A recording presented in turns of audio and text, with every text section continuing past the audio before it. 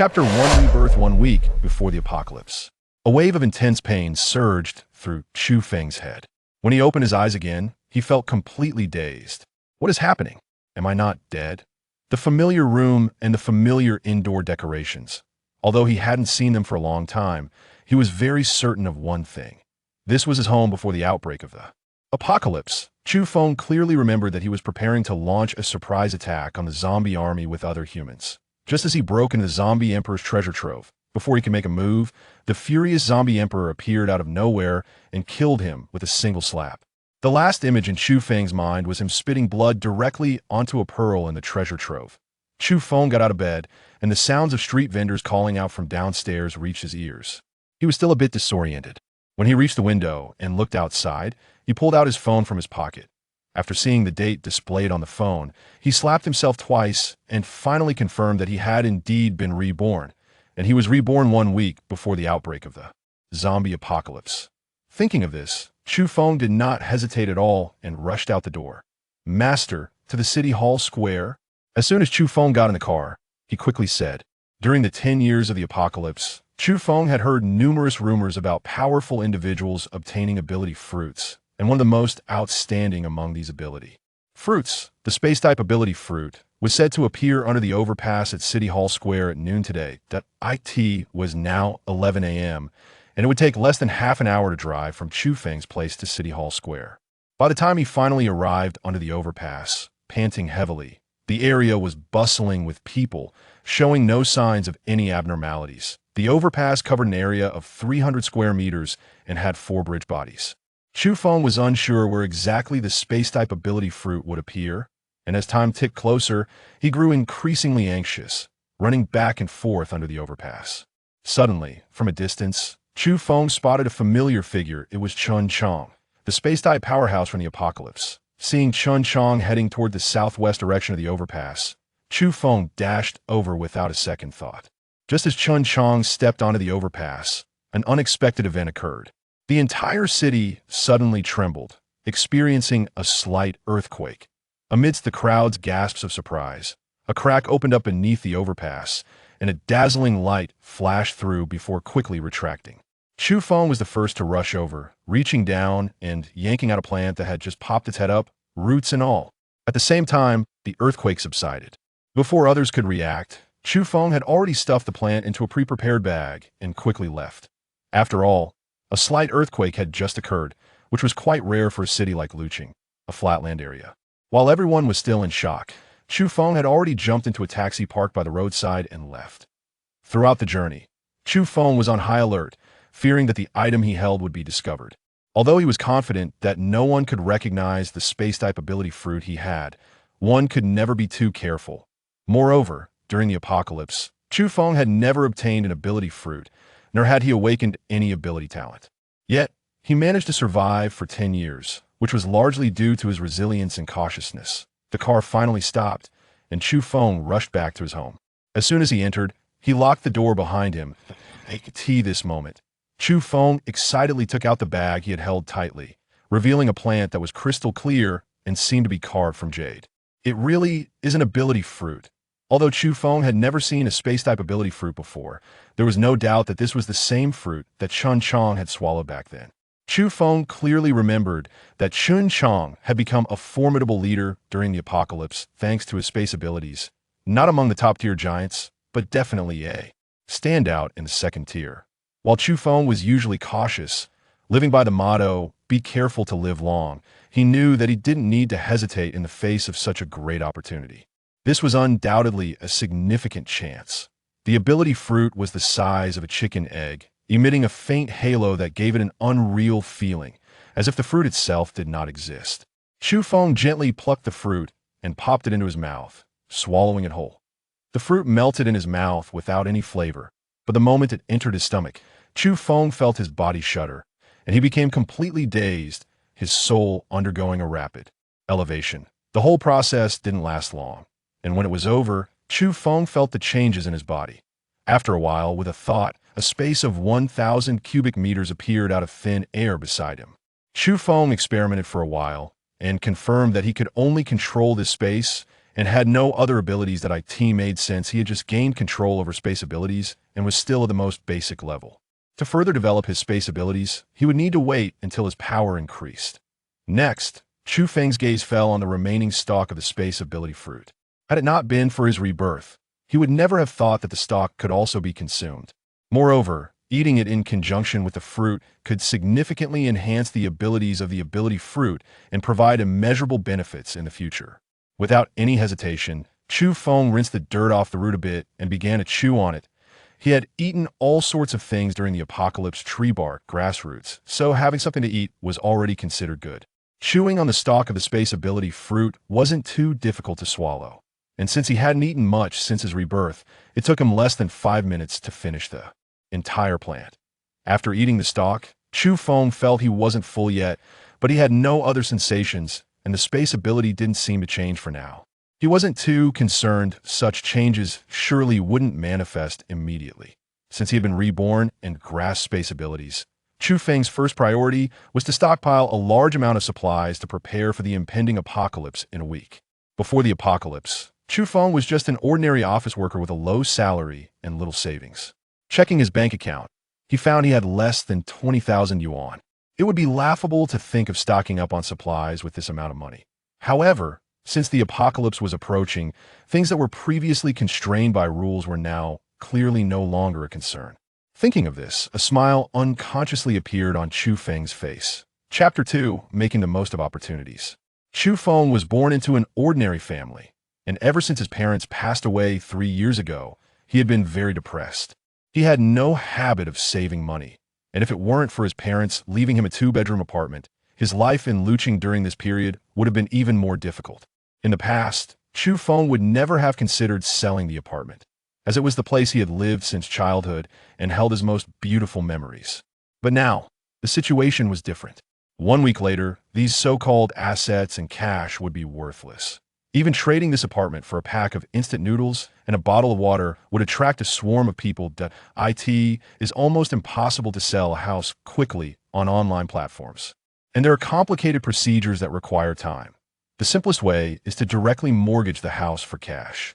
If mortgaged to a bank, the normal process takes at least a week, by which time the opportunity may have passed. Chu Feng arrived at the elevator and called the phone number of a mortgage company listed above. Upon hearing that he wanted to mortgage his house, the other party was naturally very pleased. After agreeing on a time and place to meet, Chu Feng hung up the phone and began operating on various online lending platforms. Just as he had been working for less than half an hour, a strange phone call suddenly came in. Without any hesitation, Chu Feng answered the call, and the person on the other end asked in a very friendly tone if he was looking to borrow money online, then introduced his company's lending platform. Under the guidance of the other party, Chu Feng successfully borrowed nearly 200,000 yuan. In addition to this, Chu Feng borrowed nearly 300,000 yuan from other online platforms. After completing these tasks, he went to meet the mortgage company at the agreed time and place, bringing his property certificate and ID with him. After 2 hours of negotiation, Chu Feng mortgaged a property worth about 800,000 yuan for 500,000 yuan in cash. After receiving the mortgage payment notification, Chu Feng stood up and left in one day. Chu Feng raised nearly 1 million yuan, which would play a crucial role in stocking supplies and finding a hidden place over the next 6 days. As for the potentially unbearable high interest on this money, it was not something Chu Feng was concerned about. In the apocalypse, who cares about such things? The next morning, after breakfast, Chu Feng contacted a real estate agent, aiming to rent a villa in a wealthy area on the outskirts of Lucheng. The villa owner was abroad and rarely returned to the country. The rent was 50,000 yuan per month, requiring a full year's rent and a 3-month deposit up front. After much negotiation, Chu Feng finally offered a price to stay for 1 month as a trial. If he was satisfied after 1 month, he would sign the contract as per the owner's requirements. If he was not satisfied, he would only pay the 50,000 yuan for 1 month's rent. The agent was quite troubled by this, but Chu Feng was in no hurry. There were 3 villas for rent in the entire community, and Chu Feng visited all 3 in the morning. The conditions offered were similar, with slight differences in rent. The agents needed to negotiate with the owners, and Chu Feng was not anxious. He informed the agents that he was also in talks for other villas in the community and then waited for news. Chu Feng believed that although his offer was not too high, at least one of the 3 would agree, As his conditions were not too harsh, if necessary, he could raise the price slightly without any issues. Next, it was time to purchase supplies. According to Chu Feng's plan, he would not immediately stock the purchase supplies in a space, but would store everything in the villa. After all, given Chu Feng's financial situation, he could not buy too many items. To stockpile more, he needed to enhance his spatial abilities and expand his space. Of course, stockpiling supplies was only one aspect. The main focus was on improving his strength to have the ability to protect himself and others in the apocalypse. Chu Feng arrived at the largest agricultural market in Luqing, where a wide variety of fruits, vegetables, meat, snacks, and drinks were available. Almost every common food item on the market could be found here. Chu Feng headed straight to the meat sales area, where he encountered a middle-aged, greasy man with a big belly. "Uncle Wang, long time no see." Chu Feng greeted the middle-aged man with a flattering smile as soon as he approached. The man in front of him was named HEIST, a childhood friend of Chu Feng's father and one of the people Chu Feng despised the most. When they were all poor, they had a decent relationship, but after HEIST became successful and made some money, he looked down on Chu Feng's parents. He once borrowed money from Chu Feng's father for business and never brought up repaying it, leaving Chu Feng's father too embarrassed to ask for it back. 3 years ago, when Chu Feng's parents died in an accident, he asked HEIST for the debt to cover the funeral expenses, but HEIST flatly denied ever borrowing money from them. Chu Feng had held a grudge against HEIST ever since. When HEIST saw Chu Feng approaching, he was initially startled. Then his expression turned extremely ugly, filled with disdain and contempt, as if he was certain Chu Feng had come to collect a debt. HEIST snorted coldly and turned his head away, ignoring Chu Feng entirely. "Uncle Wang, I came to ask you for some information. Who is the largest meat buyer in the market? Our company wants to purchase a large quantity of meat, mainly pork." Chu Feng smiled and walked over, seemingly oblivious to HEIST's attitude. "Oh, your company wants to purchase? How many pounds do you need?" Hearing about the purchase, HEIST showed a slight interest, but it was clear that he did not think Chu Feng's company could buy much. 1,000 tons, Chu Feng replied. "What? Are you kidding me?" HEIST was clearly shocked by Chu Feng's words, looking incredulous. "Kid, are you pulling my leg?" "Uncle Wang, don't say that. Although we did have some misunderstandings in the past, you were my dad's best friend while he was alive. Our company wants to make a purchase, so I came to ask you. If you don't believe me, then I can just leave," Chu Feng said, and without waiting for a response, he turned and walked away. HEIST naturally ignored Chu Feng, convinced he was just talking nonsense. But when Chu Feng began to chat with a nearby meat vendor and pulled out a thick wad of cash from his bag, HEIST could no longer sit still. Xiao Feng, HEIST called out, then walked over directly. "Was that a deposit you just took out?" HEIST was somewhat taken aback upon hearing this. Of course, just now, it was 100,000 yuan in cash.It was supposed to be transferred online, but since the finance department had cash, they let me bring it directly, Chu Feng explained. In fact, Chu Feng's words couldn't stand up to scrutiny. If HEIST had analyzed it a bit more and asked around at Chu Feng's company, he could have exposed him. But seeing Chu Feng take out a stack of cash totaling 100,000 yuan from his briefcase and placing it in front of him, HEIST couldn't think of anything else. "If it's just 100 tons, I can provide it myself. How soon do you need it?" HEIST pondered for a few seconds before asking 0.5 days from now. "Well, that gives us enough time. I can take this order. But I need to make it clear. If I bring the meat and your company refuses to accept it." "Uncle Wang, do you still not trust me?" Chu Feng quickly replied. But seeing HEIST's expression, he took it as if he had just made a slip of the tongue. He continued with a grin. "This deposit is given by our company. If our company refuses to accept it at that time, this deposit will belong to you, and we will also compensate you 1 million. "Really? There's that too." HEIST was incredulous upon hearing this. "Of course it's true," Chu Feng said, then took out a document from his briefcase. HEIST took the contract and looked it over, his heart leaping with joy. The terms on the contract were indeed, as Chu Feng had said, even better. The only downside was that if they failed to deliver the goods, the second party would have to compensate the first party for 10 times the deposit, which amounted to 1 million. But if this business deal went through, the income would be substantial. Immediately, HEIST wanted to sign the contract with Chu Feng and also took out 10,000 yuan from the deposit as a commission for Chu Feng. "Uncle Wang, you don't have to be so polite, but I must remind you, For 100 tons of pork, the quality and quantity must be guaranteed, otherwise the company won't let it go easily. Listening to Chu Feng's words, He kept assuring him. After meeting with He, Chu Feng continued to purchase some fruits and vegetables, selecting those that were cheap and easy to store. Besides that, the most important items were staple foods like rice and flour, as these were crucial supplies in the apocalypse. After some haggling, Chu Feng had already spent half of the cash he had. At this moment, he received a call from the real estate agent. "Mr. Chu, we have confirmed with the homeowner about the villa you want to rent, and will proceed as you said. However, the homeowner requests that you make the payment today." "No problem. I can come to sign and make the payment right away. I want to move in today, of course," the agent said joyfully. Then, Chu Feng and the real estate agent agreed to meet in an hour. During this time, Chu Feng also found a nice restaurant and enjoyed a hearty lunch.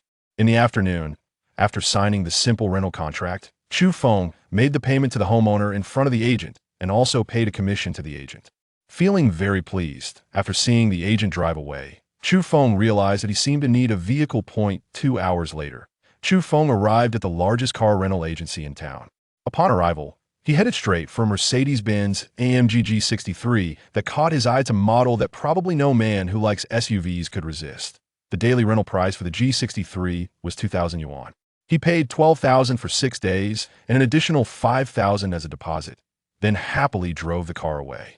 After 6 days, both the car and the villa would belong to Chu Feng, all for less than 70,000 yuan. Of course, in the apocalypse, the current currency was worthless, even less valuable than toilet paper.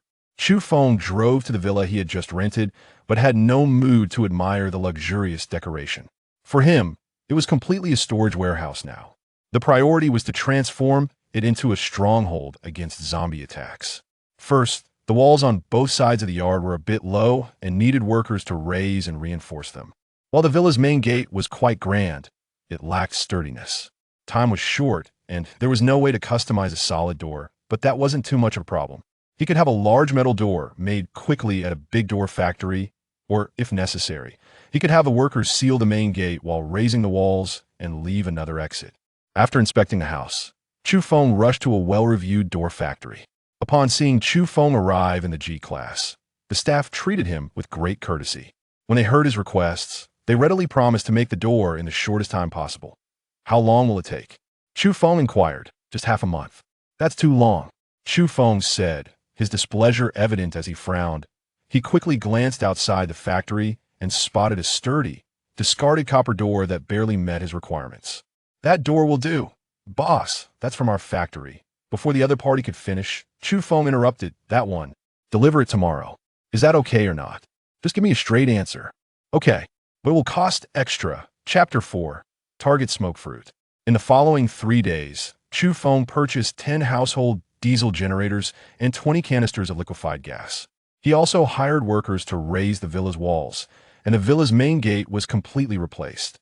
Now, except for the 3rd floor, the 1st and 2nd floors were also turned into storage spaces. After deducting these renovation costs, Chu Feng had less than 300,000 left. He used all of this remaining money to buy rice, flour, water, and snacks, which were all delivered to the villa in a single day. According to Chu Feng's original plan, he intended to convert the villa's over 100 square meter basement into a cold storage facility, storing the vegetables and fruits. There for a while, the rice and flour would be placed on the 1st and 2nd floors, while his ability space would be entirely used to stockpile meat. Chu Feng then opened his ability space and was suddenly startled to find that it had expanded to 5,000 cubic meters. He was astonished according to his knowledge from his past life. When Xinchang initially acquired this spatial ability, his original capacity was just 1,000 cubic meters, which only began to increase after he reached the 3rd level of mutation. Could it be that swallowing the entire plant of the ability fruit caused such a significant change in his spatial ability? At present, aside from this explanation, Chu Feng couldn't think of any other reason. But regardless, this was undoubtedly an excellent development for him. Fresh vegetables and fruits had all been delivered to the villa. Except for a small portion stored in the underground cold storage, nearly 100 tons of vegetables were all collected into Chu Feng's ability space. As for the rice and flour he bought, due to the large quantity, the 1st and 2nd floors of the villa were already filled, and the remaining stock had piled up in the yard, nearly reaching the height of the reinforced walls. Now, with 3/4 of the space in his ability left, he waved his hand and collected all the rice and flour from the yard into his space. As long as the items collected did not exceed the capacity of Chu Feng's ability space, he could reach out and store them all within. After storing these supplies, Chu Feng's ability space had already consumed 1,000 cubic meters that he originally planned to use the entire 1,000 cubic meters for storing pork. But now, in addition to what had already been used, there were still 4,000 cubic meters left. Moreover, Chu Feng had a feeling that the ability space might increase even further. At this point, Chu Feng finally took out his phone again and dialed a phone number he hadn't called in a long time. "Hello, grandson. Have you missed Grandpa recently? Go to hell. What do you want? Speak." A familiar voice came from the other end of the line. It was Li Jun. Li Jun was Chu Feng's college classmate and roommate, and the two had a very good relationship. In their words, everything could be shared except for their wives. During college, their bank cards and campus cards were shared as well. They had skipped classes together, stayed overnight, fought together, and even urinated in the school square at night. One day after the apocalypse began, global communications collapsed. Chu Feng did not manage to contact him immediately, but they did eventually meet. At that time, Li Jun had become the leader of a small gang, and naturally, Chu Feng joined them. However, for someone like Chu Feng who had no powers and hadn't awakened any talents, he received special treatment from Li Jun, which made the other members very dissatisfied. Ultimately, Li Jun fell out with the other teammates, leaving with Chu Feng. Half a year before Chu Feng rushed into the zombie emperor's treasury, the two unexpectedly encountered an 8th-level zombie. Li Jun died while trying to save Chu Feng. Although Chu Feng fought desperately to kill the zombie, Li Jun's death left an indelible shadow on him. Since he was reborn, Chu Feng naturally couldn't forget his best brother. "I won the lottery, bought a villa and a luxury car, and I want you and your uncle and aunt to come over to celebrate." Chu Feng casually joked. He then switched to video mode and showed Li Jun the grand villa behind him and a luxury car parked at the entrance. "Wow, grandson, you really deserve to die. I was just joking with you all this time. You actually did it? Hurry up. Are you really not lying to me? If you are, I swear I'll beat the crap out of you." "How could I lie to you?" Chu Feng laughed, taking out the car keys and opening the car door to get in. At this point, Li Jun was convinced that Chu Feng was telling the truth. "Everyone gets a share. Give Grandpa a cut. My business is almost running out. Sure, come over tomorrow with your uncle and aunt. I just happen to want to do business and talk to you," Chu Feng said casually, but this was actually the main purpose of his call. Only by bringing Li Jun and his family to his side could Chu Feng ensure their safety. "Tomorrow? That's a bit urgent. I can't make it. There's an exhibition in the next couple of days," Li Jun said, feeling a bit troubled. Of course, Chu Feng knew that it wasn't that Li Jun was unwilling to come, it was just that Li Jun's parents wouldn't easily skip the trade fair to come to him. Li Jun's family was in the jade business, and major trade fairs only happened once or twice a year. They wouldn't miss it without a significant reason. "How about this? Tell your uncle and aunt that I'm interested in that jade vase in their shop and want to buy it. You bring the vase directly over. I'll give you a deposit first, and you can bring them over." "Are you sure? You've been eyeing my family's jade vase for quite a while now. You used to just talk about it. Now that you hit the jackpot, you're serious?" Li Jun teased. "Really, just bring it." Chu Feng insisted.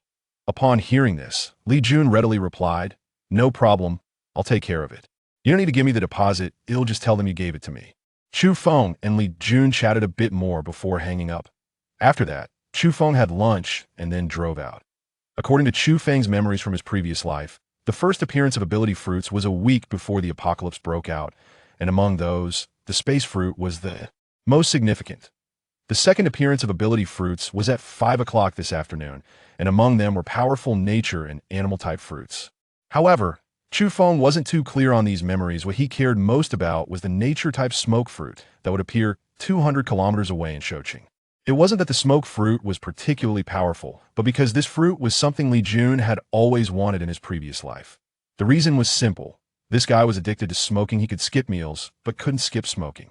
Thus, the smoke fruit was practically tailor-made for him, and Chu Feng was driving to Shoqing precisely to obtain this smoke fruit. Chapter 5. The two extraordinary fruits in Shou City. There lies the remnants of an ancient battlefield from 1,000 years ago. Although the economy is not particularly prosperous, its geographical location is exceptional, bordered by the Yellow River.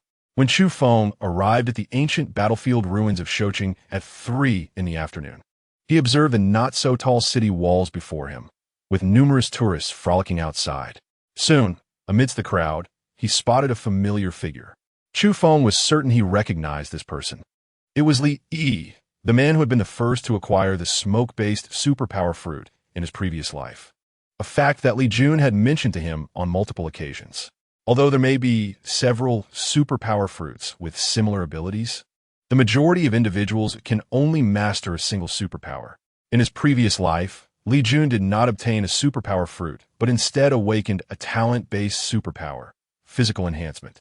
Once a talent-based superpower is activated, consuming additional superpower fruits cannot lead to the awakening of another ability. However, prior to activating a talent-based superpower, the first superpower fruit consumed guarantees the corresponding ability. This was the reason for Li Jun's enduring regret. As Chu Feng admired the scenery of the ancient city wall, he purchased a few snacks and souvenirs, all the while keeping pace alongside Li. The strategy employed by Chu Feng mirrored his previous encounter with Chen Chong. When the fruit of supernatural abilities emerged, it was certain that Li would be the first to obtain it. By closely following in Li Yi's footsteps, he would undoubtedly be among the first to acquire the smoke fruit. As time passed, each moment felt increasingly tense, and Li, in a state of frantic aimlessness, wandered nearby. As the clock approached 5 o'clock, Chu Feng's anxiety heightened. At that moment, Li unexpectedly dashed towards a nearby public restroom, his hurried pace suggesting an urgent need. Without the slightest hesitation, Chu Feng strode forward. Just as he entered the restroom, a sudden flash of blue light illuminated the interior, radiant and dazzling. The fruit of supernatural abilities. Chu Feng hastily dashed inside, just in time to witness Li hastily removing his trousers as a stream of foul yellow liquid cascaded over the extraordinary fruit, emanating a luminous blue glow, which had emerged from the crevice in the ground. At that moment, 3 individuals stood in the restroom, relieving themselves. Li's face was etched with terror as he hastily pulled up his pants and leaped aside, while the others, equally alarmed, dashed toward the exit. Without hesitation, Chu Feng surged toward the extraordinary fruit and uprooted it with fervor. As he grasped the fruit, a profound weight enveloped him, as if it were forged from molten iron. No, this was the fruit of physical enhancement. In his previous life, the distinction of extraordinary fruits relied heavily on tactile perception. Certain fruits exhibited unmistakable sensations, such as the searing heat indicative of fire-based fruits, or the jolt akin to an electric shock signifying thunder-based fruits.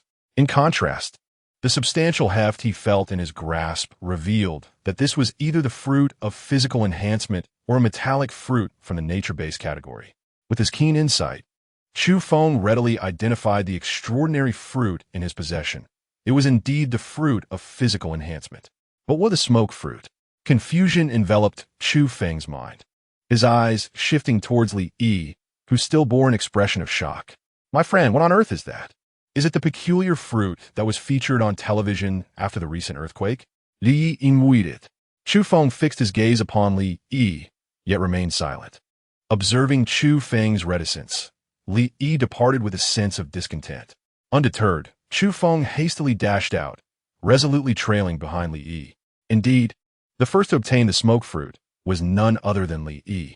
Although securing a physical enhancement fruit was commendable in its own right, the image of Li having urinated on it suddenly flickered through Chu Feng's mind, causing him to shudder involuntarily.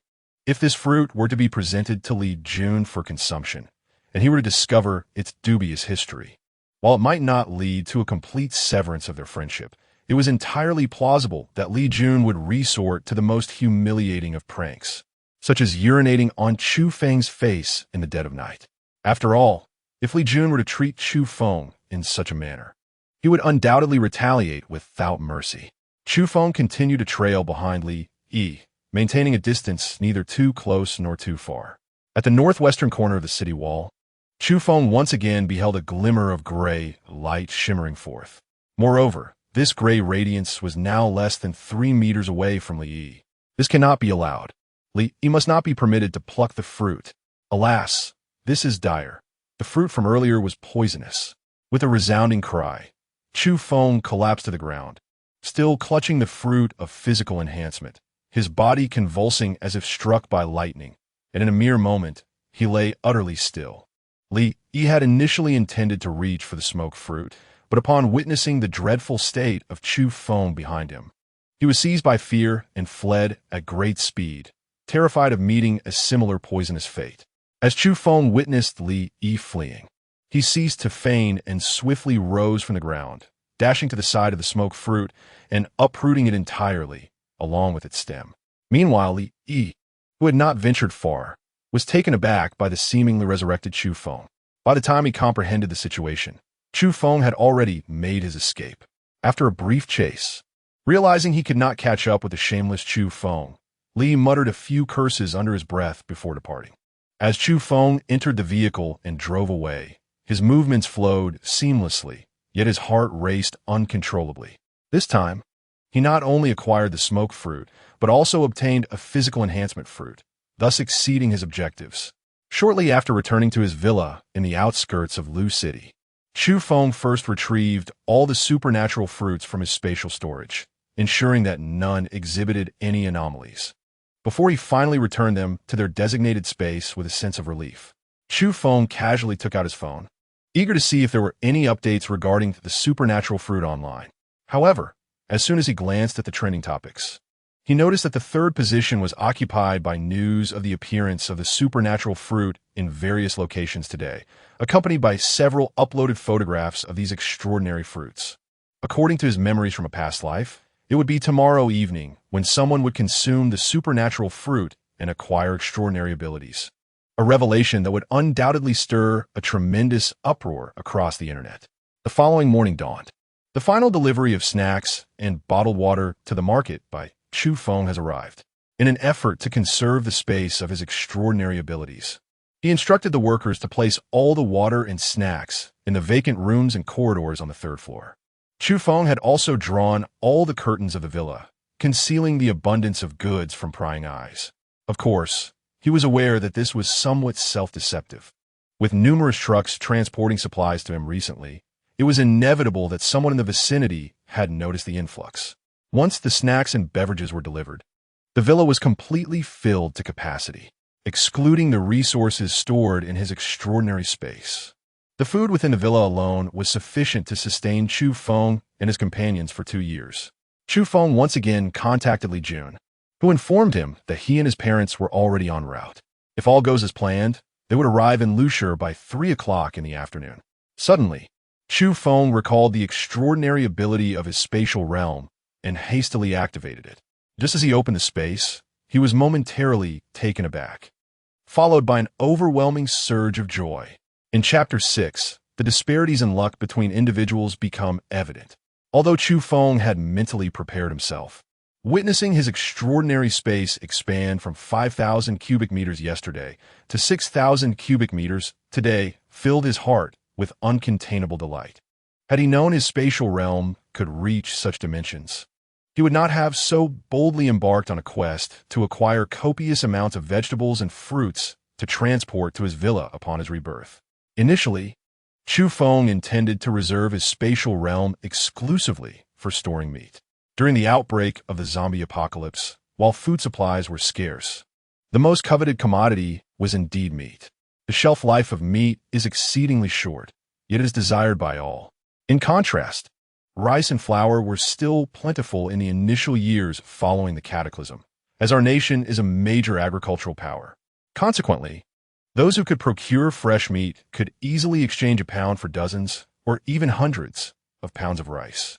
Furthermore, vegetables and fruits could be cultivated in later stages, particularly with the enhancement provided by wood-type ability users, significantly boosting planting efficiency. Now that Chu Feng's extraordinary space has expanded by 5,000 cubic meters, it signifies a greater capacity for resource storage. A sly smile crept upon Chu Feng's lips, as it seemed imperative to devise a strategy to fill his spatial realm to the brim. At 3:20 in the afternoon, Li Jun finally arrived at Chu Feng's villa accompanied by his parents. "Uncle and Aunt, you must have had a tiring journey. Please come inside and rest." Chu Feng first welcomed Li Jun's parents into the house. Then, alongside Li Jun, they lifted the exquisite jade vase into the room. This jade vase weighed 100 pounds, with its quality and craftsmanship being of the highest caliber, were it not for Chu Feng's assertive claims. Li Jun's parents would likely never have embarked on an 8 or 9-hour journey to Lu City with such a precious item. Upon witnessing that Chu Feng truly resided in such a magnificent mansion, Li Jun initially cursed and lamented Chu Feng's extraordinary fortune, before following him to explore the villa's interior. "I say, are you a starving ghost reborn? Why do you have so much food stored in this house?" Li Jun inquired with a puzzled expression after their tour. Regarding this matter, Chu Feng had long prepared an explanation. "This has nothing to do with me. It was left behind by the previous owner, who resides elsewhere. This house has been unoccupied for years and is merely used as a storage space. When I purchased the property, he insisted on leaving all the contents behind." Chu Feng elucidated, having accompanied his parents in business for years. Li Jun had encountered all manner of eccentric individuals, so he found Chu Feng's explanation rather unremarkable. Although Chu Feng expressed his desire to acquire the jade vase and proposed a business collaboration, the family had just arrived and was quite fatigued from their journey. Thus, Uncle Li Jinsong and Aunt Zhang Mei were directed upstairs to find a room to rest, while Li Jun and Chu Feng drove into the city for some leisure. As they drove, they listened to music and engaged in light banter, eventually seeking out a foot massage parlor where they could indulge in relaxation. While a massage is typically a soothing experience, it took a rather unexpected turn, whether due to Li Jun's infatuation or the masseuse's deliberate techniques. He found himself on the verge of losing his composure. Chu Feng sent a message to Li Jun via his mobile phone, consisting of just 4 words. "Not afraid of illness?"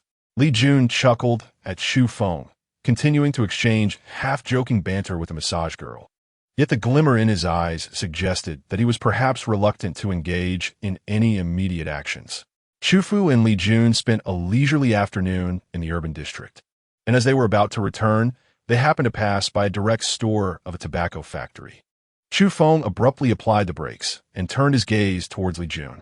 "Do you have any money?" he inquired. Li Jun nodded affirmatively. "Yes, how much do you need?" Without further ado, Chu Feng strode directly into the retail store and promptly depleted Li Jun's bank card to purchase an entire vehicle of cigarettes. "Goodness, have you turned to the trade of speculation and contraband?" Li Jun exclaimed, his eyes wide with disbelief as he regarded Chu Feng. "These are for you." "For me?" Li Jun momentarily taken aback, then raised his thumb in admiration. "Chu Feng, you truly are remarkable, using my money to buy gifts for me. Only you could commit such a morally questionable act." After graduating from university, Li Jun accompanied his parents to Shun City to engage in the jade business. However, in recent years, the jade trade had become exceedingly difficult, leading him to establish an online presence under the name Hong Xin Yuan on short video platforms to market his family's products. To maximize profits through volume, he expanded his offerings beyond jade to include miscellaneous items. His live streams often extended into the early hours of the morning, resulting in a life that was a veritable inversion of day and night. "I came to Lu City this time primarily to unwind. The pressure has been overwhelming these past 2 years," Li Jun remarked. Chu Feng, however, offered little in terms of consolation regarding Li Jun's complaints. After all, following this night, he would no longer bear such burdens. Yet, he deemed it inappropriate to disclose this to Li Jun just yet. "By the way, have you seen that trending news?" Li Jun suddenly shifted the topic after his earlier grievances. "Which one are you referring to?" "The one about those peculiar flowers that have suddenly appeared. I believe I encountered one on my way here and even plucked it, placing it in a bag in the trunk," Li Jun stated with a nonchalant demeanor. Upon hearing the news, Chu Feng was utterly astonished. He had traversed hundreds of kilometers to procure a smoke fruit for Li Jun, only to discover that Li Jun had stumbled upon one quite casually along the way. Who could he possibly turn to for justice in this matter? Upon returning to the villa, when Li Jun revealed the extraordinary fruit he had acquired, Chu Feng found himself in a state of utter bewilderment. "This is what you found by the roadside?" The incredulity was palpable on Chu Feng's face. Indeed, the fruit Li Jun possessed was undeniably an extraordinary one. Yet he had only retrieved the fruit itself and not the entire plant. Look, it closely resembles the images shared online, Li Jun exclaimed, simultaneously opening his mobile browser. However, scarcely 5 seconds after Li Jun initiated his search, a sharp cry echoed forth, "Fireman! Consuming this thing can ignite flames? What utter nonsense!" Chu Feng snatched Li Jun's phone and, upon glancing at the screen, found himself momentarily bewildered. The timing was all wrong. Chu Feng distinctly recalled that the secret of the supernatural fruit was first revealed around midnight today. Now, it was only 7 in the afternoon. How could it have been disclosed prematurely? Could it be that his rebirth had triggered a series of unforeseen repercussions? Do you believe it? Li Jun's gaze was piercing as he fixed his eyes on Chu Feng.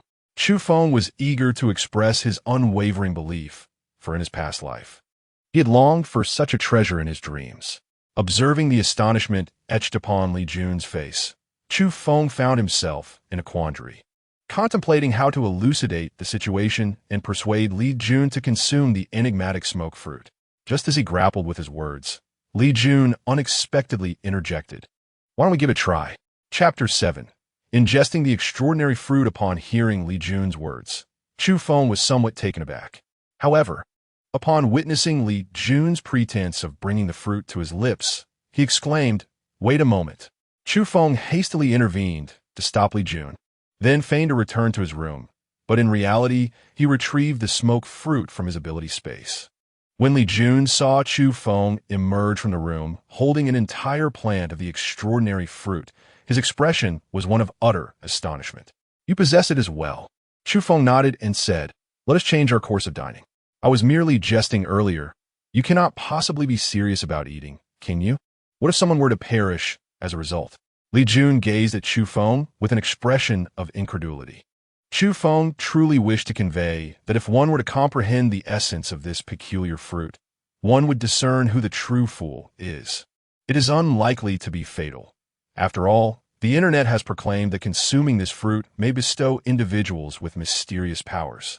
Presently, an individual online is willing to purchase such a fruit for a staggering sum of 1 million.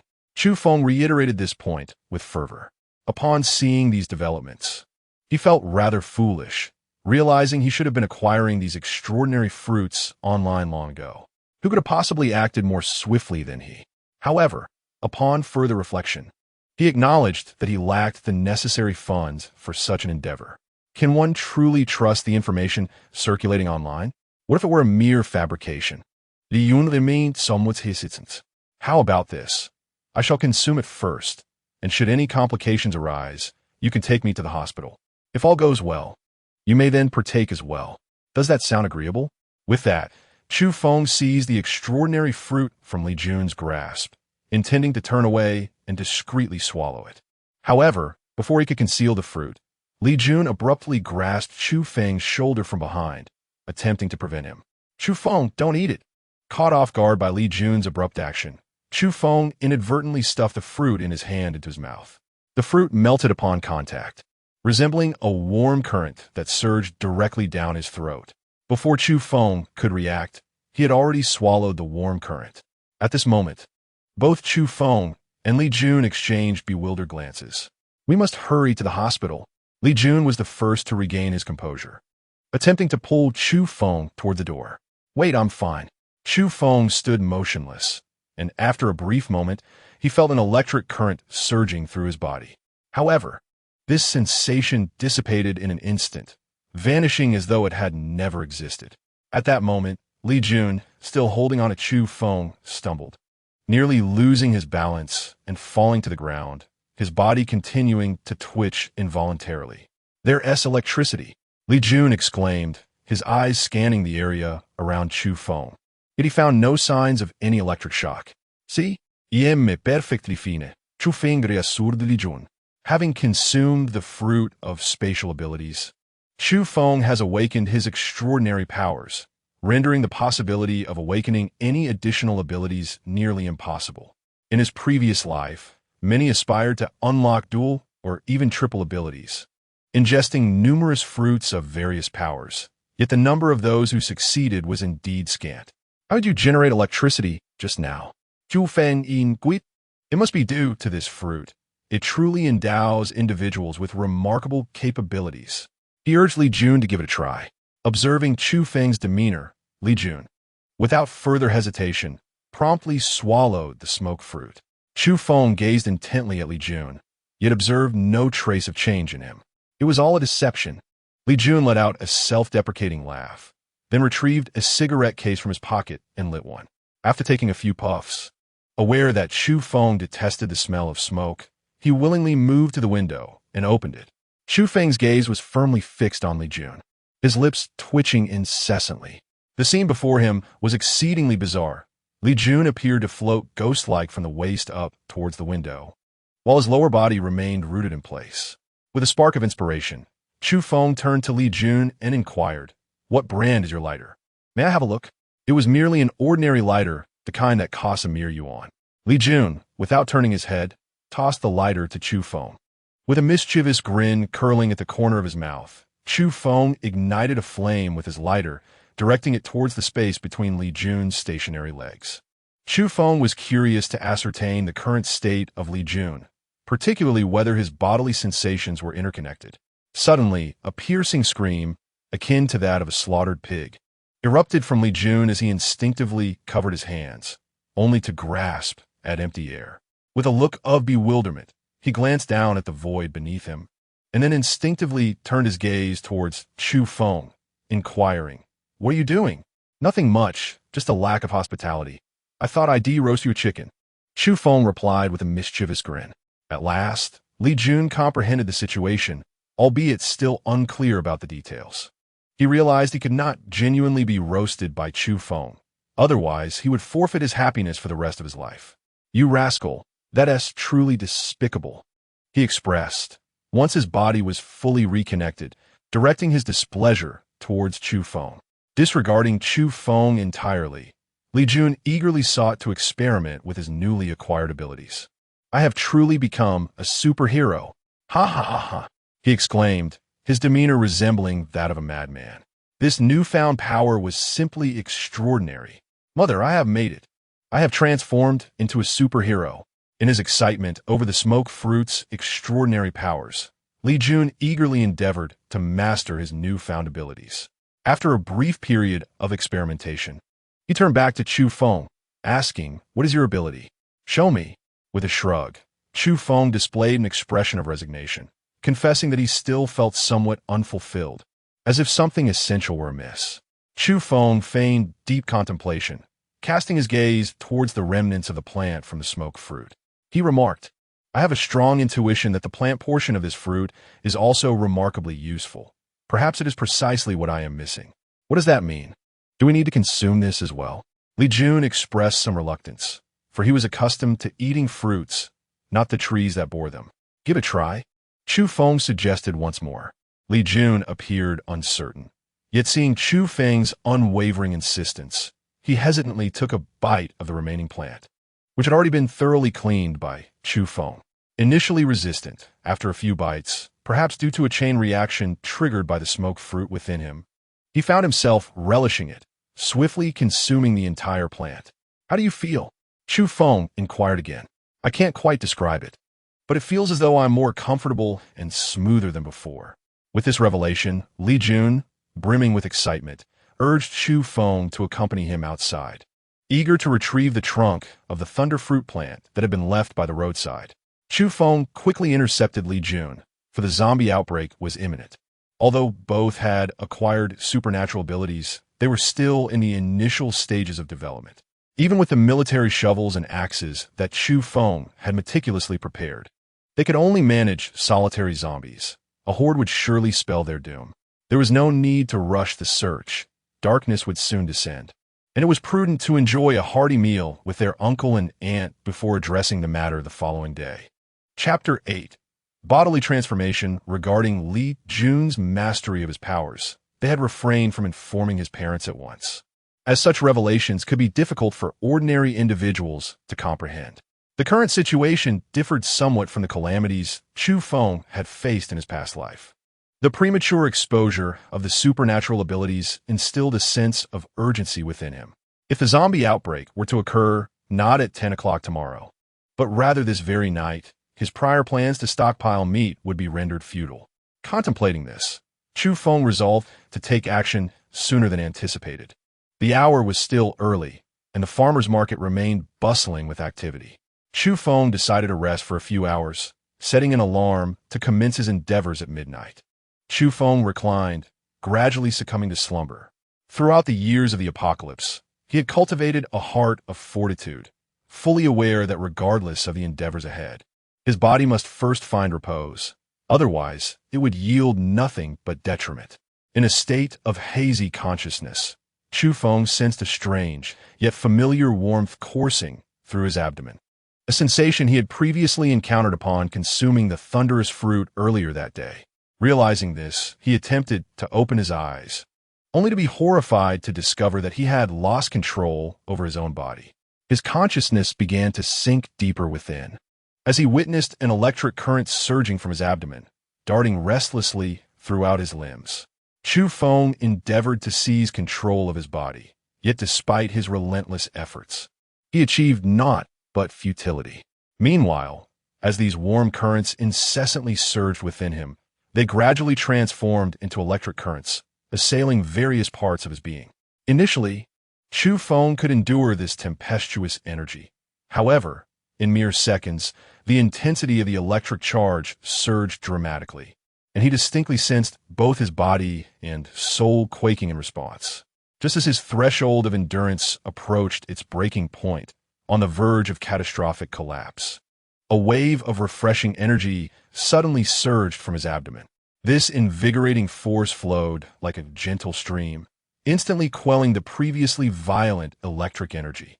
Under the guidance of this cool essence, the electric energy retreated in an orderly manner from all corners of Chu Feng's body, ultimately converging at the center of his brow. Chu Feng abruptly sat up from the bed, his body tingling and drenched in sweat, vividly confirming that what had just transpired was no mere dream, but a genuine occurrence within him. Had it not been for the inexplicable energy within him that swiftly quelled the power of lightning, Chu Feng would have long since perished. The power of lightning? Could it be that he has mastered a duality of extraordinary abilities? As the thought flickered through Chu Feng's mind, he extended his hand, attempting to harness the power of lightning that resided in his brow. Drawing upon his prior experience in manipulating spatial abilities, he found that his endeavor to wield the electric force did not consume an excessive amount of time. After several attempts, Chu Feng finally became convinced that he had indeed mastered both abilities. Equally, the lightning power was at its nascent first level. He could unleash the lightning for a continuous span of 10 minutes, yet could not invoke it again within the subsequent 3 hours.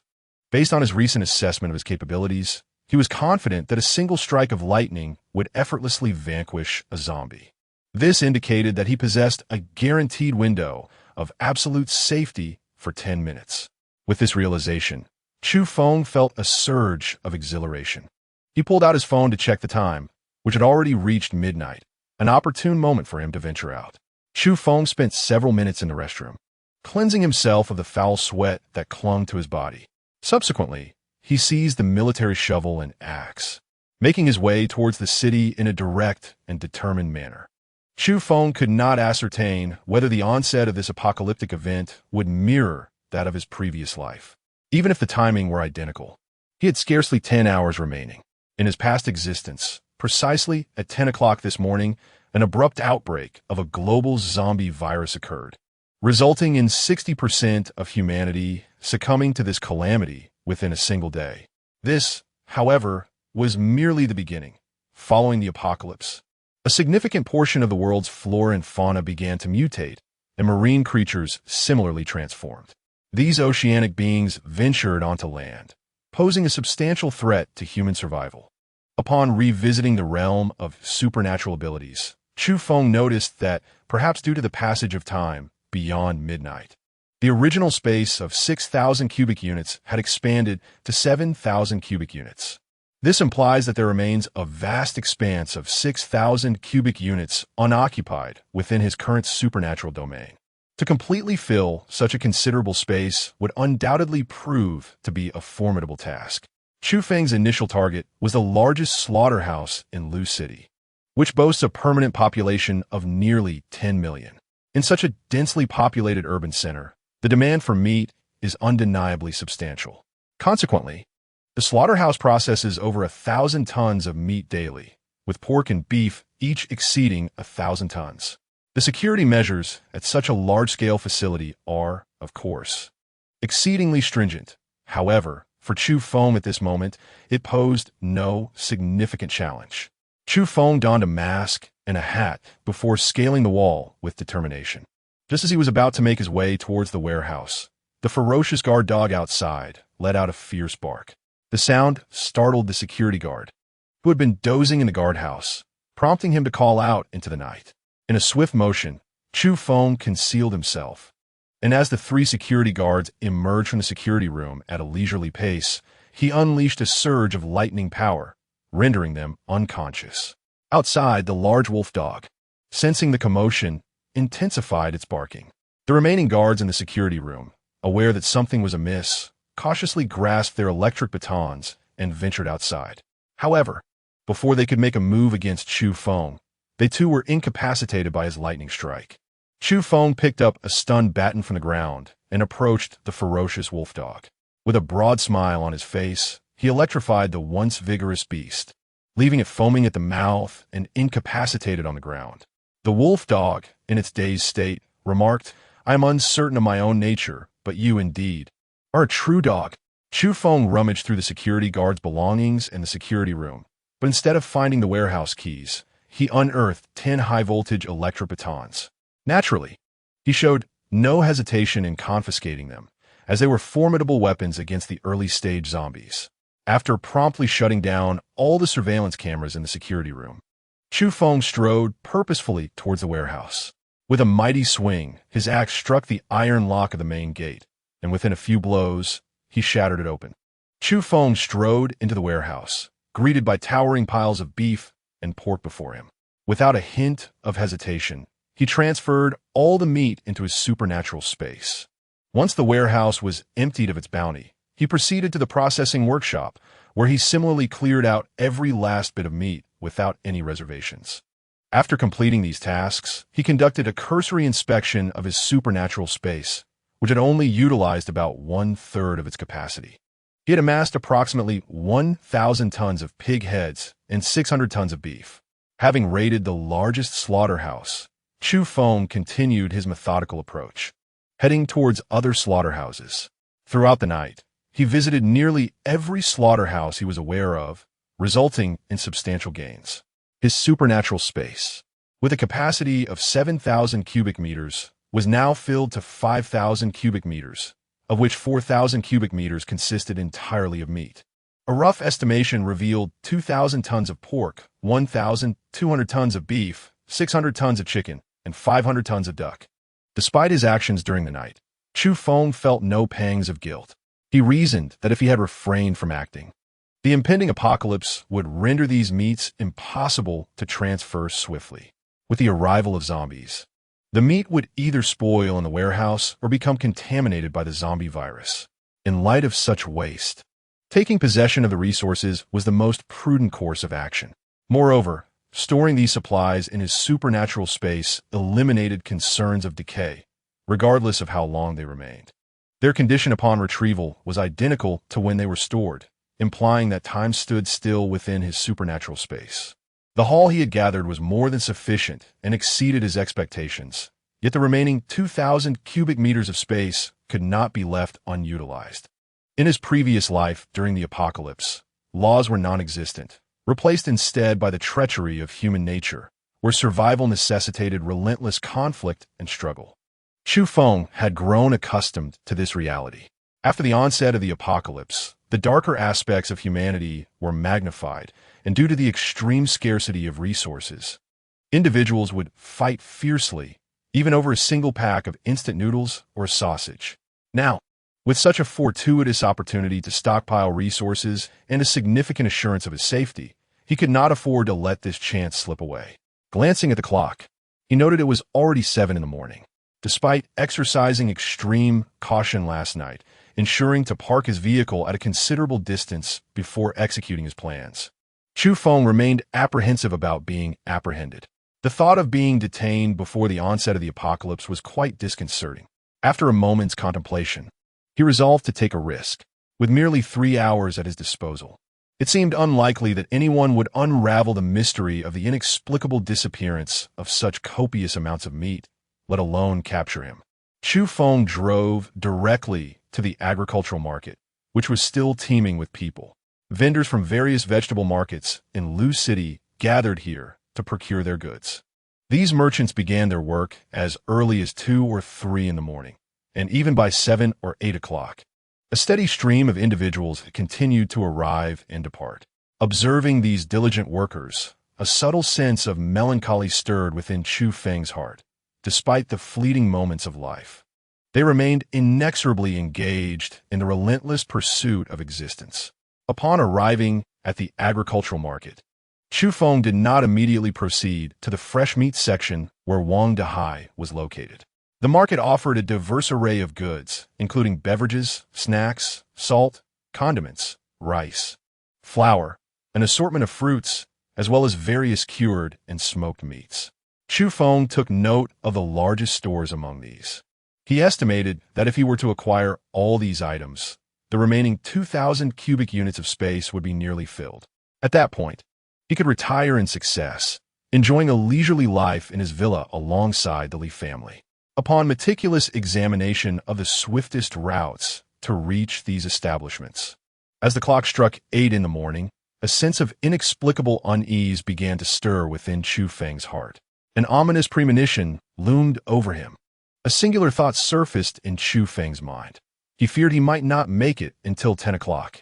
With a resolute expression, Chu Feng made his way directly to the fresh meat section where fruit.He was located. Upon seeing Chu Feng, fruit.He immediately flashed a wide grin, revealing his prominent yellow teeth as if they shared an intimate bond. "Xiao Feng, you've arrived. I was just about to contact you to arrange for a vehicle to deliver the meat," fruit.He exclaimed, his gaze drifting outside. "Uncle Wang, the company's procurement is quite urgent, which is why I came early to accompany the transport and also to inspect the quality of the meat," Chu Feng replied, maintaining his composure while surveying the other stalls in the market.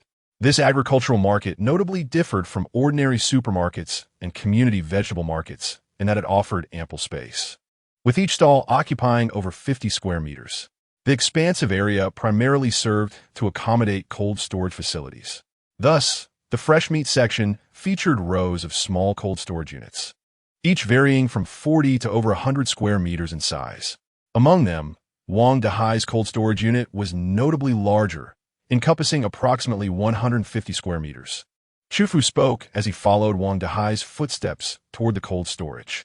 Chu Feng extracted a cigarette from his pocket and casually took a puff. As soon as the cold storage door swung open, he inadvertently exhaled a plume of smoke directly into fruit.He's eyes. Caught off guard, fruit.He squinted and coughed repeatedly.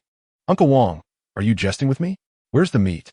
"Chu Feng Baolao, fighting Tifon. This is a significant order for our company. I have no time for frivolities. Hurry, take me to inspect the meat." "The meat is right inside the cold storage," fruit.He replied, somewhat bewildered, still harboring a hint of irritation from the smoke that had just enveloped him. However, as fruit.He strode into the cold storage, he was utterly dumbfounded. Not only was the pork missing, but even the prized venison he had stored away was nowhere to be found. Rubbing his eyes and pinching his leg to confirm he was not dreaming, he exclaimed in a voice filled with despair, "Where's my meat?" Although fruit.He was affluent, he was not a billionaire. His total assets amounted to a few million. He had invested around 2 million in 100 tons of pig heads, anticipating substantial profits. Now, with nothing left to show for his investment, he found himself reeling from the shock. Was this blow sufficient? Certainly not. Chu Feng feigned an expression of utmost seriousness and indignation as he addressed fruit.He, articulating the consequences of breaching the contract. Upon hearing that he would be required to compensate, fruit.He nearly lost his composure. With a fierce determination, Chu Feng tossed out a cutting remark and produced his mobile phone, feigning a call to the company. He succinctly conveyed the circumstances at hand and requested the dispatch of personnel to address the matter of compensation. Under the relentless provocation from Chu Feng, HEIST's demeanor grew, increasingly frenzied. "It must be you. You're plotting against me. I'll make you pay for this, you wretched scoundrel." HEIST charged forward, seizing Chu Feng by the collar. Just then, a sudden uproar erupted from outside the market, accompanied by screams and shouts, creating a cacophony that suggested the presence of a most terrifying situation. Chu Feng merely glanced outside and saw two zombies roaring as they charged towards the fresh meat section. The apocalypse had arrived. Chapter 10. Rampant pillaging. The end of days had come, and it had arrived nearly 2 hours earlier than anticipated. At this juncture, Chu Feng showed no hesitation. He swiftly drew the electric baton from his waist and delivered a jolt to HEIST, who immediately crumpled to the ground. Observing the increasing horde of zombies rushing towards him, Chu Feng quickly retrieved HEIST's phone and activated the music player. Zombies are exceedingly sensitive to sound, and upon hearing the noise, they surged towards Chu Feng. With a swift motion, Chu Feng escaped from side. At that moment, a mindless zombie charged towards him, and with a single strike of his electric baton, he incapacitated it instantly. Although the electric baton could not kill a human even at its highest voltage, it could effectively immobilize them. However, zombies had a distinct aversion to electricity. With just one jolt, this rudimentary zombie was rendered lifeless. Observing the relentless onslaught of zombies surging into the premises, Chu Feng hastened his exit, seizing the opportunity to swiftly retrieve 2 cold storage units filled with fresh meat into his spatial abilities. Casting a glance back at HEIST, who was being besieged by 2 zombies and desperately screaming, Chu Feng departed with a sense of satisfaction. Chu Feng donned the hat and mask he had utilized during the previous night's operation and swiftly made his way to the vehicle, following the premeditated course of action. He first arrived at the spice section. Before the owner of the spice shop could comprehend the situation, Chu Feng had already seamlessly absorbed all the spices into his spatial ability. Over the past few days, Chu Feng had been diligently experimenting with and familiarizing himself with his spatial powers. As long as he remained within a radius of 100 meters, and the items collected did not exceed the storage capacity of his spatial realm, he could effortlessly retrieve them. At that moment, the shop owner was engrossed in watching television, and the sudden turn of events left him momentarily bewildered. Before he could react to Chu Feng, a zombie suddenly charged towards him. As Chu Feng crossed the threshold, he proceeded to scavenge for supplies along his envisioned route. He sought after salt, pickled vegetables, chili sauce, cured meats, snacks, and water, determined to rummage through every area untouched by the encroaching hordes of the undead. Although he had gathered a modest amount of beverages, his primary focus remained on securing clean water. Chu Feng was uncertain of the exact quantity of items he had gathered. The remaining space for his supernatural abilities was designated entirely for the storage of fresh fruits. Chu Feng made his way directly to the fruit section, where he encountered numerous zombies already present. After deftly dispatching the few zombies that obstructed his path with a stun baton, Chu Feng made his way directly to the merchant's cold storage. Inside the cold storage, there were virtually no people, and thus, the presence of zombies was highly unlikely. Naturally, the fruits within had not been tainted by the zombie virus. Otherwise, should Chu Feng inadvertently consume contaminated food, it could lead to his own transformation into a zombie. Such an outcome would indeed spell disaster. Fortunately, the quantity of fruit within the warehouse far exceeded that of the produce displayed outside. Chu Feng hurried to several fruit stalls that had remained unbreached by the undead, gathering a diverse array of fruits into his spatial storage. Just as he was about to fill his inventory completely, a horde of approximately 30 to 40 zombies surged in from outside. Without a moment's hesitation, Chu Feng took flight. Chu Feng rushed outside, and upon entering his vehicle, he swiftly crushed the zombies obstructing his path. Numerous survivors were frantically fleeing, some even running towards him, pleading for salvation. However, Chu Feng did not spare them a glance. In this apocalyptic world, with death lurking everywhere, he had no obligation to save those unrelated to him. With a press of the accelerator, he surged over the zombies before forcefully breaching the barricade at the entrance of the agricultural market, bursting forth into the chaos. Just as he emerged from the market, his phone abruptly rang. It was a call from Li Jun, who was still oblivious to the gravity of the situation and unaware of the zombie outbreak. "Where have you been all morning?" Li Jun inquired. "I went to the city to buy breakfast," Chu Feng replied. "What on earth compelled you to travel so far for breakfast?" Li Jun thought Chu Feng was perhaps losing his mind. "Quickly, secure all doors and windows. Something has happened outside. Remember, do not venture out." "Chu Feng will get. What is going on? Please clarify," Li Yun pressed. "If you look down from the rooftop, you'll see zombies. For your safety, do not go outside. And under no circumstances should you attempt to rescue anyone.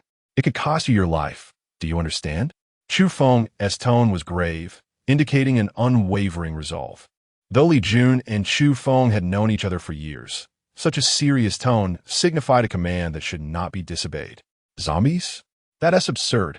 At that moment, a bus barreled towards Chu Feng, knocking his phone from his grasp and sending it crashing to the ground. Chu Feng swiftly picked up his phone and, with a fierce glare at Li Jun, reiterated his warning before pressing the accelerator in a desperate attempt to flee. As zombies emerged within the bus, the moment the vehicle came to a halt, a horde of them surged through the windows and doors, lunging violently towards Chu Feng's car. Without hesitation, Chu Feng ruthlessly crushed several zombies, reducing them to mere pulp, before continuing on his way. As he advanced, he noticed that no further zombies pursued him. He took a moment to inspect his ability space, which measured 7,000 cubic meters. Currently, it was filled to approximately 6,700 cubic meters. The remaining 300 cubic meters could not be left unutilized. Not far from him stood a large supermarket, its storage and cold storage facilities conveniently located beside the underground parking garage. Chu Feng had frequented this place before, giving him a fair degree of familiarity with it. He turned the vehicle around and accelerated directly towards the supermarket. Upon arriving at the underground parking lot, he encountered a few wandering zombies. With 2 electric batons in hand, he swiftly advanced and dispatched them with ease. When he reached the warehouse, a smile crept across his face at the sight of the mountains of supplies stacked within. However, before he could begin collecting goods, several more zombies charged at him from the side. After Chu Feng dealt with all the zombies, he feared that the supplies in the vicinity might have been contaminated by them. Consequently, he toppled the outermost provisions and only collected those from the innermost layer. With the remaining 100 cubic meters of space, he gathered all the frozen meat from the supermarket's cold storage in one fell swoop. Once this was accomplished, Chu Feng's supernatural space was entirely filled, although he felt a tinge of reluctance. After all, there were still ample resources available for scavenging in the warehouse. He simply could not accommodate any more. Unless his supernatural space expanded again by the next day, he would likely refrain from further foraging. For now, he was eager to depart and return to the villa. Chapter 11. The mutated crystal. Each zombie, upon undergoing mutation, develops a mutated crystal at its forehead, which evolved in tandem with its increasing strength. Similarly, these mutated crystals can be absorbed by other mutants to enhance their own rank, serving as a primary means for supernatural beings to level up. Earlier, Chu Feng had focused on scavenging resources, and now that his collection was complete, the zombies he had vanquished could not be overlooked. With a swift motion, Chu Feng retrieved his military shovel and extracted 5 mutated crystals from the skulls of the zombies. To ascend to the first tier of mutation, one must consume 10 first-tier mutated crystals or 1 second-tier mutated crystal. To elevate oneself to the second tier, one is required to ingest 10 second-tier mutated crystals or 100 first-tier mutated crystals. Advancing to the third tier necessitates 10 third-tier mutated crystals or 100 second-tier mutated crystals, while first-tier mutated crystals hold no efficacy. Progressing to the corresponding levels mandates the use of crystals of the same tier or those from a tier 10 times lower. While crystals 2 tiers below the current level of mutation offer no benefit for advancement. Furthermore, if a mutated individual acquires crystals exceeding their level by 2 tiers or more, they can absorb them, albeit not through direct consumption. Forcing oneself to swallow such crystals may result in an inability to withstand the overwhelming energy, leading to catastrophic consequences. Once a mutated individual reaches the third tier, they can absorb mutated crystals directly by placing them in their palms or by ingestion. At present, Both Chu Feng and Li Jun remain at their current levels, and Chu Feng is nearly certain that, apart from himself, no one else in this world is aware of the existence and utility of mutated crystals. The effects of these crystals will only be widely disclosed online 3 days from now. Consequently, in 3 days, all electrical systems worldwide will cease to function, rendering the internet inoperable as well. Chu Feng loaded more than a dozen boxes of ham sausages and bread into his vehicle, filling it to the brim with satisfaction before driving away. Along the journey, he skillfully dispatched zombies, quickly acquiring 23 first-grade mutated crystals. Upon finding a secluded and desolate area, Chu Feng securely closed the car door, then retrieved a bottle of mineral water to cleanse the 10 mutated crystals. Without hesitation, he consumed them all in one go. The sensation of swallowing the mutated crystals felt both nostalgic and familiar. However, to Chu Feng's surprise, despite having ingested 10 first-grade mutated crystals, he did not experience the anticipated sensation of leveling up. With a determined grit, Chu Feng bit the bullet and washed down another 10 mutated fruits. However, even after consuming these additional 10, he still felt no sense of advancement. Upon careful reflection, it dawned on him that perhaps the consumption of 2 different types of mutated fruits necessitated a proportional increase in the number of mutated crystals required for an upgrade. Yet, the exact multiplier remained elusive. Unable to ascertain this, Chu Feng resolved to cease the squandering of mutated crystals and continued his journey homeward. Along the way, he dispatched 7 solitary zombies, acquiring 7 level 1 mutated crystals, and ultimately returned to the villa in the suburbs. Naturally, the villa area was not devoid of zombies. However, Li Jun heeded Chu Feng's advice and refrained from venturing outside. As they transported the supplies from their vehicle to the room, 2 oblivious zombies pursued them. With 2 electric batons in hand, Chu Feng swiftly neutralized the threats. Electric batons? Where did he acquire those? Li Jun, upon seeing the batons in Chu Feng's possession, felt a surge of excitement. Chu Feng cast a sidelong glance at Li Jun, for this fellow's focus was perpetually on matters that diverged from the norm. Was this truly the moment to be concerned about electric batons? Li Jun's parents, upon witnessing the ghastly visage of the zombies earlier, were left pale and stricken with terror. Chu Feng briefly informed them of the situation outside. Upon learning that such zombies were nearly ubiquitous and that any bite or injury would transform them into creatures akin to themselves, their expressions grew increasingly grim. Chu Feng carefully led Li Jun into his room and cautiously retrieved the 10 gathered mutated crystals. "What are these?" Li Jun asked, examining the crystals in his hand. When Chu Feng explained that they were extracted from the foreheads of zombies, Li Jun's hand trembled in disbelief. "You are not joking with me, are you?" Li Jun inquired once more. Chu Feng nodded emphatically, simultaneously instructing Li Jun to consume all of the first-tier mutated crystals. Li Jun immediately objected, his face betraying a mix of disdain and disgust. Chu Feng allowed Li Jun to experience the energy crystal nestled in his brow, subsequently sharing some of his own conjectures, such as the notion that absorbing a zombie's energy crystal could enhance their respective abilities. With a determined resolve, Li Jun clenched his teeth and promptly swallowed the mutated crystal. Chu Feng stood by, vigilant and poised, initially believing that Li Jun would be able to advance.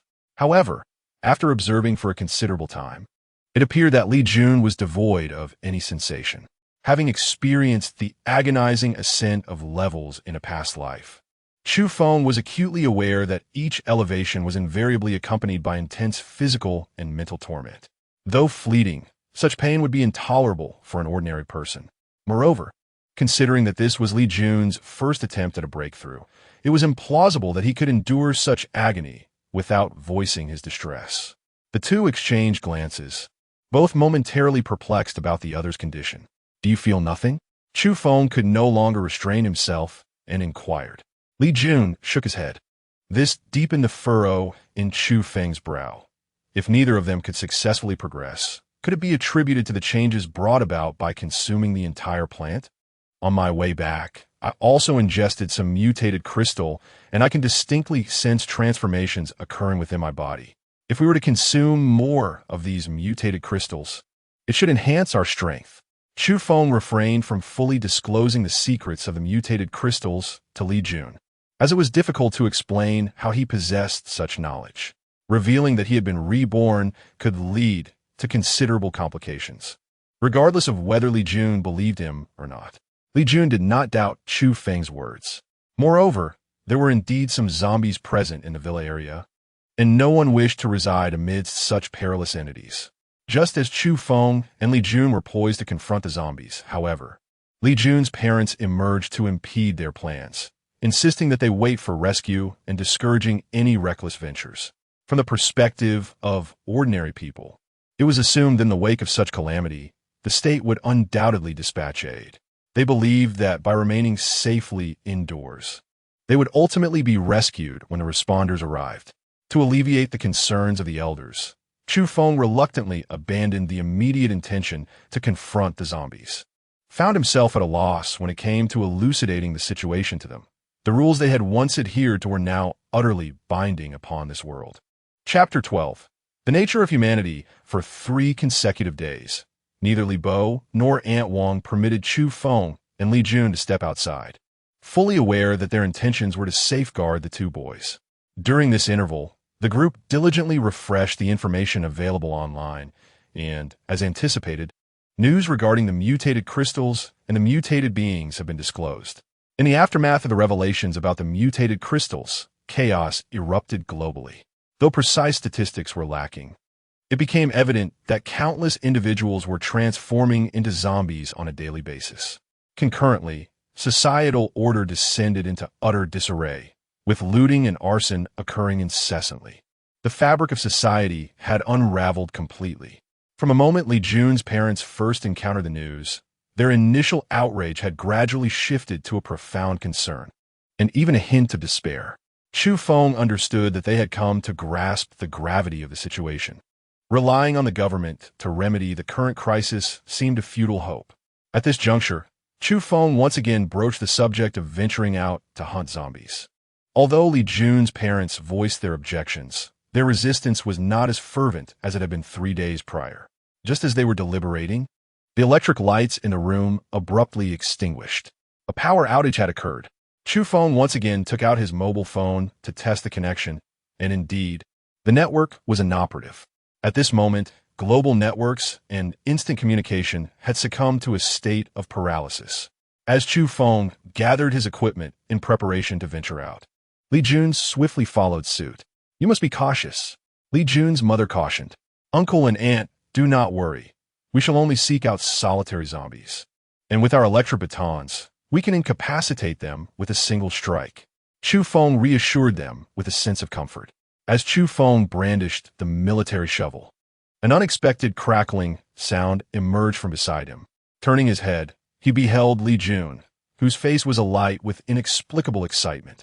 Wielding an electric baton and sporting a mysterious smile that sent a shiver down Chu Feng's spine. "Zombies! Your grandfather has arrived!" Li Jun exclaimed loudly, striding forward without hesitation. Upon hearing the news, Chu Feng was utterly astonished, feeling as if he had been struck by a bolt of lightning. This was even more exhilarating than encountering a stunning beauty. Chu Feng, unwilling to be outdone, shouted loudly, "Zombies! Your great-grandfather has arrived." Subsequently, he and Li Jun raced toward a nearby zombie, as if in competition.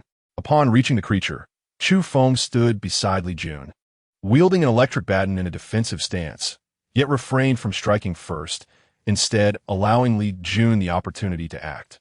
After all, zombies were once human, and for many, the initial act of killing one could evoke feelings of discomfort and hesitation. However, within moments, as Chu Feng witnessed Li Jun ferociously smash the zombie's head into a pulp with a single swing of his axe, he realized that his earlier apprehensions were unfounded. Li Jun possessed a rather reckless disposition.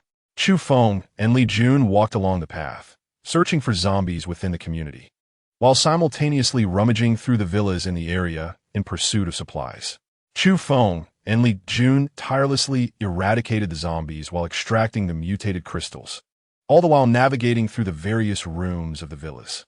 Wherever there were survivors, Chu Feng and Li Jun would promptly retreat, refraining from disturbing their resources. After dispatching 32 zombies, they arrive at the final villa in the first row.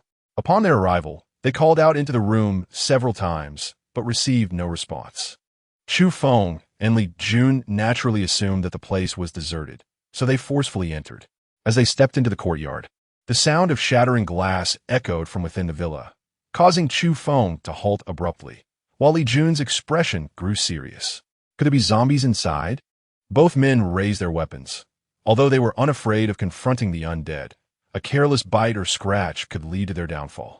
Cautiously, they advanced, confirming that the first floor was devoid of life. Suddenly, a loud banging from the second floor caught their attention. Chu Feng gestured to Li Jun, and they proceeded towards the room situated in the northwest corner of the upper level. After ensuring that no other traces of zombies were present, Chu Feng delivered a powerful kick to the door, forcing it open. As the door swung wide, Li Jun, adopting a fierce demeanor, rushed inside. "Do not attack. We are humans," came the panicked shout. As they steadied themselves, they beheld a short, slightly plump man clad in black, his complexion yellowish and his demeanor weary, clearly having endured a tough few days. Additionally, a figure beneath a tightly wrapped blanket on the bed was visibly stirring uncomfortably. Chu Feng cast his gaze towards the bed beside him, where the man in black hastily explained that the figure beneath the covers was his girlfriend, who had hidden in fear. "Gentlemen, you may take anything you desire from this villa. I implore you, do not harm us," the man in black pleaded. Li Jun glanced at Chu Feng, initially intending to turn away. At that moment, a corner of the blanket was suddenly kicked aside, revealing a delicate, snowy white thigh. Instantly, Chu Feng's nerves tightened. The man in black rushed forward, hastily covering the blanket to prevent the occupant from moving. "I apologize, esteemed gentlemen. My girlfriend may be too frightened. Please, feel free to take whatever you like from the room," the man in black said again, though his voice betrayed an unmistakable tension. "Step aside." Li Jun, sensing something amiss, shouted at the man in black. "We were in the midst of something. My girlfriend is not dressed. Get away." Li Yun below, kicking the man in black aside and swiftly pulling back the blanket. Indeed, a pale, naked body lay before Chu Feng and Li Jun. The woman within was bound with ropes and covered in bruises. Furthermore, her mouth was tightly stuffed with cloth, her expression one of extreme exhaustion, yet filled with unrelenting hatred.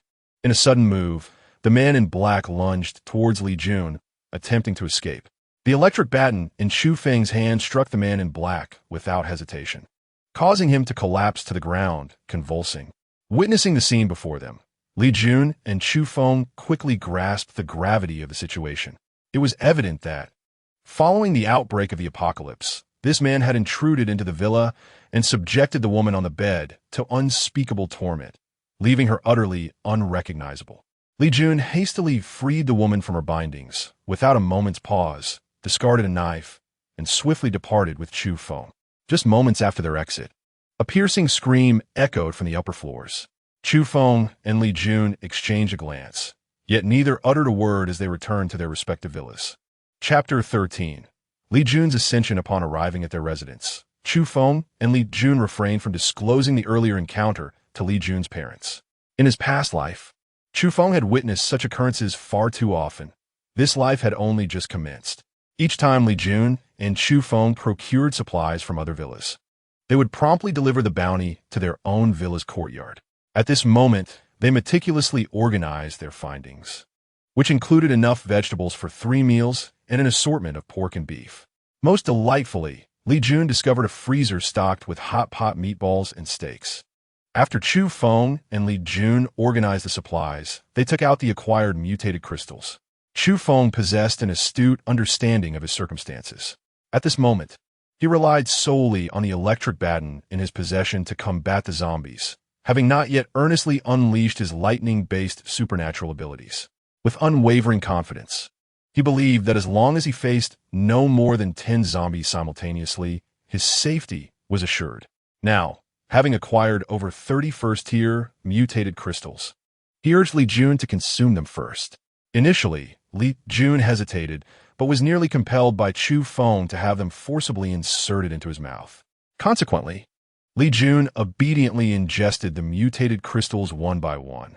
After consuming 10 more, bringing the total to 30 first-tier mutated crystals, Li Jun suddenly became as stiff as if struck by lightning. Observing this, Chu Feng realized that Li Jun was on the verge of a breakthrough. He quickly called Li Jun's parents to step aside so as not to disturb the process. At this juncture, all Li Jun needed was to endure for a brief moment to ascend to a first-tier mutant. In less than 10 minutes, a piercing sound echoed from the room, and Chu Feng understood that the transformation had succeeded. When he entered the room alongside Li Jun's parents, they found Li Jun appearing as though he had lost half his vitality. Chu Feng gave him a swift kick to the rear, urging him to rise and embrace the changes within his body. In the next instant, one of Li Jun's arms transformed into a mist-like substance, and his physique expanded dramatically, reminiscent of the Hulk's transformation. Li Jun's parents had been unaware that he had consumed the mist fruit, and upon witnessing his transformation, they instinctively recoiled in fear. Aunt Li nearly fainted, convinced that some calamity had befallen her son. Fortunately, she ultimately summoned the strength to withstand the shock. At this point, both Chu Feng and Li Jun felt compelled to reveal the truth to Uncle Li and Aunt Li, recounting the entire sequence of events. Although such tales might seem fantastical, with zombies now manifesting in reality, what else could possibly be deemed unacceptable? As Li Jun sensed the changes within him, he discovered not only a newfound strength, but also an enhancement in his supernatural abilities. This revelation brought great joy to Chu Feng. Subsequently, he decided to entrust the remaining 22 first-tier mutated crystals to Li Jun's parents. Naturally, they were reluctant to accept, insisting that Chu Feng should consume them instead. Uncle and Aunt, Li Jun and I plan to venture out again this afternoon to hunt zombies and extract mutated crystals, potentially traveling to more distant locations. If it's just the two of you at home, we cannot rest easy. If you both become first-tier mutants, you'll possess some degree of self-defense capability, allowing us to feel more secure, Chu Feng earnestly persuaded. Upon hearing his reasoning, they ceased their objections. After another 10 minutes, Li Jun's parents successfully ascended to first-tier mutants. Previously, they had been afflicted by minor ailments, but now they felt an unparalleled sense of well-being, with all previous discomforts vanishing entirely. The one who felt the happiest upon witnessing the changes in his parents was undoubtedly Li Jun. "My brother, thank you.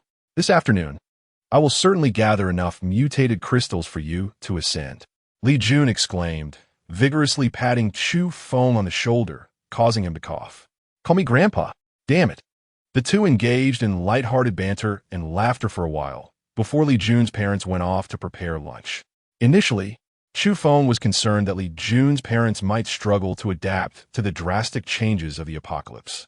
However, it now appears that their capacity for acceptance is remarkably strong, dispelling Chu Feng's fears of an adverse reaction. After enjoying lunch and taking a brief rest in the afternoon, Chu Feng and Li Jun prepared to set off. Chu Feng and Li Jun exercised great caution while searching for other villas, which consequently slowed their pace considerably.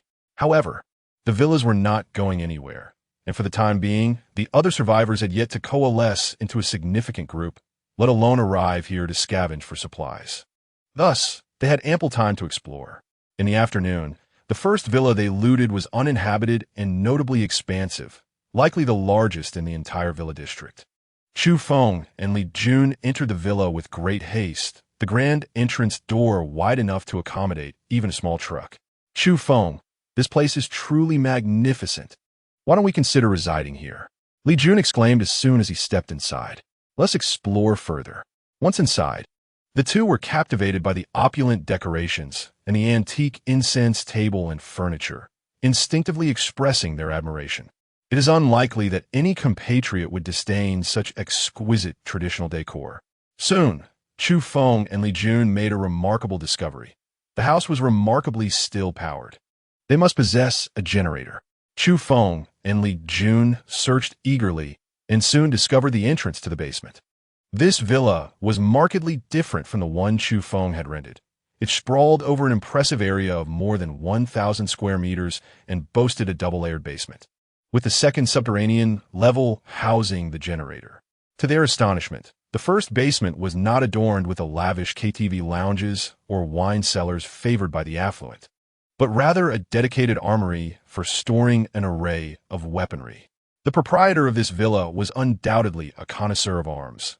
The storeroom was filled with crossbows, daggers, steel blades, tridents, bayonets, and even 2 brand-new suits of chainmail. Upon witnessing this, Chu Feng nodded with excitement, proclaiming, "Excellent. Let's reside here." The 2 men enthusiastically scoured the villa, and in the study, Li Jun uncovered 2 cabinets, one brimming with bottles of liquor, while the other was laden with cigarettes and cigars. After thoroughly inspecting their find, both Li Jun and Chu Feng were immensely pleased with the villa. Just as Li Jun, in a fit of delight, withdrew a cigar from his pocket and prepared to indulge, a sudden shadow lunged towards him from outside. Caught off guard, Chu Feng could only watch in horror as the shadow pounced onto Li Jun's neck and sank its teeth in him. "Li Jun!" Chu Feng's eyes widened in rage as a bolt of lightning surged from his hand, but alas, it was too late. Chapter 14. The abilities of Li Jun after his advancement. Chu Feng, in a fit of frenzy, unleashed a bolt of lightning that cleaved the zombie in 2. With a single strike of his staff, he sent the upper half of the creature flying several meters away. "Li Jun, how are you? You must be unscathed." With a sudden exclamation, Chu Feng felt a tumult of emotions surging within him. Memories of his past life, where Li Jun sacrificed himself to save him, flashing vividly in his mind. In this lifetime, he was resolute in preventing such a tragedy from recurring. Yet, on merely the 3rd day of the apocalypse, how could he possibly accept such an occurrence? Li Jun coughed violently several times, then reached out to touch his neck. "Ah, keep your distance, you cursed glass," he jested, causing Chu Feng to feel momentarily bewildered. It was only when Li Jun straightened up that Chu Feng noticed, to his astonishment, that the neck he had envisioned as ravaged by zombies was, in fact, completely unscathed and even emitting wisps of smoke. "I forgot to mention," Li Jun said with a mischievous grin, "this is a power I acquired after becoming a first-tier mutant." It was only then that Chu Feng realized he had been played by Li Jun. With a swift kick, he sent Li Jun sprawling to the ground, simultaneously releasing a heavy sigh of relief. Thank goodness everything was fine. Acknowledging that Chu Feng had indeed been startled, Li Jun sincerely apologized. His body possessed the remarkable ability to completely transform into smoke, rendering him impervious to any physical attacks during this state of vaporization. This extraordinary capability could be employed for a continuous duration of 20 minutes every 3 hours, with the timer commencing the moment it was activated, and it could not be interrupted once in use. Should one wish to utilize this ability within the 3-hour window, it could not be employed unless necessary, and it was impossible to accumulate the 20 minutes of smoke ability. The instant Li Jun was attacked, he had activated his power, narrowly escaping disaster. Upon hearing Li Jun's explanation, Chu Feng couldn't help but marvel at the sheer luck of this fellow. In a past life, He, who had obtained the smoke fruit, had merely reached the 10th tier of strength. Now, with Li Jun having consumed the entire smoke fruit, if he were to develop properly, he would undoubtedly surpass Li of the past. Nevertheless, having learned from the previous encounter, both Chu Feng and Li Jun became increasingly cautious while searching for other villas, determined to avoid a recurrence of the earlier predicament. After searching 3 villas once more, Chu Feng and Li Jun were suddenly met with an exceedingly raucous and peculiar low growl from the zombies nearby. Although Li Jun and Chu Feng had heard such sounds far too frequently in recent days, it was evident that this time, an unusually large number of zombies were responsible for the cacophony. Chu Feng and Li Jun made their way to the side for a closer inspection, and soon their expressions shifted dramatically. Throughout the course of that afternoon, they had procured a mere 13 first-tier mutated crystals. Yet before them stood no fewer than 30 zombies in the courtyard of this villa. Moreover, the attire of these zombies was strikingly scant, with some barely clothed. Nevertheless, from the remnants of their clothing and adornments, Chu Feng could ascertain that these individuals were likely once of considerable wealth and status. This suggested that at the onset of the zombie outbreak, these individuals were probably engaged in a night of revelry, remaining here until the chaos erupted. When the zombies first emerged, it was conceivable that some among them had transformed into the undead, subsequently biting their companions, who were perhaps still ensnared in the grips of a hangover, oblivious to their fate. Chu Feng and Li Jun exchanged a glance. The area was teeming with zombies. Should they charge in recklessly, Li Jun possessed the advantage of his smoke ability, yet Chu Feng did not share such a boon. Furthermore, Li Jun had already traversed this perilous path for over 20 minutes. If he wished to utilize his smoke ability once more, he would need to wait an additional 3 hours. This seems rather daunting, doesn't it? Li Jun inquired of Chu Feng. The basement of our new villa is on the first level, Chu Feng succinctly replied. Upon hearing Chu Feng's remark, Li Jun immediately grasped the situation. There lay an abundance of weaponry, and more significantly, within it resided the crossbows, formidable instruments of range destruction. By procuring these long-range crossbows and selecting a strategic vantage point, they could rain down arrows upon the zombies below. Even if they could not consistently strike the zombies squarely in the head to eradicate them in one blow, the nearly 10,000 arrows stored in the basement would suffice for both Chu Feng and Li Jun to make effective use of. The affluents, prior to their transformation into zombies, were well aware that their group movements should remain concealed, hence the villa's doors were securely shut, alleviating any concerns for Chu Feng and Li Jun regarding a sudden emergence. After meticulously searching 3 villas, they found one harboring survivors, prompting Chu Feng and Li Jun to depart promptly. In the other 2 villas, they conducted a thorough scavenging, paying particular attention to the basements. One villa's basement revealed a wine cellar, housing nearly 1,000 bottles of exquisite red wine. The other basement contained an impressive collection of jewelry and numerous jade ornaments. Had Chu Feng encountered such treasures before the apocalypse, his eyes would have gleamed with desire. Yet now these luxuries paled in comparison to a mere stack of toilet paper. Li Jun, being accustomed to dealing in such wares, felt an inexplicable affinity towards the gems and jewels. As he rummaged through the array of jade and jewelry, he soon unearthed several beautifully crafted pendants and rings. My goodness, a genuine HEIST jade ring. What a fine piece. Li Jun exclaimed, presenting it to Chu Feng. Hey, weren't you always asking me to gift you a piece of HEIST jade? Here, take it. Chu Feng feigned a kick aimed at Li Jun, who instantly dissolved into a cloud of smoke, presenting an appearance reminiscent of a malevolent demon, yet adorned with an exceptionally irksome expression. Ignoring him entirely, Chu Feng unceremoniously seized the jade finger ring, simultaneously pilfering a significant portion of the high-quality items that Li Jun had painstakingly selected from the pile. Although these objects currently held little value, they could serve as trivial amusements in a desolate world. More crucially, after a month of the apocalypse, spatial stones would emerge. At that juncture, integrating these items with the stones would yield spatial equipment. Once equipped with such artifacts, not only would Chu Feng's personal storage capacity increase, but his ability to retrieve items would also become explicable, thereby concealing the fact that he possessed spatial powers.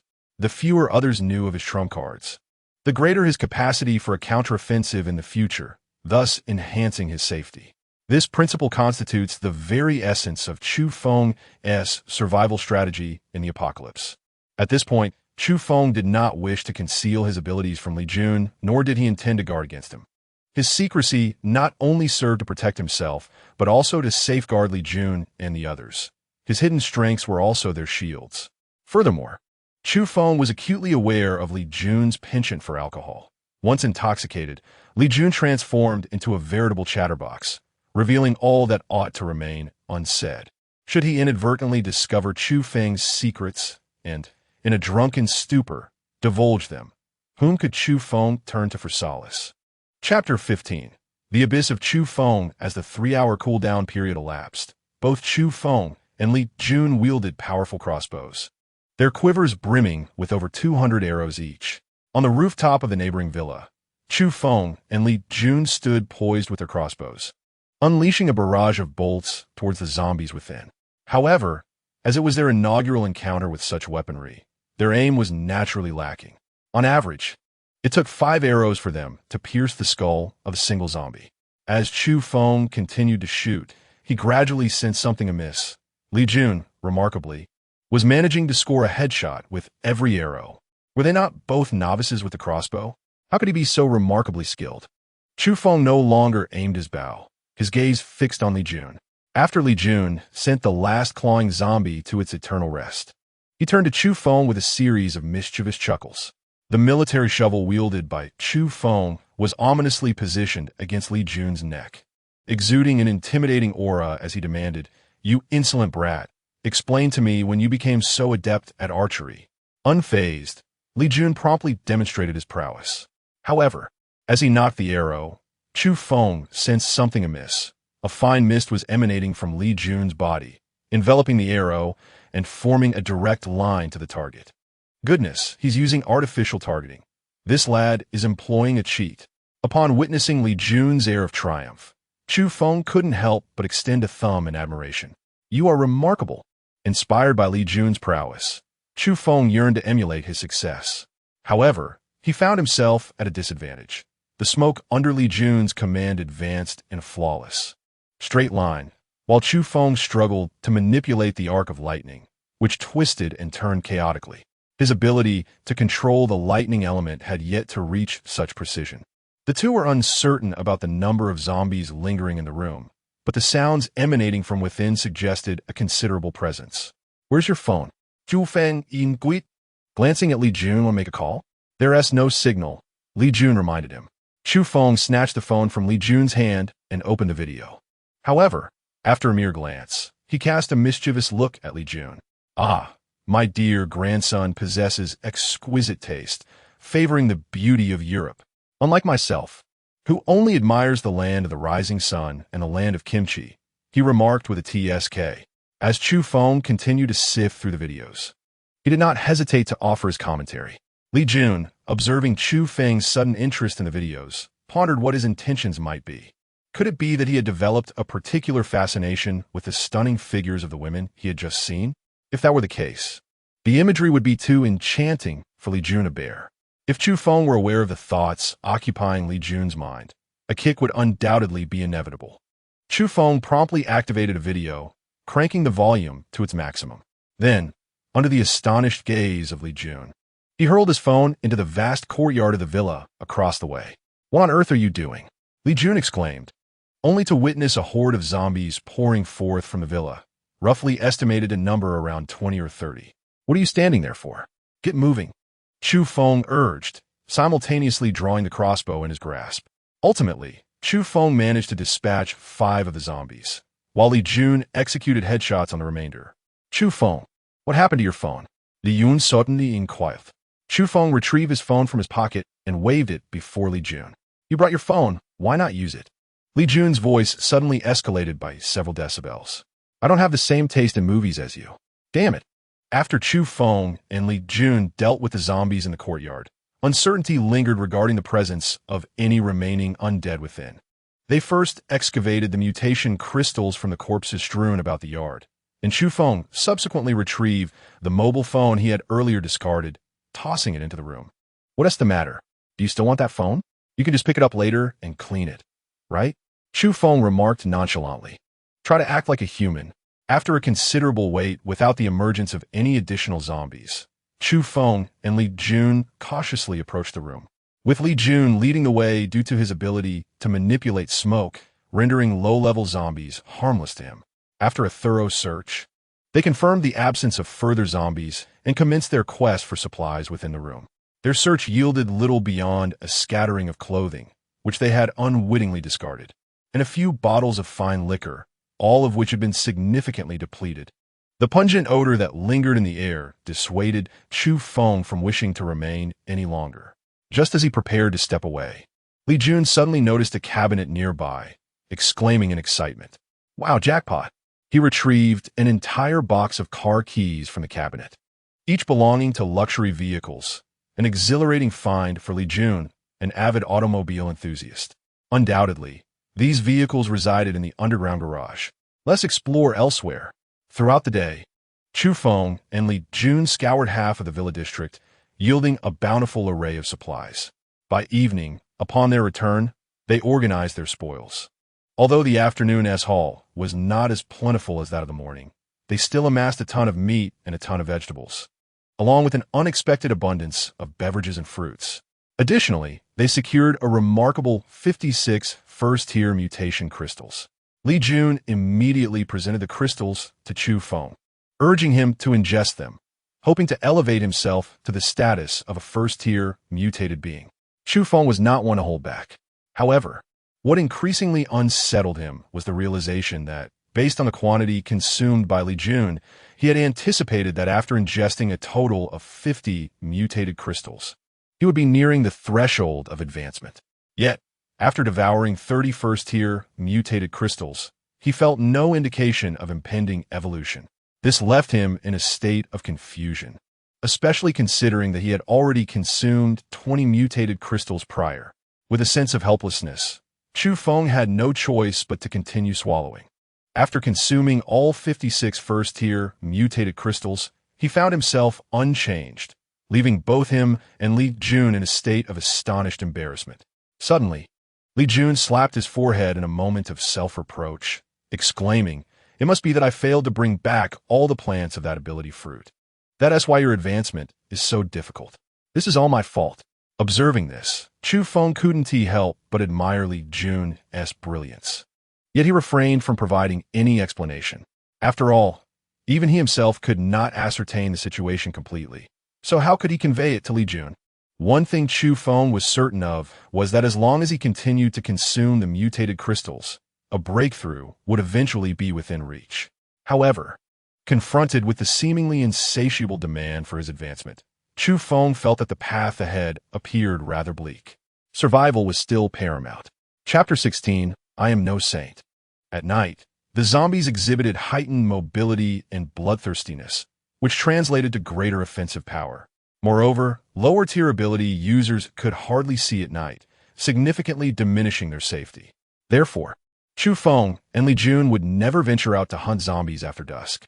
Chu Feng and Li Jun expressed to Li Jun's parents their desire to relocate to the villa at the back, as it offered considerably more space, making it a more comfortable living arrangement for the three of them. Moreover, the amenities in that villa far surpassed those of the one Chu Feng was currently renting. Initially, Li Jun's parents were somewhat reluctant, but after persistent persuasion from both Chu Feng and Li Jun, they ultimately acquiesced. As night fell, Chu Feng and Li Jun continued their efforts in their respective rooms, striving to master their abilities as swiftly as possible. Early the next morning, while the three were still asleep, Chu Feng seized the opportunity to transfer all the supplies from the villa, including those from the basement, as well as the weapons and equipment they had discovered there the previous day, into his ability space. Subsequently, he transported everything to the larger villa at the back. It is worth mentioning that over the past 3 days, the capacity of Chu Feng's ability space had increased by 3,000 cubic meters. However, it did not expand any further today. It seemed that the limit of his ability space, prior to any advancement, was set at 10,000 cubic meters. After completing these tasks, Chu Feng feigned exhaustion, anticipating Li Jun's reaction upon seeing him in such a state. "Your grandfather has moved everything from the room to the back. I'm completely worn out," Chu Feng pretended dramatically. Upon hearing this, Li Jun was taken aback, hastily inspecting every corner, including the basement, though astonished by how Chu Feng managed such a feat in such a short span. A mixture of gratitude and reproach flickered in his eyes. "You should have called your grandfather to help. Now I'm the one left utterly exhausted." With a smile, Chu Feng addressed Li Jun, saying, "You will understand once you take a look at the back. I have merely placed the items in the villa behind, and it is your responsibility to organize everything." Li Jun patted his chest with a resounding thump, assuring Chu Feng that he would handle the task splendidly. Thus, on that early morning, one could see Li Jun laboring in the rear villa, exhausted as if he were a true grandson, nearly collapsing from fatigue. Once he had arranged all the items, he returned and plopped down on the sofa, lamenting loudly. "Come now, I toiled half to death without uttering a word, and yet you are here wailing?" Chu Feng retorted, somewhat exasperated. Upon hearing this, Li Jun conceded, realizing that transporting supplies from the front to the back villa was no small feat, and that Chu Feng had indeed exerted himself far more than he had. "I must tell you something Li Jun began. "I just saw a few people loitering at the entrance." "Who were they?" Chu Feng inquired. Li Jun explained that while he was organizing the supplies, several individuals had approached, seeking some food. He had not turned them away, offering them a modest portion. Upon hearing Li Jun's words, Chu Feng furrowed his brows. "Do you truly believe you are doing a good deed?" Chu Feng inquired of Li Jun. "It cannot exactly be deemed a good deed. One cannot simply stand idly by while others perish. Besides, we possess an abundance of resources," Li Jun replied nonchalantly. Had this speaker not been Li Jun, Chu Feng would have promptly expelled him, ensuring he would never again remain in his presence. However, Chu Feng understood Li Jun's character. Only after experiencing certain events might he undergo a transformation. Chu Feng remained silent, refraining from any admonishment. After all, in his previous life, the Li Jun he encountered amidst the apocalypse was not of this disposition. Chu Feng firmly believed that it would not be long before Li Jun comprehended the harsh realities of the end times. In the morning, Chu Feng and Li Jun had intended to scour the villa district for supplies, but upon their exit, they discovered that several groups had already begun their search for resources just as they had the day before. As they approached, the hostile gazes of the crowd met them. Yet no one dared to instigate trouble upon seeing the weapons in their hands. Fortunately, Chu Feng had taken care to remove all the weapons and equipment from the villa's basement early that morning. Had these individuals obtained such items, they might have indeed attempted to challenge Chu Feng, and Li Jun, realizing that others had already laid claim to the villa district, Chu Feng and Li Jun decided to retreat, setting aside the supplies stored in Chu Feng's spatial abilities. What they currently possessed in the villa was already a coveted treasure beyond the reach of others. If they were to delay further, the impending scarcity of food would undoubtedly drive many to desperate measures. Thus, the immediate priority was to secure their villa's safety. To this end, Chu Feng and Li Jun dedicated a significant portion of the day to erecting makeshift electric fences around the villa walls, while also procuring a diesel generator to ensure that no one could scale the walls and intrude. To Chu Feng's astonishment, within half an hour of completing these preparations, a crowd had gathered at their villa's entrance, seeking to borrow food and water. "We have no surplus food or water. You should seek elsewhere," Chu Feng said, somewhat impatiently. "We know you have plenty of food and water. We witnessed you taking a substantial amount from others yesterday." One voice called out, "I even recorded it. If you do not share a portion with us, we will report you. Yes, we will see you imprisoned." The group, sensing Chu Feng's refusal, began to threaten him. Yet upon hearing these words, he could only find it laughable. Li Jun's parents, seeing the aggressive demeanor of the crowd, likely wished to avoid conflict and quietly suggested to Chu Feng to share some provisions, reasoning that they still had plenty and could not consume it all at once. "Uncle, Annie, do you think that if we were in their position, without food, they would share with us?" Chu Feng retorted. Initially, he had merely spoken softly, but his words were overheard by the nearest individual, igniting a renewed uproar among the crowd. "Yes, we have seen you stockpiling supplies. What harm is there in sharing a little? We are esteemed residents here. Once the zombies are eradicated, we will repay you 100-fold. Another voice chimed in. "You've been hauling meat and vegetables into the villa for quite some time. Surely you have an abundance to spare. We are neighbors, and in times of peril, we must help one another." Just now, seeing that their threats bore no fruit, the crowd began to adopt a softer approach. Unfortunately, these individuals have clearly miscalculated. Chu Feng raised his crossbow, directing it towards the crowd before him, and coldly declared, "You have mistaken your target. I am no benevolent soul. I shall count to 3, and if you do not depart, I will not hesitate to take a life." 1. 2. Suddenly, a figure sprang forth. Chapter 17. Ascension at last. As Chu Feng beheld Li Jun step forward, an ominous thought surged into his mind. Should Li Jun attempt to obstruct him, it would likely create an insurmountable rift between them, leading to an unsatisfactory conclusion. However, to his surprise, Li Jun did not seek to hinder him. Instead, he stood resolutely at the entrance, his gaze fixed upon 2 individuals in the crowd, exclaiming, "Why are you here again? Didn't I provide you with food this morning while I was moving things?" The 2 individuals, momentarily taken aback by Li Jun's fierce reprimand, instinctively recoiled. Yet, after a brief pause, emboldened by the presence of their companions, one of them retorted defiantly, "Indeed, it is us. This morning, we noticed an abundance of food here, at least a dozen tons. Where did you acquire it? Did you not seize it from the homes of other residents in our community? We have merely come to request a little food. We have not demanded that you relinquish everything. How ungrateful you are." Chu Feng interjected with a cold glare, aiming his crossbow at the speaker. The individual's face paled, yet he mustered the courage to shout, "A mere morsel will be consumed within 2 days. You hoard food, while we must also store some. We cannot be running over every time we need to beg for sustenance, as if we were beggars. You should simply distribute 80% of your supplies to us. The remainder would suffice for your group for quite some time. By per capita standards, you are indeed profiting immensely. Do not be ungrateful." "Ungrateful?" Chu Feng scoffed coldly, releasing the trigger of his crossbow, the arrow piercing through the door and embedding itself in the shoulder of the speaker. A cry of anguish escaped the individual, his eyes wide with disbelief, utterly astonished that Chu Feng had dared to strike. Had it been up to Chu Feng, he would have shot the man dead with a single arrow. However, mindful of Li Jun's parents' presence, he refrained from presenting himself as a ruthless killer. "Leave now, or the next arrow may find its mark in someone else's head," he warned, closing his eyes as he knocked another arrow onto the bowstring, aimed at the crowd outside.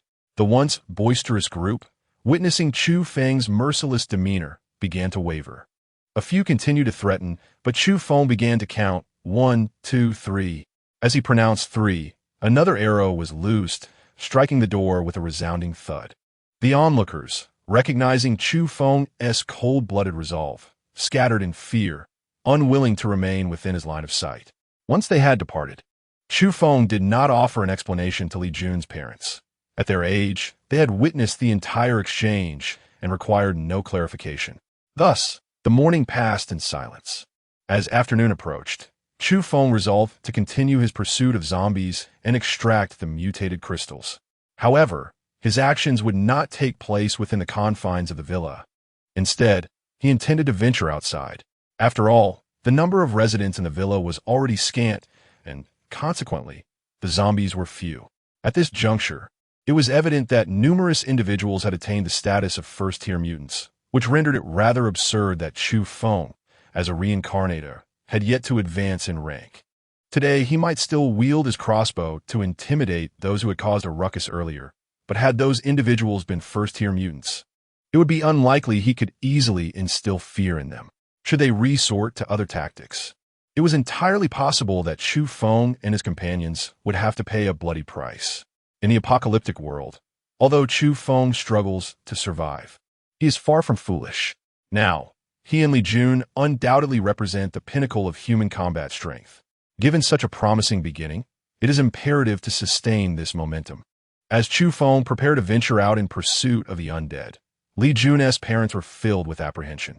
However, both young men had already ascended to the rank of first-tier mutants and were acutely aware of the profound effects that mutation crystals could have on individuals. After offering a few simple cautions to Chu Feng and Li Jun to exercise caution, they allowed the pair to depart.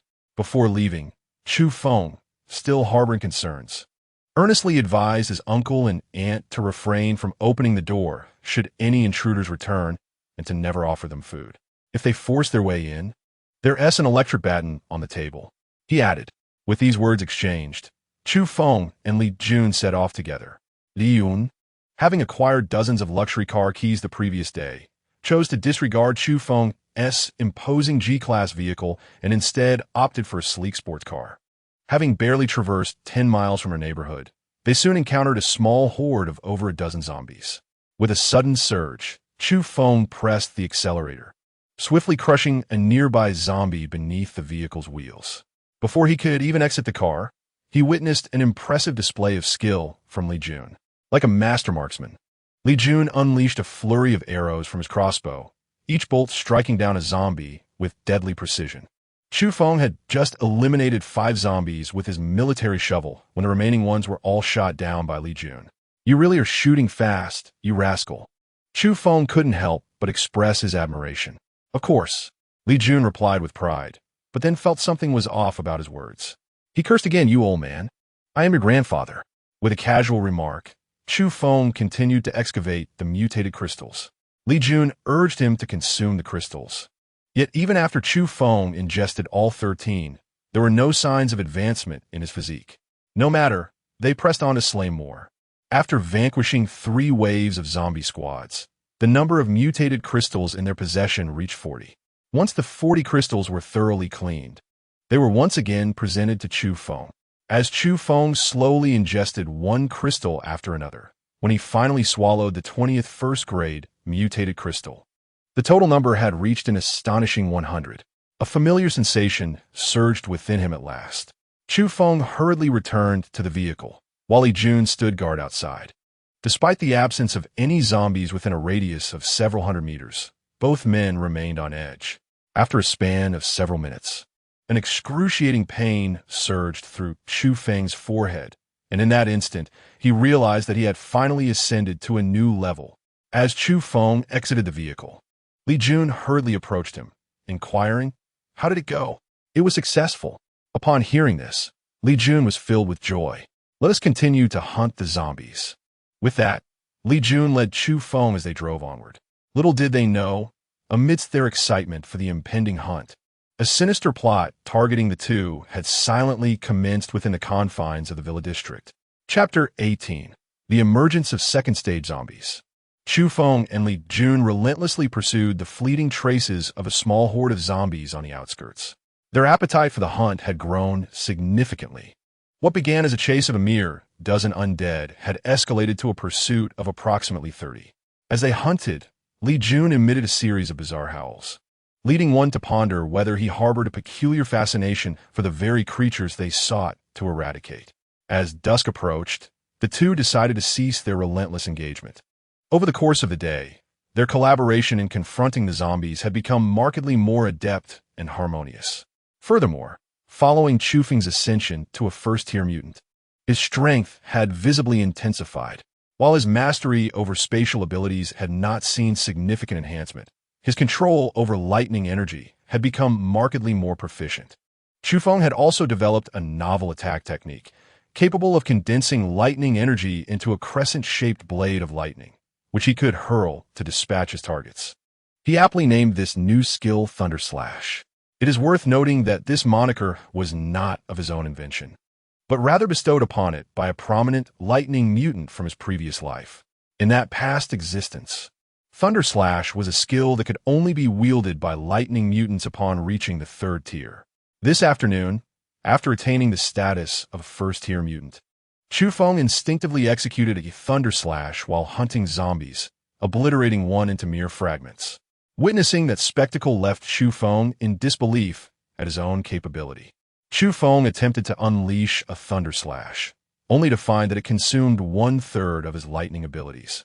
This indicated that, at his current capacity, he could only execute the Thunder Slash 3 times in succession.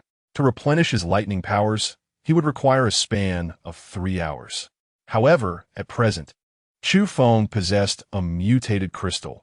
By ingesting this crystal to restore his abilities, he could significantly reduce the recovery time. As Chu Feng and Li Jun drove back in succession, a sudden swift shadow darted past the roadside, prompting Chu Feng to slam on the brakes. "What's wrong?" Li Jun inquired hastily as he approached Chu Feng, noticing the abrupt stop. As Chu Feng gazed ahead, Li Jun suddenly realized that there was a zombie approaching, one whose speed surpassed that of the ordinary undead he had encountered before. This particular creature was making its way towards a bus parked by the roadside. Something about this zombie seemed amiss. Li Jun cautioned. Indeed, it was no ordinary zombie. This was a 2nd-tier undead. As Chu Feng spoke, he initially reached for the electric baton, but soon relinquished it. The baton could barely dispatch a 1st-tier zombie and was utterly ineffective against a 2nd-tier one. Thus far, neither Chu Feng nor Li Jun had confronted a 2nd-tier zombie together. Although Chu Feng possessed unwavering confidence in his ability to eliminate this 2nd-tier adversary, he opted to replace his weapon with a military-grade shovel. In his previous life, Chu Feng recalled that the first appearance of 2nd-tier zombies occurred 1 week after the outbreak of the apocalypse. The emergence of second-tier zombies was akin to that of second-tier mutants, both relying on the consumption of a certain quantity of first-tier mutation crystals for their evolution. Now, merely 4 days into the apocalypse, the appearance of second-tier zombies was evidently a consequence of the butterfly effect triggered by Chu Feng's rebirth. Ordinary first-tier mutants had little difficulty dealing with first-tier zombies, but encountering a second-tier zombie would likely result in death. Of course, exceptions existed for individuals like Li Jun and Chu Feng, whose extraordinary abilities allowed them to combat second-tier zombies with relative ease. With Chu Feng's lightning-based powers combined with military-grade equipment, facing second-tier zombies was a manageable task. Even when Li Jun activated the abilities of the smoke fruit against the second-tier zombies, he handled the situation with remarkable proficiency. Upon hearing a cacophony of terrified screams from the bus, Chu Feng and Li Jun rushed over. In less than a minute, under the astonished gazes of the crowd, they concluded the battle, with Li Jun ultimately severing the head of the second-tier zombie and personally extracting the mutation crystal. After neutralizing the threat, Chu Feng and Li Jun paid no heed to the expressions of gratitude and inquiries from the bus passengers and promptly departed in their vehicle. Originally, the bus had 32 occupants, but now only 30 remained. Leading them was a man named Wang Kuei, a lanky individual in his 30s with a distinctive mustache. Wang Kuei had been the sales manager of a small company, and, at the time of the outbreak, he and a dozen subordinates were on the bus en route to a team-building event. Little did they expect to encounter such an apocalyptic scenario, compounded by the unexpected appearance of 2 zombies, which Wang Kuei bravely led the charge against. Thus, the group rallied around Wang Kuei, swiftly recruiting several more members over the days to form a small gang of 32. Earlier, when the bus broke down, their sizable group inadvertently attracted nearby second-tier zombies, resulting in the loss of 2 lives before Wang Kuei and his men managed to eliminate the threat. However, the formidable strength of the second-tier zombies rendered their numbers ineffective. Had it not been for Chu Feng and Li Jun's timely intervention, they would likely have perished that day. "What should we do next, Brother Kuei?" one individual asked. Still shaken, the group's gaze turned towards the departing figures of Chu Feng and Li Jun, still reeling from their impressive display of strength. "First, we fix the bus," Wang Kuei exclaimed, gritting his teeth as he glanced in the direction of Chu Feng and Li Jun, silently making up his mind. On the journey back, Chu Feng paid little attention to the recent events involving the bus passengers, instead contemplating the resources he would need for his ascension. Chu Feng and Li Jun had evidently surpassed the resources typically required for an ordinary individual to ascend in rank, based on the quantity of mutation crystals needed for them to advance to the first tier of mutated beings. It could be inferred that Li Jun required 3 times the amount necessary for an average person. As for Chu Feng, the figure was even more daunting, tenfold. The very thought of this left Chu Feng feeling overwhelmed. Although they were undoubtedly formidable and almost invincible among their peers, the path to further ascension was fraught with challenges. Given their current strength, second-tier zombies or ability users posed no threat to them. Even if a third-tier adversary were to confront them, they would still possess the capability to fight back. However, what would happen if a 4th or even 5th-tier powerhouse were to appear? It seemed that Chu Feng and Li Jun would be left with little hope, relying solely on their efforts to collect mutation crystals. They risked being surpassed by others and ultimately finding themselves in a precarious situation. This matter would require a thorough discussion with Li Jun once Chu Feng returned. Soon, the two drove back to the villa. The afternoon's harvest had brought them considerable satisfaction, but upon reaching the entrance, they exchanged glances and were struck by the unease reflected in each other's eyes. The villa's front door was ajar. "Dad! Mom!" Li Jun shouted, rushing inside, with Chu Feng following closely behind. Upon entering the villa, they were met with a disconcerting sight, a group of individuals seated in the living room. A lavish spread of dishes laid out on the dining table, while 2 men held knives menacingly against the throats of Li Jun's parents.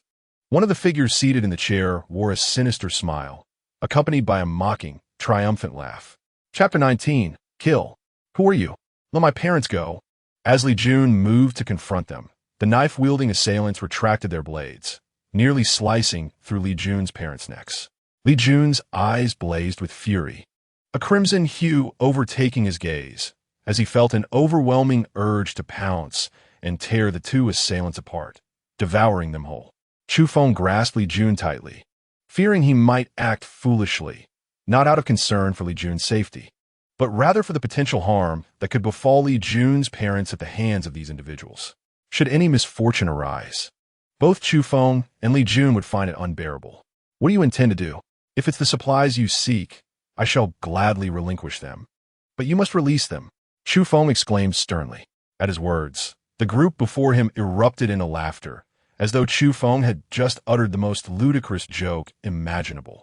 I am Zhang Kun, the leader declared, and you nearly took my brother's life today. I have come to avenge him. I demand not only all your food, but also your lives. From behind him emerged a lecherous-looking man, the very individual whom Chu Feng had pierced through the shoulder with an arrow earlier that day. Upon seeing him, Li Jun's teeth clenched, and he muttered, "You ungrateful wretch. I should never have fed you. Ungrateful? I cannot possibly compare to the two of you, those despicable, miserly creatures. Not long ago, you were hoarding meat, vegetables, and rice, while still raiding other households in the community for food. Do you wish for us to starve?" The man roared, his countenance twisted with rage. "And today, you nearly took my life. Should you desire our possessions, you may have them. However, if you dare to harm our elders, we shall ensure that none of you escape unscathed." Chu Feng's voice was icy, his gaze sweeping over the dozen or so individuals present, causing them to involuntarily gasp in fear. "Who do you think you are trying to intimidate?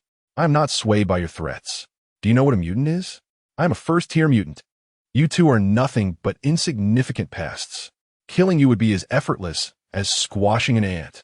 Zhang Kun, who had been momentarily stunned by Chu Feng, now seethed with fury, ashamed of having been intimidated by someone he deemed inferior.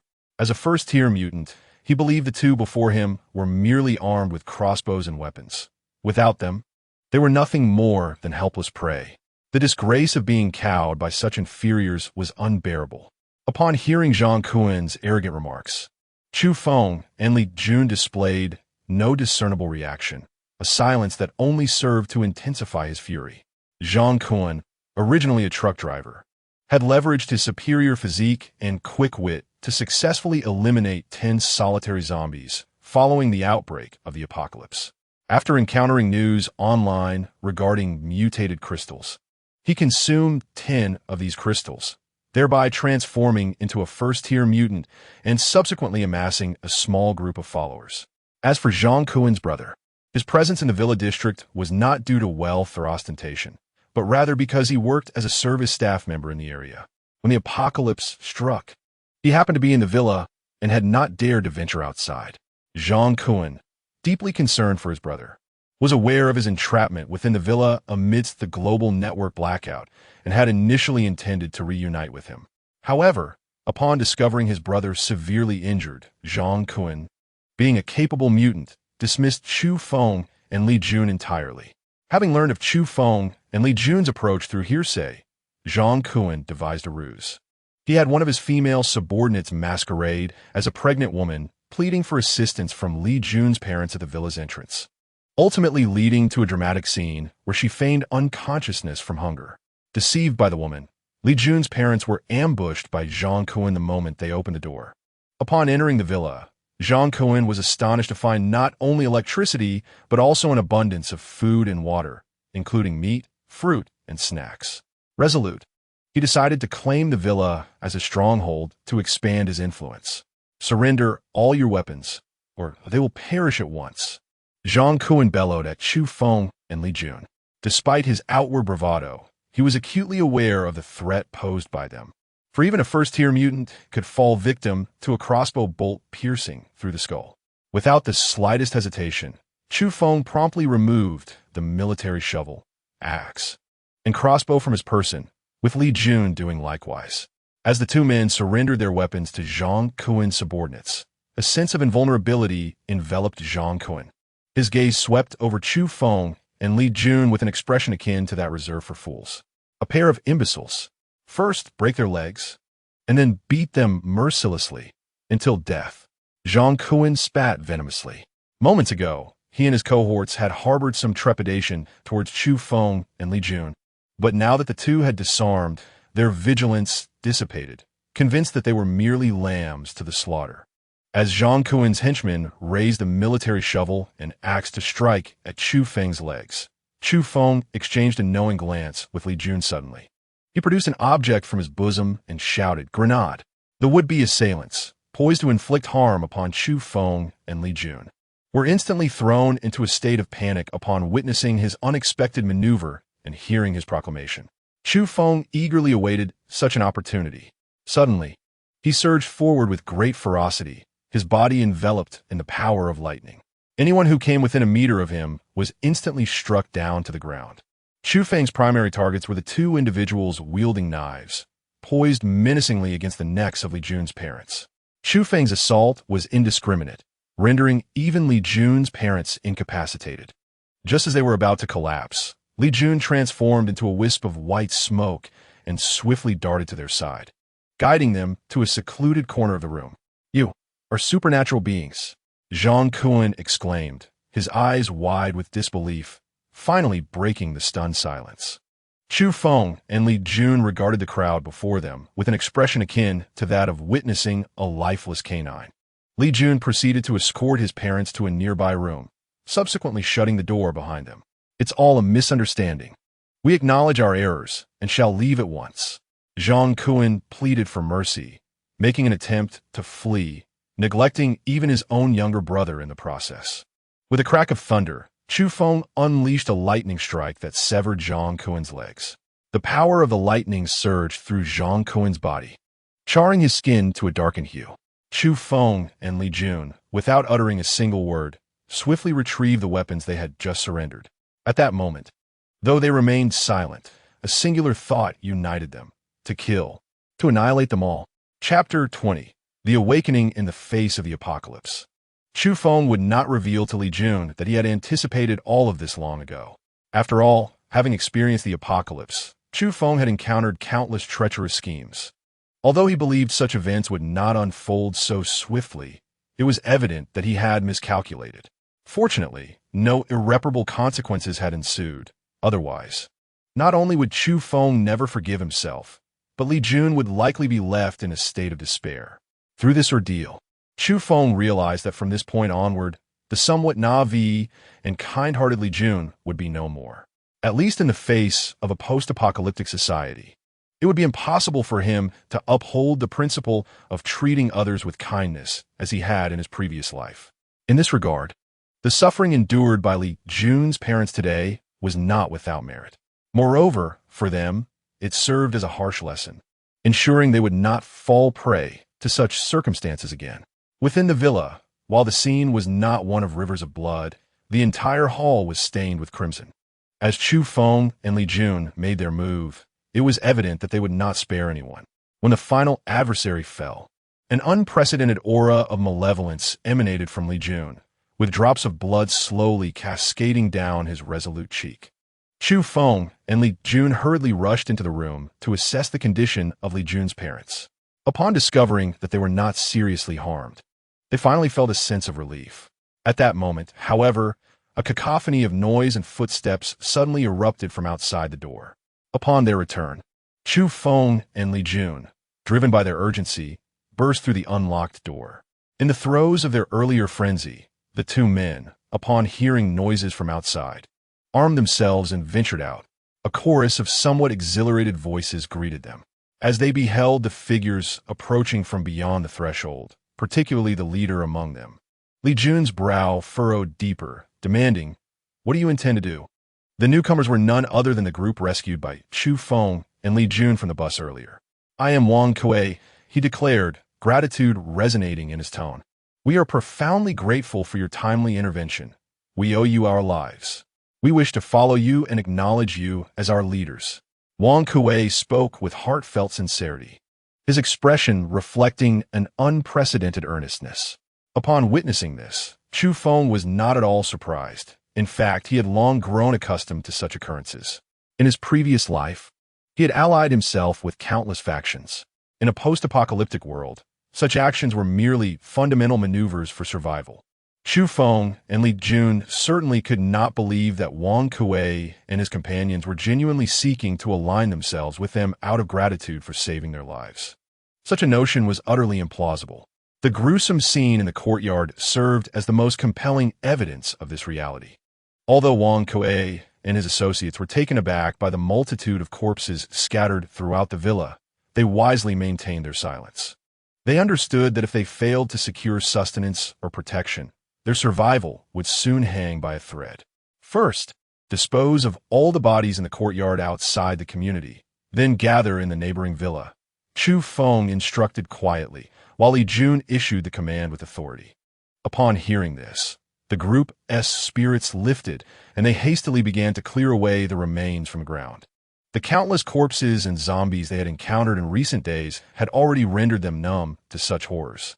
Upon returning to their room, Chu Feng observed the grave and earnest expression on Li Jun's face, realizing that Li Jun had likely reached a decisive conclusion. After a considerable pause, Li Jun finally looked up at Chu Feng and declared, "I wish to establish a formidable power."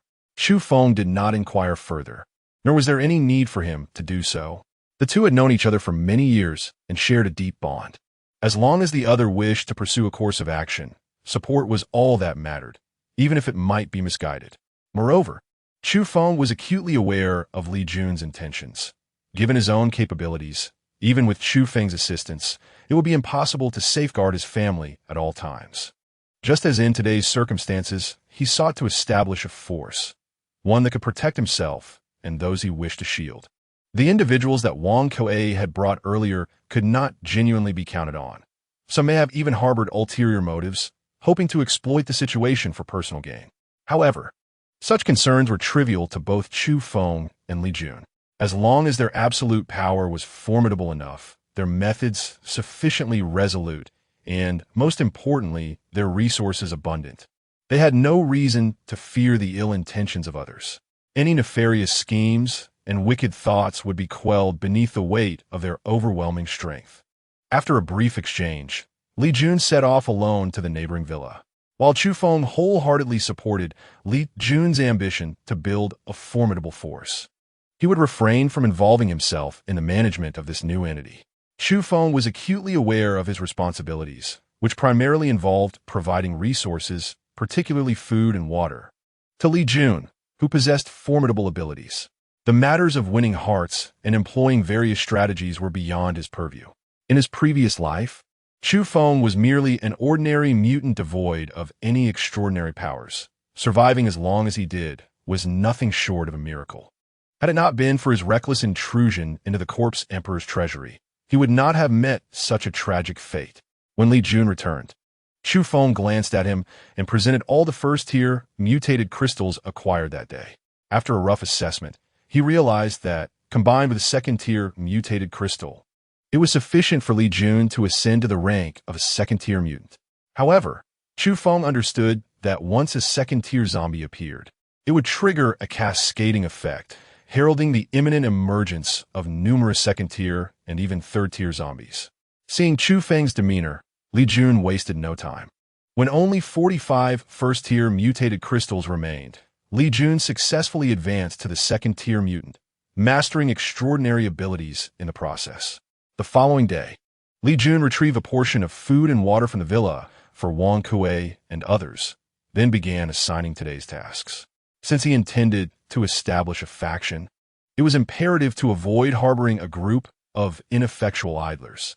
Li Jun instructed Wang Kuei and the others to expel the remaining survivors from the villa community, as he intended to transform this place into the foundation of his power. In the past, such thoughts would have been inconceivable to Li Jun. But after the events of the previous night, he had undergone a profound transformation. The zombies within the community had already been largely eradicated by Chu Feng and Li Jun, leaving the remaining villas untouched. As Li Jun issued his orders, he distributed some weapons to them and organized them into groups, insisting they complete their tasks within the morning. The supplies stored in the villa by Chu Feng and Li Jun would suffice for their quartet for 3 years. However, If they were to accommodate such a large group of individuals, it would hardly be adequate, likely failing to last even 2 months. Chu Feng was acutely aware that a plethora of supplies remained available outside. If he were to wait for 2 weeks, the fresh provisions would inevitably spoil and become inedible. Chu Feng desired to venture out alone in search of resources, but Li Jun was naturally reluctant. He wished to send someone to accompany Chu Feng, only to be met with a resolute refusal from him. How could he utilize his extraordinary spatial abilities with someone trailing behind him? Chapter 21. The Monkey Awakening His Innate Powers. After much persuasion from Chu Feng, Li Jun ultimately consented to allow Chu Feng to venture out alone in search of supplies. Although Li Jun had initially intended to accompany him, he was restrained by Chu Feng, who reminded him of the more pressing matters at hand. Simultaneously, Chu Feng cleverly set a trap for Li Jun, stating, "I require even more mutated crystals for my advancement than you do. The ones I acquired yesterday were entirely consumed by you. Will you not bring me back some today?" Upon hearing this, Li Jun nodded vigorously in agreement and indeed planned to finish his tasks at the villa before taking his newly recruited subordinates to hunt zombies and extract mutated crystals. Alone, Chu Feng steered his vehicle towards the southern second ring road, unabashedly collecting over 21st-tier mutated crystals along the way. Just as he had anticipated, he encountered only one second-tier zombie the previous afternoon, but on this journey, he stumbled upon 3. However, 2 of those zombies were situated at a distance, and upon spotting them retreating into a nearby residential area, he chose not to pursue. As for the remaining second-tier zombie, upon sighting Chu Feng's car, it charged towards him in a frenzied manner, only to be unceremoniously dispatched for its mutated crystal. Of course, Chu Feng's drive was not devoid of peril. Passing through a commercial street, he found himself pursued by hundreds of ravenous zombies, their roars echoing ominously as they surged towards him, a scene that was exhilarating to contemplate. Such thrills were not something Chu Feng wished to experience again before ascending to the 3rd tier. Undoubtedly, had he slowed, even slightly, the relentless horde would have reduced him to mere remnants, devoured by those frenzied creatures. Chu Feng parked his vehicle in front of a shopping mall, simultaneously igniting another car not far from the mall and cranking the music to its maximum volume. In no time, hundreds of zombies within the mall were drawn to the sound and poured out in a chaotic throng, creating a scene far more exhilarating than that of any film. When they failed to locate any human survivors, these ravenous zombies, crowded together, began to turn on one another in a frenzy of biting and attacking. Such is the nature of zombies. When human survivors are present, their primary targets are invariably the living. Yet, in the absence of survivors, they resort to attacking and tearing each other apart, seemingly driven by an instinctual urge to ascend. Chu Feng had already encountered several distinctly second-tier zombies among the horde. Should these zombies continue their rampant slaughter, it would not be long before 3rd-tier zombies inevitably emerged. A sense of urgency blossomed within Chu Feng as he stealthily entered the shopping mall, with zombies lurking everywhere. Many food items within the establishment had been tainted by their touch. Chu Feng found himself unable to discern which provisions were contaminated and which remained untouched. In his lowly state, consuming even a morsel that had been infected could swiftly lead to his transformation into one of the undead. His sole desire was to locate the warehouse within the mall, for the supplies there would, at the very least, offer a greater assurance of safety. After vanquishing more than a dozen zombies, Chu Feng finally located the warehouse. Upon seeing the tightly locked door, a surge of joy filled his heart. This was a clear indication that the supplies inside were secure. Fearing that breaking down the door would create too much noise and attract more zombies, he opted instead to attempt to twist the lock off with the handle of his axe. However, it became evident that he had somewhat overestimated his own strength. Suddenly, an idea sparked in his mind. With a mere thought, Chu Feng attempted to utilize his spatial abilities to relocate the entire warehouse. Yet, to his astonishment, he found himself unsuccessful this time. Could it be that this warehouse exceeds 3,000 cubic meters? Chu Feng could hardly believe that a supermarket could possess such an enormous warehouse. Then, with a shift in his thoughts, he applied his spatial abilities to the lock before him. In this instance, without any hindrance, Chu Feng effortlessly absorbed the lock into his own spatial realm. Chu Feng was elated. This spatial ability was indeed an unparalleled skill for stealing wealth and treasures. The supermarket had long since lost power, and although it was daytime, the warehouse remained shrouded in darkness. Chu Feng retrieved a high-intensity flashlight from his pocket and attempted to create some noise to ascertain whether there were any zombies lurking within the warehouse. After numerous checks, Chu Feng was convinced that no traces of zombies could be found inside the warehouse. Chu Feng once again attempted to utilize his spatial abilities to gather all the items within the warehouse, yet an inexplicable occurrence transpired. He failed once more. What could possibly be the reason behind this? A large question mark loomed in Chu Feng's mind. Subsequently, as he attempted to collect a pile of loose bread closest to him, he inevitably gathered all of it. This only deepened his confusion. What could possibly be amiss? Could it be that his spatial abilities had encountered a glitch? Just as Chu Feng was lost in thought, a faint sound suddenly pierced the silence of the enclosed space, becoming all the more pronounced. "Bold human, how dare you disturb the slumbering domain of the aged? Depart at once, or I shall ensure your body is shattered into 1,000 pieces and your bones scattered to the winds. Begone!" A voice of inexplicable authority resonated within Chu Feng's mind, sending a chill down his spine. It is crucial to note that this voice was not heard through his ears, but rather manifested directly in his consciousness. A truly terrifying experience. However, Chu Feng was not one to be easily frightened. Though he could not comprehend the situation, he was certain of one thing. This was certainly not the voice of a zombie. Given that the apocalypse had only erupted less than a week ago, it was improbable for advanced zombies to exist, and thus, such a phenomenon was beyond their capabilities. Furthermore, he found it hard to believe that this place was genuinely a so-called resting ground of the ancients. If it were truly a domain of such mythical entities, who in their right mind would consider a warehouse their sanctuary? That would indeed be a sign of folly. Chu Feng Feigen Ganmet, realizing that he had only received a reprimand after taking the bread from the warehouse. If he continued to collect, he might provoke the other party. With this thought in mind, Chu Feng promptly acted. Indeed, as he continued to gather supplies, the initial voice maintained its authoritative tone, speaking in a manner utterly incongruous with the present era. However, when Chu Feng had successfully collected all the boxes of fruit from the now powerless cold storage in the warehouse, a shadow could no longer contain itself and swiftly lunged toward Chu Feng. Chu Feng had long been on guard. In an instant, a bolt of lightning surged forth, striking at the dark figure. No matter how swift the shadow, could it possibly outpace lightning? The shadow was forcefully swept to the ground by Chu Feng, and at the same time, he directed the beam of his powerful flashlight toward it. To his astonishment, as the light illuminated the fallen figure, he discovered that it was a small monkey adorned with a tuft of red fur atop its head. Undoubtedly, it was this creature that had produced the earlier sound. The very fact that it was a living being prevented Chu Feng from transporting the entire warehouse into his supernatural space. Since this monkey was capable of direct mental communication with him, it could only mean one thing. It had awakened its latent abilities. Chapter 22. You old scoundrel. Bullying a monkey gazing at the monkey sprawled on the ground, smoke curling from its mouth. Its eyes rolled back in a comical display as if it had met its demise from the electric shock.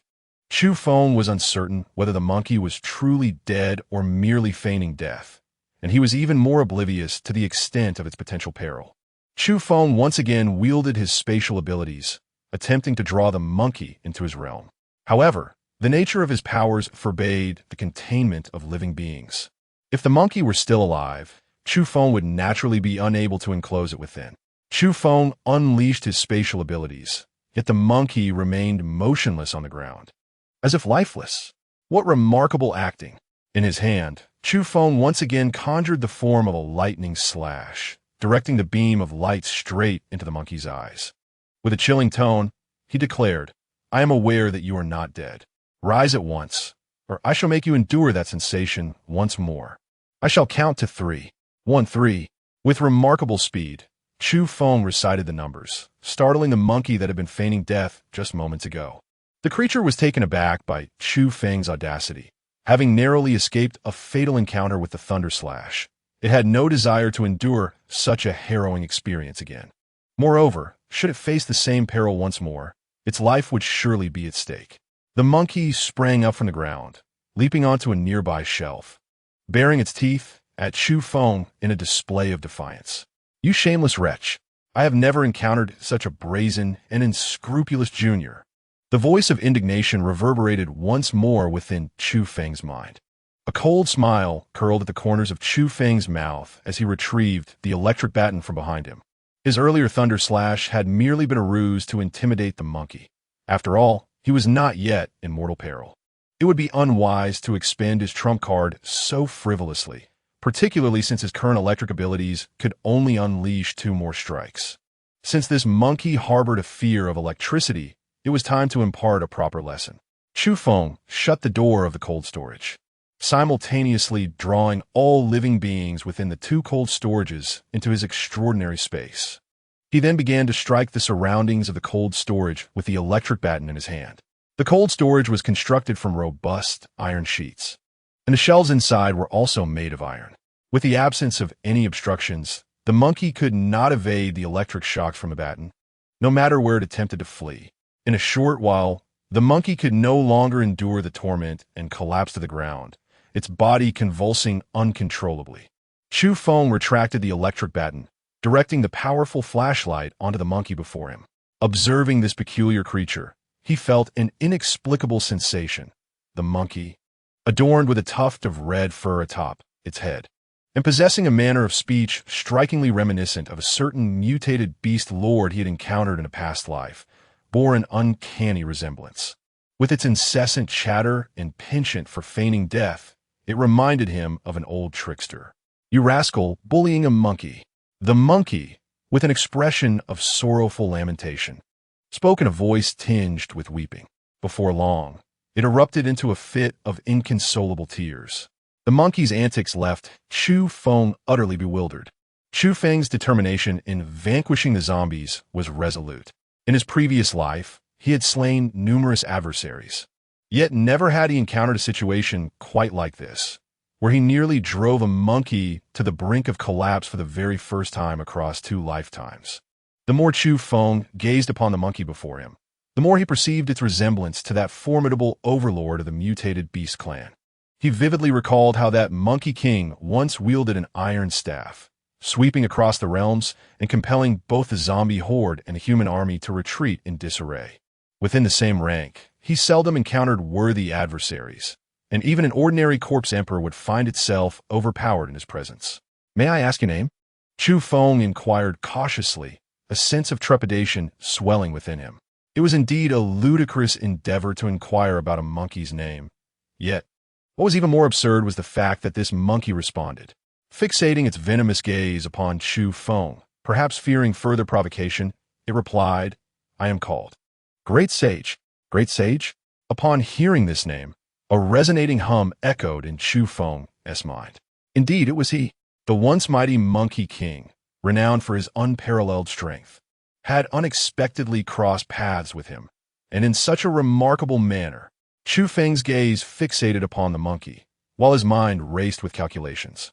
Undoubtedly, at this moment, the Great Sage's strength was not formidable. Should it grow to the level of royal power it possessed in its past life, it would surely devour Chu Feng whole. It is imperative to eradicate the threat in its infancy. As Chu Feng pondered deeply, he reached behind him and retrieved the military shovel. The Great Sage, still on the ground, wept pitifully, but upon seeing the fierce countenance of Chu Feng approaching with a weapon in hand, he abruptly sat up, wiping the tears from his face with his small paws. "Are you going to kill me?" The Great Sage's voice quivered with a hint of fear. "Of course not. How could you think such a thing of me?" Chu Feng replied, yet his footsteps betrayed his intentions as he advanced toward the Great Sage. "You harbor malice towards me." The Great Sage's voice trembled even more, yearning to rise and flee, but his battered body rendered him incapable of standing. "What did you say? Are you certain you can sense any malice emanating from me?" Chu Feng inquired once more. "I can feel your desire to kill me. Why do you wish to slay me?" The great sage's tone turned resentful, and his eyes glimmered with a hint of crimson. Witnessing this, Chu Feng became increasingly convinced that the monkey before him was indeed the Monkey King from past life. When a Monkey King prepared to fight desperately, it would trigger his rage skill, amplifying his combat prowess severalfold, capable of slaying gods and Buddha alike. This calamity must be eradicated before Chu Feng could close the distance. The great sage had already launched an attack against him, consumed by rage and seemingly oblivious to how he had fallen to such a state. In Chu Feng's grasp, the military shovel was infused with a tremendous amount of lightning power. However, to his astonishment, the great sage, in a fit of fury, soared with a speed that was more than double that of before. Previously, Chu Feng had easily dominated the great sage, yet now, the military shovel in his hand could barely graze the formidable opponent. With a sudden and forceful headbutt, the great sage struck Chu Feng's abdomen, sending him hurtling far away, nearly causing him to regurgitate his breakfast. Chu Feng was taken aback, his heart filled with trepidation. He hastily enveloped himself in the power of lightning as a means of protection. Chu Feng could confidently affirm that this great sage had certainly not consumed the mutated crystal, nor could he be considered a mutated beast. Nevertheless, he was still able to stand toe-to-toe with Chu Feng at this moment. Were it not for Chu Feng's lightning abilities, which instilled a profound caution in the great sage, it is likely that Chu Feng would have already been bested. The future Monkey King is indeed formidable. How dare you wish to slay me, you fiend? You have pilfered my sustenance, and now seek my demise, you scoundrel, you audacious thief of my provisions. The great sage moved with lightning speed, his voice incessantly clamoring, reminiscent of a child who has been grievously wronged. Upon hearing the incessant grievances of the great sage, Chu Feng surmised that this might indeed be the root of its true fury. At this moment, the great sage no longer feigned the profound voice of a hidden master. Although its tone was tinged with melancholy, it possessed an endearing quality that resonated in the ears. Suddenly, a bold thought emerged in Chu Feng's mind. Why not attempt to subdue it? Chapter 23. You have insulted me. Chu Feng was not in a hurry to vanquish the great sage. He was acutely aware that such fervent rage was bound by time, and given the great sage's currently diminished strength, the duration of this ferocity would undoubtedly be brief. Indeed, within less than 3 minutes, the once ferocious great sage, akin to a fierce tiger, began to slow his pace. Seizing the opportunity, Chu Feng delivered a powerful shovel strike that sent the great sage crashing to the ground. Although the great sage was gradually weakening, its spirit remained indomitable. As soon as it hit the earth, it rose once more, charging at Chu Feng. At this juncture, the great sage's methods of attack had become rather monotonous, relying solely on clawing, headbutting, and body slamming.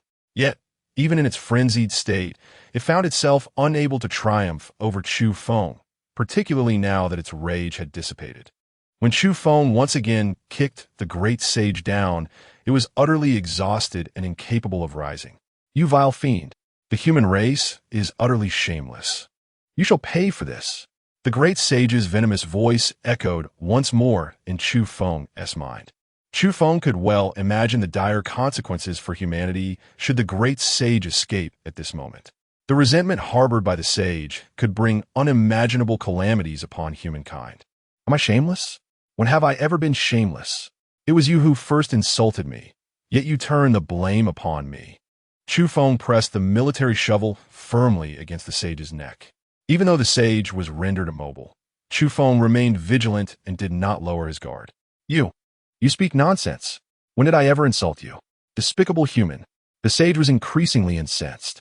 This vile human dares to bully me and yet accuses me unjustly. Truly, humanity is the most shameless of all. Did you not just call me a lowly character? Chu Feng inquired. The sage nodded. Did you not imply that I am beneath humanity? Chu Feng pressed further. The sage nodded once more. You claim that we harbor no enmity, that we are strangers. Why then do you speak of me in such a manner?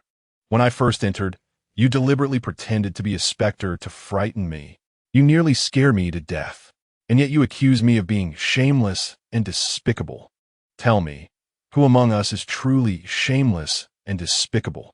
Chu Feng stood upon the moral high ground, launching an unrelenting verbal assault upon the sage. The sage's mind faltered, leaving him momentarily at a loss for words, beads of cold sweat forming upon his brow. If that were the end of it, I, being magnanimous, could choose to overlook it. Chu Feng feigned an air of generosity. Yet you still intend to kill me. The sage seized upon a perceived flaw in Chu Feng's argument, retorting swiftly. But you have insulted me, tarnished my dignity and my character. Chu Feng asserted with fervor and righteous indignation. I did not. You are unjustly accusing me. The monkey protested, unwilling to yield, mustering the strength of a thief caught in the act. Did you not just imply that I am your junior? Chu Feng pressed. What of it? The monkey replied, perplexed. You have thus insulted me. Chu Feng's voice took on a harsh edge. Do you understand what it means to be a junior? Who qualifies as such? A son, a nephew, even a grandson, all are considered juniors. You come forth seeking to claim the role of my forebear, my elder. Tell me, is this not the greatest affront imaginable? Am I wrong to contemplate your demise? As Chu Feng uttered his final words, his voice surged with intensity, one foot firmly pressing against the great sage's leg, while the military spade in his hand was pressed harshly against the sage's neck, constricting his breath. In this moment, the monkey was genuinely alarmed. Just moments ago, he had presumed that Chu Feng was a despicable and shameless perpetrator of wanton violence. However, upon hearing Chu Feng's words, he became acutely aware of the grave insult he had levied against him. It must be said that the great sage was indeed an extraordinary creature. At this juncture, Chu Feng observed the monkey's face as though gazing upon a human, for its expressions were remarkably rich, almost indistinguishable from those of a person. Furthermore, the audacity of claiming that I am stealing your food is utterly absurd. It is my sustenance that you are pilfering. The great sage felt a pang of disquiet in his heart, recognizing his own wrongdoing. Yet the fact that Chu Feng had come to seize his possessions was irrefutably true. The provisions in this storeroom belong to our human market. Thus they rightfully belong to us. As a member of the human race, they are undoubtedly mine. Chu Feng continued to instill this notion in the great sage's mind, asserting, you are merely a monkey. The items in this storeroom are neither purchased by you, nor cultivated by you, nor are they yours by any means. It is more than benevolent of me to allow you to reside here without accountability for so many days. Instead of expressing gratitude, you dare to accuse me of theft? Now I ask you, are the items in the storeroom truly yours? Under the stern interrogation of Chu Feng, the monkey appeared somewhat flustered. Indeed, the items in this warehouse were discovered by me, yet they cannot truly be deemed mine. I have taken the possessions of the human race. As Chu Feng observed the myriad emotions playing upon the face of the great sage, he readied himself to deliver another striking blow.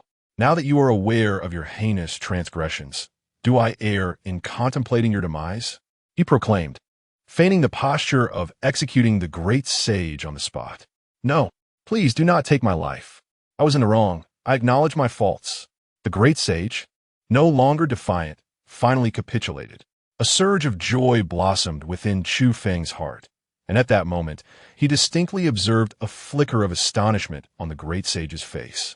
Suddenly, it seemed as if an epiphany struck Chu Feng, prompting him to urgently inquire, do you know what I am currently contemplating? The great sage initially nodded, only to quickly shake his head in negation. What does this mean? Clarify your words. Otherwise, I shall not spare you. Chu Feng continued, his tone filled with fierce determination. I do not know what thoughts occupy your mind, but just now, I sense that you harbored no intent to kill me. You do not wish to slay me? As he uttered these words, the great sage himself appeared to be engulfed in doubt, seemingly unable to fully accept the notion. A chill ran through Chu Feng's heart. This Monkey King truly possessed the ability to sense the goodwill and malice of humans.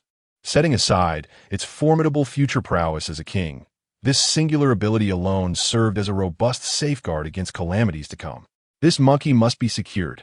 Well, you guessed correctly. Chu Feng not only sheathed the military shovel he held, but also withdrew his foot that rested upon the Monkey King's back. Why have you suddenly lost the desire to kill me? The monkey questioned, a myriad of doubts swirling within its mind. You just acknowledge your mistake before me. and I have forgiven you. Thus, there is no reason to end your life, Chu Feng replied, adopting an expression of nonchalance. This only deepened the monkey's confusion. Was it truly that simple? The Monkey King found it difficult to believe. As the Monkey King pondered these thoughts, Chu Feng, right before its eyes, activated his spatial abilities, drawing all the other items from the warehouse into his realm. While I have an abundance of bananas, apples, and peaches, these are possessions of my human kin and cannot be squandered. You ought to seek another refuge, he stated. After a moment's contemplation, Chu Feng continued, outside. The world is overrun with zombies. The majority of the food has been tainted by them. If you mistakenly consume any contaminated sustenance, you may end up like them. So exercise caution. With that, Chu Feng feigned departure, yet inwardly resolved that should the monkey not take the initiative to accompany him, he would bind it and carry it away. Chapter 24. Deceiving the Monkey King. Chu Feng, now engaging in idle chatter, managed to astonish the great sage monkey. However, he was acutely aware that such nonsensical banter would scarcely deceive the great sage for long. If he did not subdue the great sage at this moment, his only option would be to eliminate it, as the repercussions could be dire. Chu Feng endeavored to maintain control over his thoughts, resolutely refraining from contemplating any harm against the great sage. Should it detect his ill intentions, coaxing the little monkey would become an exceedingly arduous task. As Chu Feng hastened towards the doorway, he did not hear the great sage monkey calling out to him. Chu Feng feigned indifference as he casually retrieved a succulent peach from his extraordinary space, one that was larger than an apple. The monkey, unable to resist the allure of the peach, was captivated. Earlier, when Chu Feng had collected all the supplies from the warehouse into his extraordinary space, the fruits constituted only a small fraction of the total. Most of what he found were merely apples, pineapples, and durians. He had not encountered any peaches. Moreover, after so many days, the warehouse's refrigeration had long ceased, rendering the fruits far from fresh. There was simply no comparison to the tender peaches that Chu Feng had scavenged from the grand supermarket on the very day the apocalypse began. As Chu Feng ambled along, savoring his meal, his peripheral vision remained fixated on the Monkey King. As anticipated, no sooner had Chu Feng taken his first step than the Monkey King followed suit.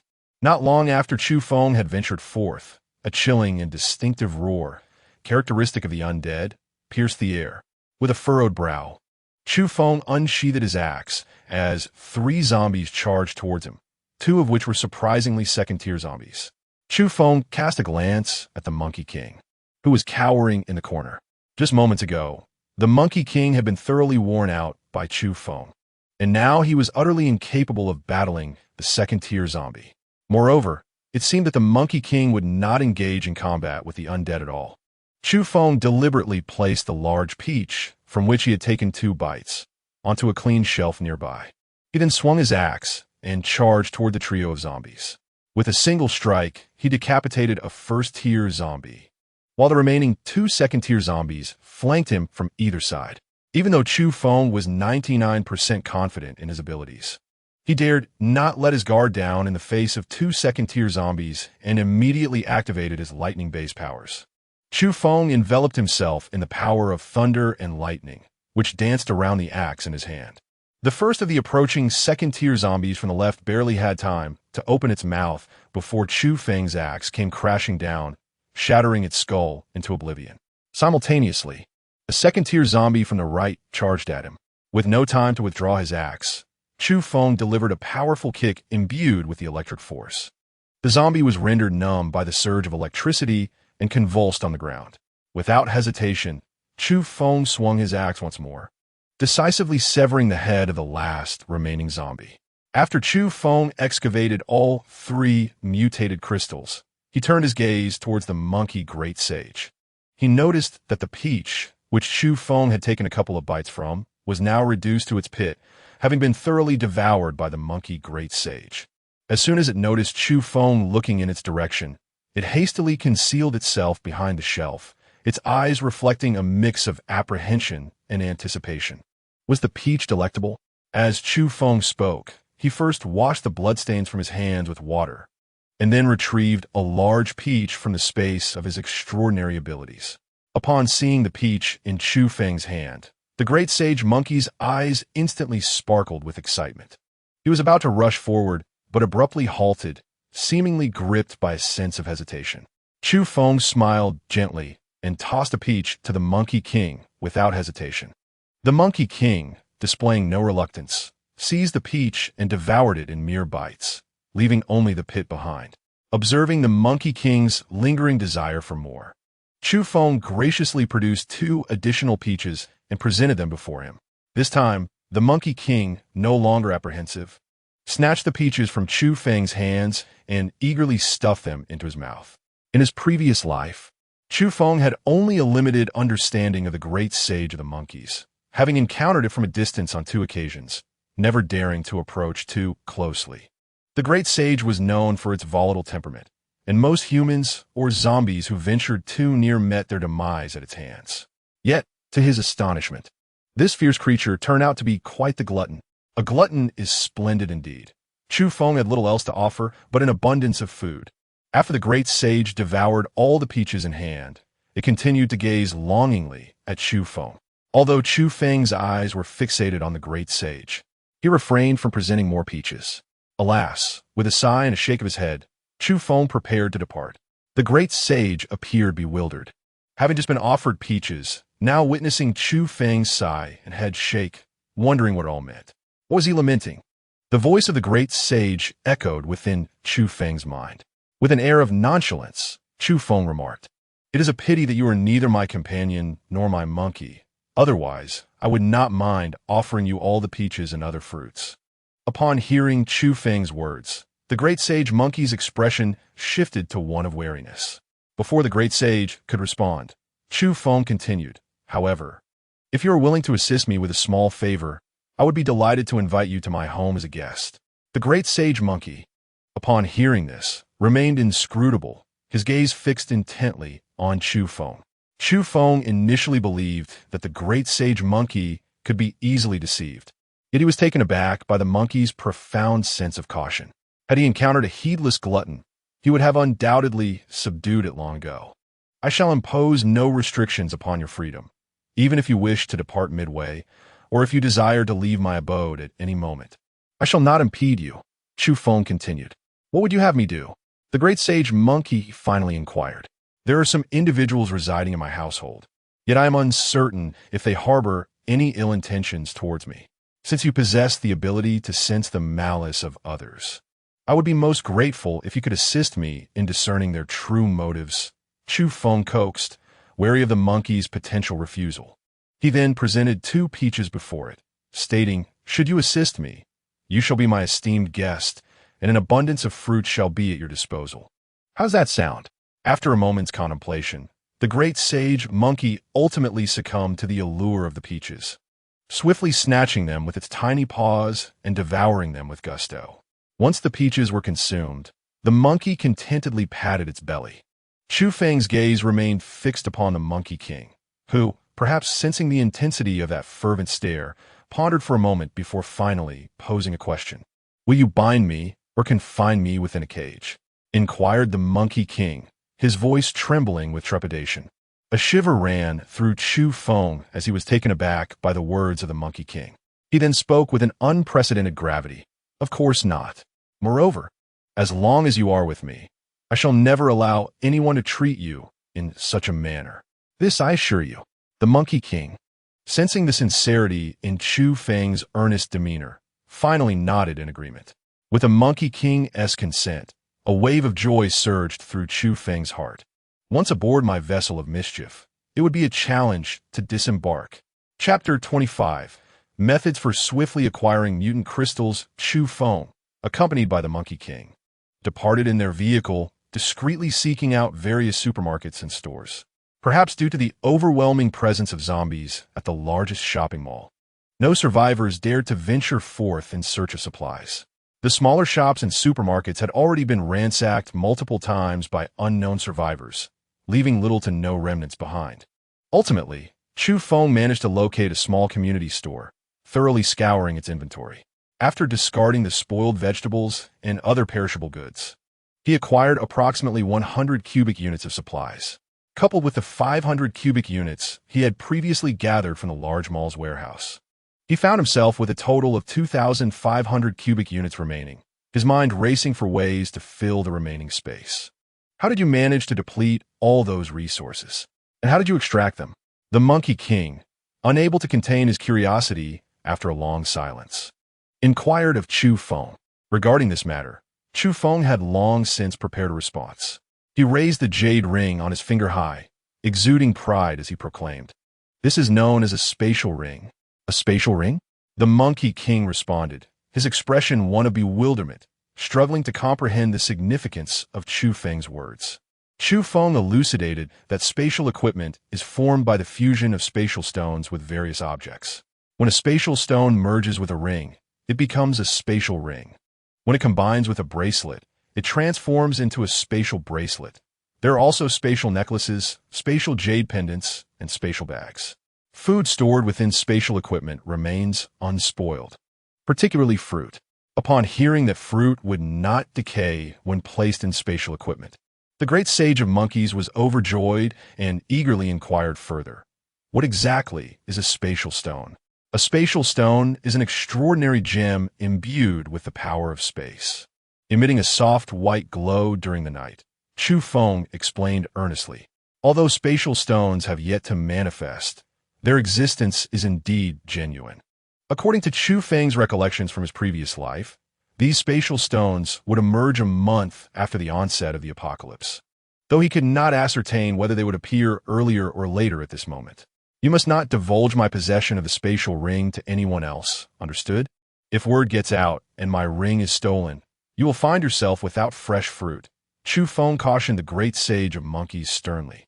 Hearing this, the great sage nodded vigorously, assuring that he would never let such information slip. The extraordinary spatial abilities of Chu Feng remained unspoken even to Li Jun, let alone to a mere monkey. As for the emergence of spatial equipment, it is merely a matter of time. Once Chu Feng acquires such an item, skepticism regarding his possession of spatial powers will dissipate. After all, at this moment, Chu Feng is revealing only his lightning-based abilities, and individuals endowed with dual powers are exceedingly rare in this world, not to mention that one of those powers is the exceptionally rare spatial ability. As Chu Feng continued to search for the target while driving, he suddenly spotted two large tankers parked by the roadside. The sight of the tankers sparked a fleeting thought in his mind. In his previous life, a prominent figure had shared an experience of single-handedly battling hordes of zombies during the initial days of the apocalypse, a feat made possible largely due to the presence of tankers.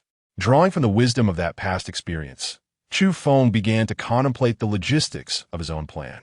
It wasn't long before he identified an appropriate location, leading him to approach the tankers. As Chu Feng observed his surroundings and found no one in sight, he swiftly transported two oil tankers into his supernatural space. Subsequently, he drove to a sunken square, which was originally a recreational area for citizens to exercise and enjoy leisure activities, now devoid of any presence. Chu Feng first extracted one of the fuel tankers, then forcefully opened the valve, causing gasoline to cascade down the square like water. As the fuel from the tanker began to dwindle, he swiftly activated a nearby sedan, cranked the sound system to its maximum, and maneuvered the vehicle to plunge into the center of the concave square. Having accomplished this, Chu Feng quickly concealed himself within the confines of the car. The Monkey King, bewildered by Chu Feng's peculiar actions, emitted a series of curious sounds typical of its simian nature. In a state of alarm, Chu Feng swiftly pulled the Monkey King into his embrace, fearing that the creature might inadvertently attract the horde of zombies. He then produced a banana to silence the beast's incessant chatter. Within a mere 10 minutes, the cacophony of music emanating from the vehicle had drawn in zombies from a radius of 2,000 meters.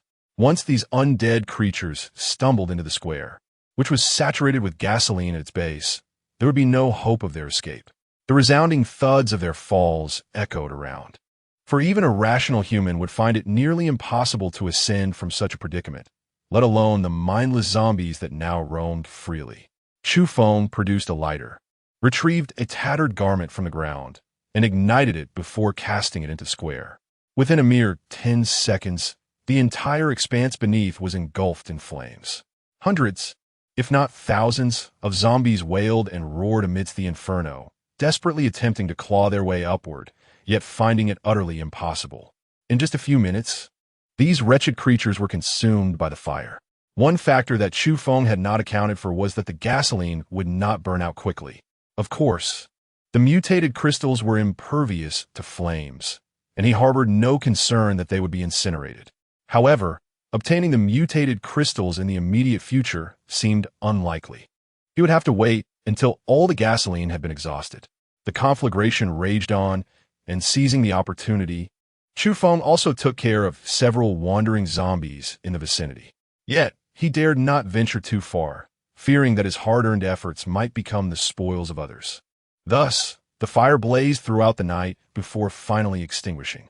The temperature within the chamber had completely subsided, prompting Chu Feng to hasten forward. The corpses of the zombies inside had been incinerated to a pristine state, and, among them, a fragment glistening with the radiant hues of the morning sun seemed to beckon to Chu Feng with its resplendent brilliance. With a heart brimming with joy, Chu Feng hurriedly approached to collect the mutated crystals. After a careful count, he discovered a total of 870 first-tier mutated crystals and 52 second-tier ones, sufficient for his advancement. He could hardly believe that he had amassed such a bounty in a single encounter. However, he understood that this tactic could not be employed repeatedly. As the zombies' levels rose, such rudimentary tricks would prove utterly ineffective, and gasoline would be incapable of restraining them from escaping these primitive traps. Just as Chu Feng was preparing to gather his belongings and depart, a sudden roar of engines erupted nearby. Moments later, 3 vehicles came to a halt not far from him. Witnessing this scene, Chu Feng immediately sensed that the newcomers meant trouble, prompting him to retrieve the crossbow he had not used for 2 days. Chapter 26. The place concealing great treasures, Chu Feng brandished his crossbow, adopting a stance of utmost vigilance. Simultaneously, he secured the pouch that had previously contained the mutated crystals to his waist, while the crystals themselves were transferred into his extraordinary spatial realm. Casually, he tossed a few loaves of bread into the pouch. The Monkey King dashed towards him, promptly leaping on his back. From the 3 vehicles, a total of 12 individuals emerged, each one appearing rather brutish, deliberately clad in sleeveless vests to flaunt their well-developed musculature. There was malice in their demeanor. The Monkey King cautioned. This was evident to Chu Feng as well. The individuals before him regarded him with blatant contempt, as if he were merely a lamb awaiting slaughter. What do you want? Do not approach. Chu Feng feigned a look of panic, aiming his crossbow at the foremost individual. The 12 individuals before him displayed no signs of fear. After all, the numerical advantage was evident. Moreover, it was clear that any one of the 12, judging by their imposing physiques, could easily overpower Chu Feng. "Brother, no need to panic. Did you set this fire?" inquired a bald man at the forefront, whose chest bore a prominent tattoo of a wolf. Chu Feng discerned the malevolent gaze directed not at him, but rather at the Monkey King, who resided behind him. Observing that Chu Feng hesitated to respond, one of the henchmen beside him unleashed a torrent of ire. "Brother, one is inquiring about you. Are you daft, boy? The fire was not ignited by me. I merely passed by, hoping to discover something of value within." Chu Feng feigned a demeanor of utmost caution. Chu Feng is far from being a mindless, hot-blooded youth. He would never seek trouble by resorting to violence unless absolutely necessary. Although the apocalypse has rendered acts of murder and plundering commonplace for many, it is still in its infancy, and there are plenty of food supplies and resources available for those willing to search for them, with a bit of caution to avoid large hordes of zombies. This task is not insurmountable. Chu Feng does not believe that these individuals would resort to extreme measures against him just yet. It is wiser to bide his time and assess the situation.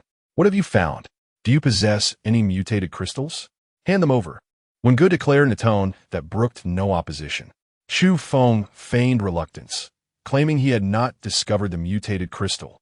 For all the zombies within had perished in flames, the mutated crystal was likely incinerated as well. Few were aware that the mutated crystal could withstand fire, And Chu Feng lied without a hint of hesitation.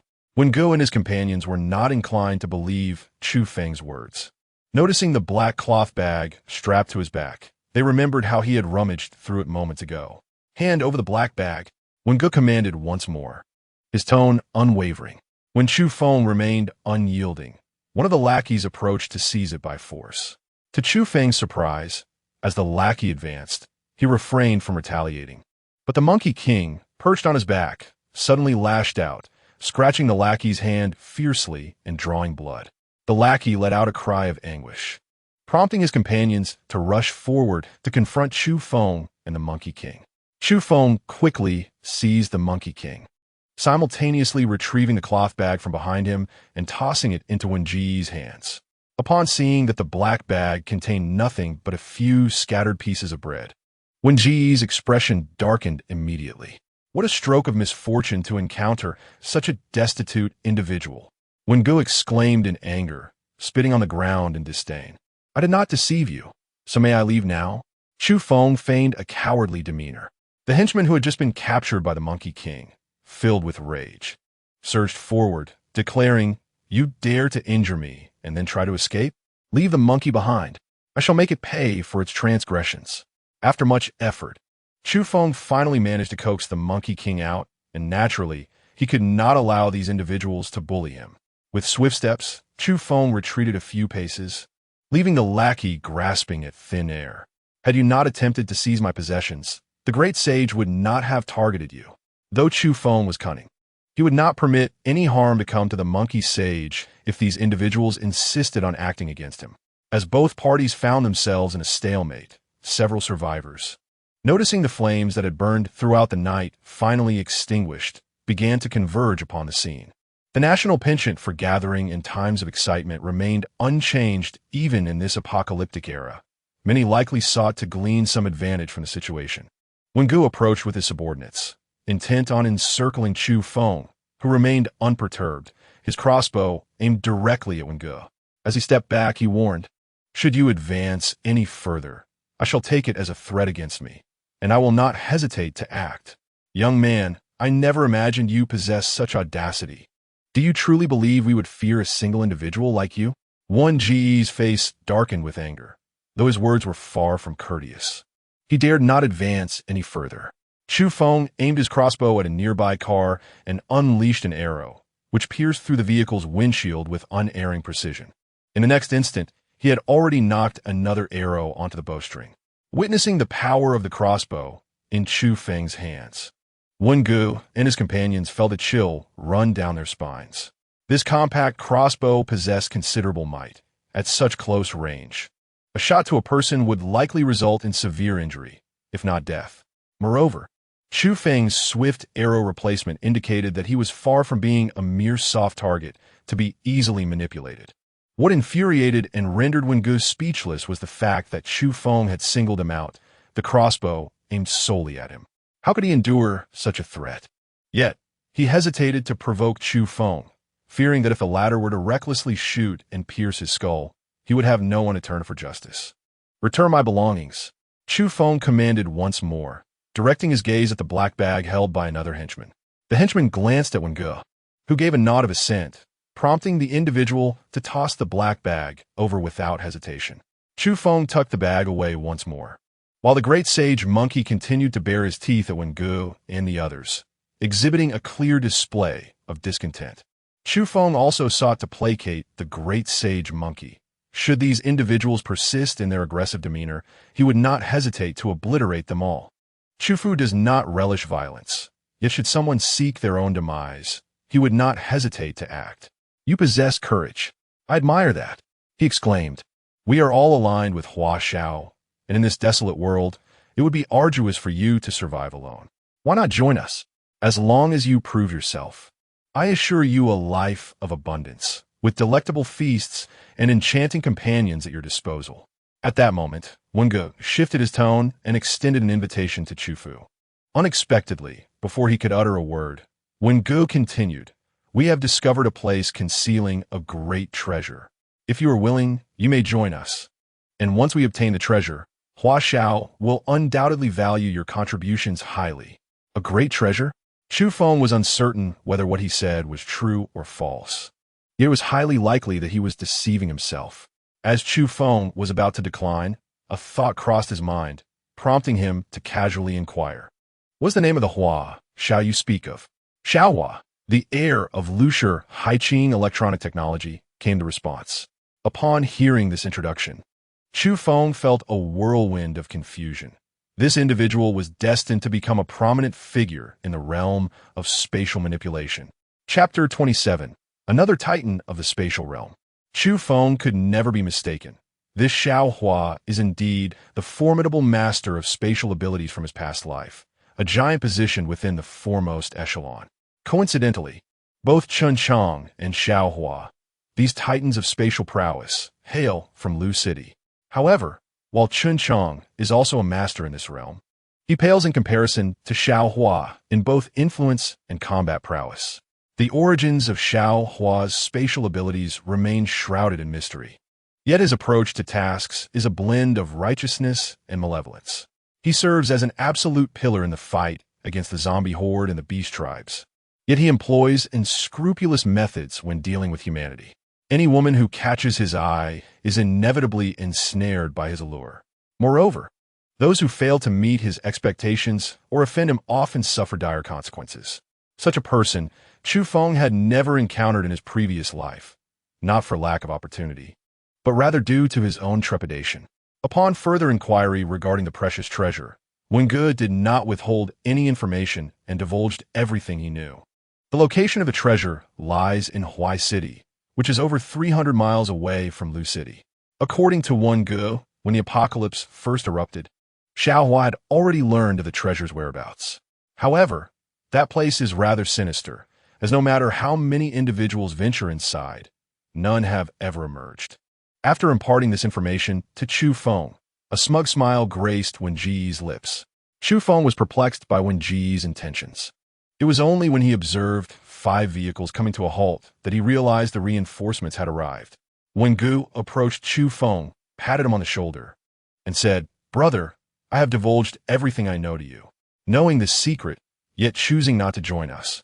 Do you truly believe that Hua Xiao will let you off the hook?" In the face of Wenge's veiled threat, Chu Feng remained unfazed. Despite the considerable number of individuals present, he knew that if he wished to flee, they would be powerless to stop him. Just as he hesitated, the occupants of the 5 vehicles disembarked, and the foremost among them was Xiaohua. Upon seeing Xiaohua, Chu Feng instinctively felt a sense of resistance and fear. For this man bore a notorious reputation in his previous life that was impossible to disregard. Xiaohua appeared indifferent to the situation before him. Instead, he directed his companions to gather all the nearby onlookers who had survived, while also distributing supplies to the crowd, primarily consisting of instant chicken feet, chicken legs, and pig trotters, all wrapped in packaging. Witnessing this, Chu Feng could not help but marvel at the grandeur of it all. If he were to utilize such provisions to recruit subordinates, he would undoubtedly hesitate to part with them. In a short span of time, the onlookers, who had just benefited from the distribution, eagerly expressed their desire to join Xiaohua's ranks upon hearing the enticing promises he painted for them. Concurrently, Xiaohua revealed his discovery of treasure, proclaiming, "As long as you join our Haiqing guild, we shall be brothers. Once we reach our destination, any treasures you uncover will be yours to keep half." Xiaohua once again extended his enticing offer to the crowd. Chu Feng was utterly incredulous towards Xiaohua's words. His curiosity was piqued regarding the origin of Xiaohua's spatial abilities. A brief calculation of the timeline suggested that Xiaohua should not have acquired such powers at this juncture. After all, Xiaohua began to emerge prominently only 6 years after the apocalypse had erupted. Now, with merely about a week having passed, it seemed implausible that Xiaohua could have obtained spatial abilities at this time. Given his temperament, how could he have remained so composed for so long? After careful contemplation, Chu Feng realized that with his innate lightning abilities and the presence of the great sage monkey by his side, who possessed the remarkable ability to sense the morality of others, his self-preservation was undoubtedly assured. Determined to uncover the truth, Chu Feng followed Xiaohua and his group. The newly recruited superhumans were brimming with excitement upon hearing Brother One and others mention the pleasures of food and beauty awaiting them at the guild's headquarters. For the men, even in the apocalypse, their inherent nature remains unchanged. After all, how else could one explain the saying, "To die under the peony is to be a spirited ghost"? Xiao Hua gathered over 100 survivors at his guild's headquarters, which was merely a 3-story commercial building. Originally a public amusement park, it had been transformed into a temporary shelter after Xiao Hua and his companions cleared out the undead within. Before even stepping inside, a cacophony of screams and pleas for mercy echoed through the air. Upon entering, Chu Feng was taken aback by the scene before him. In the absence of laws and regulations, the darker sides of human nature were magnified without restraint. The malicious thoughts that one might only dare to entertain in the privacy of their mind were now unleashed without regard for consequences. The phrase in the apocalypse, "Human life is as cheap as paper," aptly encapsulated the grim reality of this world. Moreover, women who once held esteemed positions in society found themselves reduced to the lowest of statuses in this new era. Many were willing to submit to men for the sake of a morsel of food, even if it meant enduring a night of degradation for a mere sausage. If their daily sustenance was assured, they would follow their captors devotedly, allowing themselves to be toyed with at will.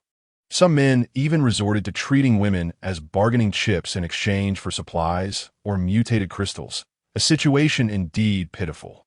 Yet, the most tragic were those innocent women, unscathed by wrongdoing, who possessed only beauty and grace, but lacked the means to defend themselves in this ruthless world, with no one to protect them. At that moment, in the marketplace, a group of over 30 women was being subjected to torment by Xiao Hua subordinates. With a wave of his hand, Xiao Hua permitted the newly acquired survivors to indulge freely. Facing these challenges, Chu Feng refrained from taking action, nor did he charge forward like a wild beast. The great sage monkey, on the other hand, displayed no fear towards the situation before him. Instead, he was filled with a profound curiosity. Chu Feng covered the eyes of the Monkey King and sought a secluded spot to rest his eyes. Thus, he spent the entire day in this place. Initially, there were already 500 to 600 people gathered here, and within a day, Xiao Hua had brought in an additional 300 individuals, all of whom were led into this bustling commercial city. On the following day, as dawn broke, Brother One, accompanied by a throng of people, produced a horn to summon everyone to prepare, for today they were set to embark on a treasure hunt. Upon hearing this, the crowd erupted with excitement. Chu Feng's gaze remained fixed on the composed Xiao Hua upstairs. From a smile that lingered at the corners of this fellow's mouth, Chu Feng realized that this operation was likely fraught with peril. The individual above was exceedingly dangerous. Suddenly, the voice of the Monkey King echoed in Chu Feng's mind. Chu Feng turned to the great sage of monkeys and inquired softly, "What makes it dangerous?" "He harbors malice towards everyone here," replied the great sage. Everyone. Upon hearing this, Chu Feng's brow furrowed even deeper. Could it be that this individual wishes for the demise of all present? Chapter 28. The Cave of the Taoist Immortal. Nearly 1,000 people, traveling in a fleet of over a dozen buses and more than 30 cars, moved majestically towards Huai City. Chu Feng occupied a seat by the window on one of the buses, which was filled to capacity with passengers.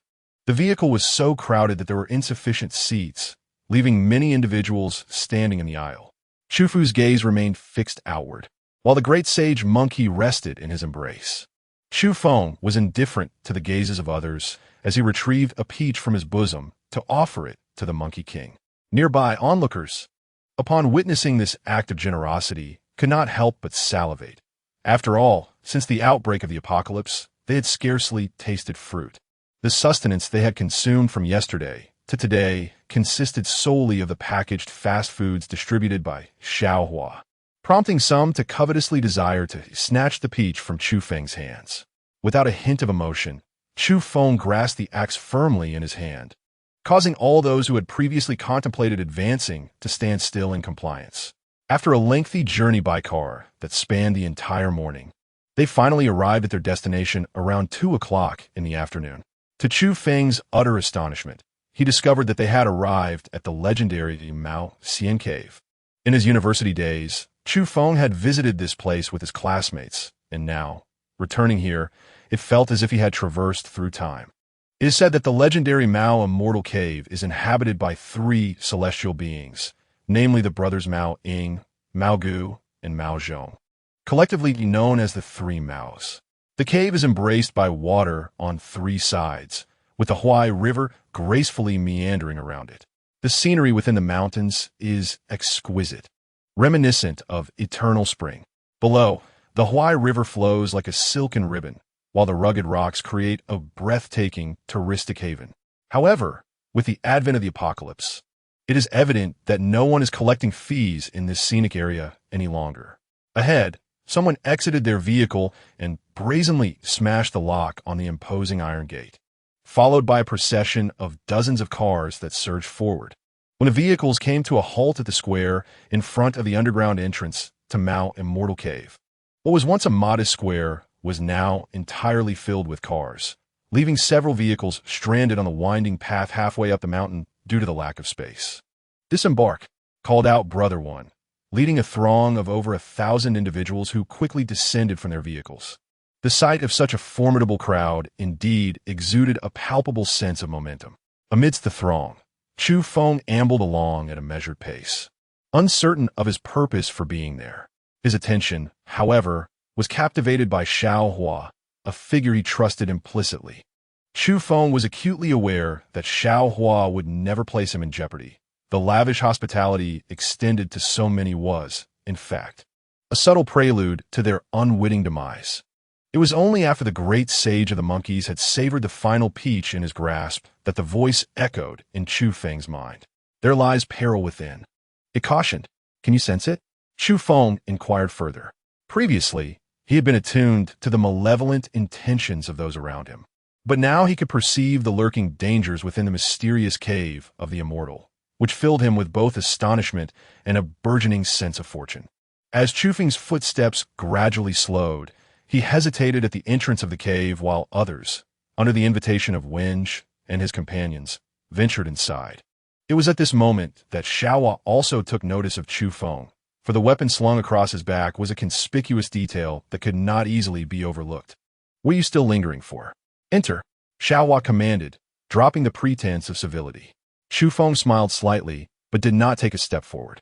To his astonishment, Xiaohua unexpectedly drew a gun from his pocket.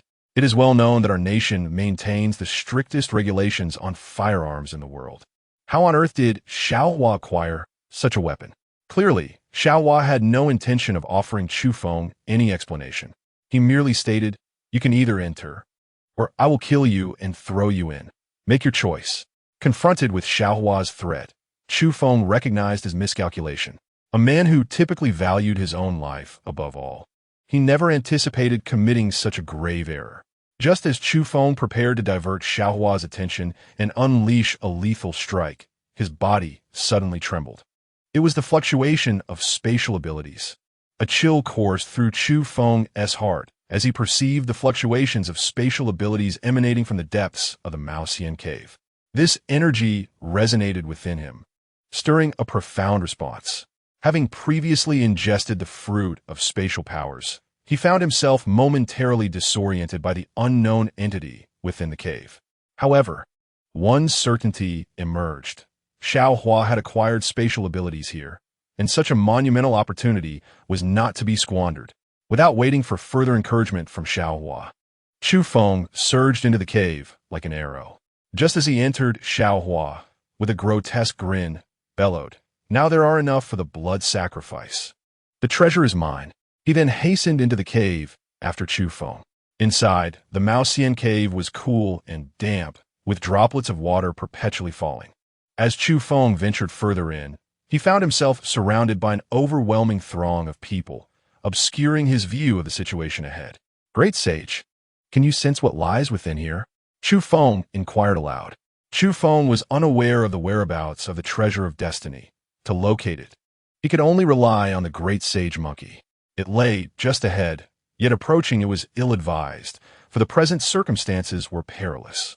The voice of the great sage monkey trembled slightly, his body restless and uncontrollable as it scurried about on Chu Feng's back, exuding a palpable sense of agitation. Chu Feng cradled the Monkey King in his arms, offering peaches and bananas in an attempt to soothe the creature's agitated spirit. However, this strategy proved futile at that moment. "Fear not, I shall protect you," Chu Feng proclaimed earnestly. Perhaps his words had a calming effect, for the Monkey King became less restless, choosing instead to remain motionless within Chu Feng's embrace. Meanwhile, the group ahead, under the leadership of Brother One, continued their journey. Within a mere 5 minutes, the Monkey King suddenly issued a warning to Chu Feng. With a swift roll, Chu Feng plunged into the nearby cavern. In the next moment, an inexplicable and formidable energy surged forth, causing the previously untroubled individuals traversing the passage to emit terrified and anguished cries. The cacophony of screams was short-lived, while the Monkey King trembled in Chu Feng's embrace. Just as Chu Feng was about to peer into the unfolding situation, Xiaohua, who had been lingering at the rear of the group, finally emerged. Shortly thereafter, a series of gunshots shattered the tense atmosphere. Those who had narrowly escaped peril were now not spared from Xiaohua's ruthless onslaught. His sinister laughter echoed within the cave, sending chills down spines. My treasure is mine," Xiaohua bellowed, the gunfire relentless. As Chu Feng silently summoned the thunderstrike, the moment Xiaohua passed by him, Chu Feng unleashed a thunderous blow directly upon Xiaohua's chest. Thus, a once formidable figure, a notorious hero of the past whose legacy was marred by both praise and condemnation, met his untimely demise. After Chu Feng eliminated Xiaohua, he shot 2 more arrows into his body to prevent any possibility of revival. This was consistent with Chu Feng's approach in his previous life. Whether dealing with humans or zombies, he would always deliver a couple of extra blows to ensure absolute certainty. This seemingly simple act had saved Chu Feng on numerous occasions in his past life. Chu Feng emerged from the cave, and what unfolded before his eyes truly left him astonished. He beheld the sight of nearly 1,000 corpses in the cavern, which instantly withered, their blood flowing in reverse, defying the laws of physics as it surged upwards. Chapter 29. The Mutated Flora. Upon witnessing the scene before him, Chu Feng found himself at a loss for how to proceed. Xiaohua, whom he had just dispatched, had likewise withered away, transforming into a stream of blood that gradually ascended. Although Chu Feng was taken aback, the immense opportunity before him was too significant to disregard. Chu Fu was enveloped in a cocoon of thunder and lightning, safeguarding himself against unforeseen occurrences. As he advanced less than 100 meters, a sudden blaze of crimson engulfed his vision, accompanied by an extraordinary sensation that ignited a fervor within his being, compelling both his spirit and body to move forward. Chu Feng's expression was blank, while the Monkey King was in a state of great anxiety. Ultimately, the Monkey King leaped onto Chu Feng's shoulder and delivered a resounding slap to his face. As Chu Feng emerged from his reverie, he touched his stinging left cheek and cast another glance at the great sage monkey. "You were utterly lost in your thoughts just now. No matter how I tried to alert you, you remained unresponsive," the great sage monkey explained, anxious that the forceful slap he had delivered earlier might invoke Chu Feng's ire. With a sense of trepidation, Chu Feng found himself unable to advance even a single step.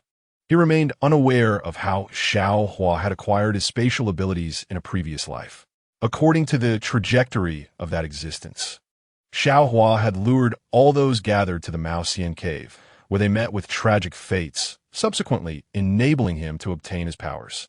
Now, however, only Chu Feng remained, and he had not the faintest idea of how to attain such abilities. What indeed must be done? Chu Feng glanced once more at the Monkey King nestled in his arms, who was anxiously scratching his ears and urging him to leave without delay. After a prolonged moment of contemplation, Chu Feng resolved to bide his time. Even if golden mountains and silver seas lay ahead, he dared not seize them without certainty. After all, if he were to lose his life, whom could he turn to? Chu Feng perched the Monkey King upon his shoulder, positioning him to face away, serving as a vigilant watchman. Meanwhile, Chu Feng retreated cautiously, vigilant of potential dangers lurking ahead or behind. At that moment, in the highest and deepest recess of the cave, A flower cluster exuded a captivating crimson glow, and directly above it lay a blood-red flower disk.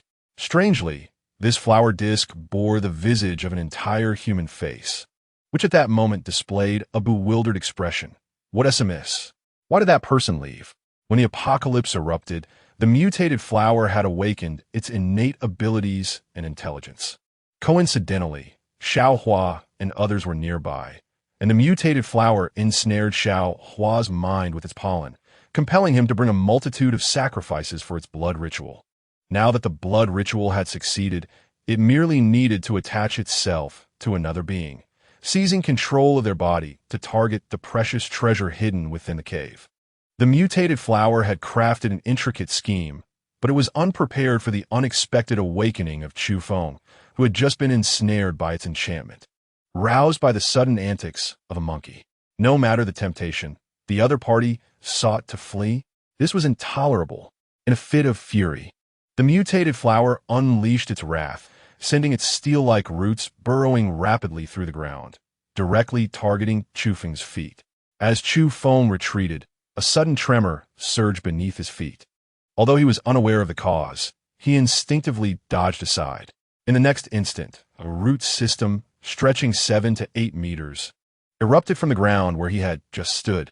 Despite Chu Feng's swift reaction, one of the roots struck him, though it inflicted minimal damage.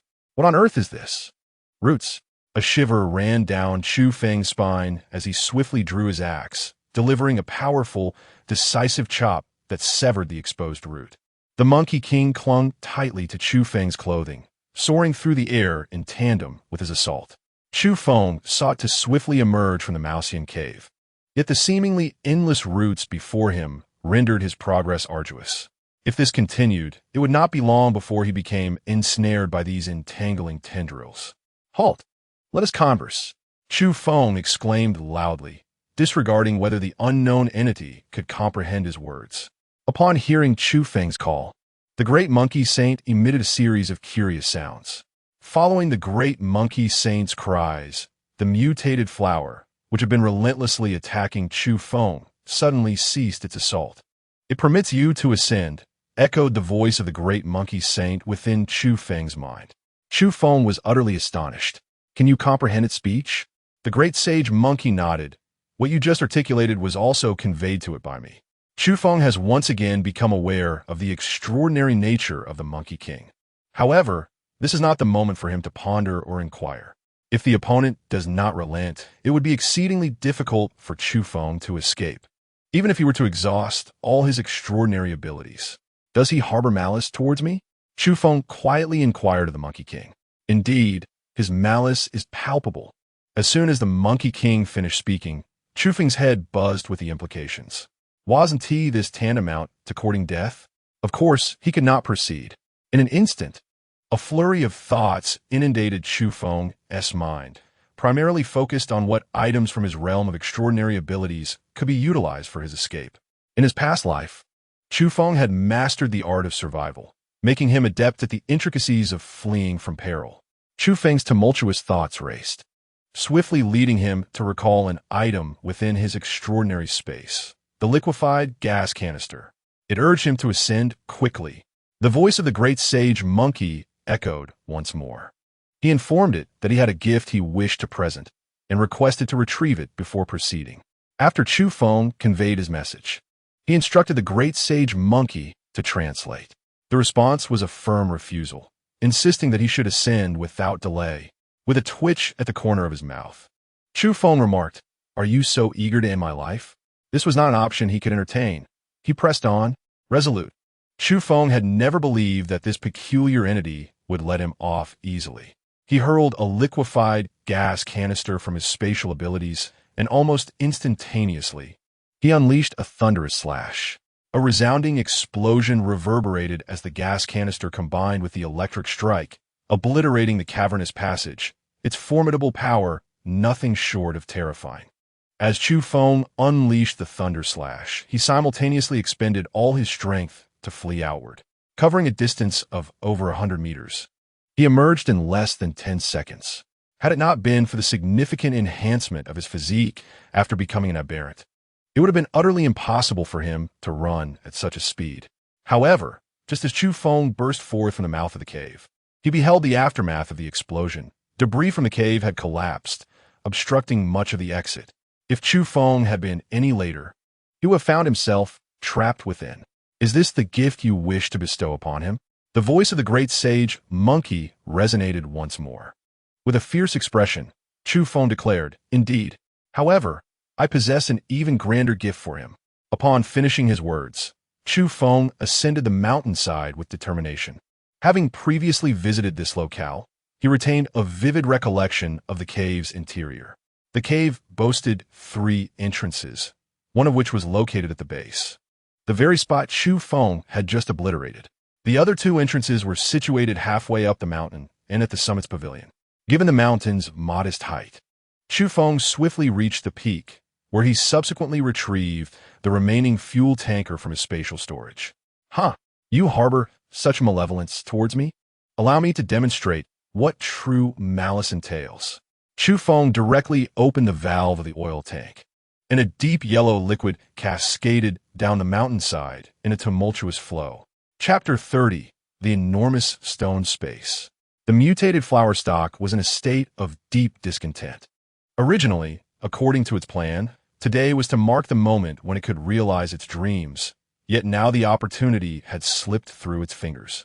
How could it not feel disheartened? Just moments ago, it was certain it could retain that human, but it had not anticipated the depths of the human's treachery. Not only did the human sever its roots, but it also collapsed the cave that had been its haven for so long. Infuriating. As the mutated flower stalk wallowed in despair, a torrent of liquid suddenly began to flow down from above. This liquid was entirely unfamiliar to it, and driven by its innate affinity for moisture, it instinctively began to absorb it.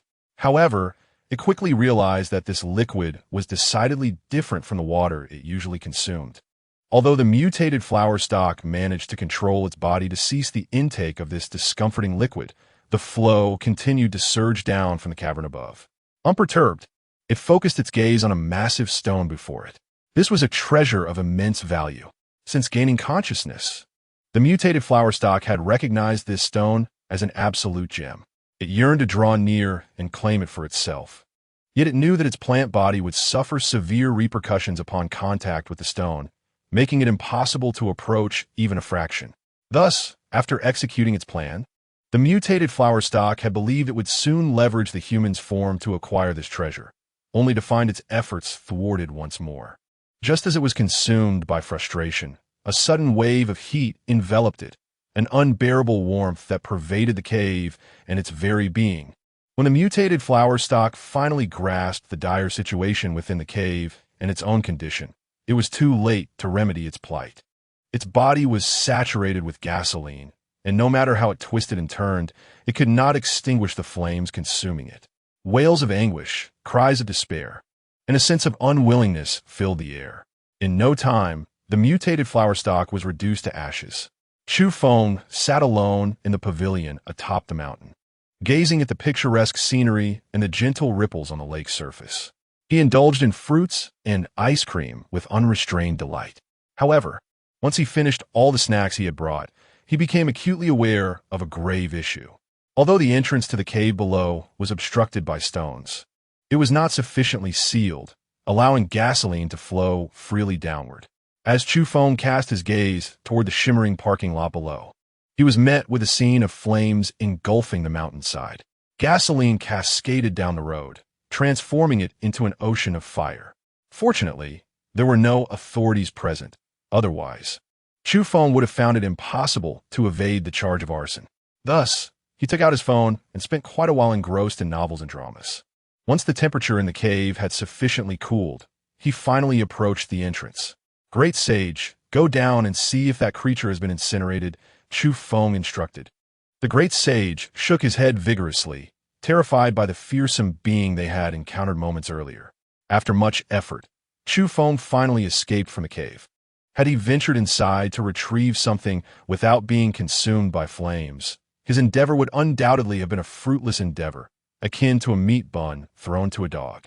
With no hope of return, for someone as cautious and survival-oriented as he, Taking such a personal risk was out of the question, even after promising substantial rewards. The great monkey sage remained resolute in his refusal. In a moment of frustration, Chu Feng picked up a stone and hurled it downwards, hoping to gauge the reaction below. Aside from a series of thuds, there was no further response. If only there were surveillance within. As Chu Feng contemplated, a sudden thought struck him. Having scavenged so many items from shopping malls and supermarket warehouses, it was improbable that he had overlooked a remote-controlled toy. Indeed, after a thorough search, he finally discovered a remote-controlled airplane equipped with a camera. With a broad smile gracing the corners of Chu Feng's mouth, he deftly maneuvered the remote-controlled aircraft towards the cave. In no time, the scene within the cavern came into clear view. Aside from heaps of charred remnants, there was little else to be found. Observing this, Chu Feng felt a slight sense of relief, yet he did not entirely lower his guard. What if that thing was merely feigning death or hiding in a spot beyond his line of sight? With a sharp axe in hand, Chu Feng descended slowly. Initially, he intended to bring the Monkey King along, but the latter adamantly refused, leaving Chu Feng with no choice but to leave behind a few packets of snacks and venture down alone. Soon, he arrived at the base of the cave, where the very essence of the mutated flora had been nearly incinerated. Chu Feng cast a fleeting glance at the ashes, but soon his attention was captivated by the enormous stone before him. Chu Feng could scarcely believe his eyes. Could it be that such a vast expanse was composed entirely of spatial stones? In a previous life, Chu Feng had once acquired a small fragment of spatial stone, and he recognized this object without hesitation.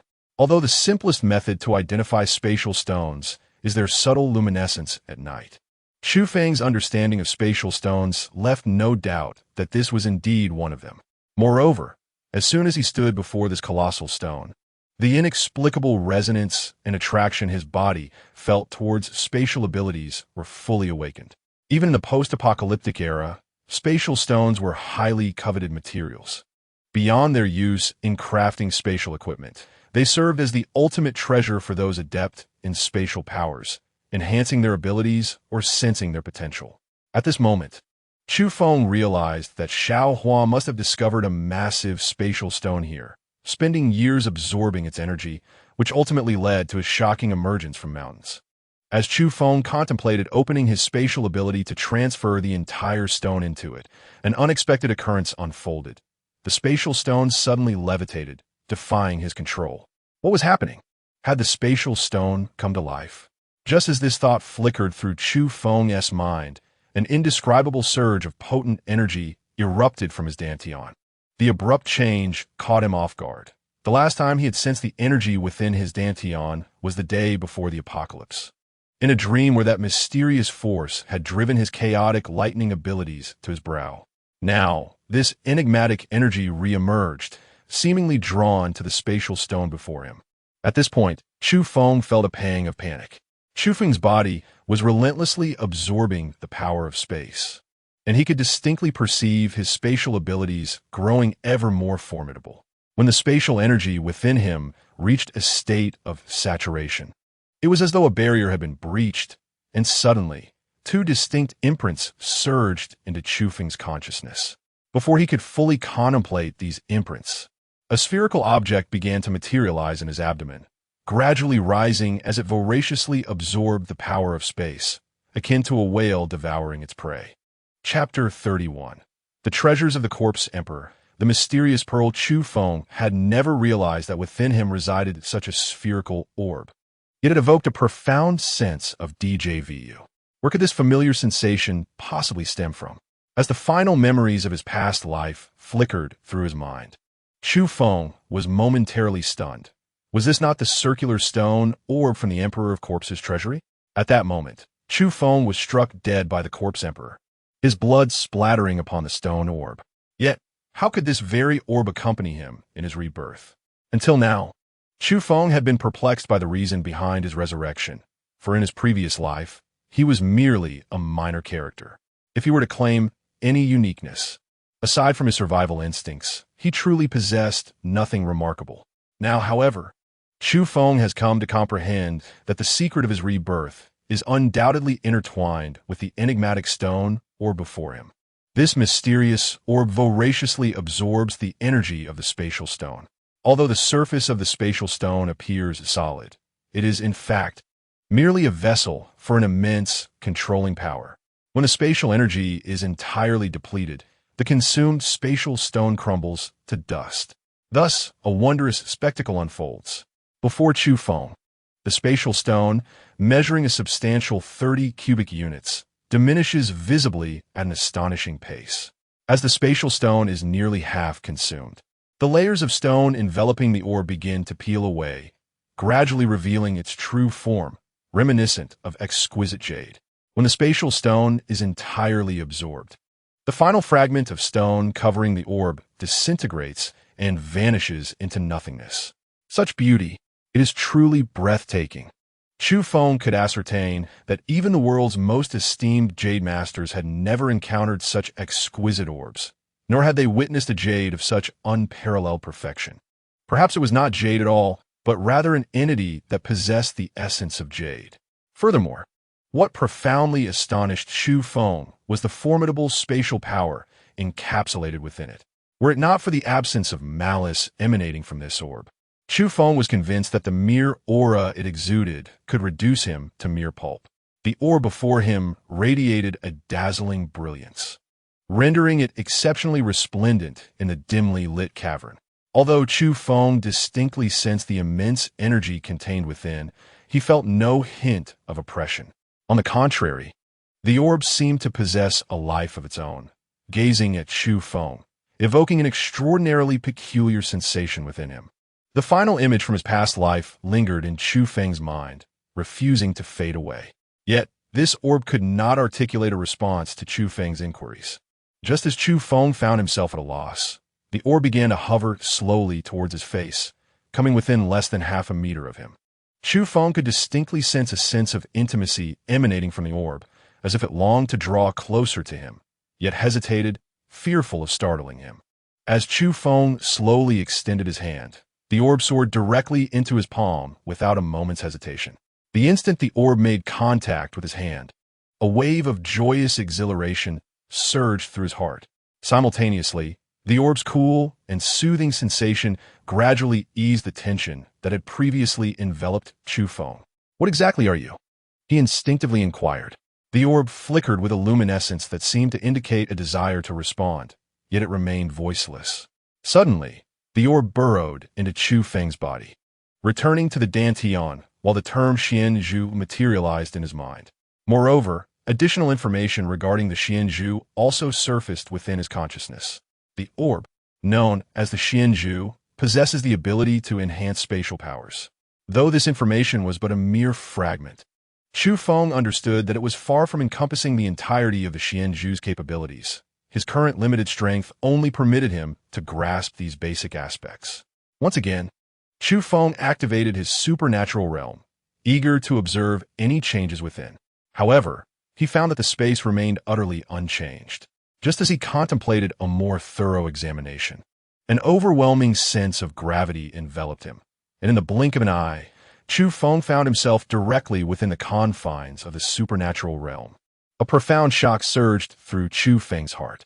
In his previous life, he had never heard of anyone being able to enter the realm of supernatural abilities. After all, it was a universally acknowledged truth that living beings could not be housed within such a space. Chu Feng reached out to grasp the fresh vegetables beside him, feeling their genuine texture, thus confirming his arrival in this extraordinary realm. Immediately, an uncontrollable euphoria surged within him, prompting an exuberant laughter. What did the ability to instantaneously enter this otherworldly space signify? It signified that Chu Feng could retreat into this realm at will, rendering others incapable of entering and, consequently, unable to inflict any harm upon him, just as Chu Feng was enveloped in elation. If the mysterious pearl residing within him were to learn of his newfound ability and contemplated fleeing instead, it would likely be infuriated enough to leap forth and strike him on the head. Chu Feng once again ventured into the realm of abilities, discovering that his sojourn in this extraordinary space was limited to a mere half hour. However, he possessed the option to exit at will. Upon his return from this enigmatic dimension, he found himself in the very spot from which he had vanished, prompting a tantalizing thought. If he could emerge in any location of his choosing upon entering the realm, he would be free from concerns about his safety altogether.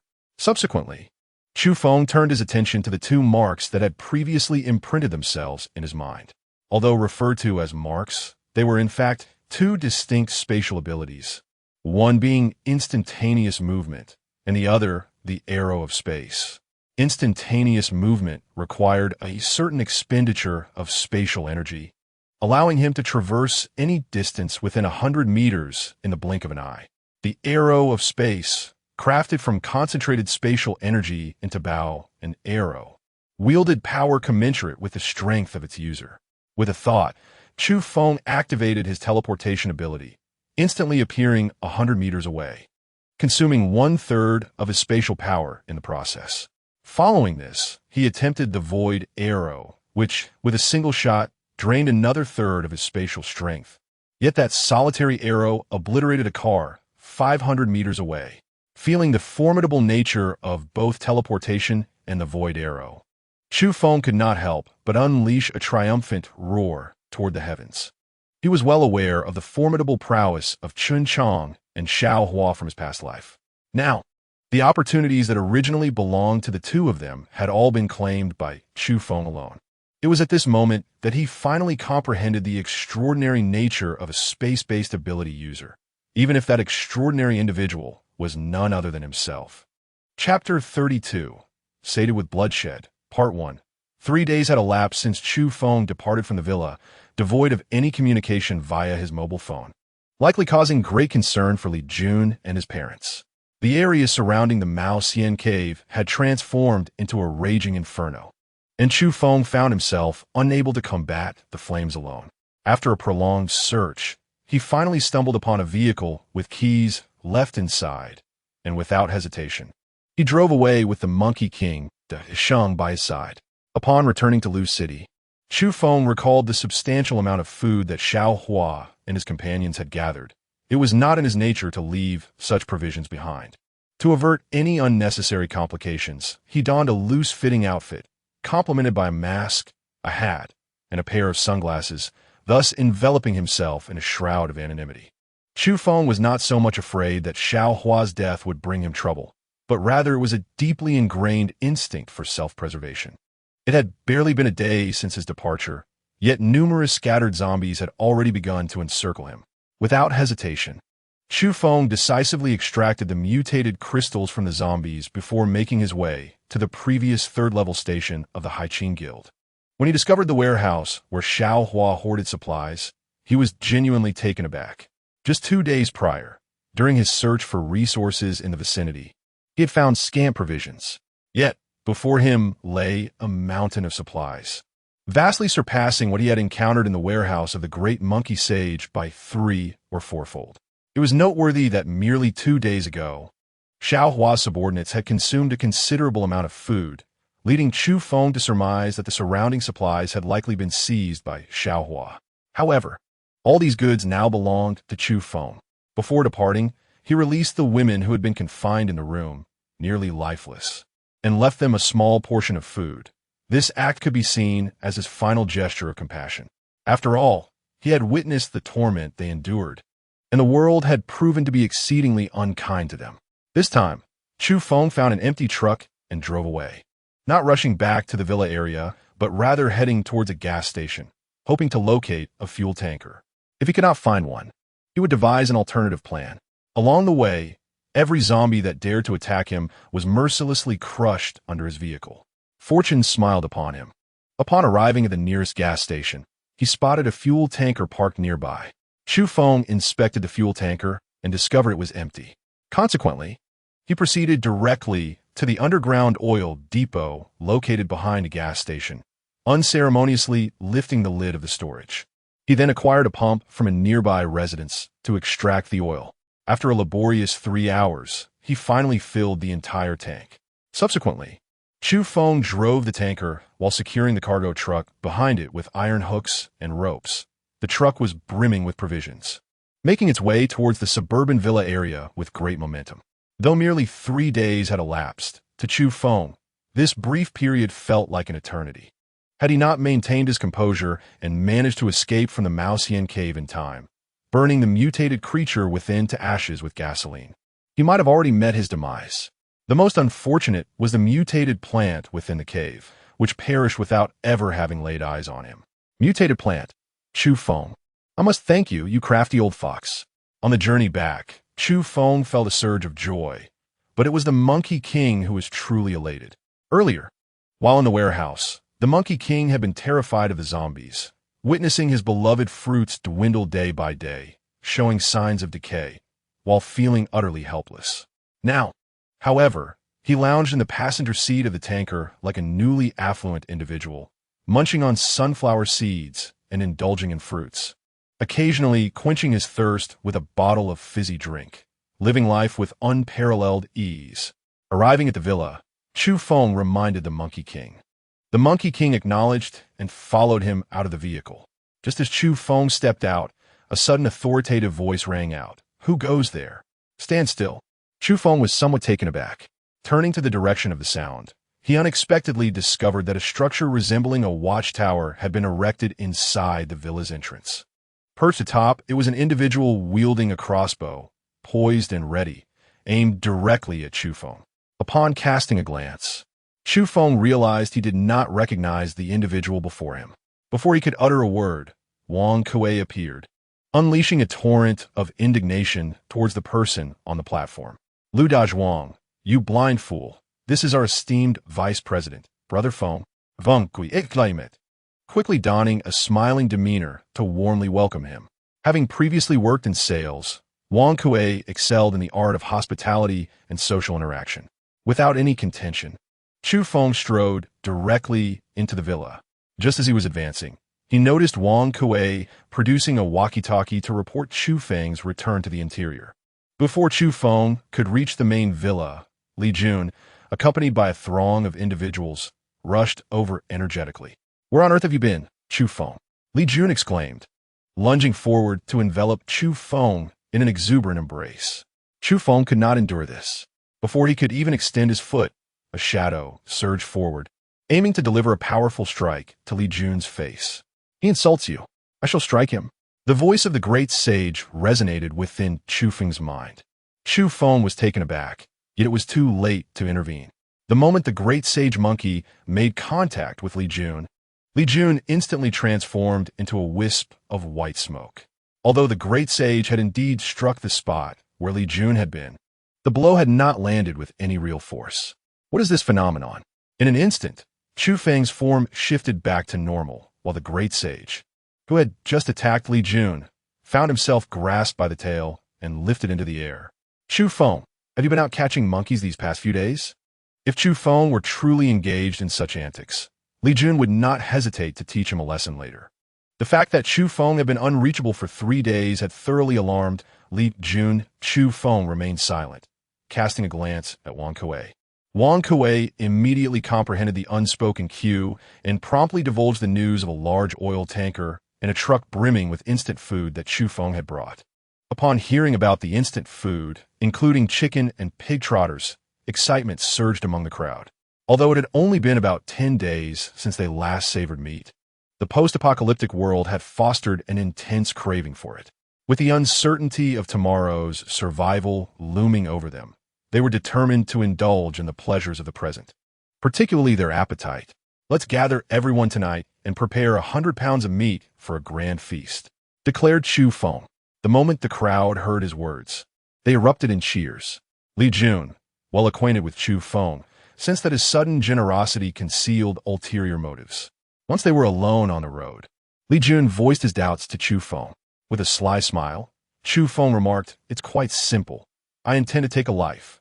Chapter 33, Sated and Ready to Kill, Part 2. Li Jun, momentarily perplexed by Chu Feng's words, chose not to press for clarification, knowing they would have ample opportunity to converse upon their return to the villa. Upon arriving at the villa, Li Jun's parents emerged, their expressions filled with genuine concern and delight. "Chu Feng, you mustn't venture out alone again," they urged. "Indeed, the outside world is fraught with danger. It's a relief to have you back safe." Listening to the heartfelt words of his uncle and aunt, Chu Feng felt a warmth enveloping his heart. After the passing of his parents, Chu Feng had long grown accustomed to solitude. When he visited Li Jun's home, he felt the genuine care Li Jun's parents showed him, which he cherished deeply. Li Jun persistently pressed Chu Feng for an account of his whereabouts over the past 3 days. Chu Feng offered a brief mention of Xiaohua, but refrained from disclosing the acquisition of the spatial stone and the mysterious pearl within him, as such matters were his trump cards. Subsequently, Li Jun recounted his own accomplishments during the same period. On the day Chu Feng departed from the villa, he had only 32 individuals under his command, and during the clearance of the villa's survivors, 3 were lost to lingering zombies. However, with Li Jun exhibiting his formidable smoke abilities and assuring protection and sustenance, his group had expanded to 100 members within 3 days.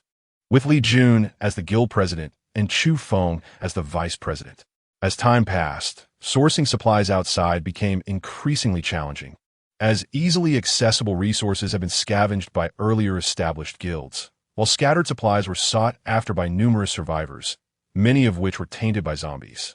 When survivors learned that Li Jun's group not only offered protection but also food and water, they naturally sought to join. How do you manage these individuals? Chu Feng inquired. In his previous life, Li Jun had formed a small team, only to be driven away by the very circumstances instigated by Chu Feng. This time, Chu Feng would not allow such an occurrence to repeat. First, we will gather the uninfected survivors, then find nearby accommodations for them to rest, and afterwards, we will venture out together to eliminate zombies and search for supplies, Li Jun succinctly replied. It is no surprise that Chu Feng finds himself in this situation. After all, Li Jun, in his previous life, adopted a similar approach when he first established his team. However, in that incarnation, Li Jun's group comprised fewer than 50 members. Now, only a few days have passed, and the numbers have exceeded 100. With Li Jun's current ambitions, he seems intent on creating a grand guild with tens of millions of members. While Chu Feng does not oppose Li Jun's aspirations, he feels compelled to caution him regarding the management of the guild and the collection of fees from members. Having returned with a wealth of resources, particularly a fuel tanker filled with gasoline, Chu Feng has alleviated concerns about electricity usage with the villa's gasoline generator. Following Chu Feng's earlier instructions, Li Jun dispatched individuals to retrieve 100 pounds of pork from the warehouse. With just over 100 individuals present, each person would receive a pound of meat, a considerable gesture in these times. As the others indulge in their feast, Chu Feng gracefully navigates through the crowd, holding a drink while accompanied by the Monkey King, relishing the admiration directed towards him as the second president. After all, it was Chu Feng who proposed this evening's extravagant gourmet banquet. Every time, Chu Feng would pause for a moment in front of these guild members, during which he personally presented a package of braised chicken feet to more than a dozen individuals. Naturally, these recipients were elated to receive the delectable treat. However, had they been aware that these were, in fact, the remnants of decapitated chickens, their smiles would likely vanish. Chu Feng traversed the throng alongside the great sage monkey, not with the intention of fostering amicable relations with these members, nor was such an endeavor deemed necessary. Chu Feng engaged in casual conversation with these individuals, feigning familiarity, while subtly allowing the Monkey King to discern any ill intentions among them. Those who had just received the marinated chicken feet from Chu Feng were undoubtedly harboring animosity towards him, and Li Jun astonishingly, among 100 people. 1 in 10 harbored malevolent thoughts, a rather alarming statistic.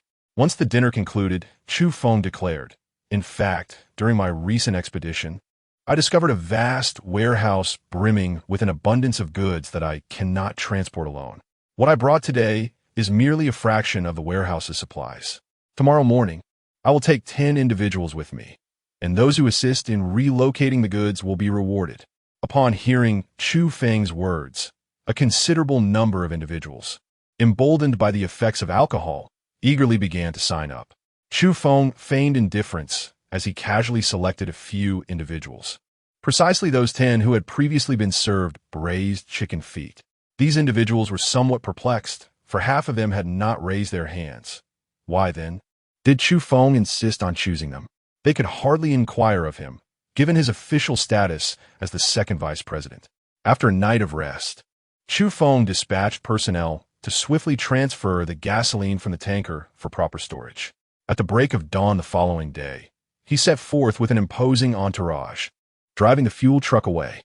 Chu Feng first led the group to a gas station to fill the fuel tanker, and then drove to the shopping mall where the Monkey King was initially discovered. Presently, this place was still swarming with a multitude of zombies. Upon encountering these low-level undead, a smile of delight crept across Chu Feng's lips, for these were all mutated crystals. Taking advantage of the zombies' current lack of significant evolution, he intended to employ this tactic as many times as possible. Once the zombies reached a widespread third tier or higher, utilizing such methods for mass extermination would become impractical. While Chu Feng instructed his team to open the tanker S-valve, he also directed the 10 individuals to drive 2 or 3 vehicles along the roadside to attract the nearly 1,000 wandering zombies. Although these 10 harbored ulterior motives, they were oblivious to Chu Feng's awareness of their malicious intent and had no inkling that his venture was specifically aimed at them. As they drew a horde of zombies closer with their vehicles, Chu Feng, with a sly grin, swiftly retrieved his crossbow, aiming it at one of the cars. "Vice President, what are you planning to do?" One of them shouted in alarm, noticing Chu Feng's actions. Chu Feng paid no heed to these matters and, with a single arrow, pierced the individual in the driver's seat. The remaining few, if they remained oblivious to Chu Feng's intent to eliminate them, would truly be no different from fools. Regrettably, the possibility of escape was now utterly unattainable. Chu Feng pierced the wheels of 2 additional vehicles, causing them to collide rapidly with a nearby car. Just as they hastily emerged from their own vehicle, Chu Feng unleashed a flurry of arrows, striking the legs of his adversaries with precision. Their anguished cries attracted a horde of zombies, prompting Chu Feng to ignite the surroundings, engulfing the area in flames in an instant. He then made a swift escape. As the inferno spread, Chu Feng remained vigilant, continuing his search for supplies in the vicinity. However, he had previously scoured this area, leaving behind only a meager assortment of resources.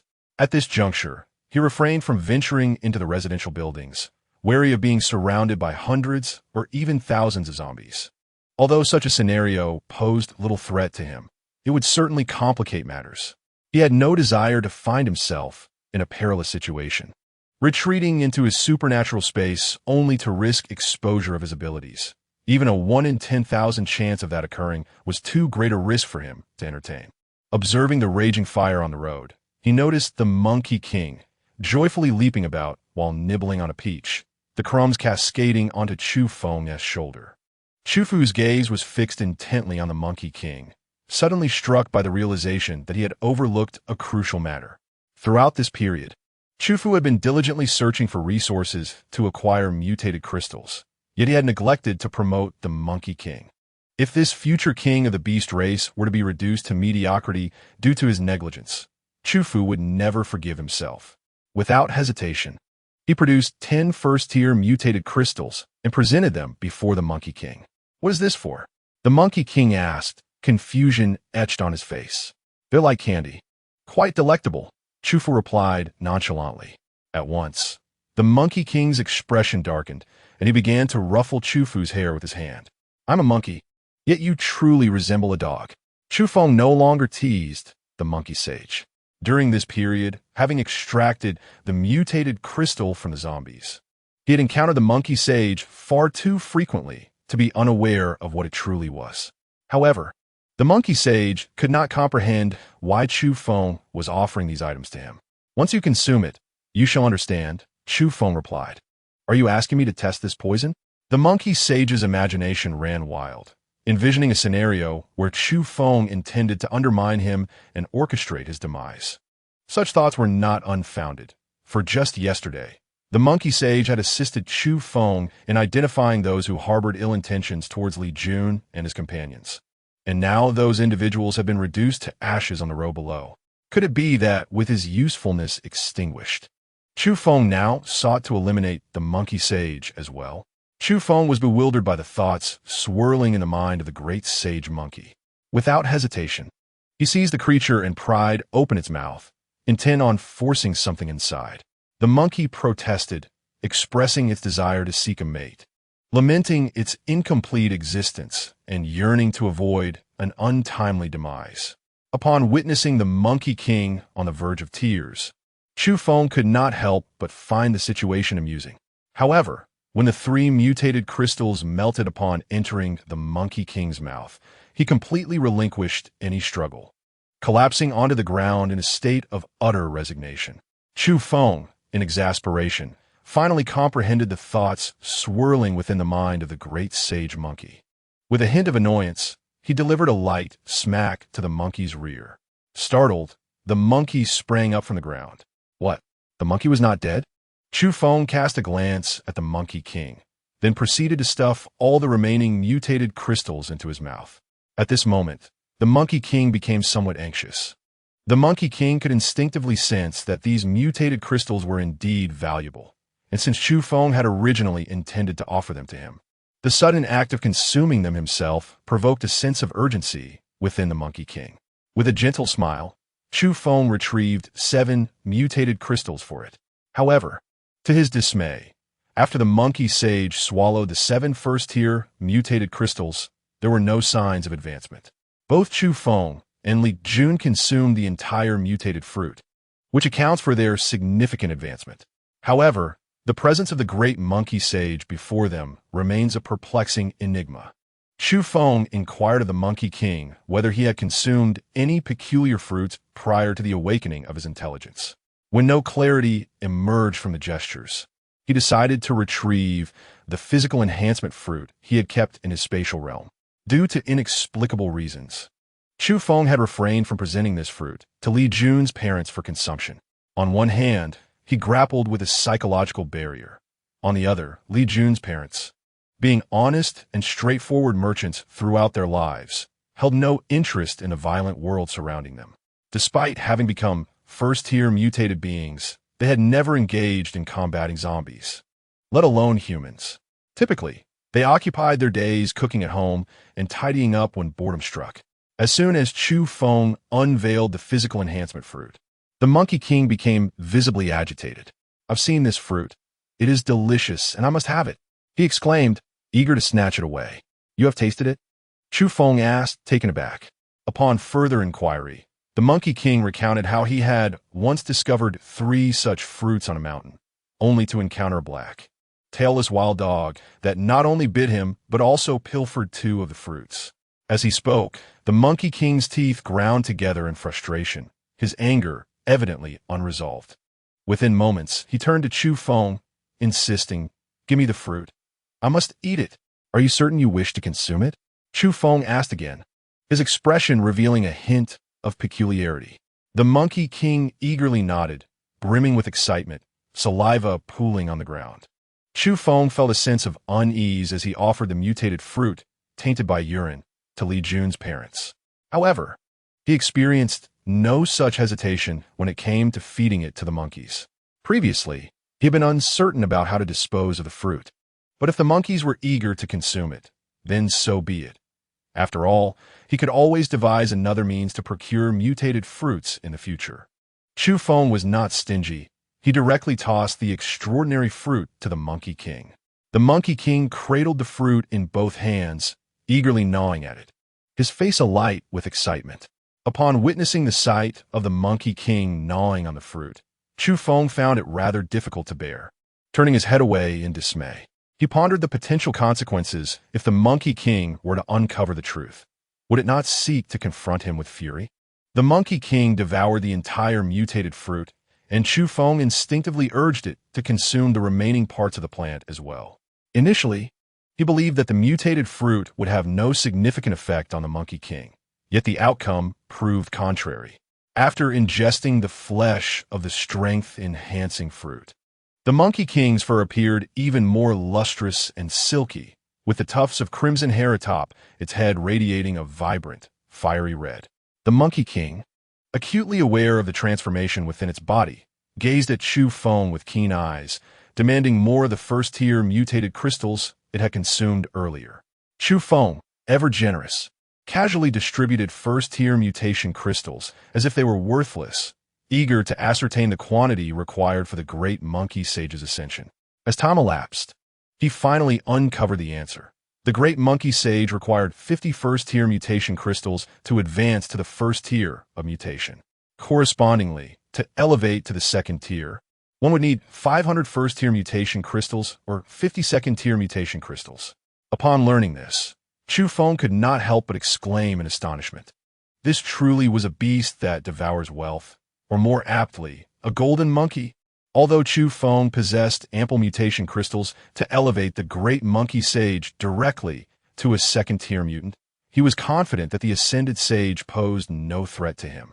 Nevertheless, for precautionary measures, he decided to ascend himself first. After all, it would be unreasonable for the monkey to lounge about while he labored for it. Chapter 35. The ferocious monkey. The flames by the roadside gradually extinguished, and Chu Feng first led the great monkey sage below to gather mutation crystals. This time, the harvest was relatively satisfactory, though not as abundant as the previous collection from the fiery square. He still acquired over 800 first-tier mutation crystals and more than 30 second-tier mutation crystals. Chu Feng estimated that his collection now totaled nearly 2,100 first-tier mutation crystals and 100 second-tier mutation crystals. Such an outcome left him exceedingly pleased. Chu Feng initially drove away, filled with exhilaration after consuming the physical enhancement fruit and ascending to a higher level alongside the monkey sage. Inside the vehicle, the monkey sage was restless, bouncing around impatiently.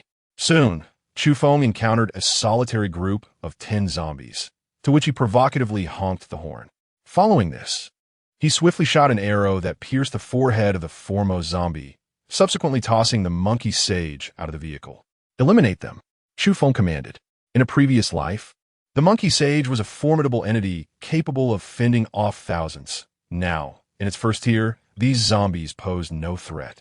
Nonetheless, Chu Feng readied his crossbow, prepared for any eventuality. What ensued was a gruesomely unexpected combat style that Chu Feng had never anticipated. Aside from their initial encounter, Chu Feng had never witnessed the monkey sage in action.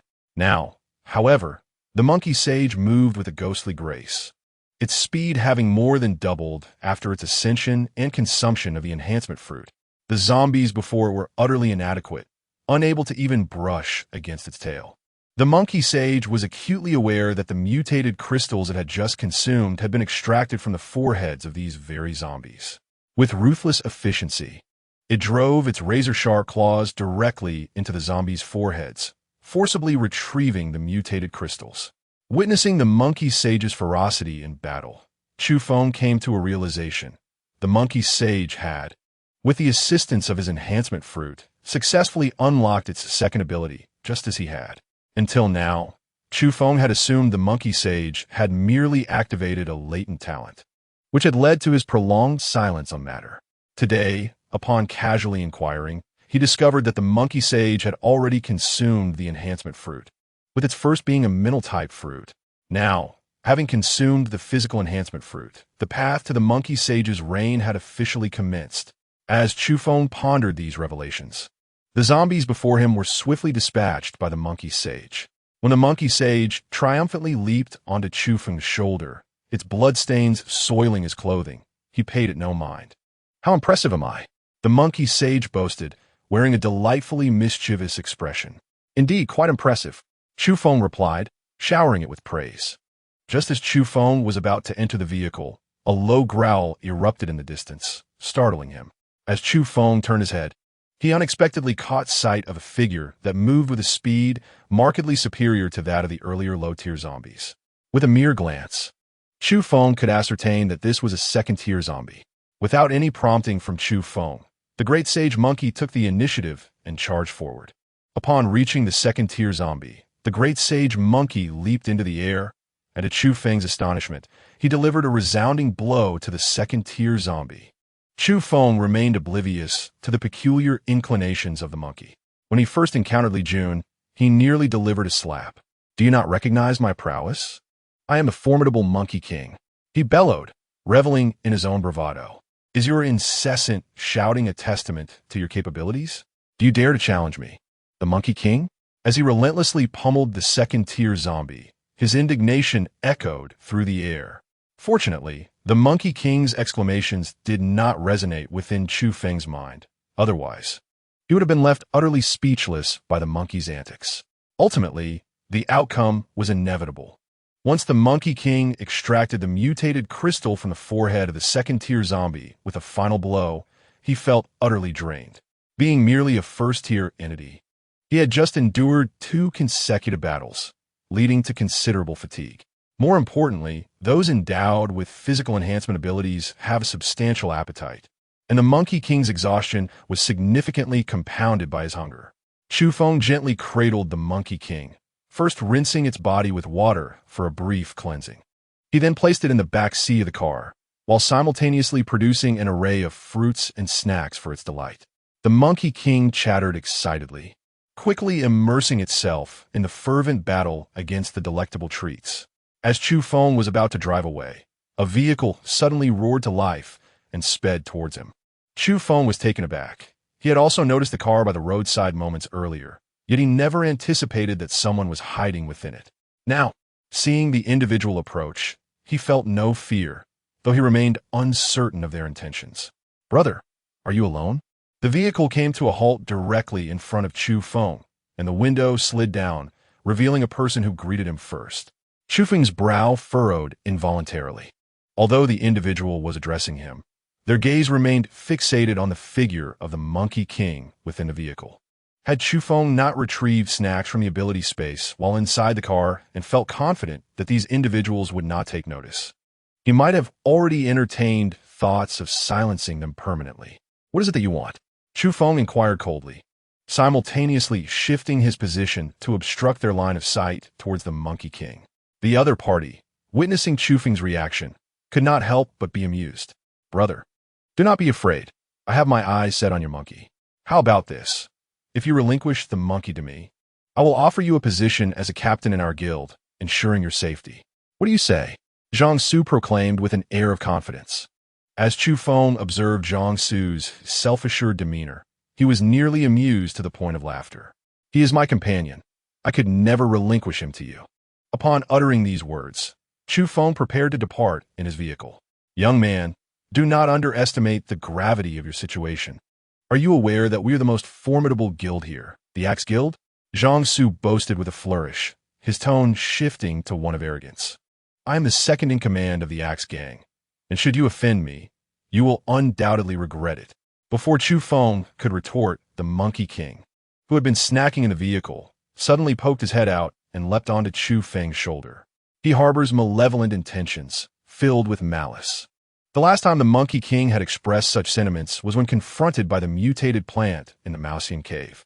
Without waiting for Chu Feng's response, the Monkey King transformed into a shadow and dashed into the vehicle, swiftly penetrating the brow of the now bewildered second-in-command of the Axe Gang with a single claw. The remaining 3 individuals inside the vehicle were struck with sheer terror, having never anticipated the Monkey King's rapid assault. Before they could escape, anguished screams filled the air. Chapter 36. The Monkey Understands. On the return journey, Chu Feng earnestly educated the Monkey King, employing a tone of heartfelt admonition. "Monkey, you cannot behave this way. As exceptional beings, such as ourselves, we will inevitably attract jealousy and malice from others. However, we cannot simply retaliate every time someone displays hostility." The Monkey King, perplexed, gazed at Chu Feng. "You are still young. You do not grasp these complexities," Chu Feng sighed, shaking his head in exasperation. "If others wish to harm us, we cannot simply let them be. Yet, it is unnecessary to confront them directly each time. We can wait until they are off guard and strike covertly, or we can plan our approach and execute our vengeance at a more opportune moment. Regardless, they're still killed. What difference does it make?" The Monkey King remained unconvinced. Explaining the intricacies of human nature and some of Chu Feng's past experiences would be a daunting task. Even if he were to articulate his thoughts eloquently, the Monkey King might still struggle to comprehend. Suddenly, an idea struck Chu Feng, prompting him to inquire, "Great sage, where did you learn those grandiose phrases you used when you first attempted to scare me away?" The The Monkey King's earlier words had no semblance to contemporary dialogue, and it was improbable that he had devised them on his own. Chu Feng had long intended to ask this question, but had neglected to do so until now. The Monkey King scratched his head, appearing somewhat bashful. I learned them from watching your human television shows. I just imitated what I saw. Do you understand how those heroes conduct themselves in those shows? Chu Feng continued. Of course. They kill people. I love watching them kill. The Monkey King's excitement was palpable. There's a saying. On moonless nights, murder is afoot, and on windy days, fires blaze. Right?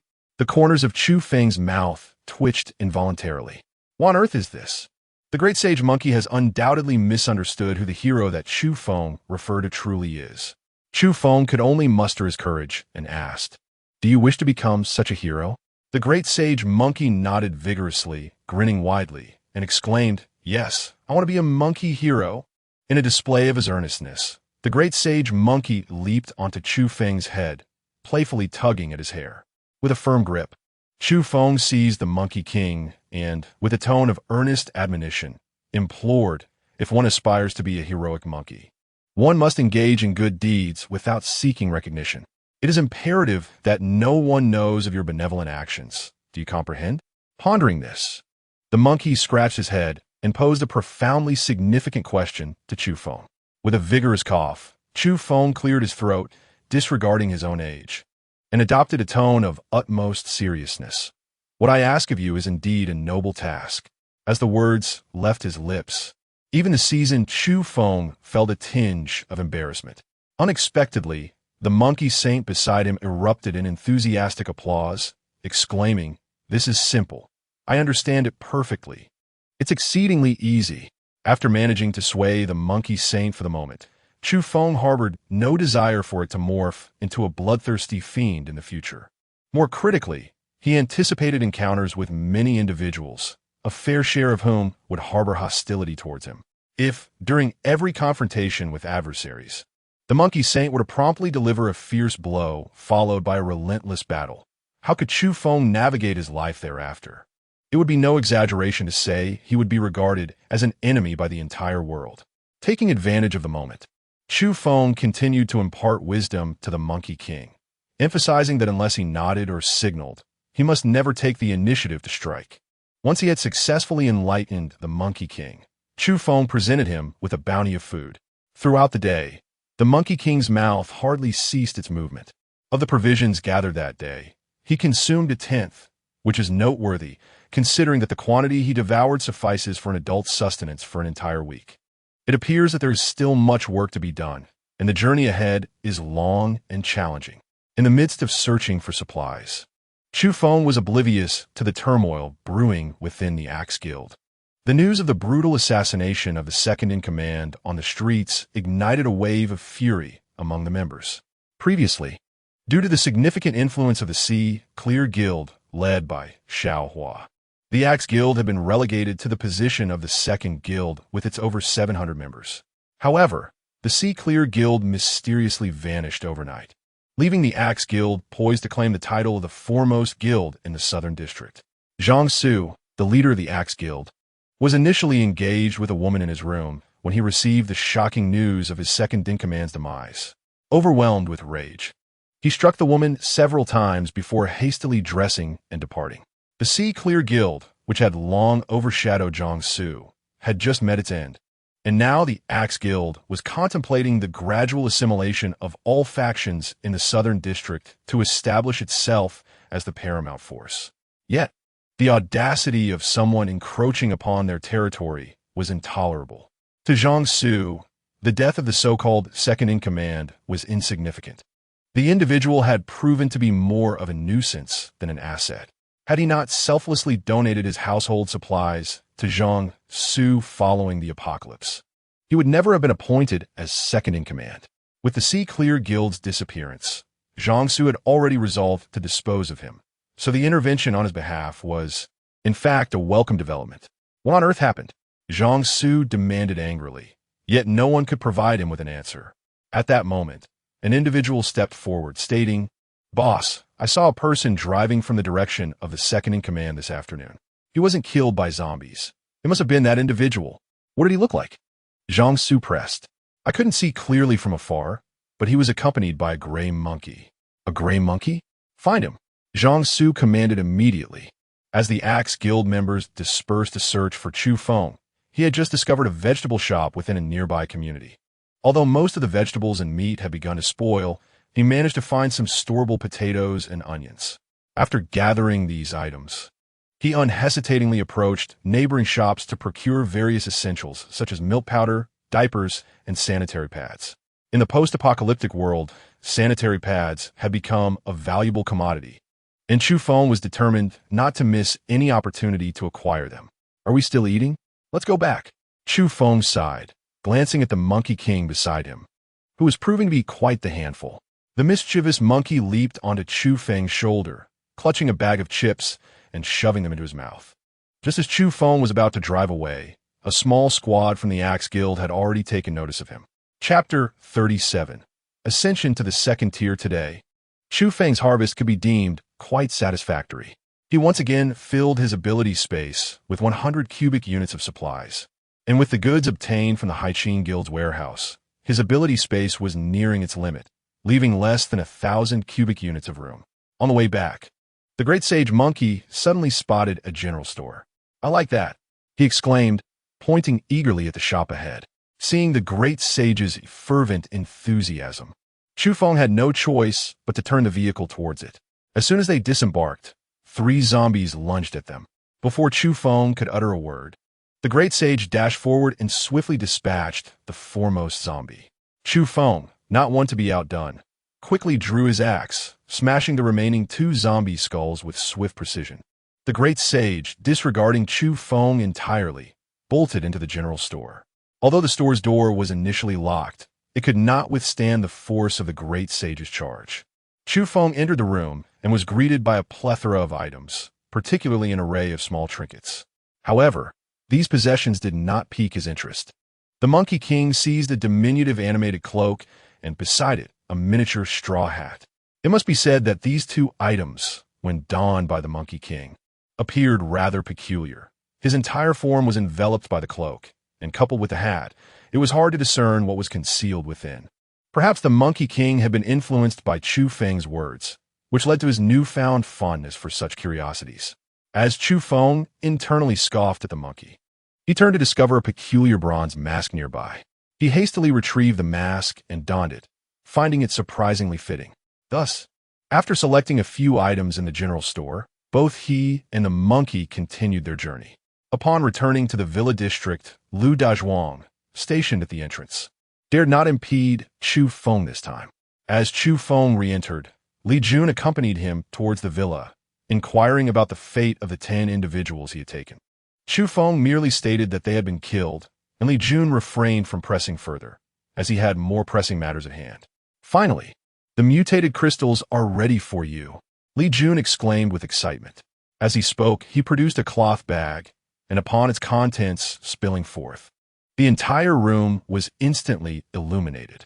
When Chu Feng ventured out for the first time in search of supplies, he half-jokingly suggested to Li Jun that he should retrieve the mutated crystal that had enabled Chu Feng's ascension. Although spoken in jest, Li Jun took it to heart.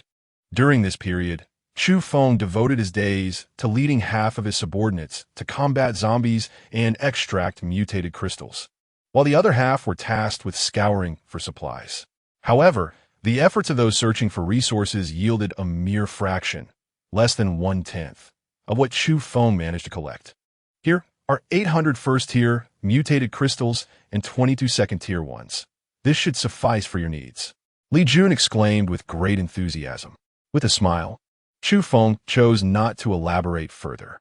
Should he collect all these mutated crystals, it was clear that Li Jun, having already recruited those individuals from outside as his subordinates, would not neglect them. Among the more than 100 people, many had successfully advanced to the first tier of mutation. The remaining mutated crystals had been forcefully retained by Li Jun, and naturally, his subordinates dared not voice any grievances. After all, their acquisition of these mutated crystals was primarily due to Li Jun's efforts. Without his formidable presence, they would have perished countless times at the hands of the zombies. Meanwhile, The great monkey stealthily entered from outside, standing upright with an air of dignity. If its stature were comparable to that of a human, it might indeed possess the semblance of a wise sage. However, such comportment exhibited by a diminutive monkey less than half a meter tall appeared somewhat comical. Chu Feng and Li Jun fixed their gazes upon the monkey great sage, who appeared equally displeased by their scrutiny. With a haughty snort, the monkey great sage nonchalantly seized a plate of fruit from the table and began to indulge himself. Li Jun, however, paid little mind to the unexpected presence of the monkey, recognizing that it was cared for by Chu Feng and thus deemed it inconsequential to partake in a few morsels. Once the items were entrusted to Chu Feng, Li Jun refrained from further commentary. At that moment, Wang Kuei abruptly dashed in from outside, exclaiming that there was a situation. What situation? Li Jun inquired, his brow furrowing. Since the items had been handed over to Chu Feng, any developments occurring outside fell under Li Jun's purview to address. After Li Jun departed, Chu Feng contemplated that it was indeed time to advance to the next level. Chu Feng entered the room alone, laying out all the nearly 2,000 first-tier mutated crystals he had acquired, while not a single second-tier mutated crystal was in his possession. Once he ascended to the rank of a second-tier mutant, the first-tier mutated crystals would become obsolete, thus he could not afford to squander them.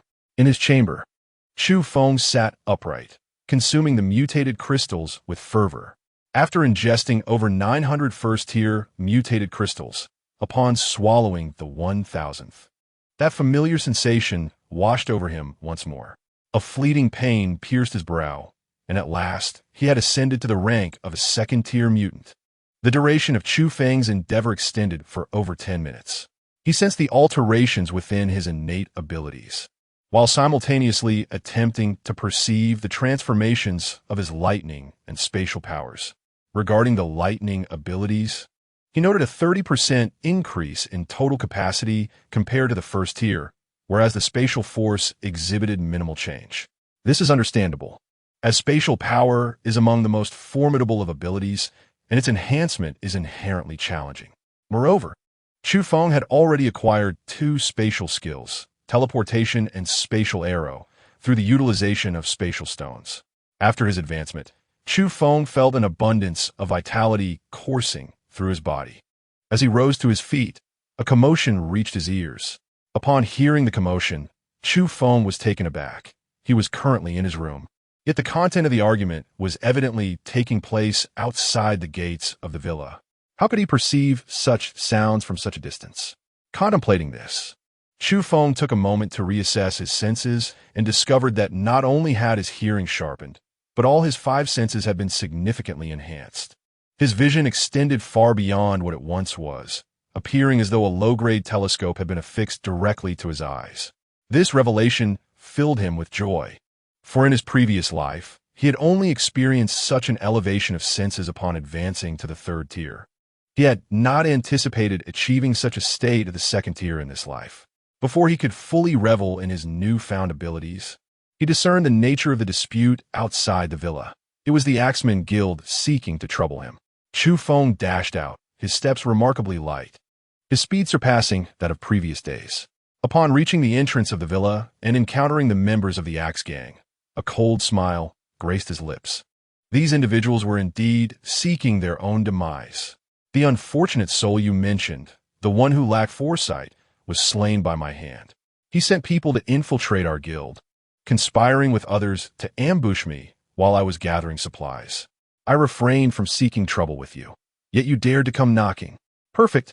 None of you shall leave, Chu Feng declared with a fierce shout. Chapter 38. Li Jun's Might Nonsense. When did I send anyone to spy on you? You think you're worthy? Zhang Su, the leader of the Axe Gang, spat disdainfully. No sooner had Zhang Su finished speaking than several members of Li Jun's group drew their swords, brimming with righteous indignation. Li Jun swiftly intervened, his gaze fixed intently on the opposing group. Today, I brought my men to exact revenge for our guild's vice president. Since you dare to show your face, come forth to meet your end.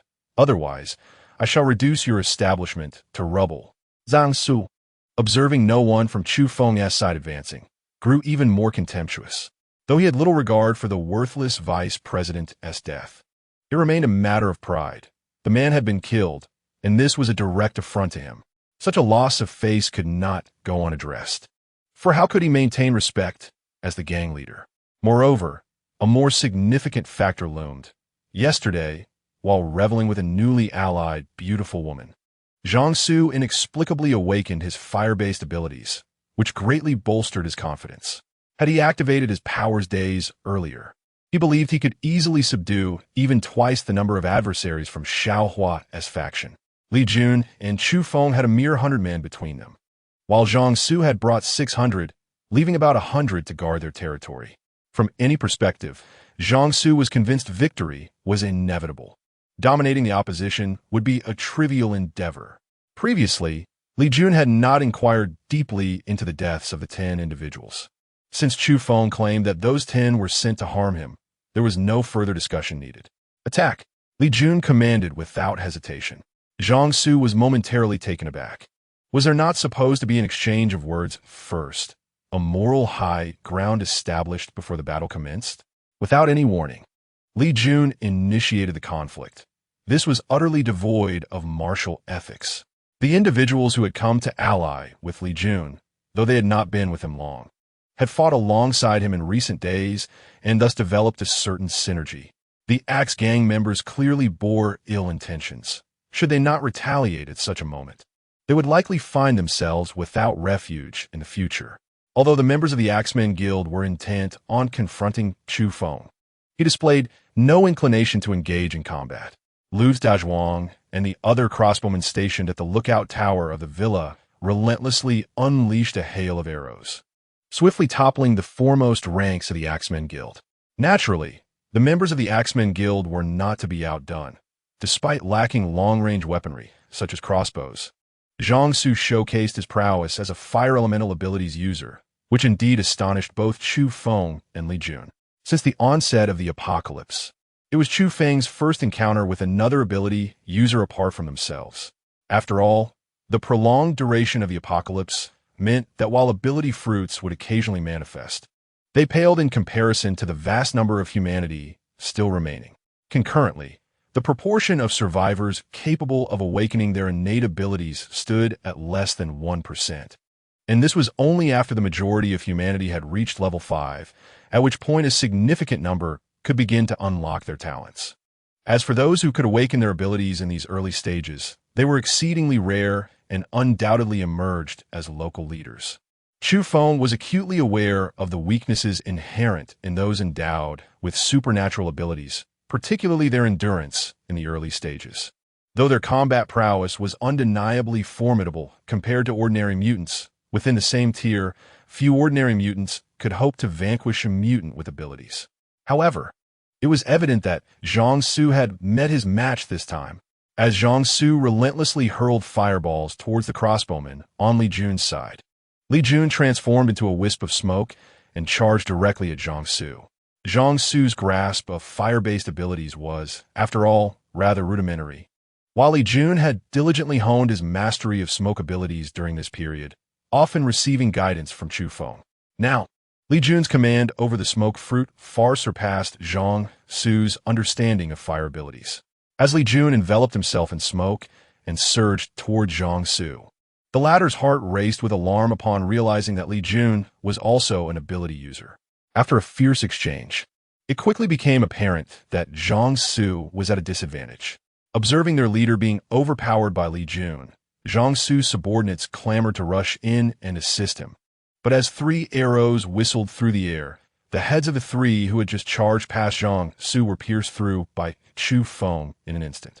Chu Feng had already positioned himself atop the wall, ready to provide support with his crossbow at any moment. Observing that Zhang Su was no match for Li Jun, Chu Feng quickly lost interest in the battle below. Should anyone dare to take advantage of the situation to target Li Jun, Chu Feng would not hesitate to send them to their demise. The Monkey King chattered incessantly in Chu Feng's embrace, nearly driving him to distraction. "Let me go. I want to fight. Chu Feng, let me go. I yearn a battle." Despite the Monkey King's fervent pleas for combat, Chu Feng refused to unleash him. As the Monkey King's combat prowess was second only to Chu Feng himself, and only slightly inferior to Li Jun, This was a secret known only to Chu Feng and Li Jun. Before long, Zhang Su could no longer wield his fire abilities, and Li Jun seized the opportunity to end his life with a swift strike of his blade. "Cease all hostilities," Li Jun bellowed as his form began to swell, transforming into a colossal figure towering 10 meters high. While this giant's strength did not vastly exceed that of Li Jun's normal size, it was indeed a formidable sight. The sudden appearance of such a giant, coupled with the fact that it held Zhang Su's severed head, rendered both parties, who had been fiercely engaged moments before, momentarily speechless. The outcome of this skirmish was that Li Jun successfully assimilated the remaining 600 adversaries, leading a portion of them back to transport the resources of the Axe Guild to the villa. Currently, 10 villas in the district were brimming with supplies, predominantly rice and flour. Although the villa area was not insignificant, Li Jun and Chu Feng had no intention of allowing the newly assimilated individuals to reside there. Instead, they directed them to the adjacent community to clear out rooms and settle nearby. Perhaps due to Li Jun's terrifying display in battle today, the sight of the 10-meter giant had left both sides utterly astonished, elevating Li Jun's standing among his subordinates to a new pinnacle. Naturally, there were no dissenters to Li Jun's commands, nor were there any grievances expressed. Chapter 39. Guild, Hongxin Yuan. In just 3 days, Li Jun had successfully gathered and settled all of the former subordinates of the Axe Guild. Given that the apocalypse had only recently dawned, and numerous guilds had been established merely days prior, it would be rather absurd to expect loyalty from members. Many had joined the guild solely in search of sanctuary, a place to find sustenance, and a refuge from the encroaching zombies. Cultivating a sense of loyalty among these individuals was not an endeavor that could be accomplished overnight. It would depend greatly on Li Jun's personal leadership skills. Of course, Chu Feng also contributed to this effort. In total, 700 individuals were assimilated, and Chu Feng took 3 days to briefly meet each one, bringing the Monkey King along to ascertain whether any bore ill intentions. Those harboring malice towards Li Jun and Chu Feng were meticulously noted down by the great sage monkey. Seizing the opportunity in the absence of others, Chu Feng, under the pretext of searching for resources, led these individuals away, ultimately eliminating them and transforming their essence into a collection of mutated crystals in his possession. Within the span of 3 days, all 800 of Li Jun's subordinates successfully ascended to the first tier of mutation, with an impressive 10 individuals advancing to the second tier. During this period, with Chu Feng's assistance, the Great Sage Monkey also achieved the rank of a second-tier mutant. Following this elevation, the Great Sage's speed surpassed his previous capabilities, and his claws became exceedingly sharper. Chu Feng attempted to compare the claws of the Monkey King with an ordinary steel kitchen knife, discovering that even the steel knife could be penetrated by a 2-millimeter gash under the Monkey King's full force. Witnessing the ferocity of the Monkey King, Chu Feng could not help but envision a future where he rode into battle alongside the Monkey King, with the monkey leading the charge and wreaking havoc while he leisurely enjoyed snacks and tea from the rear. The thought of such a delightful scenario brought an involuntary grin to Chu Feng's face, prompting the Monkey King to leap back in alarm. This Chu Feng seems rather peculiar. After gathering everyone, Li Jun's influence in Lu City had become quite formidable. Reliable intel indicated that, in recent days, without the suppression of any major guilds, various organizations had sprung up like mushrooms after the rain, resulting in nearly 100 guilds now operating within Lu City. Moreover, the largest guild had grown to encompass 3,000 members. This situation resembled Chu Feng's experiences in his previous life while playing games. In the early stages, if a powerful entity suppressed growth, development would be stifled. Conversely, in the absence of such dominance, and with certain individuals controlling resources, it became remarkably easy to rally a group and attain significant scale. Upon hearing this, Chu Feng remained indifferent. Although numerous guilds had emerged, very few were capable of thriving, with the majority destined for dissolution and amalgamation. Based on Chu Feng's recollections from his previous life, only 4 major guilds ultimately established themselves in Lushur. In that past existence, Li Jun's team didn't even merit a name. After all, few would remember a small squad of just a few dozen members, so they refrained from designating one. This morning, Li Jun sought out Chu Feng, eager to discuss an important matter. Observing Li Jun's serious demeanor, Chu Feng initially assumed he was facing some trouble. However, when Li Jun inquired about the guild's name, Chu Feng was taken aback. "What are your thoughts?" he asked. Li Jun appeared somewhat hesitant in his response. "I don't really have any ideas.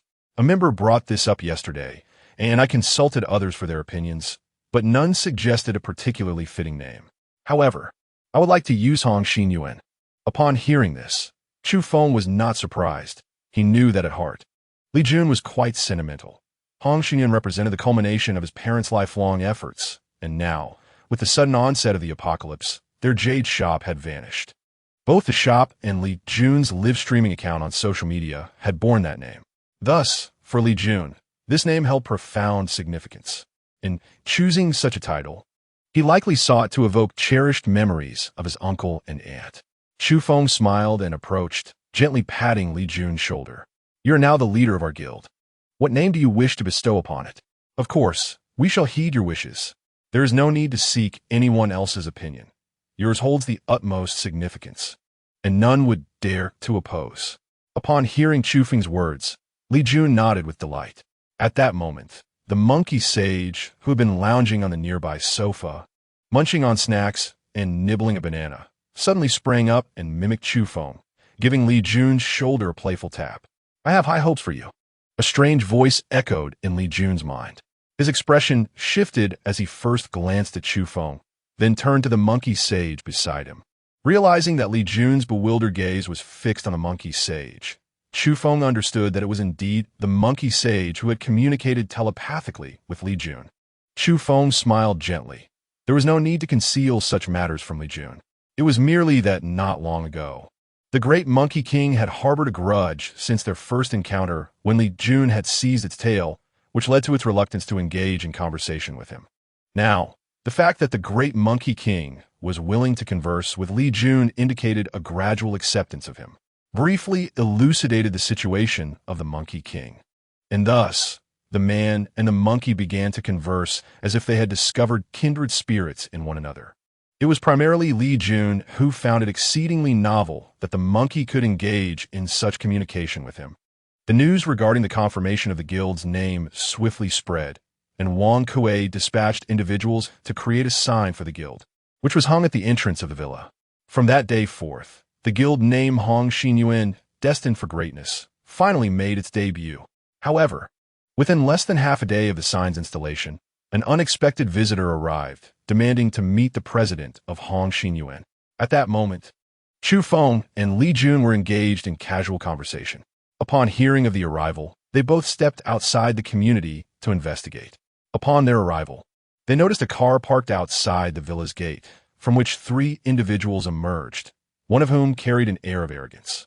Upon learning that Li Jun and Chu Feng were the decision-makers of the guild, he loudly proclaimed, "By the command of our Elder Gao from the Brotherhood Alliance, you are summoned to a meeting at the City Hall tomorrow morning at 10 o'clock to discuss important matters. Should you fail to send representatives, it will be regarded as an act of enmity against our Brotherhood Alliance, and we shall declare war upon you." Chapter 40. The Third Order Elder Gao. The visitor, resembling a eunuch announcing an imperial edict, delivered the message and then departed with an air of brazen confidence. Chu Feng and Li Jun exchanged glances, both perplexed by the situation at hand. However, one thing was clear to Chu Feng. This so-called Brotherhood Alliance was one of the 4 prominent guilds of his previous life in Lushur.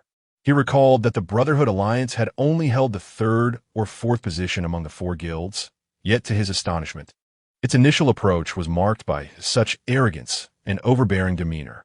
It appeared that their ambitions were aimed directly at claiming the title of the foremost guild in Lushur. It was quite possible that the Brotherhood Alliance now considered itself the leading guild in the city. Chu Feng and Li Jun conferred briefly before deciding to investigate the matter the following day, although they remained uncertain about the intentions of the Brotherhood Alliance. Only by attending could they discern their true motives. However, both were particularly intrigued by the individual with the surname Go. who had distinctly stated he acted under the orders of Elder Go, rather than the president of the Brotherhood Alliance, which raised some suspicions. After this brief interlude, Chu Feng and Li Jun returned to the Villa District to deliberate on the formulation of guild regulations. In his previous life, Chu Feng had been involved with numerous guilds and was well aware of the effective systems they had instituted. He articulated several ideas, which Li Jun found to be quite reasonable. In the post-apocalyptic world, resources were exceedingly scarce. Both medical supplies and food were non-renewable in the short term, and currently, no company was capable of producing such essentials. With a growing number of personnel, the issue of daily food consumption loomed large. Presently, they could barely ensure 3 meals a day for each guild member, with a meat portion every 3 days and a modest serving of vegetables daily. However, if the situation persisted, securing even a single meat meal within a month would become a formidable challenge. Thus, it was imperative to continue gathering resources, a responsibility that Chu Feng would primarily oversee. Furthermore, Li Jun, as the president, could not sustain the practice of leading members on zombie hunts and searching for mutated crystals indefinitely. The members, under his guidance, would subconsciously view him as the principal force in combating zombies, relying on him for every endeavor, which would hinder their growth.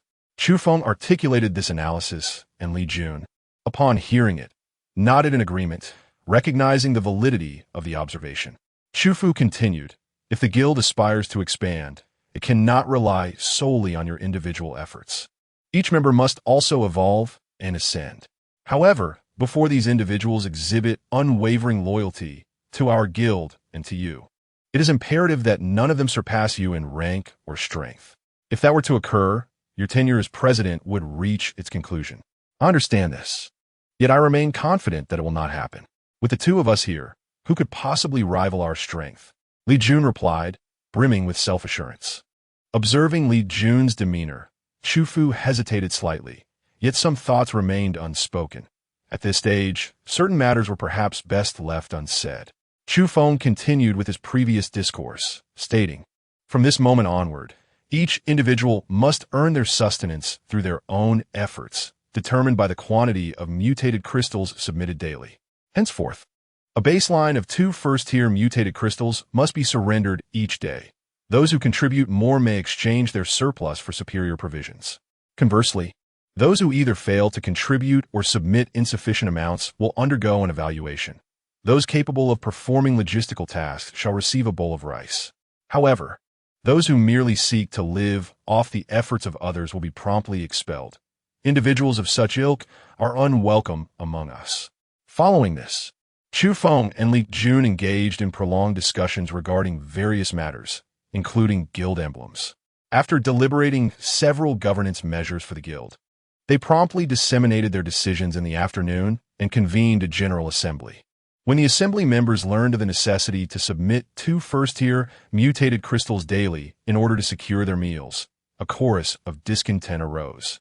Yet, they murmured their grievances quietly, none daring to voice their dissent openly. The guild now boasted a considerable membership, leading to immense daily resource consumption, with the majority of members displaying earnest dedication.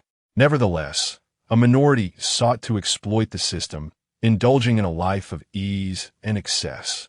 You, who labor diligently to slay zombies, should not receive the same treatment as those who merely squander their days in idleness. Do you consent to this? Li Jun's voice resonated powerfully, silencing the previously raucous assembly. To attain favorable treatment, one must demonstrate their merit. Those who wish to languish in complacency are not only jeopardizing their own survival, but endangering all present.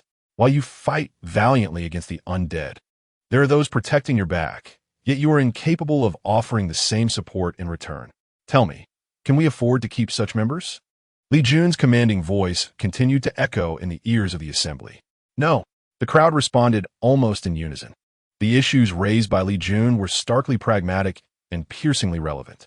These 2 questions alone were the roots of discontent among many, for in this apocalyptic era, resources were scarce, and communal living was no longer feasible. After delivering a few more admonitions, the previously wavering sentiments began to stabilize.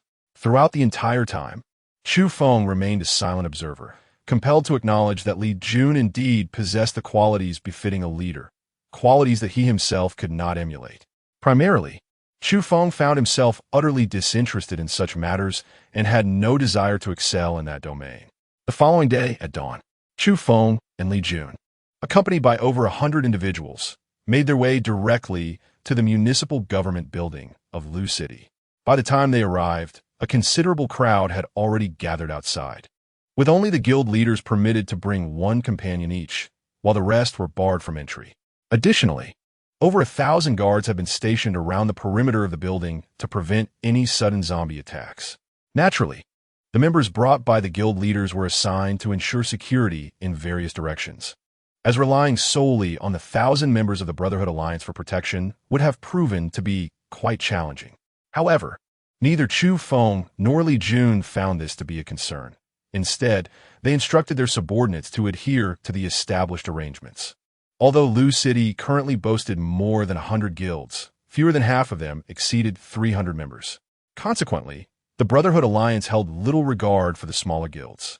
Thus, the attendees at this meeting were exclusively from guilds with more than 300 members, placing Chu Feng and Li Jun in a relatively prominent position. Upon entering, Chu Feng was particularly struck by the Brotherhood Alliance's remarkable ability to assess the strength of all the guilds in Lu City within such a short span of time. Their prowess in intelligence gathering was something that the Hong Xinyuan Guild could certainly learn from. Amidst the commotion, a sudden and resounding bark echoed through the venue.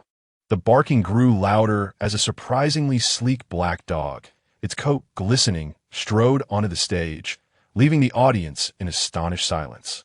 Upon merely casting a glance, Chu Feng immediately recognized the creature before him as a third-tier mutated dog. It was the Elder Dog. Chapter 41, The Canine Speaks. Not only Chu Feng, but all present were utterly bewildered at the sight of this black dog. After all, when the Brotherhood had previously sent word to the various guilds, they had only mentioned the Elder Dog, presuming that it referred to a person by the surname of Go, never anticipating that it would indeed be a genuine dog. What followed next sent shivers down everyone's spines. The dog pretended to rise to its feet, clearing its throat with a sense of pomp. With a gesture to quiet the crowd, it proclaimed in a voice tinged with a hint of magnetism, "Ladies and gentlemen, please calm yourselves." Those seated below, aside from Chu Feng, were left in a state of shock, utterly disoriented by the black dog's utterance. The dog appeared immensely pleased with the astonishment it had evoked, its mouth stretching into a grin that nearly reached its ears. In a previous life, Chu Feng encountered numerous mutated beasts capable of speech. So when he heard the black dog articulate words, it did not evoke excessive astonishment. However, it is noteworthy that only beasts of at least the 8th tier can possess such eloquence.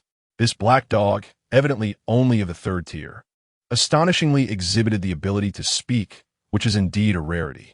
Just as Chu Feng began to ponder whether this black dog was the formidable mutated creature from his past, the monkey Great Sage, who had been nestled within Chu Feng's embrace, began to stir restlessly, attempting to break free. Its gaze fixated on the large black dog on the platform. "Great Sage, what troubles you?" Chu Feng murmured softly. Fortunately, the black dog's voice resonated loudly, and the surrounding individuals were engaged in hushed discussions, rendering them oblivious to the exchange between Chu Feng and the monkey. "It is it, the very creature that once fought me for fruit and even bit me." The furious voice of the monkey Great Sage erupted, desperate to leap from Chu Feng's arms. Chu Feng resolutely restrained the Great Sage monkey, preventing it from running amok. To phrase it more eloquently, Chu Feng has consistently adhered to the principle of cultivating one's strength in silence. To put it bluntly, he is rather evasive. Engaging in such ostentatious displays has never been part of Chu Feng's repertoire in his previous life, as it yields no tangible benefits and risks, making one a target of public ire. "Quiet now. Have you forgotten what I told you? You must embody the spirit of a true hero, monkey," Chu Feng urged once more. Yet, upon seeing the enemy hound right before him, and the hound's audacious demeanor, the Great Sage monkey was filled with fury. "Great Sage, do you trust me?" Chu Feng, realizing he was on the brink of losing his grip on the Great Sage, hastily declared. What do you mean? If you place your trust in me, restrain yourself. I promise to stand by you and avenge you. Chu Feng proclaimed with fervent conviction. If I fail, let Li Jun never enjoy a single complete cigarette in his lifetime. Agreed? Li Jun, seated beside Chu Feng, cast a sidelong glance at him.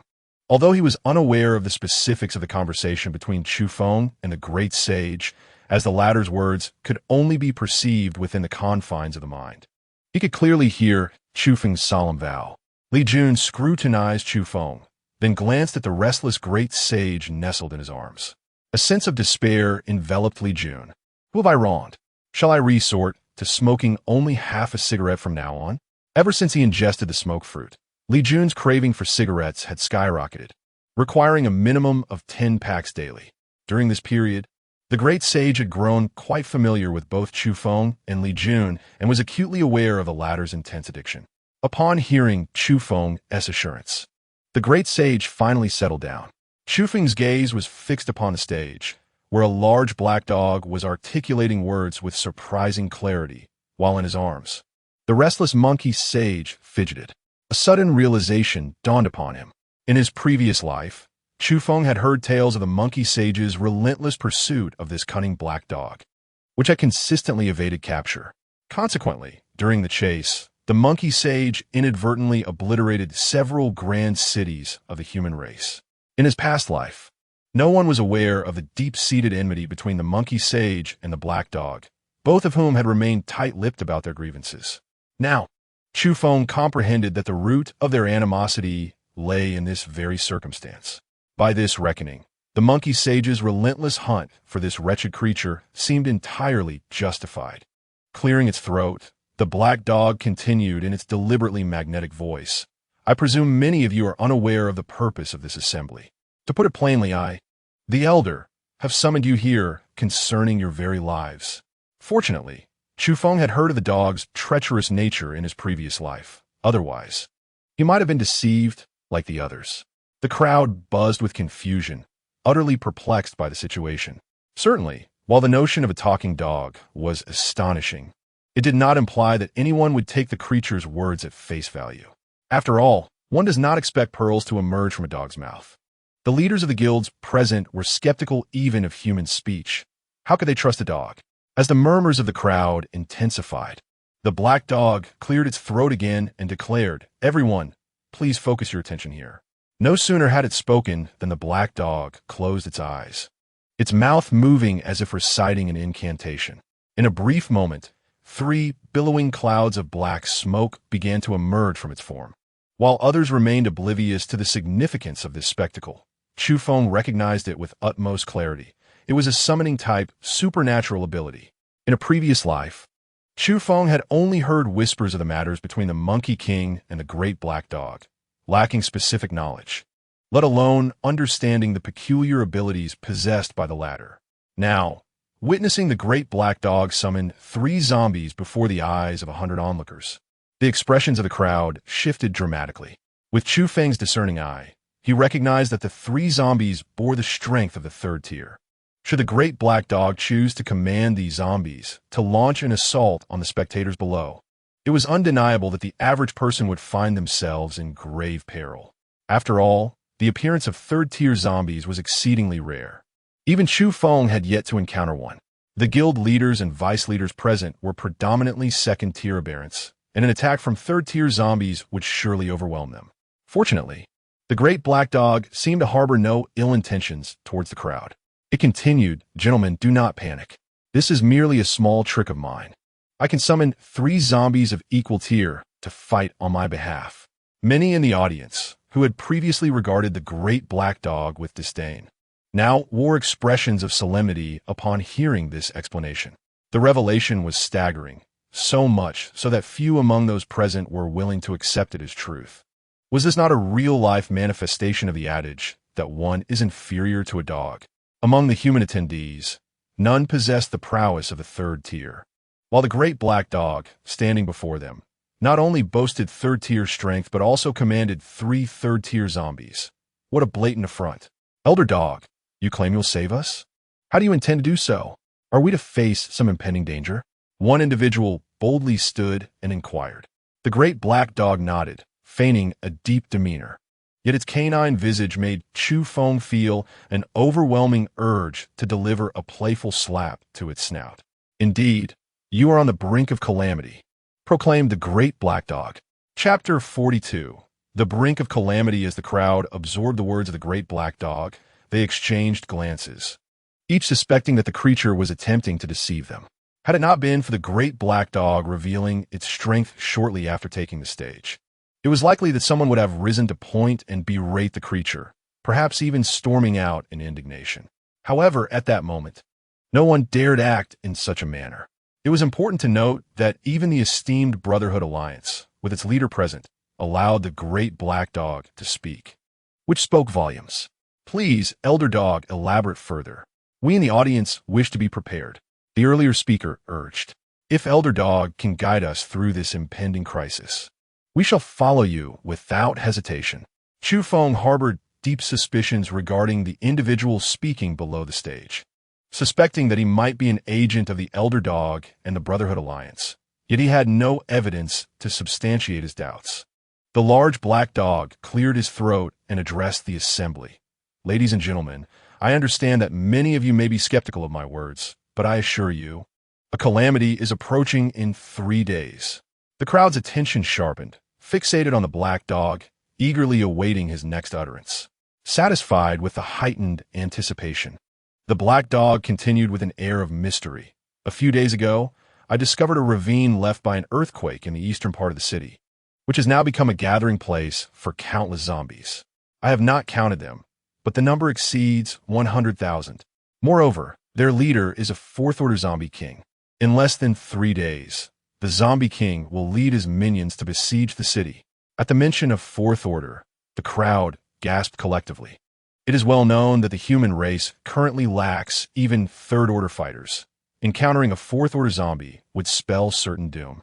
The black dog, seemingly sensing that the audience's shock was insufficient, added, "The zombie king commands hundreds of third-order zombies." This revelation sent a wave of despair through the assembly. If the mere presence of a fourth-order zombie had already eroded their fighting spirit, the addition of hundreds of third-order zombies plunged them into utter hopelessness. Some guild leaders present had already made up their minds. With 3 days left, they would gather their people and flee.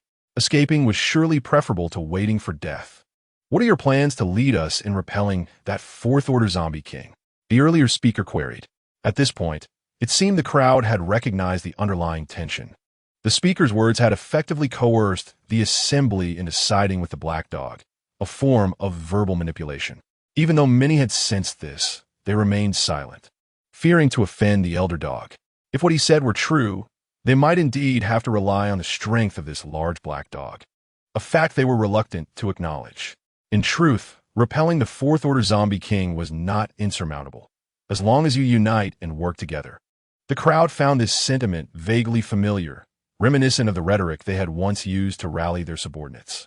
Yet, just as they were pondering this, the elder dog shifted his tone, declaring, "If you all unite and hunt zombies during this period and surrender every zombie to me, once I ascend to fourth order, that zombie king will naturally be no match for me." Upon hearing the words of the great black dog, Chu Feng could not help but twitch the corners of his mouth. This dog certainly had a knack for scheming. However, at present, the others could only acquire second-tier mutated crystals. Logically, in order to ascend from the third tier to the fourth, these first and second-tier mutated crystals should be of no use to it. If that is the case, what purpose does this black dog have in seeking them? Perhaps considering the confusion among the crowd, the black dog promptly provided an explanation. "I, the elder, have been bestowed by heaven and earth, for I am the fated hound," boasted the great black dog unabashedly.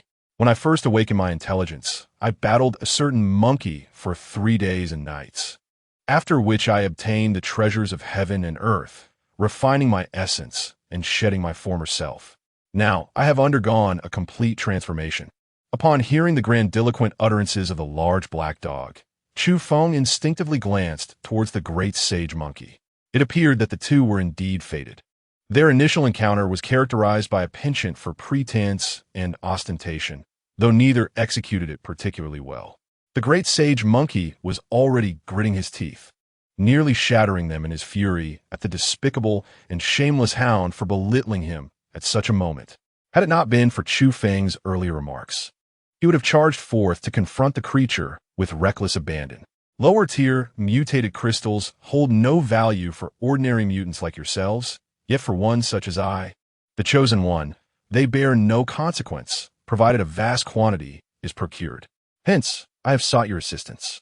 If you can present me with these mutated crystals, once I ascend to the 4th tier, I shall lead you in vanquishing the Corpse King, perhaps even slaying it outright.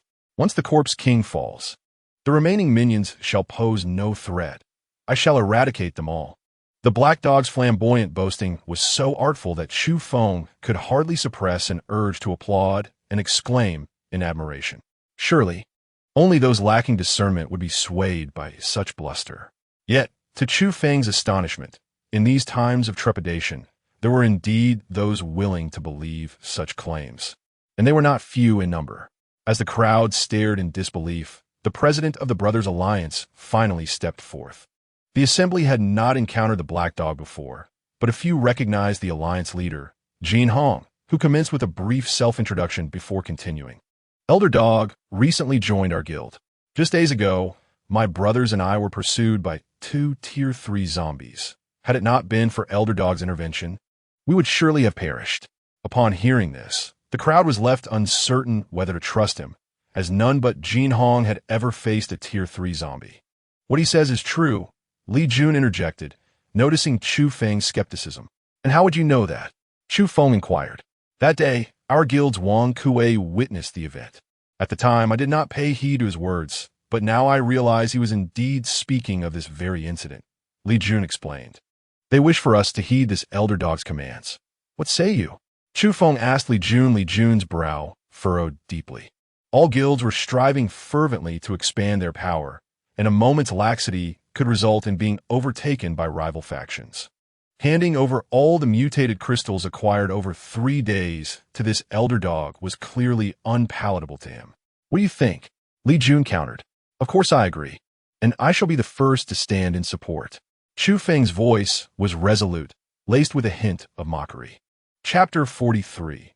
Open robbery. Jin Hong surveyed the audience below, fully aware that under such circumstances it would be exceedingly difficult for those present to place their trust in him, let alone act upon his words. Fortunately, he had long since placed a pawn within, ensuring that with sufficient pressure and a well-crafted atmosphere, there was a considerable chance of success. Ladies and gentlemen, we stand at a critical juncture for the survival of all guilds in Lu City. Hesitation is no longer an option. I hereby declare that if we can weather this crisis, we shall all be brothers henceforth, adhering to the tenets of our Brotherhood Alliance. In prosperity we share, in adversity we stand together. Should we refuse Elder Dog's directives, we will inevitably meet our demise at the hands of the zombies, and thus all will be over. However, if we are fortunate enough to survive, I, Jin Hong, assure you that I will hold certain individuals accountable for their actions. Jin Hong's words carried significant weight and served as a warning to all present. Let us not overlook the fact that the Brotherhood Alliance is currently thriving, boasting the largest membership in all of Lu City. Furthermore, our guild is now accompanied by a communicative and formidable 3-tiered mutated black dog, who could possibly rival us. Setting aside the authenticity of this so-called 4-tier zombie king and the impending zombie siege, many in attendance were already swayed by Jin Hong's threats. After all, 3 days' worth of mutated crystals pales in comparison to the survival of one's own guild.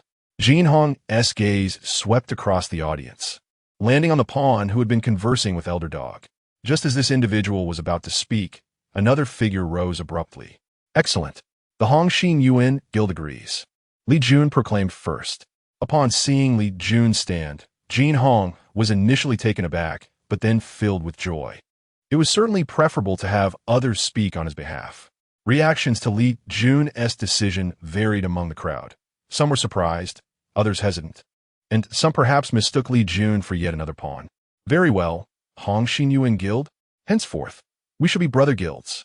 Jin Hong exclaimed with delight. Before he could continue, Li Jun interjected. Chairman Jean, our guild, of course, believes your earlier statements. However, such matters cannot rely solely on the unilateral claims of you and Elder Dog. It would be unreasonable for us to part with our resources based on mere words. Li Jun's remarks immediately resonated with many others present. Indeed, most shared this sentiment. One could not simply accept words without substantiation. None among those capable of forming a guild were fools. Jin Hong had clearly anticipated this challenge. As soon as Li Jun finished speaking, he instructed someone to activate a projector behind him. The mere fact that they could access electricity and utilize a projector at this moment underscored Jin Hong's meticulous preparations for this unusual situation. When the projector illuminated and a video began to play, the audience was left astounded. There it was, precisely as Elder Dog had described, captured within a canyon. The footage culminated in a darkened figure of a zombie, seizing the camera and crushing it to pieces. Esteemed guild leaders, this is the footage we risked our lives to obtain. Perhaps some of you still harbor doubts.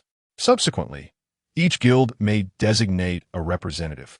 And our Brotherhood Alliance shall also appoint a member to accompany your representatives for an investigation.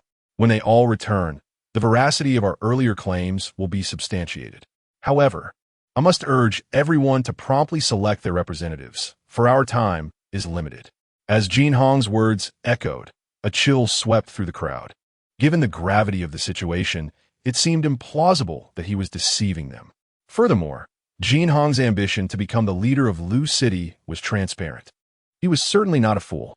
Should he offend so many guilds simultaneously, they would inevitably unite against him, making his aspirations exceedingly difficult to achieve. For the wrath of the masses is not to be trifled with. Once Jin Hong concluded, Li Jun reiterated his support for the Brotherhood Alliance's decision. Simultaneously, acting on Chu Feng's suggestion, he announced that he would bring forth all the mutated crystals accumulated in his guild by the afternoon. Upon hearing this, the expressions of the other guild members soured, cursing Li Jun in their minds.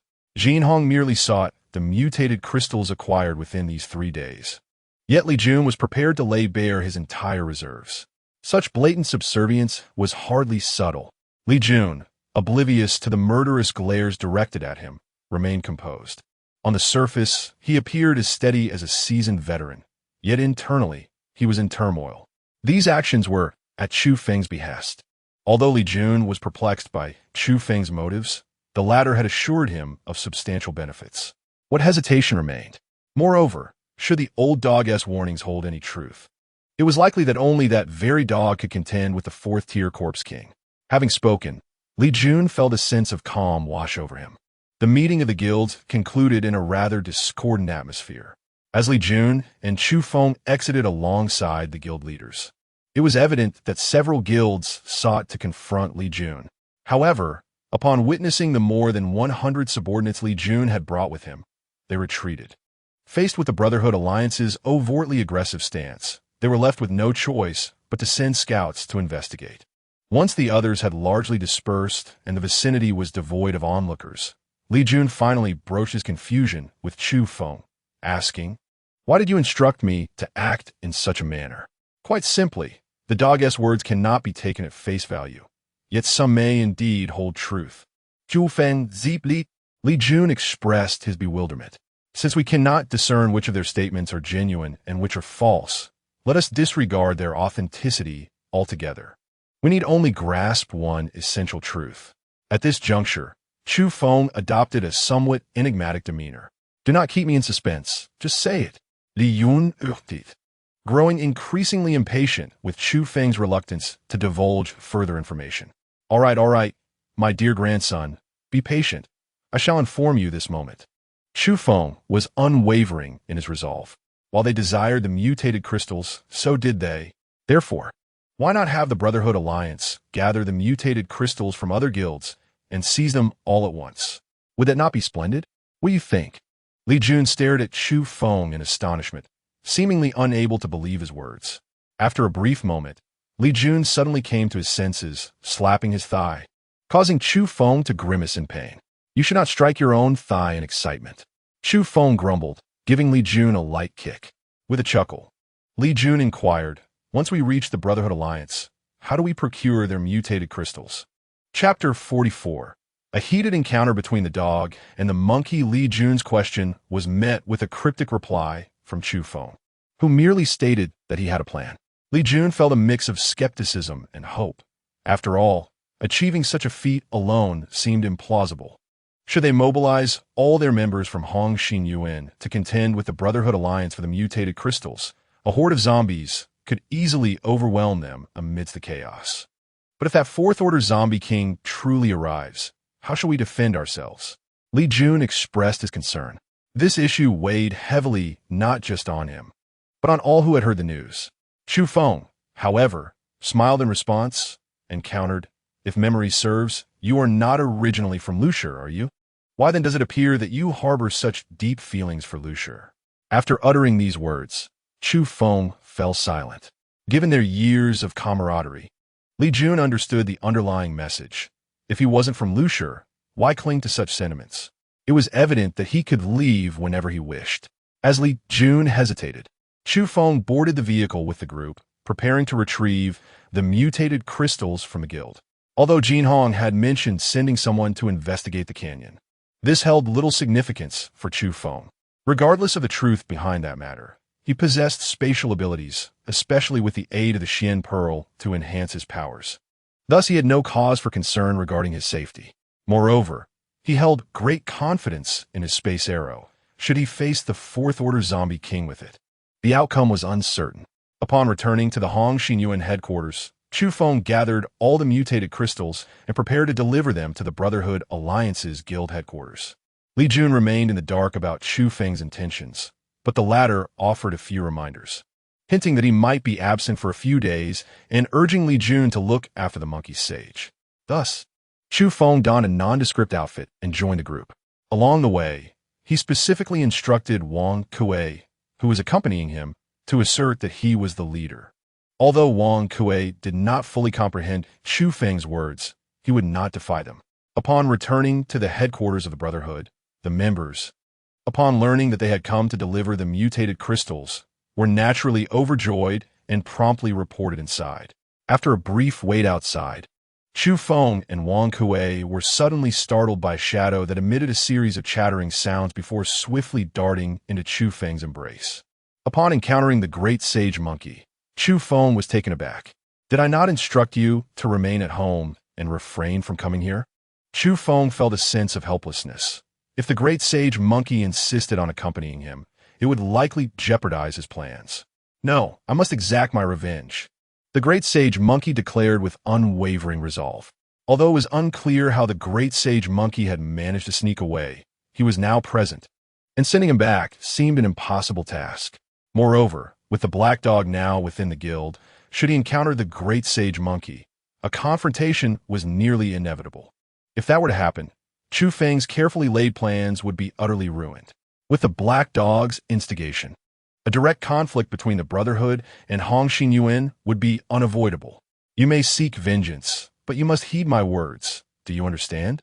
Chu Feng zaitet ao sets li. The great sage monkey nodded fervently in agreement. As Chu Feng seized the opportunity before the arrival of others, he swiftly guided the Monkey King to a nearby tree, instructing him to take refuge there momentarily, while he himself sought a suitable hiding place, awaiting the Monkey King's return. The Monkey King expressed no dissent to this plan. Just as Chu Feng made his way back to Wang Kue, the members of the Brotherhood Alliance finally emerged. "Brothers of Hong Yuan, please enter." Upon this visit, Chu Feng's primary objective was to inspect the storeroom of the Brotherhood Alliance, as well as the residence of President Jin Hong and Elder Dog, both of which were targets he intended to plunder.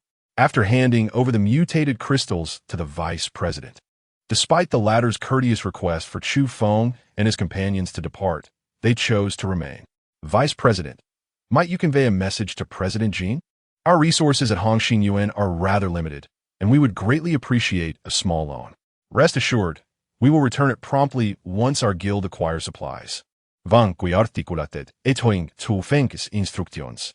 Upon hearing this, the vice president's expression darkened. While he had previously been amiable during the exchange, the moment it came to lending resources to Hong Yuan, his demeanor shifted markedly. The vice president refrained from immediate consent and sought counsel from President Jin Hong. Upon receiving the request, Jin Hong's countenance also soured slightly. Yet he did not hesitate to instruct his subordinates to provide Wang Kuei and his companions with 10 tons of supplies, predominantly rice and packaged instant foods. Chu Feng, however, remained indifferent to this transaction.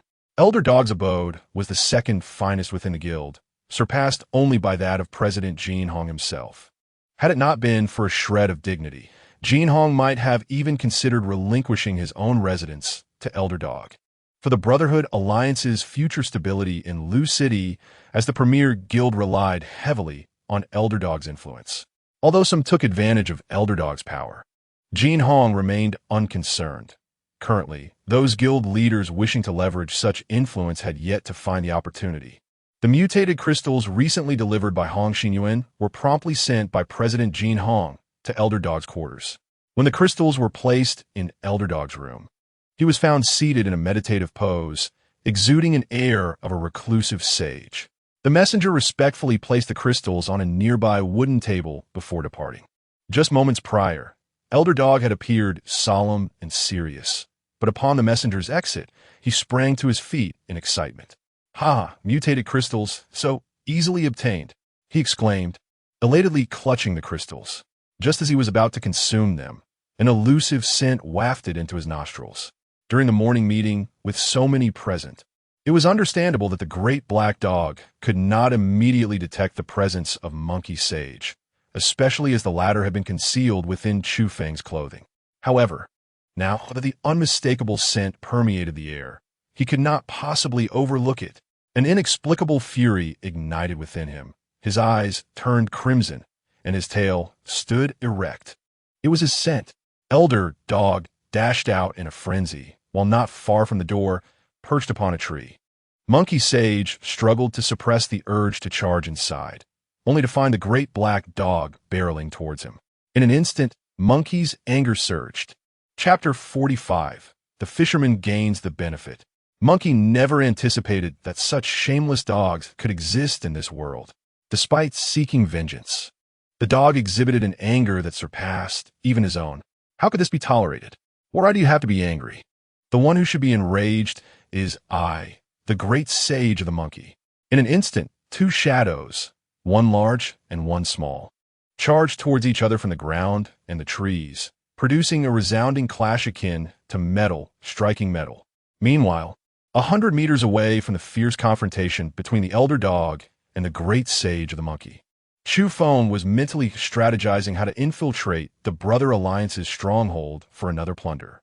Unexpectedly, during this brief moment of distraction, the great sage of the monkey had engaged in combat with the elder dog. Chu Feng found himself momentarily flustered.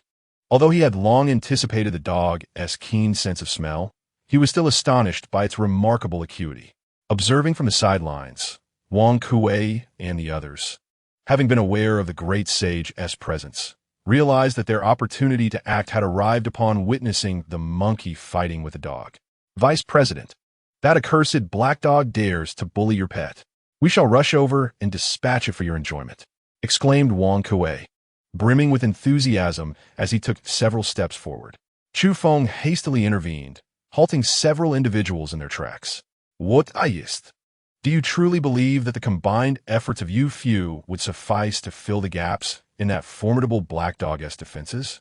Moreover, should Wang Kuei and his companions engage, not only would Chu Feng's meticulously devised plans be rendered futile, but it would also incite a swift confrontation between the Brotherhood Alliance and Hong Xinyuan. Return at once, Chu Feng commanded.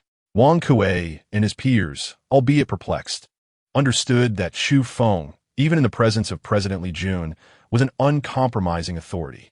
They recognized their lack of standing to question his intentions, and thus their only course of action was to comply with his orders. Once they departed, Chu Feng swiftly sought refuge, concealing himself behind a barrier. The great monkey sage had previously mentioned that the black dog had ingested 2 extraordinary fruit of power. One was of the summoning variety, while the nature of the other remained uncertain. However, judging by the current skirmish between the black dog and the great monkey sage, it was evident that the second fruit likely enhanced physical strength. Otherwise, given the great monkey sage's capacity to pierce steel with his claws. The black dog would have sustained grievous injuries by now. Alas, despite their prolonged confrontation, the great monkey sage was clearly at a disadvantage. In this densely constructed urban battleground, the great monkey sage should have had a considerable advantage, surrounded by numerous trees and towering edifices, including shopping malls and stores that soared over 10 meters high. Such an environment was almost tailor-made for him. The great monkey sage excelled in climbing, deftly maneuvering across these structures, while the black dog, although possessing significantly enhanced physical capabilities, able to leap over 3 meters, could only match the great monkey sage's agility at best. Despite the black dog's superior rank, it found itself at a stalemate against the great monkey sage, much to its chagrin. In its previous life, the great monkey sage had been among the elite of the king-level warriors, whereas the black dog relied on a plethora of escape tactics, rendering the great monkey sage unable to gain the upper hand against it. In this early stage of the apocalypse, even if the great monkey sage faced pressure from the black dog, his life would be far from endangered. Moments prior, Chu Feng pondered over the opportune moment to stealthily infiltrate the Brotherhood Alliance's stronghold for a surprise attack. Was this not the ideal occasion? The elder dog represented the Brotherhood Alliance's most formidable strength and support, with him engaged in battle right at their doorstep. The president of the Brotherhood Alliance had no choice but to investigate, prompting many members to gather and observe the fray.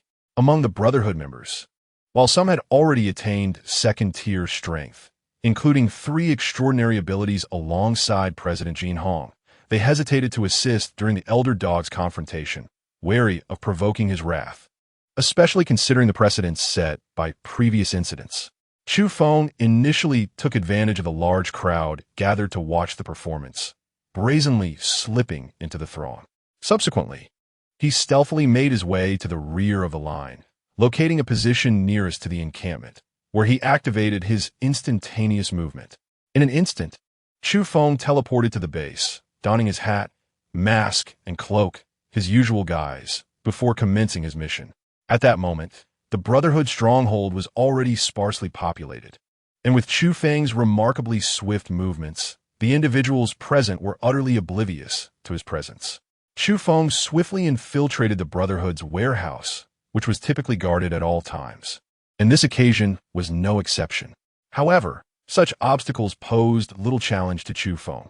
He first created a distraction outside the warehouse, and as the guards emerged to investigate the commotion, he swiftly incapacitated them with his electric baton, rendering them unconscious in an instant. With a grand sweep of his hand, Chu Feng directly gathered half of the supplies in the warehouse. There was no alternative. The abundance of resources here was overwhelming. His supernatural spatial ability had already accommodated numerous items, and now it was completely filled, leaving no room for anything further. Chu Feng now found himself filled with regret. Upon arriving from the Hongshinyuan Guild, he was solely focused on causing a stir within the Brotherhood Alliance, neglecting the fact that his spatial abilities were nearing their limit. However, this is not the time for lamentation. After collecting half of the supplies from the warehouse, Chu Feng once again dashed towards President Jin Hong's chamber. Surely, there must be a considerable stash of valuable items hidden within Jin Hong's room. After all, human nature is inherently self-serving, a truth to which none are immune. As Chu Feng scoured the room, he discovered nothing of significance. Just as he was about to abandon his search, his gaze was drawn to a painting that was slightly askew. As Chu Feng removed the drawing board, a safe immediately materialized before him. With a slight smile gracing his lips, Chu Feng, seeking greater assurance and security, unleashed a formidable lightning strike, cleaving the safe's door in twain. Upon gazing into the depths of the safe, he was met with unexpected delight. Nestled within lay a third-tier, mutated crystal infused with the essence of lightning. Chu Feng could not help but marvel at the goodness of Jin Hong. Knowing he was a lightning-type supernatural being, Jin Hong gifted him a third-tier lightning-type mutated crystal. Such crystals, imbued with supernatural attributes, can only be obtained from individuals possessing the corresponding abilities, suggesting that Jin Hong likely acquired it from a third-tier lightning-type mutant, although it is also possible he procured it through other means. Regardless, this was undoubtedly a significant boon for Chu Feng. Perhaps due to the commotion caused by Chu Feng breaking into the safe, he heard hurried footsteps approaching. In an instant, he teleported away.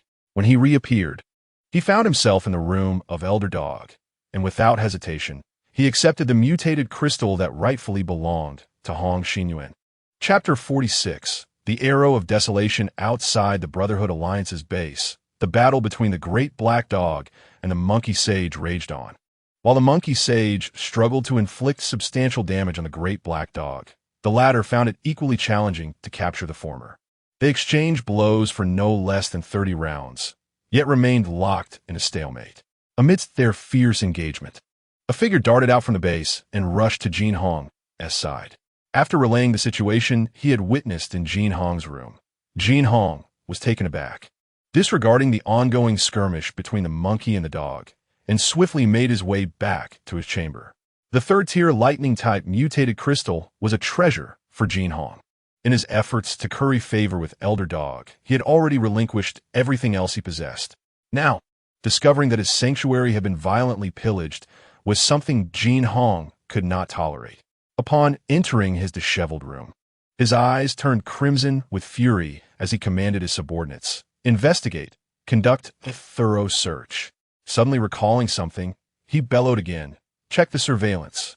At this moment, it seemed that only the Brotherhood Alliance still had functioning surveillance. When Jin Hong personally reviewed the footage, he found that aside from the subordinate who had alerted him, no one else had entered or exited his room. This revelation darkened Jin Hong's expression even further. He had not installed surveillance in his quarters, as he had no inclination to spy on himself, and given the current scarcity of resources, equipping his guild with 3 cameras was already a considerable luxury. Suddenly, Jin Hong contemplated a possibility. The phenomenon of the thief crying "Stop thief" was not uncommon in the past. Could this situation be analogous? After mulling over this thought, he realized that it was perhaps the only plausible explanation. Otherwise, with his imagination, he could conceive of no other possibilities, especially since no other figures appeared in the surveillance footage. Could it be that the intruder had the ability to become invisible? Jin Hong cast a glance at the subordinate beside him, and with a swift motion of his blade, he ended the man's life before he could utter a plea for mercy. With the revelation of his possession of the third-tier mutated crystal, Jin Hong had no choice but to swallow this bitter pill. If the Elder Dog learned of his secret hoarding of such a valuable item without reporting it, a rift would surely form between them. After all, he still needed to rely on the power of the dog for his endeavors. The intense battle between the monkey and the dog raged on for over half an hour.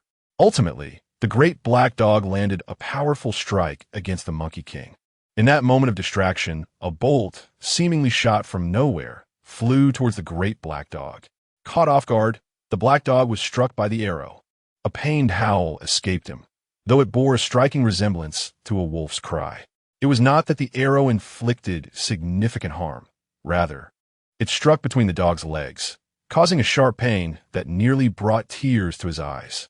Although it did not pierce through, it broke the skin, and a trickle of blood emerged as the Great Black Dog rolled on the ground, disregarding all dignity.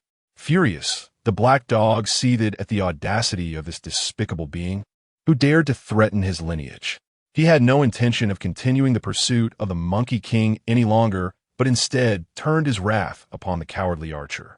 At that moment, the one who had shot from the shadows ascended to the top of his list of targets, while the Monkey King was relegated to second place. Regrettably, despite the Monkey King's keen sense of smell and the efforts of his comrades from the Brotherhood to search for the shadowy assailant, they found not a single clue. An hour later, the Great Black Dog finally relinquished his search for the scoundrel, who had seemingly vanished into thin air, leaving him utterly vexed. The Chu wind did not simply vanish into thin air. As Chu Feng witnessed the Monkey King faltering, he stealthily unleashed a hidden arrow, a tactic he had employed countless times in his previous life. Although he had once wielded specially crafted bows, he now relied on a crossbow, yet the outcome remained unchanged. After rescuing the Monkey King, when the Great Black Dog charged in his direction, Chu Feng discreetly retreated into his ability space to leisurely indulge in snacks and savor spicy peppers. Having lingered in this extraordinary realm for nearly 20 minutes, Chu Feng finally emerged, activating his teleportation just as he stepped out, fleeing without a backward glance. The great black dog, today engulfed in frustration, not only had suffered an arrow to his special part, but also found the monkey he had tirelessly sought delivered right to his doorstep, only to fail in tearing it apart. Such indignities darkened his countenance, and the members of the Brotherhood remained eerily silent, mirroring the expression of their leader, Jin Hong, as if they had just been castrated. Upon returning to his chamber, the great black dog intended to rest and devise a plan to deal with the monkey and the despicable individual who shot arrows from the shadows. However, when he turned his head to grasp a handful of something from the nearby table, he grasped only emptiness. Assuming he was merely mispositioned, he adjusted his large paw, yet again came up with nothing. Could it be that after the recent skirmish, his senses had dulled to such an extent? With a disdainful curl of his lips, he turned and was met with the sight of an utterly bare table. His mutated crystal was gone.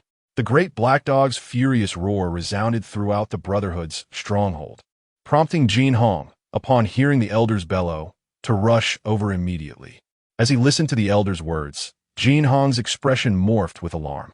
He had scrutinized the surveillance footage multiple times, but had seen no suspicious figures. If his own third-tier lightning attribute mutated crystal had been stolen by a subordinate, how could the elder's crystal have vanished? The footage indicated that the subordinate had simply reported to him after entering his room. Could it be that this was the work of an accomplice? Just as Jin Hong's face darkened like the bottom of a pot, another report came in. The warehouse had also been ransacked. Overwhelmed by confusion, Jin Hong felt a chill run down his legs, desperately hoping this was merely a nightmare.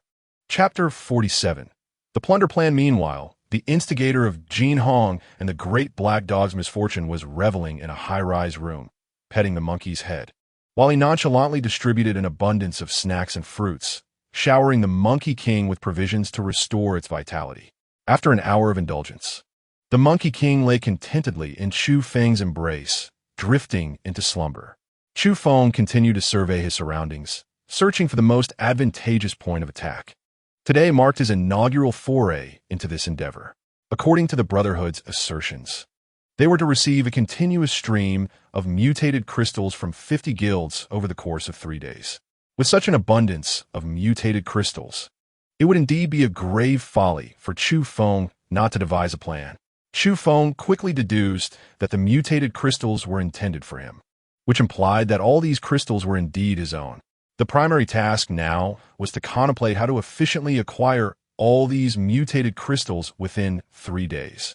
By the time the great sage awakened, Chu Feng had already devised a concrete plan of action. Upon sharing his thoughts with the great sage, Chu Feng noticed the gleam of excitement in the latter's eyes, and he felt a surge of joy when the great sage expressed his agreement. However, the ensuing statement from the great sage caused a shift in Chu Feng's expression. A 50-50 split, the great sage exclaimed with enthusiasm. As Chu Feng vigorously stroked the monkey's head, he began to impart a heartfelt lesson to the great monkey. "Oh, dear monkey, have I not treated you well? You consume my food and drink daily. Yet have I ever uttered a word of complaint? Have I not always ensured your happiness and satisfaction? Do you truly believe I am the kind of person who would betray a companion? If I were to gain something beneficial, would I diminish our brotherhood? The fact that you would dare to negotiate with me in this manner deeply saddens me. You have truly hurt my heart." As Chu Feng spoke, he feigned a countenance of profound sorrow. The previously exuberant Monkey King gradually lowered his proud little head, seemingly coming to terms with his own misjudgment. Thus, under Chu Feng's further persuasion, the Monkey King found himself once again easily manipulated, his heart filled with self-reproach for having uttered such words moments ago, which he deemed utterly unbecoming. Upon witnessing the appearance of the Monkey King, Chu Feng couldn't help but feel a surge of pride. He then retrieved 21st-tier mutated crystals to replenish the Monkey King's strength. Such low-tier mutated crystals, which cannot enhance one's power, are primarily utilized for restoring vitality and extraordinary abilities. The Monkey King, touched by Chu Feng's kindness, had tears welling up in his small eyes. The little monkey is easily deceived. One wonders if it will retain such innocence as it matures. Chu Feng retrieved a walkie-talkie and handed it directly to the Monkey King. Although the Monkey King could communicate with Chu Feng effortlessly, it was unable to speak.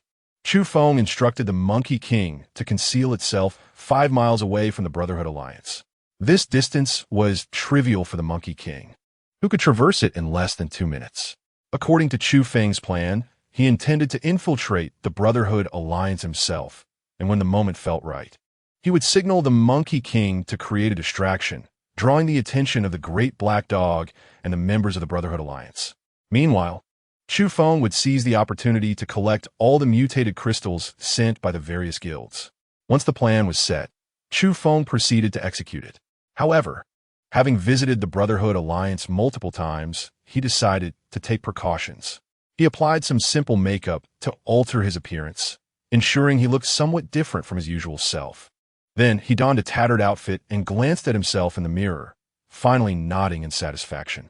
Nowadays, every guild welcomed new survivors daily, and as the foremost guild in plain sight, the Brotherhood Alliance was naturally the preferred choice for many survivors.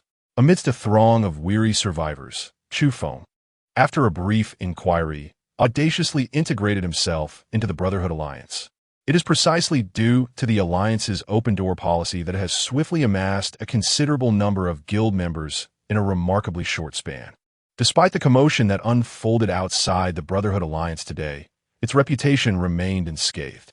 Merely half a day following the meeting, nearly 500 individuals rushed to join the Alliance. Should all proceed as anticipated, it is likely that the membership could double within 3 days. The Brotherhood Alliance is situated within a residential community featuring high-rise buildings, villas, and Western-style houses. The president and the esteemed elder, along with other top-tier members of the guild, reside in luxurious villas, while mid-level managers inhabit the townhouses and Western-style homes. The remaining guild members are allocated accommodations in the high-rise apartments as per the guild's regulations. Given that this community was originally designed for habitation, it is rare to find unfinished units. With a simple act of force to unlock the doors, newcomers can move in directly, as the rooms are well furnished. Although household appliances are non-operational, some residents even have leftover liquefied gas for cooking, rendering the living conditions quite satisfactory.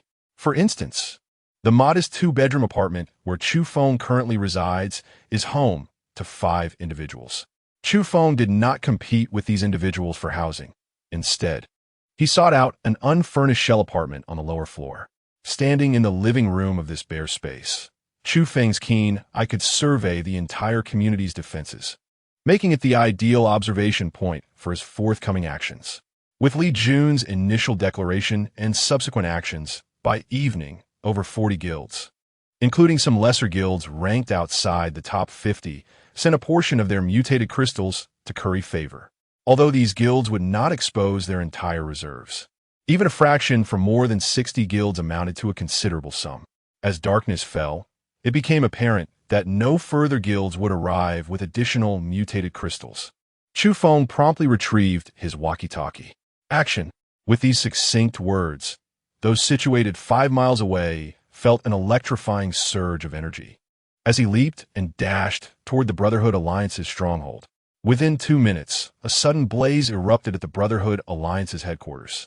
As the members emerged to investigate, they were met with the furious roars of the elder dog, who had remained indoors all afternoon, now charging out like a shadow. "You damned monkey, dare you come back? Watch as I tear you apart." The large black dog howled at the sky, seemingly driven mad. After an entire afternoon of simmering rage, the elder dog could no longer tolerate the provocations of that accursed monkey, especially in his own yard during a fire drill. Chapter 48. Ascending to Tier 3, the battle between the monkey and the dog reignited, but this time under the cover of night. The agile Monkey King found his nimbleness indispensable. During the day, the large black dog struggled to catch him, let alone in the cloak of night. After conferring with Chu Feng, the Monkey King, now aware of the plan, engaged with the elder dog in a manner that appeared more playful than desperate. The Monkey King continuously darted toward the guild members at the Brotherhood Alliance's stronghold, with the elder dog in relentless pursuit. In his fury, the elder dog's sharp claws inadvertently claimed the lives of several onlookers from the guild below. Witnessing this, the members of the Brotherhood Alliance were taken aback. They had not perished at the hands of zombies or in guild conflicts, but rather through the chaotic wrath of their own elder. The clash between monkey and dog raged on, while Chu Feng, seizing the cover of night, instantaneously transported himself to the elder dog's quarters. Upon discovering bags filled with mutated crystals nestled in the elder dog's den, a satisfied smile crept across Chu Feng's lips. Without any hesitation, Chu Feng collected all the mutated crystals and then vanished into thin air using teleportation. The battle between the monkey and the dog lasted less than 10 minutes. This time, the elder dog unleashed his three-tiered zombies, but even their speed was insufficient compared to the Monkey King. The monkey, cunning as ever, fought in stark contrast to the earlier encounter with the dog. In this skirmish, the monkey relished the experience, feeling as though it were merely toying with the dog. He took great pleasure in witnessing the dog's frustration, unable to lay a finger on him. Before departing, the monkey seized a perfume bottle that had been prepared nearby and hurled it directly at the dog's nose. The unsuspecting black dog was caught off guard and was immediately overwhelmed by the scent of the perfume, rendering it incapable of tracking the monkey by smell. The Monkey King erupted into hearty laughter, expressing his sheer delight and promising to return the following day. Shortly thereafter, when the elder dog returned to his chamber, he could hardly believe his eyes. Where had all the mutated crystals gone? The room was devoid of them. The black dog rubbed his eyes, initially thinking he had entered the wrong room. However, upon inspecting the furnishings and his own dog bed, he confirmed that this was indeed his dwelling. In an instant, a piercing wail escaped him, more anguished than when he had nearly met his end from an arrow earlier that day. "Curse that thief! The dog shall have no peace with you." The black dog's furious roar echoed through the night, while Chu Feng, having completed his escapades, returned to his unfinished house and entered his ability space. In the confines of his ability space, Chu Feng organized the mutated crystals he had acquired from the dog's lair, his grin widening with each passing moment. Within a mere afternoon, the guild had delivered a total of 4,580 first-tier mutated crystals and 422nd-tier mutated crystals. Including his own collection, Chu Feng now possessed nearly 7,000 first-tier mutated crystals and 600 second-tier ones. The quantity of second-tier crystals alone was sufficient for Li Jun to ascend to the third tier twice. At present, Chu Feng finds himself without the luxury of time to return.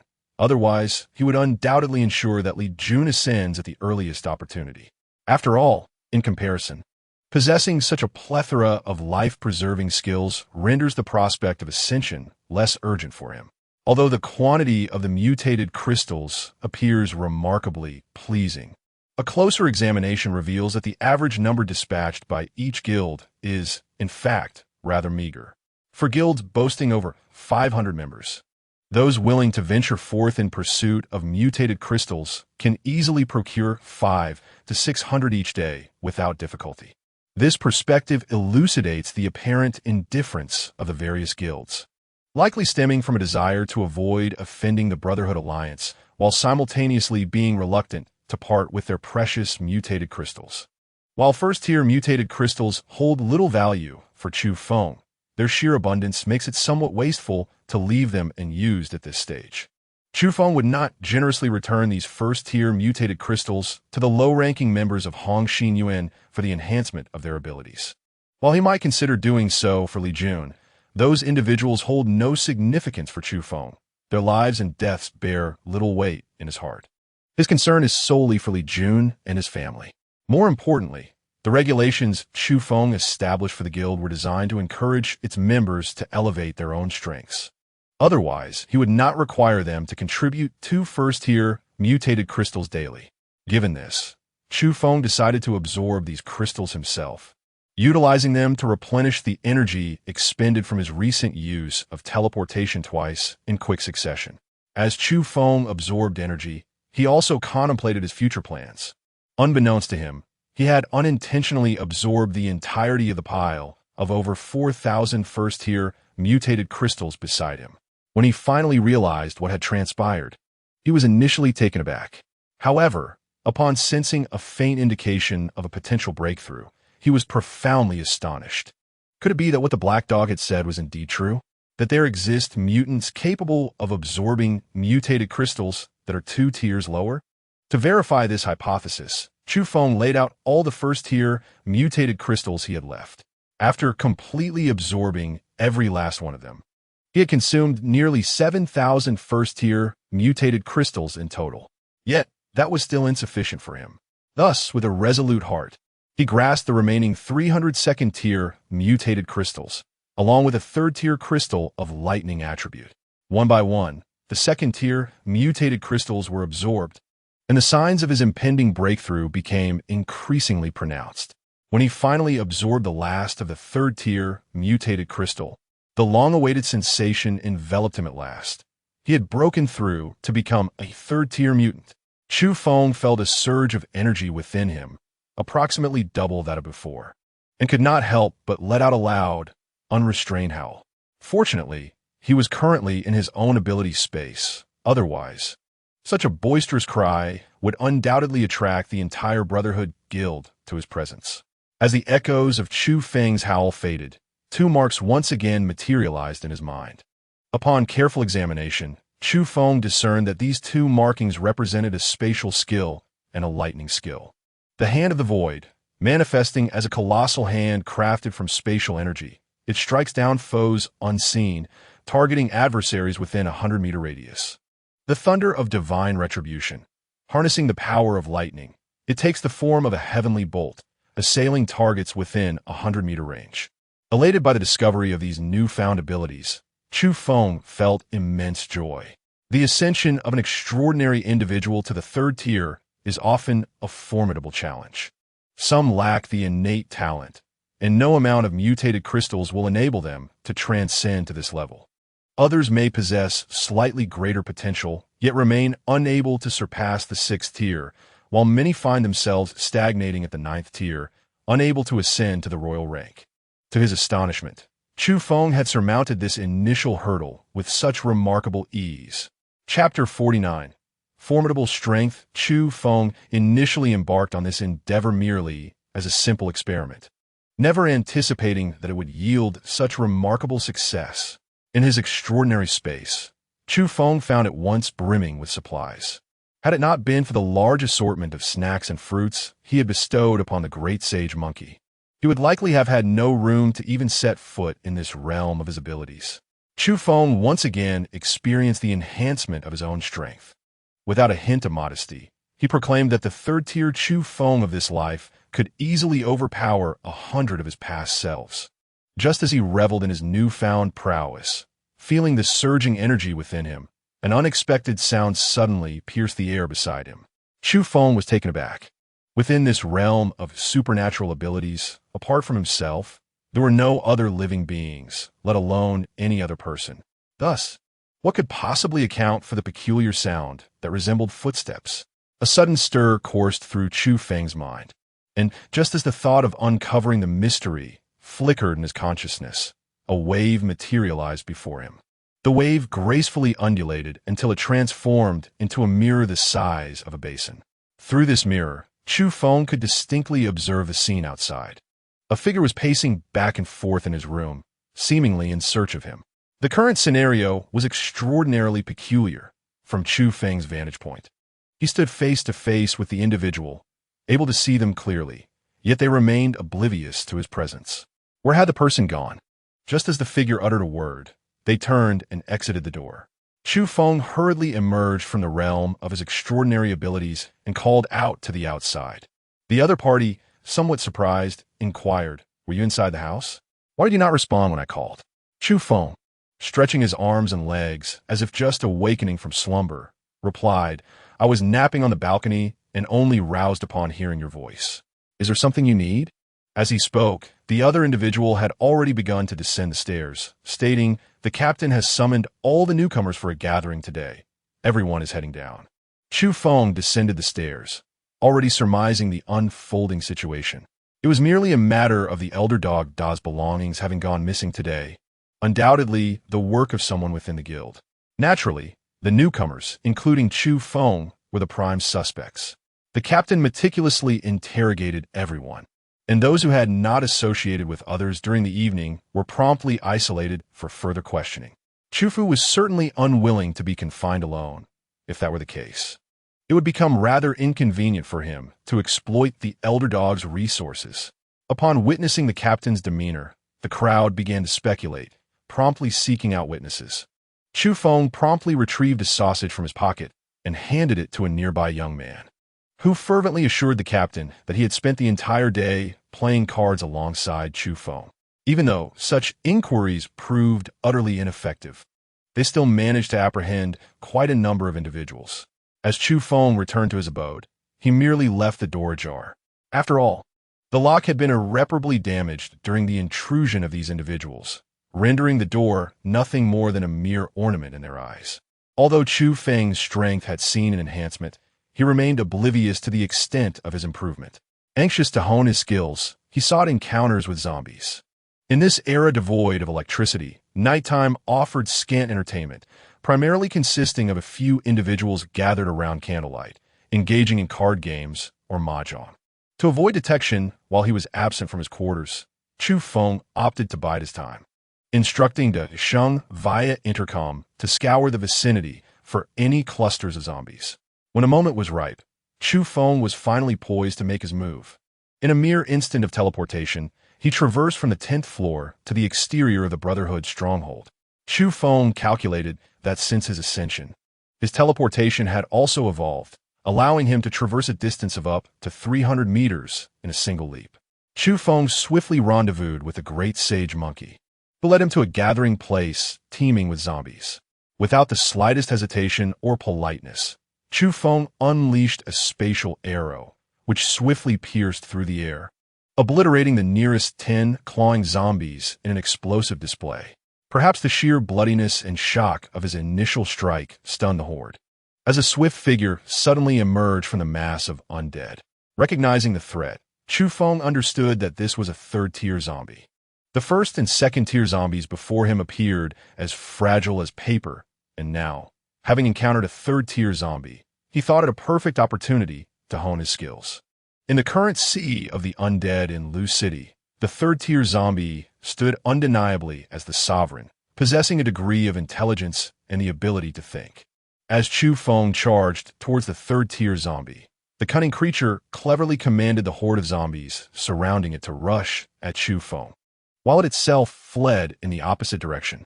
The third-tier zombie, filled with dread, recognized the formidable strength of the human before it. Unfortunately for it, Chu Feng had already set his sights on the creature. Just as it turned to escape, barely taking a few steps, Chu Feng unleashed the power of the thunder of divine retribution, which struck with instantaneous ferocity, causing the third-tier zombie to falter and nearly stumble to the ground.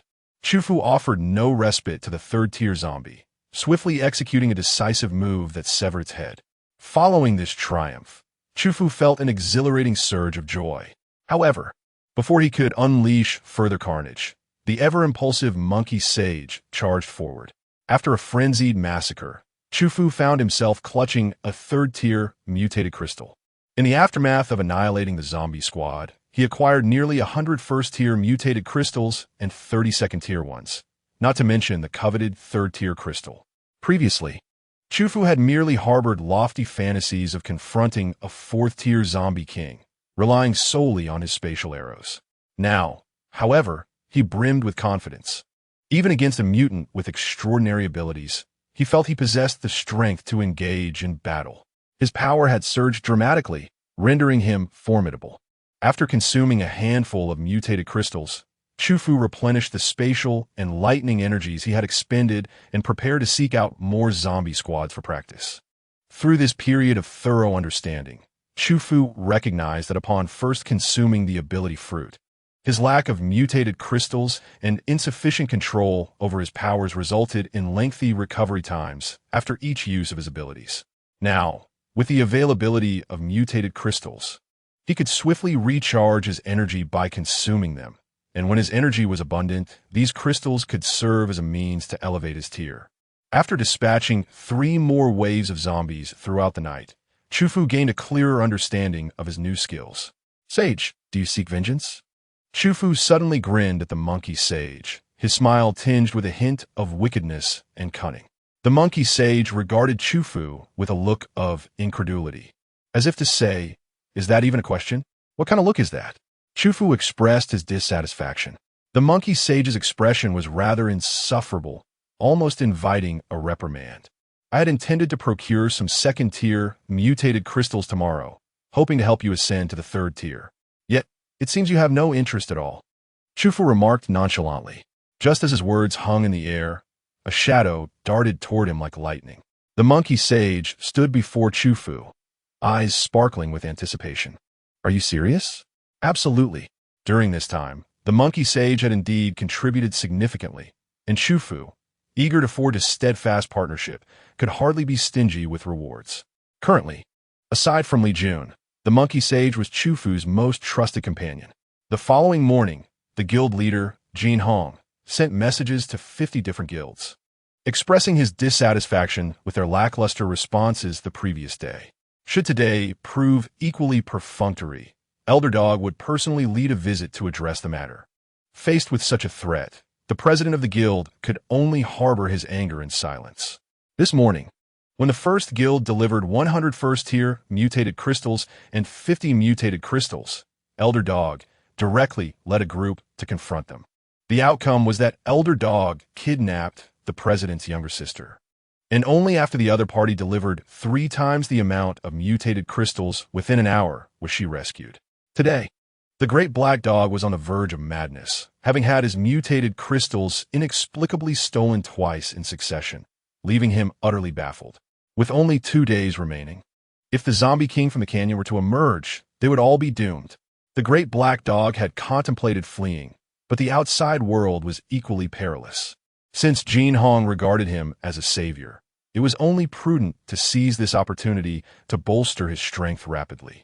If he could amass enough mutated crystals in a short time to reach the status of a 5th-tier aberrant, he might stand a chance against the 4th-tier zombie king. Even if he achieved the same 4th-tier status, the great black dog doubted his ability to contend with it. Its power was simply too formidable. Who could have anticipated that his meticulously laid plans would go awry? In the Brotherhood Alliance, the great black dog was in a position of power. The vast quantity of coveted mutated crystals, which he had long dreamed of, had vanished inexplicably, leaving him unable to tolerate such an affront. Thus, early this morning, the great black dog confronted Jin Hong, openly declaring that the guild leaders were merely feigning their efforts, intending to set an example by punishing them.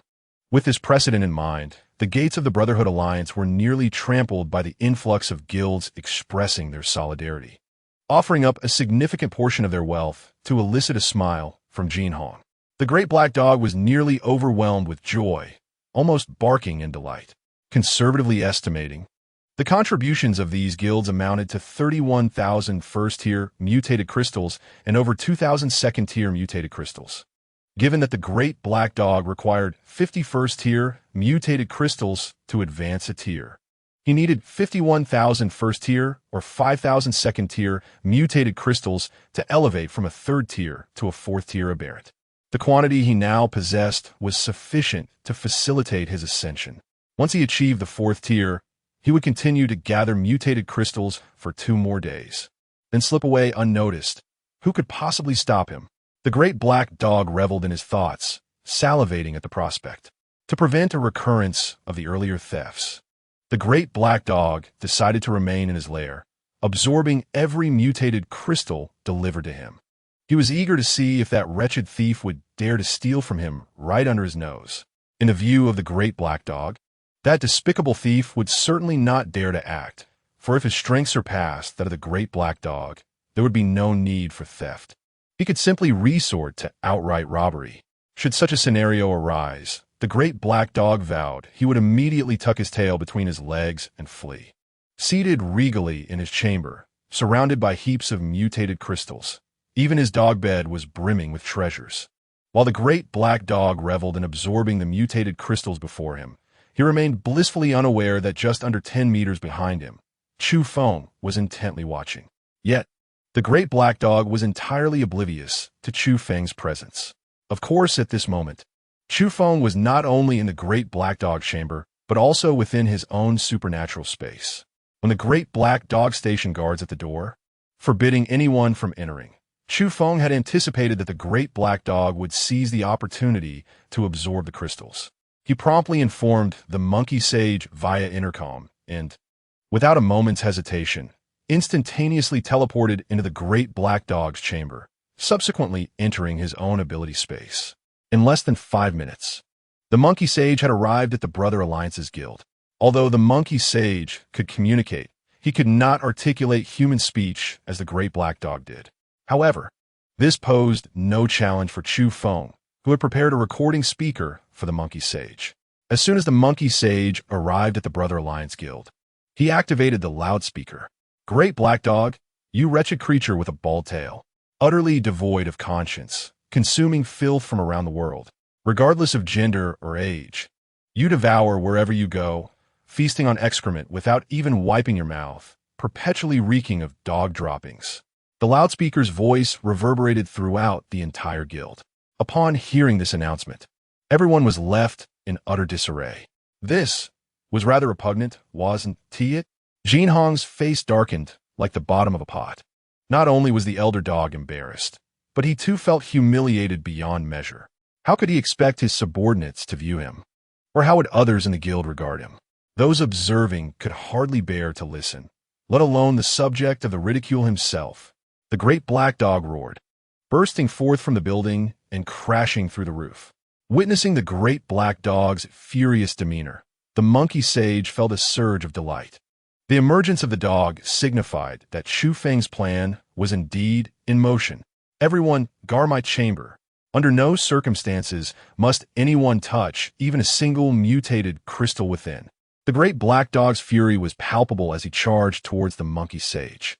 To avert a repeat of the previous incident where the mutated crystals and warehouse were stolen, Jin Hong, despite his face resembling a blackened pot, led his subordinates into the great black dog's dwelling to safeguard the mutated crystals. However, to Jin Hong and his companions' utter disbelief, upon entering, they found the elder dog's chamber completely empty, devoid of even a single mutated crystal. Chapter 51.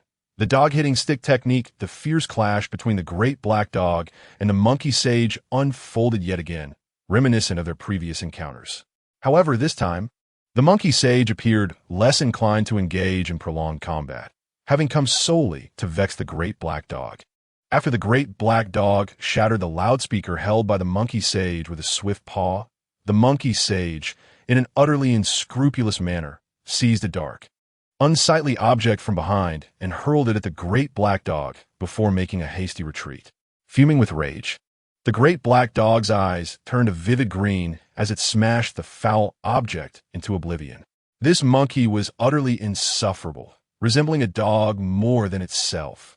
Enraged, the great black dog was poised to pursue the monkey sage when a flicker of rationality halted its advance, recalling how it had been deceived the previous day, leading to the loss of its precious mutation crystals. It realized that this shameless monkey was likely attempting the same trick again. The theft of its mutation crystals undoubtedly had the monkey sage's fingerprints all over it. How could a dog as astute and sagacious as the elder dog fall for the same ruse twice? Absolutely impossible, suppressing the urge to devour the monkey sage alive. The great black dog turned back. Yet upon noticing the curious gazes of the guild members upon it, a sense of unease washed over. The great black dog dismissed their stares, intent only on consuming all the mutation crystals to swiftly ascend to the 4th tier. Where were my mutation crystals? Upon returning to its room, the great black dog was momentarily taken aback by the emptiness that greeted it. Almost immediately, a realization struck, prompting it to stride directly to Jin Hong, standing upright and patting Jin Hong's shoulder with an expression of admiration and relief, acknowledging the foresight in securing the mutation crystals to prevent theft. Indeed, clever thinking. Now, hand over all the mutation crystals to me, and you may leave, commanded the great black dog with an air of authority. However, as it settled into its seat, it noticed that none of the gathered individuals moved. "What is the matter with you all? Where are my mutation crystals?" The others exchanged glances, and after a moment of hesitation, it was Jin Hong who gritted his teeth and spoke up. "Elder, it's not that we refused to give them to you. It's just that when we entered, there wasn't a single mutation crystal here." "What?" The great black dog leapt to its feet. Upon confirming that Jin Hong was indeed serious, the realization hit it like a thunderbolt. In an instant, a howl of rage erupted from the great black dog, shaking the very foundations of its abode. At that moment, having already secured his prize, Chu Feng returned to his own humble dwelling, quickly inspecting the spoils of his recent endeavor.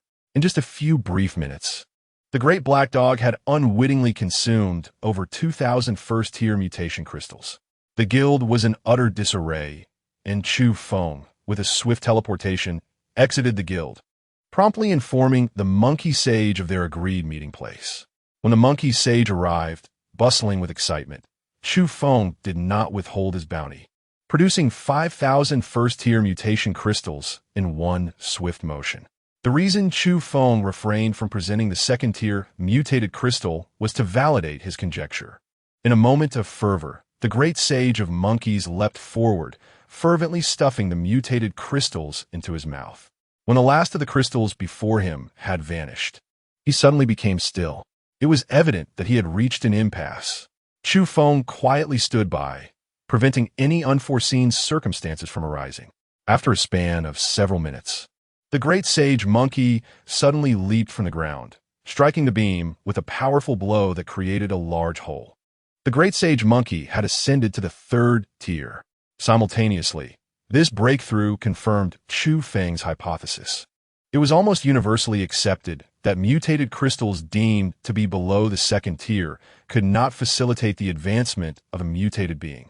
However, this rule did not apply to those who had consumed the entire mutated fruit. Chu Feng was indeed capable, and the great sage monkey was equally so. Undoubtedly, that large black dog must have devoured the entire mutated fruit initially. However, this incident was something the great sage monkey either did not recall or was unaware of at the time. Observing the great sage monkey's uncontrollable excitement, Chu Feng playfully rapped its head, cautioning, "Be careful. Are you trying to bury me alive or something? I feel myself growing stronger." The monkey exclaimed with enthusiasm. "Can you defeat that large black dog now?" Chu Feng inquired once more. The great sage monkey nodded vigorously. "Wait, after your ascension to the third tier, did you feel any changes in your body? For instance, did you suddenly acquire a new skill?" Chu Feng continued to probe, confident that the great sage monkey, given its extraordinary aptitude in its previous life, was indeed remarkable for having crossed that initial hurdle. The great sage monkey briefly assessed its condition before darting off again. Diving into the kitchen, it emerged clutching a rolling pin, swinging it with remarkable finesse. The rolling pin danced in the great sage monkey's grasp as it executed a dazzling display of stick techniques, truly magnificent. Yet, the rolling pin was considerably longer than the monkey itself, making its swinging somewhat cumbersome. Suddenly, a red glow emanated from the monkey, and in an instant, the half-meter-tall creature doubled in size. Now, the rolling pin was perfectly manageable in the great sage monkey's hands, as it wielded it with a newfound vigor and grace. "Haha, I shall name this set of techniques dog battering staff art." Just as Chu Feng stood in astonishment, unsure of how to respond, he witnessed the great sage monkey's eyes gleam mischievously as it directed the rolling pin straight towards him, unleashing a flurry of strikes. Initially, Chu Feng was taken by surprise and was struck 3 times consecutively by the Monkey King, leaving his head swollen. "You've gone too far," Chu Feng exclaimed in fury. "Did you really think you could use the dog-beating stick technique on yourself?" He just warming up." The Monkey King appeared somewhat sheepish, yet his hands showed no sign of restraint, nor did he exhibit any semblance of politeness. Chu Feng discerned that the Monkey King was feeling a bit mischievous, and naturally, he could not indulge its whims. In an instant, a bolt of heavenly retribution was unleashed. Just as the Monkey King leapt into the air, poised to strike a blow upon Chu Feng's mind, it was unexpectedly struck by a surge of lightning. The entire creature was sent hurtling through the air, crashing violently against the wall and collapsing onto the nearby tea table. Upon witnessing the great sage, the Monkey King, remaining utterly still, his body charred and emitting wisps of smoke, Chu Feng felt a surge of anxiety. Great sage, are you all right? Chu Feng believed that the Monkey King possessed a physical enhancement ability, and considering that both of them were at the third tier, he thought that his thunder of divine retribution, while formidable, would not inflict excessive harm upon the Monkey King. Yet, it became evident that Chu Feng had underestimated the true potency of his thunder of divine retribution. The Monkey King was left aching all over, nearly losing half of his combat prowess. To regain his strength, he would require the consumption of several hundred first-tier mutated crystals. Lying motionless on the ground, tears welled up in the Monkey King's eyes. He wept. His tears were not shed out of pain from the beating, but from an overwhelming sense of grievance. He had merely been frolicking with Chu Feng. And how could Chu Feng be so shameless as to use the thunder of divine retribution against him? The injustice he felt was profound, and such a grievance could not be soothed without an abundance of peaches and 100 bags of snacks. Chapter 52, The Oppression from Dogs. Ultimately, the Monkey King's wishes were fulfilled as he devoured an entire large basket of peaches, along with 100 bags of snacks, and additionally, several pounds of assorted fruits, complemented by 3 large bottles of delightful fizzy drinks. Upon witnessing the great sage Monkey devour such an abundance of food, Chu Feng could not help but feel a twinge of discomfort in his teeth. This monkey, still merely half a meter tall, would undoubtedly require an astronomical amount of sustenance as it continued to grow. Although Chu Feng currently possessed a spatial ability that housed 10,000 cubic meters of resources, the prospect of the great sage's voracious appetite weighed heavily upon him. However, as Chu Feng was preparing to feed the great sage, he was astonished to discover that his spatial realm had suddenly expanded to a staggering 20,000 cubic meters. Just a day prior, having advanced to the third tier of his abilities, his spatial capacity had remained unchanged, even when he had stealthily ventured into the Dark Dog's domain. The sudden increase in size was indeed perplexing. Yet, irrespective of the mystery surrounding this phenomenon, it was undeniably a fortuitous development. Reflecting on the time when he first acquired his spatial abilities, he recalled how his capacity had surged tenfold within just 10 days. Now, on the very first day following his elevation to the third tier, he could only hope that his spatial realm would continue to expand in the days to come, heralding monumental news. With this newfound increase, thoughts of the warehouses belonging to the Brotherhood Guild flooded his mind. Previously, due to limitations in his spatial capacity, he had only been able to plunder one of the guild's warehouses and could take merely half of the resources. Now, however, he was resolute in his determination to seize every last bit of those resources. After giving a few instructions to the Monkey King, Chu Feng stealthily returned to a location not far from the Brotherhood Alliance and instantly teleported back to his own room. During this period, Chu Feng had mastered the art of teleportation, executing it with remarkable precision, which filled him with great satisfaction. However, as soon as he returned to his room, an unusual sound suddenly alerted him, raising his vigilance. Soon, he realized that the noise did not originate from the guild members conducting their patrols. Instead, it was a peculiar blend of pain and pleasure. With just a fleeting glance, Chu Feng quickly understood the situation. A couple was engaged in their preferred activities within his unfinished room. The presence of Chu Feng made the moment exceedingly awkward. At present, Chu Feng finds himself in a state of indecision, neither departing nor remaining. In any case, the prospect of instantaneous movement is no longer feasible. Not only would it squander his spatial abilities, but within the guild, aside from his own quarters, he is most familiar with the doghouse of the large black dog. He cannot simply venture over there. Just as Chu Feng wavers in contemplation, hurried footsteps echo nearby.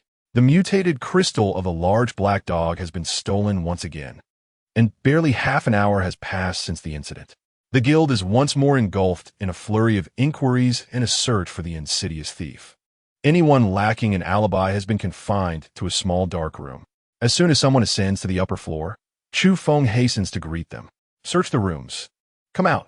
Chu Feng quickly braced the door, appearing quite embarrassed. "Brother, just a moment, there are still people inside. Please wait until they are dressed." Upon hearing Chu Feng's words, the other party was momentarily taken aback, but soon exhibited a knowing expression. In the wake of the apocalypse, many moral standards from the past no longer restrained people. No one knew if they would see another day. Consequently, some individuals completely liberated themselves, seizing every fleeting moment to revel in the present. As Chu Feng conversed at the doorway, the two individuals inside the room heard the commotion and hastily donned their clothes to emerge. Upon seeing Chu Feng standing there, both wore expressions tinged with awkwardness, yet quickly feigned nonchalance. This little interlude provided Chu Feng with a robust alibi, saving him the trouble of finding someone to corroborate his story. The third incident of theft had occurred, and the thief remained elusive, stirring unrest among the members of the Brotherhood Alliance. President Jin Hong and the Great Black Dog were on the verge of madness, especially the Great Black Dog, who had been on the brink of advancing to a fourth-tier mutated beast that very day, but was thwarted. The frustration was palpable. Each previous incident had been linked to the presence of the monkey sage, and the Great Black Dog was acutely aware that this matter could not be separated from the monkey's mischief.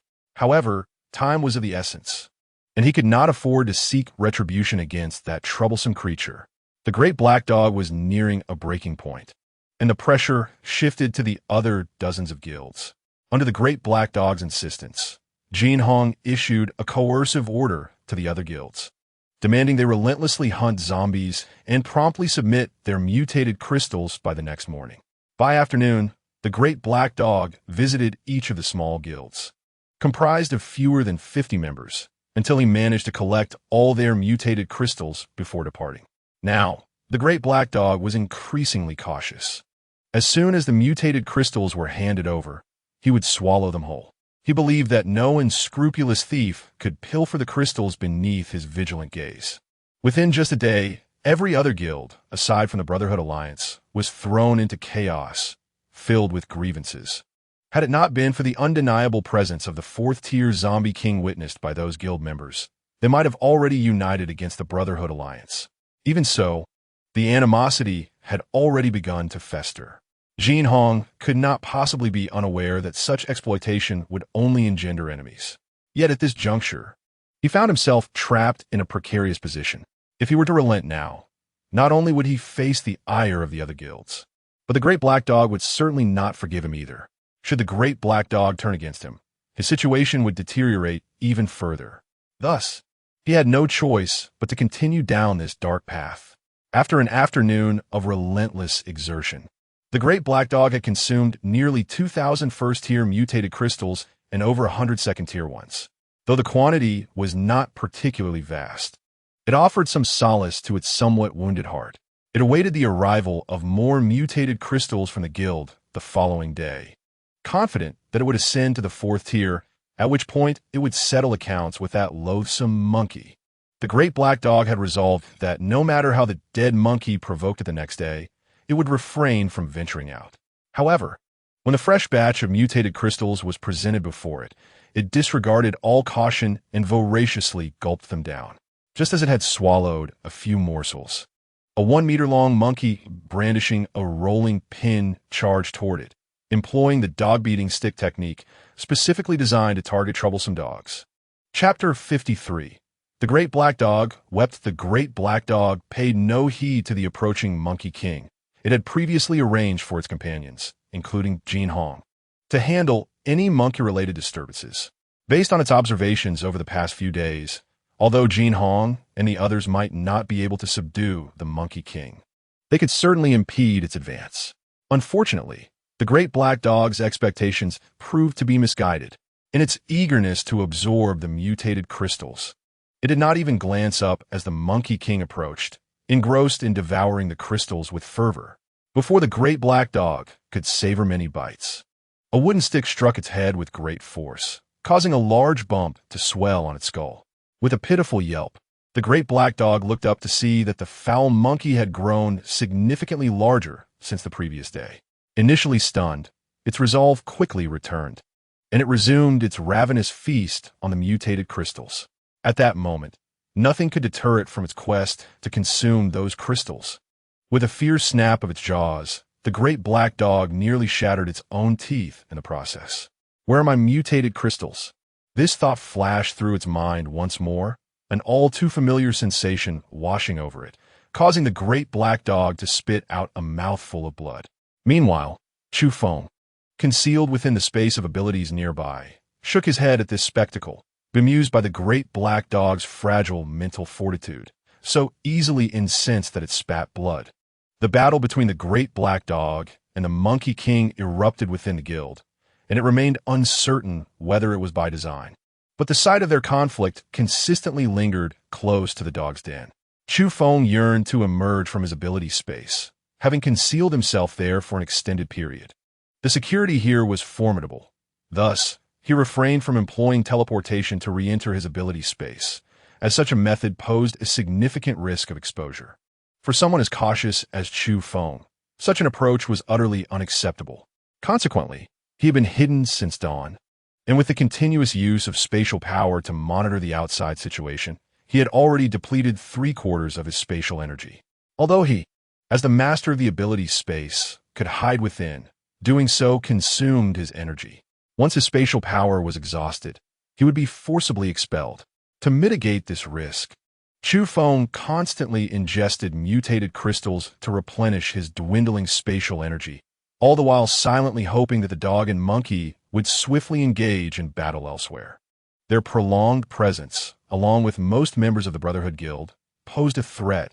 Should he suddenly appear before them, it would inevitably lead to his exposure. It was not that the great sage monkey did not wish to leave. Rather, he had been overly reckless this time, and Jin Hong was well prepared. Even if the great sage monkey desperately sought to break through, he was repeatedly thwarted. Of course, the Brotherhood had not paid the price without consequences. In the last half hour, casualties had already exceeded 100. Jin Hong's expression was exceedingly grim. He had not worn a pleasant demeanor throughout these past few days. Capture that damned monkey and extract the whereabouts of that vile thief. Jin Hong commanded once more.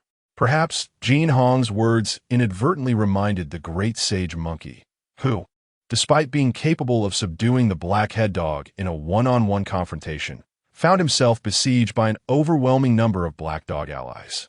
The great sage monkey was caught in a precarious situation, facing enemies on all sides. Upon hearing Jin Hong's command, the great sage monkey aimed the remaining half of his rolling pin directly at him and unleashed a furious barrage. Jin Hong, undeterred, wielded a steel knife with impressive skill, producing a whistling sound as he moved with ferocity, suggesting he had been a practitioner even before the apocalypse. Chu Feng was not well acquainted with Jin Hong's past, but he knew this individual possessed considerable martial prowess and that his innate ability was earth-based, excelling in earth evasion techniques. As the great sage monkey unleashed his assault, Jin Hong began to retreat under pressure. Despite his skills, he was still outmatched by the physically formidable great sage monkey. A strike from the monkey's wooden stick landed squarely on Jin Hong's eye, instantly transforming him into a panda-eyed figure. In the next moment, the great sage monkey unexpectedly shrank back to his previous half-meter stature, indicating that his transformation time had indeed expired. Although he reverted to his diminutive form, he was now even more agile. Seizing the moment of surprise among the crowd, he swiftly climbed to the rooftop. Enraged, Jin Hong led his men in relentless pursuit. At this moment, the large black dog did not pursue, but instead bit its lip tightly, and to everyone's astonishment, it began to sob. The dog was aggrieved.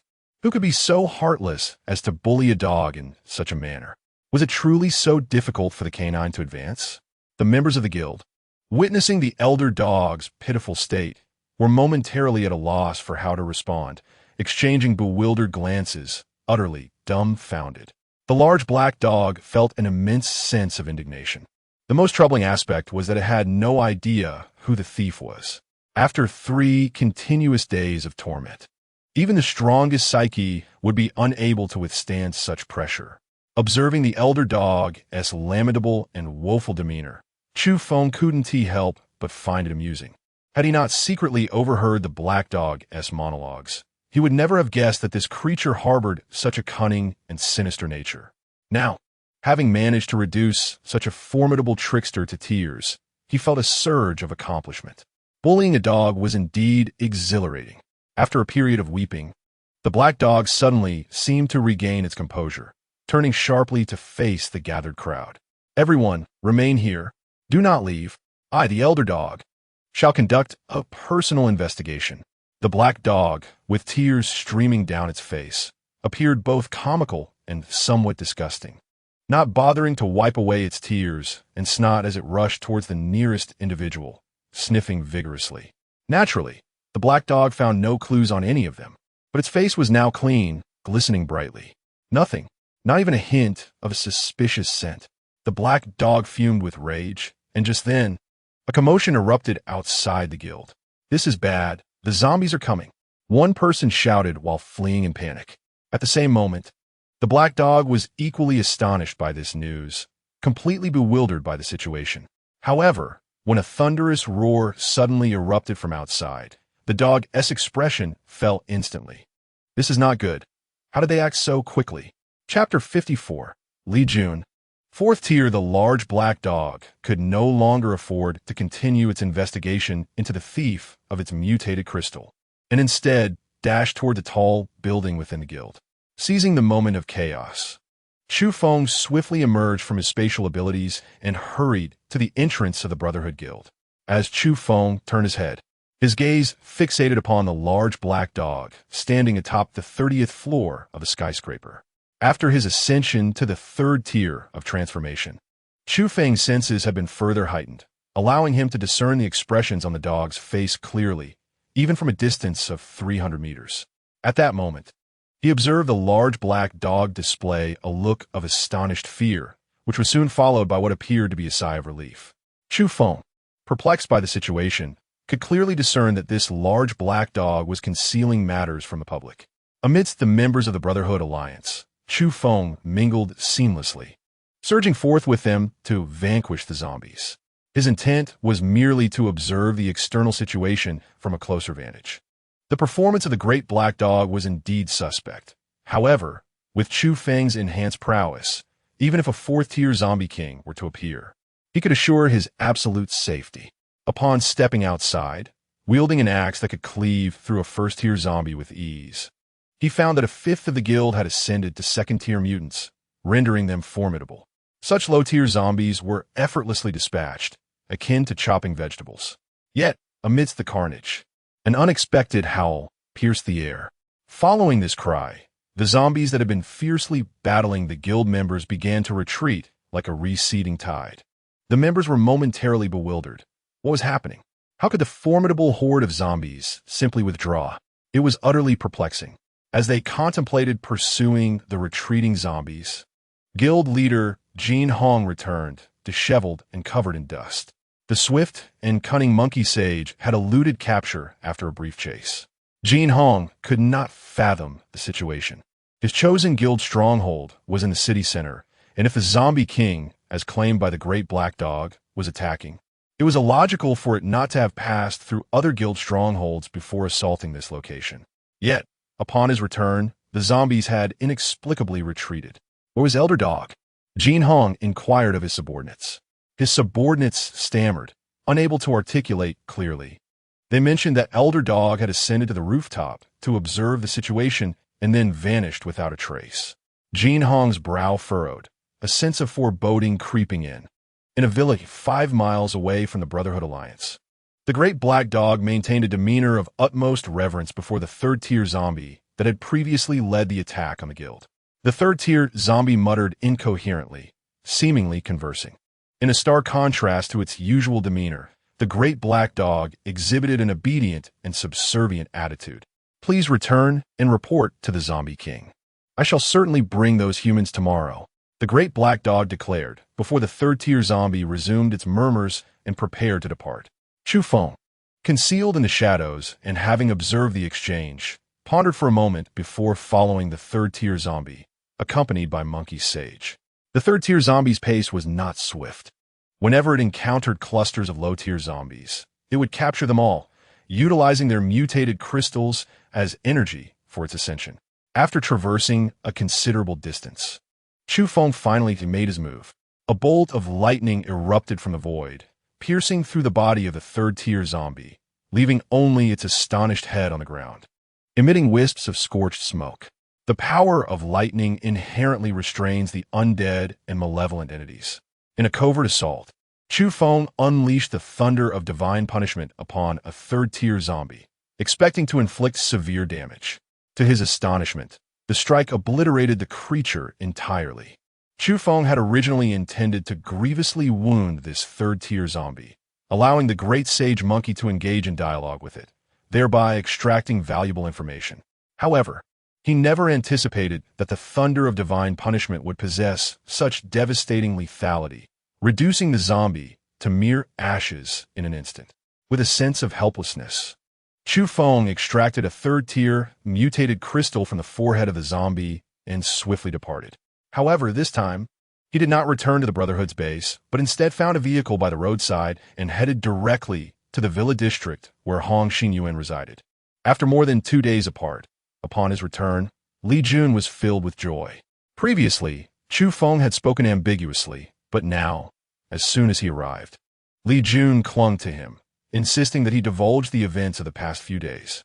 With a sly smile, Chu Feng chose to remain silent, promptly dispersing the group of several dozen individuals who had accompanied Li Jun, allowing them to attend to their own affairs. It seems your stature as president has grown even more formidable in just 2 days. Chu Feng disait. Subsequently, he ceased his banter and, upon returning to the villa, produced 3,000 first-tier mutated crystals, urging Li Jun to attempt absorbing these lower-tier crystals for advancement. Given Chu Feng's assumption that both he and the Great Sage Monkey could absorb lower-tier mutated crystals for promotion, and considering that Li Jun had consumed an entire mutated fruit, it stood to reason that he could succeed as well. Indeed, within a mere 20 minutes, Li Jun successfully ascended to the rank of a third-tier mutant. Before Li Jun could utter a word, a smile graced Chu Feng's lips as he revealed another 30,000 first-tier mutated crystals. Where did you acquire such an abundance of mutated crystals? Li Jun exclaimed in astonishment.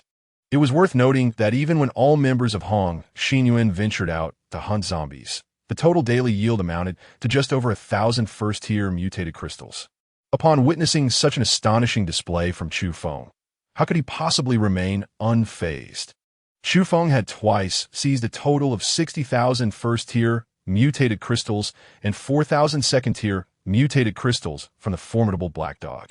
These mutated crystals were more than sufficient for Li Jun and the monkey sage to ascend to the 4th tier. However, while Chu Feng felt secure in allowing Li Jun to ascend, he hesitated to grant the same opportunity to the monkey sage. After all, their acquaintance had not been long, and Chu Feng harbored reservations regarding the monkey sage's capabilities. This concern was amplified when, shortly after the monkey sage's ascension to the 3rd tier, he struck his own head with the dog-bashing stick, prompting Chu Feng to feel uneasy about him. Should the monkey sage discover that his failure to receive the mutated crystals for advancement was due to his impulsive attack on Chu Feng after acquiring the dog-bashing stick technique, he would likely retreat to a secluded corner, overwhelmed by despair. As Chu Feng and the Monkey King continued to guard Li Jun, after waiting for more than half an hour, Li Jun finally opened his eyes. Upon seeing the sharpness and composure reflected in Li Jun's gaze, intertwined with an indescribable excitement, Chu Feng understood that Li Jun had succeeded. With a swift motion, Chu Feng seized the Monkey King and tossed it towards Li Jun. Don't be shy. Practice a bit. Chu Feng Chuka. The Monkey King, suspended in midair, wore a perplexed expression. By the time it comprehended the situation, it unleashed a furious roar at Chu Feng, exclaiming, "Could you act like a human?" Regrettably, as soon as the Monkey King uttered those words, it realized its folly. Chu Feng pointed at it and declared to Li Jun, "This monkey insulted me." Li Jun chuckled softly, transforming into a plume of smoke as he charged towards the monkey. Chapter 55. Taking initiative, the 3rd-tier Monkey King rarely encountered worthy adversaries of the same rank. Even the arrogant and cunning black dog might not be its match. However, when confronted by the already 4th-tier Li Jun, the Monkey King found itself outmatched. After delivering a thorough lesson to the Monkey King, Chu Feng rewarded it with a bounty of snacks and fruits, finally sending it on its way. In the following moments, Li Jun and Chu Feng convened once more to deliberate their forthcoming actions. After all, the Black Dog's claims regarding the Zombie King's siege and the Great Canyon were likely rooted in truth. Yet the dangers involved might surpass even the Black Dog's descriptions. Recently, I heard the Brotherhood Alliance has been thrown into chaos. Was it your doing? Li Jun cast a sidelong glance at Chu Feng, casually inquiring. This was a matter Chu Feng could not acknowledge, and he promptly denied it. Li Jun, not pressing further, merely remarked, "Be cautious in your endeavors. Do not allow them to capture you. Otherwise, we at Hongxin Yuan will have to retaliate fiercely. Rest assured they won't catch me." With a light cough to mask his embarrassment, Chu Feng refrained from delving into his own affairs. Li Jun, recognizing this unspoken understanding, did not press further, for he was well aware that Chu Feng would never betray him. Whatever endeavors or aspirations Chu Feng harbored, he simply needed to voice them. There was no need for Li Jun to overthink matters. The two exchanged a few casual remarks, during which Li Jun updated him on the recent developments regarding Hongxin Yuan. Presently, the guild boasted a membership of 1,000 individuals. At this juncture, Li Jun believed that it would be unwise to recruit indiscriminately any longer. Their resources were limited, and with the increasing difficulty in sourcing supplies, the daily acquisition had begun to fall short of consumption. After careful calculation, Li Jun concluded that sustaining a guild of this size was already a considerable challenge. Any further recruitment would undoubtedly strain their capacity. Chu Feng naturally concurred with Li Jun's approach, though he chose to withhold certain thoughts from his companion. Some of Chu Feng's thoughts remained somewhat immature. Primarily, these plans must await the resolution of the current crisis involving the fourth-tier Zombie King. Presently, in the entirety of Lu City, there exists only one fourth-tier mutant, Li Jun.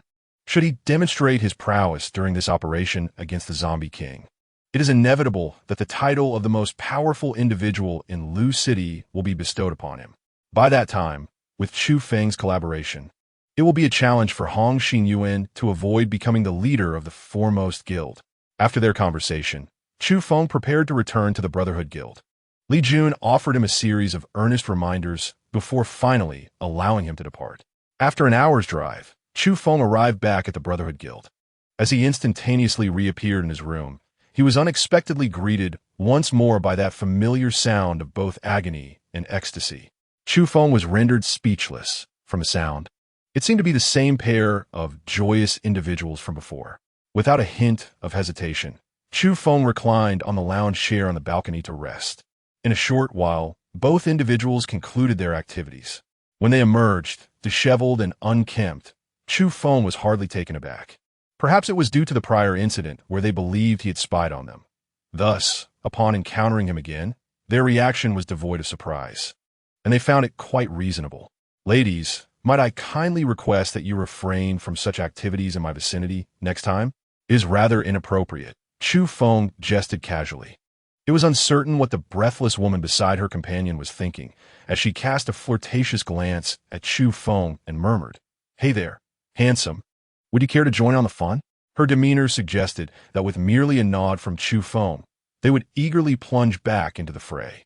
"As long as you bring forth a morsel of food, that would suffice," her companion added. Chu Feng was momentarily rendered speechless. "I apologize, but I have no food to offer you. It would be best for you to leave quickly," he declared, issuing an unequivocal dismissal. The other party, perceiving Chu Feng's lack of compliance, departed with a hint of indignation, casting a scornful remark, "Were you pretending for, you voyeur?" As they exited, the corners of Chu Feng's mouth twitched, yet he found it difficult to counter.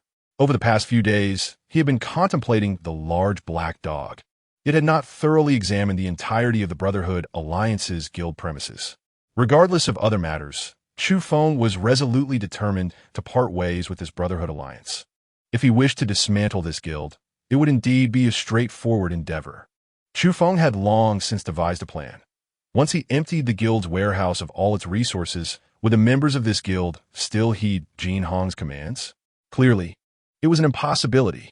As Chu Feng meandered through the guild, he couldn't help but notice the overwhelming influx of members. Merely 2 days prior, there were over 3,000. And now the number had surged to 5,000. The Brotherhood Alliance boasted 10 warehouses, each brimming with ample supplies. Of course, the predominant items were rice and flour, while vegetables and meats were sparse, primarily due to the necessity of refrigeration for preservation. Even with the Brotherhood's considerable wealth, they could only manage a cold storage facility of 300 cubic meters, a feat made possible by Hong Xinyuan's control over 5 nearby gas stations. After meticulously inspecting all 10 warehouses within the encampment, Chu Feng pondered the optimal moment to strike.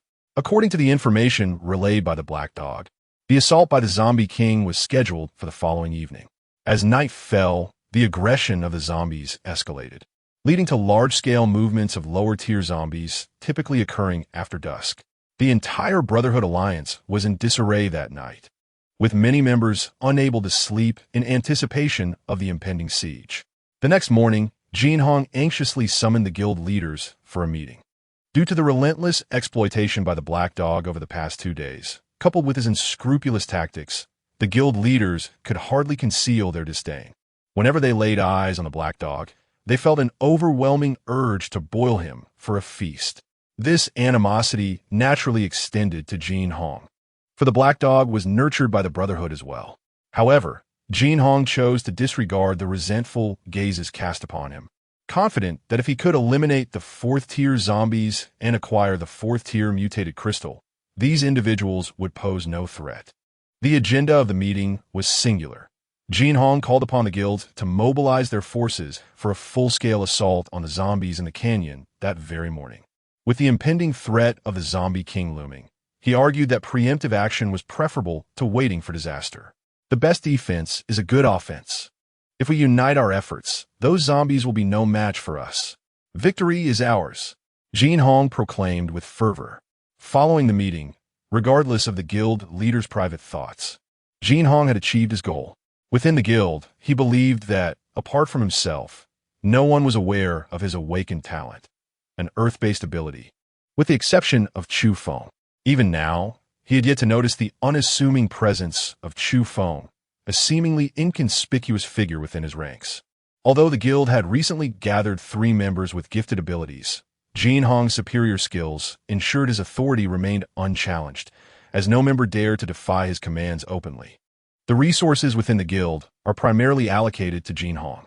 In recent days, the raucous Black Dog has been relentlessly exploiting other guilds, while the 2nd-tier mutated crystals harvested by the Brotherhood Alliance have largely fallen into Jin Hong's possession.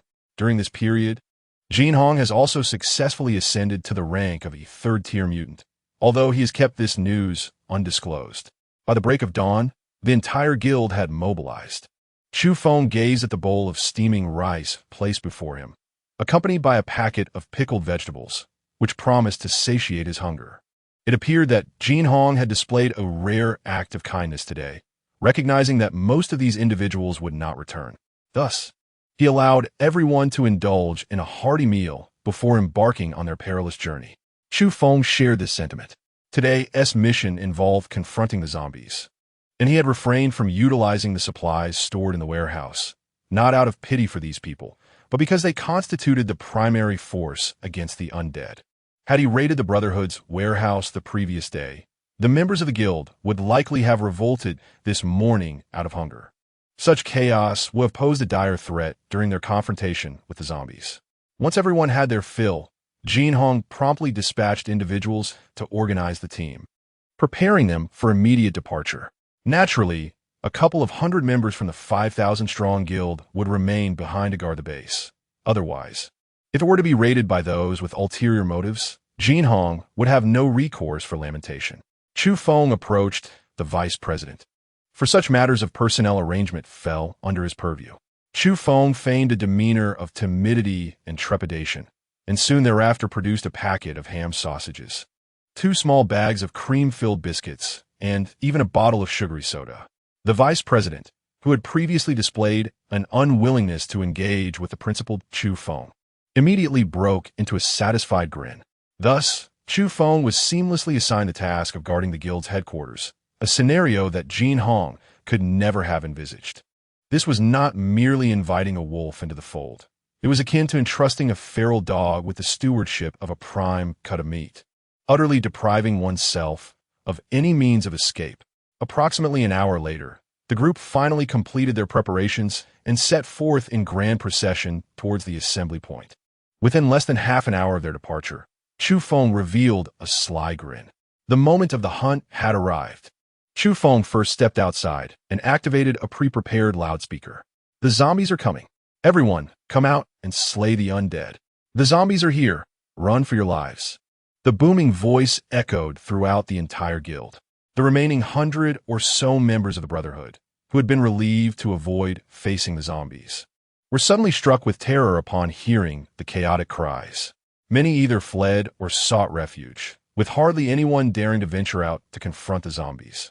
Seizing the opportunity amidst the chaos, Chu Feng made his way to 10 different warehouses, forcefully breaking down the doors with his axe. Even when a few individuals noticed him along the way, they were swiftly incapacitated by his electric baton. Within less than 10 minutes, the supplies in all 10 warehouses had been completely depleted. With a smile gracing the corners of Chu Feng's lips, he swiftly executed a teleportation, propelling himself out of the guild's headquarters. He then commandeered a sleek sports car, racing towards the next guild location. In the memories of Chu Feng's previous life, there existed 4 major guilds in Lu City, beneath which were primarily a number of medium-sized guilds whose strength was utterly incomparable to any of the 4 prominent guilds.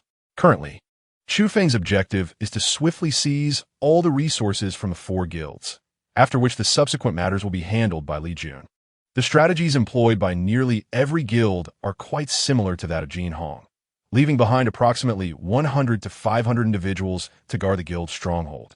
However, for someone like Chu Feng, who is entirely focused on acquiring resources, these guards are virtually indistinguishable from a lack of defenses. Chu Feng is not well acquainted with the other guilds.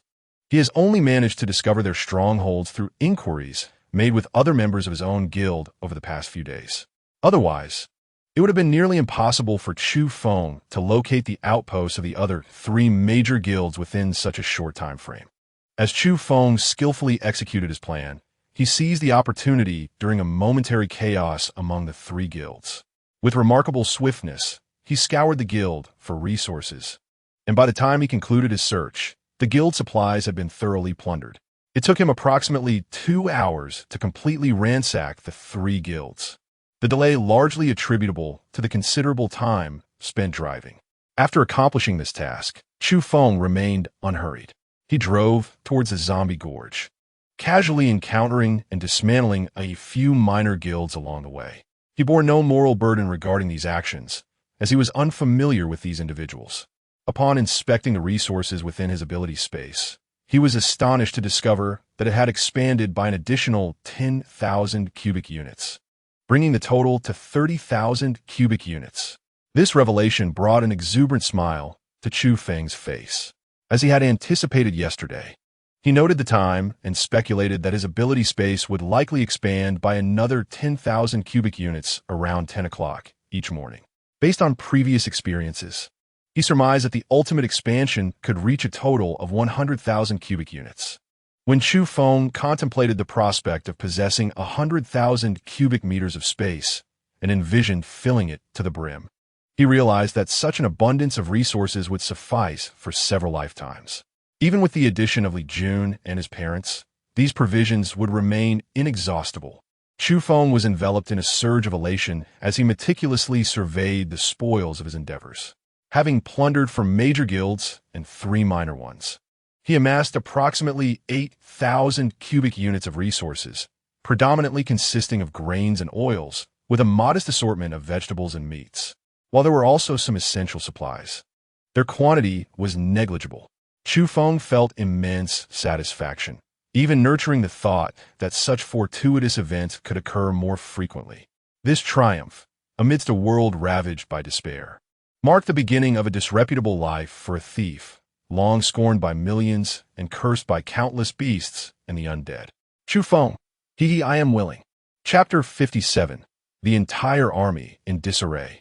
As Chu Feng drove at breakneck speed, Had he adhered to his previous modus operandi, he would have undoubtedly seized the opportunity to collect the low-tier mutated crystals from the zombies along the route. After all, he was now aware that he could absorb these inferior mutated crystals to advance his own abilities. However, at this moment, Chu Feng was focused on reaching his destination. Even though Li Jun had successfully ascended to the 4th tier, the prospect of confronting a 4th-tier zombie king alongside an indeterminate number of 3rd-tier zombies left him feeling somewhat uneasy. Earlier, Chu Feng had already inquired about the location of the canyon and was heading straight there.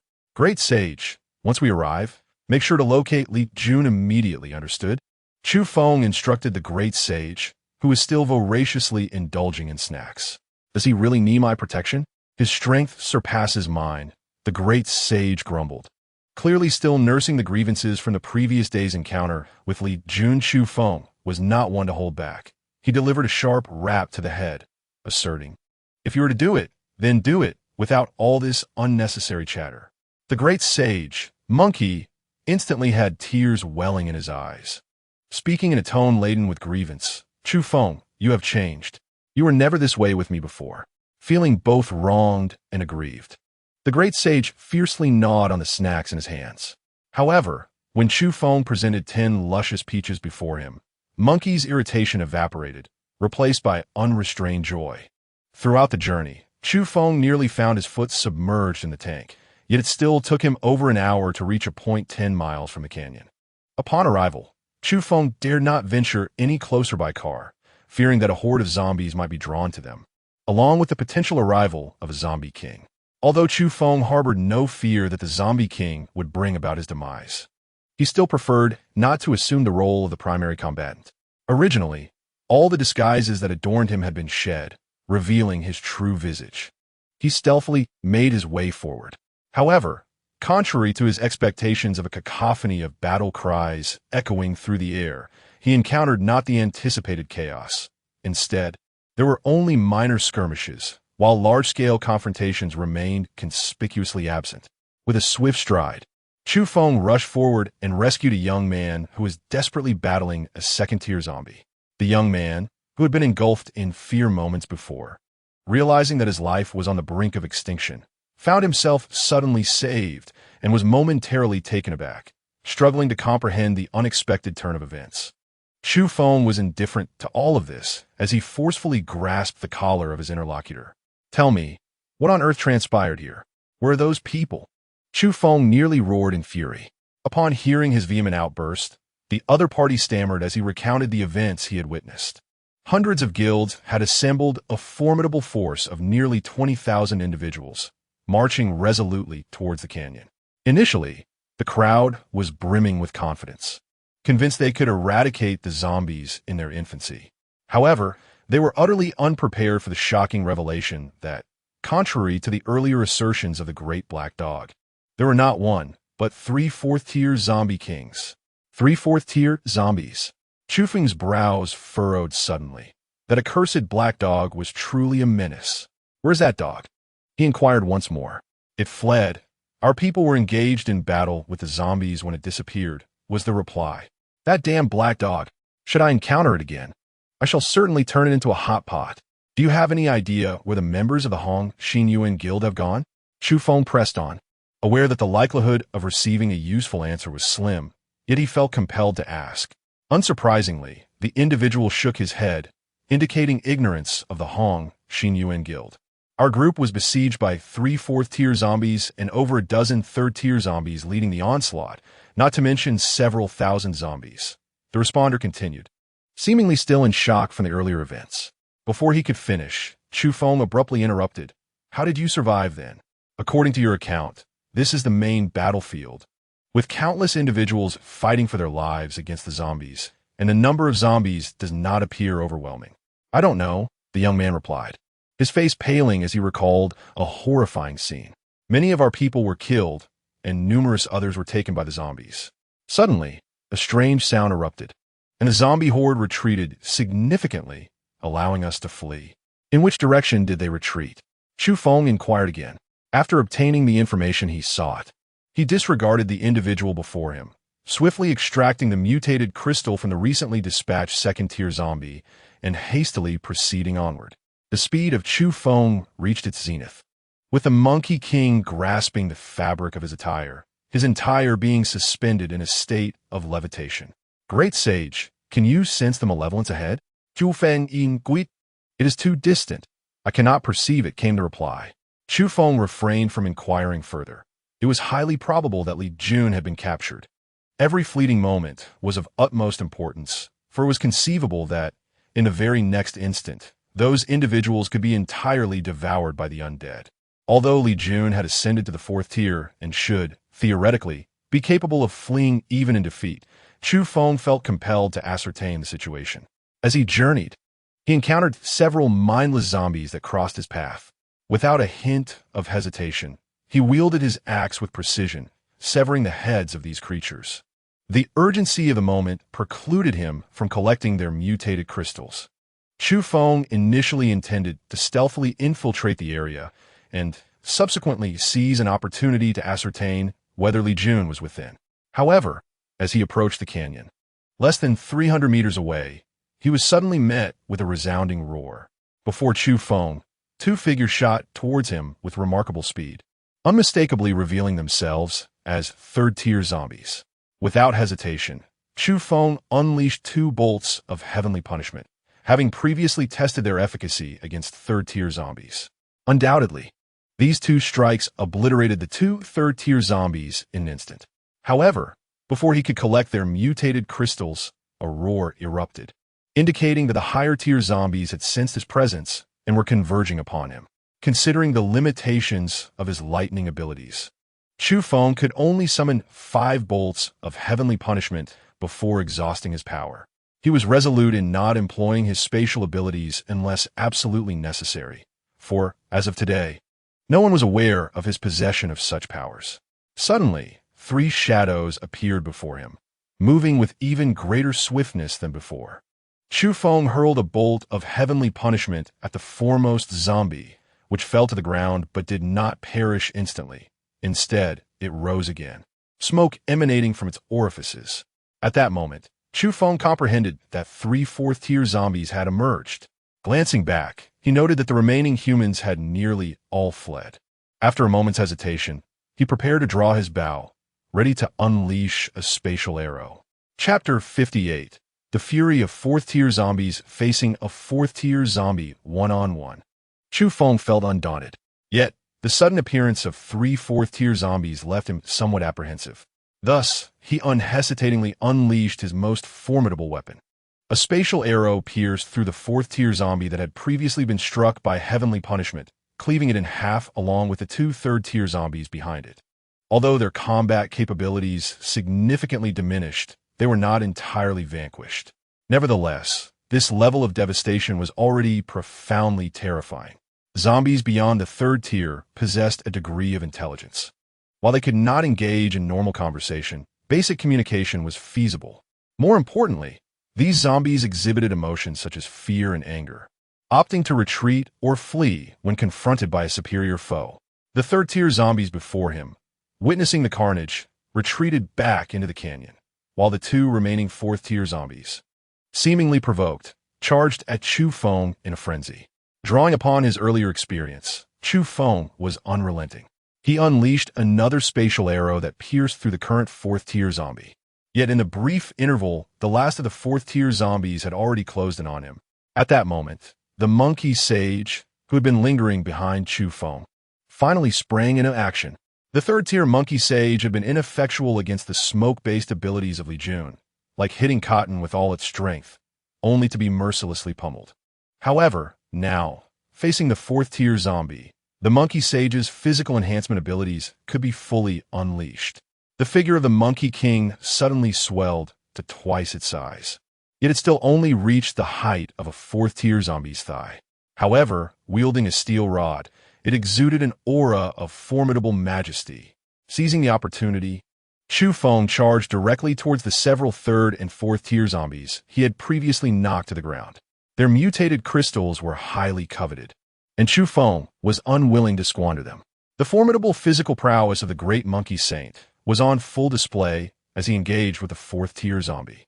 Showing no signs of hesitation, To his astonishment, the fourth-tier zombie found itself at a distinct disadvantage against the Great Monkey Saint. Realizing this, the Great Monkey Saint became increasingly exhilarated, seemingly unleashing all the fury he had endured from Li Jun's torment the previous day upon the fourth-tier zombie before him. After Chu Feng unleashed 3 spatial arrows and 3 bolts of heavenly punishment, his internal lightning abilities were completely depleted, and he had only 1/5 of his spatial power remaining. However, as he collected 13 third-tier mutated crystals and 2 fourth-tier mutated crystals, a surge of joy filled his heart. Yet, before he could revel in his triumph for more than a few fleeting moments, a sudden roar erupted. The emaciated muscles of the remaining fourth-tier zombie swelled dramatically, enveloped in a swirling black mist.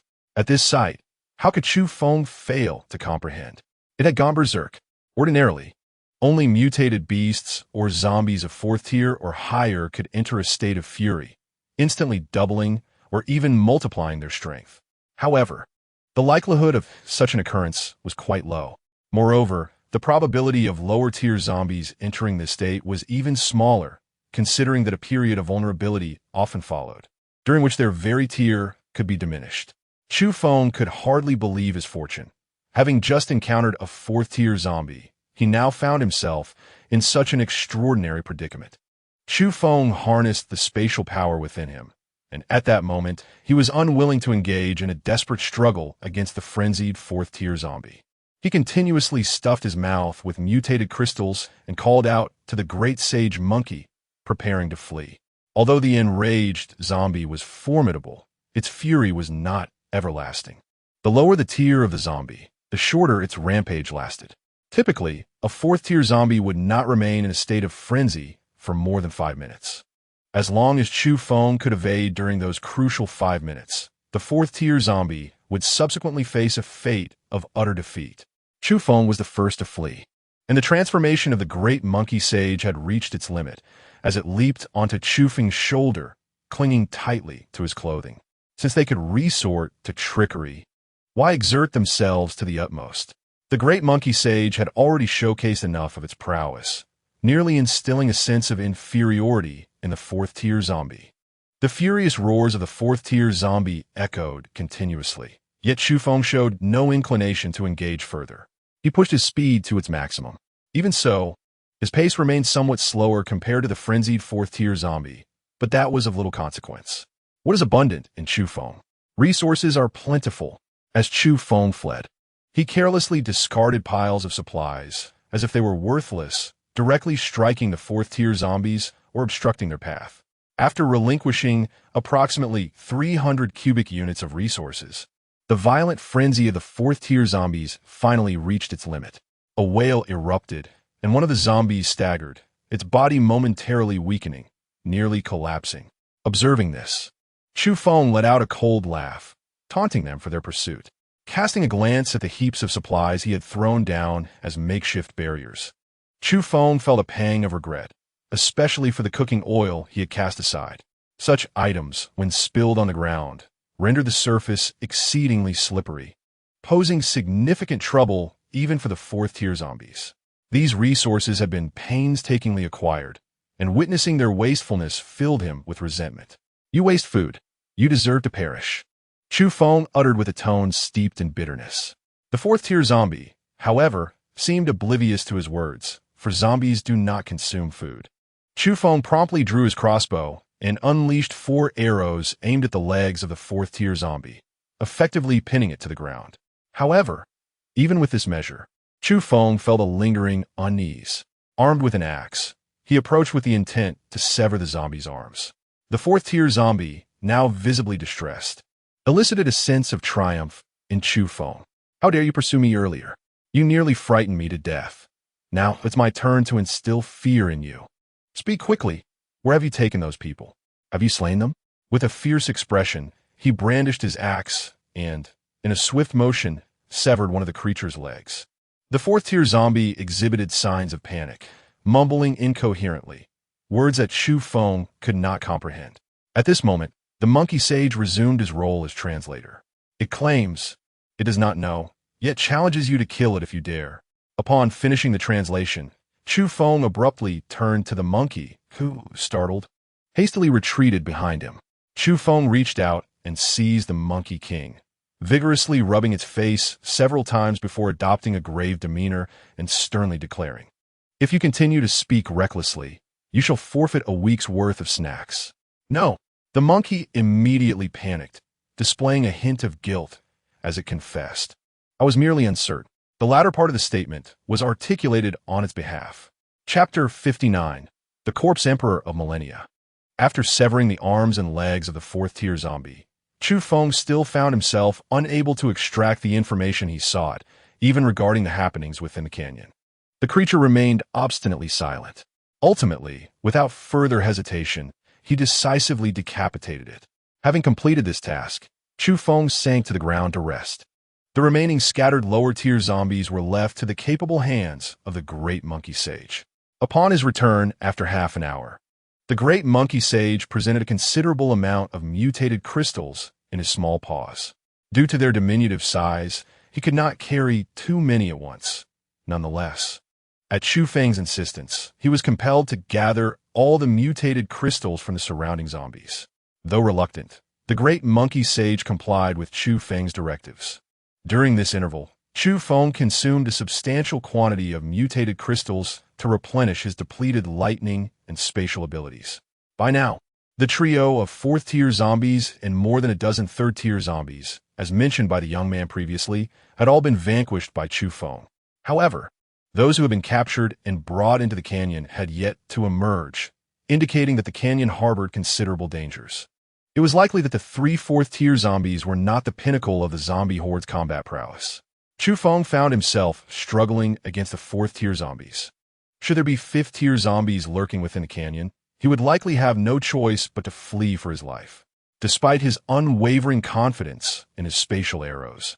Inflicting severe injury upon a fifth-tier zombie seemed plausible, yet slaying one would necessitate a willingness to perish alongside the foe, a notion Chu Feng had never entertained. After all, having been granted a second chance at life, how could he possibly risk it against a mere zombie? Absolutely not.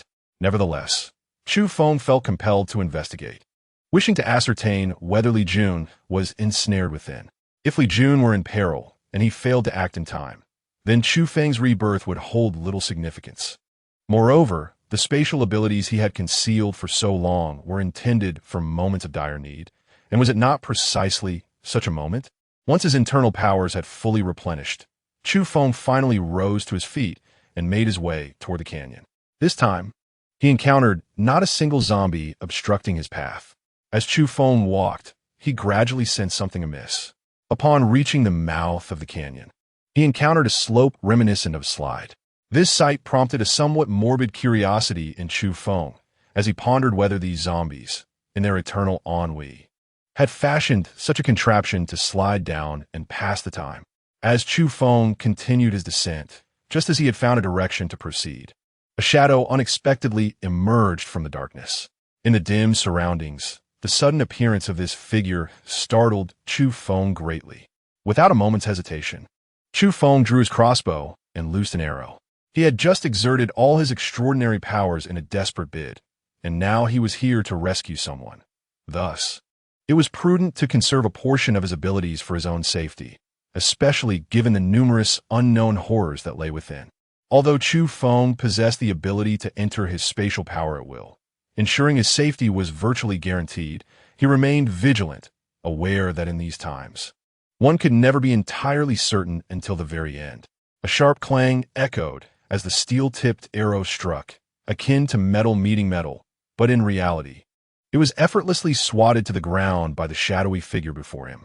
This development heightened Chu Feng's alertness. It was evident that the entity standing before him was not a living person, but rather a zombie, and more specifically, a leader among the lesser zombies. After dismissing the arrow with a casual swipe, the figure remained motionless, leaving Chu Feng uncertain of its intentions. "What are you doing standing there?" He summoned his courage to inquire. "Please enter. The king requests your presence," came the somewhat awkward voice of the figure, reverberating throughout the canyon. Chu Feng was taken aback. The other party could actually speak? What king? My friend has been captured by you. Is he still alive? By the way, that fellow enjoys smoking and can transform into white smoke. Chu Feng hurriedly pressed for answers. The king requests your presence. Upon meeting him, all shall be revealed, came the cold, detached voice once more. Chu Feng also had his own reliance. Since the other party had spoken thus, he did not hesitate. Yet he dared not approach the zombie before him too closely, fearing that it might suddenly turn hostile. The light was growing increasingly dim. Even though Chu Feng possessed exceptional eyesight, he struggled to see clearly. When he produced a flashlight and turned it on, the creature's footsteps showed no signs of hesitation, nor did it utter a sound to deter him, as if it merely required him to continue forward in its wake. At this moment, Chu Feng finally discerned the true nature of the gorge. Rather than merely a canyon, it resembled an expansive tomb. The tomb was constructed in a remarkably ancient style, appearing to be thousands of years old. Yet, its solemn grandeur was not to be underestimated. From the intricate patterns and engravings, Chu Feng could almost ascertain that this was indeed a royal mausoleum. As this notion crossed his mind, he was taken aback. If this were true, the emergence of zombies here would certainly imbue them with regal power, potentially making them the legendary Corpse Emperor. In Chu Feng's mind, tumultuous waves surged. Although he possessed unwavering confidence in his spatial abilities, the prospect of encountering the Corpse Emperor instilled doubt within him. After all, in his previous life, it was the Corpse Emperor who had taken his life. The unparalleled prowess of the Corpse Emperor was vividly etched in Chu Feng's memory. He found himself uncertain whether his spatial powers could withstand such a formidable opponent. Moreover, his current ability to teleport a mere 300 meters seemed utterly inadequate in the face of the Corpse Emperor. Within Chu Feng's heart, there was a profound sense of anxiety, and had he not been unable to locate Li Jun, he would have undoubtedly fled long ago. At that moment, a sudden clarity enveloped him as he beheld an exceptionally bright expanse, momentarily captivating his attention. "We have arrived," declared the earlier zombie, its voice chilling and reminiscent of a machine. Unconsciously, Chu Feng swallowed hard and took a couple of steps forward. At that moment, he caught sight of a formidable figure seated upon a high dais not far ahead. A corpse adorned in a black dragon robe, crowned with a dragon diadem. The figure sat regally upon a black dragon throne, one hand resting thoughtfully upon the head of a human. Upon witnessing the scene, Chu Feng was seized by an urge to flee, yet, amidst the throng, he also spotted the silhouette of Li Jun. Ah, truly an intriguing member of the human race. The Corpse Emperor spoke, addressing Chu Feng. "I am Chu Feng, honored to meet the Corpse Emperor," he replied with utmost reverence. "Corpse Emperor? It has been quite some time since anyone has referred to me as such. I wonder how long it has been?" The Corpse Emperor mused, seemingly lost in thought. Chapter 60. A conversation with the Corpse Emperor. Seeing the Corpse Emperor engrossed in recollection, Chu Feng dared not interrupt. Uncertain of the true power possessed by the Corpse Emperor, he refrained from any rash movements, for his life was at stake. Even if the Corpse Emperor demanded that he kneel, Chu Feng would comply without hesitation. This Corpse Emperor, in his former life, had been an ancestor of the human race, a supreme ruler of ancient times. However, what puzzled Chu Feng was that he had never encountered this particular Corpse Emperor in his past life. When he met his demise, only the 10 renowned Corpse Emperors had manifested, and this one before him was not among them. Chu Feng remained utterly still, filled with astonishment. What perplexed him the most was the sight before the Corpse Emperor. Those who had originally intended to confront the zombie king in the canyon now stood frozen, their expressions vacant and their demeanor as if ensnared by a paralyzing spell. After pondering for a considerable time, the Corpse Emperor, unable to discern the cause, chose to abandon his thoughts. "You are capable of resisting my mental power. It seems you must possess a significant treasure, or perhaps your mental strength surpasses mine," he remarked nonchalantly, followed by a chuckle. "Yet, I have never encountered a mental force more formidable than my own." The Corpse Emperor's words were quite explicit, hinting at his suspicion that Chu Feng harbored something of great importance. Chu Feng, unabashed, commenced to disrobe. This action rendered the Corpse King momentarily bewildered. "What are you doing?" the Corpse King inquired, a hint of perplexity lacing his tone. Almost immediately after uttering these words, a sudden peal of laughter escaped him, leaving Chu Feng utterly confounded. "How amusing," the Corpse King remarked, "to provoke such an emotional response in me upon our very first encounter. Chu Feng gone dem pet." Wishing to express that provoking your emotions is hardly a challenge. If only you would grant me the freedom. I could elicit a continuous stream of unique emotional fluctuations from you, 24 hours a day. Though this thought lingered in his mind, he refrained from uttering it aloud, fearing that the Corpse Emperor might take offense and end his life in an instant. "What brings you here? Do you intend to take my life as well?" The voice of the Corpse Emperor resonated with an unsettling calmness, seemingly indifferent to the situation at hand. Upon hearing the words of the Corpse Emperor, Chu Feng felt a tremor in his heart and promptly declared, "Of course not. I am here in search of my friend." "Your friend?" The Corpse Emperor was momentarily taken aback, not expecting such a response from Chu Feng. Chu Fu replied earnestly, not casting a glance towards Li Jun. Who could fathom the true nature of the Corpse Emperor before him? If he were to discover that Chu Fu had come seeking Li Jun and resorted to using him as leverage against Chu Fu, what then? "Is he here?" the Corpse Emperor inquired once more, as Chu Feng was about to voice his absence. An undeniable sense of peril suddenly surged within him. This feeling of crisis was remarkably vivid, as if it were a tangible force intent on piercing through Chu Feng's very essence. However, within him arose a peculiar energy that effectively quelled this impending threat. The ability to achieve such a feat was indeed intriguing, remarked the Corpse Emperor once more. Although Chu Feng was unaware of the actions the Corpse Emperor had just taken against him, he was acutely aware of the energy emanating from within him that rose to counteract it. This was undoubtedly the Xian Pearl. The intensity of the Xian Pearl suggested that the Corpse Emperor had not held back in his efforts. "Why have you brought these people here?" Chu Feng retorted, refraining from a direct answer. His hesitation stemmed from an internal uncertainty about whether he should feign ignorance. Deep within, he harbored a nagging sense that any deceit on his part could lead to dire consequences, though he possessed no tangible evidence. The feeling of unease loomed large in his heart. "They seek to kill this king, and I have brought them here for their burial. Is that not permissible?" The Corpse Emperor countered. To this, Chu Feng did not hesitate to nod in agreement, affirming, "Of course it is."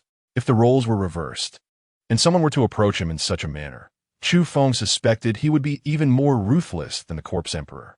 Upon hearing Chu Feng's response, the Corpse Emperor's interest seemed to intensify. "Oh, you think so? What if I were to keep you here as well?" He suddenly cackled, the chilling sound reverberating through the subterranean tomb, casting an eerie atmosphere. A chilling sensation enveloped Chu Feng, though he had long since acclimatized to the presence of zombies. The sudden, eerie laughter of the Corpse Emperor sent an unsettling shiver through him. This was certainly troubling. Chu Feng shook his head vehemently. "Why is that?" the Corpse Emperor inquired, seemingly intent on prolonging their conversation. "I am unwilling." The Corpse Emperor responded with another round of cackling laughter, which only intensified Chu Feng's discomfort. His gaze swept over Li Jun, assessing the distance that lay between them. A sense of helplessness washed over Chu Feng as he realized he was uncertain whether his ability to teleport could successfully transport another person. Should he fail to instantaneously appear beside Li Jun and whisk him away to safety, it was likely that Li Jun would become a pawn in the Corpse Emperor's game of leverage against him. In Chu Feng's mind, a flurry of chaotic thoughts swirled. The dim light enveloped the surroundings. Yet the Corpse Emperor could still discern the expression etched upon Chu Feng's face with remarkable clarity. After a brief moment, the Corpse Emperor let out a deep sigh. "Very well, take these individuals away. This place is on the brink of oblivion," he remarked with a sudden wave of sentimentality. These words left Chu Feng momentarily bewildered. Just moments ago, a vivid scene of fleeing with Li Jun had played out in his mind, and now the Corpse Emperor was instructing him to depart. Chu Feng found it hard to believe, yet he could not dismiss the notion entirely. "I have long ceased to exist in this world, my reign ending thousands of years ago. The turmoil that ensued caused my awakening from the depths, and indeed, they referred to me as the Corpse Emperor. As I utter these words, I cannot help but sigh once more. Once, I was the sovereign of the human race, governing vast lands and countless subjects. Yet now, I have been reduced to this state, prompting my descendants to relentlessly pursue my demise. What a sorrowful fate. Perhaps it is for this reason that I prefer to refer to myself as this king. May I be so bold as to inquire, esteemed corpse emperor, which dynasty did you preside over, and what was your era's title? Chu Feng asked, driven by curiosity. The corpse emperor fell silent for a moment before shaking his head. The passage of time has rendered my memories fragmented, and I can scarcely recall such details, he replied, his tone flat. His gaze drifted outside, seemingly filled with a yearning for a world that felt utterly foreign to him now. Suddenly, an idea struck Chu Feng, and he spoke up. So, you were contemplating delving into those individuals' memories to grasp the essence of the current world? To this, the corpse emperor offered no rebuttal, merely nodding slightly. Understanding the present world is quite simple, Chu Feng declared confidently, patting his chest. He then produced his mobile phone from his pocket, revealing several films stored within, and proceeded to play one. Chapter 61, showing the corpse emperor a movie from the memories of the individuals earlier. The corpse emperor had observed their fascination with this peculiar object they wielded, though he remained bewildered by the nature of the device, known as a mobile phone. Upon seeing Chu Feng retrieve it, a look of delight crossed his features, albeit a faint and unsettling smile graced his rigid visage. Should you wish to learn about our past world and the events that transpired over millennia in China, I can share it all with you. Not only can I recount these tales, but I can also allow you to witness them firsthand. Chu Feng's voice grew louder and more assured. This was a task that felt exceedingly simple for him. The corpse emperor gestured for Chu Feng to hand him the phone, but Chu Feng hesitated, entrusting instead to a nearby fourth-tier zombie to deliver it. As the corpse emperor reached out to grasp the device, he inadvertently applied too much pressure, possibly due to his unfamiliarity with such objects or his overwhelming excitement. The moment the phone entered his grasp, it was crushed effortlessly. Simultaneously, the emperor's hand suffered minor fractures, as if centuries of decay had finally taken their toll. As the debris fell, Chu Feng was left with an indescribable sensation. The corpse emperor's expression froze. He had shattered a mere mobile phone. Is there another? He inquired. Chu Feng shook his head. If it were not for personal habits, how many would still be willing to carry around a phone that has long since ceased to function? However, after a moment's contemplation, he addressed the corpse emperor. Wait for me a moment. I promise to return within half a day, and then you shall experience a grand cinematic spectacle. A movie? Although these words were foreign to the corpse emperor, he had encountered them numerous times in the memories of the human beings he had just observed. Very well. I shall grant you half a day. As long as you bring back the items, you may take all the people you desire, the corpse emperor affirmed once more. Earlier, when the corpse emperor had suggested that Chu Feng leave with the others, he had hesitated, uncertain of the emperor's true intentions. If the corpse emperor merely sought to extract information about Li Jun, he would find himself at a significant disadvantage. Now that the corpse emperor had articulated such a need, Chu Feng felt confident in his ability to rescue Li Jun unharmed. Without delay, Chu Feng departed the canyon and made his way directly to the bustling district of Lu City, seeking establishments that specialized in the sale of digital devices. Along the journey, he inquired of the great monkey sage whether the corpse emperor harbored any ill intentions towards him. Upon receiving an assurance of safety, Chu Feng finally felt at ease. From this point forward, his sole objective was to satisfy the corpse emperor. Chu Feng's thoughts were rather straightforward. He intended to procure a simple projector from some places, along with a computer and related equipment, to directly screen a film for the corpse emperor. Acquiring a suitable movie was equally uncomplicated. He could simply raid a few DVD shops. Although DVDs have nearly fallen into obsolescence, such establishments still exist in every city, and Chu Feng was aware of the locations of at least two. His vehicle continued to speed forward recklessly.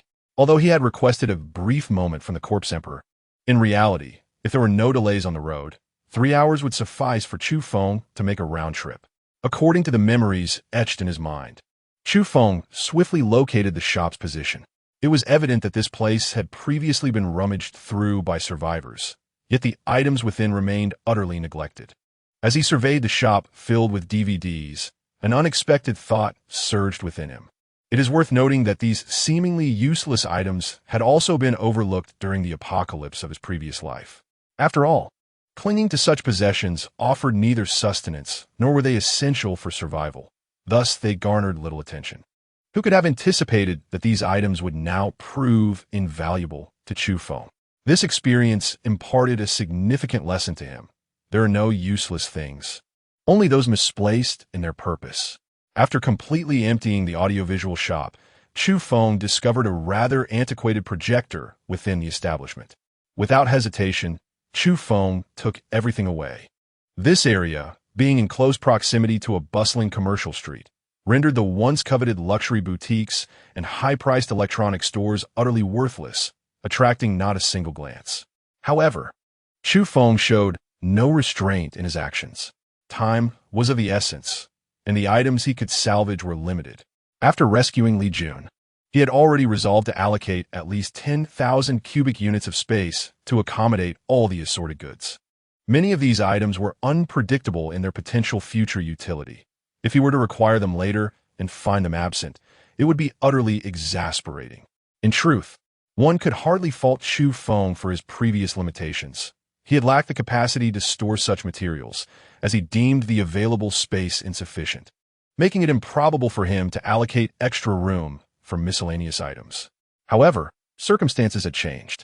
Chu Feng's extraordinary spatial abilities had expanded significantly, offering him ample capacity to realize his peculiar aspirations. After relocating all the equipment from an internet CAF, he noted that time was nearly up, prompting him to hasten towards the direction of the Hong Xinyuan Guild. The guild was taken aback by Chu Feng's sudden return, yet they were left bewildered upon learning of his intention to commandeer a generator. Nevertheless, Chu Feng's authority within the guild mirrored that of Li Jun's, with Li Jun absent. Chu Feng naturally assumed the mantle of leadership, and his commands were met with unquestioning obedience. Soon enough, the generator, along with several large barrels of diesel, was loaded onto the truck, and it was only then that Chu Feng set off. As the winds of Chu flowed freely, none dared to utter even a word of inquiry. Along the journey, Chu Feng retrieved all the DVDs he had prepared, simultaneously stuffing the truck with an abundance of snacks and delightful sugary beverages. Although he was uncertain whether the corpse monarch could indulge in such treats, it was wise to prepare extra, just in case. When Chu Feng returned, the corpse monarch was evidently pleased with his reliability. Upon setting up and adjusting the entire movie-watching apparatus and plugging it in, the emergence of the film on the screen was akin to the opening of a portal to a new world for the corpse monarch. Now, there was no need for the corpse monarch to hold the phone. He could simply gaze at the grand white screen to enjoy the film. With thousands of movies at his disposal, Chu Feng was certain that he could cater to every whim and desire of the corpse monarch. Captivated by the spectacle, the corpse monarch was lost in the experience, while Chu Feng himself had not savored a movie in quite some time. In this tomb, it felt as if he were caught in a dream.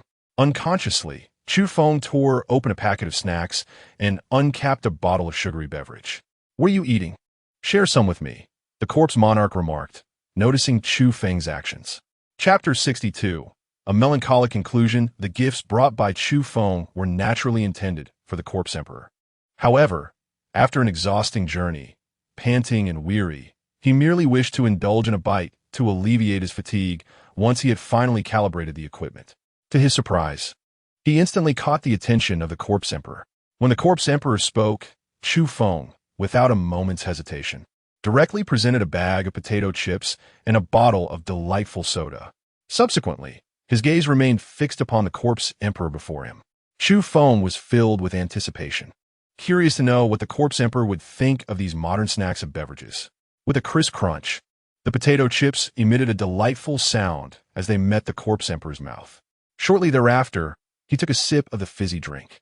However, to Chu Feng's astonishment, the beverage began to flow down from the corpse emperor's body, causing some of his form to disintegrate.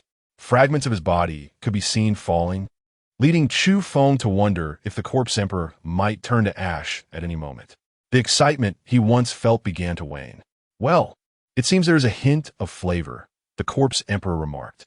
if he could discern even a modicum of taste. It implied that he was otherwise incapable of sensing much at all. Chu Feng understood that the corpse emperor possessed a certain pride.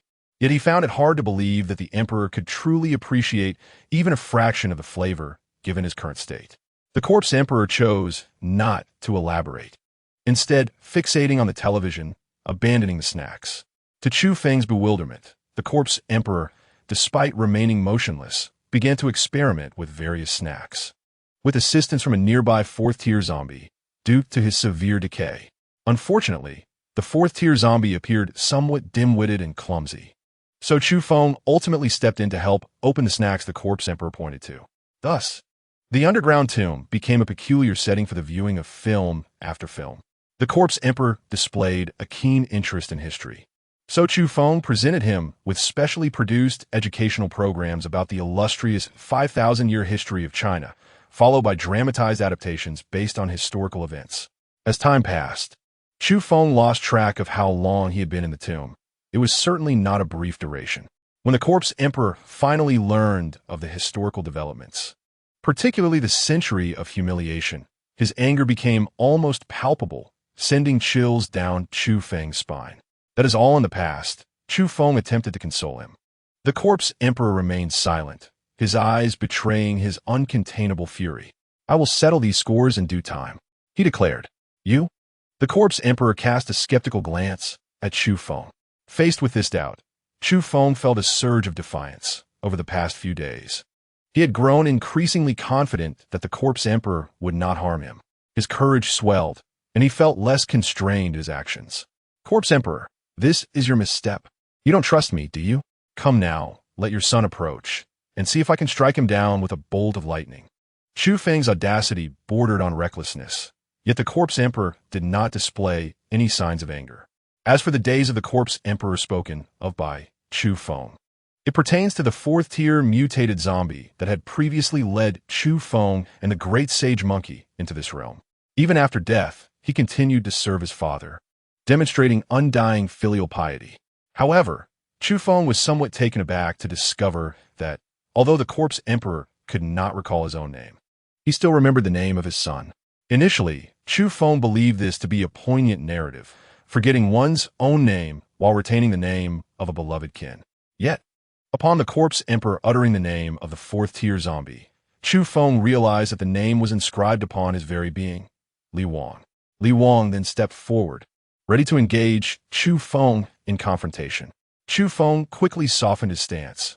Li Wang was not only a fourth-tier zombie, but also a metallic variant, a rarity even among those endowed with extraordinary powers. Furthermore, given Li Wang's formidable strength, even a fifth-tier zombie would likely be no match for him. After a moment of light-hearted banter, the zombie emperor suddenly coughed, his aura abruptly diminishing. Your Majesty, what troubles you? Chu Feng inquired with genuine concern, lacing his voice.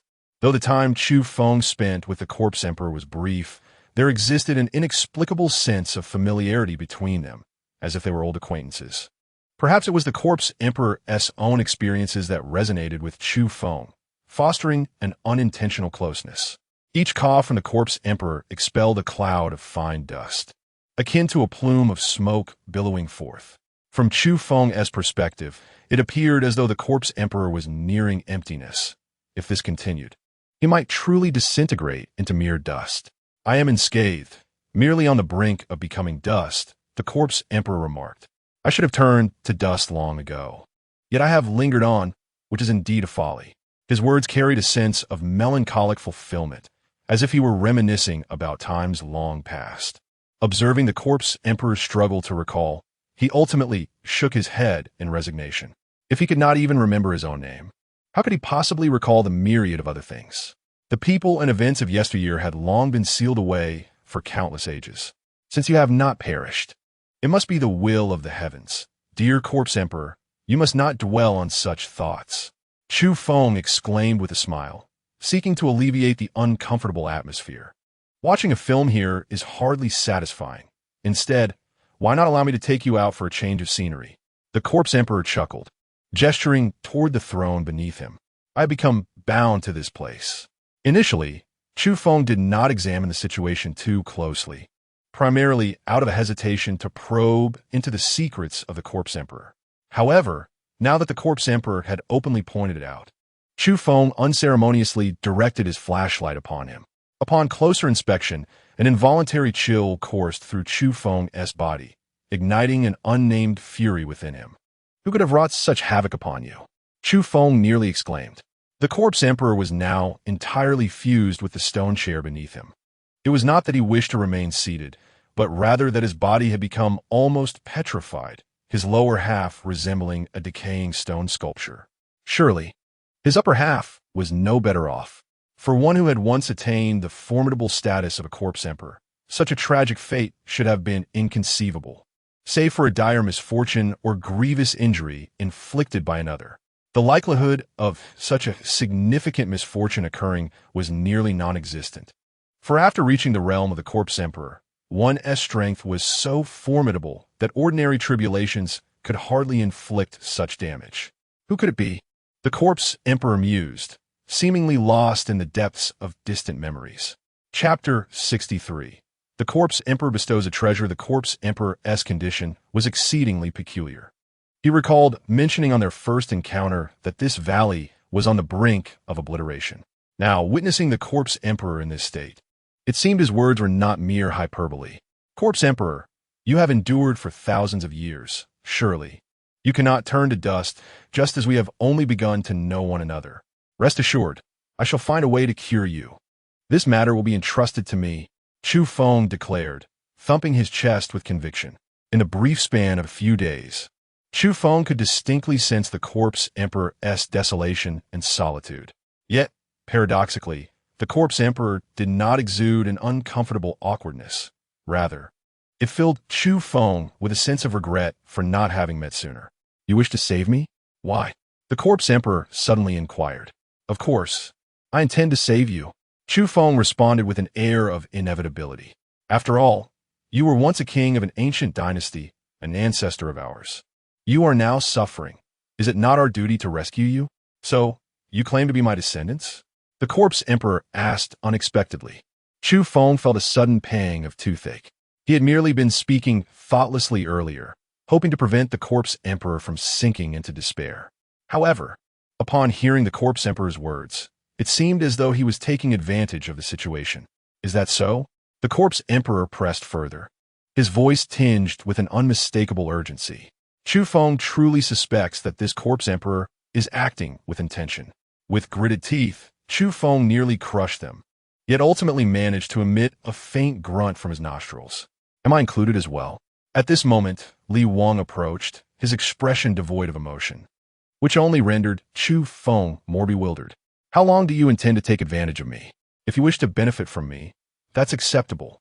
But after consuming my provisions for so many days, watching countless films, and wasting considerable electricity, you ought to bestow upon me something of value. A welcoming gift, perhaps? Chu Feng insisted, adopting a somewhat petulant demeanor. If you don't offer any benefits, it's simply unacceptable for you to reap rewards without reciprocity. However, should you grant me some advantages, I would gladly kneel before you, for after all, you are indeed of ancestral stature. A welcoming gift? The Corpse Emperor pondered briefly. Are you referring to a present? No sooner had he spoken than he removed a jade ring from his finger, its quality far superior to the one adorning Chu Feng's hand. Simultaneously, he took off a jade token from around his neck, intricately carved with designs that Chu Feng could not discern at that moment. These two items possess spatial storage capabilities. May I offer them to you as a gift? The voice of the Corpse Emperor resonated. Upon hearing this, Chu Feng swiftly gathered the two items in his hands and, upon further examination, confirmed that they were indeed spatial equipment. At this moment, his prospects for prosperity appeared bright. Chu Feng had always been preoccupied with the idea of acquiring spatial stones to craft several pieces of spatial equipment to conceal the reality of his spatial abilities. To his astonishment, the Corpse Emperor before him generously presented him with two pieces in an unexpected display of magnanimity. Chu Feng tentatively experimented with the two spatial artifacts, discovering that both could be accessed directly. The jade pendant space ring possessed a capacity of 10,000 cubic units, while the ring itself offered 5,000 cubic units of space. Among these two artifacts, only the spatial ring contained a complete set of heavy armor, meticulously assembled. Chu Feng merely cast a fleeting glance at it, not delving deeper into its details. Should these two spatial artifacts ever circulate into the outside world, they would undoubtedly incite a tempest of chaos and bloodshed, with countless individuals willing to fight to the death for them. Is this truly for me? Chu Feng still felt as though he were ensnared in a dream. It was not that these artifacts held immense significance for him, serving merely as a guise. However, the sudden appearance of something he had long desired was undeniably exhilarating. The corpse emperor nodded in affirmation. Is it really for me? Are you certain? Chu Feng inquired once more. The corpse emperor nodded again. At this moment, Chu Feng unabashedly exclaimed, "My esteemed ancestor is so generous. My revered ancestor is so magnanimous. My honorable ancestor is the epitome of benevolence." The series of audacious antics displayed by Chu Feng instantly amused the corpse emperor, albeit the sound of his laughter resonated uncomfortably in the ears, akin to a ghostly wail drifting through the stillness of night, causing one's hair to stand on end and goosebumps to erupt. After a fit of laughter, the corpse emperor abruptly coughed twice, expelling a cloud of powder from within. Witnessing this, Chu Feng felt an inexplicable pang of compassion. Suddenly, as if recalling something, he simply uttered, "Please wait a moment," before hastily dashing towards the exit.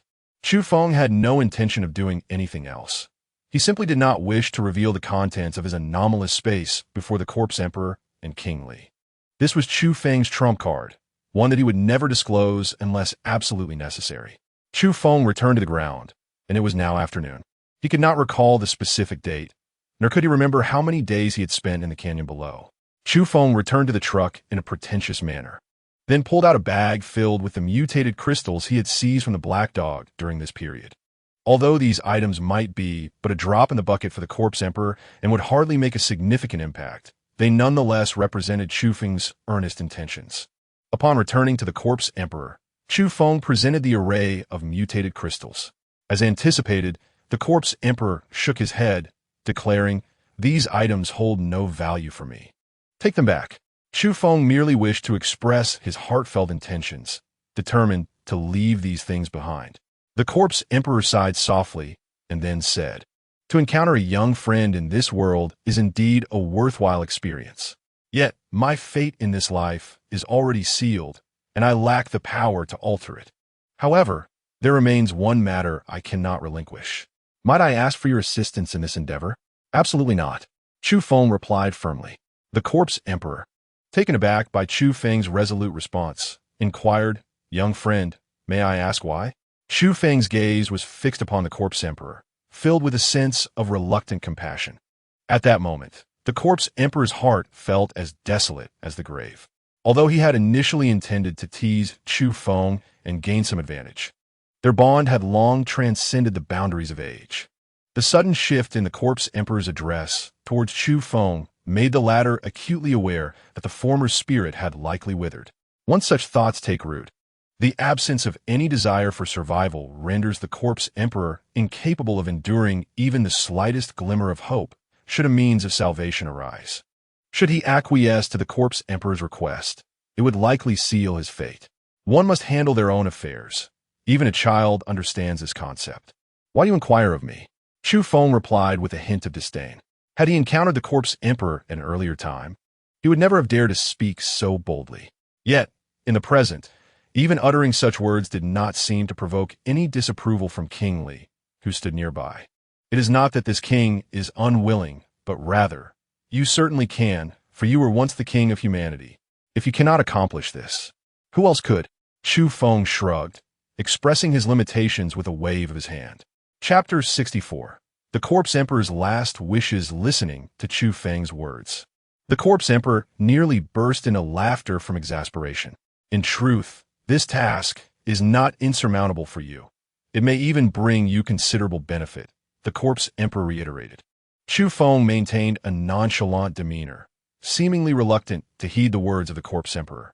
"If you choose to remain silent, then the items I just entrusted to you Before the corpse emperor could finish his statement, Chu Feng stepped back cautiously, cradling the belongings in his arms. Corpse emperor, you are indeed an ancestral figure. It would be rather unbecoming to reclaim gifts meant for others, wouldn't it? Such a notion is simply unfathomable here. The corpse emperor, feeling a tinge of exasperation, pondered how he had encountered someone so audacious. Observing the corpse emperor's expression, Chu Feng chuckled mischievously. Very well, since you are unwilling to save this king, I shall relinquish any lingering hopes. The corpse emperor abruptly shifted his tone, leaving Chu Feng momentarily bewildered. Hadn't he just mentioned a final wish he wanted to entrust to Chu Feng? Now, he claimed he was no longer inclined to seek assistance. What was this contradiction? Chu Feng found himself perplexed. In turn, the corpse emperor chose to ignore Chu Feng, who began to experience the discomfort of being disregarded. After a significant pause, during which Chu Feng shamelessly pressed for answers, the corpse emperor finally spoke. This king entrusts the Prince of Li to you. You may take him to the outside world to explore. As for how to save this king, he shall know. Chu Feng cast a skeptical glance at King Li, questioning whether the corpse emperor was truly deceiving him. Although King Li appeared somewhat dazed, he nonetheless nodded emphatically. At that moment, Chu Feng began to place his faith in the corpse emperor's words. Initially, Chu Feng had contemplated directly taking the corpse emperor, along with the chair he occupied, to witness the realm of humanity. However, envisioning the emperor, whose mere cough could reduce his very essence to dust, he feared that such an excursion could indeed render him to mere ashes. If that were to occur, Chu Feng would bear an immense burden of guilt.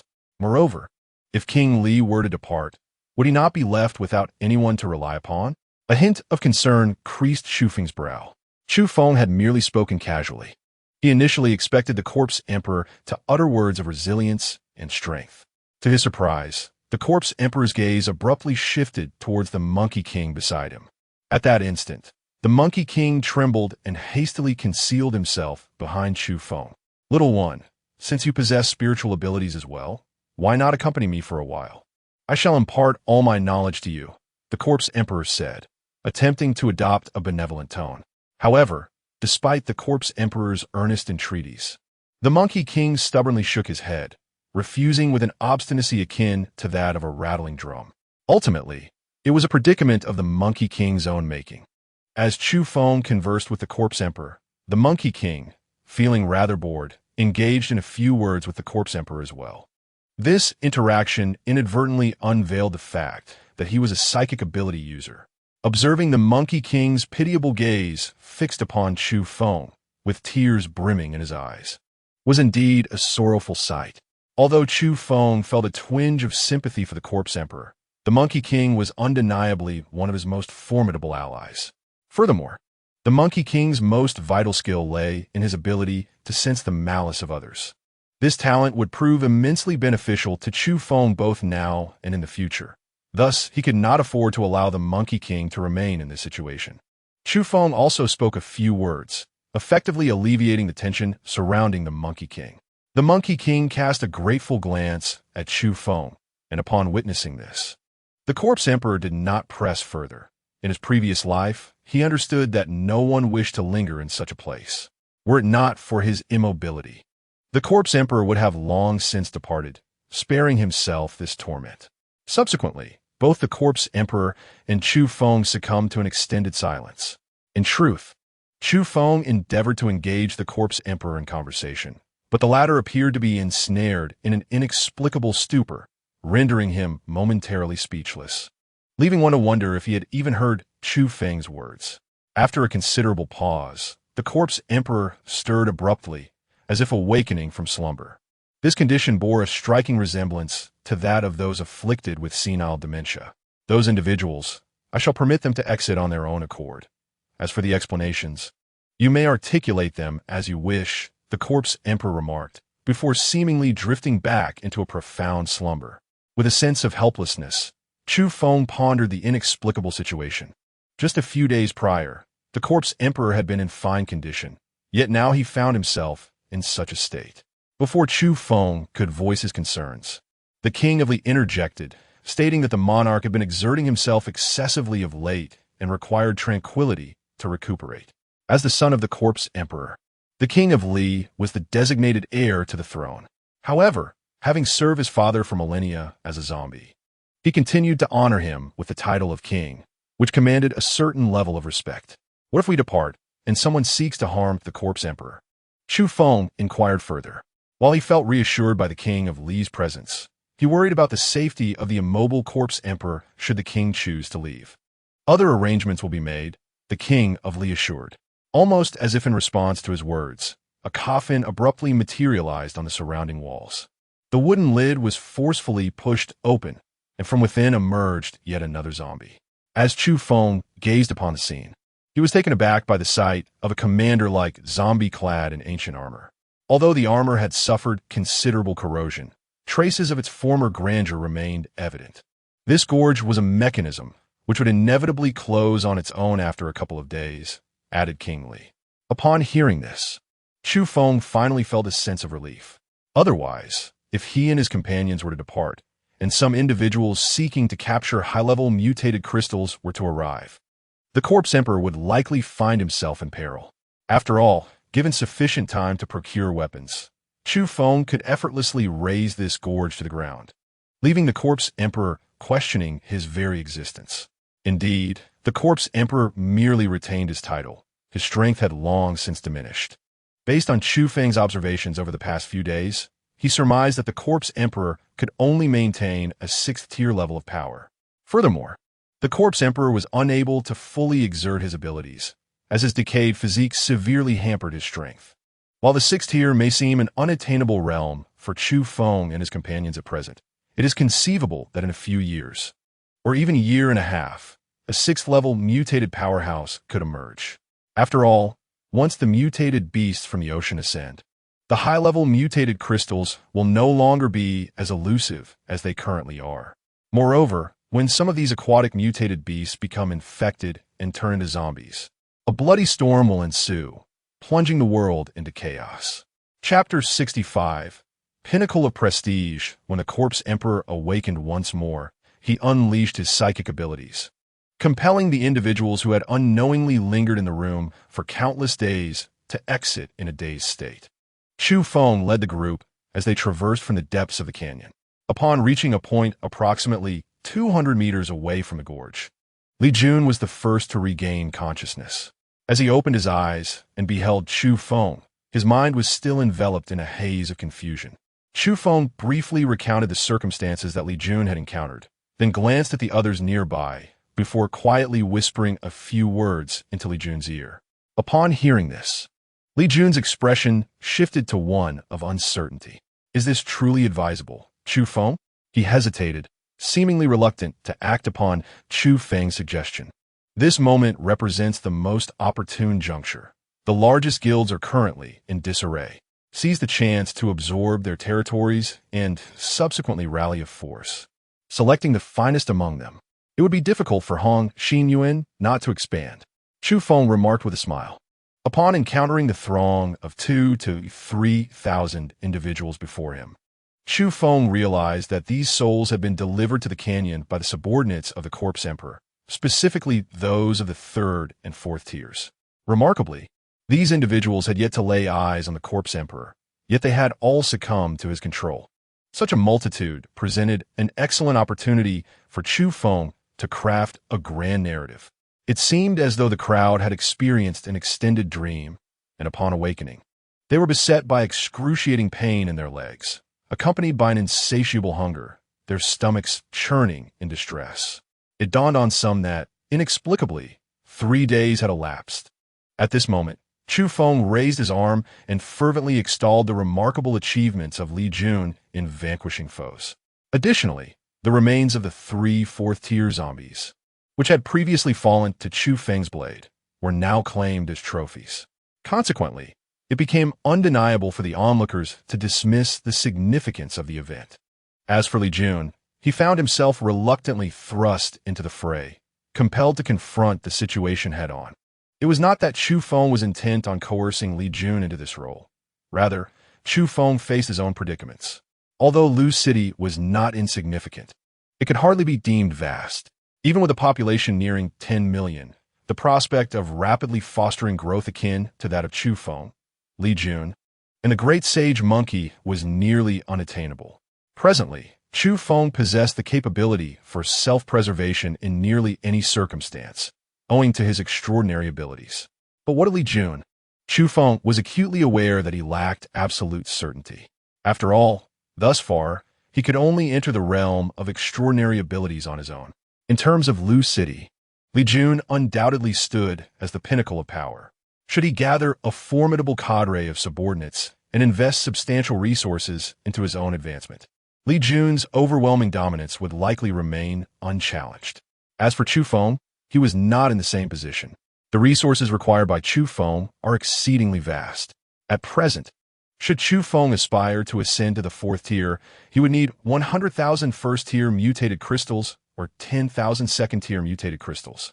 As for the prospect of utilizing 3rd-tier or 4th-tier mutated crystals to enhance his strength, it is utterly unfeasible in the short term within Luxure, as there are insufficient 3rd-tier and 4th-tier zombies to provide Chu Feng with the necessary mutated crystals.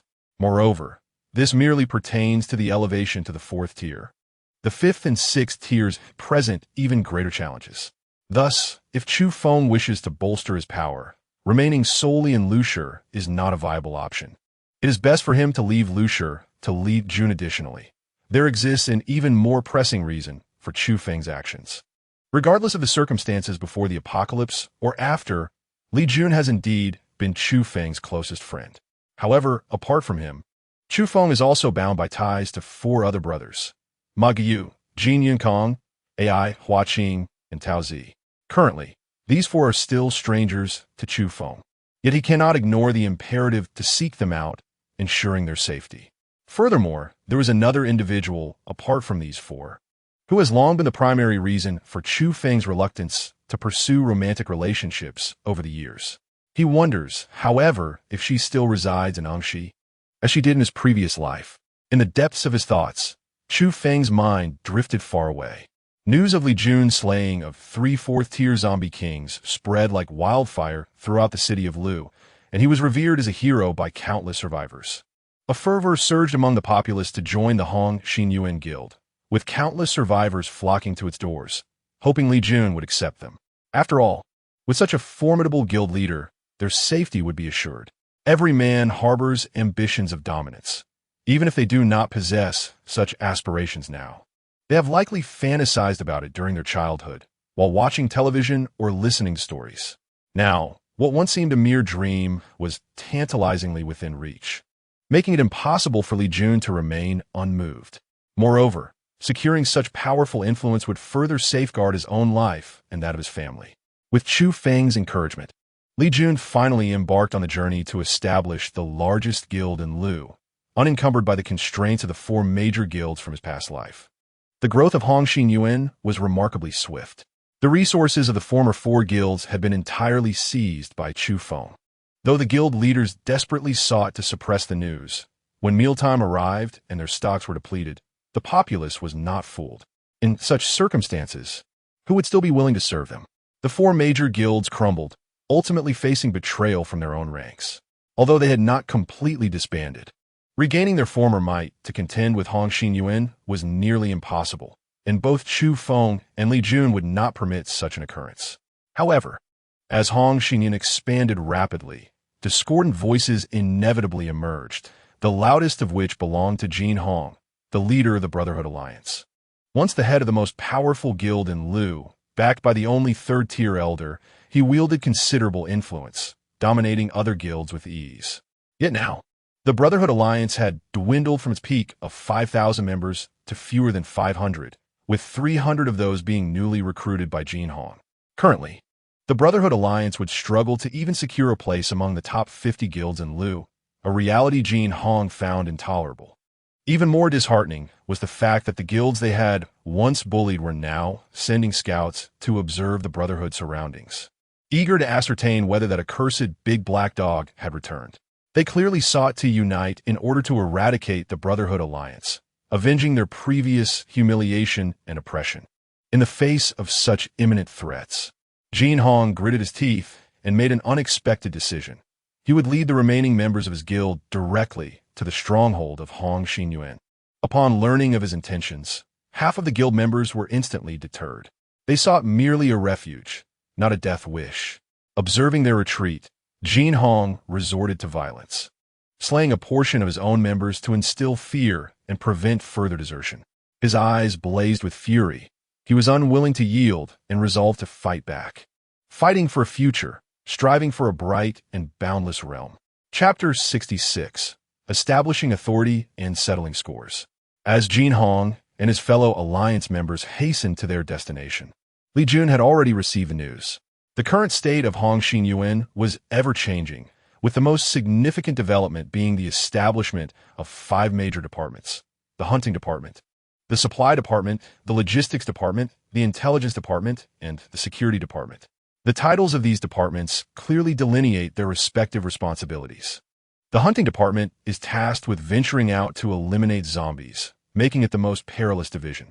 The supply department is responsible for gathering and managing resources, while the logistics department attends to the daily needs of alliance members, including meals, laundry, and cleaning. The intelligence department focuses on collecting various forms of intelligence, and the security department is dedicated to ensuring the safety of the alliance's base. Although the current departmental structure may seem somewhat rudimentary, the sheer number of alliance members left Li Jun with little room for meticulous planning. He intended to wait until the alliance stabilized before implementing a more detailed strategy. When news reached him that Jin Hong was approaching with his entourage, Li Jun surmised Jin Hong's intentions.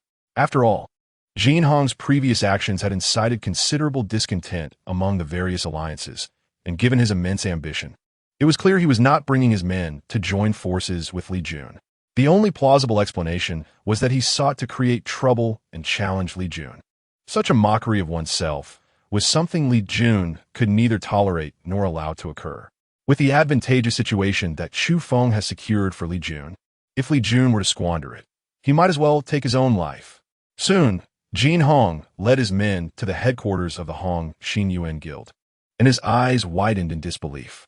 The Brothers Alliance had chosen a residential community for their base, while Hong Xinyuan had opted for an upscale suburb, which immediately unsettled Jin Hong. "Li Jun, you despicable scoundrel, come out!" Jin Hong bellowed, his disdain unmasked as he arrived. Clearly, he had not yet adapted to the shift in his circumstances, still perceiving himself as the leader of the foremost guild in Lu City from days past. Oh, who might this be? A stray dog daring to bark at the gates of Hong Xinyuan. What? Do you wish for our president to reward you with a bone? No need for the president to intervene. I can provide one myself. Would you like to take it back as a tribute to your canine brother? Wang Kui, now the guild's chief manager, stood atop the wall, mocking Jin Hong. Jin Hong's face turned pale with rage. Since the onset of the apocalypse, he had never endured such humiliation. Seeking death, he shouted, no longer holding back, for he had come to settle the score. A soil arrow materialized and shot towards Wang Kui. No one had ever witnessed Jin Hong wielding his powers before, leaving everyone startled by his sudden display. However, Wang Kui, having fought through hordes of zombies, dropped to the ground in a less than graceful manner, narrowly evading the attack. Who would have thought that President Jin had a hidden card? Wang Kui mused, his tone ambiguous. Was it admiration or derision? It was worth noting that 4 days prior, when everyone followed Jin Hong's Brothers Alliance into the canyon, they were stunned by the sudden appearance of numerous 3rd and 4th-tier zombies. To make matters worse, before they could escape, they were ensnared by the Zombie King's formidable mental prowess. Although they remained unaware of the Zombie King's existence, many recalled Jin Hong's abrupt disappearance at that time. Most significantly, when everyone emerged from the canyon alongside Li Jun and Chu Feng, Jin Hong's absence was glaring. Was this not enough to suggest the truth? Jin Hong had likely led all those who accompanied him into a trap. You wretched fiend, deliberately delivering us into the jaws of the undead. And you still dare to cause trouble at Hong Xinyuan. Li Jun's authoritative voice resonated, arriving before his presence, imbued with an air of dominance. Now, Li Jun stood as the president of Lu City's foremost guild, the acknowledged strongest in the open. Upon seeing Li Jun, Jin Hong's fury nearly drove him to the brink of madness. Jin Hong felt wronged. He had been deceived by the big black dog during the ordeal in the canyon, where the sight of 3 4th-tier zombies had nearly terrified him to death. Not to mention the swarm of 3rd-tier zombies that had emerged alongside countless lowly undead. Jin Hong, with a swift decision, chose to escape through the earth, narrowly avoiding calamity. Initially, he believed that those who had ventured into the canyon would meet their demise. Yet to his astonishment, they all emerged unscathed. This was utterly absurd. Why do you not perish? Why do you insist on returning? Jin Hong seethed with rage, and upon witnessing Li Jun's condescending demeanor, as he stood on his moral high ground to admonish him, Jin Hong's blood boiled even more. He roared, "It is you. All of this is your doing. I am the one who vanquished the 3rd and 4th-tier zombies. You, despicable scoundrel, dared to ambush me after I had slain the zombies. Today, I shall expose your vile actions to the world, revealing the true nature of your ignoble character." As Jin Hong's voice echoed, an eerie silence enveloped the crowd. For a moment, no one dared to utter a word. Observing their stunned reactions, Jin Hong felt a sense of triumph swell within him, as this was precisely the declaration he had envisioned. Being a 3rd-tier mutant with Earth-based abilities, Jin Hong was undoubtedly among the elite in the entirety of Lu City. If he could defeat Li Jun before him, he could seamlessly weave his earlier lies into truth, restoring his reputation and salvaging his guild and influence. However, just as Jin Hong was reveling in his scheming, a chorus of laughter erupted, slapping him back into reality. Accompanied by jeers and insults, he felt his face flush with humiliation. After a hearty laugh, Li Jun remarked, "Since you claim to be powerful, why not demonstrate it for me?" No sooner had he spoken than Li Jun transformed into a cloud of smoke, launching himself toward Jin Hong. Jin Hong, taken aback, wore a look of disbelief. He had no inkling that Li Jun was also an ability wielder. In truth, many were already aware of Li Jun's smoke abilities, but Jin Hong had never taken an interest in him.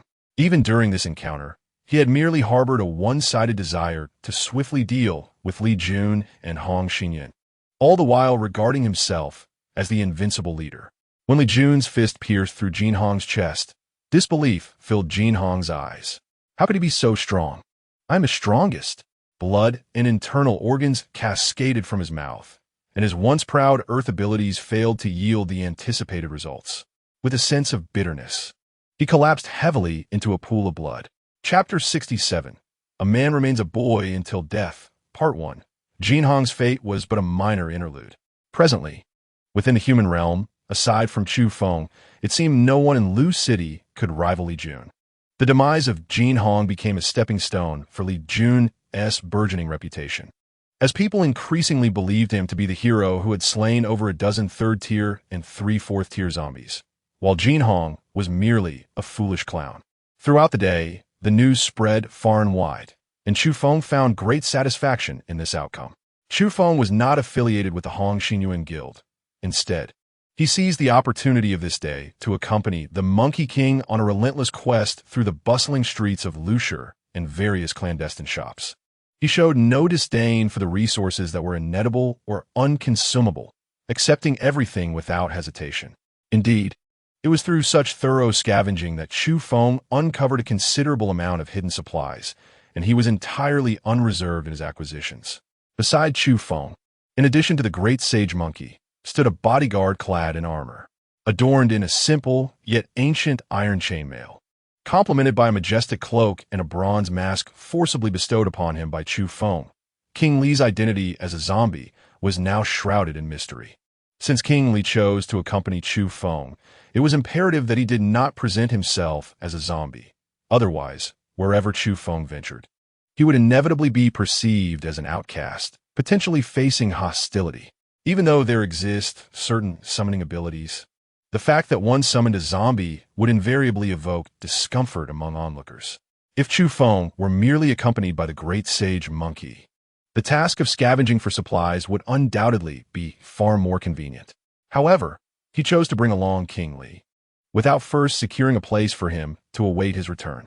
The primary motivation behind this decision was Chu Feng's desire to prepare some items for the Corpse Emperor. The canyon is set to close entirely by tomorrow morning, and should Chu Feng wish to enter the canyon to meet the corpse emperor, he would need to locate several large excavators and toil day and night for a duration of 10 days to half a month. Naturally, such an endeavor would likely have a significant impact on the corpse emperor. Before the closure, Chu Feng seeks to gather as many peculiar curiosities as possible to alleviate the emperor's solitude. In his quest for treasures, he frequently consulted King Li for his opinions. However, it soon dawned on Chu Feng that this was both redundant and futile. King Li possessed only a vague understanding of these items, if any at all, rendering any inquiry to him somewhat laughable. By the way, King Li, when we were in the tomb, the corpse emperor mentioned that you knew the way to rescue him. Chu Feng inquired. King Li nodded slightly. What is this solution? Chu Feng pressed further. Is it about finding a specific item? King Li first shook his head, then nodded. This left Chu Feng perplexed, utterly confused by his gestures. Can you articulate your thoughts? Be more specific, he lamented. King Li, typically reticent, preferred to communicate through actions rather than words, much like his cold, metallic abilities. I do not know what the specific item is, but I will recognize it upon sight, King Li stated. Upon hearing this, Chu Feng felt a whirlwind of confusion envelop him. It seemed as though he had been ensnared in a ruse by the corpse emperor. Surely, the emperor did not merely wish for him to extract his only dutiful son, only to subsequently disintegrate into ashes within the canyon. Since King Li was unable to provide clarity, Chu Feng ceased his inquiries. After an entire day and night of effort, Chu Feng, alongside the great sage monkey, engaged in slaying zombies before embarking on their search for items. By the end of the day, his ability space was nearly filled to capacity. It is noteworthy that today, the volume of Chu Feng's ability space increased by an additional 10,000 cubic units, bringing the total to 40,000 cubic units. Furthermore, he transferred 10,000 cubic units of supplies into the spatial jade token gifted to him by the corpse emperor. Even still, his entire ability space was approaching its limits. As for Chu Feng's spatial ring, it contained only those items he had meticulously organized and prepared for the corpse emperor. Once all preparations were satisfactorily completed, Chu Feng drove a fully loaded fuel tanker directly toward the canyon, trailed by an exclusive, stylish sports car. Certainly, Chu Feng could not drive alone. Accompanying him was King Li. To his surprise, the king, who had never before encountered modern innovations, exhibited a remarkable curiosity towards the sports car, mastering its basic operations with ease. In this post-apocalyptic world, there was no need for reverse parking or adherence to traffic signals. Once he grasped the controls, they soared forward effortlessly. Upon their arrival at the canyon, Chu Feng cautiously maneuvered the fuel tanker to the canyon's base, a journey fraught with peril. Fortunately, with the formidable King Li, whose internal powers were unrivaled at the fourth tier, safeguarding them, Chu Feng successfully delivered the tanker to the presence of the corpse emperor.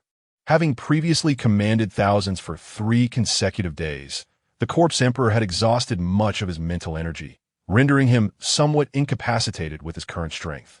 However, after several days of recuperation, his mental faculties had recovered significantly, restoring him to a semblance of his former self. Witnessing the corpse emperor's jovial demeanor upon their reunion brought a sense of comfort to Chu Feng. Even the corpse emperor was taken aback by Chu Feng's return with King Li, prompting him to inquire, "What brings you back to the canyon?" Upon discovering that the corpse emperor did not exhibit much enthusiasm for his and King Li's presence, Chu Feng merely pursed his lips, displaying a hint of irritation. What else could he do? He had returned to retrieve the corpse emperor's mutated orb below the 9th rank. It was simply referred to as a mutated crystal, while those above the 9th rank, the king-level mutants, were designated as king-level mutated orbs. The corpse emperor level mutants, however, were known as corpse emperor orbs. This nomenclature was a testament to the respect accorded to the powerful in this apocalyptic era. Naturally, even among the king and corpse emperor level beings, there were distinctions. But these nuances were of no concern to Chu Feng at present. Upon hearing Chu Feng's words, the corpse emperor was momentarily taken aback before he could not help but sigh. "Indeed, young friend, you appear to have harbored intentions towards me," the corpse emperor remarked. Realizing that the corpse emperor might have taken his jest seriously, Chu Feng felt a twinge of panic. No, no, no. What is this? Are you jesting? You look like this, and yet you speak of a corpse emperor orb? Besides, if I had wished to approach you, I would have done so 2 days ago. Why wait until now? Chu Feng replied, his tone laced with reproach. 2 days prior, the corpse emperor had been in a state of confusion, utterly defenseless at that time. The corpse emperor pondered for a moment and conceded that Chu Feng had a point. So, what brings you here this time? The corpse emperor inquired, somewhat uncertain. Oh, nothing much. Just want to pay a visit to you, my old brother. Before the canyon closes, Chu Feng exclaimed, rather brazenly, marking the first time he had addressed the corpse emperor so earnestly as old brother. The corpse emperor seemed unfazed by this, his hollow eye sockets betraying a flicker of interest. Chapter 68. A Man Remains a Boy Until Death, Part 2. Of course, there was another purpose for his visit. He wished to present something to the corpse emperor. With a smile, Chu Feng proceeded to empty the contents of the spatial ring that the corpse emperor had gifted him, spilling forth an array of items that nearly filled the cave, combined with the external oil tanker. The corpse emperor stared in astonishment, his gaze fixed upon Chu Feng, clearly perplexed. Where are all these? The corpse emperor inquired once more. With a mischievous grin, Chu Feng succinctly introduced the array of items before him, which included not only a selection of electronic gadgets, but also an abundance of snack gift packs and a variety of contemporary clothing. In addition, he had brought along several vintage gaming consoles and dozens of boxes of batteries, sufficient for the zombie monarch to indulge in gameplay for an extended period. Among these were not only compact gaming machines, but also coin-operated arcade games, alongside diesel generators and fuel for their operation, creating a chaotic assortment of goods. Time was of the essence, so Chu Feng opted to highlight only the most straightforward items. He earnestly instructed the zombie monarch to refrain from exerting too much strength. Although the latter's body was profoundly decayed, his power remained formidable. The old mobile phone that had accompanied Chu Feng for many years served as a testament to this. After this general overview, the zombie monarch exhibited a lack of interest. Young friend Chu Feng, he declared, I am on the verge of returning to the earth. These items hold no value for me, nor do I find them particularly captivating. It is worth noting that these were games Chu Feng had cherished in his youth, and the zombie monarch's disinterest stemmed from merely hearing a few words from Chu Feng without actually engaging with them. Such is often the nature of things, especially in gaming. When one has not experienced it firsthand, it may seem unexciting or trivial. Yet, once one immerses themselves in the experience, it can become all-consuming, even invading their dreams. Chu Feng did not press the matter further. Then, he produced a selection of colorful comics and magazines, which elicited a noticeable shift in the zombie monarch's demeanor. While the games had failed to capture his attention, the magazines were an entirely different affair, featuring alluring figures and revealing attire and tantalizing scenes. Though the zombie monarch lacked eyes, his eye sockets widened in fascination. This is utterly indecent, he remarked, though his gaze remained fixated. It was often said that a man would behave only when buried. Yet Chu Feng mused that even a man interred would likely remain restless as long as he drew breath, especially considering the zombie monarch had not encountered a woman in millennia. Now, confronted with such an exhilarating spectacle, had the zombie monarch's corporeal form still existed, he might have been overwhelmed to the point of nosebleed. Upon witnessing this, Chu Feng felt a surge of joy in his heart. It seemed that he had indeed made the right bet. Although Chu Feng remained oblivious to the true circumstances surrounding the corpse emperor, his own vitality was nearly extinguished. However, for one who had once been a formidable being of the corpse emperor's caliber, this was not the most critical predicament. As long as the corpse emperor retained a steadfast desire for survival, he could endure and persevere for a time. Conversely, should he continue to dwell on his inevitable decay into dust, as he had previously expressed to Chu Feng, the absence of a will to live would surely lead to his transformation into mere ashes, vanishing forever from this world. Even if Chu Feng and King Li were to discover the fabled remedy for the corpse emperor, it might be too late, for he could have already returned to the earth. After a moment of contemplation, the corpse emperor appeared markedly different from before. Young friend, are you attempting to amuse this king? A peculiar voice emanated from the corpse emperor.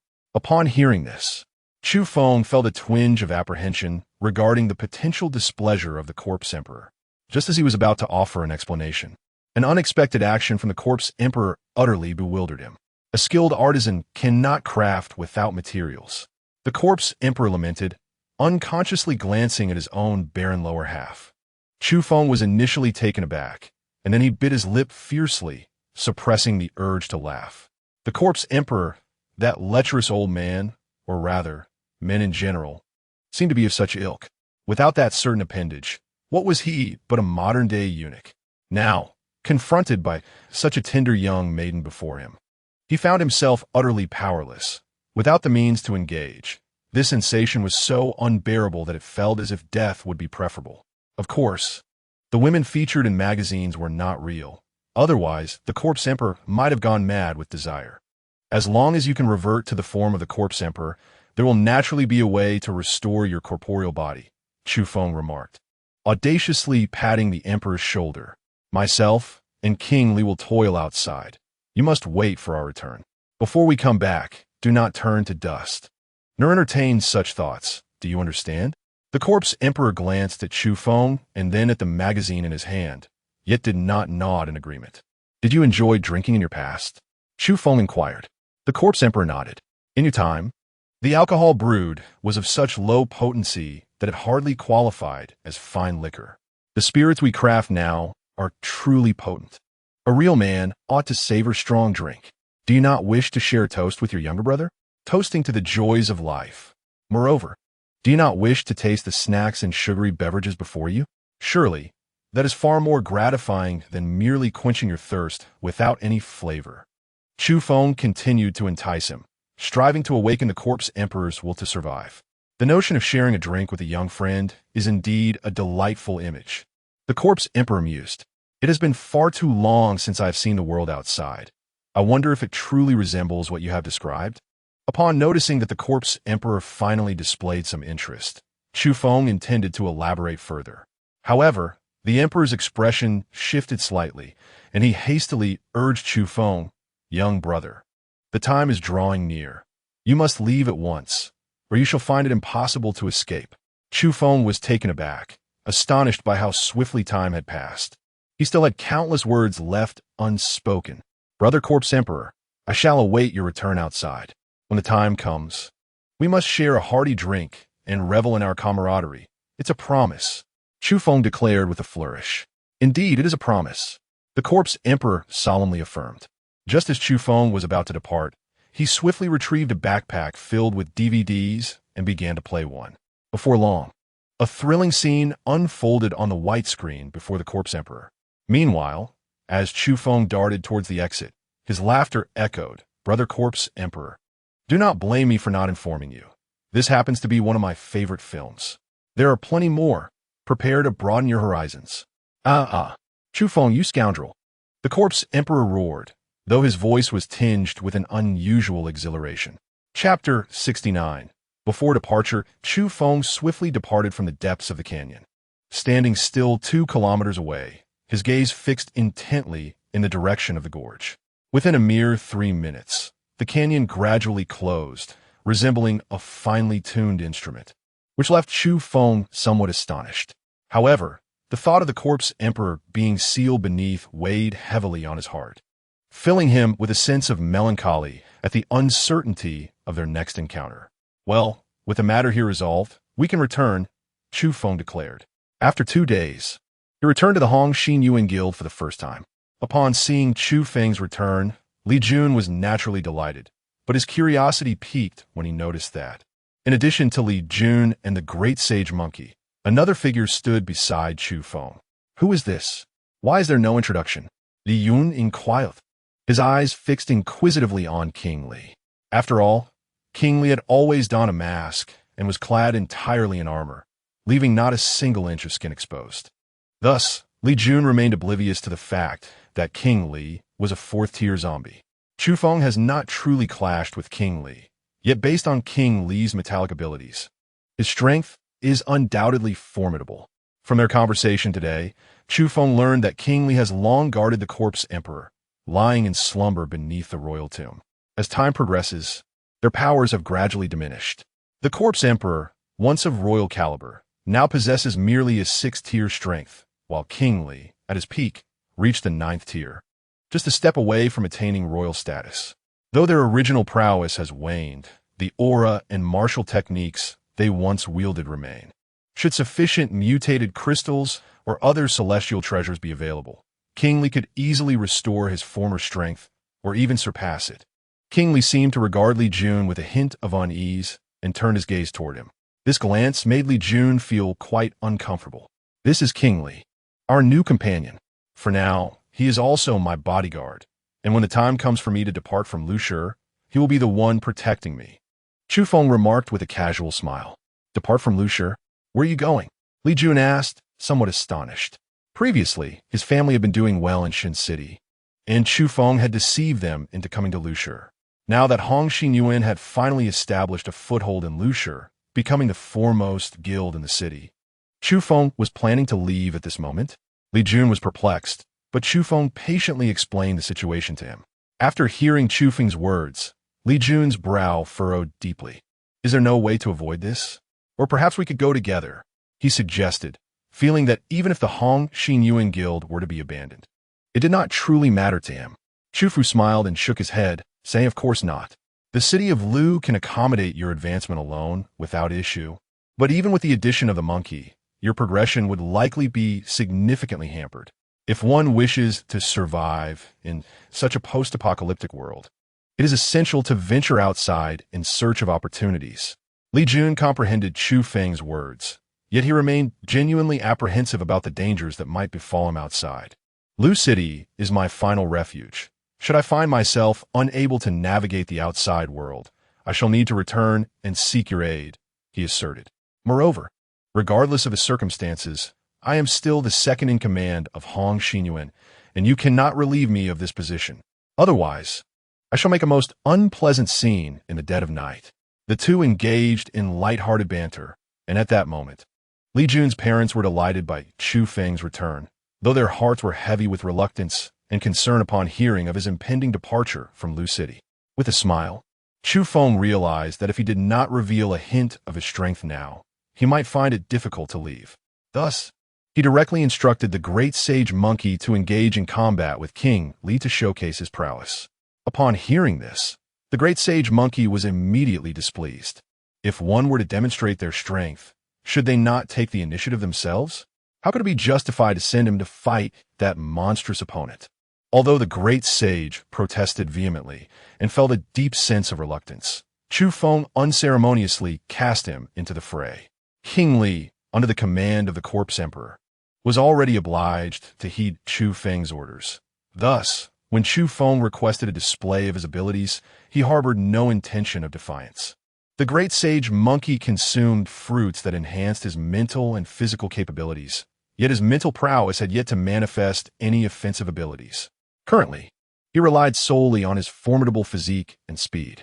While the great sage's body was as resilient as steel, King Li was a genuine metal element ability user, boasting a Tier 4 strength that surpassed the Tier 3 great sage by a level. Furthermore, King Li was clad in a suit of ancient chainmail. After enduring a grueling 10 minutes under King Li's relentless assault, the great sage could no longer withstand the pressure and took refuge behind Chu Feng, clamoring in protest. Cheater! He is cheating. He is covered in iron. How am I supposed to fight him? It's unfair, he roared, expressing his profound dissatisfaction. Although the great sage had previously faced defeat at the hands of Li Jun, he found that Li Jun's smoke-based abilities were ineffective against his sheer physicality. Such tactics, which did not involve direct confrontation, were beneath his disdain.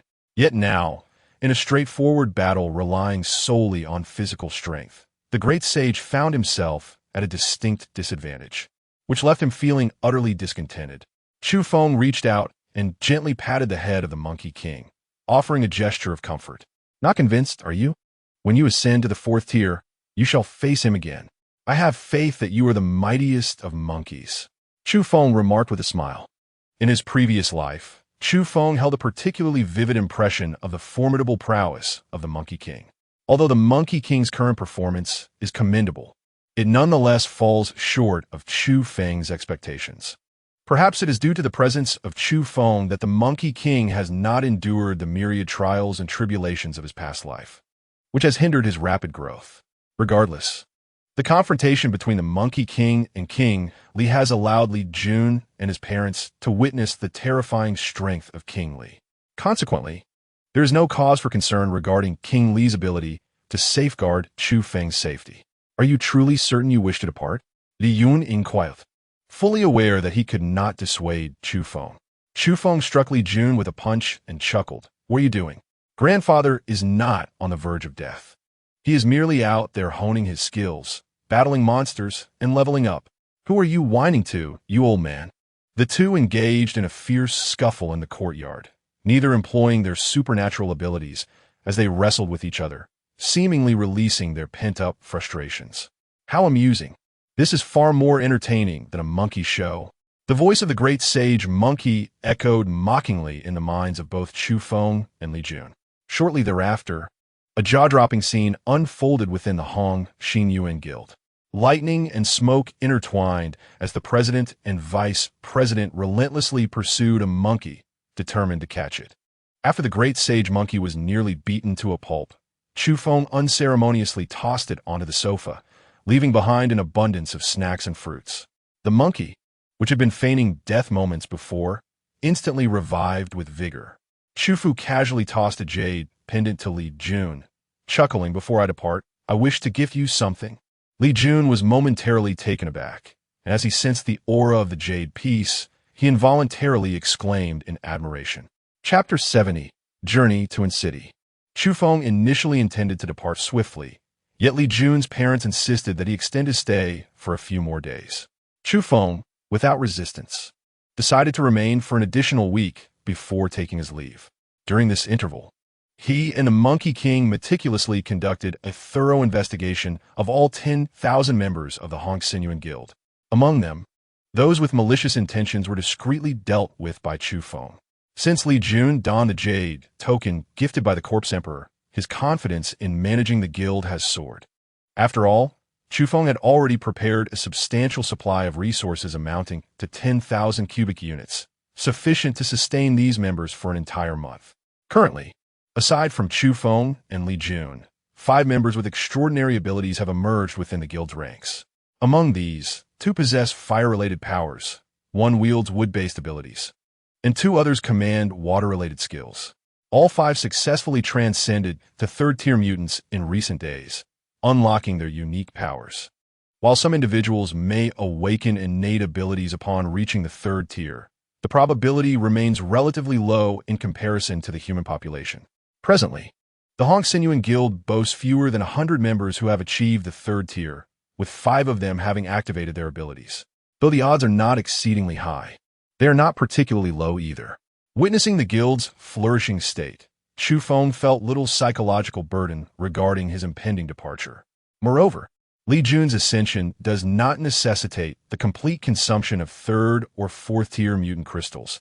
A substantial quantity of 1st and 2nd tier crystals can suffice for his advancement.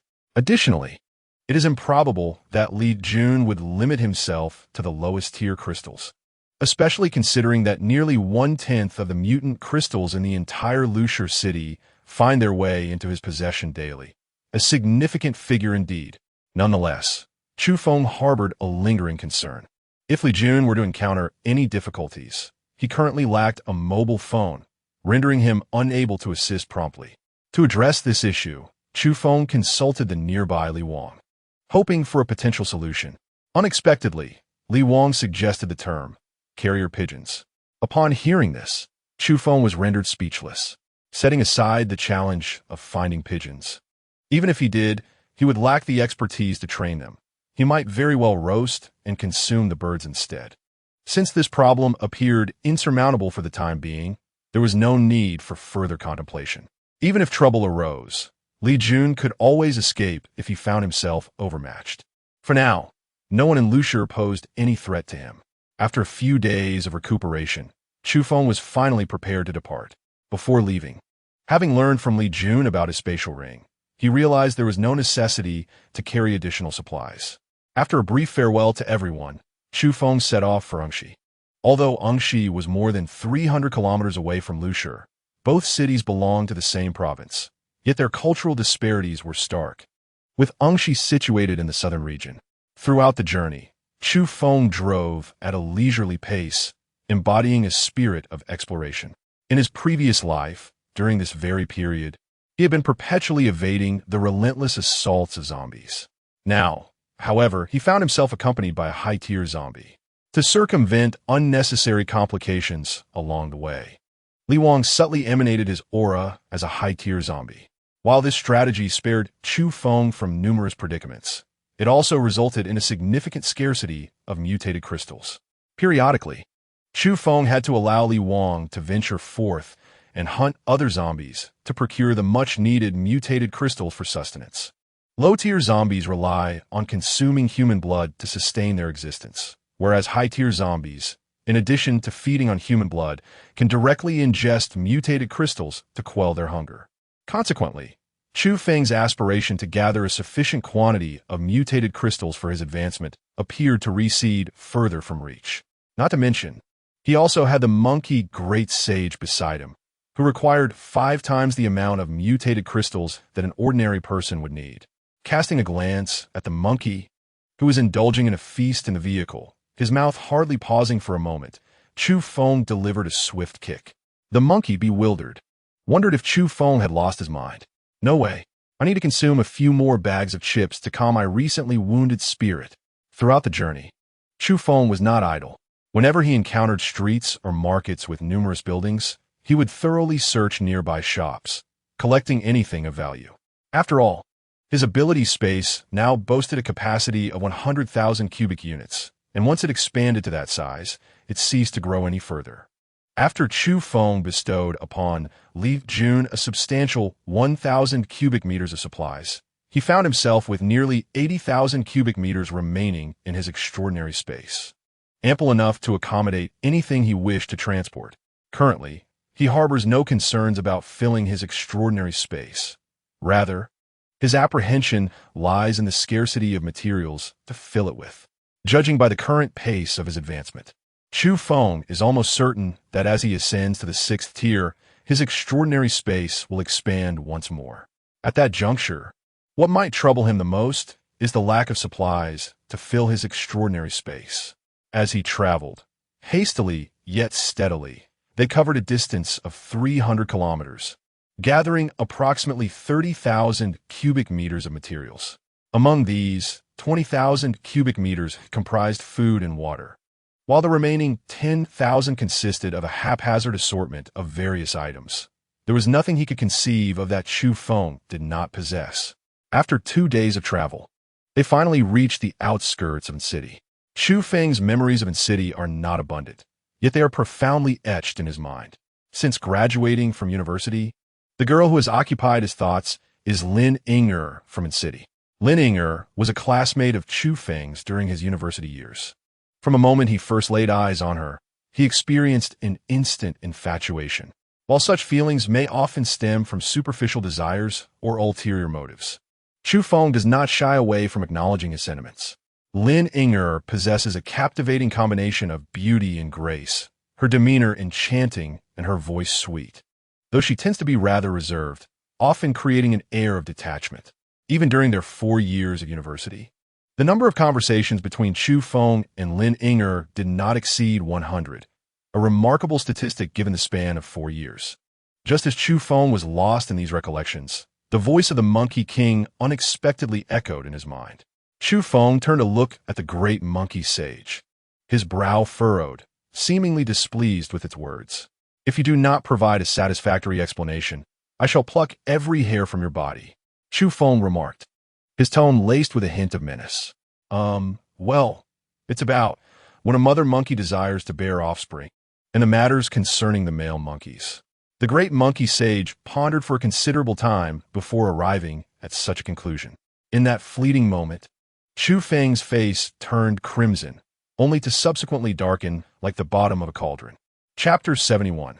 The plight of the misty rain gilled the vehicle halted in front of a residential building, and Chu Feng stood still. Shortly thereafter, King Li and the great monkey sage, who sported a large bump on his head, disembarked as well. The great monkey sage cast a resentful glare at Chu Feng, feeling quite aggrieved. Is it really necessary to react so harshly just because I express some thoughts? Moreover, having such notions about procreation signifies maturity. There is no shame in that. Chu Feng halted by the residential building primarily because he had just observed a figure lurking in the vicinity. In the present chaotic world, he was utterly unfamiliar with the situation in Engshi and naturally sought someone to inquire about it. Upon encountering the first person, he found a man, seemingly in his 30s, who appeared equally startled at Chu Feng's approach. "Do not come any closer," the man shouted, brandishing a wooden stick as a makeshift weapon. Chu Feng promptly extended his hands, signaling that he bore no weapons. "Greetings. I hail from afar and merely wish to gather some information regarding the situation in Engshi. To alleviate any lingering suspicions." He produced a pack of cigarettes and offered it to the man. However, the man remained resolutely vigilant. After all, in a post-apocalyptic world, humans could be far more terrifying than the undead. "Do you have any food?" The man hesitated for a moment before inquiring. Since the outbreak, survivors have been fervently scavenging and hoarding supplies. Nearly a month had passed, and in the more prosperous areas, resources had become increasingly scarce. Even if one were to stumble upon some food, it would likely consist of moldy vegetables and putrid meat. Chu Feng retrieved a packet of instant noodles from his pocket and tossed it over. The man caught the noodles, swiftly opened the package, and began to devour it with fervent hunger. Chu Feng gazed intently at his counterpart, patiently awaiting the conclusion of the latter's meal of instant noodles before offering a small bottle of water. "Could you enlighten me about the current situation in Engshi?"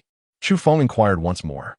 Having consumed the meager sustenance, it was evident that it had barely sufficed to satiate his hunger, and his eyes began to wander over Chu Feng's form. To obfuscate his spatial abilities and conceal the existence of his spatial ring, Chu Feng carried a backpack containing merely a few provisions and some water, a ruse intended to divert attention. "For the two of us, this paltry supply is hardly enough." Chu Feng feigned a wary demeanor, having already demonstrated considerable generosity by producing those meager items.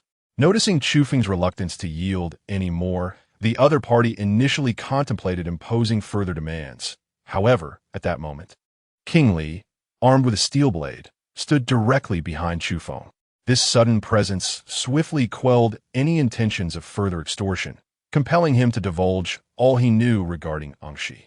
The city comprises 5 districts, each housing between 20 to 30 guilds of varying sizes, and fierce rivalries ensue among them. Who currently reigns as the strongest among the mutated beings in Engshi? Chu Feng probed further. The individual pondered for a moment before shaking his head in uncertainty. However, he mentioned that 3 days prior, there were rumors suggesting that the leader of the Wolf Walks the World Guild had achieved a breakthrough to the 4th tier. Though he expressed skepticism about the veracity of such claims, remarking that it seemed improbable for anyone to ascend to that level so swiftly, likely a fabrication.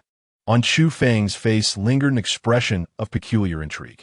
If he were to discover that the man before him, the King of Li, was indeed a level 4 entity, and moreover a zombie, one could only wonder what thoughts would cross his mind. "By the way, have you heard of a guild called Misty Rain Terrace?" Chu Feng hurriedly inquired, as this was the crux of his curiosity amidst all his previous questions. No sooner had his words left his lips than the expression of the man before him morphed into something rather lewd. Sensing this unsettling change, Chu Feng felt a twinge of foreboding. "Do you know?" Chu Feng's tone shifted, becoming noticeably harsh. "My friend, you just claimed this is your first visit to N City, but that must surely be a falsehood. How else would you be aware that this guild comprises entirely of women?" The man's countenance grew more lascivious as he continued. "Their guild leader is a woman, and all the members are female. Moreover, they are predominantly young women, while not all possess stunning beauty or slender figures. The majority are of at least average attractiveness. To be candid, my friends and I managed to capture 3 women from Misty Rain Terrace who were besieged by zombies. Truly tantalizing. Currently, many men are eyeing them. If not for their usual collective outings, they would have likely been reduced to mere remnants by now. How fortunate we were last night. Otherwise, we wouldn't have had such an enchanting experience." Where's the guild's base located? Chu Feng pressed on, his voice now icy. However, the man appeared utterly oblivious to the chill in Chu Feng's demeanor. Well, my friend, if you could spare me a packet of instant noodles and a bottle of water, I promise to divulge that information. What do you say? At this, the man's eyes gleamed with greed, fixated on Chu Feng's backpack. To speak or not to speak? Chu Feng, having lost all patience, swiftly drew his axe and positioned it threateningly against the man's neck. My friend, there is no need to be so ruthless. Is it worth it over a few women? Before he could finish, Chu Feng retracted the axe. The man, finally sensing the gravity of the situation, exhaled in relief. All right, let's go. I'll show you the way. Without acknowledging the other, Chu Feng directed his words towards King Li, commanding, eliminate him. The man was momentarily stunned, seemingly questioning the reliability of his own hearing. In the next instant, darkness enveloped him, and his body was cleaved in twain. To slay you would tarnish my hands. Chu Feng scoffed disdainfully. King Li, somewhat bewildered by the circumstances, cast a glance at Chu Feng and queried, what do you mean by that? Am I not equally sullied? Is it only you who bears the stain? In his heart, Chu Feng was engulfed by a profound resentment, scarcely heeding the thoughts of King Li at that moment. He recalled, from his previous life, an encounter with Lin Yinger, during which she had recounted the trials faced by her Yinyu platform during its nascent stages. Indeed, the platform had endured significant hardships at its inception, yet Lin Yinger had only alluded to these challenges without delving into specifics. Who could have anticipated that matters would escalate to such a grave extent? According to the timeline of his past life, Lin Yinger should be safe and sound at this juncture, yet an unsettling disquiet lingered within Chu Feng. Aware that the Yinyu platform resided in proximity, he realized that locating it would not pose a formidable challenge. There was no necessity for the previous rabble to serve as a guide. As Chu Feng pondered thus, a sudden cry for help pierced the air. Upon hearing the cry for help, Chu Feng was momentarily taken aback. Following the sound, he discovered a young, stunningly beautiful girl with long legs lying on the ground, her attire in disarray. Chapter 72. The Exquisite Soft Girl. Upon encountering the young woman before him, Chu Feng felt a sudden jolt of surprise. It was not that he had not seen women for an extended period. After all, during his time in Lu City, there were plenty of women within the Hong Xinyuan Guild. The primary reason for his astonishment lay in the woman's exceptionally captivating long legs, which were not only striking but also possessed a flawless proportion, embodying the ultimate ideal that countless leg enthusiasts dream of. Moreover, as Chu Feng approached, the young woman finally raised her head, allowing him to behold her countenance clearly. At the moment he laid eyes on her face, he found himself momentarily disoriented. The young girl before him was as beautiful as a blooming flower, her skin delicate and fair, akin to a porcelain doll. Particularly striking were her pair of pitifully enchanting eyes, which seemed to ensnare the hearts of countless young men. Furthermore, a slight downward glance revealed not only her exquisite visage, but also a pair of alluring curves that were difficult to ignore. Currently, she lay on the ground, appearing feeble and listless, her slightly trembling form subtly revealing her captivating allure. This young woman was undeniably stunning, yet Chu Feng felt no inclination toward her, for he recognized her as Tang Xiaoyu, the vice president of the Misty Rain Guild. The name of the guild was derived from a homophone of Tang Xiaoyu and her sister, Tang Yinyan. Additionally, the two were twins, both epitomes of beauty. However, the one notable difference between them lay in their alluring figures. Although Tang Xiaoyu was the younger sister, she undeniably possessed a more pronounced allure, while her sister was slightly less endowed. In a previous life, countless guild leaders sought to win the hearts of these two sisters, even aspiring to serve both simultaneously. Yet ultimately, those guilds were dismantled and destroyed by the myriad of tactics employed by the Misty Rain Guild. While recounting these events may appear brief, only Tang Xiaoyu and Tang Yinyan truly understood the hardships and trials they had endured. Chu Feng gazed at the young woman before him and instantly recognized her as his sister, Tang Xiaoyu, primarily due to her strikingly domineering presence. It was an unmistakable judgment, for in his previous life, he had encountered photographs of this duo. His sister's commanding aura was exquisitely balanced, perfectly complementing her alluring figure. As for the younger sister, her somewhat youthful visage, adorned with such an assertive demeanor, exuded a delightful contrast that rendered her irresistibly charming to many a man. "Are you really my sister?" Chu Feng inquired, despite his certainty, unable to suppress the urge to voice his question. The soft-spoken girl, evidently oblivious to his true intent, pouted her lips and replied with a feigned innocence, "Am I not your brother or sister?" Upon witnessing her pitiable expression, Chu Feng felt no twinge of sympathy. After all, this young woman had been the vice president alongside Lin Inger in his past life, and beneath her seemingly innocent facade lay a wealth of cunning and strength.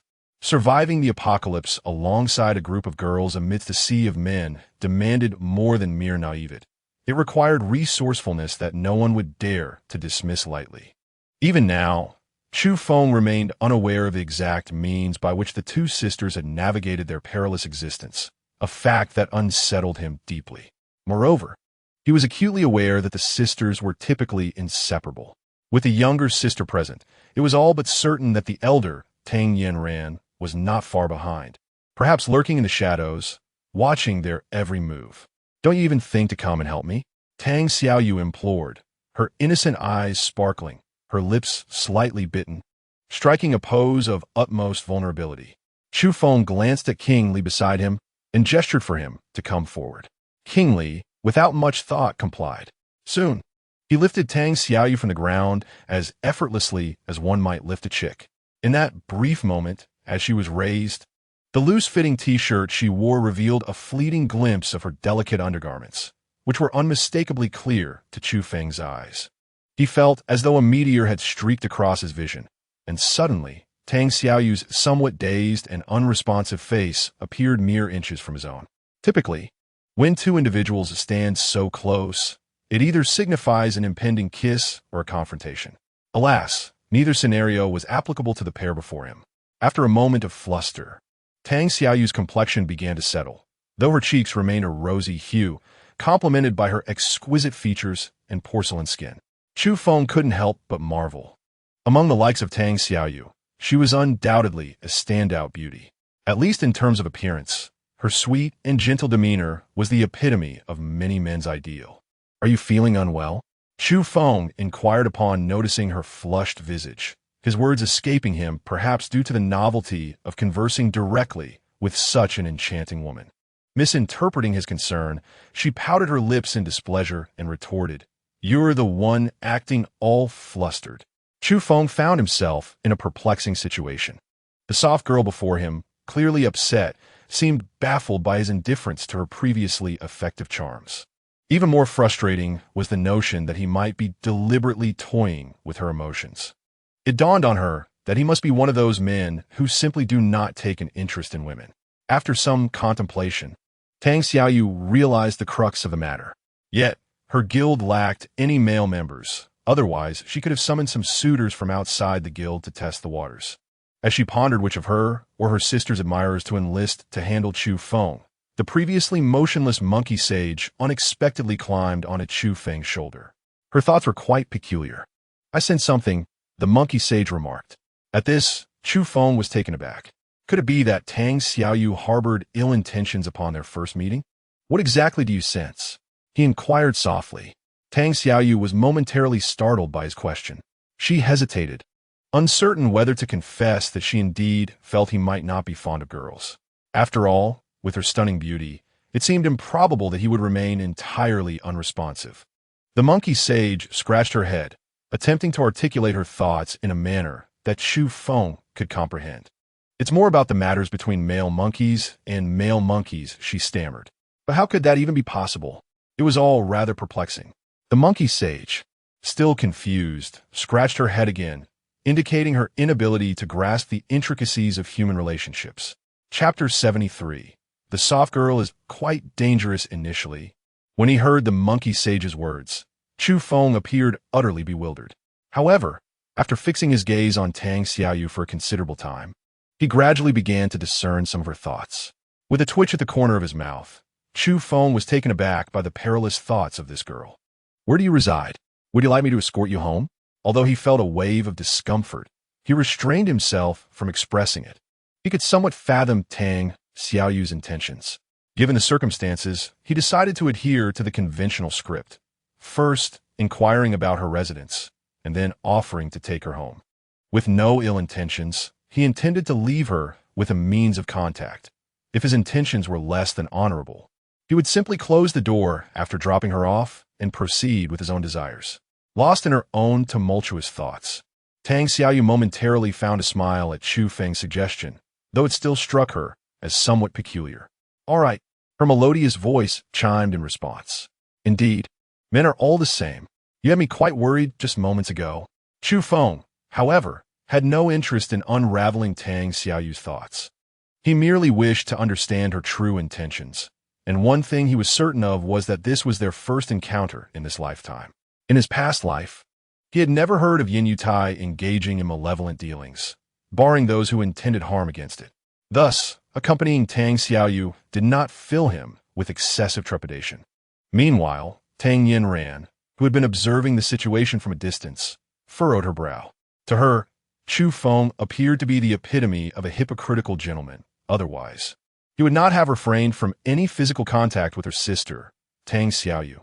Thus far, since the onset of the apocalypse, the sisters had encountered numerous men, some of whom had made advances without hesitation, and others who, without uttering a word, began to disrobe. Such sordid realities were all too prevalent. Were it not for Tang Yinran's cautious nature and her penchant for vigilance, they might have fallen victim long ago. The sisters were also investigating the disappearance of a small group of their companions from the previous day, which led them to witness how Chu Feng dealt with that repugnant individual. Initially, they suspected Chu Feng might be one of the assailants responsible for their sister's plight. But seeing his decisive and ruthless actions against that man somewhat alleviated their suspicions, albeit not entirely. Tang Yinran was composed and methodical, while Tang Xiaoyu was lively and spirited. Without waiting for Tang Yinran's descent, Tang Xiaoyu dashed forward to enact her earlier performance. Throughout the encounter between Tang Xiaoyu and Chu Feng, Tang Yinran remained on edge. Setting aside Chu Feng's combat prowess, the imposing figure of King Li, clad in armor and wielding a hefty steel blade, was not to be trifled with. Moreover, witnessing King Li lift Tang Xiaoyu as if she were a mere chick, it was evident he cared little for her beauty. Tang Yinran's mind was awash with thoughts. Yet Tang Xiaoyu had already taken the lead, compelling her to follow suit. Chu Feng gazed at Tang Xiaoyu before him, his heart a tumult of emotions. In terms of physique and appearance, Tang Xiaoyu was undoubtedly the epitome of a delicate girl. However, the typical traits associated with such girls, being naive and easily swayed, might not aptly describe her. Yet on the surface, it was clear that Tang Xiaoyu stood out among her peers. Were it anyone else, they might have acted inappropriately in public. Tang Xiaoyu seemed genuinely delighted at the prospect of having Chu Feng accompany her, chattering incessantly along the way, while he remained largely silent. "Hey, big guy, what's your name?" She suddenly turned to the side, addressing Li Wang. The earlier treatment she received from him had left her feeling quite unsettled. Li Wang continued his stride, seemingly impervious to her words. Such indifference only heightened Tang Xiaoyu's irritation.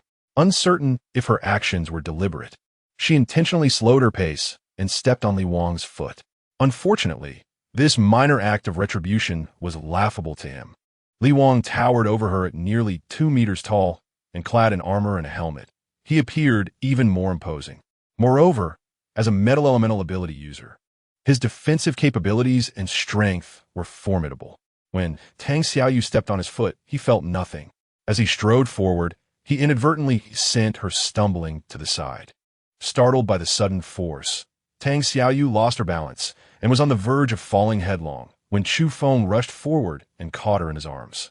Instantly, a wave of fragrant warmth enveloped him, a sensation that was both pleasing and unsettling. For someone like Chu Feng, who had had little interaction with women in his past life, being so suddenly embraced by Tang Xiaoyu was a considerable shock. Despite the awkwardness of the moment, it was a reality he could not ignore. Throughout his life, he had harbored feelings for Lin Ying'er, and shortly after graduating from university, he faced the devastating loss of both his parents, which further dampened his spirits. During the apocalypse, he had merely been a minor figure, struggling daily for survival. With no room for romantic pursuits, he was not the type to force himself upon another. Yet in that moment, the unexpected embrace of soft warmth nearly overwhelmed him. What was happening? Pull yourself together. A surge of anger welled up within Chu Feng, yet it was helpless against its own thoughts. At that moment, by a stroke of misfortune, Tang Xiaoyu gracefully descended from Chu Feng's embrace, her elegantly long and slender legs inadvertently brushing against him. This was a predicament. Chu Feng felt as though a flame was raging within him, on the verge of eruption. No, it simply could not be allowed. Chu Feng leapt into the air, exclaiming in a cacophony of sounds, and unexpectedly began to perform calisthenics right where he stood. This series of antics left the delicate girl in front of him utterly bewildered, as if he had suddenly lost his senses. At that moment, the Monkey King darted onto Tang Xiaoyu's shoulder, startling her into a gasp. Upon realizing it was a rather petite and charming monkey, Tang Xiaoyu's heart swelled with affection, and she instinctively embraced the creature.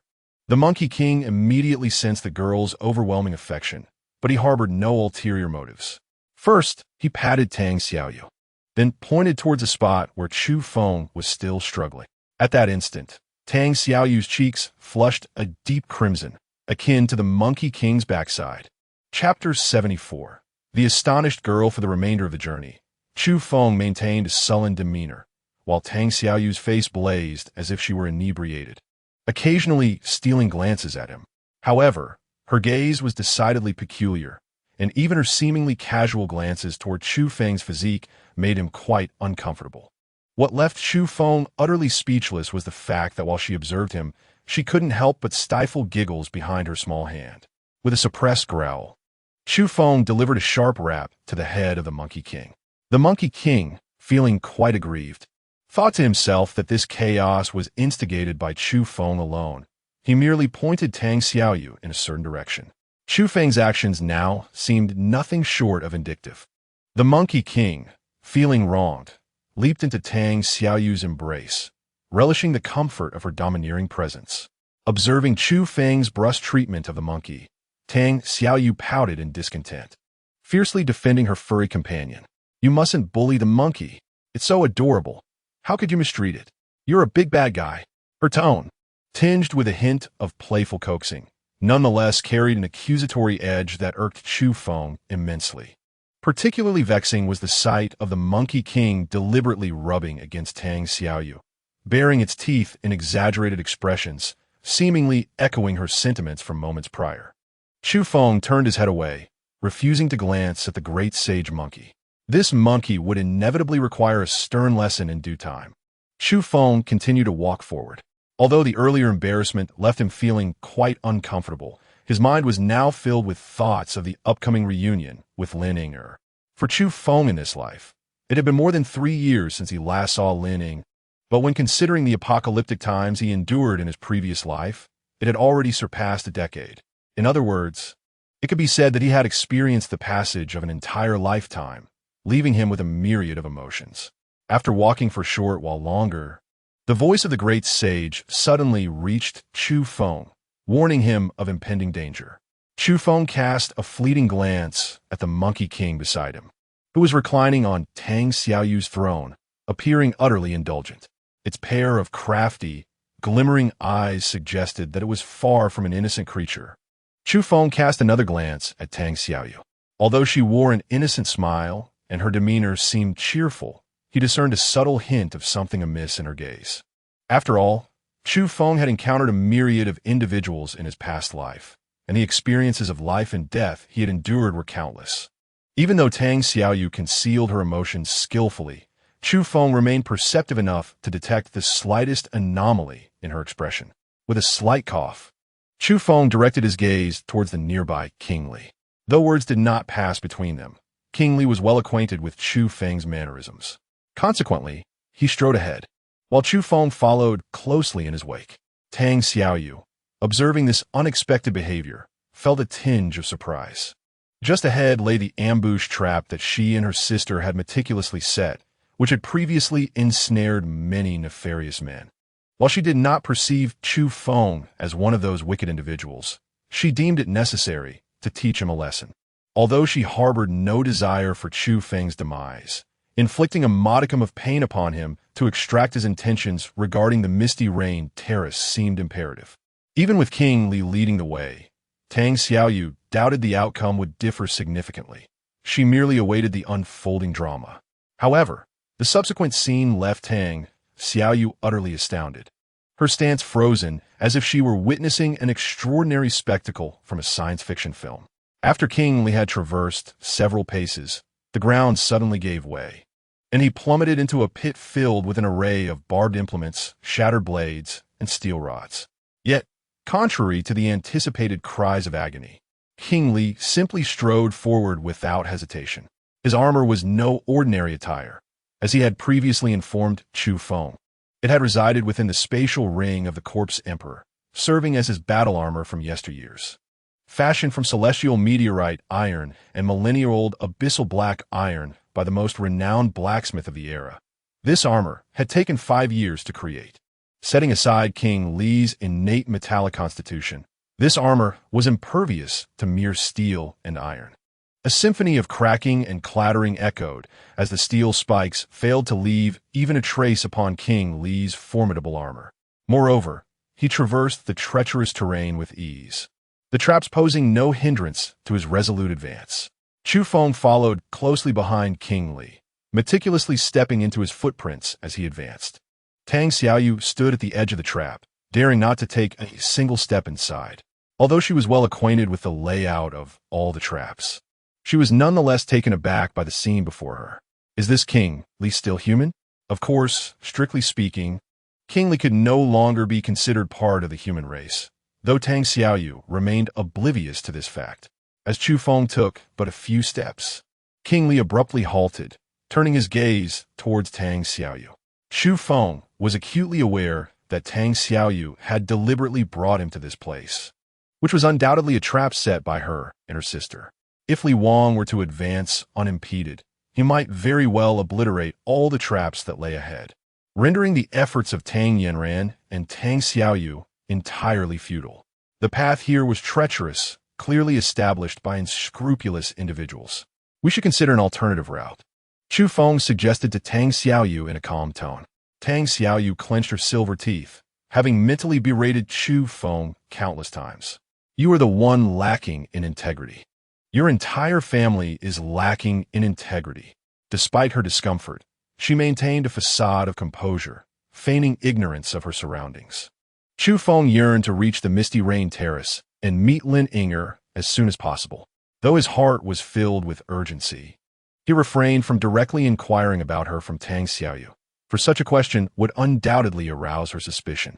Moreover, the members of the Misty Rain Terrace were likely numerous, and even if he mentioned Lin Inger, Tang Xiaoyu might not recall her existence. With a hint of guilt weighing on her, Tang Xiaoyu found herself momentarily at a loss as to where to take Chu Feng. After all, his initial intent was to visit the Misty Rain Terrace, and if she were to ask directly, it would clearly reveal her eavesdropping on his conversation with that repugnant man, potentially causing Chu Feng to doubt her intentions. This was not a desirable outcome. Just as she grappled with uncertainty, the roar of an approaching car broke the silence. Tang Yanran drove directly to the front of Chu Feng and Tang Xiaoyu. Upon seeing her sister's arrival, Tang Xiaoyu was initially taken aback, followed swiftly by a wave of joy. The fact that her sister, Tang Yanran, had come out on her own meant that the ensuing decisions would no longer rest solely on her shoulders. Sister, Tang Xiaoyu exclaimed, rushing towards Tang Yanran with laughter, as if they had been apart for an eternity. Chapter 75. The extraordinary twins. Chu Feng was not particularly surprised by Tang Yanran's sudden appearance. He had long suspected that the inseparable twin sisters could not possibly be apart in such tumultuous times. A young girl venturing out alone could be risking her life. If she were to encounter ill-intentioned men, calamity would be inevitable. Sister, Tang Xiaoyu ran forward and embraced Tang Yanran, as if they had been separated for far too long. Chu Feng's gaze was fixed upon Tang Yanran and Tang Xiaoyu. His attention was not immediately drawn to the intimacy shared between the two sisters, but rather to the undeniable dominance they exuded. As rumored in his past life, it was indeed challenging to distinguish between the sisters based solely on their appearances. However, when it came to their assertiveness, the younger sister undeniably possessed a greater degree of it. The elder sister presented a facade of aloof elegance, while the younger sister radiated a charmingly innocent vivacity. It was no wonder that during his previous life, so many men yearned to claim this enchanting pair for themselves. They were truly exceptional. No, they were unparalleled. With a fleeting glance, Chu Feng turned away, mindful that incessantly staring at a girl could easily lead to misunderstandings. Greetings. I am Tang Yinran, the president of the Misty Rain Guild. She introduced herself, her gaze fixed intently on Chu Feng's face, particularly scrutinizing his eyes and expressions. While words may deceive, the instantaneous shifts in one's gaze and countenance revealed truths that are hard to disguise. Tang Yinran yearned to discern something distinctive on Chu Feng's visage, at the very least to witness his reaction upon learning of her position as the guild leader. However, to her disappointment, when her words settled in the air, she observed no change in Chu Feng's expression, no hint of surprise whatsoever. This left Tang Yinran feeling perplexed. "Hello, my name is Chu Feng," he replied. "I am Tang Xiaoyu." Tang Xiaoyu, standing beside them, suddenly realized she had forgotten to ask for Chu Feng's name and enthusiastically chimed in, playfully tousling the hair of the Monkey King beside her. "My sister and I got separated earlier. Thank you for your assistance," Tang Yinran said, the atmosphere tinged with a hint of awkwardness. "No need for thanks. It was merely a chance encounter," Chu Feng responded modestly. Tang Yinran then called for Tang Xiaoyu to get into the car, choosing not to extend an invitation to Chu Feng. Given his ambiguous identity and the formidable presence of Li Wang at his side, she preferred to exercise caution. After all, a man of such enigmatic nature could be either friend or foe. Just as Tang Yinran was about to start the vehicle and depart, Chu Feng finally spoke up. Chu Feng's demeanor was well within Tang Yinran's expectations. "Is there anything else? Dan zidan in guit? May I visit your guild?" Chu Feng zepondé, anxious that the sisters might misconstrue his intentions. He continued, "I have a friend within your guild whom I wish to seek." "Your friend? What is their name?" Tang Yinran further probed. "You will find out upon arrival," Chu Feng replied, somewhat perplexed. All present were astute individuals. Since Tang Yinran was cautious of Chu Feng, he too remained vigilant of her. After a brief moment of contemplation, Tang Yinran nodded, permitting Chu Feng to enter the vehicle. Given the current circumstances, it was evident that Chu Feng posed no threat. Otherwise, he would have acted against them immediately. Tang Yinran had no recollection of Chu Feng, nor any animosity between them. Furthermore, having spent considerable time together with Tang Xiaoyu, Chu Feng had consistently behaved with utmost propriety, which only reinforced the notion that he was not a man driven by carnal desires, at least not at this moment. As Chu Feng entered the vehicle, the Monkey King, who had just moments ago been ready to return to his side, now showed no inclination to leave Tang Xiaoyu's embrace. After all, it was a place that men universally found pleasurable, and the monkey was quite content to remain there. In such a delightful setting, how could one expect the monkey to part ways? What left Chu Feng somewhat speechless was the Monkey King's inexplicable intentions. Perhaps it wished to relive the awkward moment when Chu Feng had performed calisthenics, or perhaps it was curious to study the stark contrast between a young, beautiful human girl and a mother monkey. The creature was anything but tranquil in the car, occasionally attempting to lift Tang Xiaoyu's clothing. Chu Feng had caught a fleeting glimpse of the tantalizing sight that was barely revealed, but he promptly closed his eyes, adhering to the adage that what one does not see cannot disturb the heart. Regrettably, Chu Feng had underestimated the monkey's mischievous nature. Despite Tang Xiaoyu's efforts to fend off the monkey, preventing it from misbehaving, the creature persisted in its desire to burrow beneath her garments, while simultaneously sending sounds in Chu Feng's direction. Its furless body was silky smooth and remarkably white. "Chu Feng, she won't let me in. You must give her a good thrashing. I'll investigate and report back to you." With his eyes closed, Chu Feng found no solace. Frustration began to bubble within him. He swiftly extended his hand, capturing the monkey and delivering a forceful punch to its head. "If you do not behave, we shall feast on roasted monkey for lunch," Chu Feng declared menacingly. The monkey recoiled, clearly intimidated. However, in the next moment, Tang Xiaoyu snatched the monkey from him, cradling it tightly in her arms while glaring at Chu Feng with a fierce demeanor, exuding an air of playful ferocity. "You shall not bully the monkey. It is simply too adorable." Observing Tang Xiaoyu's earnest expression, Chu Feng felt an overwhelming urge to vomit blood. At that very moment, the monkey continued to embellish the situation, mimicking Tang Xiaoyu's voice as it chimed in. "You shall not bully the monkey. It is simply too adorable." Chu Feng cast a fierce glare at the monkey, declaring, Monkey King, once you disembark, we shall settle our accounts upon your return." The Monkey King immediately felt a shiver run through him. Acutely aware of the malevolence emanating from Chu Feng, the monkey contemplated the comforts of rebellion, deciding that it was far better to bask in the luxurious indolence of defiance rather than return. Throughout the journey, the monkey refrained from provoking Chu Feng further, instead relishing the gentle caress of Tang Xiaoyu as he succumbed to sleep upon her domineering presence. Tang Yanran had initially intended to pry more information from Chu Feng, yet he remained as unyielding as stone, refusing to engage with her. When Tang Yanran attempted to converse with King Li, her frustration reached new heights. He was utterly unresponsive, as if he were in a deep slumber. After enduring a journey of over half an hour, the vehicle finally came to a halt.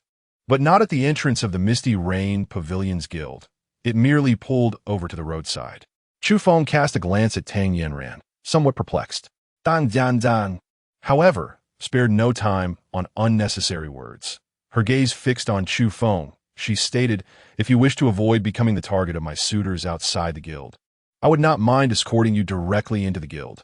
Chu Feng was momentarily taken aback. "Is there such a matter?" Chapter 76 Ying es Husbands. Chu Feng harbored no doubts regarding Tang Yanran's sincerity. After all, there was little merit in deceit concerning such matters. Since Tang Yanran had driven here 5 minutes ago, the number of zombies had diminished significantly to the point where not a single one was visible in the vicinity. Undoubtedly, this area had been subjected to intermittent cleansing, likely by the guild based at the Misty Rain Terrace. Chu Feng alighted from the vehicle and made his way towards Tang Yanran's car, while Monkey Dasheng was cradled in Tang Xiaoyu's arms, accompanying her. Chu Feng was not in a hurry. Since Tang Yanran had placed him here, it was evident that the guild was not far away. After a leisurely 10-minute stroll, he finally arrived at the Yin Yutai Guild.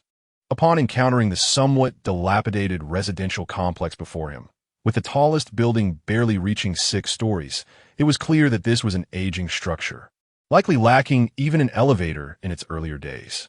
In this post-apocalyptic era, for a guild with a modest number of members, choosing such an old residential area as a base was indeed a commendable decision. Although the complex appeared worn down, the outer wall was impressively sturdy and robust, indicating that it had been recently constructed. As he ventured further inside, a cacophony of sounds soon reached Chu Feng's ears. Groups of men clustered around the guild's perimeter, seemingly animated despite the apocalyptic backdrop.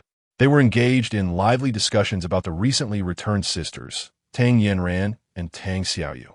What struck Chu Feng as particularly surprising was the decorum displayed by these men. While it was entirely ordinary for men to converse about women, it was rare to see such a large gathering discussing beauty without resorting to crude remarks or lewd language. The atmosphere resembled that of a bustling marketplace, with most faces adorned with smiles and each individual proudly displaying a badge on their chest. Chu Feng was, of course, oblivious to the significance of the badges and chose not to inquire further. Just then, a figure stepped into his path.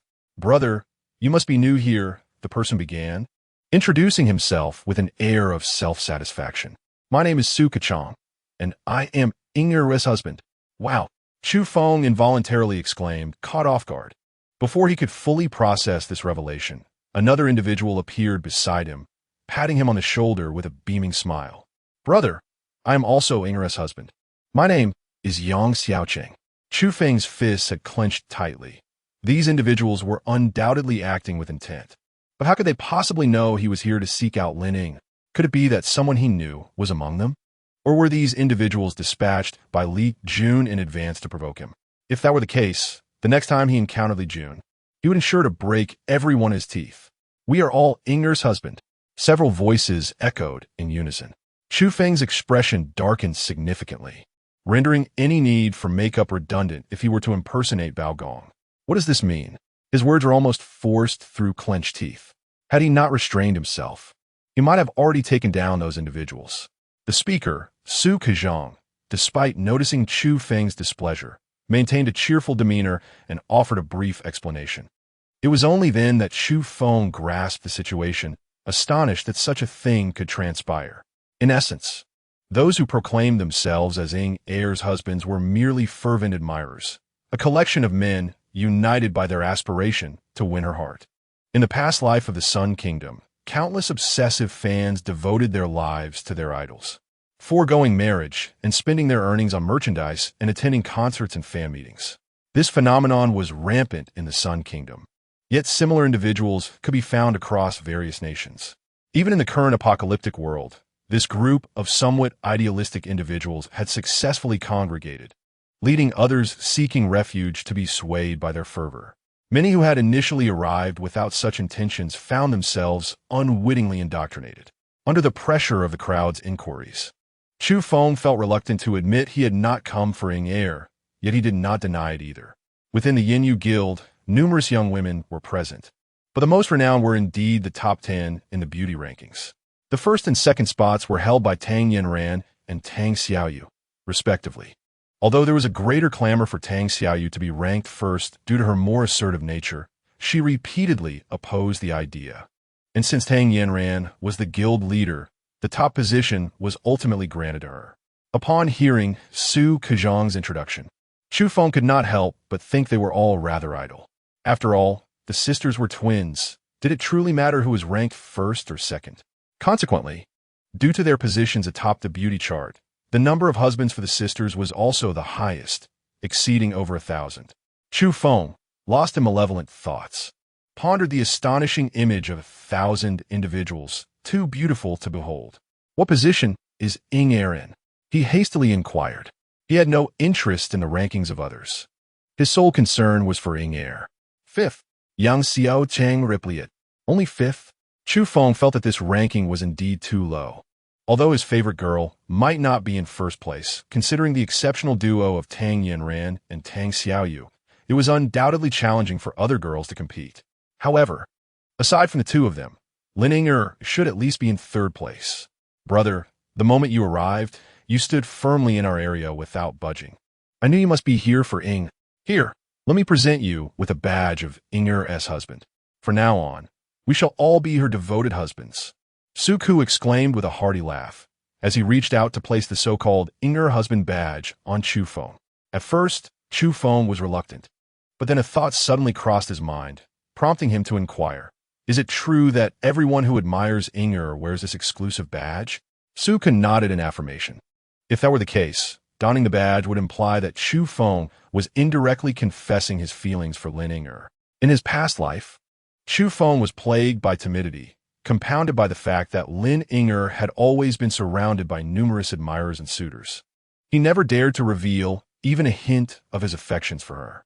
Even when he learned, just before graduation, that Lin Ying had started dating someone, he was heartbroken for months, and for years he refrained from contacting her. However, in this new life, following his rebirth in this apocalyptic world, Chu Feng's mindset has undergone a profound transformation. He is determined not to leave any regrets behind. Chu Feng swiftly snatched the badge from Su Kechong's hand and solemnly adorned it upon himself. At that very moment, the grand entrance of the Smoke and Rain Guild swung open, and an individual emerged, striding directly toward Chu Feng.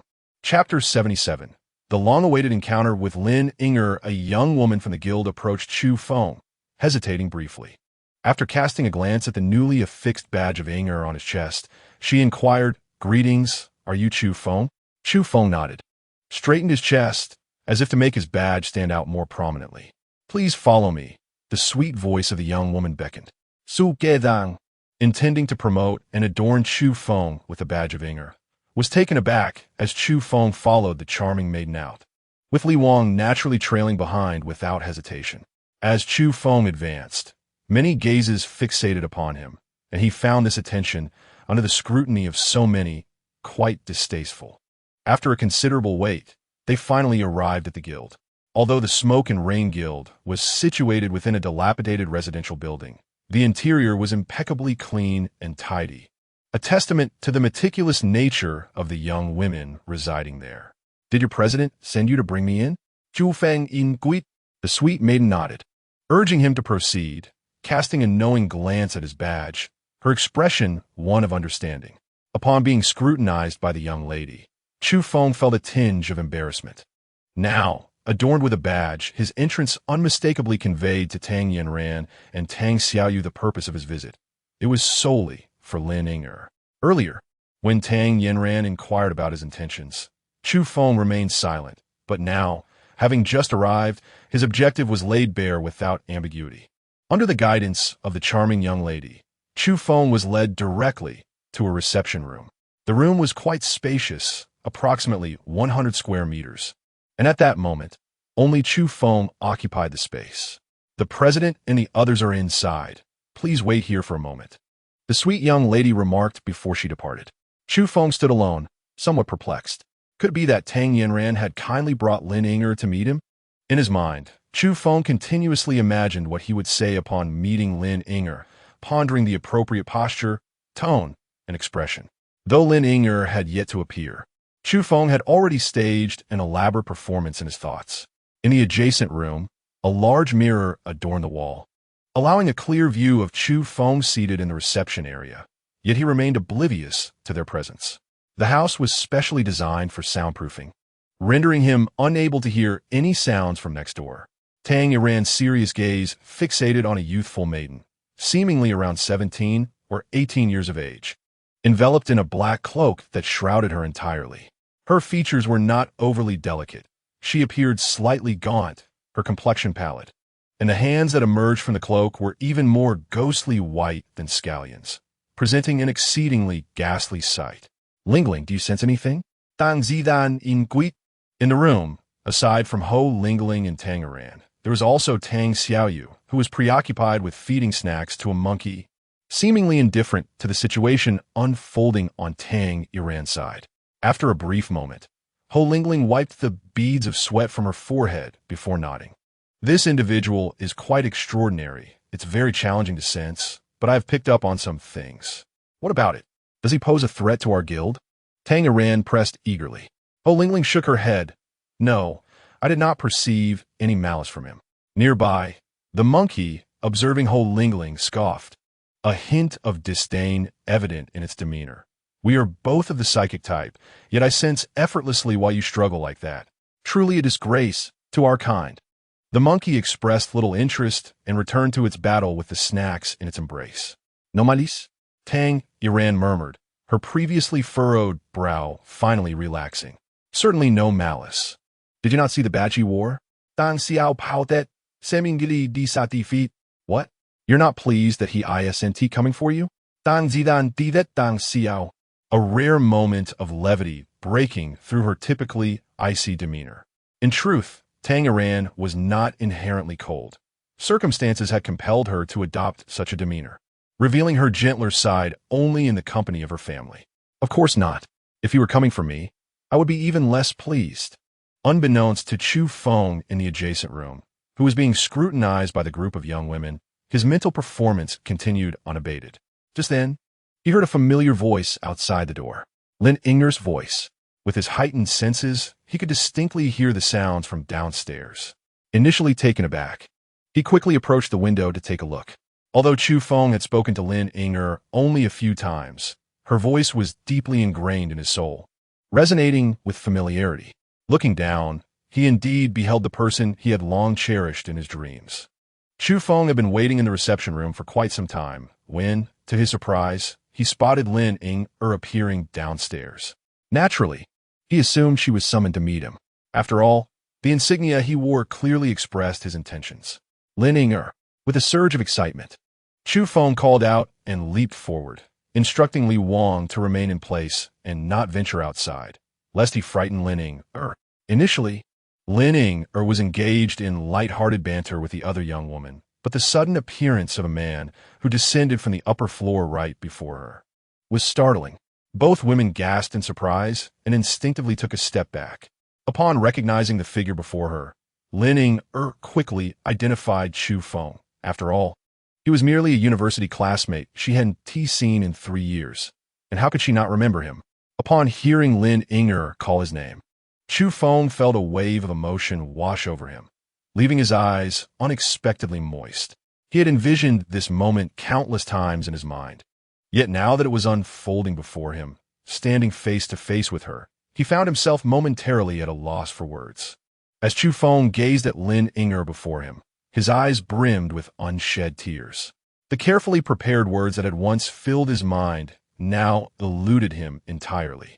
He had previously dismissed the descriptions of such encounters as mere exaggerations.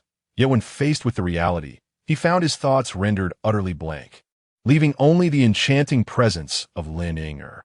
Since their university days, she appeared unchanged, radiating beauty and charm, with a hint of youthful roundness in her cheeks. Her smile, adorned with delicate dimples, could intoxicate him even in the absence of wine. Uncertain of what to say, Chu Feng wiped away his tears and chose to express himself through action. He faced Lin Ying-er and proudly straightened his chest, displaying his badge. Lin Ying-er, I hope you understand now. Chapter 78. The Peculiar System. Chu Feng's face flushed a deep crimson, as this marked his inaugural attempt to indirectly express his feelings to Lin Ying-er. At this moment, he had waited an interminable length of time. It was precisely due to this prolonged anticipation that Chu Feng found himself unwilling to wait any longer. Chu Feng awaited Lin Ying-er's response, eager to discern her reaction upon discovering that he had harbored feelings for her for so many years. In his mind, he had envisioned numerous scenarios regarding this moment. Lin Ying-er might graciously accept his affections, though he deemed this possibility the least likely. She could also be taken aback, or perhaps, more likely, she would issue him a proverbial nice guy card. However, he never anticipated that Lin Ying-er would regard him with an expression that was decidedly peculiar, her demeanor radiating a palpable awkwardness. Indeed, it was an awkwardness not solely stemming from the sudden confession, but rather a bewildering kind of embarrassment. If Chu Feng found it challenging to decipher the emotions reflected in her gaze and countenance, the girl beside her looked at him as if he were a fool, her blatant disdain igniting a sense of irritation within him. What exactly does this imply? Within Chu Feng's heart, a tumultuous whirlwind of emotions stirred. He had always felt somewhat timid in Lin Ying-er's presence, and now, under the gaze of both her and her companion, an indescribable sense of defeat washed over him. Is he? The young woman beside him broke the awkward silence, her voice a gentle inquiry. It was at this moment that Lin Ying-er recalled the need for introductions. This is my university classmate, Chu Feng, she said, gesturing towards him, and this is my friend, Su Xian. Chu Feng exchanged a brief greeting with Su Xian, yet the palpable awkwardness lingered unbroken. Then, as if struck by a sudden thought, Lin Ying-er continued, the one you admire is none other than her sister. Her sister? Chu Feng was utterly perplexed by the meaning behind Lin Ying-er's words. How could the one he cherished be transformed into her sister? Could it be that she intended to convey that Su Xian was her long-lost sibling? Yet, had she not just referred to her as a friend moments ago? Caught in a moment of bewilderment, Chu Feng appeared somewhat dazed and foolish. At that very instant, the sweet girl who had previously accompanied him entered the scene, inviting Chu Feng to ascend the stairs, stating that President Tang Yanran was seeking his presence. Chu Feng immediately waved his hand, refusing to go. Chu Feng arrived at Engshi solely for Lin Ying-er, and now that he had encountered her, others held no significance for him whatsoever. However, this sentiment sounded somewhat different to the 3 women present. Tang Yanran possessed absolute authority within the guild, not merely due to her formidable prowess, but primarily because of her genuine care for her guild sisters, treating them as if they were her own kin. Consequently, her esteem within the guild was remarkably high, Any disrespect shown towards her would undoubtedly provoke the ire of her fellow sisters. Furthermore, Tang Yanran was also regarded as the most enchanting beauty in the guild, attracting a multitude of admirers among the men outside. Thus, it was indeed peculiar for the three women to witness Chu Feng's apparent impatience towards Tang Yanran. They exchanged glances at the emblem on Chu Feng's chest, seemingly understanding that he was a passionate suitor. Chu Feng, this might not be appropriate. Perhaps you should consider meeting the president, Lin Ying'er suggested, offering him a gentle smile. Very well, Chu Feng replied without hesitation, agreeing to her suggestion. However, just as he was about to depart with the charming girl, he suddenly turned back and said, "It has been quite some time since we last met. I shall treat you to a meal later." Without waiting for Lin Ying'er's response, he had already turned and left. As soon as Chu Feng's spirits lifted, everything his eyes beheld appeared remarkably beautiful. It seemed that this somewhat dilapidated residential building was even more comfortable and pleasing to the eye than the villa district where he resided in Lushur. Before long, the sweet young lady led Chu Feng to stand before Tang Yanran. The moment Tang Yanran laid eyes on Chu Feng, she noticed the badge adorning his chest, a knowing smile gracing her lips as she inquired with a hint of amusement. "So, you've just arrived here and already found the person you were looking for?" Chu Feng nodded, a smile gracing his face. "Would you like me to bring her here so that you two can have a proper conversation?" Tang Yanran inquired once more. "No need. We have already met," he replied. "You have taken excellent care of her, for which I am truly grateful." This statement was sincerely uttered by Chu Feng. Otherwise, upon first encountering Lin Ying'er, she would not have worn such a radiant smile. "What are your plans moving forward?" Tang Yanran asked again. "I have no specific intentions at the moment. I might stay here for a while," Chu Feng initially responded, then teasingly added, "Does your guild recruit men? My bodyguard is exceptionally skilled." "We do not." Outright rejection, Tang Yanran replied in a frosty tone. Chu Feng's face twitched slightly. Was it truly appropriate to be so openly insulted? Furthermore, although Chu Feng could not be deemed handsome, he bore no resemblance to unattractiveness either. Chu Feng was acutely aware that Tang Yanran was overtly rejecting him, yet he chose not to dwell on it.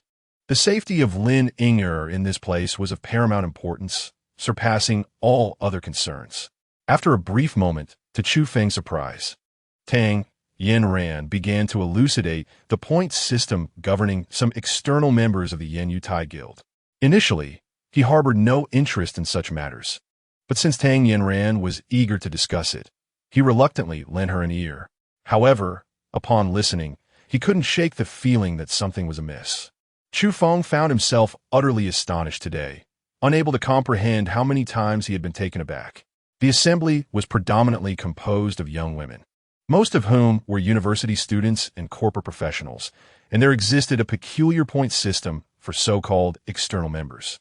In essence, men outside the guild could contribute a portion of resources or mutated crystals daily, or complete tasks assigned by guild members in exchange for corresponding points. Upon accumulating a certain number of points, they could propose engaging in somewhat intimate gestures with a female member of the guild. However, these so-called intimate interactions did not entail any physical contact.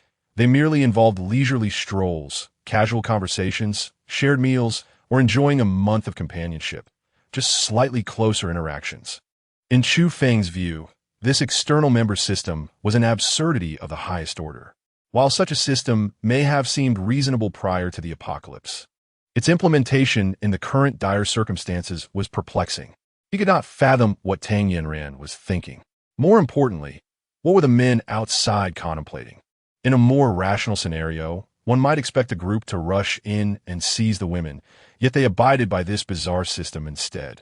If it were just one or two individuals acting this way, Chu Feng could understand. However, the fact that so many complied left him utterly bewildered. Chapter 79. I am Ying'er's husband. After Tang Yanran elucidated the external member system to Chu Feng, she refrained from further discussion and instructed the previous sweet girl to escort him out. "I just met her, and I was hoping to invite her to lunch." Chu Feng Vima. Without lifting her gaze, Tang Yanran replied in a tone laced with intrigue. "Could it be that you believe I shared our external member point system with you for no reason?" Chu Feng was momentarily taken aback, but soon regained his composure. With a twitch at the corner of his mouth, Chu Feng felt a strong urge to hurl 1,000 cubic units of resources at her head, compelling her to kneel and sing of submission. However, after some contemplation, he decided against it. Any actions that might displease Tangeran would surely not sit well with Lininger either. Chu Feng summoned King Li, and the sweet maiden escorted them out of the guild. Soon after, a number of individuals approached Chu Feng, inquiring with various questions. Chu Feng, indifferent to their presence, sought refuge in an uninhabited house nearby.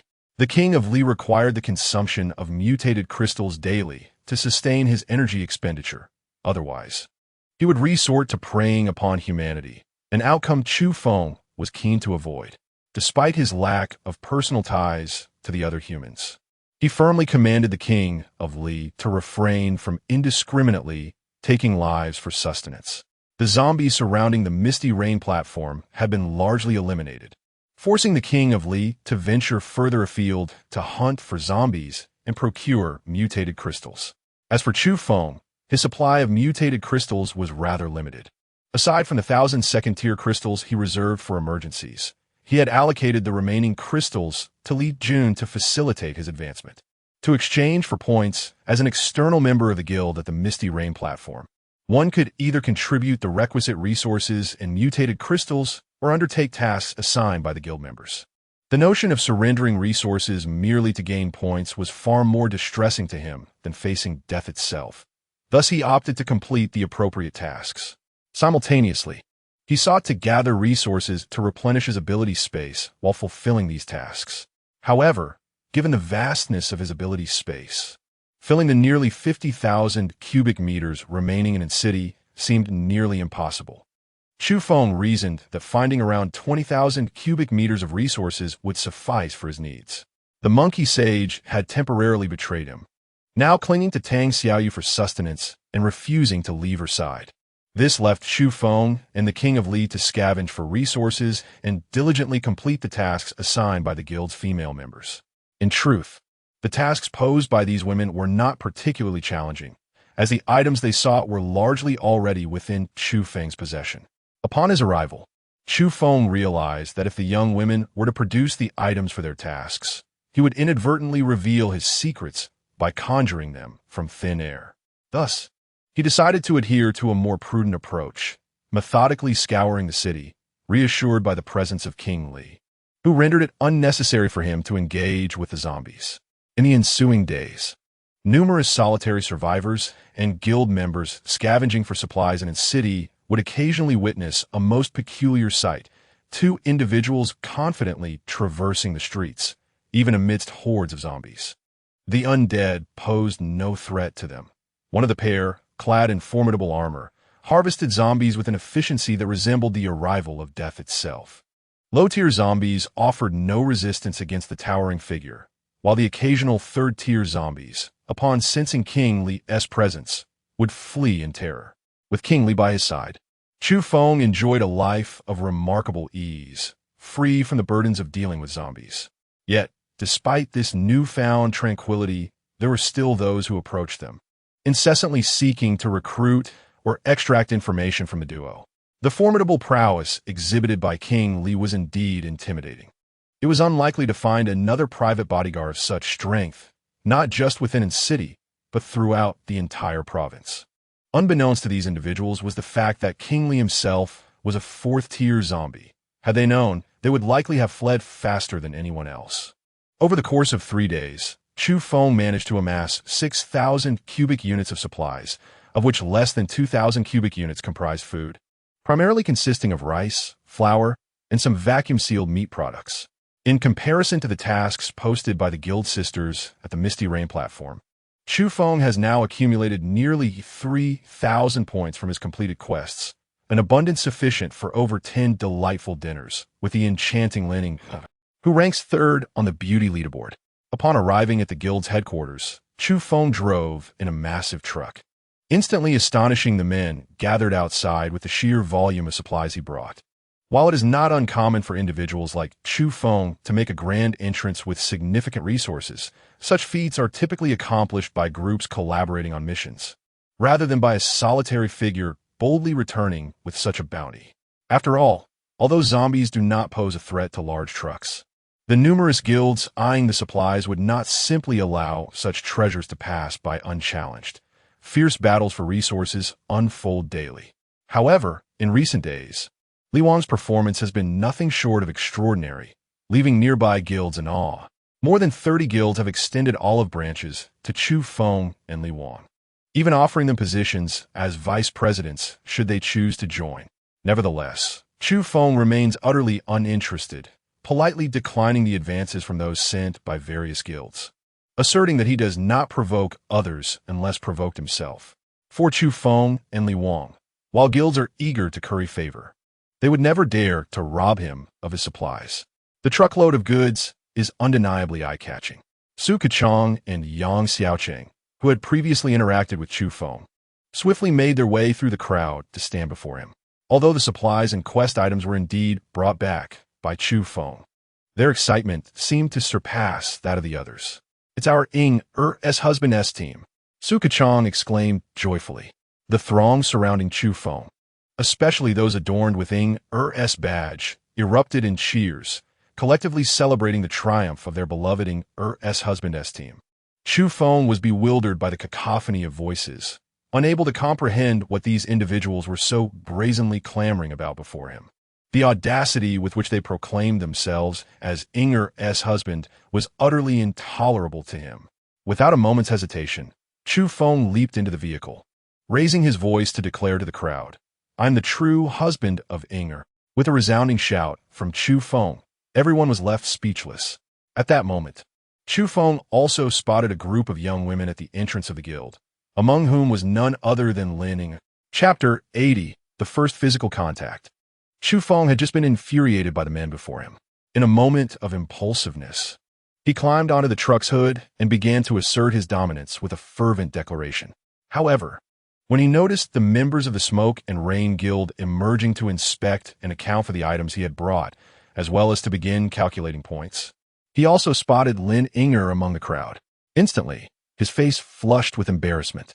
The words he had just spoken and his current imposing stance on the truck made him feel utterly humiliated. Upon seeing Lin Inger in the throng, Chu Feng instinctively felt the urge to flee, a reaction that had almost become second nature to him. Suddenly, around the truck, a group of fervent fans, led by Su Kechang and Yang Xiaocheng, erupted into an even more enthusiastic cheer than before. If Chu Feng were to jump off the truck and escape now, how could he ever face them again? It would be even more difficult to confront Lin Inger. With the crowd so fervent, could he really be intimidated? After all, he had been granted a second chance at life, and he would not let anyone snatch Inger away from him. Chu Feng finally made up his mind. Gritting his teeth, he once again performed that somewhat flamboyant action, exposing his chest. The badge on Inger's chest glimmered brilliantly in the sunlight, appearing exceptionally radiant. With a flamboyant gesture, Chu Feng cast a sidelong glance at Lin Inger, eager to gauge her reaction at that moment. To his bemusement, he found that Lin Inger was no longer in her previous position. The crowd shifted, and he could not spot her amidst the throng. As Chu Feng continued to search the sea of faces beneath the truck, an individual seemed to have stumbled upon an extraordinary revelation. Emitting a sudden exclamation and mimicking Chu Feng's posture by puffing out his chest. Observing this, the members of Inger's husband group followed suit, and soon, within a 30-meter radius around Chu Feng, a chorus of ha, ha, ha erupted, resembling a synchronized exercise routine. Each person proudly tilted their heads back, embodying a spirit of unabashed pride, as if showcasing their most cherished attributes. With a scowl darkening his features, Chu Feng thought to himself about teaching those mischievous rascals a lesson. Just as his face fluctuated between shades of crimson and black, a familiar and melodious voice reached his ears. "Chu Feng, please come down first." Upon turning his head, Chu Feng was delighted to see Lin Inger standing beside the truck. Disregarding his embarrassment and anger, he leaped down without hesitation. "What brings you here? This place is perilous. Hurry and leave."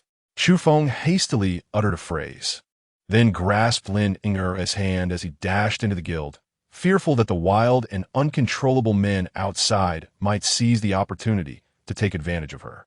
Lin Ying'er, caught off guard, found herself being pulled into the guild by Chu Feng. Once they were inside, Chu Feng finally let out a sigh of relief. At that moment, Lin Ying'er, feeling somewhat timid, softly remarked, "Chu Feng, my hand." With a gentle turn of his head, Chu Feng suddenly realized that he was still grasping Lin Ying'er's delicate hand, and he quickly released it. The sensation of her fragile hand was even more delightful than when he held Tang Xiaoyu. Chu Feng couldn't help but feel an urge to slap himself. How could he have been thinking about the domineering Tang Xiaoyu while holding Lin Ying'er's hand? I apologize. I was merely concerned that those individuals might not treat you kindly, which is why I brought you in, Chu Feng explained awkwardly, his cheeks flushed. It was, after all, his first experience of physical contact with Lin Ying'er. Not treat me kindly? Lin Ying'er responded, her expression one of confusion, completely unaware of his sentiments. Chu Feng's face was still flushed, completely oblivious to the subtlety in Lin Ying'er's words. Just as the two were engaged in conversation, a group of guild members rushed toward them. Within the Yin Yu Tai Guild, aside from the commands of the president and vice president's sisters, no other men were permitted to enter or exit freely. Yet, here was Chu Feng, boldly dragging Lin Ying'er into the guild, right under the scrutiny of numerous onlookers. It was evident that he would face repercussions from the guild. As the guild members approached, before Chu Feng could utter a word, Lin Ying'er stepped forward to offer an explanation. However, to her surprise, the patrolling sisters, who were responsible for security within the guild, did not impose any difficulties on Chu Feng. They merely requested that he leave promptly.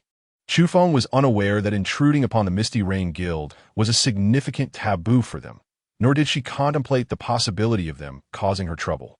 After all, had Chu Feng desired, she could have effortlessly brought the entire guild to its knees alongside King Li in a matter of moments.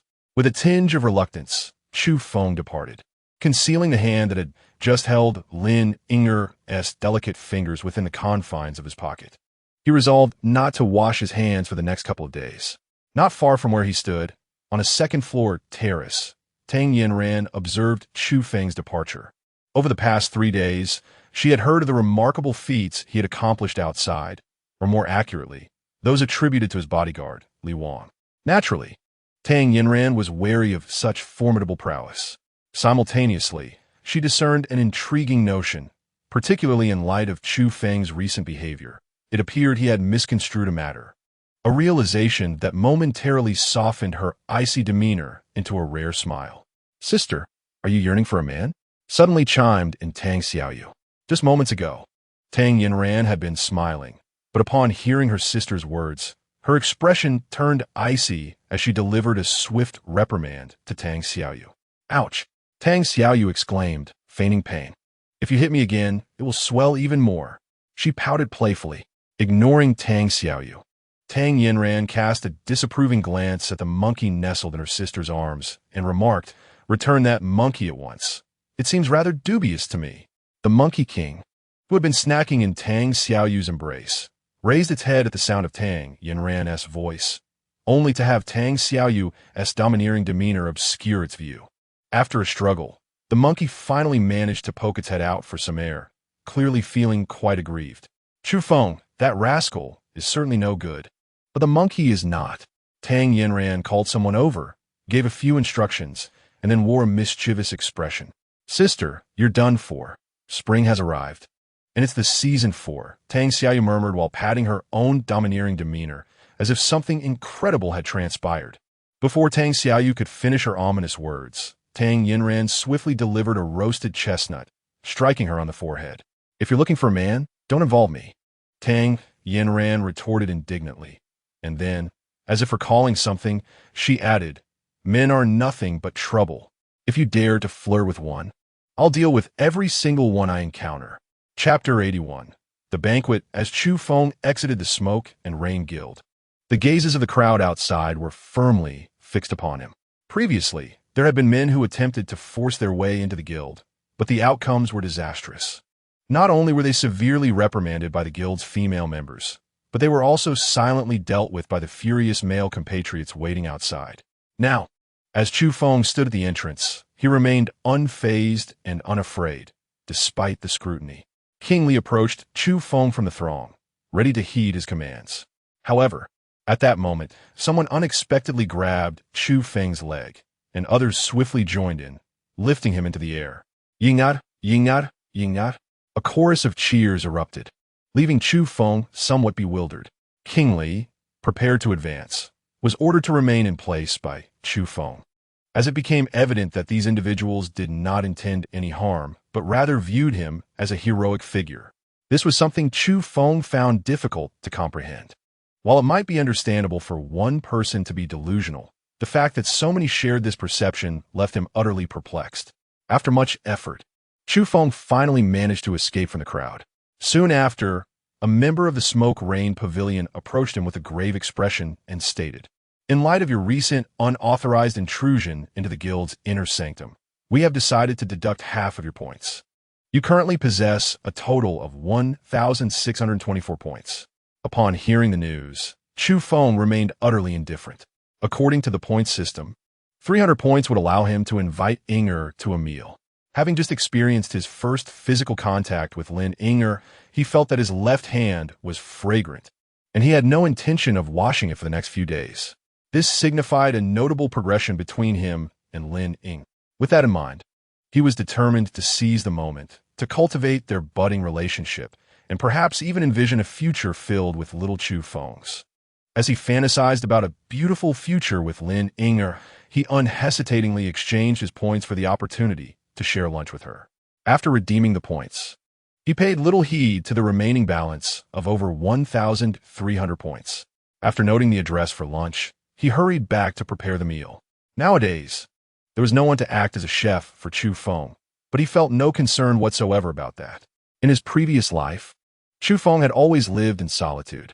Most of the time, he prepared his own meals. Over the years, although his culinary skills did not rival those of a professional chef, they were undoubtedly superior to those of the average person. With gloved hands, Chu Feng prepared an entire feast within less than an hour. The table was adorned with a sumptuous array of dishes, featuring both meat and vegetables, including chicken, duck, and fish, accompanied by a sweet soup and a meatball broth. The table was generously laden, ample enough for both Chu Feng and Lin Ing to indulge in. In the pre-apocalyptic world, such a meal would have been regarded as an ordinary family banquet.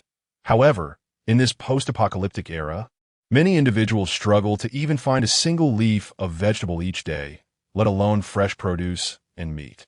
Additionally, Chu Feng had thoughtfully prepared a fruit salad and ice cream. After completing these preparations, he stored everything in his spatial abilities, mindful that Lin Ing had yet to arrive. Should the dishes cool and the ice cream melt, it would undoubtedly detract from the overall experience. After waiting for a considerable time, a faint sound of footsteps finally echoed from outside. Upon hearing the footsteps, Chu Feng was somewhat taken aback. Evidently, more guests had arrived than he had anticipated. He had only extended an invitation to Lin Ing, so how could there be so many people? Upon reflection, Chu Feng considered that perhaps these individuals were also present to safeguard Lin Ing. If someone were to feign an invitation under the pretense of dining, harboring ulterior motives towards the guests, would not that place the invitees in jeopardy? Viewed from this perspective, the arrangements made by the Misty Rain Pavilion seem quite justifiable, serving as an effective means of protecting its guild members. Before long, Chu Feng approached the door and opened it. Indeed, as soon as he swung the door ajar, he was met by a quartet of women. Among them, the foremost was a striking figure, robust and imposing, resembling a female version of the legendary warrior Li Kuei. Her physique was so formidable that it appeared almost spherical, undoubtedly weighing over 300 pounds. "Are you the Chu Feng who exchanged points?" The voice of this remarkable woman was as deep and resonant as a man's. Had it not been for certain feminine traits, Chu Feng might have assumed that the Misty Rain Pavilion had recruited male members. Chu Feng nodded slightly, and through her imposing figure, he finally caught sight of Lin Ing behind her. However, what left Chu Feng somewhat speechless was the unexpected presence of Su Xian, accompanied by tall, alluring beauty with an oval face. She possessed an hourglass figure that could ensnare the hearts of nearly all men, with long, slender legs that were nearly flawless. While it was true that Tang Xiaoyu had long legs, the girl before him seemed to possess legs that were even longer, and her waist-to-hip ratio was more striking than that of any model seen on television. Coupled with such legs, she was the kind of woman that countless men would find themselves dreaming about. As for this enchanting beauty, Chu Feng merely cast a fleeting glance her way. Chu Feng acknowledged that the enchanting beauty before him was indeed exquisite, even more alluring than Lin Ying'er. However, he did not find himself particularly drawn to such a type of woman. His gaze remained steadfastly fixed on Lin Ying'er alone. The unique aura she possessed was something that no one else could replicate. "Dinner is ready. Come in and eat," Chu Feng said with a smile directed at Lin Ying'er. Upon hearing his words, Lin Ying'er stood momentarily in place, glancing at the alluring beauty beside Su Xian, yet she did not take a step forward. Chu Feng was uncertain about Lin Ying'er's thoughts. Since she was already present, why not enter? At that moment, the alluring beauty beside Su Xian furrowed her brow and was about to take the lead in stepping inside. As Chu Feng was about to voice his objections, he noticed Lin Ying'er making a slight movement, as if she intended to enter. He promptly sealed his lips. Perhaps these ladies were indeed Lin Ying'er's close companions. Since he had extended an invitation, it was only natural for her to bring her friends along for companionship. If that were the case, it could be considered quite reasonable. Chu Feng promptly followed them, guiding a few individuals to the living room for a brief respite. As for the imposing young woman stationed at the entrance, it was evident she was there as a bodyguard, standing resolutely at the door without stepping inside. Chu Feng was not one to be overly polite. Although he had prepared an ample array of dishes, he knew that if this robust young lady continued to linger, the quantity would scarcely suffice for her considerable appetite. "Just a moment, let me bring the food out," he said, and with that, he theatrically made his way to the kitchen. Soon, he emerged bearing several plates of food, causing the three ladies who had been seated in the living room to display expressions of astonishment. Chapter 82. How ostentatious. The fare at Yinyu Terrace was, in fact, far superior to that offered by the men of the outside world.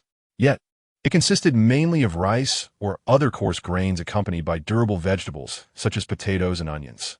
Fresh produce or meat was a rarity, necessitating an arduous search. In some more rural areas, there were households that cultivated their own vegetables. Otherwise, with the ongoing large-scale power outages, any vegetables that remained in supermarkets or markets had long since spoiled. Before the three ladies, however, Chu Feng presented a bountiful table, meticulously arranged with a harmonious blend of meat and vegetables, including those long absent since the onset of the apocalypse, along with an assortment of fruits. To suggest that the trio was disinterested would be utterly implausible. Yet, as is customary for women in the presence of men, they felt compelled to maintain a certain decorum. It was only when Chu Feng invited them to the table that they hurriedly approached, casting aside any semblance of restraint. "Chu Feng, where on earth did you acquire these delicacies?" Su Xian inquired as she arrived, showing no hesitation as she seized a piece of sweet and sour spare rib and began to eat. The moment she took a bite, an incredulous exclamation of delight escaped her lips. "This is absolutely delicious." Upon encountering Su Xian's inquiry, Chu Feng remained silent. He was reluctant to disclose either the existence of the extraordinary space or the spatial ring, despite using the latter to conceal the truth of his possession of the former. It is worth noting that, to this day, there have been no reports of spatial stones emerging, and consequently, no other spatial artifacts have surfaced. The spatial equipment currently in Chu Feng's possession is undoubtedly of immense value, and should the information leak, countless fervent individuals would relentlessly pursue him. After all, the allure of obtaining spatial equipment in the present age is simply irresistible. Chu Feng did not respond to Su Xian's inquiry, and the three women did not linger on the matter either, as their attention was wholly captivated by the sumptuous lunch laid out on the table. Chu Fu harbored considerable confidence in his culinary skills, further bolstered by the fact that the ladies had not savored such a sumptuous lunch in quite some time.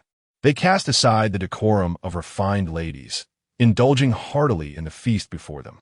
After all, anyone who had been deprived of meat for nearly a month would find it impossible to restrain themselves upon encountering such a delightful spread. Chu Fu's gaze remained fixated on Lin Ying'er, and he thoughtfully offered her a glass of water. "Do not rush. If there is not enough, there is plenty more," he assured her.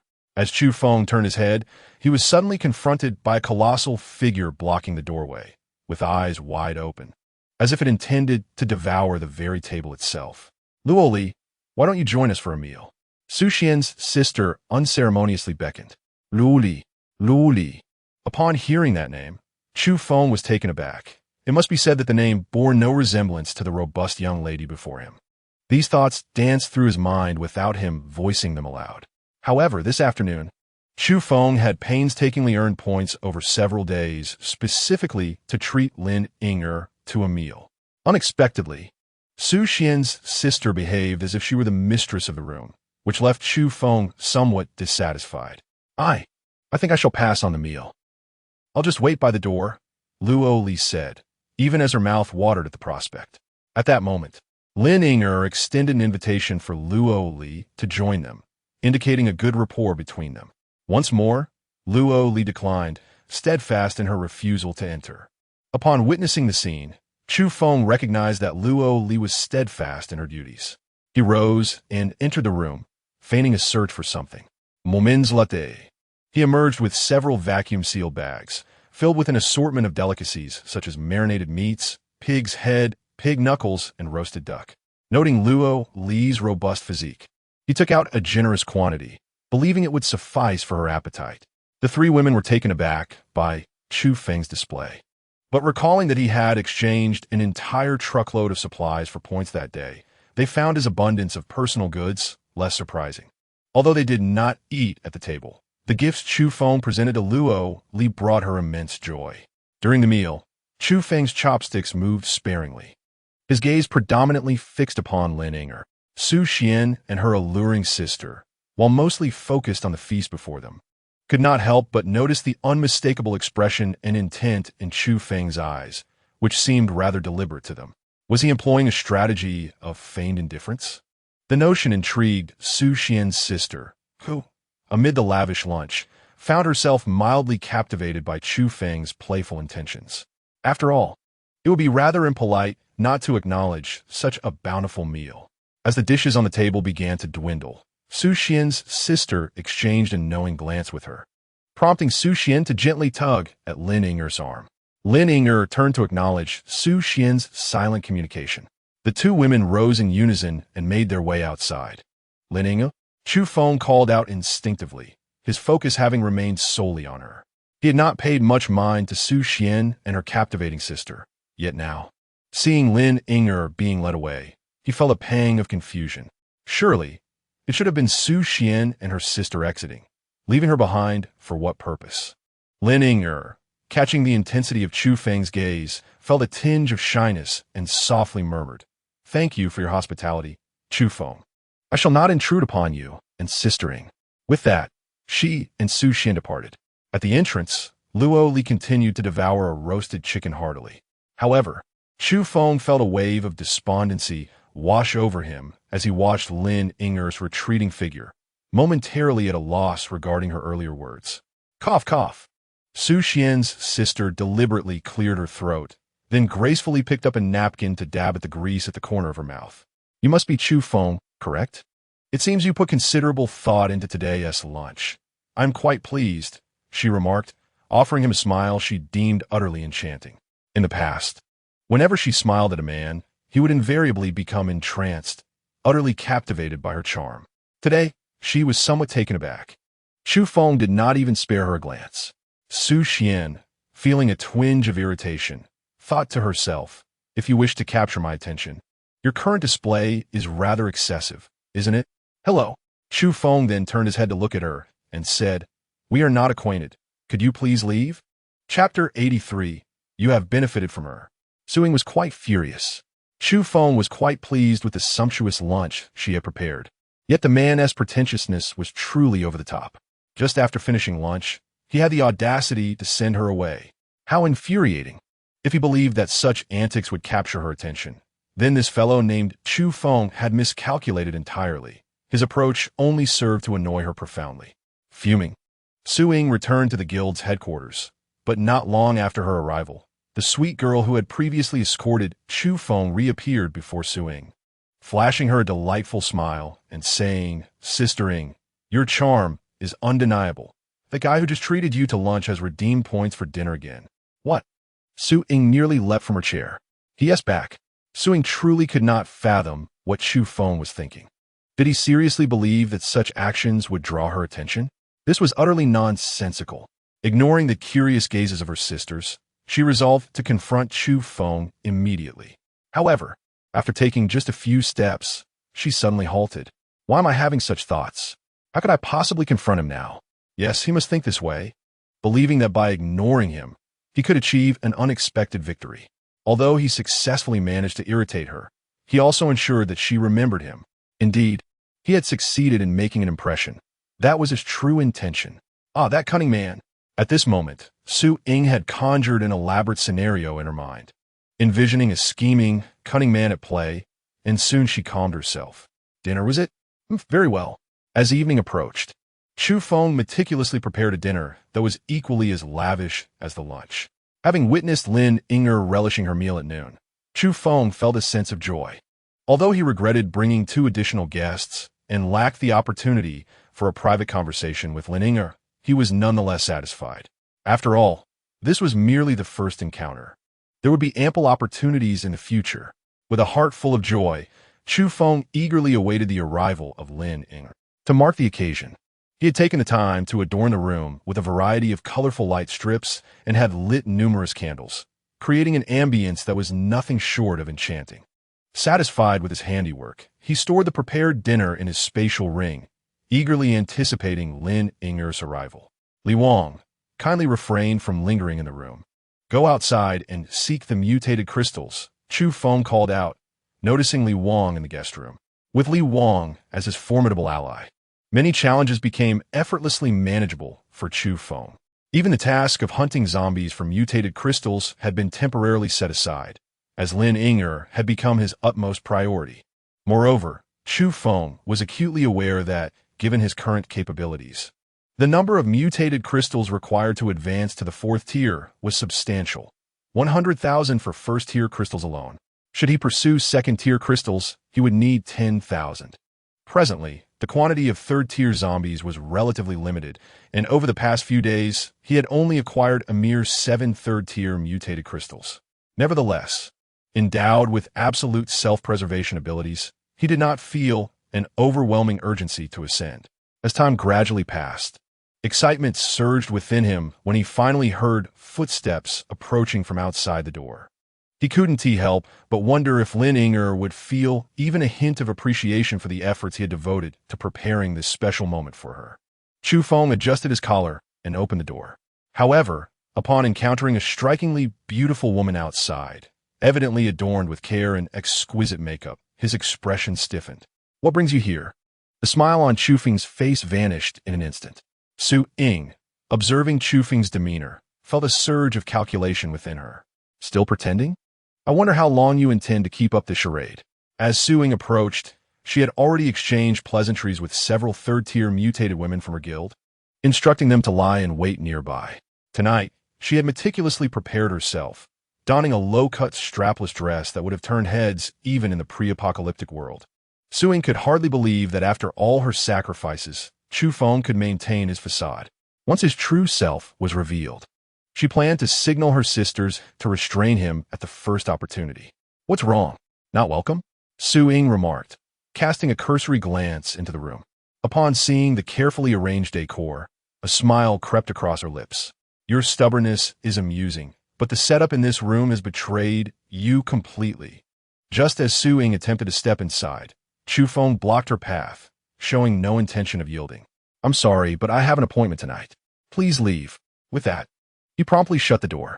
Su Ying was left in a state of shock. "What's going on? Am I being played again?" she shouted. "Chu Feng, open the door. What do you mean by this? What are you trying to prove? Do you think this will make me see you in a different light? What a ridiculous man. I never want to see you again." Her frustration echoed through the hallway.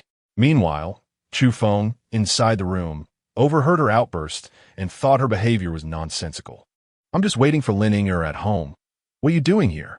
If she misunderstands, I will certainly make you regret it." As thoughts swirled in Chu Feng's mind, Suing had already returned to the Smoke and Rain Guild, her demeanor still furious. What a despicable man, initially intending to retreat to her own quarters. She found herself growing increasingly irate and sought out Tang Yiran instead. After all, it was Tang Yiran who had sent someone to inform her at noon and encouraged her to bring Lin Yinger along. When Tang Yiran saw Su Ying's stormy expression, she was not surprised. However, as Su Ying vented her grievances, Tang Yiran merely smiled, unfazed. Come now, don't be upset. You enjoyed a delightful meal thanks to Lin Yinger at noon. What is there to be angry about? Tang Yiran's laughter filled the air.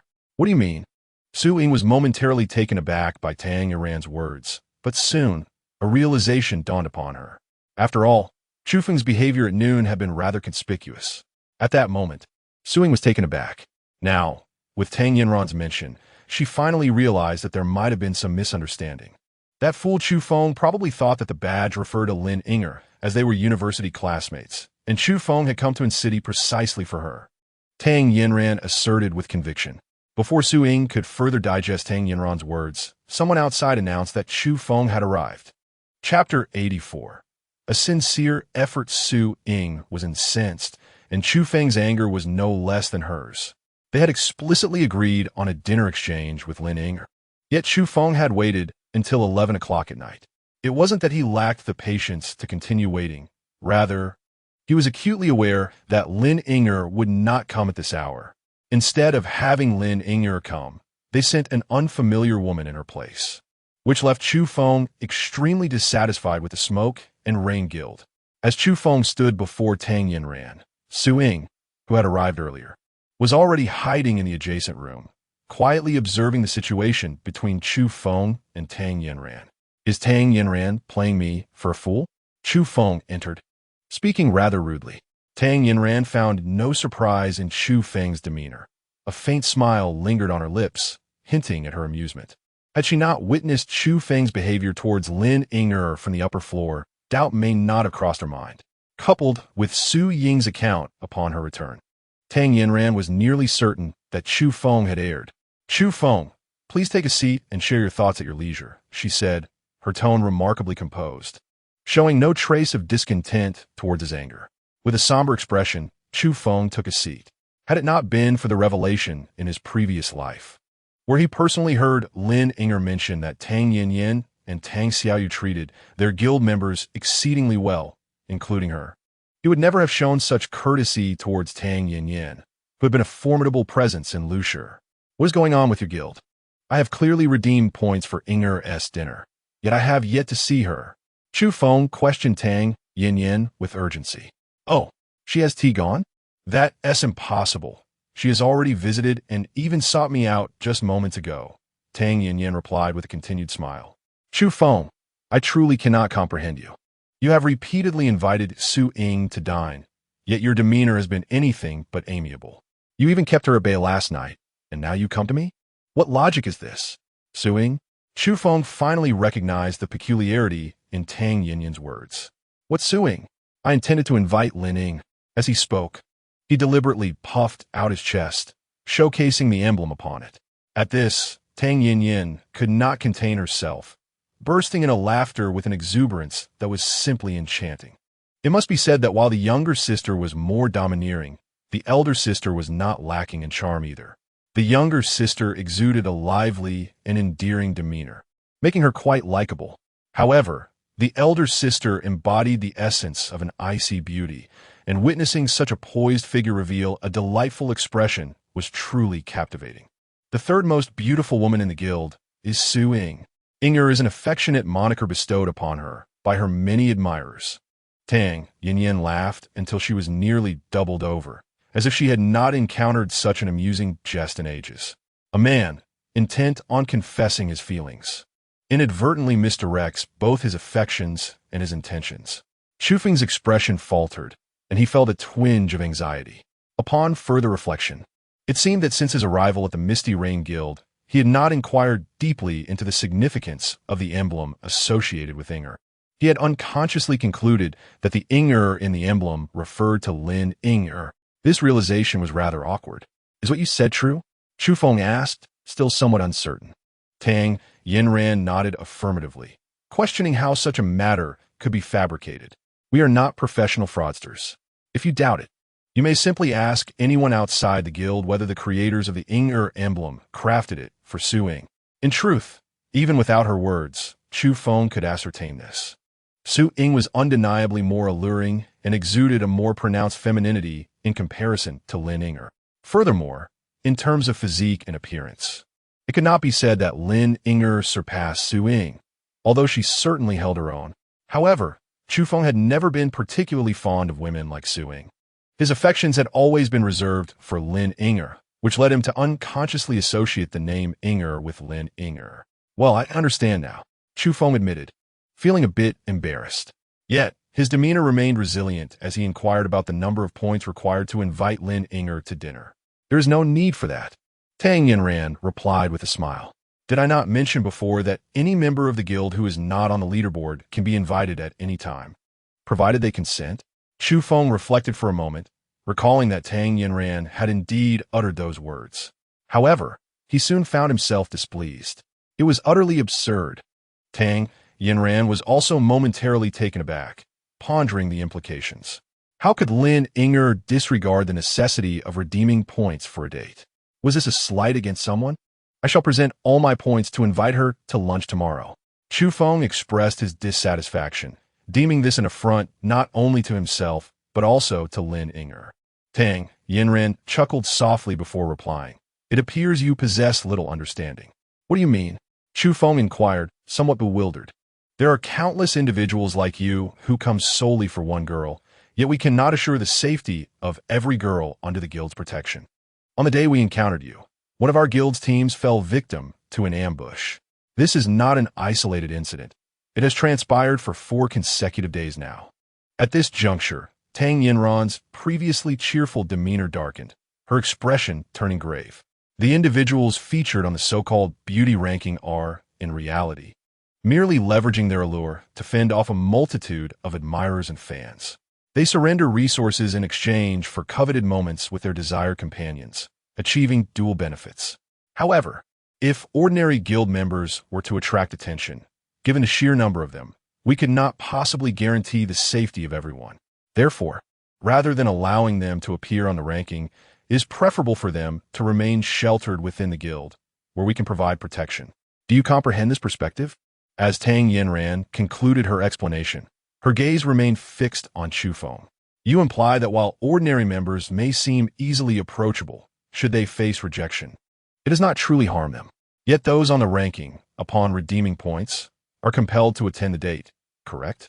Chu Feng pressed further. Upon hearing Chu Feng's words, Tang Yinran nodded in agreement.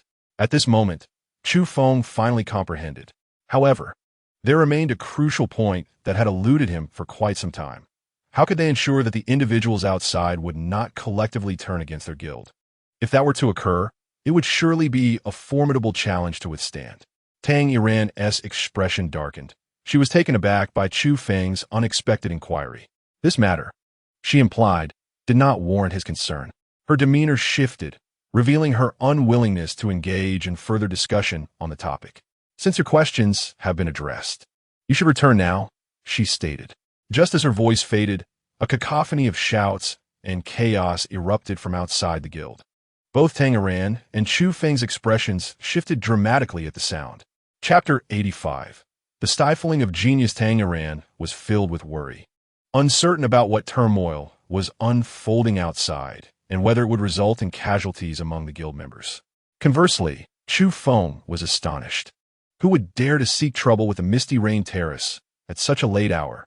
At present, within the confines of the Misty Rain Terrace, aside from Lin Inger's safety, he was indifferent to the fate of the others. As the clamor drew nearer, Tang Yinran strode forward with urgency, hastening toward the commotion outside. Without a moment's hesitation, Chu Feng ascended directly to the rooftop, knowing that Lin Inger was undoubtedly within the guild. Unfortunately, the chaos outside was overwhelming, compounded by the throngs of individuals within the guild. In such a tumultuous sea of people, it proved exceedingly challenging to pinpoint a single person amidst the crowd. Chu Feng initially searched through the crowd, but upon failing to locate Lin Inger, he was startled by the sound of zombies roaring outside the guild. After a brief moment of hesitation, he resolved to step outside to assess the situation. Upon exiting the guild, he was met with a cacophony of shouts and chaos. He had anticipated a massive onslaught of zombies. Yet he was taken aback by the sight before him. Not only were the people battling against the horde of zombies, but they were also engaged in conflict with other human factions.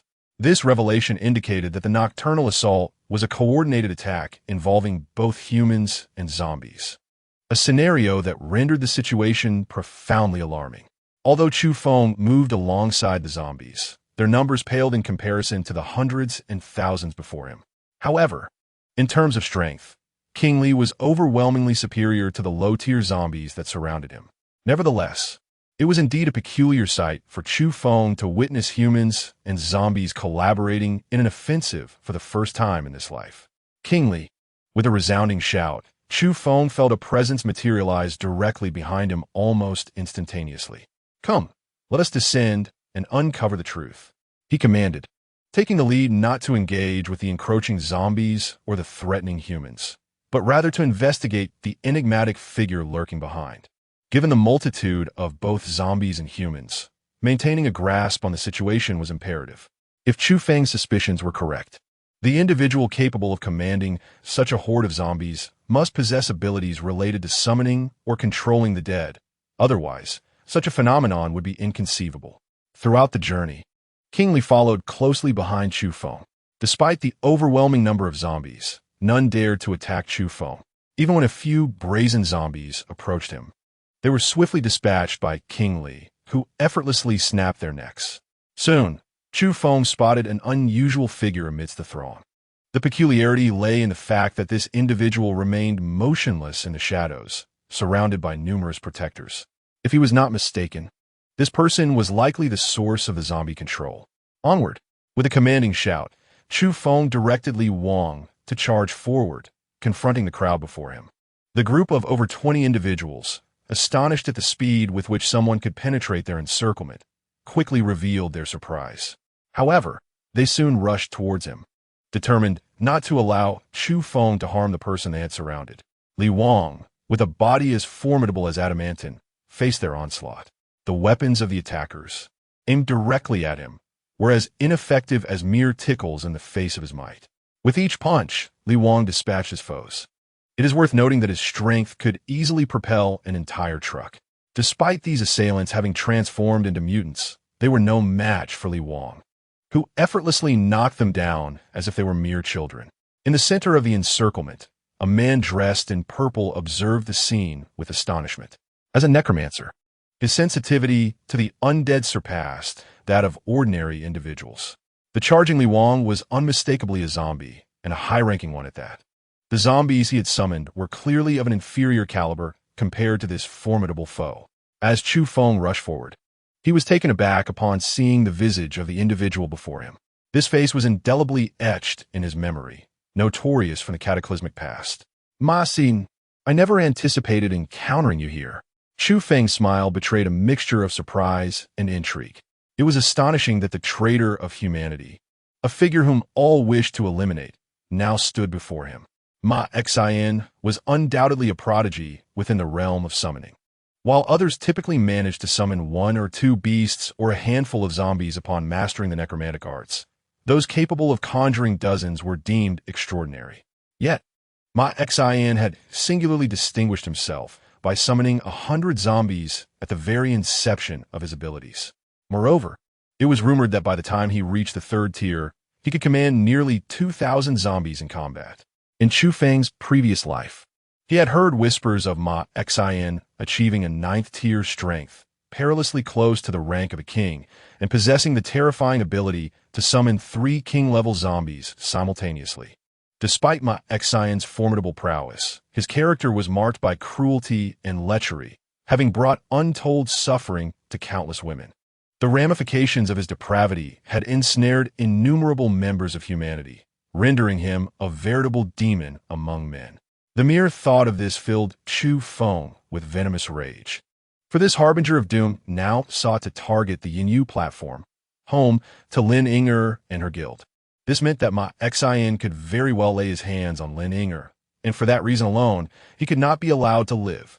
Given the current quantity of zombies Ma Xin was summoning, it was evident that he had ascended to the status of a third-tier mutant. "How do you know my name?" Ma Xin exclaimed in astonishment upon being addressed. Moments prior, the humans who had shielded him had all been dispatched by King Li. Just as King Li charged toward him, several zombies had appeared out of thin air, obstructing his path. "Kill!" Chu Feng commanded King Li once more. Without a hint of hesitation, King Li complied, cleaving the zombies before him in twain with 2 swift strikes, and then redirected his blade toward Ma Xin. "Do not kill me. I can divulge anything you wish to know," Maxine shouted in desperation. "Stop!" Chu Feng realized that he had yet to pose his inquiries. However, being acutely aware of the adage that many words lead to demise, he refrained from allowing King Li to act immediately. Instead, he retrieved a crossbow from his spatial ring and swiftly shot 4 arrows that pierced Ma Xion's limbs, pinning him to the ground. One of these arrows was a poison-tipped bolt that Chu Feng had long prepared but never had the opportunity to utilize, for who would poison a zombie? Within 10 minutes. Even without Chu Feng's intervention, Ma Xian would succumb to the effects of the poison. "Now speak. Who sent you?" Chu Feng in Guit. Chapter 86. Night Wash. The Wolves Roam the World, Part 1, in a state of trepidation. Ma Xian found the onset of the apocalypse to be a nightmare for many. However, for him, it was akin to being thrust into paradise. On the very first day of the cataclysm, he awakened his innate abilities. As the Wolves Roam the World Guild sought new members, Ma Xian, with his formidable talents, quickly solidified his position within the guild and garnered the president's significant favor. In his previous life, Ma Xian was a programmer with scant opportunities to interact with women, though his masculine desires were not easily quelled. Now, amidst the apocalypse, his elevated status afforded him access to an abundance of women, particularly with the guild's expansion under President Jiao Shi, making it the largest guild in the city. The suppressed nature of men, yearning for release, often transforms them into something monstrous when given the chance to indulge their basest instincts. Over the course of the past month, Ma Xian had entangled himself with hundreds, if not thousands, of young women, with Jiao Shi and other guild members neither hindering him nor finding his actions objectionable. The young and beautiful women in the city had limited survival prospects, which made the Yinyu platform, teeming with such individuals, a natural target for the guild. This night marked Ma Xian's leading charge, primarily aimed at establishing dominance over the women of Yinyu platform and intimidating the throngs of fervent male admirers surrounding it. Yet, he was utterly unprepared for the misfortune that awaited him, encountering a formidable opponent in Chu Feng. The steel blade in Li Wang's hand pressed against Ma Xian's throat, casting a shadow of death over him. Although Chu Feng had an inkling of Ma Xian's current guild affiliation, he desired Ma Xian to divulge it himself. "It was Jiao Shi, Boss Jiao, who sent me," Ma Xian exclaimed in fear.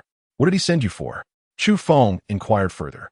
In a desperate attempt to deflect blame, Ma Xian attributed all his malevolent intentions to the Wolves Roam the World Guild, claiming he was coerced and that the actions were not primarily his own. "Ah, I see. So, you too are a victim of coercion. Very well, you may leave," Chu Feng said, noting that the time was nearing. "Are you truly letting me go?" Ma Xian asked, uncertainty lacing his voice. "Of course. Do you think I am one to renege on my word?" Chu Feng's tone sharpened. "It appears you doubt my integrity, and I despise being doubted more than anything." "No, of course not." Ma Xian stammered in a flurry of explanations. "Fine, considering this is your first offense, I shall pardon you this once." Chu Feng feigned magnanimity. Ma Xian was nearly paralyzed with fear at Chu Feng's words, yet despite the overwhelming presence of this powerful fourth-tier zombie before him, his curiosity remained piqued. After all, he was a fourth-tier necromancer, capable of summoning at most a few third-tier zombies, with the rest being merely first and second-tier, the lowest ranks. Little did he expect that Chu Feng could possess a fourth-tier zombie by his side. Undoubtedly, Chu Feng must also be a necromancer. How did you summon such a formidable fourth-tier zombie? Ma Xian could not suppress his curiosity and inquired, fearing that without an answer, he would be restless for a long time. "Oh, you can perceive that he is a fourth-tier zombie." Chu Feng was somewhat astonished, not anticipating Ma Xin's keen sense regarding zombies. Ma Xin did not withhold his thoughts and nodded affirmatively. Chu Feng could clearly see the fervor in Ma Xin's eyes. If he could also summon an army of zombies of the same tier, who in the world could possibly contend with him? "I am not a summoner. He is my bodyguard," Chu Feng explained. "Impossible. If you are not a summoner, how could a fourth-tier zombie heed your commands?" Ma Xin still wore an expression of disbelief. "I have just expressed that I detest being doubted more than anything in this world. One more word, and you shall perish." With that, Chu Feng commanded the king of Li to swiftly sever Ma Xin's head. In his final moments, the most profound regret in Ma Xin's mind was his decision to doubt Chu Feng's words. Chu Feng extracted the fourth-tier mutated crystal from Ma Xin's forehead. Although each mutated crystal possessed the inherent attributes of its original owner, as evidenced by the fire elemental mutant Chu Feng had previously encountered, it was not surprising to sense the energy of the crystal. After all, Chu Feng had acquired numerous attribute crystals in his past life. What astonished Chu Feng, however, was the extraordinary purity of the energy within Ma Xin's crystal, despite being merely a fourth-tier mutant. Within it lay a peculiar energy that even Chu Feng found perplexing and enigmatic. Chu Feng has decisively resolved to refrain from absorbing the energy of this anomalous crystal for the time being, opting instead to conduct further research before making a final decision. He then turned his gaze towards King Li. "What are your thoughts on this peculiar crystal?" Chu Feng inquired. King Li nodded slightly and replied, "It is indeed extraordinary. I have only encountered such a phenomenon once before."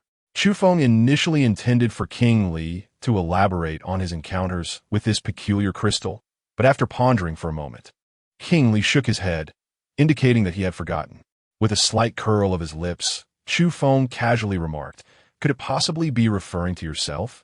Shall we compare your mutated crystal with this one, and I shall conduct some research?" Upon hearing this, King Li fell into a momentary silence.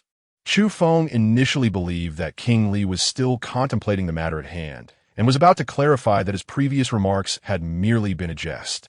However, upon noticing King Li's sudden gaze and the steel blade resting ominously in his hand, Chu Feng was seized by a fear that the king might commit an unwise act due to his light-hearted banter.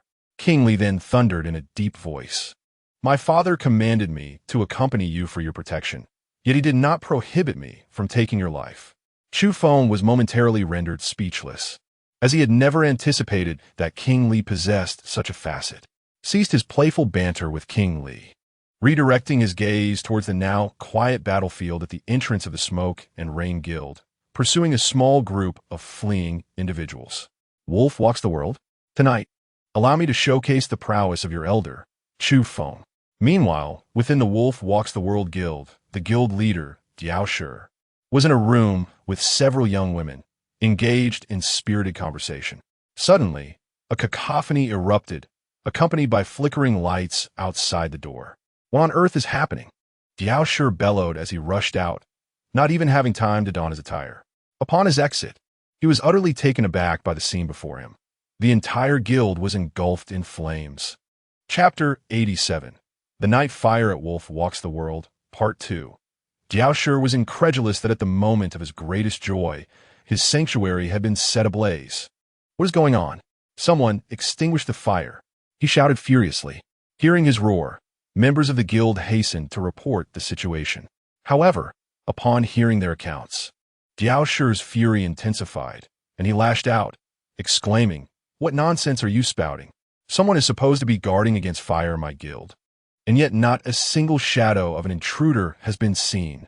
Diao Shi could not fathom how a space so vast could experience simultaneous blazes in multiple locations. This could not possibly be an accident.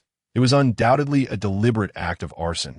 He dashed out, intent on capturing the arsonist and exacting revenge, only to find, much to his dismay, that the reality aligned with what his subordinates had reported. There was not a trace of the culprit to be found. As Diao Shi and his team endeavored to quell the flames, ordinary members were dousing the corners of the guild with bucket after bucket of water, while in two corners, water elementalists concentrated their powers, forming basketball-sized orbs of water to bombard the inferno.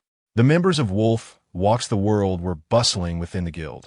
While atop one of the buildings, Chu Feng meticulously noted several critical areas in need of rescue. Undoubtedly, these locations were likely warehouses. The fire had been ignited by Chu Feng and King Li, intended not only as a lesson for Wolf Walks the World, but also as an opportunity for Chu Feng to ascertain the whereabouts of the guild storerooms. Fire prevention was secondary. Locating the warehouse was paramount. Following this fiery assault, the guild would undoubtedly bolster its vigilance and security measures. Yet for Chu Feng, this development would only serve to enhance his strategic advantage. Chu Feng was determined to teach the organization Wolves Roaming the World a profound lesson. In less than 20 minutes, the flames engulfing the entire guild were extinguished. While Jiao Shi dispatched personnel to bolster security, he also sent others to urgently locate Ma Xian. Ma Xian, the vice president of Wolves Roaming the World, was a formidable fourth-tier mutant, second only to Jiao Shi in strength. If Ma Xian were present in the guild, summoning 2,000 zombies would not only address security concerns, but even if additional fires were ignited, these zombies could extinguish the flames swiftly by throwing themselves into the blaze, thereby preventing the current state of disarray. After approximately 2 more hours, Chu Feng sensed that the moment was ripe. He utilized teleportation to enter one of the rooms, which he surmised was likely a warehouse. Indeed, as Chu Feng had anticipated, the room was neatly stocked with nearly 100 tons of rice and flour. Without hesitation, Chu Feng promptly stored all these resources into his spatial ring. Simultaneously, he stuffed a substantial handful of second-tier mutated crystals into his mouth. Given the current reserves of spatial energy at his disposal, he could only perform the technique of instantaneous movement 5 times. Should he desire to execute it more frequently, he would naturally need to replenish his supernatural abilities continuously. Thus, after executing the technique 10 times, his spatial energy was nearly depleted, leaving him with only one final opportunity for instantaneous movement. He had consumed all the second-tier mutated crystals he had previously set aside and could no longer continue. Chu Feng left behind a note and, utilizing his final moment of teleportation, exited the guild headquarters of Wolf's Domain. Throughout the night, he had amassed a considerable amount of supplies. His spatial capacity of 10,000 cubic units was filled predominantly with ordinary staples such as rice and flour, alongside a few potatoes and onions, as well as some fresh vegetables presumably unearthed from nearby fields. The quantity of meat was the most substantial, yet it barely reached 3 tons. Chu Feng was quite satisfied with these gains, had it not been for the depletion of his mutated crystals. He would have relished the opportunity to hide within his ability space and witness the furious reaction of Jiao Shi upon discovering that his guild's warehouse had been nearly ransacked. As dawn broke, Jiao Shi, still dazed from a night spent in the company of several women, was abruptly awakened by hurried footsteps and frantic knocking at his door. His rage from the previous night was rekindled upon hearing such astonishing news from his subordinates, leaving him feeling as if he were trapped in a surreal dream. He hurled a heavy object at the messenger, the impact sending pain reverberating through his palm. "Take me there at once," Jiao Shi exclaimed, hastily neglecting his shoes, fully aware of the gravity of the situation. The very foundation of a guild's growth and survival relies on manpower and resources, while the personnel in Wolf's Domain remained intact. Their supplies had vanished. When the time came for operations to resume, if Jiao Shi, as the guild leader, failed to produce food, the entire guild would likely erupt in discontent. Such negative sentiments, though he could suppress them for a day or two with his authority, would soon become insurmountable. Should the crowd's emotions fester, it could potentially lead to a collective rebellion. At that juncture, resolving the issue through force would be nearly impossible, and he would be torn apart by the enraged guild members. Soon after, a subordinate delivered a note containing a mere few words: "Do not disturb the Misty Rain platform." Jiao Shi crumpled the note into a ball and swallowed it in frustration. "Where is Vice President Ma? Fetch him immediately. Is that scoundrel dead in the arms of some woman?" he roared. A trembling guild member who had accompanied Ma Xian to the Misty Rain platform the previous evening stepped forward and stammered, "Boss, last night, Vice President Ma brought us to the Misty Rain Platform Guild. Suddenly, for reasons unknown, those zombies collapsed. We haven't seen Vice President Ma since.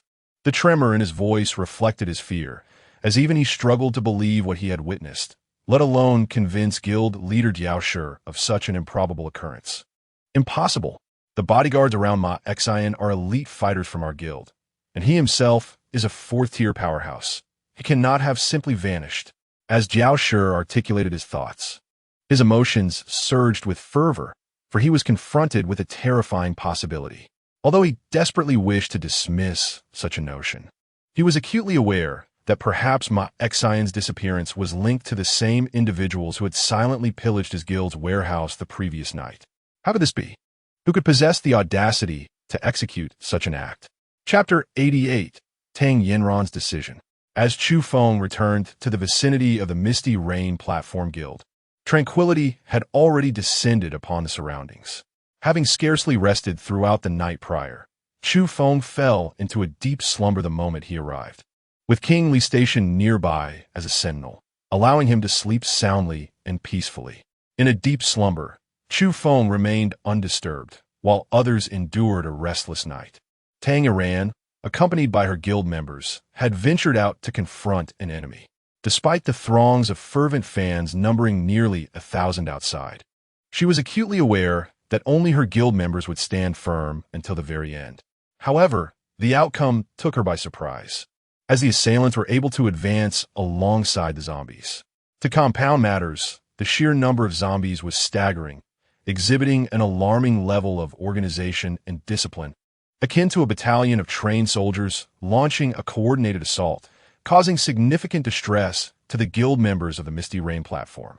Yet, just as they found themselves embroiled in a fierce battle, the zombies suddenly collapsed en masse. As dawn broke, Tang Yiran and her sisters, along with a multitude of male fans outside, set out to survey the battlefield and stumbled upon a figure that piqued their suspicion.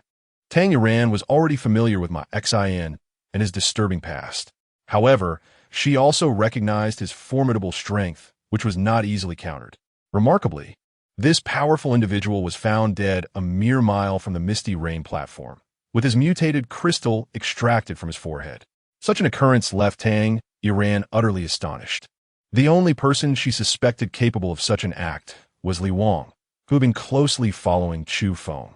After all, in recent times, the only unfamiliar face in this vicinity that eluded her understanding was none other than Chu Feng himself. Naturally, no one was foolish enough to believe that wealth could compel loyalty in this apocalyptic world. If Li Wang was willing to act as Chu Feng's bodyguard, it was highly probable that Chu Feng possessed something irresistible to Li Wang, or perhaps his own strength surpassed that of Li Wang. Tang Yiran leaned towards the former explanation, given the prevailing rumors about Li Wang's prowess, which Chu Feng had never sought to downplay. The previous night, during the zombie onslaught, their prowess was evident to all. Moreover, the astonishing feats accomplished by Chu Feng and Li Wang in the city had not escaped Tang Yiran's attention. Thus, she was nearly convinced that these events were orchestrated by Chu Feng. Once Tang Yiran firmly attributed the occurrences to Chu Feng, she dispatched individuals to locate him. Unfortunately, he was nowhere to be found. It wasn't until morning that she received word of his return to his residence. Without hesitation, she made her way there. Upon her arrival at Chu Feng's doorstep, she found Li Wang steadfastly guarding the entrance, refusing her entry. "Just tell him I'm here to discuss matters concerning Lin Yinger," Tang Yiran declared, revealing her trump card. Moments later, Chu Feng sprang from his slumber and appeared at the door. Witnessing his swift emergence, a subtle smile graced Tang Yiran's lips. Tang Yiran considered herself to be in no way inferior to Lin Yinger. In fact, she believed that both her physique and appearance surpassed Lin Yinger's by a considerable margin. Otherwise, she would not have been awarded the title of the most beautiful woman on the guild's leaderboard. It is often said that men are visual creatures, drawn to beauty in all its forms. It was evident that Chu Feng harbored a singular interest in Lin Yinger. "President Tang, please come in," Chu Feng urged. Inviting Tang, Yin ran into the room, completely oblivious to the subtle shifts in her psychological state. Tang Yinran, cast a glance around the room, her expression instantly morphing into one of disdain. The space was indeed quite disordered, a quintessential abode of untidiness.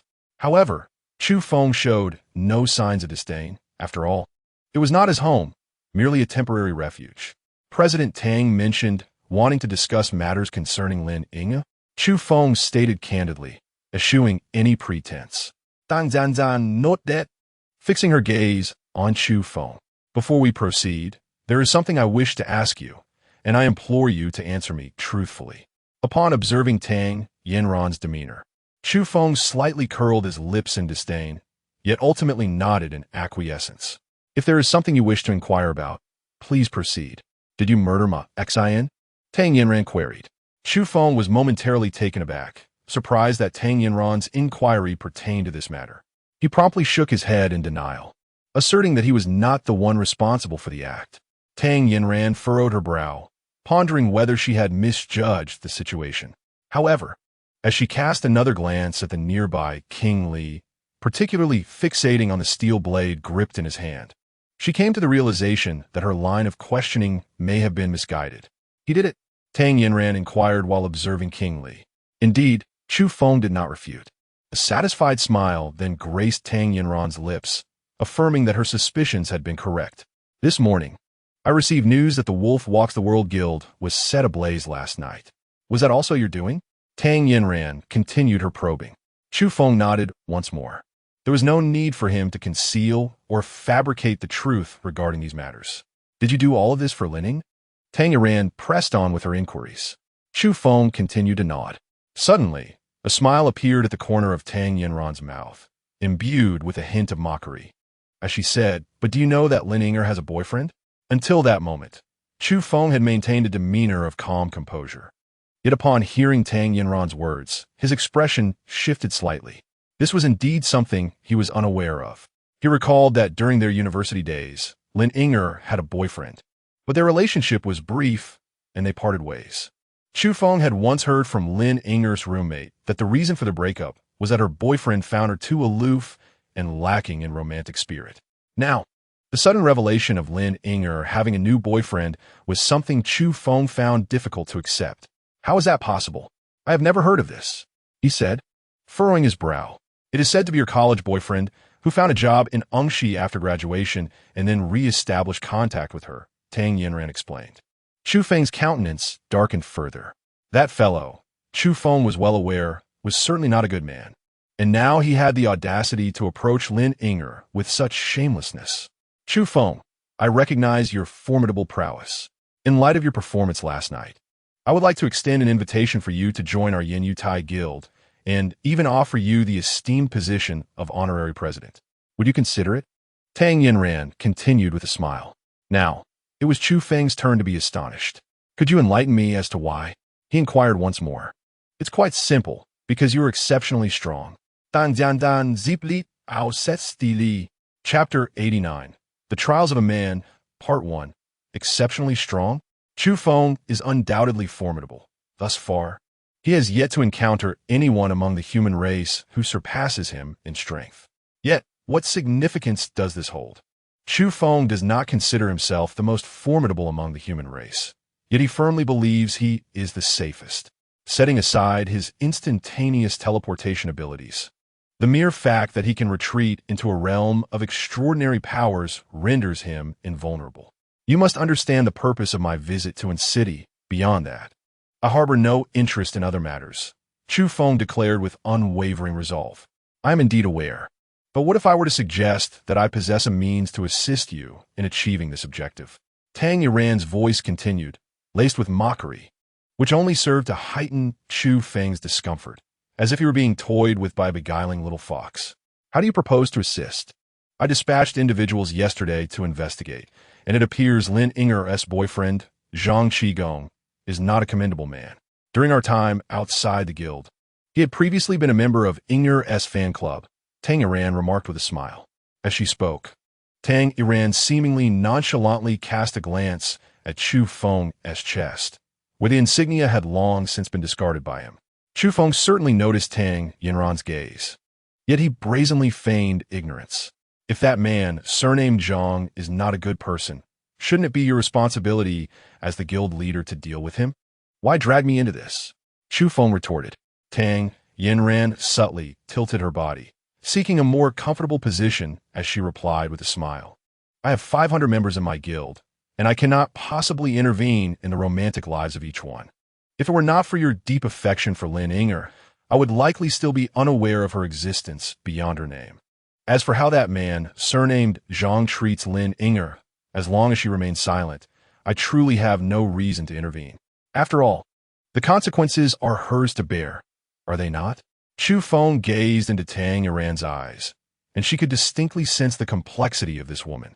In a post-apocalyptic world, leading a guild comprised entirely of female members to endure for such an extended period surely indicated that she was no ordinary individual. Chu Feng also believes that Tang Yinran's initial statements regarding the guild system were intended to safeguard the interests of the lower-tier members. However, she certainly did not disclose everything to Chu Feng, as she undoubtedly concealed one or two trump cards. Chu Feng is certainly not naive enough to believe that Tang Yinran's meager semblance of authority could compel a legion of fervent fans to obediently act as mere pawns and bodyguards. Such a notion is utterly ludicrous. What are your intentions? Chu Feng has no intention of beating around the bush with Tang Yinran any longer. What do you wish to extract from me? As for Zhang Qigong, I can assist in resolving that matter, and I will do so in front of Lin Inger, ensuring that she entirely relinquishes any lingering affections for him. However, I cannot force her to harbor feelings for you. The subsequent actions will rest solely upon your own capabilities. Tang Yinran smiled softly. And regarding you, it is worth noting that aside from the prowess you have yet to demonstrate, the presence of Li Wang by your side is already formidable. We are in a bustling season. I am still eager to witness your abilities. Might you showcase them for me? Chu Feng was unrelenting, unleashing a bolt of lightning that shattered a wall before them. Undoubtedly, had the strike landed squarely on a person, it would have resulted in either death or grave injury. Are you satisfied now? Chu Feng inquired, casting a glance at Tang Iran. Tang Iran was clearly taken aback by the formidable power Chu Feng had displayed. What astonished her even more was the realization that he possessed the rare lightning attribute ability. Of course, given her current limited understanding, she could not fathom that Chu Feng was, in fact, a dual ability mutant, with his strongest power being of the spatial type. So, does this mean you've agreed to the role of honorary president? Tang Iran asked, barely concealing her excitement. It was not often that she encountered such a formidable man. Even if all the men outside the Misty Rain Tower Guild joined forces, they would likely not match Chu Feng's prowess. Consequently, how could she let such a powerful ally slip away? What is it you wish for me to do?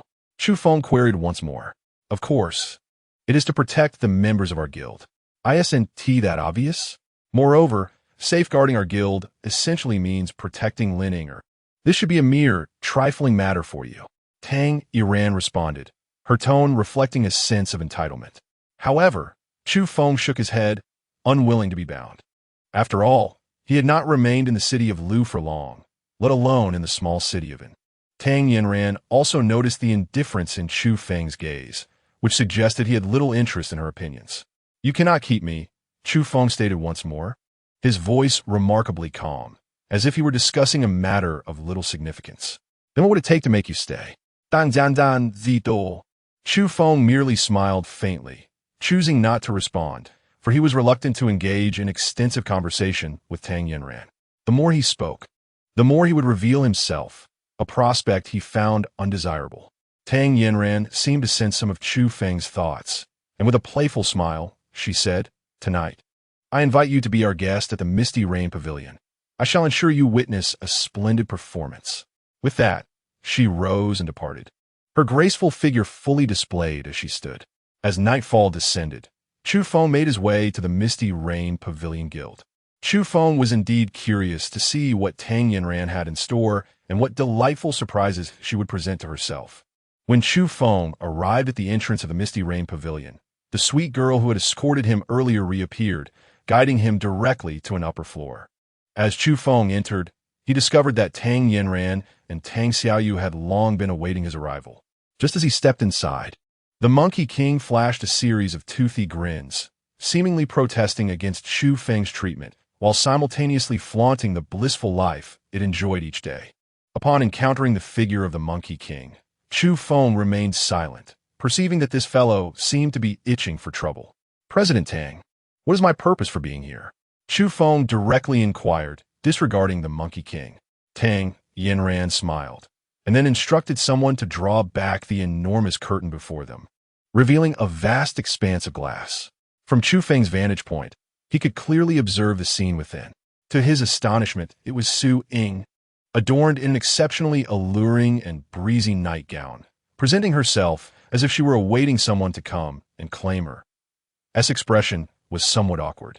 Could it be that Tang Yanran intended for him to consider utilizing Su Ying's services? Although Su Ying was indeed alluring and beautiful, and he would not decline her company for an evening, the prospect of being urged to perform extravagant displays of horsemanship was a bit overwhelming for him. Tang Yanran seemed to sense Chu Feng's hesitation and remarked with a smile, "He's here." Chapter 90, A Man's Trials, Part 2. As soon as Tang Yanran's words fell, the door to Su Ying's room swung open, and in walked none other than Zhang Qigong. Although Chu Feng had only met Zhang Qigong once, the impression this person left on him was remarkably profound. Even though he had long forgotten his appearance, he immediately recognized him upon their reunion. In that fleeting moment, Chu Feng began to comprehend Tang Yanran's intention for summoning him. Wasn't this an attempt to implicate Zhang Qigong in wrongdoing? What about Lin Yinger? Chu Feng inquired further. Understanding the crux of the situation, he felt compelled to ask directly if Lin Yinger were to witness the ensuing events. The bond between her and Zhang Qigong would be irrevocably altered. In the room, Zhang Qigong was equally taken aback. He had been minding his own business outside the guild when a young woman approached him, claiming someone had summoned him. Instances of direct invitations to meetings were rare, but this was a first for Zhang Qigong. Upon seeing Su Ying in the room, especially dressed so alluringly, he found himself swallowing hard. In that moment, his mind began to conjure various scenarios. After all, men are inherently creatures of fantasy, often fixating on power, status, wealth, and women. Today, before him stood Su Ying, a stunning beauty, and it was impossible for Zhang Qigong to remain indifferent. Not only Zhang Qigong, but even Chu Feng would likely find it challenging to maintain composure. "Brother Zhang, do you know me?" Su Ying's voice, laced with a seductive charm, resonated in his ears, sending shivers down his spine. Zhang Qigong, caught off guard by her affectionate address, felt as if he might lose his footing. His expression was one of overwhelming delight, nearly rendered dizzy by the unexpected allure. With a playful smile, Su Ying lit candles that infused the room with an inviting ambience, creating an atmosphere conducive to a man's primal instincts. Zhang Qigong gulped and approached her, and under Su Ying's enchanting gaze, they moved to a table laden with food. Though it consisted merely of stir-fried potato shreds and vacuum-packed marinated meat, it was a rare feast nonetheless. A few bottles of white liquor adorned the side, and Zhang Qigong found himself struggling to contain his excitement. "Brother Zhang, everything here is prepared for you. Please indulge." Su Ying's voice became even more inviting, as she unconsciously leaned closer to him, showcasing her exquisite figure. "Everything in this room is yours, should you desire it." Upon hearing her words, Zhang Qigong's eyebrows nearly shot up in surprise. He hadn't enjoyed a hearty meal in quite some time, and now, with such a sumptuous spread before him, he felt no hesitation. Moreover, he calculated that if he didn't fill his stomach, he would lack the energy for what was to come. If he fails to resolve the battle swiftly, thereby disappointing the exquisite and alluring Su Ying, he may never again encounter such fortuitous circumstances. As for his recent preoccupation with rekindling his relationship with Lin Yinger, all those thoughts have now been cast aside. Zhang Qigong indulged heartily, while Su Ying, standing by, offered gentle words of encouragement and poured him more wine, attentively providing him with a tissue to wipe his mouth. Chu Feng was truly exasperated. In such a scenario, with a solitary man and woman, it is unlikely that any man could resist such a lure. Before long, Zhang Qigong, having presumably satisfied his hunger, fixed a gaze upon Su Ying that was akin to that of a wolf preparing to pounce. Su Ying, quick to react, elegantly sidestepped his advance.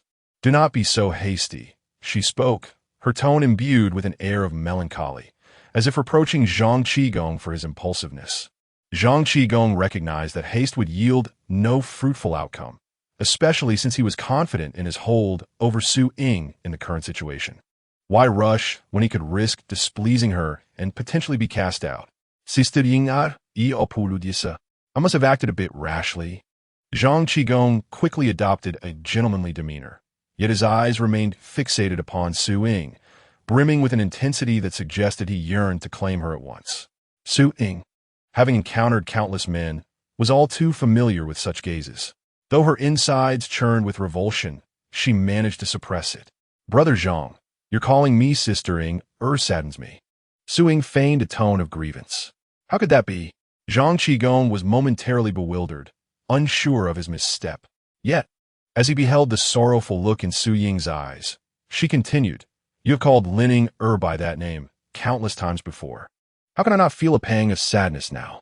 It seemed Zhang Qigong finally recollected Lin Ying's existence and promptly addressed Su Ying with utmost seriousness. "Sister Ying, I mean no offense. From this day forth, the title Sister Ying shall belong solely to you. Lin Ying is merely a university acquaintance. Our past relationship was but a fleeting moment, long forgotten. If she had not persistently pursued me during this time, I would hardly have given her a thought. Please, do not misconstrue our connection. There is truly nothing between us." Zhang Qigong fervently clarified, anxious to avoid any misunderstanding. At that moment, Su Ying finally lifted her head, revealing a smile that blossomed like 100 flowers, rendering Zhang Qigong momentarily speechless. As he attempted to step closer, Su Ying, perceptive to his intentions, gracefully shifted aside, preventing him from embracing her. With a hint of playful reproach in her voice, she inquired, "Is what you say truly sincere? I have observed you for quite some time, longing for the chance to become acquainted with you, yet I have found little opportunity. Moreover, you are not a member of the fan club, nor do you wear Ying's badge, thus I cannot audaciously extend an invitation to you." Before Su Ying could finish her sentence, Zhang Qigong began to pat his chest fervently, speaking with utmost seriousness. "From this day forth, I shall be the most devoted admirer of your sister Su Ying. I hold all others in contempt. In my heart and in my gaze, there exists only you. You are my entirety." Chapter 91. Has he been castrated? Upon hearing Zhang Qigong's words, Chu Feng exhibited no trace of anger. On the contrary, he was filled with immense joy. If Lin Ying were to overhear such declarations, it would undoubtedly sever any ties between her and Zhang Qigong. "Where is Lin Ying?" Chu Feng inquired, reasoning that in such a scenario, she must be observing from some nearby location. Tang Yiran, however, responded with an air of nonchalance, stating that she was, of course, resting in her room. "What?" Chu Feng was somewhat taken aback. Tang Yiran chuckled and replied, "Do you not think it rather contrived to suddenly have Lin Ying come and witness this scene?" Chu Feng curled his lips, intending to utter a few words, but ultimately refrained. Tang Yiran was solely focused on winning over Chu Feng, yet he did not acquiesce. It would be imprudent for Tang Yiran to take care of everything without any acknowledgement from Chu Feng. After all, should he decide to elope with Lin Ying, Tang Yiran would be left with nothing but a wasted effort.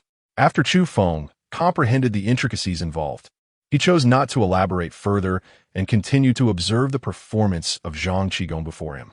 Chu Feng could hardly believe that Su Ying would so readily surrender herself. After all, his keen eyes had already discerned her feigned interest in Zhang Qigong and a subtle disdain for him. He observed Zhang Qigong slowly approaching Su Ying, his face betraying an unmistakable greed. It was inconceivable that, even before the apocalypse, he would have had the opportunity to share a room with such a seductive woman, let alone witness potentially intimate encounters. At that moment, Zhang Qigong remained oblivious to the peculiar glint in Su Ying's eyes. Even if he sensed something amiss, he would likely dismiss it as merely Su Ying's playful teasing. Such is the nature of men, driven by lust and blind to all else. Su Ying continually zet. while Zhang Qigong pressed forward, ready to pounce at the slightest sign of acquiescence from her. Just as Zhang Qigong was on the verge of losing control, Su Ying unexpectedly flung open her door and shouted, "Help! A wolf in sheep's clothing." Both Zhang Qigong and Chu Feng were taken aback.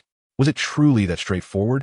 Clearly, Zhang Qigong was momentarily bewildered, as he had been invited by Su Ying herself and had yet to even touch her hand. How could he be labeled a predator? While Zhang Qigong remained in a state of confusion, the women waiting outside swiftly reacted. A throng of them surged forward, and had they all been there to cater to Zhang Qigong's desires, he would have been overjoyed. Unfortunately, these women were all elite fighters from the current ranks of Yin Yutai. In an instant, they overwhelmed Zhang Qigong, subduing him entirely. "You got the wrong person. I'm not a predator," he pleaded, his voice laced with desperation. Meanwhile, Su Ying stood nearby, feigning a pitiful demeanor, her eyes glistening with unshed tears as one of the women draped a garment around her shoulders, amplifying her appearance of innocence and distress. Chu Feng is truly skeptical about whether Su Ying was a professional actress before the apocalypse, for her acting skills are undeniably remarkable. No matter how Zhang Qigong attempts to justify himself, it is all in vain as he is directly taken away. At this moment, Chu Feng turned to Tang Yinran and inquired, "What will happen to him after he is taken away?" "He will likely be beaten to death outside, won't he?" Tang Yinran casually replied. Chu Feng shook his head slightly, expressing a hint of reluctance as he said, "This seems rather cruel. Let us be a little gentler." Upon hearing such a remark from Chu Feng, Tang Yinran was momentarily taken aback, her eyes widening as she gazed at him for an extended period, still struggling to believe that those words had truly escaped his lips. "So, how you plan to deal with him?" she inquired. "Perhaps we should castrate him." Chu Feng ziplit non jialen. Tang Yinran's lips twitched in response. Was this Chu Feng a devil incarnate?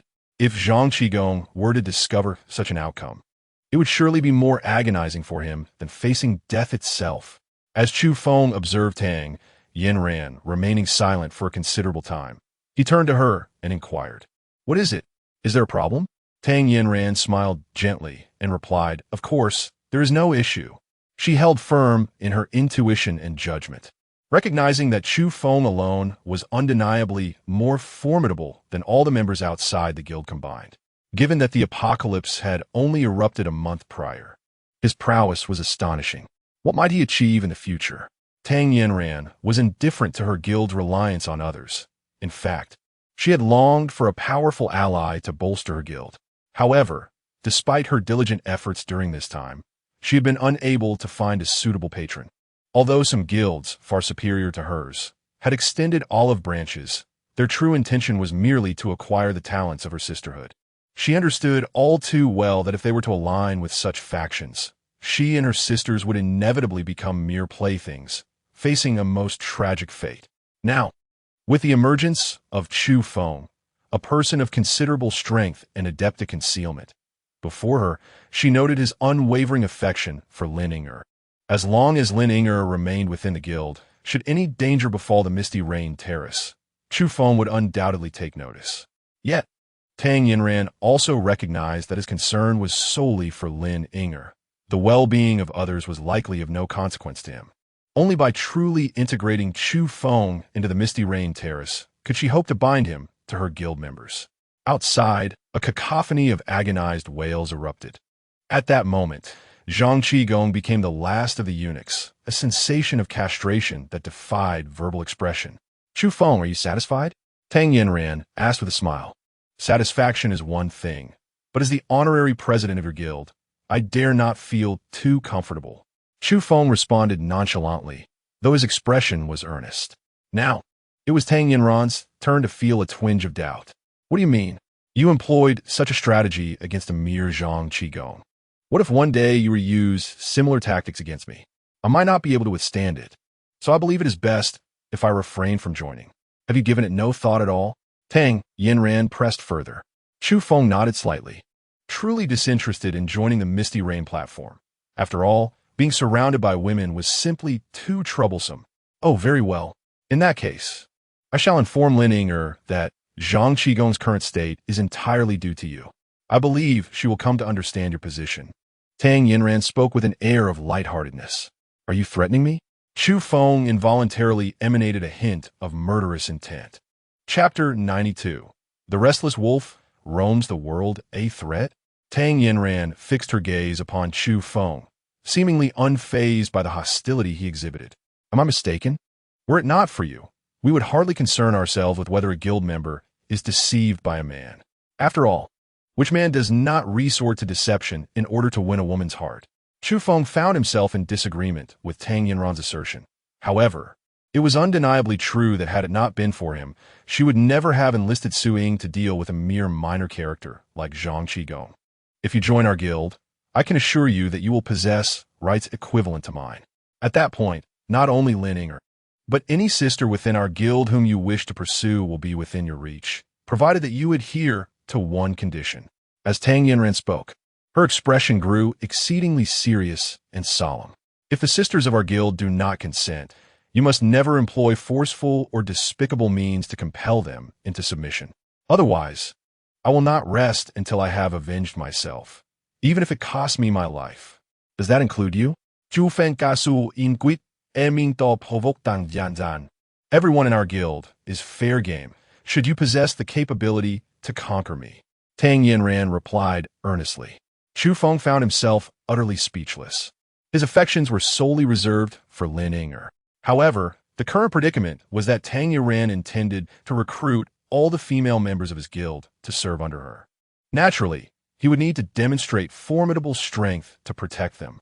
Chu Feng was acutely aware of the perilous situation at Yinyu Terrace. The last time Ma Xian had launched a surprise attack, had it not been for his covert intervention, Ma Xian would undoubtedly have faced no consequences.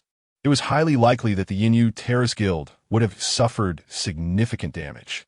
Given this reality, it would be unwise not to align oneself with a powerful force.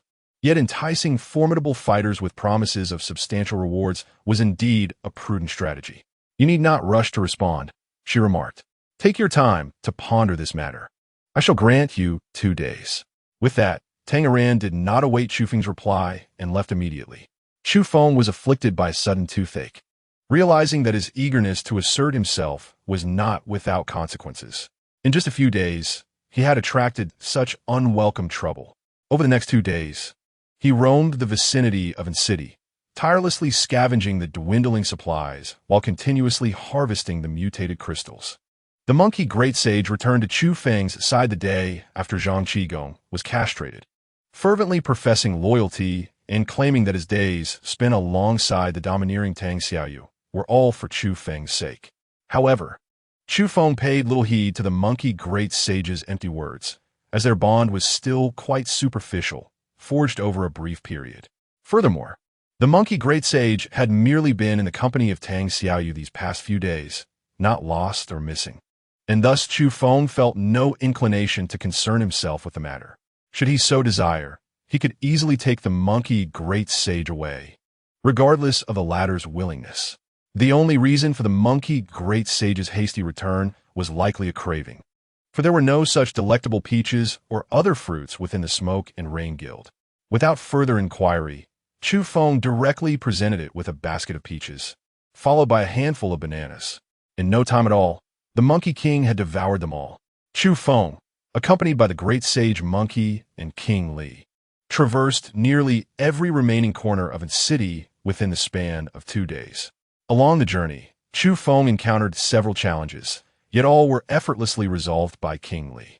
It was during one particular evening that a contingent of individuals unexpectedly materialized before Chu Feng. Although he did not recognize them, they promptly introduced themselves as members of the Wolf Walks the World. Upon hearing this, Chu Feng exclaimed, "Oh, how delightful! What is it that you all wish to accomplish?" He inquired with a tone of curiosity.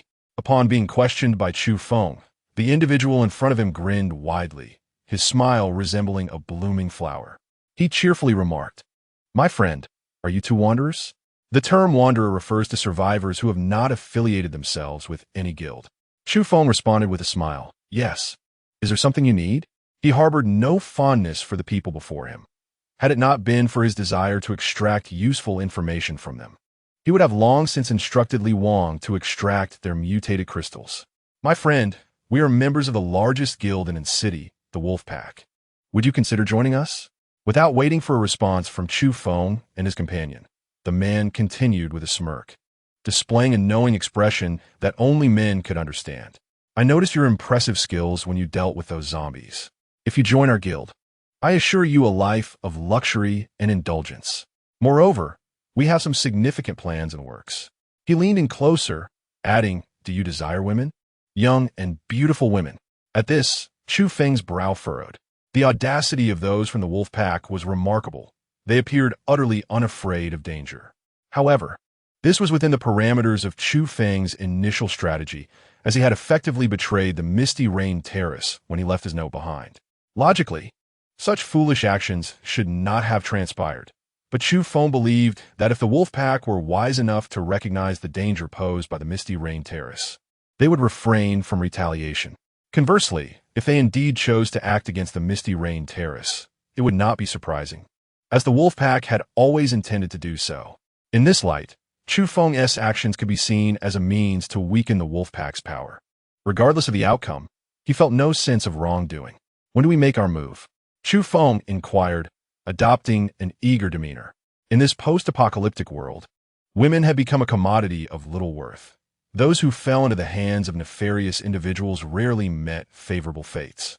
Given the current circumstances, it was evident that these unscrupulous individuals were poised to act against the Misty Rain Terrace sooner rather than later. "My friend, you are quite impatient. Just wait until the day after tomorrow, and I promise you an exhilarating experience. By then, perhaps those enticing twin sisters from our guild, after tiring of their fun, will even share them with our brothers below. Twin sisters, just think how thrilling that would be." The man continued to fantasize, oblivious to the change in Chu Feng's expression. "So what do you say? Join our guild," he urged with a hearty laugh. As the Wolf Pack was currently on a recruitment spree, offering rewards for bringing new members into the fold. Chu Feng nodded slightly, and the other party's face lit up with joy. However, Chu Feng then turned to King Li and said, "It is time. Proceed with the execution." As soon as Chu Feng's voice faded, before the astonished gazes of others could register, King Li had already brandished his steel blade to reap the mutated crystals from the crowd. Chapter 93. Here for you alone. In the span of 2 days, Chu Feng had scavenged nearly 10,000 cubic units of supplies, half of which consisted of food items such as rice and flour. Although his collection efforts were not particularly meticulous, it sufficed for his needs. On this day, as he returned to his temporary residence in the city, Lin Ying'er unexpectedly came to visit him. Upon noticing the pallor on Lin Ying'er's face, Chu Feng felt a pang of concern and instinctively inquired about her well-being. Lin Ying'er, however, remained reticent, her demeanor steeped in melancholy. Could it be related to Zhang Qigong?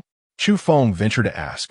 She cast a sidelong glance at him and eventually nodded, subsequently stating, "I prefer not to discuss that person anymore." Acknowledging her distress, Chu Feng felt a twinge of discomfort in his heart, yet simultaneously, a sense of relief washed over him. It was a sign that Lin Ying'er had seemingly moved on from Zhang Qigong, although she was known for her slow warmth. Her inner fragility and conservative nature often cloaked her in an air of aloofness. Chu Feng had heard from her university roommate that, in private, Lin Ying'er was quite talkative and lively, merely reluctant to reveal this side of herself in the presence of unfamiliar faces. "Lin Ying'er, please take a seat." Chu Feng had previously attempted to invite her over for a meal at his residence, but a series of unfortunate mishaps had thwarted those plans.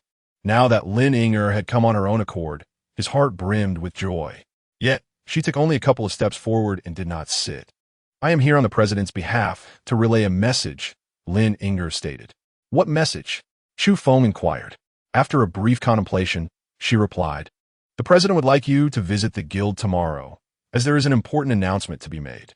With that, she turned to leave. "Lin Ying'er," Chu Feng called out instinctively as she began to depart. She turned back, regarding him with a hint of skepticism. "Is there anything else you wish to discuss?" Chu Feng became somewhat bashful at that moment. "Well, it's almost noon. Shall we have a meal before departing?" "Have a meal?" Lin Ying'er's expression turned peculiar once more. As she fixed her gaze upon him, Chu Feng felt his face flush, reminiscent of a pig's liver. "Didn't you treat me last time?" That occasion doesn't count. He replied, I intended to invite you, but unexpectedly, both Su Xian and Suing showed up. With a firm resolve, Chu Feng revealed the truth. He did not wish to wait for Tang Yanran to clarify matters for him, especially considering her nature, which suggested she might never provide any explanation at all. You wish to invite me? Lin Ying'er was equally taken aback, recalling that during their last meal, she had thought she was merely benefiting from the presence of the Su sisters. Chu Feng nodded earnestly and simultaneously recounted his own embarrassing experience. After arriving here, he had been under the impression that the badge belonging to Ying'er was meant for him, which is why he had worn it incessantly. His visit to An City was also motivated by his feelings for her.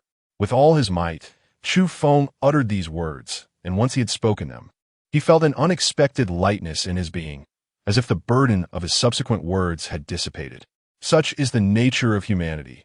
Once the initial step is taken, the path ahead becomes significantly less daunting. Upon witnessing the look in Chu Feng's eyes, Lin Ying'er finally grasped the meaning behind his words. Though she was relatively more innocent than many of her peers, being an adult allowed her to discern the situation with clarity. Chu Fengyu, Lin Ying'er began, lowering her head slightly, as if unable to meet his gaze. Prior to the apocalypse, there had been little interaction between Chu Feng and Lin Ying'er, primarily characterized by his unrequited affection for her. In light of this abrupt confession, it was only natural that Lin Ying'er felt unprepared. Noticing her silence, Chu Feng grew increasingly anxious. Many who confess their feelings to someone they cherish find themselves estranged, unable to remain even as friends. Chu Feng was reluctant to allow his relationship with Lin Ying'er to deteriorate into a state of indifference. He hastily interjected, Please, do not feel burdened. I am not suggesting anything specific. For a moment, Chu Feng found himself at a loss for words. Although he was aware that discussing such matters with Lin Ying'er at this moment was somewhat inappropriate, the reality was that they were alone together, a circumstance he had longed for fervently. Chu Feng struggled to rein in his emotions and spoke without restraint. Chu Feng, I know you care for me deeply, and I am truly grateful, but at this moment, I am unable to accept your feelings. I am sorry, Lin Ying'er replied. There is no need for apologies. I merely harbor a simple affection for you. Not expecting anything in return, Chu Feng responded, his words somewhat disjointed. Of course, I would never blame you. Lin Ying'er finally lifted her gaze to meet his. You came all the way to Engshi for me, enduring hardships along the journey, for which I am sincerely thankful. However, I am not prepared to contemplate matters of the heart at this time. Understood. I comprehend. Chu Feng sighed with relief. At the very least, Lin Ying'er had not outright rejected him. As Lin Ying'er made a slight movement, seemingly preparing to leave, Chu Feng gathered his courage to ask, May I pose a question to you, Lin Ying'er? She nodded in acquiescence. Do you dislike me? Chu Feng ventured, summoning his bravery once more. Absolutely not. Lin Ying'er replied with unwavering conviction. Upon hearing this, a smile crept across Chu Feng's lips. He had intended to invite Lin Ying'er to lunch again, but hesitated, ultimately deciding it best for her to depart first. Given her current good spirits, it would be inappropriate to broach such a topic now, and their relationship felt somewhat awkward. Sharing a meal might only exacerbate the discomfort. Not long after Lin Ying'er left, Tang Xiaoyu, the assertive girl, stormed over, visibly agitated, seemingly intent on inflating her own temper further. Return my monkey to me, Tang Xiaoyu exclaimed loudly, her hands on her hips, accentuating her figure dramatically. Chu Feng cast a fleeting glance of admiration at Tang Xiaoyu before promptly calling the monkey out of the room. The great sage, Monkey, was indulging in a mouthful of fruit juice when he spotted Tang Xiaoyu. With a sudden leap, he bounded onto her luxurious vehicle, nuzzling against it eagerly. Upon encountering the monkey's insufferable demeanor, Chu Feng felt an overwhelming urge to rid himself of this rogue creature with a swift kick. Boss, I do not wish to part ways with you. The voice of the great sage Monkey echoed in Chu Feng's mind. Get lost at once. Chu Feng summoned the king of Li with urgency. Chapter 94. Chu Feng, the new president? In the brief time since the great sage Monkey's return, he had relayed all the information he had gathered and witnessed at the Misty Rain Terrace to Chu Feng. After all, The great sage monkey was merely a monkey. Few would suspect his true identity as an undercover agent. When Chu Feng listened to the great sage monkey's account of the circumstances, he was both astonished and further convinced of one undeniable truth. There was indeed a reason why Tang Yanran had managed to endure in the apocalypse for so long. Upon encountering Tang Xiaoyu, another name surfaced in Chu Feng's mind, Ho Linlin. Chu Feng was intensely curious about this young woman, for it was rare to encounter someone with psychic abilities. The Monkey King possessed similar powers, yet the direction of his abilities diverged entirely from those of this Ho Linlin. However, it seemed that the Monkey King himself was not particularly well informed about this psychic woman, merely from snippets of conversation among a few individuals. Chu Feng discerned that her status within the Misty Rain Guild was remarkably elevated. Moreover, this young woman exuded an air of mystery, and it was likely that fewer than 10 individuals within the entire guild were aware of Ho Linlin's existence, all of whom were among the highest echelons of leadership. Setting aside these thoughts, Chu Feng closed the door, instructing Li Wang to stand guard outside while he retreated into his ability space to organize its contents. Previously, he had haphazardly crammed a multitude of items into this space without any semblance of order. Fortunately, the items within his ability space could be manipulated at will, or else the mere act of relocating them would have been utterly exhausting. After a contemplative afternoon, Chu Feng finally completed the organization of his ability space, which housed a total of 76,000 cubic units of supplies. Among these, approximately 30,000 cubic units were various foodstuffs, while the remaining 46,000 cubic units comprised other materials. Once arranged, the supplies were neatly organized, allowing Chu Feng to retrieve items from his ability space with greater ease and efficiency. Additionally, he had 5,000 cubic units within his spatial ring, all of which were likewise filled to capacity. This smaller space primarily contained fruits and instant food products, with only a modest quantity of rice, flour, and oil, essentials for his daily sustenance. After completing this task, as night descended, Chu Feng rested in his room while Li Wang was assigned to patrol outside the Misty Rain Guild, ready to address any anomalies that might arise. Chu Feng firmly believes that with the current strength of King Li, there is likely no one in the entire city who could rival him. It wasn't until the following morning that a series of heavy knocks echoed at the door. Awakening abruptly from his slumber, Chu Feng initially feared that some oblivious zombies had ventured into his vicinity, causing a ruckus. However, upon emerging, he discovered that the zombies were indeed the formidable Li Wang, accompanied by two individuals whose faces were battered and bruised, evidently having endured Li Wang's wrath. "What on earth is going on?" Chu Feng inquired. "Spies," came Li Wang's succinct reply. Upon hearing the words, a smile crept upon Chu Feng's lips, for he had come alive.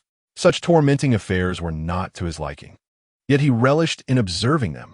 The King of Li was undoubtedly skilled in the art of torment, for in his current state, he could hardly be considered part of the human race, rendering his methods against humanity particularly ruthless. In no time, the two individuals had been subjected to such suffering that they were scarcely recognizable. At this juncture, Chu Feng finally stepped forward, addressing them with a grin. "How much longer can you two endure? Will you speak?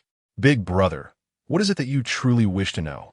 You come at us with relentless force without posing a single question. We would gladly answer, if only you would inquire."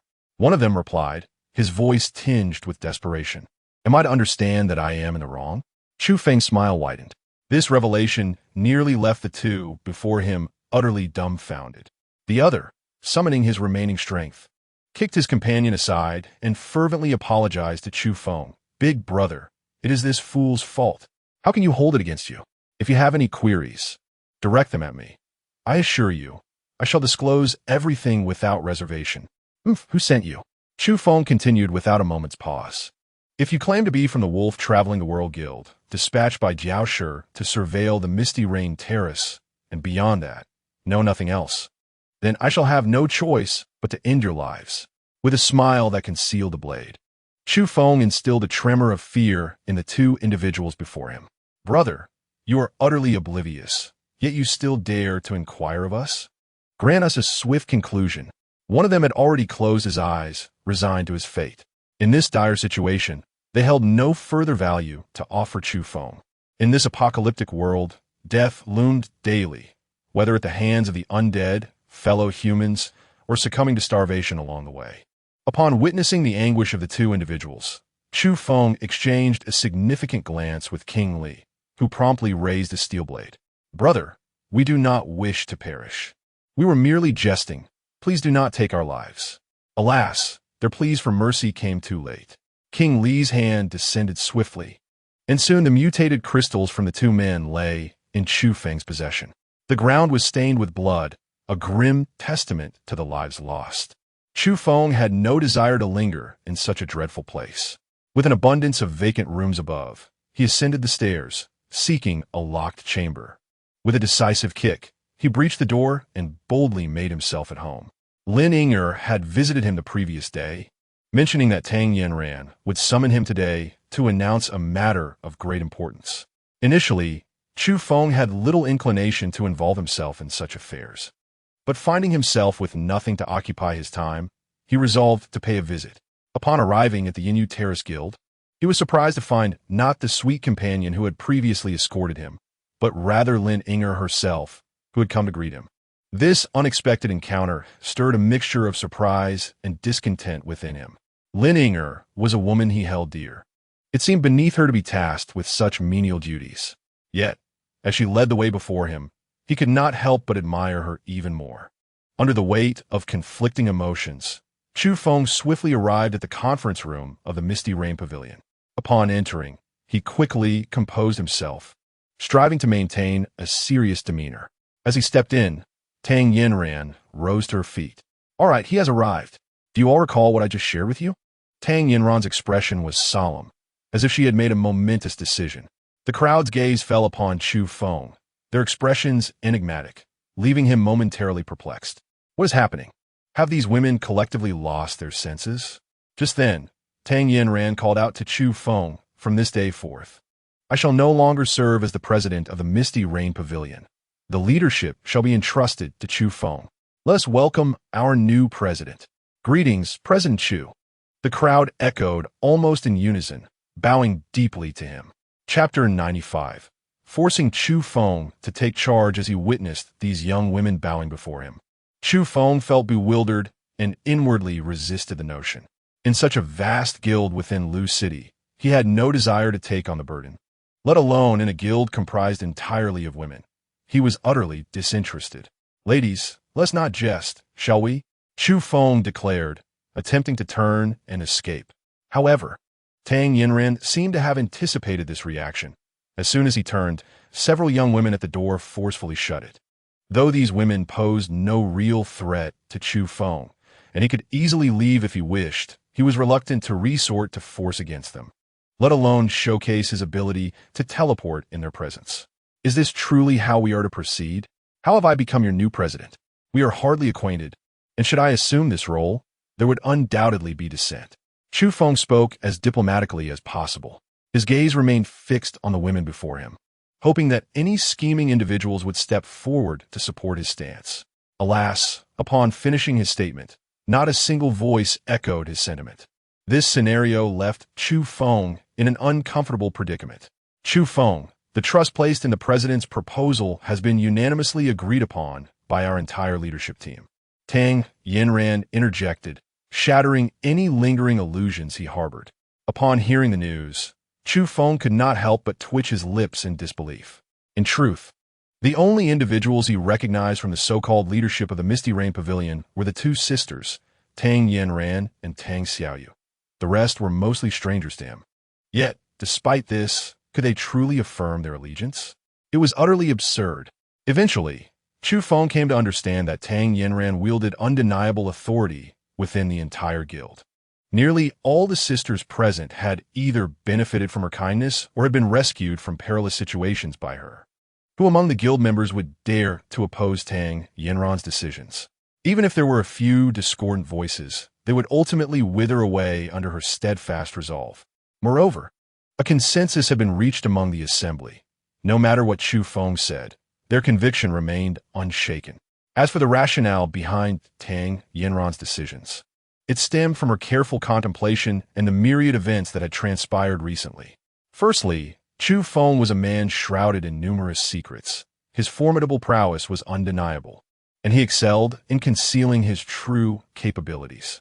Even now, Tang Yinran suspected that he was masking a significant degree of strength in her presence. Secondly, during this period, Chu Feng had been diligently gathering resources, a fact not lost on the observant. However, his residence revealed scant evidence of such supplies. To add to this, whenever he returned, his vehicle bore minimal provisions. Furthermore, due to the predatory ambitions of the Wolf Alliance towards the Misty Rain Pavilion, Tang Yinran had dispatched additional personnel to monitor the movements of the Wolf Alliance, which ultimately led her to uncover a matter of utmost importance. On that fateful night, as Chu Feng launched a surprise attack on the residents of the Wolf clan, he simultaneously plundered their storeroom, leaving it utterly barren. Although the Wolf clan still possessed some underground reserves, the quantity paled in comparison, barely a tenth of their previous stock.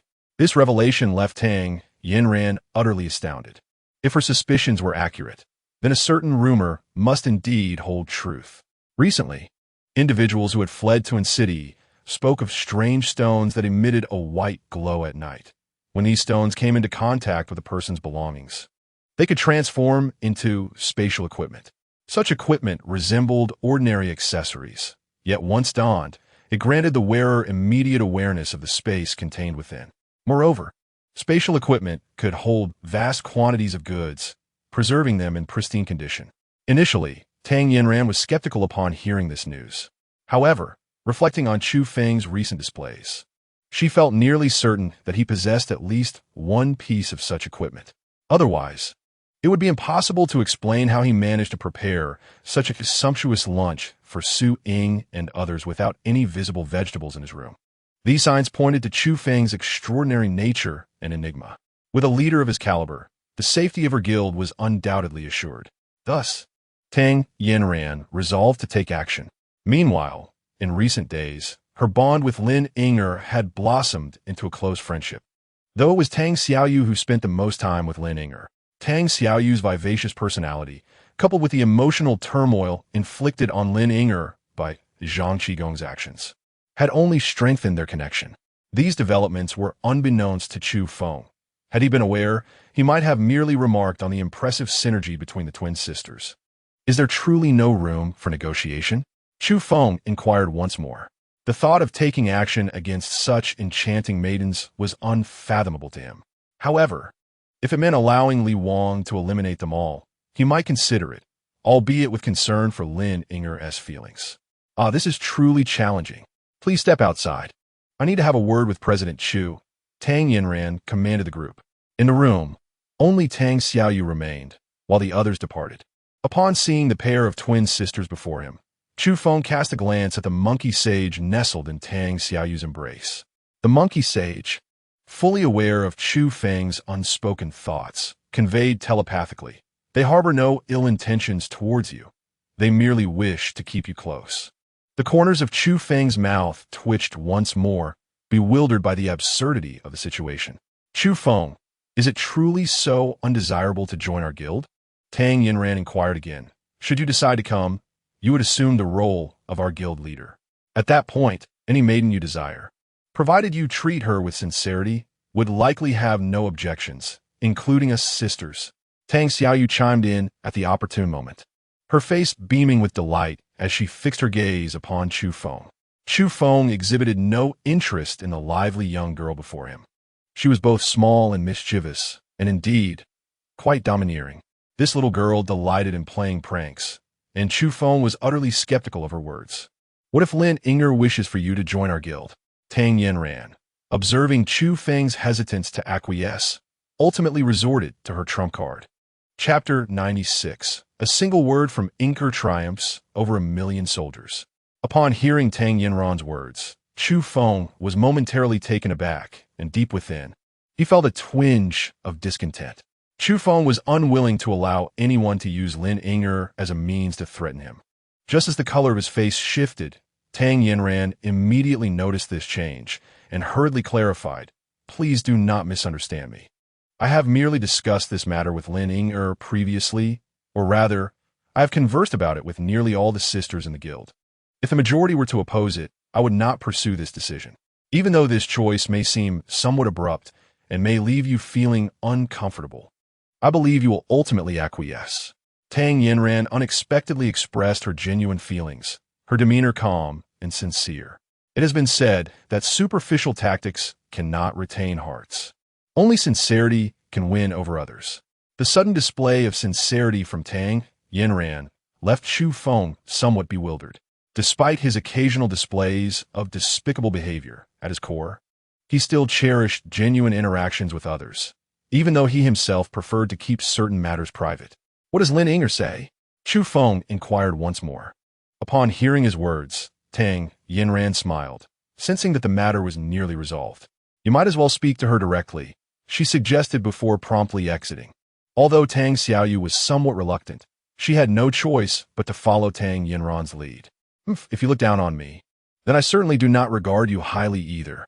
Tang Xiaoyu huffed, her prideful demeanor evident as she departed. Before long, Lin Ying entered the room. This time, when Lin Ying and Chu Feng met, there was an absence of the previously awkward atmosphere, which pleased Chu Feng immensely. Chu Feng did not hesitate, but directly inquired Lin Ying about her thoughts on his potential stay at the Misty Rain Pavilion Guild. Lin Ying, without much delay, lifted her gaze to meet Chu Feng's and asked, "Do you not wish to remain here?" Her enchanting eyes were fixed intently on him, although Lin Ying displayed some surprise. Akin to that of Tang Yinran, Tang Xiaoyu, and even Su Ying, there was an undeniable charm and an ineffable quality about her that had always captivated Chu Feng. The intensity of her gaze made him feel slightly flustered. Not at all, Chu Feng quickly clarified.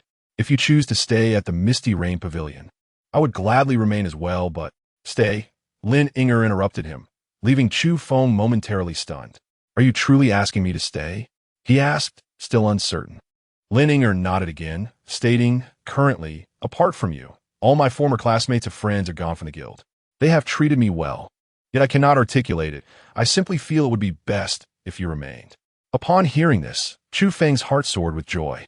Although Lin Ying had not explicitly declared any romantic feelings, he could distinctly sense her reliance and camaraderie, a sentiment that clearly indicated her desire for him to stay. Well then, if you wish for me to remain, I shall. Chu Feng exclaimed with a smile directed at Lin Ying. Even if faced with an army of 100,000 compelling him to join the guild, he would likely remain indifferent. Yet now, with Lin Ying's single request, he was resolute. It seemed their relationship had subtly advanced. Reflecting on this, Chu Feng felt as though he were savoring honey. Before long, Lin Ying exited the conference room, and as she did, Tang Yinran and Tang Xiaoyu entered. Upon entering, Tang Xiaoyu had her lips pursed in defiance, wearing an expression of indignation. She did not speak upon her arrival, but instead dashed out, heading towards Lin Ying, who had just departed. As Tang Xiaoyu passed in front of Chu Feng, she let out a haughty snort, reminiscent of an indignant little hen. Have you made your decision? Tang Yinran asked with a beaming smile, clearly pleased with Chu Feng's choice. Chu Feng nodded. Very well, I agree to your terms. However, I too have conditions. Please, we shall make every effort to accommodate you, they replied. Listening to Tang Yinran's words and gazing upon her exquisite countenance, Chu Feng couldn't help but entertain some rather impure thoughts. As for your earnest endeavors to satisfy me, perhaps it's best to reconsider. I would like to enjoy a few more years of my youthful life. Though he had consented to the position of guild leader, he made it clear that he had no interest in the daily management of affairs and preferred that she handle those responsibilities. He candidly admitted to having little interest in the operations of the Hong Xin Yuan Guild, particularly one composed entirely of young women. Very well, that is not a problem. I can agree to that. Furthermore, there is one more matter that requires thorough discussion, Chu Feng said after considerable contemplation. Tang Yinran remained silent, her gaze fixed on him, clearly indicating that he should proceed. Everyone in the guild must leave Engshi City and seek refuge elsewhere, Chu Feng declared. Why? Tang Yinran inquired, somewhat taken aback. Then, As if a realization dawned upon her, she added, "You mean to say that you're concerned the other guilds in Ongshi might unite against us? Hence your suggestion for us to avoid drawing attention?" Chu Feng shook his head, outright rejecting her notion. "There is no need for concern. In fact, the reality is quite the opposite. It is precisely because I have joined your Misty Rain platform that you now face no rivals within the entire city. Thus, we must migrate to a larger metropolis. Otherwise, our strength shall not experience rapid growth. Our focus should not be confined to this modest city. The apocalypse will endure for a considerable duration. If we do not swiftly enhance our capabilities, we shall remain nothing more than lambs to the slaughter when confronted with more formidable foes. Some minor tactics pale in comparison to absolute strength and are utterly insignificant." The words of Chu Feng profoundly resonated with Tang Yinran. Throughout her life, she had been preoccupied with how to secure her existence in a city and safeguard her fellow sisters in the guild. Never had she considered venturing beyond these confines to forge her own path in the world. After all, the thoughts of women are often constrained, a fact that did not surprise Chu Feng. Moments later, Tang Yinran turned her gaze back to Chu Feng and inquired, "Are you speaking earnestly?" Chu Feng nodded emphatically, signifying his stance and attitude. "Very well, I shall adhere to the president's orders." Tang Yinran, without a trace of hesitation, recognized that since Chu Feng was chosen to lead the guild, it was only natural to resolutely execute commands that would benefit the guild. Chapter 97. Taking the initiative within half a day. The news of Chu Feng becoming the president of the Misty Rain Guild spread not only throughout the guild, but also among the enthusiastic fans outside. Upon hearing this news, the male fans displayed expressions of envy and jealousy, vocally lamenting why it was not themselves in that position. However, Chu Feng remained indifferent to their reactions. Throughout the day, as he traversed the Misty Rain Guild, the female members affectionately referred to him as president, which brought him a sense of comfort. It is often said that men are visual creatures, a notion that Chu Feng wholeheartedly agreed with and did not dispute. In comparison to the guild led by Hong Xinyuan, which was predominantly comprised of men, even the occasional female member could not compare to the vibrant atmosphere here, which was akin to a paradise for men. Had a lascivious individual arrived, it is likely that the multitude of women would have faced considerable peril. Chu Feng merely relished the ambience. Any other thoughts that flitted through his mind were transient and fleeting.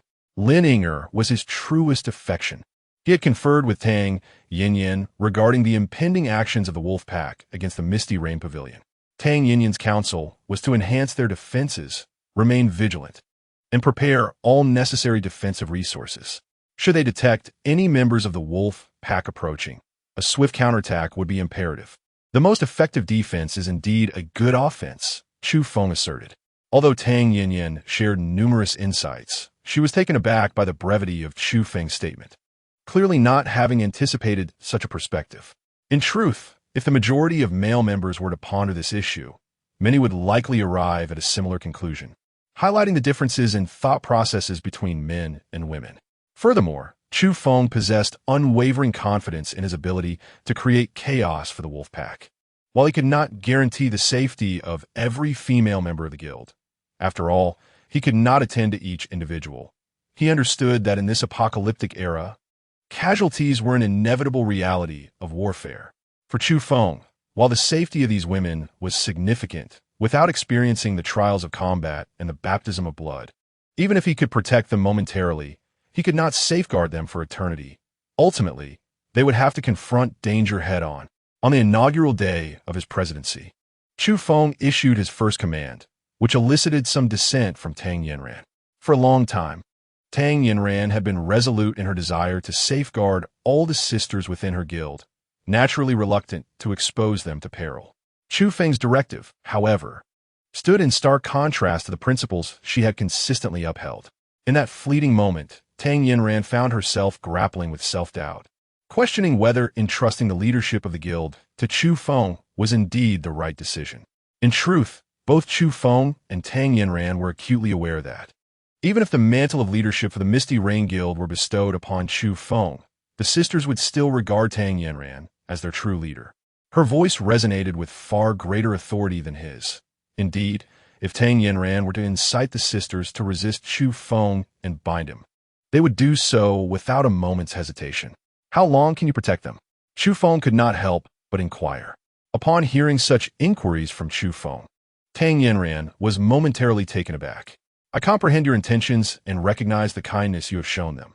However, your actions do not genuinely serve their best interests. Instead, they may inadvertently cause them harm. Chu Feng articulated, you have fostered a sense of dependency within them. If you find yourself unable to safeguard them in the future, they will have missed the crucial opportunity to enhance their own abilities. Pray tell, how do you intend to navigate that eventuality? Do you genuinely believe that the psychic girl from your guild can sway those formidable individuals? Upon uttering these words, Chu Feng immediately astonished Tang Yanran, who gazed at him in disbelief, seemingly unable to fathom how he could possibly be aware of such a matter. Do not be surprised. Comprehending this is not particularly difficult. Moreover, I am not the only one capable of knowing such things. Any psychic ability user in the vicinity would likely perceive this unusual mental influence, Chu Feng remarked. In truth, Chu Feng was not entirely clear about Ho Linlin's true capabilities, yet he could surmise a general idea from the behavior of the men outside the guild. At this moment, Chu Feng boldly spoke, aiming to provoke a reaction from Tang Yanran. Indeed, judging by her expression, it seemed he had struck a chord. Even if you wish to protect them, if I recall correctly, on my very first day in Angshi City, several of your sisters fell victim to harm, did they not? Chu Feng continued, his words striking a deep blow to Tang Yanran. You have not only squandered their motivation for self-improvement, but also wasted precious time for their advancement. I cannot ascertain your current strength, but one thing I can assure you is that if you do not diligently enhance your abilities, you may find it impossible to seize control of your own destiny in the future. The words spoken by Chu Feng pierced deeply into Tang Yanran's heart, leaving her momentarily speechless as she fixed her gaze upon him. I urge you to contemplate this seriously. If all goes as anticipated, those from the Wolf's Domain will strike at us either tonight or tomorrow night, Chu Feng stated resolutely. Having delivered his message, he paid no heed to Tang Yanran's astonished expression and departed without a backward glance.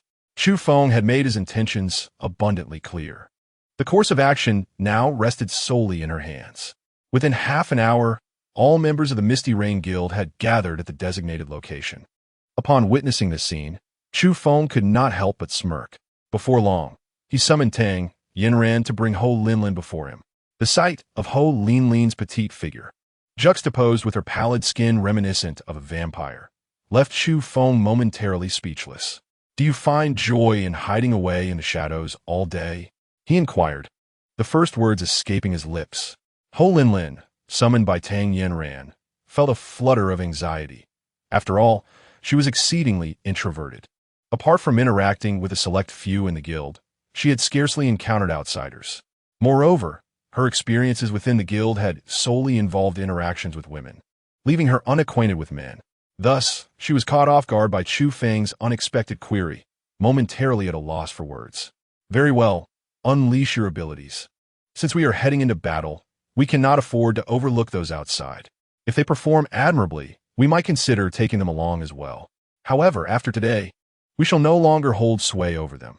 They will come and go as they please, Chu Feng declared. Without uttering a word, Ho Linlin simply nodded in agreement. Thus, Chu Feng meticulously organized his troops, and under the cover of nightfall, a formidable army of 2,500 marched resolutely towards the guild known as Wolf Walks the World. The audacity of such an undertaking stirred unease among the ranks. Yet Chu Feng remained unfazed, his demeanor calm and collected. The pace of their advance was deliberately slow, as if to ensure that the members of Wolf Walks the World were fully aware of their approach. Throughout the journey, Chu Feng refrained from unnecessary chatter. Initially, he had intended to engage in conversation with Lin Inger, but upon observing the serious expressions of the women surrounding him, he quickly abandoned that thought. Such preferential treatment might render Lin Inger uncomfortable. Chu Feng lay languidly in the vehicle, having made certain preparations earlier. The Wolf Alliance, being a male-dominated guild, stood as the foremost association in the city.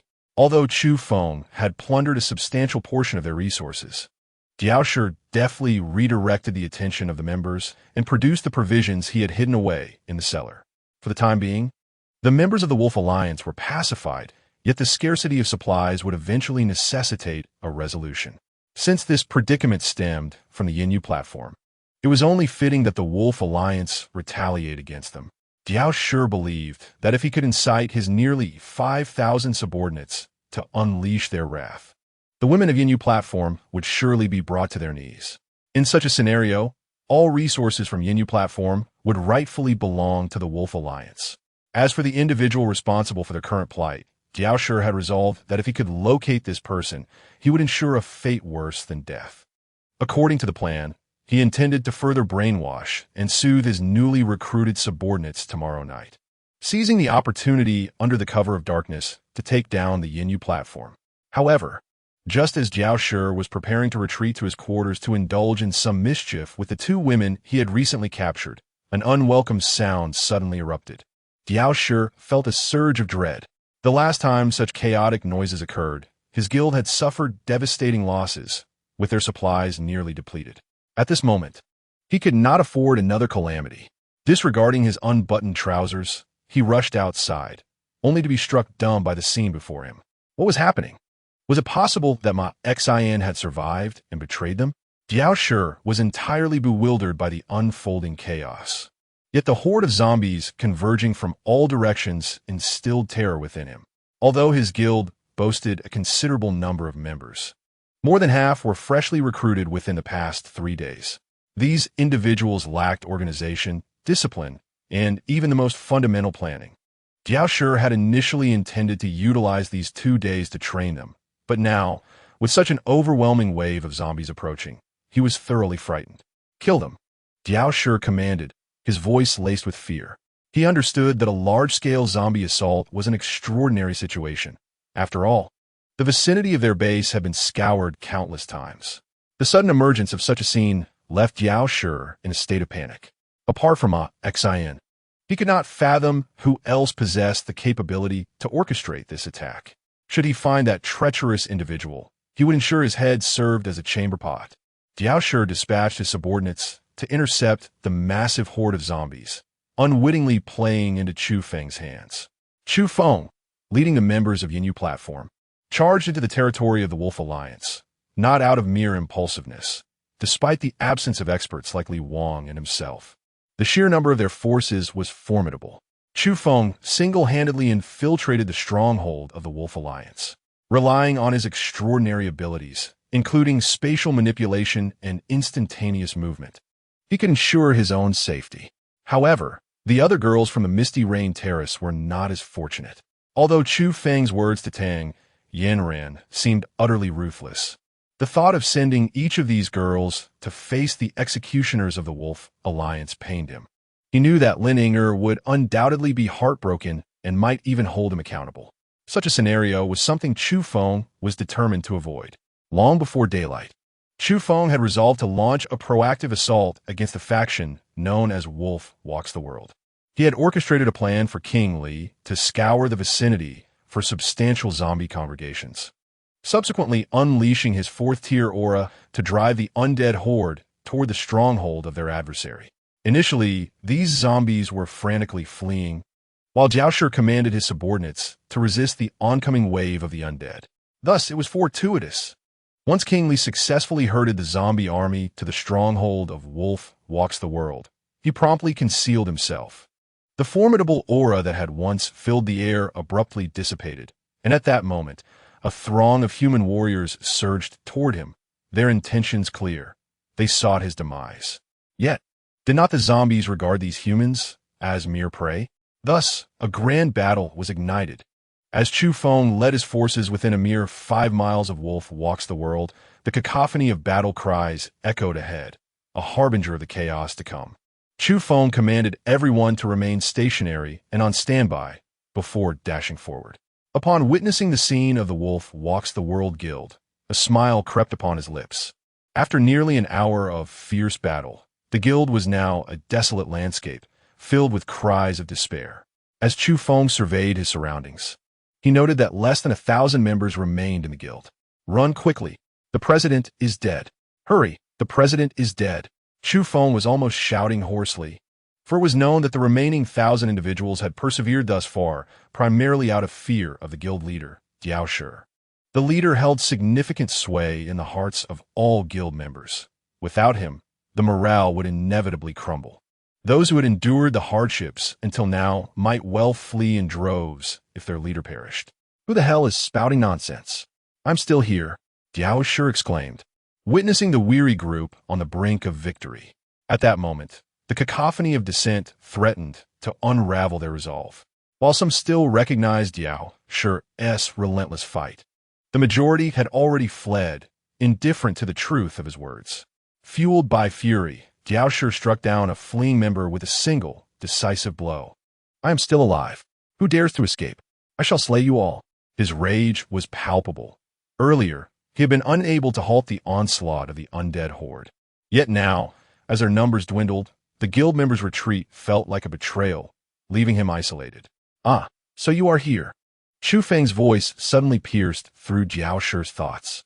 Turning to face him, Diao Shi's brow furrowed in confusion. He distinctly remembered being alone moments ago, and he had no recollection of ever encountering this individual. It was not unusual for him to overlook newcomers in the guild given the influx of recruits. However, the unmistakable smirk on Chu Feng's face was utterly unmasked. In an instant, Diao Shi grasped the truth. It is you, he realized. Correct, but your demise is imminent. As Chu Feng's words faded, a bolt of lightning cleaved through the air, striking Diao Shi directly. Without warning, a bolt of lightning struck fiercely at Diao Shi. Yet the anticipated scene of him being knocked to the ground did not unfold. So, you are an ability wielder of a lightning element. Diao Shi's voice dripped with malice. In that fleeting moment, he connected all the bizarre occurrences of late, realizing that the unfamiliar man before him was the orchestrator of his misfortunes. Had it not been for this man, his guild, the culmination of his relentless efforts, would never have descended into its current state. You shall pay for this. With a furious roar, Diao Shi transformed entirely, becoming a towering figure of stone, standing over 3 meters tall. Upon encountering Diao Shi in such a formidable form, Chu Feng instinctively retreated several paces. To his astonishment, you have transformed into a colossal stone. It seems I must utilize you as a foundation for my endeavors. Chu Feng chuckled as he spoke, subsequently grasping the military shovel that had long lain unused in his possession. The stone giant Diao Shi exuded an aura of invincibility, brandishing his fists with a ferocity that could rival the might of deities. Any ordinary individual would surely be reduced to mere pulp under the force of his blows. However, it is regrettable that he faced no ordinary opponent. Despite the immense strength of the stone giant Diao Shi, which could even rival that of King Li in terms of raw power, his movements were rather clumsy. At Chu Feng's speed, he could hardly graze the hem of Chu Feng's garment. Chu Feng outwardly projected an air of ferocity, as if prepared to engage in a life-and-death struggle with Diao Shi. Yet, he was acutely aware of how to handle such a mutant. All he needed to do was to buy some time. Once the opponent's abilities were depleted, he would inevitably become the lamb awaiting slaughter. Initially, Diao Shi exuded confidence, but after a brief skirmish, as he found himself unable to inflict any harm on Chu Feng while the latter effortlessly dismantled the stone shards clinging to him, a flicker of anxiety crept into his demeanor. Thus, after enduring a tense half-hour, Diao Shi suddenly pivoted and made a hasty attempt to flee. It appeared that the moment had come. Chu Feng launched a firework into the sky before resuming his pursuit of Diao Shi. Upon receiving Chu Feng's signal, the members of the Misty Rain platform no longer hesitated and charged towards the Wolf Walks the World Guild. A cacophony of battle cries echoed through the air. Prior to this, Chu Feng had conferred with Tang Yinran, determining that if they were to assault the Wolf Walks the World Guild, the women could not simply remain in the shadows. They must arm themselves and fight fiercely against the enemy. Failing to do so would jeopardize their very survival. A guild is not a refuge for the inept. Such individuals are unwelcome. Thus, every member of the Misty Rain platform was mandated to slay at least one adversary or zombie and extract the mutated crystal from them. Those who could not fulfill this requirement would face expulsion from the guild. This stipulation applied even to Lin Yinger. Although Chu Feng anticipated her struggle with such demands, this was a trial that everyone must face. If they could not rise to the challenge now, they would inevitably fall prey to others in the future. Chu Feng did not pay much attention to the circumstances here. He trusted that with Tang Yinran present, she would undoubtedly handle these matters adeptly. Chu Fu pursued Diaoshi relentlessly, and within less than a minute, Diaoshi leapt from a rooftop, only to crash heavily to the ground. Simultaneously, the stones that adorned Diaoshi began to tumble away, revealing his true visage, frail and weakened. With a resounding crack of thunder, Chu Feng unleashed another bolt of lightning, striking with formidable force and causing smoke to rise from Diaoshi's head. Following a pitiful scream, Diaoshi was rendered utterly incapable of resistance. In response, Chu Feng showed no mercy. He swiftly equipped his crossbow and unleashed 3 arrows that pierced through Diaoshi's limbs. Simultaneously, an axe was pressed firmly against Diaoshi's skull. "Please spare me. Do not," Diaoshi pleaded in desperation. Chu Feng, of course, would not harbor any benevolence. His decision to spare him was merely a ploy to extract the last vestiges of value from him. After all, the entirety of the wolf's exploits in this world was known solely to this cunning Shur. At that moment, both the great sage monkey and King Li unexpectedly arrived in pursuit. When Chu Feng encountered King Li, he exhibited no discernible reaction. However, upon meeting the great sage of monkeys, an overwhelming surge of anger nearly drove him to strike the creature with his axe. "I did not instruct you to protect Lin Yinger. If you continue to run amok, I shall ensure your head blossoms," Chu Feng reprimanded without restraint. The great sage of monkeys, equally displeased, retorted, "You, who prioritize beauty over monkeys, she's quite safe over there, and yet I hasten to your side. Off you go." Without further ado, Chu Feng dismissed the monkey. Observing this spectacle, Diaoshi was momentarily taken aback, yet he dared not voice his thoughts. "What? Are you unable to comprehend the note I left you? I explicitly warned you against provoking the Misty Rain Terrace, yet you insist on doing so." Chu Feng Gonke, letting out a cold chuckle. "No, brother, I did not. I harbored no intention of provoking the Misty Rain Terrace whatsoever. Who is tarnishing my reputation with such slander? I shall find him and rend him to pieces." Diaoshi repeated the venomous words, which had scarcely changed. Chu Feng naturally would not believe his nonsensical words. He merely chuckled and said, "Do you take me for a fool? If you do, then please continue your performance." With a fierce determination, Chu Feng seized the axe in his hand, raising it high, poised to strike down upon Diaoshi's head. "No, that is not my intention. Brother, I was mistaken.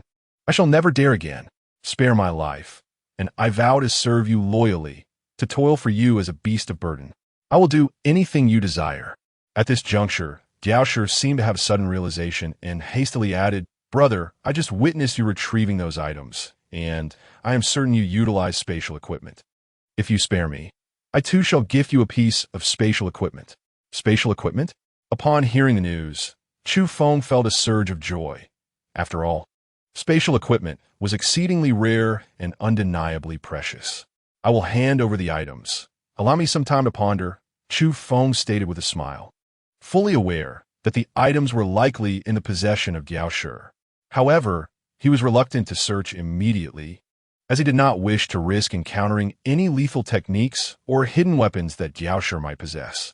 "Brother, my hands are pinned to the ground," he exclaimed. "Enough with the idle chatter. Where are the items?" Chu Feng pressed further. "They are on my arm, specifically this spatial bracelet upon my wrist," Diaoshi replied.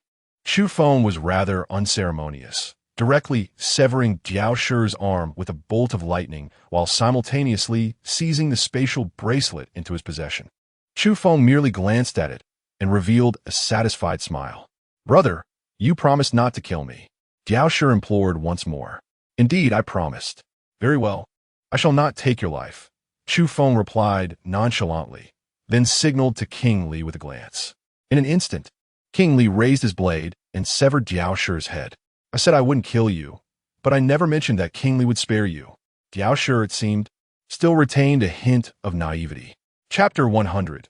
resolving the rift among the ladies by the time Chu Feng returned. The remnants of the Wolf Walkers Guild had been nearly eradicated, with only a few survivors having long since fled. On his way back, Chu Feng promptly examined the supplies within Jiao Shi's spatial bracelet, and upon doing so, a smile once again graced his lips. The storage capacity of the bracelet was an impressive 15,000 cubic units, a combination of the storage capabilities that he and Li Jun had once possessed. It was astonishing that Jiao Shi had acquired such fortune, managing to integrate a sizable spatial stone into his equipment. The capacity of spatial gear is directly related to the size of the spatial stone, implying that Jiao Shi must have encountered a significant stone during this time, inadvertently merging it with the bracelet. Otherwise, given the current awareness of the survivors, it would be unimaginable for anyone to know of the existence of spatial stones, let alone utilize them effectively and integrate them into their gear. Nevertheless, the ample space pleased Chu Feng immensely. In contrast to the 15,000 cubic units, only around 10,000 cubic units of supplies remained, primarily consisting of grains, with scant vegetables and meat, all of which appeared rather unappealing. It seemed that Jiao Shi had acquired this spatial equipment not long ago. Otherwise, the vegetables and meat would not appear so wilted. Even so, finding such food nowadays was exceedingly challenging. In addition to these supplies, there were over 20,000 first-tier mutated crystals, more than 3,000 second-tier mutated crystals, and over 100 third-tier mutated crystals. These mutated crystals were of great necessity to Chu Feng. His inability to advance to the fourth tier was due to a shortage of these crystals, and he had resolved that before departing in city, he must elevate himself to the fourth tier. When Chu Feng encountered Tang Yanran and the other guild members, he could distinctly sense the myriad of unspoken emotions emanating from the group of ladies, several of whom regarded him with glimmers of animosity. Chu Feng remained entirely unfazed. Perhaps they were resentful of his insistence that they partake in killing. Yet this was a trial that had to be faced. You may harbor grievances, but let me pose a question.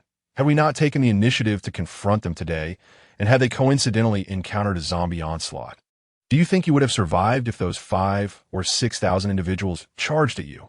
Even if you did survive, would you be willing to serve dozens of men alone, only to be tormented to death by them?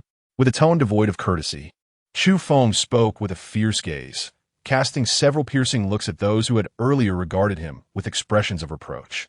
Upon hearing his words, the individuals who had cast their eyes downward in discontent now lowered their heads in shame. Do you comprehend the extent of your former leader Tang Yanran's growth during this period? If it were not for your sake, her progress would have been exponentially greater. Stop relying on others for protection. Do you truly believe anyone finds survival easy in this apocalyptic world? None can predict whether we will see another dawn. To endure, one must place faith in oneself. No one can safeguard you for eternity, remaining perpetually by your side. Do you understand? With a final exclamation that seemed to draw upon every ounce of his strength, Chu Feng's words resonated through the air. The guild members, who had earlier expressed their dissatisfaction towards him, now lifted their gazes in unison. Although none spoke in reply, they understood the truth in his declaration. If they refrained from taking decisive action today, they would inevitably face dire consequences tomorrow. The thought of being captured by ruthless individuals sent shivers down their spines, conjuring images of a life far worse than death itself, an utterly terrifying prospect. Just as Chu Feng's voice faded, several female members rushed over in a flurry of panic, their faces oscillating between shades of pale and flushed, clearly shaken by an unseen fear. What was happening? Chu Feng inquired urgently. Upon receiving such a question from Chu Feng, the young lady found herself momentarily at a loss for words. Observing this, Tang Yanran stepped forward to inquire further. After a brief exchange, she perceived this as an opportunity and boldly led all the guild's ladies forward. Chu Feng's senses and awareness are remarkably acute. Even when Tang Yanran and that young woman spoke in hushed tones, he could hear them distinctly. They had discovered several women on the brink of death. At this point, Chu Feng understood the situation. Clearly, they had been tormented by the likes of Jiao Shi and his associates.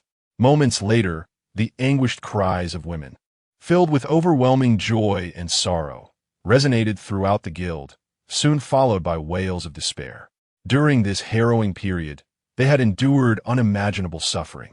Had it not been for the relentless vigilance of the beast from the wolves roaming the world guild, which prevented them from seeking death, those young women would likely have already taken their own lives. Witnessing such a scene and reflecting on Chu Feng's earlier words, those who had harbored grievances against him fell silent. Had it not been for Chu Feng's leadership, their fate might well have mirrored that of these women. From that point onward, Chu Feng chose to disengage from the ensuing matters. He had scavenged a significant portion of the resources remaining in the wolves roaming the world guild. Even though some remained in the underground vault, the quantity was rather meager, totaling less than 2,000 cubic units. When the group triumphantly returned to the Mist and Rain Terrace Guild, Chu Feng had firmly established his position as the guild leader through this conflict. Although the guild members had not witnessed Chu Feng in action, they were acutely aware that the dire state of the wolves roaming the world guild prior to their offensive was undeniably orchestrated by him. Such a coincidence was implausible otherwise. Moreover, it was rumored that Diao Shi, the guild leader of wolves roaming the world, had attained the strength of a fourth-tier mutant. Yet, when the group of beautiful women and their admirers arrived, Diao Shi was nowhere to be found.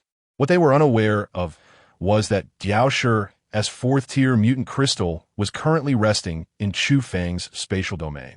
Upon returning to the Mist and Rain Terrace, Chu Feng convened a meeting with Tang Yanran and the other high-ranking members of the guild. This time, he held nothing back, directly presenting the spatial bracelet he had procured from Diao Shi, while refraining from elaborating on his own spatial ring. Chu Feng's intention behind these actions was to uplift the spirits of the young women. He planned to fill the entire 15,000 cubic space with provisions of food and water. Given the consumption rate of the young women from Yanyu Tower, these supplies would sustain them for 3 to 4 months. With this foundation, should Chu Feng decide to relocate them to larger cities, they would at least be momentarily free from concerns about food and water. Now, continue your discussions on the remaining matters. Tomorrow, we shall visit the other guilds in the city to collect some interest. Once we have gathered the interest, we will promptly set off for Guang City. With these words, Chu Feng rose and departed. Chapter 101.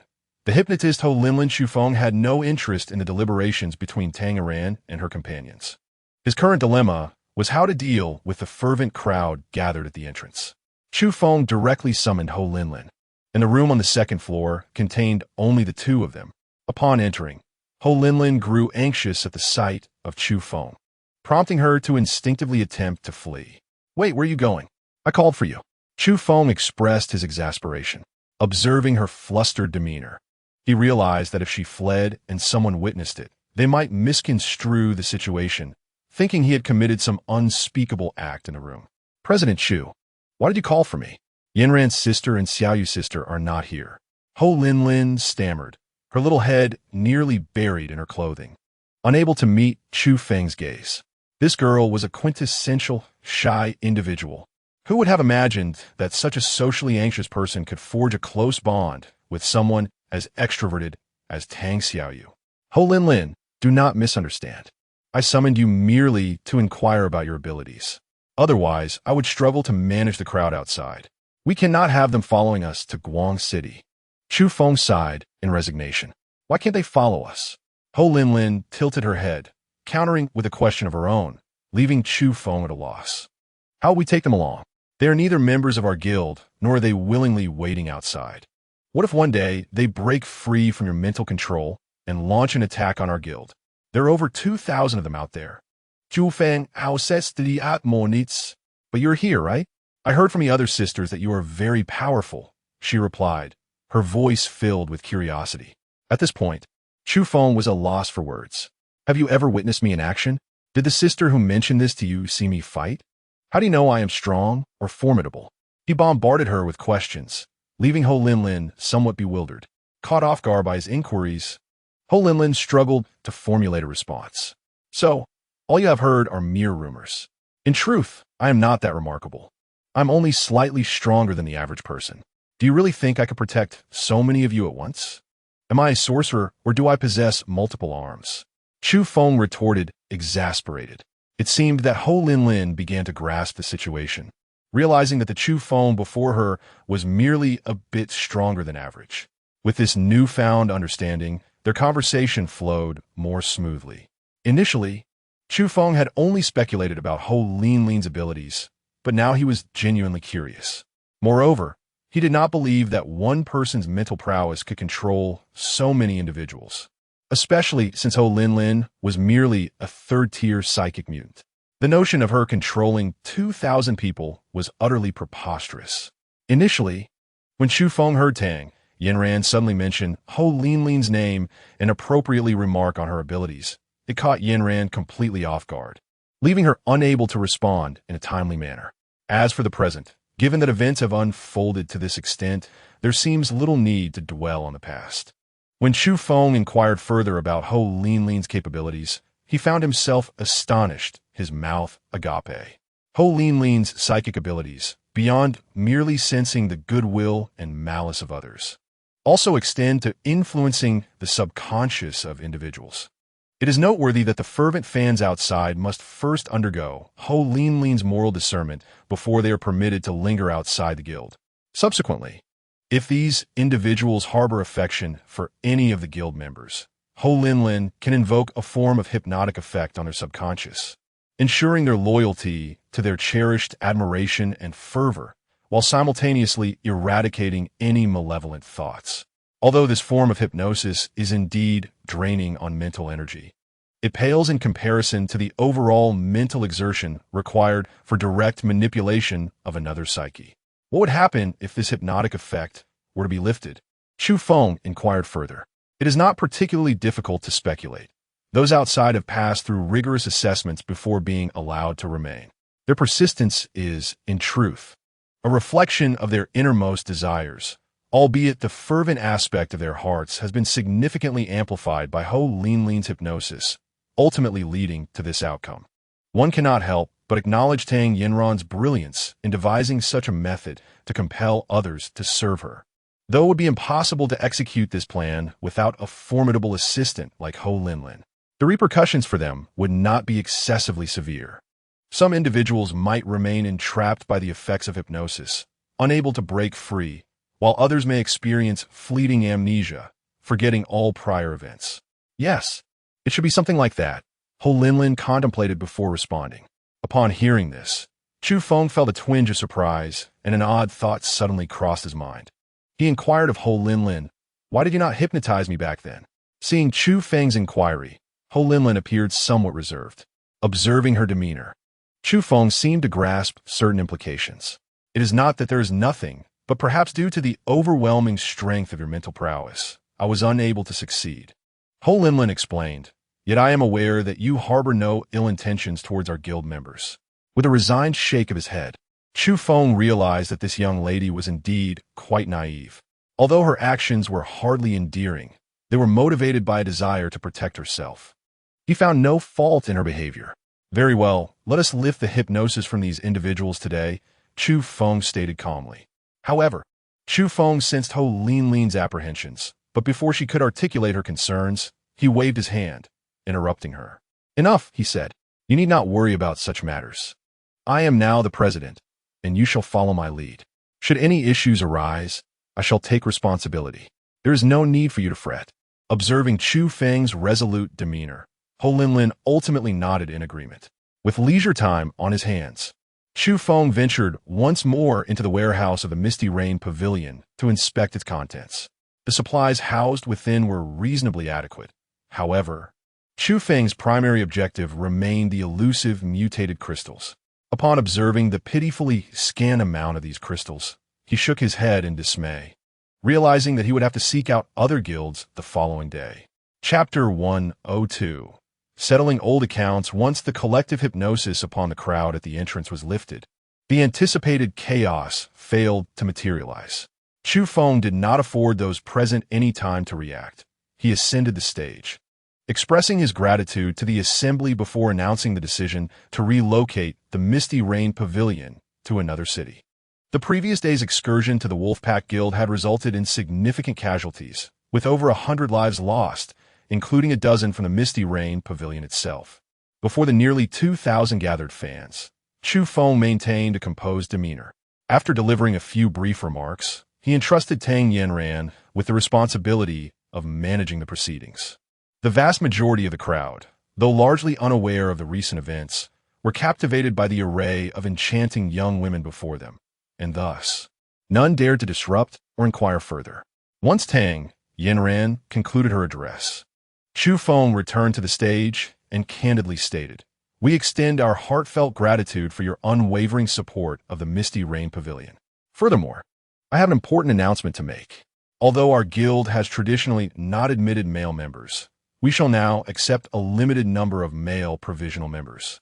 Those who meet our guild's point requirements or have made substantial contributions will have the opportunity to become official members of our esteemed guild." This decision was not merely a fleeting whim of Chu Feng's. Chu Feng was acutely aware that a guild composed entirely of women would face significant challenges in surviving in a post-apocalyptic world. Even with his participation and leadership, the situation could only be marginally improved, not wholly resolved, since these individuals had been meticulously selected by Tang Yanran and her associates. Why not handpick a few of them to enhance the guild's strength? Such a decision would not only bolster the guild's capabilities, but also foster greater cohesion in the future. Given that Tang Yanran did not express substantial opposition to Chu Feng's proposal, this resolution was effectively established. Among the 2,000 individuals, the initial selection of prospective members was modest. This was partly due to a predetermined quota, and partly because many had completely forgotten their recent memories. Even those who retained some recollection were not necessarily eager to join the Misty Rain Terrace Guild. It was evident that their fervor for the guild had long since waned, a stark contrast to the days when they would become ecstatic at the sight of their favored companions. In this regard, it was perhaps for the best. Ultimately, Chu Feng retained 200 prospective members who would enjoy privileges akin to full members. These individuals were temporarily divided into two groups, one led by Captain Yang Xiaoqing and the other by Captain Su Kejong. These two had been the first individuals Chu Feng encountered upon arriving at Misty Rain Terrace, although they had initially appeared somewhat disoriented due to hypnosis. They now showcased remarkable prowess among their male counterparts and demonstrated a more reliable and prudent approach to their tasks. For the time being, Chu Feng found no one more suitable for the roles, and thus entrusted these two with the responsibilities. Should they prove inadequate in the future, adjustments could always be made. With the internal and external affairs of the guild nearly resolved, Chu Feng was now prepared to embark on a venture to secure resources through more dubious means. The notion of deceitful schemes conceived by Chu Feng was inspired by the earlier machinations of his brothers, the formidable Big Black Dog and Jin Hong. Chu Feng was acutely aware of the extent of the mutated crystals they had managed to extract under the relentless pressure exerted by Big Black Dog and Jin Hong. Now, having arrived in the city, he recognized that there were numerous guilds that had once bullied the Misty Rain platform or had resorted to malice against its sisters. Since Chu Feng is about to depart from Ungshi, the grievances with these guilds cannot be easily overlooked. When Tang Yanran presented the meticulously compiled list of guilds that had bullied them before Chu Feng, a smile involuntarily appeared on his lips. There were as many as 23 guilds. Each of these guilds harbored varying degrees of animosity towards the Misty Rain platform or had previously wronged them. Even the slightest verbal affront had not escaped Tang Yanran's scrutiny. Every incident had been diligently documented. Here comes the opportunity. With a collection of outstanding debts in hand, Chu Feng embarked on a series of visits to various guilds. Naturally, he did not undertake this venture alone. Instead, he drove a fuel tanker, accompanied by all the prospective members of the guild, as well as the Tang sisters. "Are we sufficient in numbers?" Tang Yanran inquired skeptically, having discerned Chu Feng's intentions.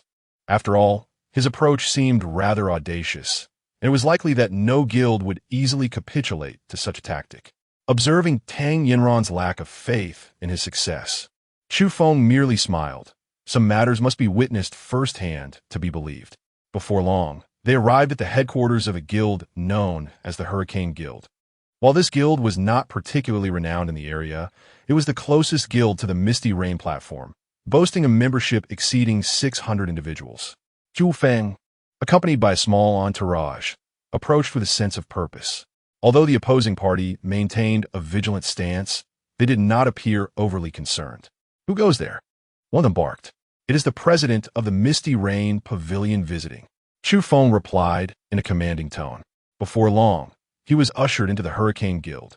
However, when he presented the records of the Hurricane Guild's past grievances against the Misty Rain Pavilion, the guild leader dismissed them outright. President Chu, you are quite the jester.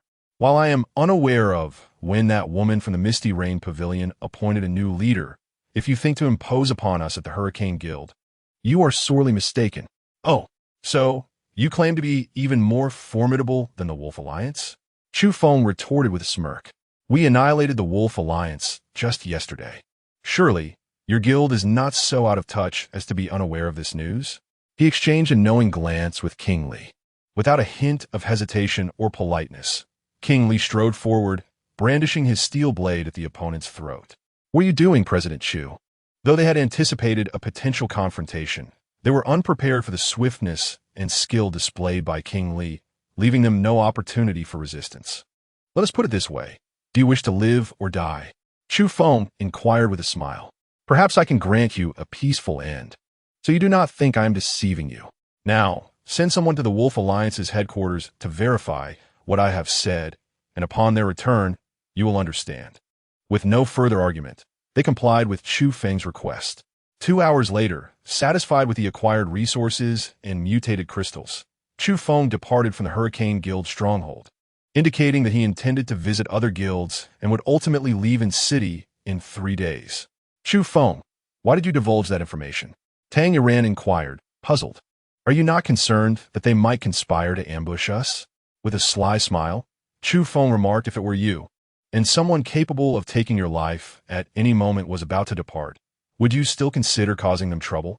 Subsequently, Chu Feng proceeded with his journey. Chapter 103. Ascension to the 4th tier. Over the course of 3 days, Chu Feng and his companions sought out 23 guilds. Among these, 5 guilds had previously targeted the members of the Misty Rain platform, even going so far as to take the life of a sister. Naturally, Chu Feng showed them no mercy. He entered their guild and directly took the guild leader hostage. Chu Feng first plundered all the resources within the guild and collected every available mutated crystal. Ultimately, he not only eliminated the few who had conspired to harm the girl from the Misty Rain platform, but also dispatched the guild leader, who had clearly proven himself to be unworthy by shielding such subordinates. Thus, over the span of 3 days, Chu Feng relentlessly scoured through 23 guilds, filling his entire ability space to the brim, as well as completely stuffing his spatial bracelet and ring. Despite this, he still had over 3,000 cubic units of resources without a place to store them. Naturally, he could not simply discard these valuable items. Instead, he summoned a large truck and instructed Su Kachong and Yang Xiaocheng to form 2 separate convoys to transport the supplies. A total of more than 30 trucks, all brimming with goods, brought immense satisfaction to Chu Feng's heart. While the resources he gathered merely represented the tip of the iceberg for him, they constituted the entirety of the visible assets for the entire guild. Chu Feng, surely you have acquired more than just these resources, right? Even your spatial bracelet must be overflowing. Tang Yuan had previously inquired about this matter. To this question, Chu Feng offered no response. Tang Yuan had already surmised that he possessed spatial equipment, rendering her inquiry redundant. The number of women from the Misty Rain platform, along with the guild's reserve members, had now reached 700. During their confrontations with the guilds in Engshi over the past 3 days, they had suffered losses of more than 50 members, leaving them precariously at around 700. Among them, over 30 individuals were tasked with driving trucks to transport goods, while the remaining members either drove their own vehicles or boarded a bus. This grand procession, undeniably a spectacle in its own right, made for an impressive sight along the journey. Chu Feng reclined alone in the vehicle. As the president, he naturally did not need to drive himself. He first inspected the supplies within his space, nodding in satisfaction before meticulously examining the mutated crystals he had acquired over the past 3 days. He possessed 53,600 first-tier mutated crystals, 3,860 second-tier mutated crystals, and 278 third-tier mutated crystals. These mutated crystals had nearly depleted half of the resources from the 23 guilds in its city. As the esteemed leader of the Misty Rain Guild, it is only fitting that Chu Feng, having led the acquisition of these mutated crystals and resources, rightfully claims them as his own. No objections arose from the others. These mutated crystals undoubtedly provide sufficient means for Chu Feng to ascend to the 4th tier of mutation, and he eagerly awaits the evening to make this advancement. Strengthening his own capabilities will not only safeguard his own well-being, but also greatly benefit the Misty Rain Guild. Soon, nightfall arrived. To reward the guild members for their hard work throughout the day, Chu Feng decided to prepare 2 tons of hot pot meatballs along with some slightly wilted vegetables, inviting everyone to gather and enjoy a warm meal together. Naturally, all the necessary cooking utensils were readily available in his spatial abilities. Having previously revealed the existence of his spatial bracelet to the members, there was no hint of suspicion when he retrieved these items from his extraordinary space. The reason for Chu Feng's generosity in presenting all these items is twofold. On one hand, the recent hardships endured by the group have been quite significant. On the other hand, an equally crucial motive for Chu Feng's actions is to create space for himself. After all, should he ascend to a higher level, his first choice would be within his own supernatural realm, where he reigns supreme and is impervious to harm. Once he distributed the various ingredients and cooking utensils, he promptly expressed his desire to rest in the vehicle, specifically instructing King Li to guard the exterior and ensure that no one approached. Upon entering his supernatural domain and after extracting the items, it became evident that there was ample space within this realm. Chu Feng took out all the mutated crystals, and to ensure utmost caution, he also retrieved the 4th tier mutated crystal extracted from Giao Shimi's brow. As for Ma Xian's mutated crystal, Chu Feng decided not to utilize it for the time being. He would only resort to it in the direst of circumstances. Thus, everything was prepared and ready. The Chu wind, akin to a whale consuming its prey, devoured the mounds of mutated crystals before him, drawing them all into his being. Chu Feng's body resembled an unfathomable abyss, drawing in all the mutated crystals before him. Time became an indistinct concept as he continued to absorb the energy. Just as he sensed that the barrier within him was on the verge of collapse, he inhaled a substantial amount of mutated crystal energy once more. With a piercing cry, the agony within him vanished in an instant, replaced by a peculiar yet familiar energy coursing through his limbs and bones. He had successfully ascended to the 4th tier of mutation. With a heart brimming with joy, Chu Feng felt an invigorating surge of energy coursing through his being. He took a moment to assess the power within him, and he discovered that his spatial abilities had nearly doubled since his 3rd tier. Similarly, his lightning energy had also grown significantly stronger. Although this advancement did not bestow upon him any new skills, Chu Feng found that all of his existing abilities had been enhanced. The ability of instant teleportation now required a certain amount of spatial energy, allowing him to traverse any location within a 500-meter radius in the blink of an eye. With his current spatial strength, he could execute this maneuver 10 times.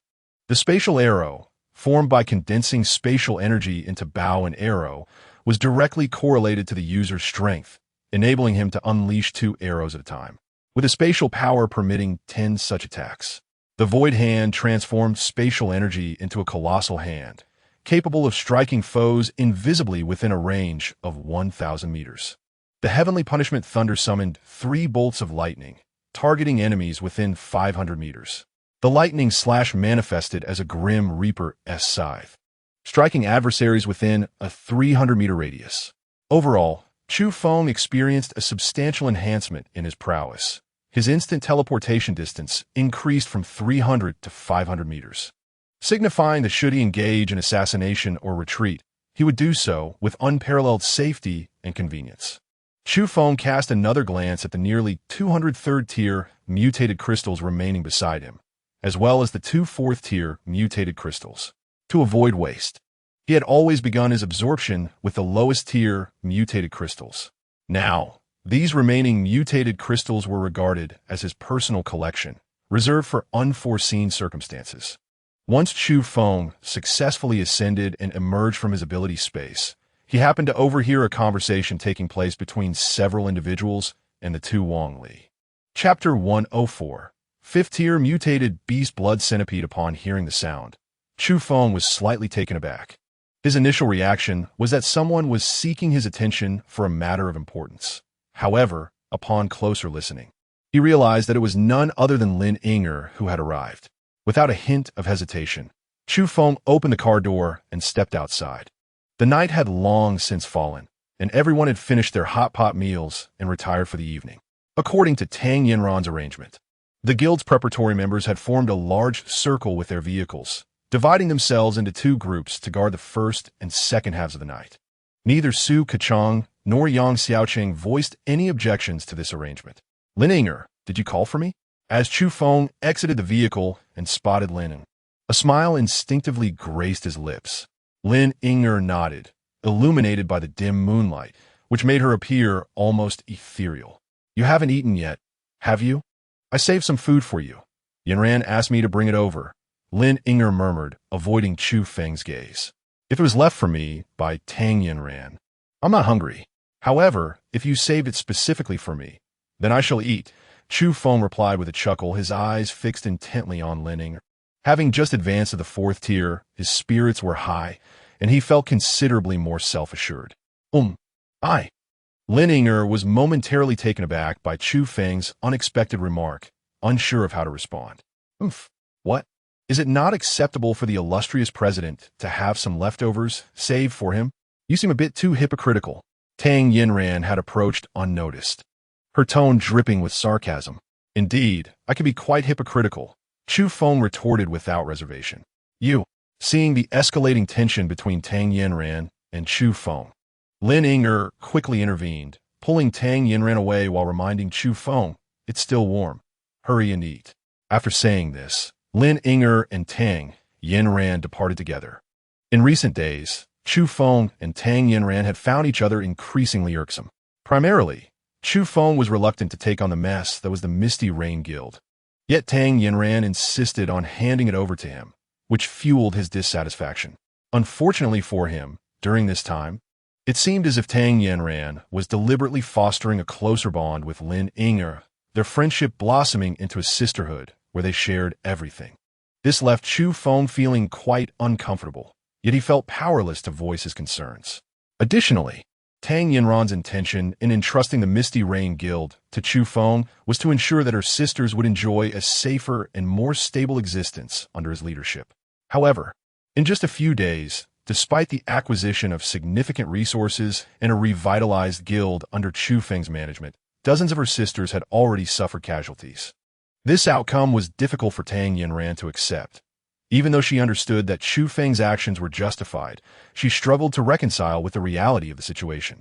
Consequently, in recent days, Chu Feng and Tang Yinran either avoided each other altogether or exchanged heated words whenever they did meet. As Chu Feng beheld the departing figure of Lin Yinger, a rare smile graced his lips. The opportunity to witness Lin Yinger once more in this rebirth was truly a blessing. The prospect of sharing such moments with her was equally delightful. If he could remain by her side, safeguarding her and perpetually sharing in her company, Chu Feng would undoubtedly embrace that fate with open arms. As Chu Feng indulged in his meal, lost in thought, yet smiling, he swiftly polished off an entire bowl of hot pot. Having just ascended in rank, each elevation brought a further enhancement to the physical capabilities of the mutant, along with an increased appetite, allowing him to consume even more. In earlier times, such a substantial bowl of hot pot meatballs would have left him feeling nearly full, but now he barely managed to feel 50 to 60% satiated. With no other choice, he rummaged through a spatial ring and devoured some braised meat in a frenzy. Just as he was relishing his meal, the ground suddenly began to tremble. Another earthquake? A chorus of startled cries erupted as those who were about to rest sensed the earth's trepidation, causing a wave of panic to wash over them. After all, in the early days of the apocalypse, such minor tremors had been a frequent occurrence. The sudden recurrence of such an event naturally rekindled their unsettling memories. Mutant beasts. Li Wang dashed forward, positioning himself directly in front of Chu Feng. Had never witnessed such a cautious demeanor from King Li before. It was evident that this aberrant beast was exceedingly formidable, powerful enough to warrant the king's utmost attention. A resounding rumble echoed, reminiscent of distant thunder, akin to the sound of metal scraping against stone. An overwhelming noise surged, awakening everyone from their slumber, making it clear that this was no earthquake, but the emergence of something terrifying. All individuals were urged to gather in the center and refrain from venturing outside. With a determined spirit, Chu Feng, accompanied by King Li, charged towards the source of the sound that had recently echoed in the night. Having just ascended to the 5th tier, his physical prowess and explosive strength had reached an unprecedented zenith, and he was eager to test his skills. This sudden appearance of a mutated beast presented the perfect opportunity for him to hone his abilities. King Li was the first to spot the target. Leaping fiercely into the darkness, wielding a specially crafted steel blade that he brought down with ferocity. With a resounding clang, sparks flew as the blade met the creature's armored exterior. At that moment, Chu Feng arrived, gaining a clear view of the colossal entity before him. What lay before him was a giant centipede, measuring over 10 meters in length, its body covered in armor-like scales. The faint sparks illuminated its vibrant crimson hue. Sensing the aura of the centipede, Chu Feng concluded with certainty that he was facing a 5th-tier mutated beast, the blood centipede. In his previous life, he had encountered a 5th-tier blood centipede, but at that time, despite being at the same tier, he possessed no special abilities. It had taken a desperate struggle alongside Ma Gui and Tao Zi to finally vanquish that formidable foe. To his astonishment, he now faced another 5th-tier blood centipede so soon in this life. The scales of the 5th-tier blood centipede were as tough as refined iron, rendering ordinary weapons virtually ineffective against it. Even King Li's specialized steel blade could only leave a minor mark on its surface, failing to inflict any significant damage. While the 5th-tier blood centipede appeared overwhelmingly powerful, it was not without its vulnerabilities. The joints connecting its segmented body were its weak points, with the 3rd joint being particularly susceptible. In his previous life, he had been ruthlessly bullied by the blood centipede and its kin. This time, however, he was determined to take revenge. Blood centipede. The one you encountered in your past life is not me. You've mistaken your centipede. Chapter 105. The ruthless slaughter. The location where Chu Feng and King Li engaged in battle against the enormous blood centipede was a considerable distance away from the resting quarters of the members of the Misty Rain Guild. Chu Feng felt no apprehension that this colossal blood centipede would surge forth and inflict significant harm upon them. King Li advanced. Chu Feng urged King Li to engage in battle with the blood-colored centipede, while he moved like a specter, gliding around the creature's perimeter. Chu Feng was aware that any mutated beast or zombie beyond the 3rd tier possessed a certain degree of intelligence and awareness. The higher the tier, the more pronounced this intelligence and awareness became. With an axe in hand, Chu Feng deliberately sought opportunities to strike intermittently at the blood centipede. Although Chu Feng possessed great strength, his axe could not penetrate the formidable defenses of the blood centipede's armored scales. Nevertheless, Chu Feng persistently launched successive attacks against the creature, which seemed increasingly irked by his relentless assaults, akin to the vexation caused by an incessant fly. Suddenly, the blood centipede swung its claws forward with ferocity, resembling the scythe of death, aimed directly at Chu Feng's head. With a forceful twist of his body, he narrowly evaded the lethal strike. King Li evaded. With a resounding shout, Chu Feng seized a fleeting moment when King Li attacked the blood centipede. He unleashed a thunderous lightning strike that collided directly with the creature's head. The head of the blood centipede was even harder than its scaly armor, and Chu Feng's strike caused it to emit smoke. With a thunderous boom, the colossal body of the blood centipede collapsed to the ground. Yet, it quickly rose again, its head swaying unsteadily before it finally regained its balance. Now that Chu Feng had elevated his level, had that same lightning strike been directed at a 5th-tier zombie, it would have likely diminished its attack power significantly. However, the 5th-tier mutated beast, the blood centipede, was exceedingly formidable. Chu Feng's blow merely inflicted minor injuries upon it. Realizing this, Chu Feng unleashed a divine punishment of thunder, summoning 3 terrifying bolts from the heavens that crashed down upon the blood centipede, eliciting a cacophony of anguished cries. Rather than vanquishing the blood centipede, this only served to incite its ferocity further. At that moment, the blood centipede reared up on its hind legs, brandishing its fearsome fangs, reminiscent of a serpent in its movements. Then, with a thunderous roar, it charged directly at Chu Feng. The earlier divine punishment had evidently inflicted considerable damage, as Chu Feng could distinctly detect the acrid scent of charred flesh wafting through the air. If only there were some cumin to accompany this moment. As Chu Feng pondered, his hands remained in constant motion, unleashing torrents of lightning upon the 5th-tier blood centipede. However, it was evident that such efforts were futile, merely inflicting minor, inconsequential wounds upon its armored scales. The power of lightning possessed an augmentative effect against zombies, as these creatures were inherently sinister. Lightning served as a force to exorcise evil, proving remarkably effective in countering malevolent entities like zombies. The mutated beasts were products of the great upheaval of the world. They were once ordinary creatures that, influenced by this cataclysm or inadvertently consuming extraordinary substances, underwent transformation. Consequently, the efficacy of lightning against them was markedly diminished. Kingly, beware of what lies behind you. With a resounding shout, Chu Feng seized the moment as King Li turned to deflect the colossal tail of the 5th-tier blood centipede with his steel blade. Taking advantage of this opening, 2 arrows of spatial energy surged forth, noticeably thicker than the arrows he had previously conjured before reaching the 4th tier. Suddenly, a thought flashed through Chu Feng's mind. What if he were to imbue his arrows of spatial energy with his lightning power? The effect could be quite extraordinary. Moreover, to an outsider, it might appear as if he had unleashed bolts of lightning rather than arrows of spatial energy. Previously, Chu Feng had entertained a similar notion but had failed to manifest it. Now that he had ascended to the 4th tier, he deemed it worth another attempt. Acting on this impulse, he effortlessly channeled his lightning power, which swiftly enveloped the arrows of spatial energy, transforming them into what resembled a more formidable bolt of lightning. Sensing this remarkable enhancement, Chu Feng felt a profound satisfaction. With a swift motion, Chu Feng unleashed 2 arrows that soared through the air, each infused with a potency that had increased by 30% compared to before. The arrows struck their marks, embedding themselves into 2 critical nodes of the 5th-tier blood centipede, with one piercing directly into the 3rd segment. A pair of sharp sounds echoed as the formidable body of the 5th-tier blood centipede was cleaved into 3 sections. A cacophony of anguished roars erupted as its massive form writhed upon the ground, the portion still connected to its head desperately attempting to escape.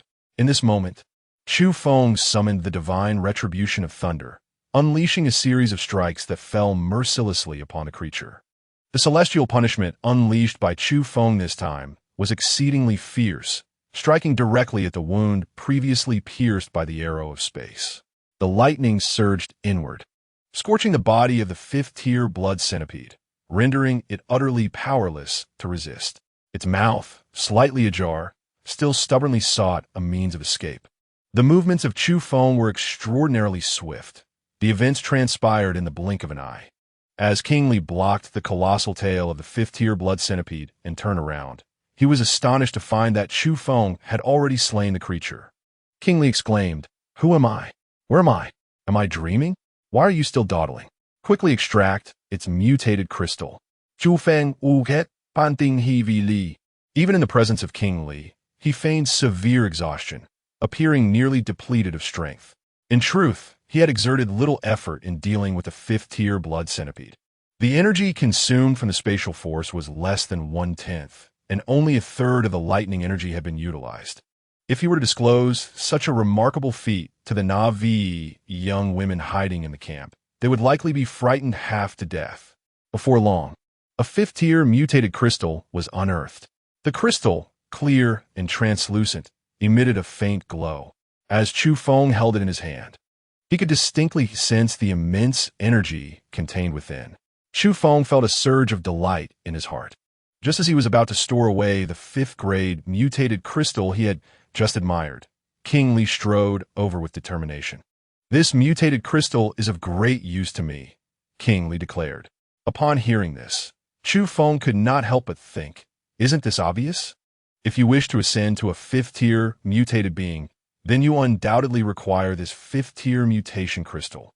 Considering that King Li was entrusted by the Corpse Emperor, and given his diligent efforts during this time, it seemed implausible that King Li would be requesting something for the first time. Although Chu Feng felt a twinge of reluctance, he did not hesitate to offer the fifth-tier mutation crystal to King Li. To his astonishment, King Li took the mutation crystal, glanced at it briefly, and then, without further ado, began to gnash his teeth upon it. Chapter 106. King Li's Fifth Tier. King Li devoured the fifth-tier mutation crystal with a fervor. The crystal was designed to dissolve upon entering the mouth. However, as a zombie, King Li lacked saliva, rendering him unable to dissolve the crystal. Instead, he chewed on it like ice. After thoroughly consuming the fifth-tier mutation crystal, he shifted his gaze toward the corpse of the blood centipede.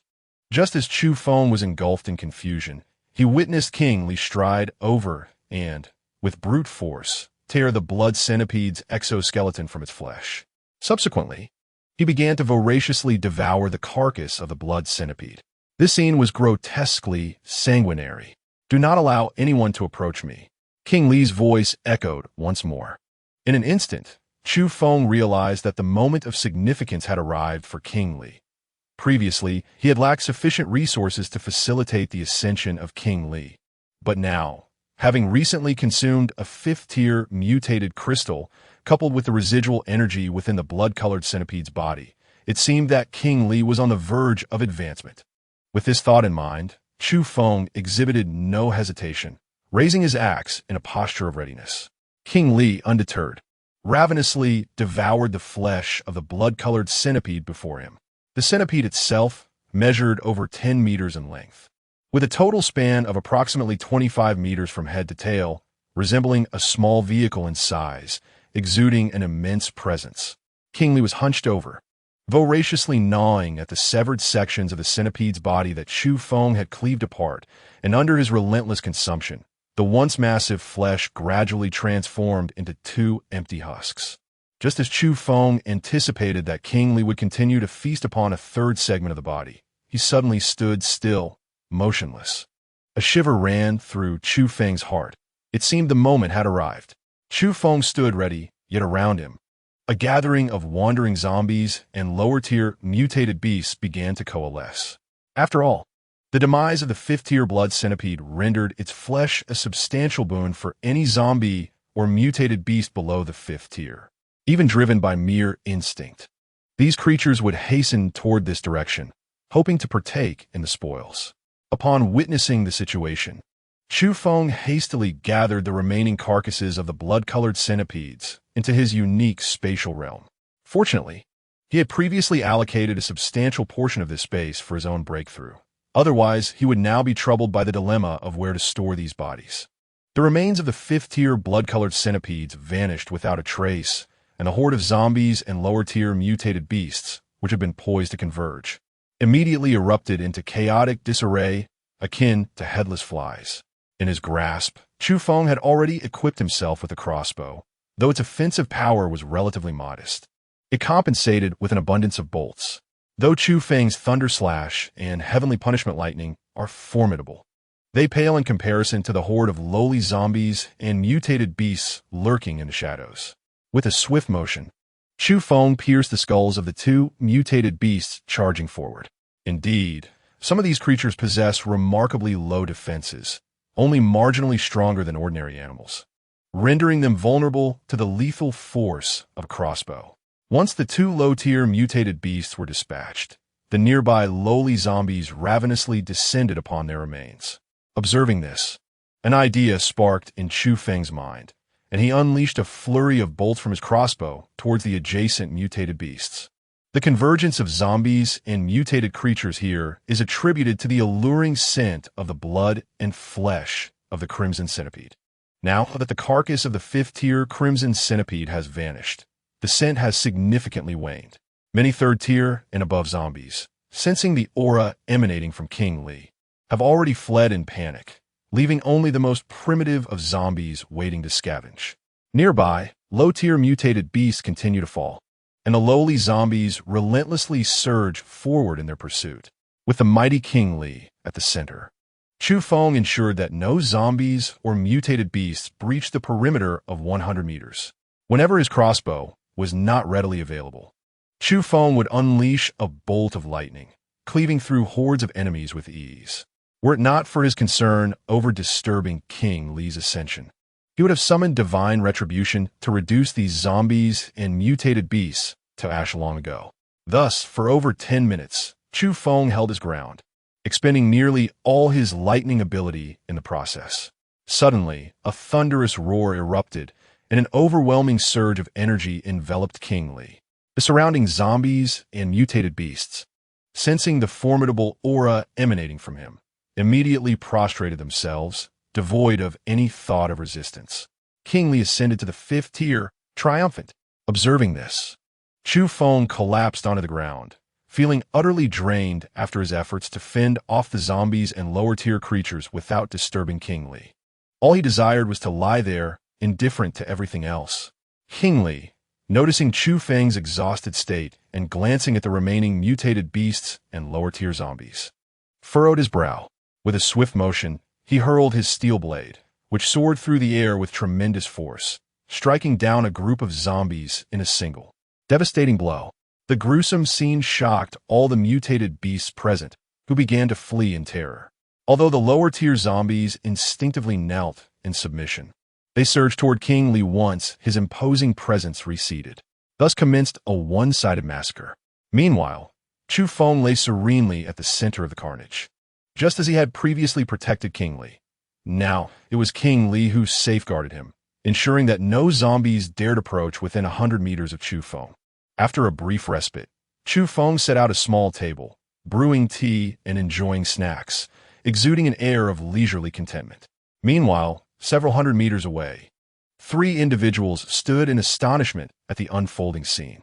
Tang Yanran, Tang Xiaoyu, and Su Ying, as the formidable core members of the Misty Rain Pavilion, were naturally compelled to investigate the commotion occurring nearby, despite Chu Feng's explicit orders for them to remain hidden. Upon witnessing Chu Feng's confrontation with the blood-red centipede and the extraordinary spectacle before them, they were engulfed by a maelstrom of emotions. Was this truly human? Was such a feat within the realm of possibility for mankind? Though the 3 women exchanged no words, they gleaned each other's thoughts through shared glances. In that moment, they silently resolved something significant, a decision unbeknownst to the tea-drinking, snack-eating Chu Feng. In Chapter 107, the King of Lee revealed. The King of Lee dispatched nearly 1,000 zombies and mutated beasts in under 10 minutes. Dealing with the zombies was relatively straightforward, as these low-tier creatures recklessly charged at him. In contrast, the mutated beasts instinctively sought to flee, and the King of Lee was relentless in pursuing those that dared to disturb his ascension, which accounted for the time consumed. Once the battlefield was cleared, Chu Feng had finished his meal and drink. He stood up, brushing off his clothes, only to be met with a scene that soured his mood. "Oh, King of Lee, you truly have no sense of frugality. These are all mutated crystals. How could you not gather them all?" He lamented, much like a nagging elder. Just as the King of Lee had slain the last mutated beast and had no time for further actions, he found himself on the receiving end of Chu Feng's admonishment. Fortunately, the King of Lee was obedient to Chu Feng's words, and he felt no qualms about collecting items from him. It seemed entirely natural. Hearing Chu Feng's remarks, the King of Lee perceived nothing amiss. In an instant, a formidable 5th-tier zombie began rummaging through the ground for a collection of 1st- and 2nd-tier mutated crystals. The sight was somewhat comical, yet none of the onlookers, including Tang Yanran and her companions, dared to laugh. It was at this moment they were struck with awe, realizing that the incredibly powerful King of Lee who had been by Chu Feng's side was, in fact, a zombie of formidable strength. After all, when the King of Lee had devoured the 5th-tier blood-red centipede, he had removed his mask. One could not consume flesh while masked. Thus, the 3 women, having closely observed the battlefield, were now able to discern the true nature of the king of Li. However, what piqued their curiosity even more was the undeniable fact that Chu Feng was an elemental wielder of the lightning affinity, yet the presence of this zombie left them bewildered. Could it be that Chu Feng was also a summoner or a beastmaster among the transformed? Just as King Li was about to collect the low-tier, mutated crystals, Chu Feng noticed the three women who had been stealthily observing him from the periphery. With a sudden leap, he sprang forward and landed directly beside them. Upon seeing Chu Feng in such proximity, the three women were taken aback in astonishment. With a sly smile, Chu Feng remarked, "Surely, you cannot merely observe King Li laboring over there. You must lend a hand as well." Thus, the top three beauties from the smoke and rain platform's rankings became his labor force, compelled to assist in gathering the mutated crystals. However, as they collected the crystals, their gazes frequently darted toward King Li, as they dared not approach him too closely, seemingly engulfed by trepidation. King Li, on the other hand, remained entirely indifferent to their presence. Once the battlefield was thoroughly cleared, Chu Feng instructed Tang Yinran to summon Su Kachang and Yang Xiaocheng to assist in transporting the remaining scales of the blood-colored centipede. These scales were not only more resilient than fine steel, but also comparable to the finest defensive armaments. Each scale was roughly the size of a basin, and with a bit of polishing or simply affixed to one's person, even ordinary 4th or 5th tier zombies would struggle to breach their formidable defense. After Chu Feng returned to the temporary base, he immediately retreated into his vehicle for some much-needed rest. The events of the day had been momentous, with both Chu Feng and Li Wang achieving remarkable advancements, a source of unparalleled joy. Upon seeing Chu Feng's return, the turmoil outside gradually subsided. Although Chu Feng remained silent, it was evident to all that he had resolved the situation.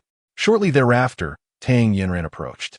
She stood hesitantly at the door of Chu Feng's car for quite some time before finally taking a step forward. "Is there something you need?" Chu Feng inquired, rolling down the window to address her. "I wish to discuss a matter with you," Tang Yinran replied, appearing as though she intended to enter the vehicle. In response, Chu Feng stepped out. "This is inappropriate. If someone were to see us, they might assume we were engaged in some indecorous activity. I don't mind what others think. But if Lin Yinger were to misconstrue even the slightest detail, I would be displeased," Chu Feng remarked with a tone of self-evidence. Tang Yinran, her teeth clenched in frustration, retorted, "President Chu, your double standards are quite remarkable. Flattery will get you nowhere. It's merely a matter of preference for Lin Yinger," Chu Feng replied nonchalantly, unabashedly revealing his favoritism. Several onlookers had also taken note of the interaction between Chu Feng and Tang Yinran, considering they were the leaders of both the new and old guilds, naturally discussing matters of confidentiality. "I have important matters to discuss with you.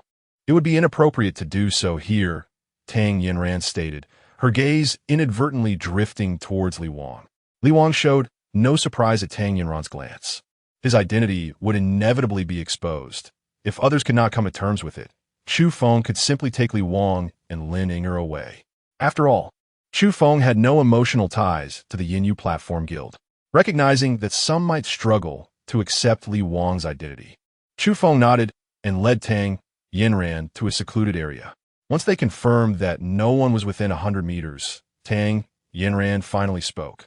"Aren't you going to explain anything to us?" "What is there to explain?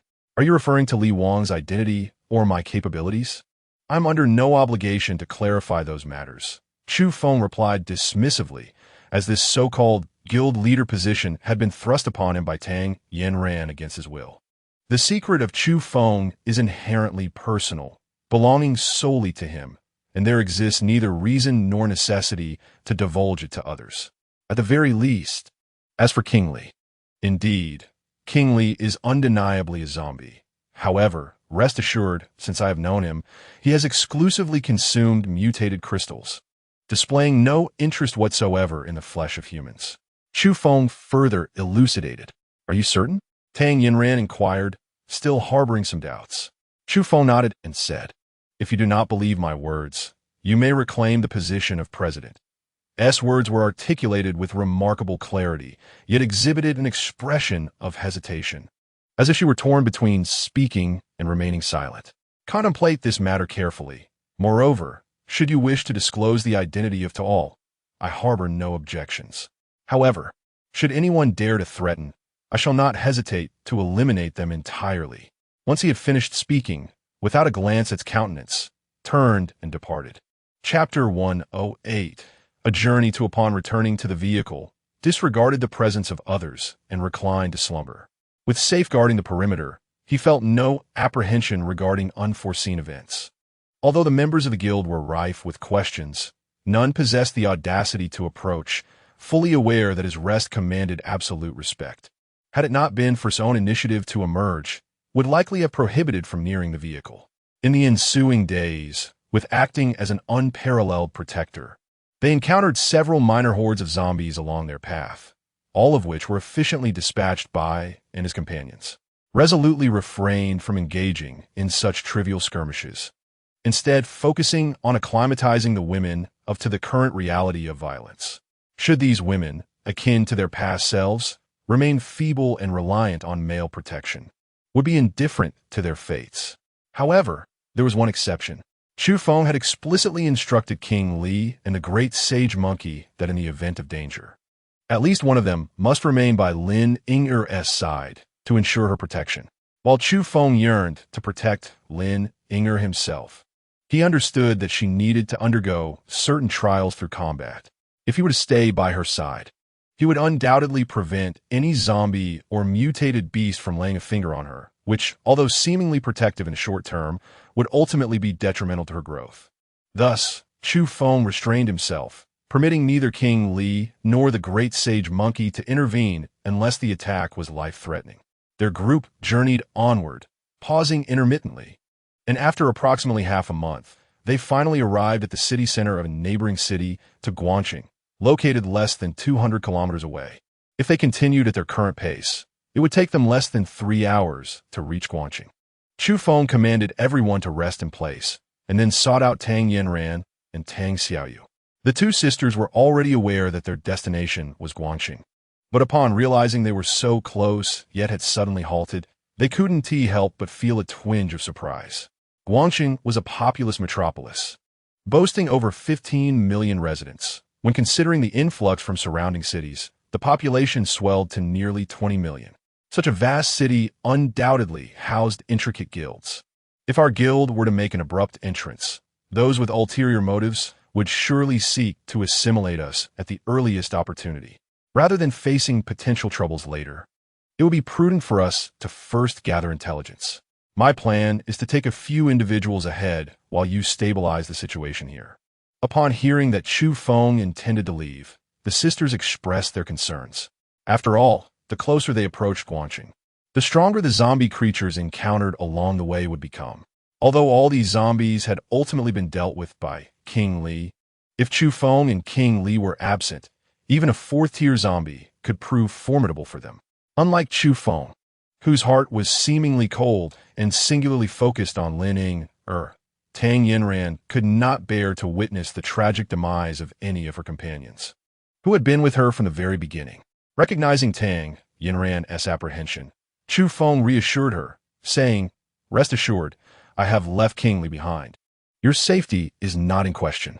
Moreover, I have set aside all the mutated crystals I recently acquired. These should suffice for the advancement of some of your higher-ups. By the time I return, I hope you will have cleared the area of zombies and that at least 50 of you will have attained third-tier strength." With that, Chu Feng tossed out a bag, revealing a trove of mutated crystals within. Chu Feng retained merely 2 fourth-tier mutated crystals and 100 third-tier mutated crystals as a reserve, while the remaining 300 third-tier mutated crystals and over 1,000 second-tier mutated crystals were entrusted to Tang Yanran. Initially, parting with these items filled Chu Feng with reluctance. However, considering that Lin Ying'er remained within the guild, he could not bear the thought of relying solely on himself for their protection. Furthermore, during this period, he had consumed all the mutated crystals acquired by the guild, thus allowing these individuals to enhance their strength seemed only just. After arranging these matters, Chu Feng once again instructed Li Wang and Monkey Great Sage, emphasizing that the safety of Lin Ying'er was of paramount importance. Subsequently, he set off alone, driving swiftly towards the direction of Guangqing. Chu Feng's solitary journey to Guang City is driven by his desire to instigate significant events there. In his previous life, Chu Feng arrived in Guang City 1 year after the onset of the apocalypse, a time when he fortuitously encountered Taozi. Their acquaintance blossomed from a series of misunderstandings to a profound bond forged through adversity. When Chu Feng learned of the tribulations that Taozi had endured, they united to confront the malevolent Wolf Guild. Although Taozi ultimately achieved vengeance, it came at the cost of her own life. Even though the temporal dynamics may have shifted due to Chu Feng's reincarnation in accordance with the timeline of his past existence, Taozi should not yet be approaching the point of no return. Chu Feng swiftly changed into a new attire and adorned a mask, seeking to obscure his identity from prying eyes. Is it the Wolf Gang, perhaps? In his previous life, Chu Feng nearly risked everything to confront his adversary, ultimately leading only to Tao Tao avenging his foe. However, with his newfound formidable strength, Chu Feng is resolutely determined to eradicate the evil Wolf Guild. This endeavor serves not only as retribution for Tao Tao, but also as a means to secure an opportunity for the development of the Misty Rain Terrace in Guangqing. Furthermore, there exists a crucial piece of intelligence that Chu Feng uncovered in his past life. It is said that when the apocalypse first ushered in the emergence of spatial stones, initially no one understood their utility. Thus, even when such stones were discovered, they were merely taken back and stored away in warehouses. Chu Feng seized this opportune moment and had heard that initially, the evil Wolf Guild's warehouse contained this very object. It was only after the news of spatial equipment spread that they revealed the spatial stones for use. Regardless of whether those spatial stones have been utilized at this juncture, it is certain that the evil Wolf Guild possesses spatial stones. Even if they have been crafted into spatial equipment, it would suffice for Chu Feng to simply seize them. Chu Feng drove swiftly, racing towards the luminous city with great speed. After nearly 2 hours on the road, he finally arrived at the outskirts of the city. Before him stood the imposing city walls, towering over 10 meters high, constructed entirely from concrete. Chu Feng couldn't help but feel a sense of awe. It had been quite some time since he had last laid eyes on such a magnificent sight. Just as he was lost in thought, a figure suddenly soared above him, darting through the air. Chapter 109. Look, there's a birdman in the sky, a figure flying right above his head. As Chu Feng lifted his gaze, his pupils widened in an instant. What a remarkable coincidence! Taozi. Upon arriving in the City of Light, Chu Feng's first quest was to locate Taozi. To his surprise, Taozi appeared almost immediately, and at that moment, he had awakened his extraordinary abilities, transforming into the whimsical figure reminiscent of Chu Feng's past life, a birdman adorned with black wings. Upon catching sight of Taozi, Chu Feng was momentarily taken aback, followed swiftly by a smile gracing his lips. He had not yet entered the city, thus could not accompany Taozi within. Nonetheless, the sight of such a remarkable creature as Taozi confidently soaring into the City of Light suggested she must possess considerable renown there. Once inside, gathering information about her would likely pose no challenge. The City of Light had transformed into an almost entirely enclosed metropolis. Recalling memories from his past life, Chu Feng knew that the current lord of the city was none other than Meng Bo, the president of the prominent guild, Yan Huang Dragon. The formidable city walls could not have been constructed over an extended period, nor did they materialize out of thin air. A week following the outbreak of the apocalypse, Meng Bo harnessed the scant resources and connections left from his previous life, along with his own swift awakening of extraordinary abilities, to establish the Yan Huang Dragon Guild. He rallied all survivors, accomplishing this monumental task within a mere 20 days. Completing such an endeavor would typically require nearly half a year, even with 1,000,000 hands at work. The remarkable fortune lay in the fact that Meng Bo had awakened Earth-based powers, and he was the only individual in the City of Light to reach the 5th tier of mutation. Initially, he labored tirelessly with his 4th-tier body, and as he awakened other abilities in the process, their collective effort culminated in the construction of this modern marvel. Even amidst the apocalypse, it was hailed as an impossible miracle. However, regardless of the challenges, this grand project was indeed completed. To enter the City of Light, one must first be a survivor, and secondly, pay a toll of 2 first-tier mutated crystals for each entry and exit. While 2 crystals may seem a trivial amount, the cumulative toll for daily comings and goings at the city gates could swiftly amount to a staggering sum. It must be noted that Lord Meng Bo not only benefited the nation and its people, but also possessed a remarkable acumen for generating profit. With the currency of the pre-apocalyptic world rendered obsolete, the populace resorted to trading with mutated crystals or bartering goods. Had it not been for Meng Bo's commendable reputation from his past life, Chu Feng might have considered visiting the Yin Huang Dragon Guild to procure its treasures. Upon entering the City of Light, Chu Feng resolutely set his sights on his objective, making his way directly towards the direction of the Wolf Gang. In his previous life, he had become intimately familiar with this place, having endured grueling battles here, nearly losing his life in the process. Now, as he returned to this location, he instinctively clenched his fists. The Wolf Gang is one of the top 10 guilds in the City of Light, notorious for its reprehensible conduct, yet paradoxically boasting the largest membership. Once someone joins the Wolf Gang, if any member is harmed, the entire gang unites to seek vengeance. These individuals concern themselves solely with the affiliation of the victim, showing no regard for the righteousness of their own members.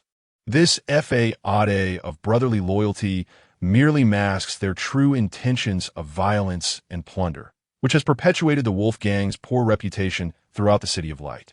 The recruitment practices of the Wolf Gang are exceedingly lax. Regardless of one's strength, an individual can gain entry by offering 21st-tier mutated crystals or 2 second-tier mutated crystals. Upon joining, members are required to adhere to the guild's regulations. Among these, one rule is particularly stringent. All members must present a united front against external threats. And any form of internal conflict, especially leading to injury or death, is strictly prohibited. Chu Feng effortlessly entered the Wolf Pack Guild after paying merely 2 pieces of second-tier mutated crystals. This establishment is a melting pot, attracting individuals from all walks of life and various strata of society. Most visitors here harbor grievances, seeking the protection that the Wolf Pack Guild offers. Consequently, many who arrive are adept at concealing their true identities, making Chu Feng's choice to don a mask entirely commonplace. The Wolf Pack Guild values only the mutated crystals for admission, paying no heed to the individuals themselves. Chu Feng had long been prepared. Even if he were truly forbidden from wearing mask, he had deliberately adorned his face with a few black blemishes and red spots, ensuring that even Lin Inger would be momentarily taken aback upon encountering such a visage. Upon arriving at the Wolf Gang, Chu Feng's gaze incessantly roamed, diligently searching within the confines of the guild. Chu Feng's objective naturally lies within the guild's repository. He is quite familiar with these matters, having navigated them effortlessly in the past. However, currently, Chu Feng's anomalous space is already filled to capacity. The prospect of pilfering all the resources of the Evil Wolf Guild does not pique his interest at the moment. His focus is solely on those spatial stones. Regarding these, Chu Feng harbors no excessive thoughts and merely wanders about the guild. After all, the items are undoubtedly tucked away in some corner of the warehouse, given that such luminous stones are typically recognized for their extraordinary nature. It is well understood that no one truly comprehends their purpose. It was exceedingly simple for Chu Feng to ascertain the whereabouts of the warehouses. Throughout the day, there were numerous occasions when guild members transported supplies from outside, which were undoubtedly delivered to these warehouses. Moreover, each warehouse housed different types of goods. The supplies were meticulously categorized before being dispatched to their respective storage locations. Many newcomers, like Chu Feng, who have just entered the guild, are filled with curiosity about its affairs, and most of them are merely here to explore. Before long, Chu Feng identified several warehouses he intended to visit later that evening. Based on his classification of these warehouses, it was evident that spatial stones must be housed within a few of them. Just as Chu Feng concluded his tour and was about to seek a place to rest, a sudden voice pierced the air, exclaiming, "Look, there's a birdman soaring in the sky." As Chu Feng instinctively raised his head, he distinctly sensed something descending from the heavens with unwavering precision at that very moment. With a sudden slip beneath his feet, Chu Feng stumbled to the side.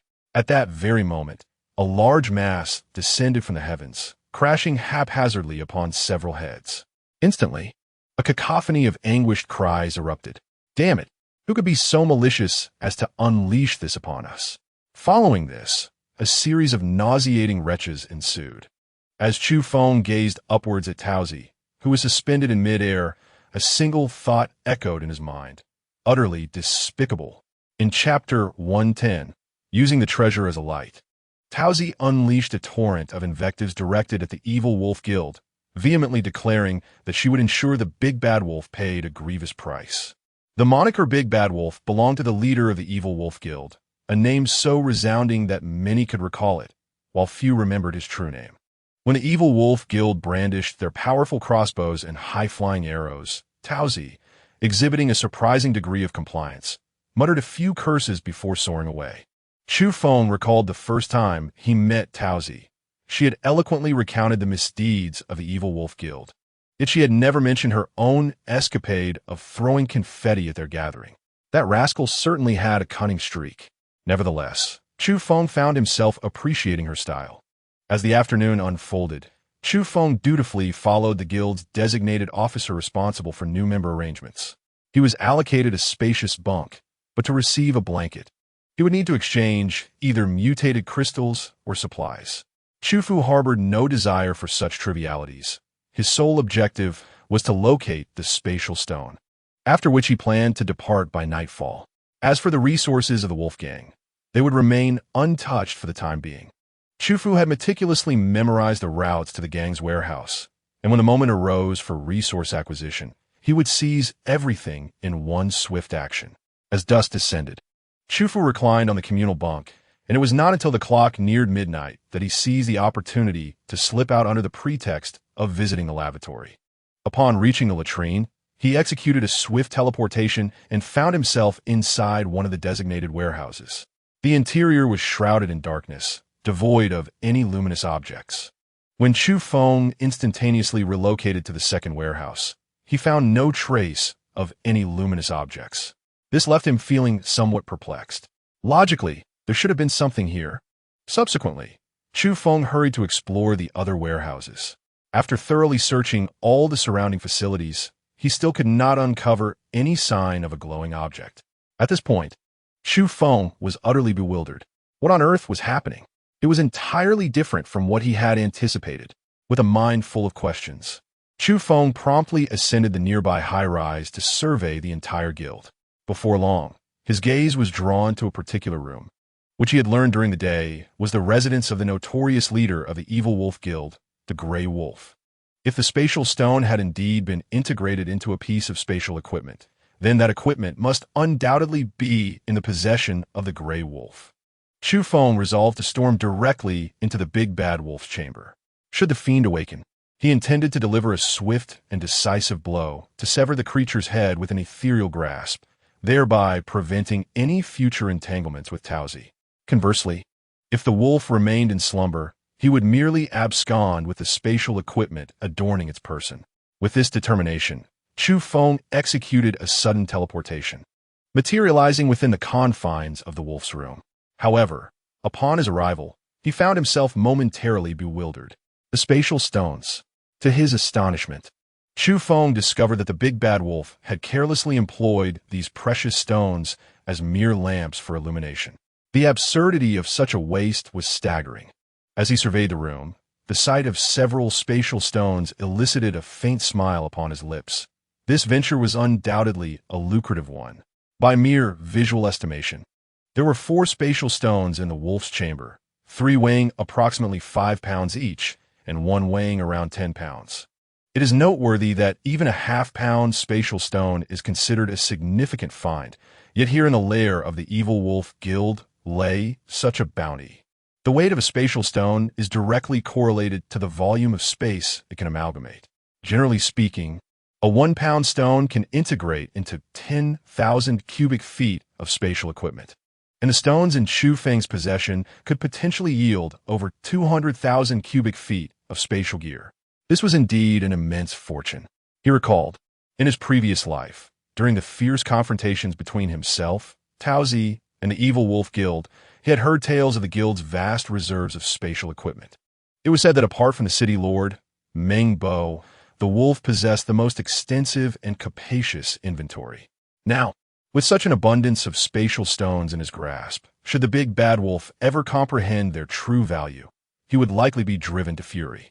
With no trace of politeness, Chu Feng directly employed a military-grade shovel to pry the stones from the wall's crevices. These spatial stones were not affixed too securely from the outset, allowing Chu Feng to effortlessly extract them.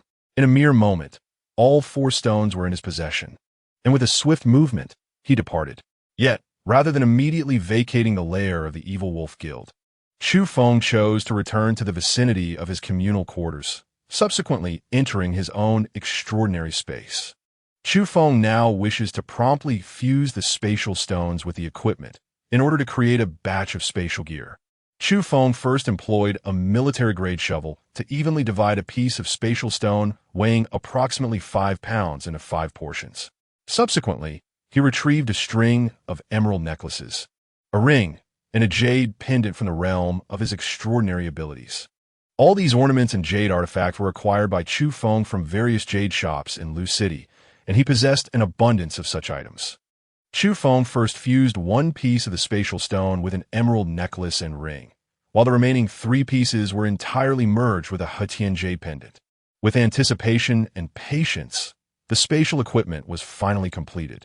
Chu Feng undertook an exploration, discovering that the spatial equipment was flawlessly crafted. The emerald necklace and ring each possessed a spatial capacity of 10,000 cubic units, while the Hetian jade pendant boasted a storage space exceeding 30,000 cubic units.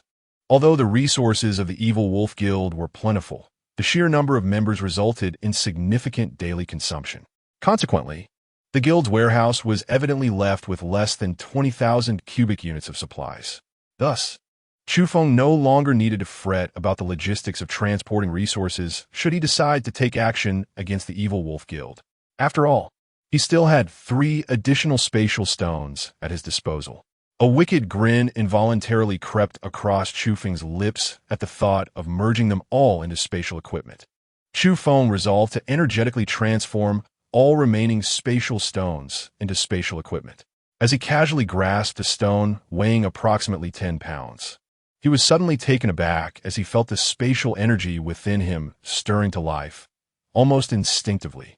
The spatial stone inherently contained spatial power, and while its resonance with the energy within him was not entirely surprising, it still piqued his curiosity. However, just as he prepared to shatter the spatial stone into pieces with a military-grade shovel, the energy within him reacted vehemently, as if endowed with its own consciousness and vitality. Surging towards his right hand that held the stone. Chapter 111. Enhancing spatial power. The abrupt change caught Chu Feng off guard. Before he could fully comprehend the situation, the spatial stone in his hand disintegrated into ashes, and simultaneously, the spatial energy that had just flooded into him expanded significantly. Chu Feng endeavored to perceive the spatial power within his body, and indeed, it had grown considerably. This revelation took him by surprise. Yet, given the extraordinary capabilities of the spatial stones, such an effect was not wholly unexpected. In his previous life, Chu Feng had never encountered the highest tier of abilities, namely spatial anomalies, nor had he ever heard of the enhancement effects that spatial stones could confer upon spatial power. While he was previously unaware, he was now enlightened. Thus, he was unequivocally unwilling to waste these spatial stones on crafting spatial equipment. After all, spatial abilities resided at the pinnacle of all powers, and even the slightest enhancement was a formidable challenge. Now that he possessed these spatial stones, which demonstrated a definitive effect on boosting spatial power, he recognized their value should not be squandered. Subsequently, Chu Feng placed the remaining 2 5-pound spatial stones and the 10-pound stone respectively in his palms. He actively urged his spatial power to merge with that of the stones. Compared to the initial absorption of the spatial stone's power, The time taken for his second attempt was slightly longer. In due course, he successfully absorbed the second and third spatial stones. Upon completing the absorption of all three stones, Chu Feng once again sensed the spatial power within him, which had astonishingly increased by a full 30%. This meant that whereas he could previously execute 10 consecutive instances of teleportation or spatial arrows, he could now sustain 13. Moreover, he could distinctly feel that his mastery over spatial power had become more adept, as if the mysteries he had once struggled to grasp were now laid bare before him. At that moment, an idea sparked in Chu Feng's mind, and he directed his spatial power toward his face. Suddenly, a haze enveloped his visage, rendering it almost ethereal. Although Chu Feng could not see his own face, he could distinctly perceive the transformation. He brought the mirror closer, just as he had sensed moments ago. Before Chu Feng, the void appeared as rippling waves, rendering even him incapable of discerning his true visage amidst the undulating patterns. This was undoubtedly an exceptional tool for concealing one's identity while committing acts of murder and plunder. Chu Feng has bestowed upon his newly acquired skill the name Void Mask. Once this mask envelopes his visage, it becomes utterly impossible for anyone to discern his identity. Thus, while traversing the City of Light, Chu Feng can freely unleash the entirety of his spatial abilities, provided that he refrains from employing his void powers after making his escape. Although the Evil Wolf Guild possesses the largest quantity of spatial stones among all the guilds in the City of Light, save for the Lord, the other guilds have also obtained a considerable number of these stones. Should Chu Feng manage to acquire all of these spatial stones before the secret of their existence is revealed, he is confident that his spatial abilities would experience a significant enhancement. After completing these tasks, Chu Feng meticulously organized his spatial abilities before stepping out of the realm he had created. Given that he had acquired over 50,000 cubic meters of additional space, he felt no hesitation in raiding the warehouse of the Evil Wolf Guild. With just a few applications of his teleportation skills, he emptied the entire stockpile within the guild's repository. Having accomplished this, the spatial energy within Chu Feng was now nearly depleted. Unbeknownst to others, Chu Feng stealthily returned to his communal sleeping area to rest, ostensibly to recover his spatial powers. However, he was in no rush to engage in battle, relying solely on his innate recuperative abilities without resorting to the use of mutated crystals. Time slipped away unnoticed until the sudden eruption of frantic shouts jolted him from his feigned slumber. The news of the theft of all items from the warehouse rippled through the guild, accompanied by rumors of the guild leader, the Great Wolf, being incensed, as even the stones used for illumination in his chamber had been pried away. Members of the guild scattered in all directions, determined to apprehend the so-called thief. Yet, with so many individuals present and no clues left behind by Chu Feng, it was improbable that they would locate the culprit. The unfolding drama within the guild prompted a cacophony of speculation among the members. Naturally, the most suspicious individuals were those who had only recently joined the guild, as their arrival coincided with this significant incident, arousing the curiosity of others. Amidst the discussions, Chu Feng noticed a small group debating the stones that illuminated the Great Wolf's chamber. While many dismissed these stones as inconsequential, mere nighttime lamps, some held a different perspective. The audacity to stealthily remove items from the Great Wolf's room clearly indicated a show of defiance. If such an act could be executed so unobtrusively, then taking the Great Wolf's head would surely be a trivial endeavor.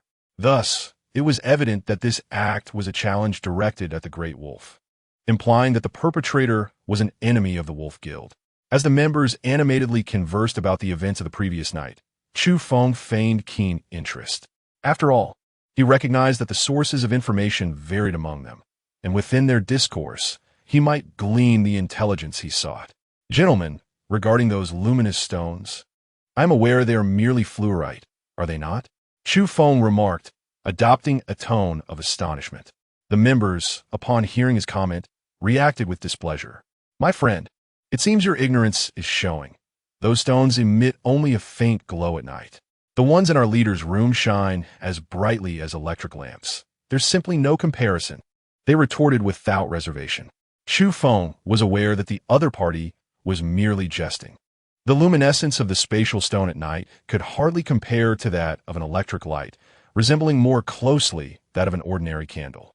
My dear fellow, do you know from where the president acquired those glowing stones? Chu Feng inquired, adopting an expression of curiosity. Of course I do.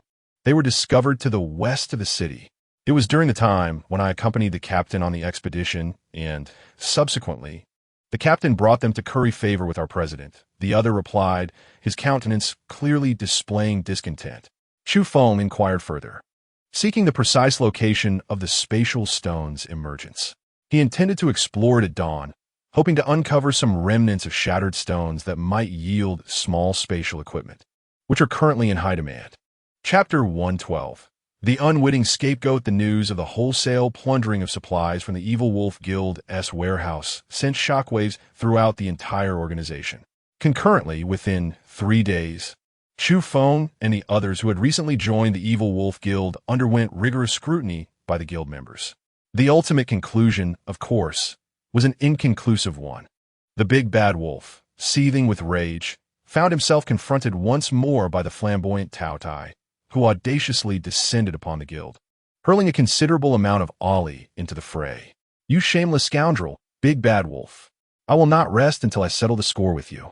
You shall pay dearly, and your life will never know peace. Tao Tai proclaimed from midair, his voice brimming with indignation. However, on this day, the big bad wolf's fury far eclipsed that of Tao Yes. With eyes ablaze, he bellowed at Tao Tai hovering above. You wretched creature, did you not pilfer from my warehouse? Return what you have stolen at once. Tao Ye's expression momentarily faltered, but then, with a cunning glint in his eyes, he retorted, Indeed, it was I who took it. So what? You stole from my pantry. I merely reclaimed a bit of interest. Is it not just? It was I who took it. What will you do about it? If you have the guts, come up here. Listening to Tao Ye's brazen proclamations, Chu Feng could only shake his head in disbelief. Chu Feng could easily surmise that Tao Zi was infuriated by the big bad wolf. Although he was unaware of what the wolf had lost, he knew that by admitting to it, he would surely infuriate the wolf to the brink of madness. As long as he could provoke the wolf, Tao Zi would not hesitate to take on the entire burden without a hint of courtesy. How audacious! You dare to admit it. The wolf's gaze was almost murderous. Indeed, it was I who did it. What will you do about it? Tao Zi continued to roar with arrogance, filled with unbridled joy. During this period, he had been using the incident of losing the snack to annoy the members of the Evil Wolf Guild, a means to vent his pent-up frustration. Now, seeing that he had finally succeeded in provoking the big bad wolf, his elation knew no bounds. However, what Tao Zi did not realize was that his admission would set the Evil Wolf Guild on a relentless path of vengeance against him. Send the order to hunt down that birdman. Whoever brings me his head, I shall grant them the position of vice president, and my women will be theirs to choose. The big bad wolf roared in fury. As soon as his voice faded, those around him erupted with excitement. It was worth noting that the women the big bad wolf had seized in Guangqing were once movie stars before the apocalypse, possessing exceptional beauty and figure. To indulge in a few of them would make a life well lived. Fueled by a surge of adrenaline, the group fervently charged at the airborne Tao Zi, some hurling stones while others fired crossbows. Seeing the throng rushing towards him, Tao Zi erupted into hearty laughter, playfully leading them away as if teasing a cat or dog. Chu Feng also followed this group of individuals, promptly departing from the Wolfpack Guild. For Chu Feng, the resources and spatial stones within the guild had already been thoroughly exhausted. Even if the Great Wolf had concealed some supplies in secret, they held little significance for Chu Feng at this point. Chu Feng initially searched for the location of the spatial stone as indicated by the individual from the Evil Wolf Guild, yet he found no remnants of it. Consequently, he decided to cease his search and proceeded directly to the Lord's Mansion. The so-called Lord's Mansion was, in fact, the guild residence of the Yanhuang Dragon. As the guild leader, Meng Bo had made remarkable contributions to the entire Light City. As a result, the current survivors referred to Meng Bo as the Lord of Light City. Naturally, the residence of the Yanhuang Dragon Guild was also known as the Lord's Mansion. Chu Feng was well aware of the rules governing this place. The expansive territory within the Radiant City was vast, and the number of survivors residing therein was considerable. since Chu Feng has brought the entire guild of the Misty Rain platform to this place. It is only natural that he seeks to establish a residence within the Radiant City. Thus, it is to be expected that he endeavors to secure a territory of his own here. To acquire such a residence, he must first obtain the consent of Meng Bo from the Lord-S Manor, and simultaneously, he requires the approval of more than half of the leaders of the 10 major guilds. In fact, under ordinary circumstances, as long as Meng Bo consents to the guild's residence, it generally faces little opposition from the 10 major guilds. Upon entering the Lord's Manor, Chu Feng articulated his intentions. Upon hearing that Chu Feng sought a guild residence, the other party merely requested that he register first, asking him to return in 3 days when an appointment with the Lord would be arranged. Naturally, Chu Feng raised no objections, for the procedure was indeed as expected. Having spent 2 days in the Radiant City, and to alleviate any uncertainties the Misty Rain Guild might harbor, he decided to return to the temporary city of Fushi. More significantly, it had been 2 days since he last saw Lin Inger, and his heart ached with longing to see her again. He wished to present her with the exquisite emerald necklace, a piece of spatial equipment he had prepared specifically for her. Upon his arrival in Fushi, he swiftly located the current temporary encampment of the Misty Rain Guild, with the formidable Li Wang by his side. Chu Feng harbored no concerns for the safety of the women and prospective guild members. The moment the group saw Chu Feng's return, their faces illuminated with joy. "President, can we go to Radiant City now?" Tang Yanran inquired directly as she approached, a question that resonated with the collective curiosity of the group. With a smile, Chu Feng shook his head and said, "Not just yet. My return this time is to convey certain matters to you all." "What matters?" they inquired. "Let us agree on a specific time. If I have not returned by then, you are to leave this place without hesitation. Upon my return, it will be the moment I take you to the City of Light." Chu Feng elaborated. "Not return? Why?" It was Tang Xiaoyu who spoke up, for among those present, apart from Lin Inger, she shared the closest acquaintance with Chu Feng. Chu Feng smiled faintly, likely indicating that I have met my demise. "Let us not venture forth. We shall remain here, or perhaps seek refuge elsewhere," Tang Xiaoyu stated with a tone of utmost seriousness and gravity. Remarkably, it was not only Tang Xiaoyu. Even Tang Yanran and Su Ying, along with others, exhibited an equally resolute demeanor. Chu Feng had initially intended his words as mere jest. Yet upon witnessing the collective demeanor of the women, he could not deny a flicker of emotion stirring within him. "Fear not, I was merely joking. The one capable of ending my life has yet to be born," he chuckled. However, his light-hearted remarks did not garner the approval of the women present. In the current chaos of the apocalypse, had it not been for Chu Feng guiding them out of the city, the Yinyu platform would likely have fallen to the predatory forces of the Wolf Clan long ago. Even those among them who had previously harbored negative sentiments towards Chu Feng came to a profound realization. He was genuinely their savior.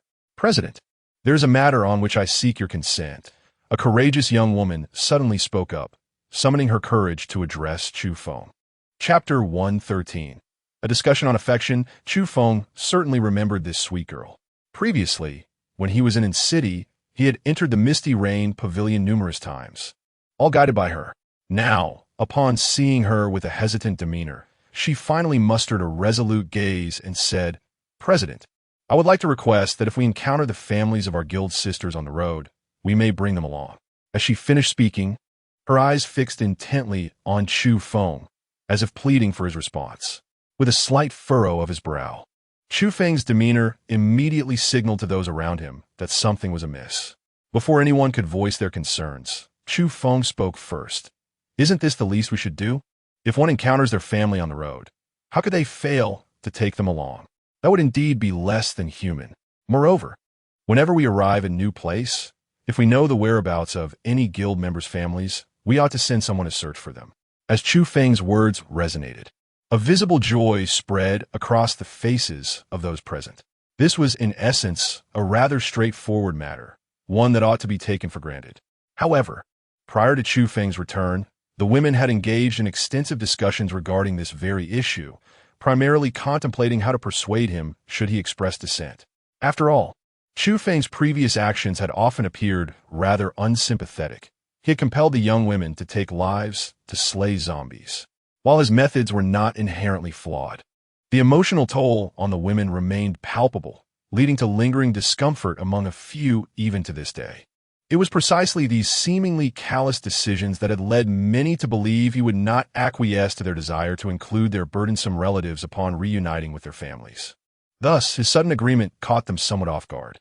The guild members accompanying Chu Feng, both official and provisional, numbered over 700. The daily consumption of provisions and food amounted to a significant expenditure, although they had been scouring the city of Fu for supplies in the past 2 days. It was evident that countless others had already combed through these areas, leaving behind scant resources. Tang Yiran refrained from mentioning this predicament to Chu Feng. In her view, if they were to rely on him for every trivial matter, what would become of their independence? How many supplies do we have left? Chu Feng inquired directly. Tang Yiran reported, with our 700 members practicing frugality, we consume approximately half a truck of supplies daily. Currently, we have 27 trucks remaining, of which 17 are filled with food, 5 with water, and the remaining 5 contain other essential living supplies. Chu Feng refrained from unnecessary chatter and directly removed a spatial ring from his finger, the very piece of equipment he had just integrated the day before. However, during his recent raid on the Evil Wolf Guild, he had already filled that ring to the brim with supplies. Tang Yiran, taken aback, pondered why Chu Feng would present her with a ring in public. Could it be a proposal? Yet, wasn't his affections directed towards Lin Ying? Was he perhaps seeking to indulge in the pleasures of a polyamorous relationship? What was she waiting for? Taking it would reveal everything. Noticing the subtle shift in Tang Yiran's expression, Chu Feng remained unaware that a dramatic love triangle was unfolding in her mind. Ultimately, Tang Yiran accepted the ring he offered, and the moment it touched her hand, she felt the contents within the spatial ring, rendering her momentarily speechless. The peculiar thoughts that had flitted through her mind moments ago vanished, replaced by a radiant joy. Is this truly for me? Tang Yiran was astonished, her eyes sparkling with delight. Others, not having donned the spatial ring, were oblivious to its contents and the nature of the equipment.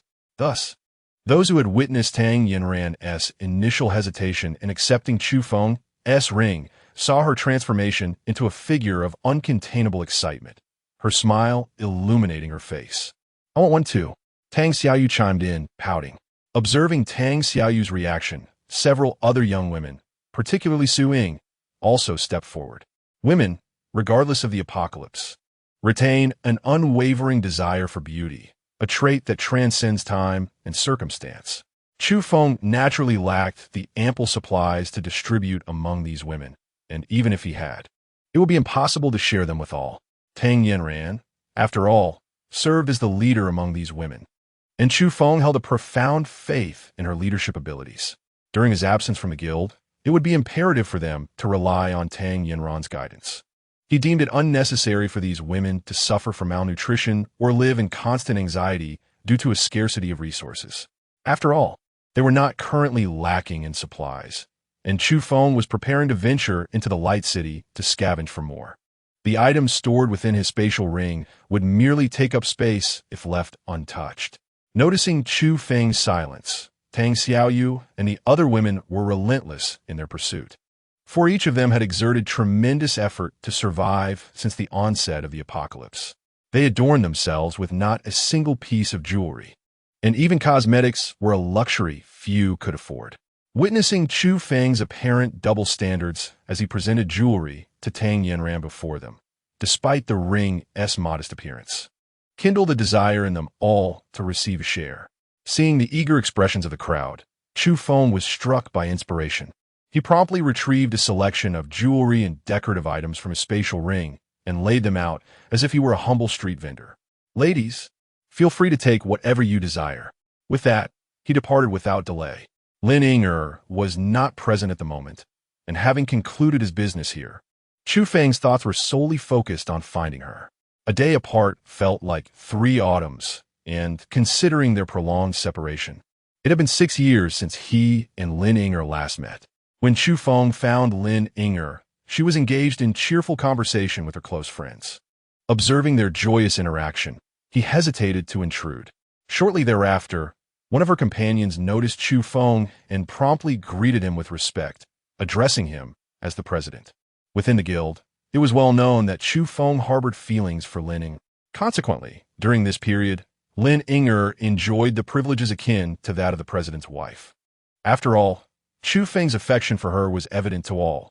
Anyone who dared to upset or displease Lin Ying would certainly incur his wrath. Greetings, President. The remaining young women also offered their salutations to Chu Feng. Chu Feng nodded gently. Hello, I have matters to discuss with Lin Ying. Would you mind stepping aside for a moment? Once the other women had departed, Chu Feng's gaze fixed intently upon Lin Ying, who immediately appeared somewhat bashful. Chu Feng, what is it that you wish to discuss with me? Lin Ying inquired. Oh, there are some feelings I would like to talk to you about. Chapter 114. The Calamity Brought About by Chu Feng, Part 1. Upon hearing Chu Feng's words, Lin Ying was momentarily taken aback, and thereafter fell silent. Chu Feng was well aware that Lin Ying was not the type to indulge in frivolous jokes. In her daily life, apart from chatting with her close friends, she hardly interacted with any other males. Although Chu Feng and she were university classmates, and he had, both directly and indirectly, confessed his feelings to her, this did not imply that their relationship had undergone any significant progression. On the contrary, Lin Ying still regarded Chu Feng merely as a fellow student, devoid of any additional emotional entanglements. Now, with Chu Feng's unexpected remark, she found herself at a loss for words. I was just joking, please don't take it to heart. He quickly added, noticing her reaction and seeking an escape from the awkwardness. The truth was, Chu Feng had been missing Lin Ying dearly these past few days, and upon seeing her again, he found himself unable to restrain his tongue. Subsequently, he produced the exquisite jade necklace he had prepared for her, intending to present it as a gift. Upon seeing the jewelry, Lin Ying abruptly stood up. Chu Feng, such a precious item, I cannot accept it, she said, her demeanor betraying a hint of panic. Chu Feng was somewhat taken aback, not anticipating such a strong reaction from Lin Ying. However, he quickly found solace in the realization that this was the true essence of Lin Ying. Otherwise, during her university years, she would have easily succumbed to the advances of other men. Even when Zhang Qigong was in a relationship with Lin Ying, he found her icy demeanor unbearable, which prevented any intimacy from developing, let alone progressing to the final step. Zhang Qigong ultimately could not tolerate the near absence of a girlfriend's companionship and decisively ended the relationship. In the present moment, if Lin Ying were to suddenly exhibit warmth towards Chu Feng, it would indeed be out of character. These items come at no cost to me. I merely find them visually appealing and thought to gift them to you, Chu Feng remarked, adopting a nonchalant tone. Upon hearing Chu Feng's words, Lin Ying seemed to come to a realization. Such possessions were exceedingly costly before the apocalypse, yet now one could scarcely exchange them for even a single sausage. Please accept this, Chu Feng implored, his tone sincere. After a prolonged moment of hesitation, Lin Ying finally acquiesced, allowing the necklace to be fastened around her neck. However, Chu Feng promptly reclaimed the jade necklace and, with a smile directed at Lin Ying, said, "Allow me to assist you with that." Without giving Lin Ying a chance to protest, he adorned her delicate, fair neck with the jade necklace. As he beheld her alabaster skin, Chu Feng felt a momentary distraction, yet he managed to suppress his wandering thoughts. Simultaneously, as the jade necklace settled around Lin Ying's neck, she instantly sensed the hidden space it contained. Chu Feng, what is happening? Lin Ying exclaimed in alarm, reaching to remove the jade necklace. Chu Feng gently pressed Lin Ying's delicate white hand, and in doing so, his fingers brushed against her slender neck. Realizing the intimate contact with him, Lin Ying swiftly took a step back, her cheeks flushed with a rosy hue, captivatingly beautiful. Chu Feng stifled the urge to lean down and plant a kiss, instead directing his gaze elsewhere. He continued, "This is a spatial device. You may refer to it as a spatial necklace. The contents within remain eternally fresh and unspoiled, ready to be retrieved and consumed at any moment. The items inside are a selection of snacks I have prepared exclusively for you." As Chu Feng spoke, he cast a fleeting glance at Lin Inger, who appeared utterly astonished. Her surprise was not due to the quality of Chu Feng's offerings, but rather the sheer abundance of snacks he mentioned. Lin Inger's necklace seemed to contain an endless array of treats, beverages, and water. Such an overwhelming quantity could hardly be consumed by her alone. If she were to rely on these for her meals, it would take her a lifetime to finish them. No, Chu Feng, this is far too precious. I cannot accept it, Lin Inger insisted, her resolve firm as she began to remove the jade necklace. Where could Chu Feng persuade Lin Inger to remove the necklace? He feigned displeasure and said, "If you don't take it off, I shall simply destroy it. Everything within it will be lost as well. After all, this was a gift meant for you. If you no longer desire it, then it serves no purpose. I could never bestow it upon another girl." With unwavering conviction, Chu Feng concluded his words, simultaneously making a subtle confession to Lin Inger. Lin Inger, not lacking in wit, certainly grasped the underlying meaning of Chu Feng's statement. As her fingers grazed the necklace around her neck, she hesitated for a moment before ultimately letting her hand fall. Chu Feng's gaze was resolute, clearly not jesting with Lin Inger. Coupled with his recent approach to matters, Lin Inger was acutely aware of his seriousness. "Thank you," she ultimately replied, accepting the items. She then added, "Since you have gifted this to me, am I free to handle the contents as I see fit?" Chu Feng nodded with a smile, of course. The items were intended for Lin Inger. As for whether she discarded them or gifted them to someone else, Chu Feng was entirely indifferent and lacked any interest in the matter.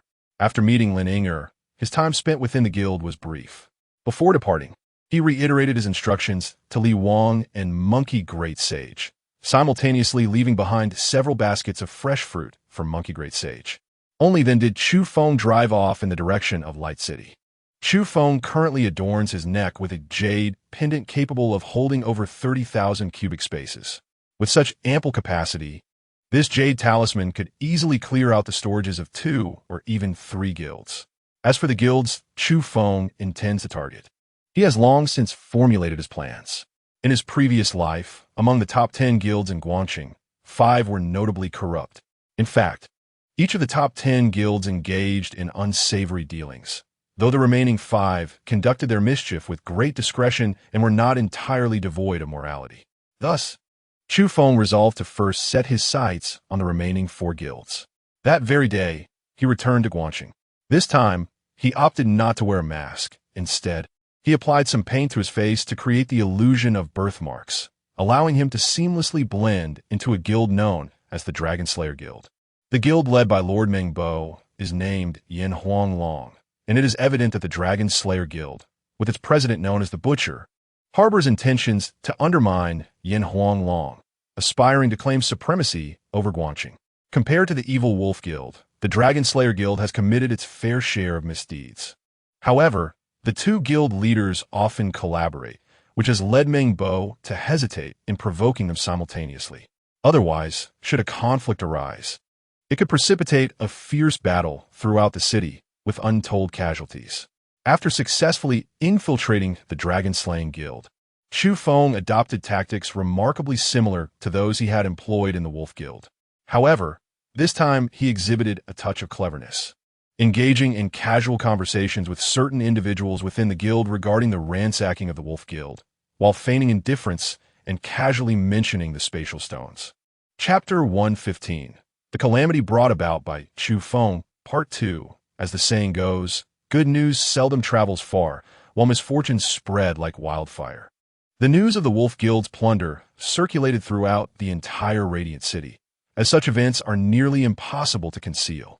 Moreover, the antics of that avian fellow, Taozi, incessantly bombarding the Wolf Guild with his pranks, had become common knowledge among the populace. Yet, many were indifferent to such matters, even finding a sense of satisfaction in the Wolf Guild's misfortune. The deeds of the Wolf Guild in Radiant City were far from commendable, and witnessing their downfall brought joy to the survivors. When the subject of the spatial stones arose, the crowd remained largely unconcerned, as they were unaware of their significant value. The spatial stones, which emit light during the night, serve as excellent sources of illumination. The Wolf Guild possessed 4 stones weighing approximately 25 pounds in total. and the dragon-slaying guild likely had their own, though the exact number was shrouded in speculation. What remained certain was that the spatial stones were located in the quarters of the guild leader's primary wife.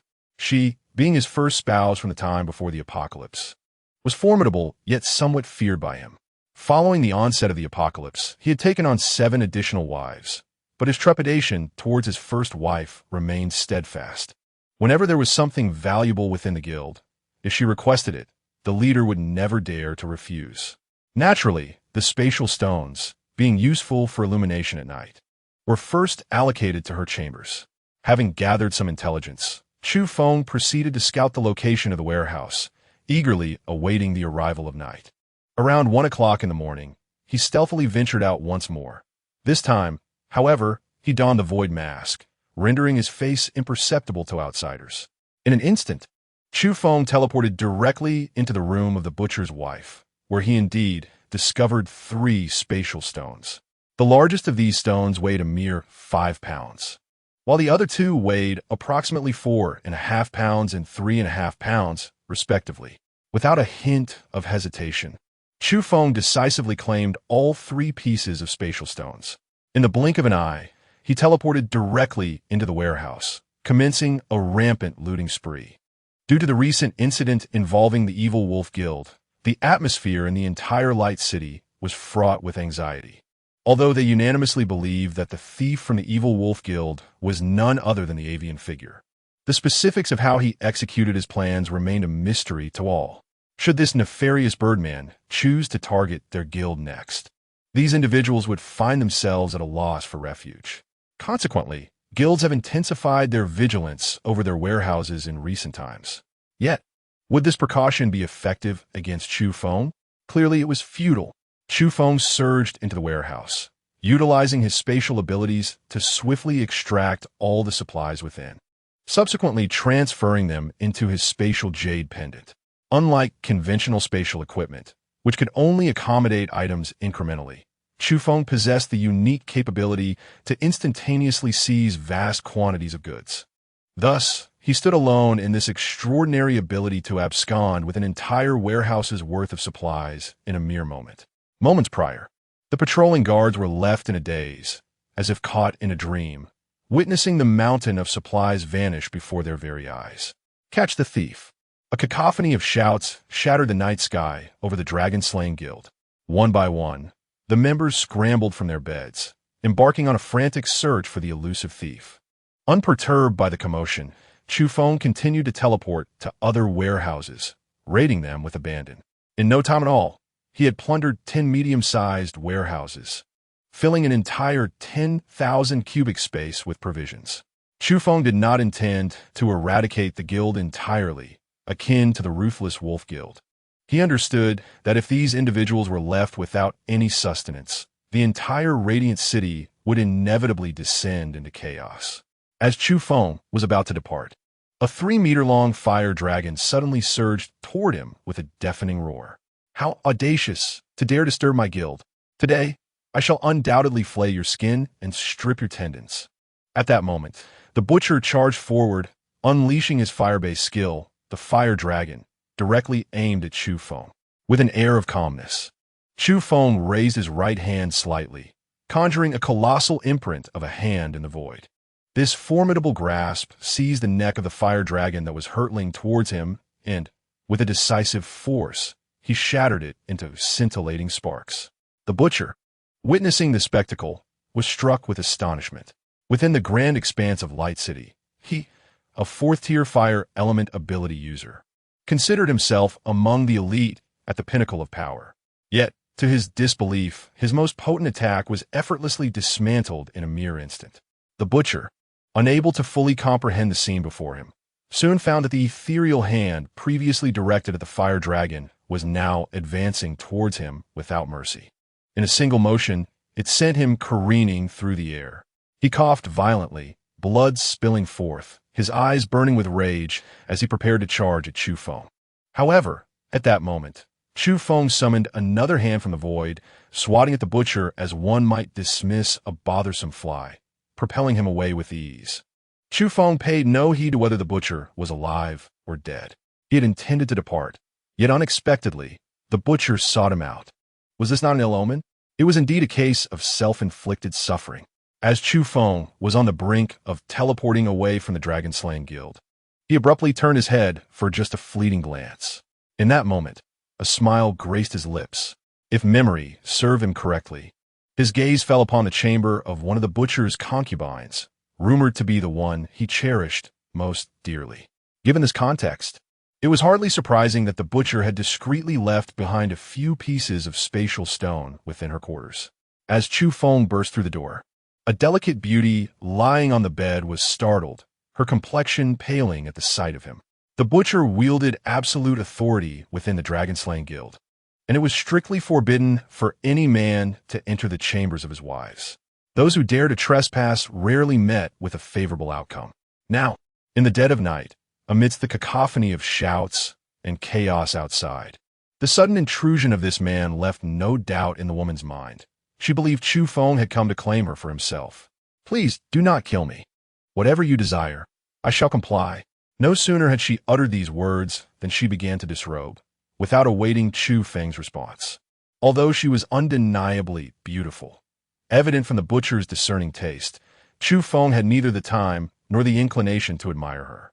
Chu Feng's gaze was entirely fixated on a small table in the living room, upon which rested a spatial stone weighing approximately 3 pounds.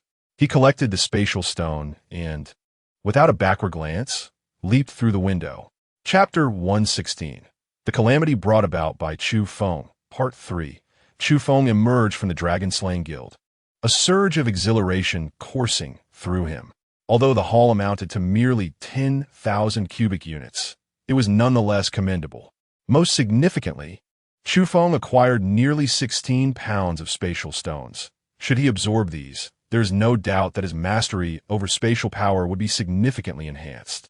The prospect of temporarily utilizing these stones to forge spatial equipment held no allure for him. Chu Feng was acutely aware of the hierarchy of importance. His growth in spatial abilities far outweighed the value of any equipment. Strength, after all, remains paramount. Chu Feng swiftly arrived at the outskirts of the Dragon Slayer Guild's headquarters, covering the distance of 10 miles in less than a minute. Thanks to the relentless honing of his physical prowess through the mastery of spatial and lightning powers, his physical strength had reached an astonishing level. Both his speed and corporeal might far surpassed those of ordinary 4th-tier mutants, allowing him to rival even some 5th-tier mutants who specialized in physical enhancement abilities. Chu Feng found an isolated location and entered his extraordinary ability space directly. He stuffed handfuls of mutated crystals into his mouth, and only when his internal powers were fully restored did he take the spatial stone in hand. In an instant, the power of space surged forth, continuously flowing from the stone. At that moment, Chu Feng could distinctly sense the tumultuous surge of spatial abilities within him, as the total capacity of his spatial powers steadily increased. Enhancing spatial abilities is notoriously one of the most challenging tasks among various supernatural skills, had it not been for the timely acquisition of such an abundance of spatial stones. Such significant progress would have been unattainable. Within less than half an hour, Chu Feng absorbed all 4 spatial stones. Perhaps due to his refined mastery over spatial powers, he absorbed the abilities from the stones with greater efficiency, minimizing waste. Although this batch of spatial stones weighed only 16 pounds, it nonetheless augmented his spatial power by a remarkable 20%. Now, Chu Feng could execute 15 consecutive instances of teleportation or 15 spatial arrows with the power contained within him. These 2 abilities remained his most vital skills, one for evasion, the other for lethal force. Feeling the explosive growth of spatial power within, Chu Feng smiled contentedly. However, he had no time to further contemplate or grasp new skills, nor did any new skill marks appear in his mind. Following this night, the Evil Wolf Guild and the Dragon Slayer Guild would be thoroughly plundered.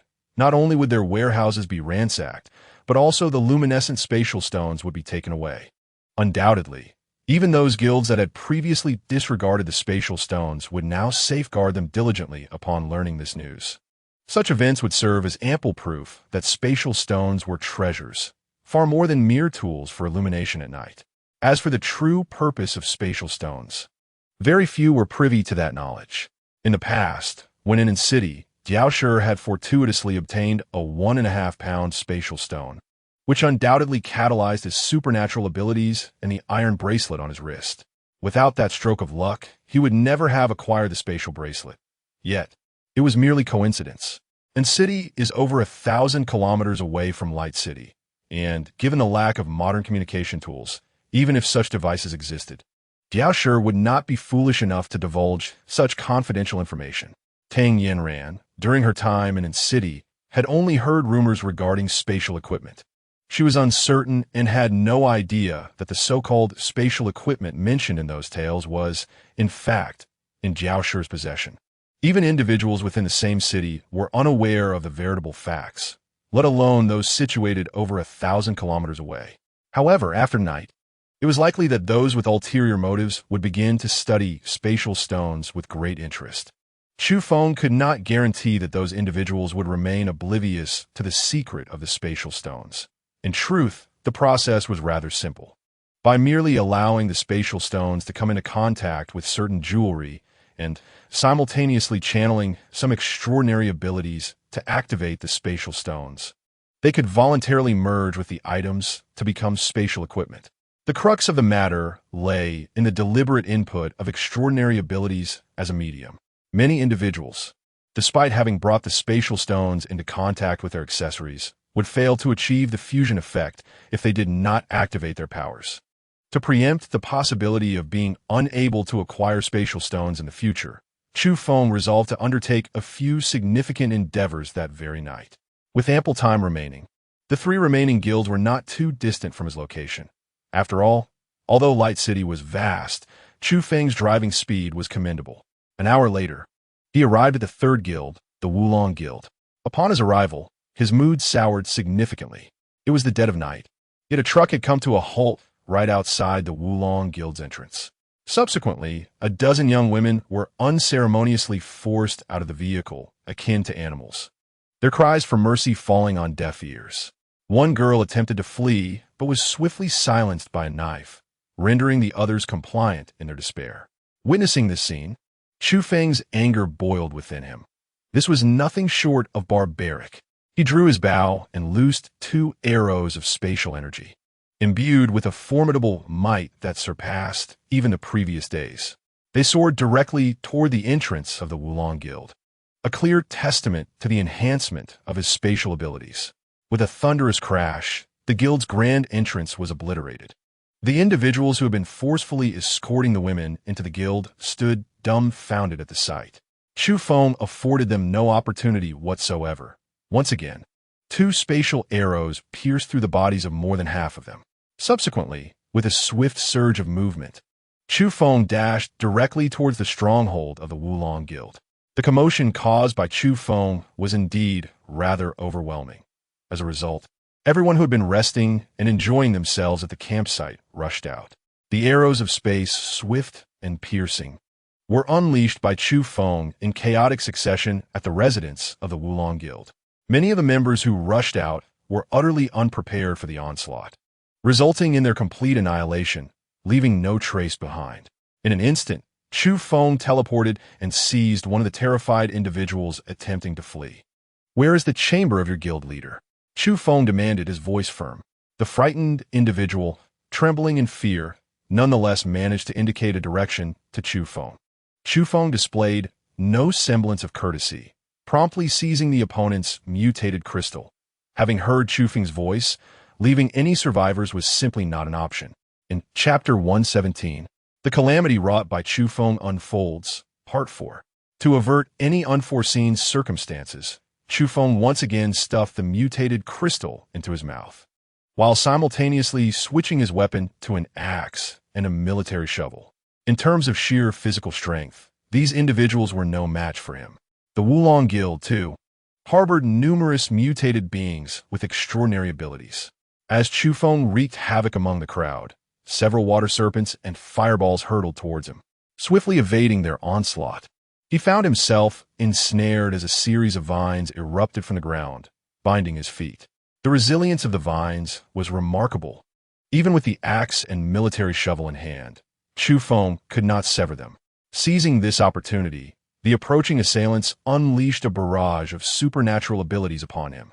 Chu Feng did not conceal his prowess, as he instantaneously vanished into thin air. At that moment, the expressions of those present turned to one of bewilderment. Yet, before one of them could fully comprehend the situation, the military shovel in Chu Feng's hand had already slashed through his throat. The remaining individuals held no interest for Chu Feng. Time was of the essence, and he was solely focused on locating the spatial stone with utmost haste. In another moment of teleportation, he found himself in the chamber of Zhang Tiancheng, the leader of the... However, Zhang Tiancheng had already been roused by the commotion outside and rushed out to pursue Chu Feng. Unbeknownst to him, as he sought to capture Chu Feng, the latter had taken refuge in his very own room. Suspended from the ceiling was a massive spatial stone, weighing no less than 6 pounds, serving as a makeshift light fixture. As Chu Feng made his entrance, a wave of startled exclamations erupted within the room. Chu Feng paid no heed to the woman resting upon the bed in the chamber, directly retrieving the spatial stone. Just as he prepared to depart, he suddenly noticed several large boxes scattered throughout the room, one of which was not securely closed. At the moment he had taken the spatial stone, he distinctly observed a dazzling radiance emanating from within that box. Mutated crystals. If all 10 of these boxes were filled with mutated crystals, just how many might there be?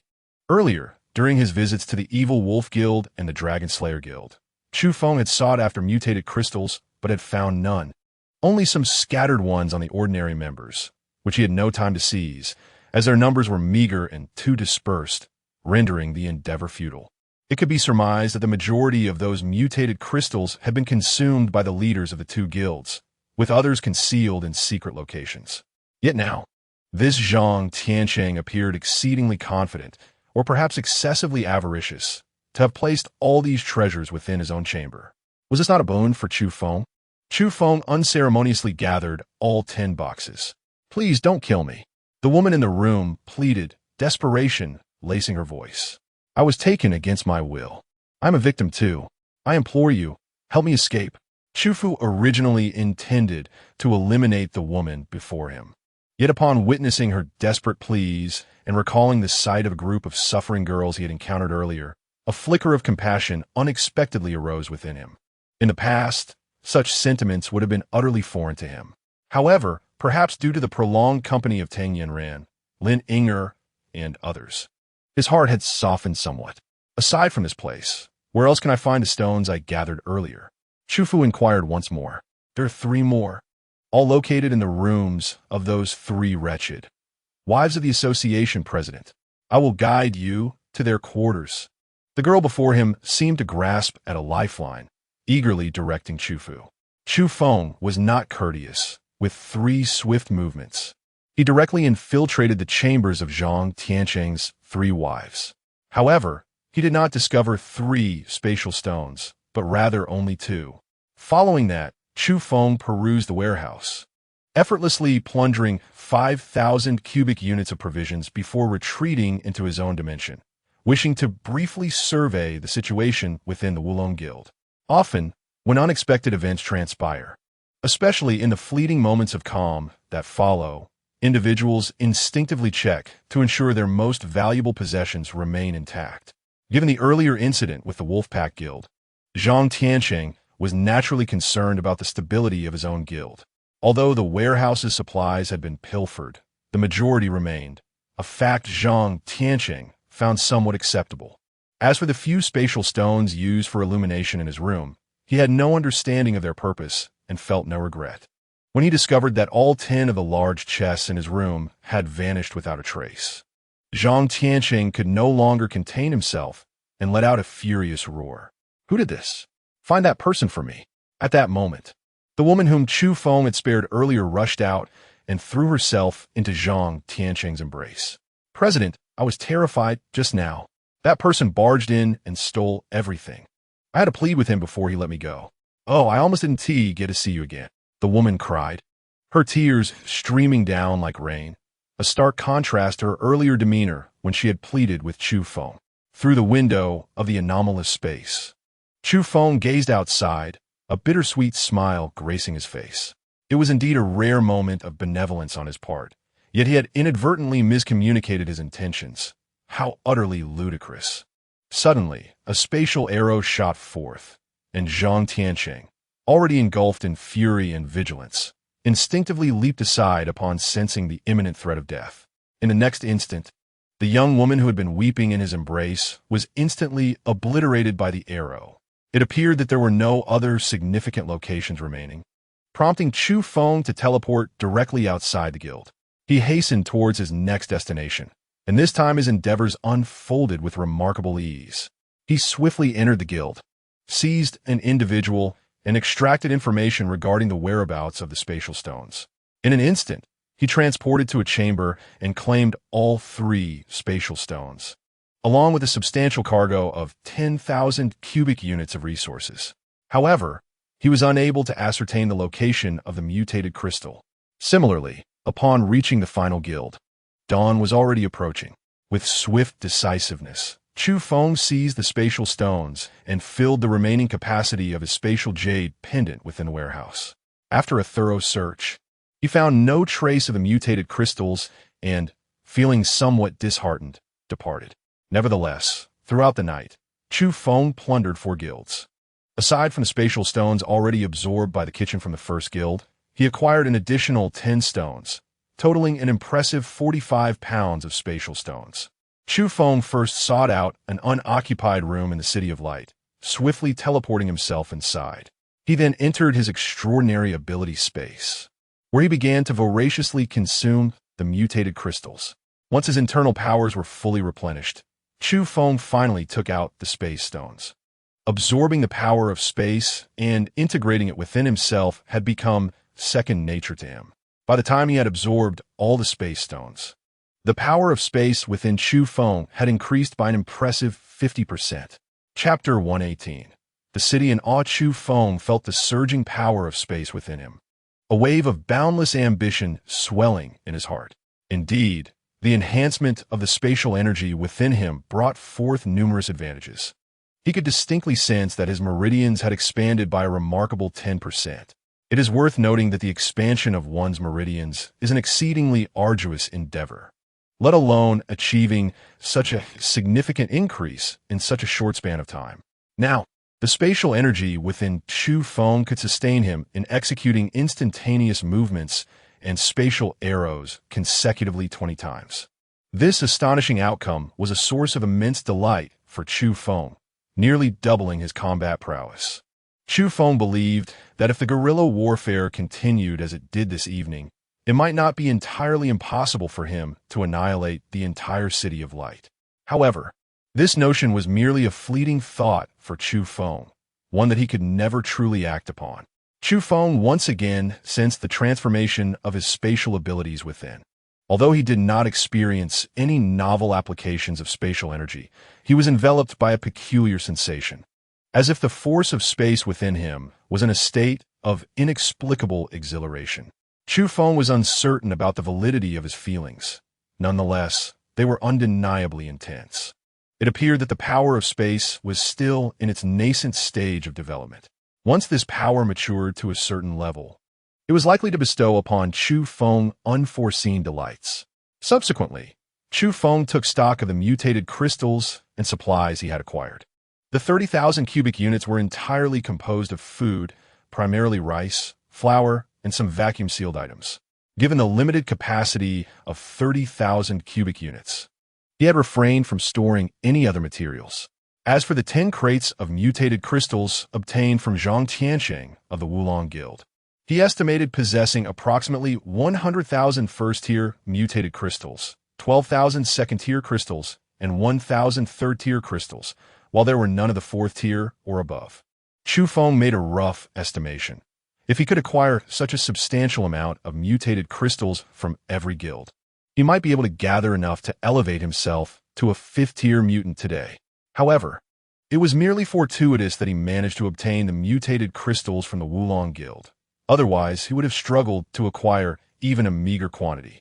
After Chu Feng finished tallying the spoils of his night, he emerged from his space of abilities, set a few animal traps by his door, and succumbed to the embrace of sleep, dreaming away. When dawn broke, the entire City of Light was in an uproar. Among the 10 major guilds, 5 had been plundered. Not only had their resources been stolen, but even the luminous stones specifically kept in the guild leaders' chambers for illumination had vanished without a trace. Initially, when the Evil Wolf Guild experienced such a calamity on the first day, the populace regarded it with indifference, perhaps viewing it as a mere coincidence, a provocation and derision aimed at the guild leader, the Big Gray Wolf. Yet now, with 4 other guilds also having their sanctuaries ransacked overnight, all suffering the same fate of stolen provisions and missing luminous stones, the situation had escalated.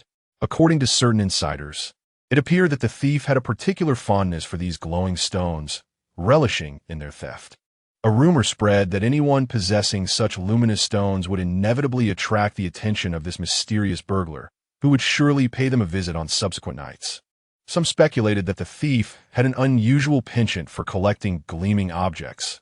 Others suggested that the burglar might be a mutated crow, as crows are renowned for their affinity for shiny things. These various conjectures stirred considerable commotion within the City of Light. At that moment, within the Lord's Mansion of Light City, which served as the headquarters of the foremost guild, the Yanwang Dragon Guild, the leaders of all 10 major guilds had convened. The atmosphere in the conference room was tense, with every individual clutching a cigarette or cigar, their expressions heavy, except for the Big Gray Wolf, who bore a particularly grim countenance. The previous night, his guild's warehouse had been nearly emptied, leaving some members of his guild starving for 2 days. As for the other guilds that had been plundered, though they too suffered losses, Chu Feng had only raided a portion of their resources, leaving at least half intact. While this still posed significant challenges, they believed they could endure the hardship. The remaining 5 guilds, although not directly targeted by Chu Feng, wore expressions devoid of relief or amusement.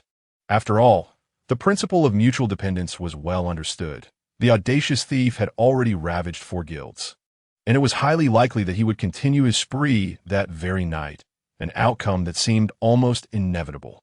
Mayor Meng, we seek your guidance. Shall we unite our forces? That rogue is exceedingly brazen and cunning. We were all caught off guard by him, suffering considerable losses of resources.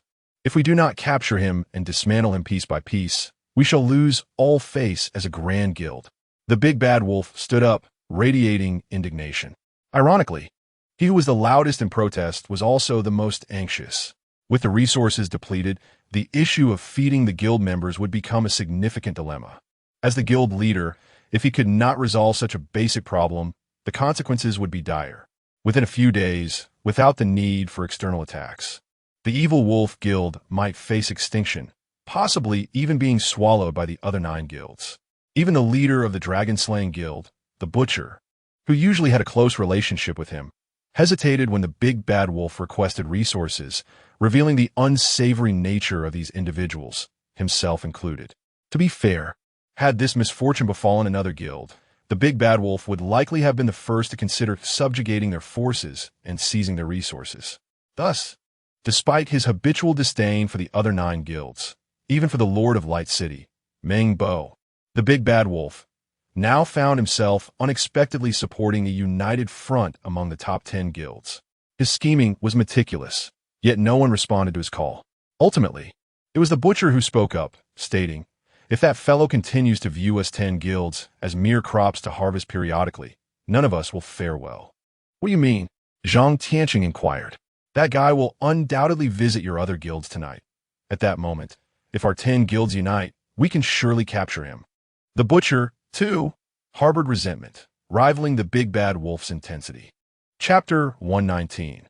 A formal encounter with Taozi, the leaders of the 10 guilds of Light City, convened to devise strategies against that rogue. Although the Big Bad Wolf was convinced that the thief was the avian Taozi, the leaders of the 4 other victimized guilds held a differing opinion. After all, Taozi had a significant reputation in Light City. To date, he was the only avian among them, consistently emptying the Evil Wolf Guild of its resources, making it implausible for someone with such notoriety to engage in such deeds.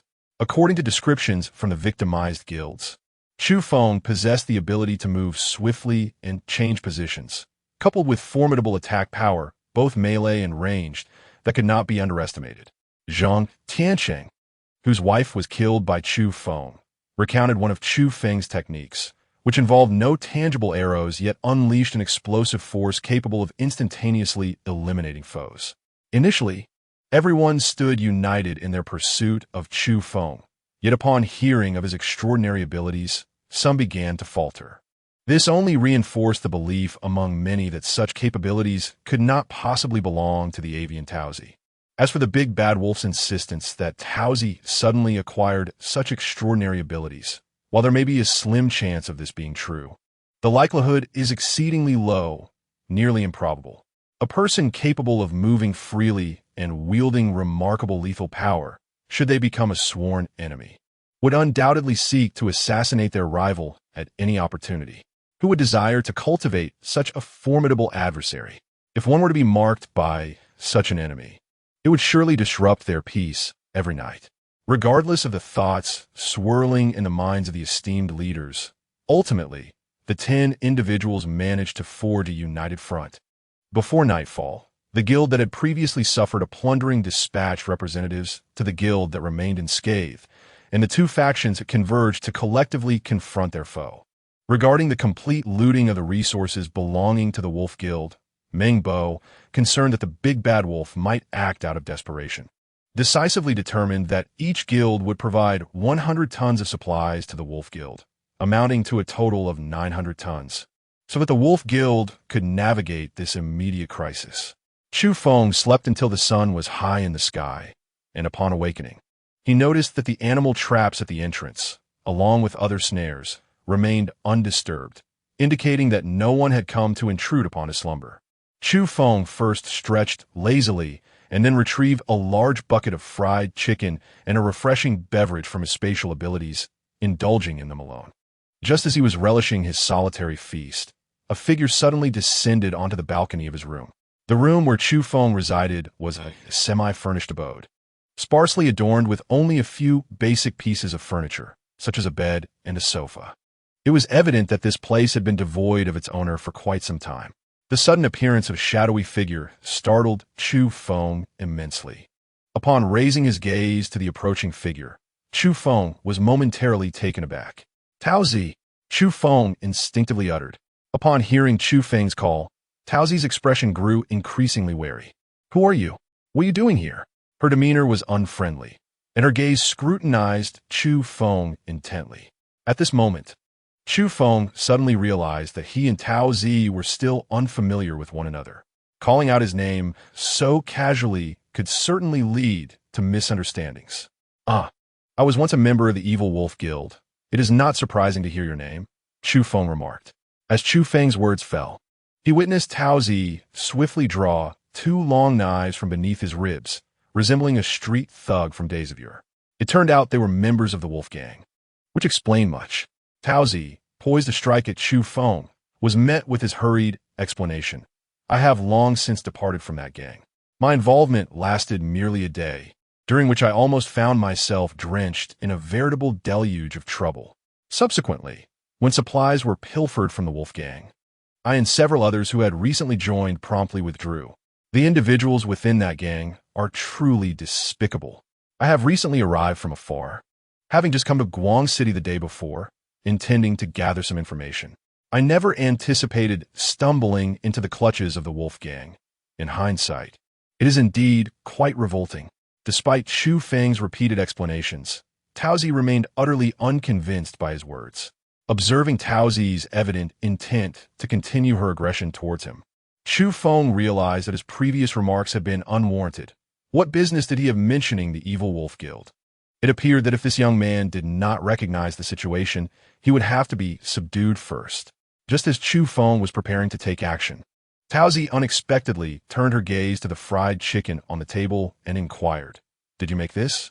Chu Feng had originally prepared himself for a fierce confrontation with Taozi, but this fellow's sudden remark left him somewhat befuddled.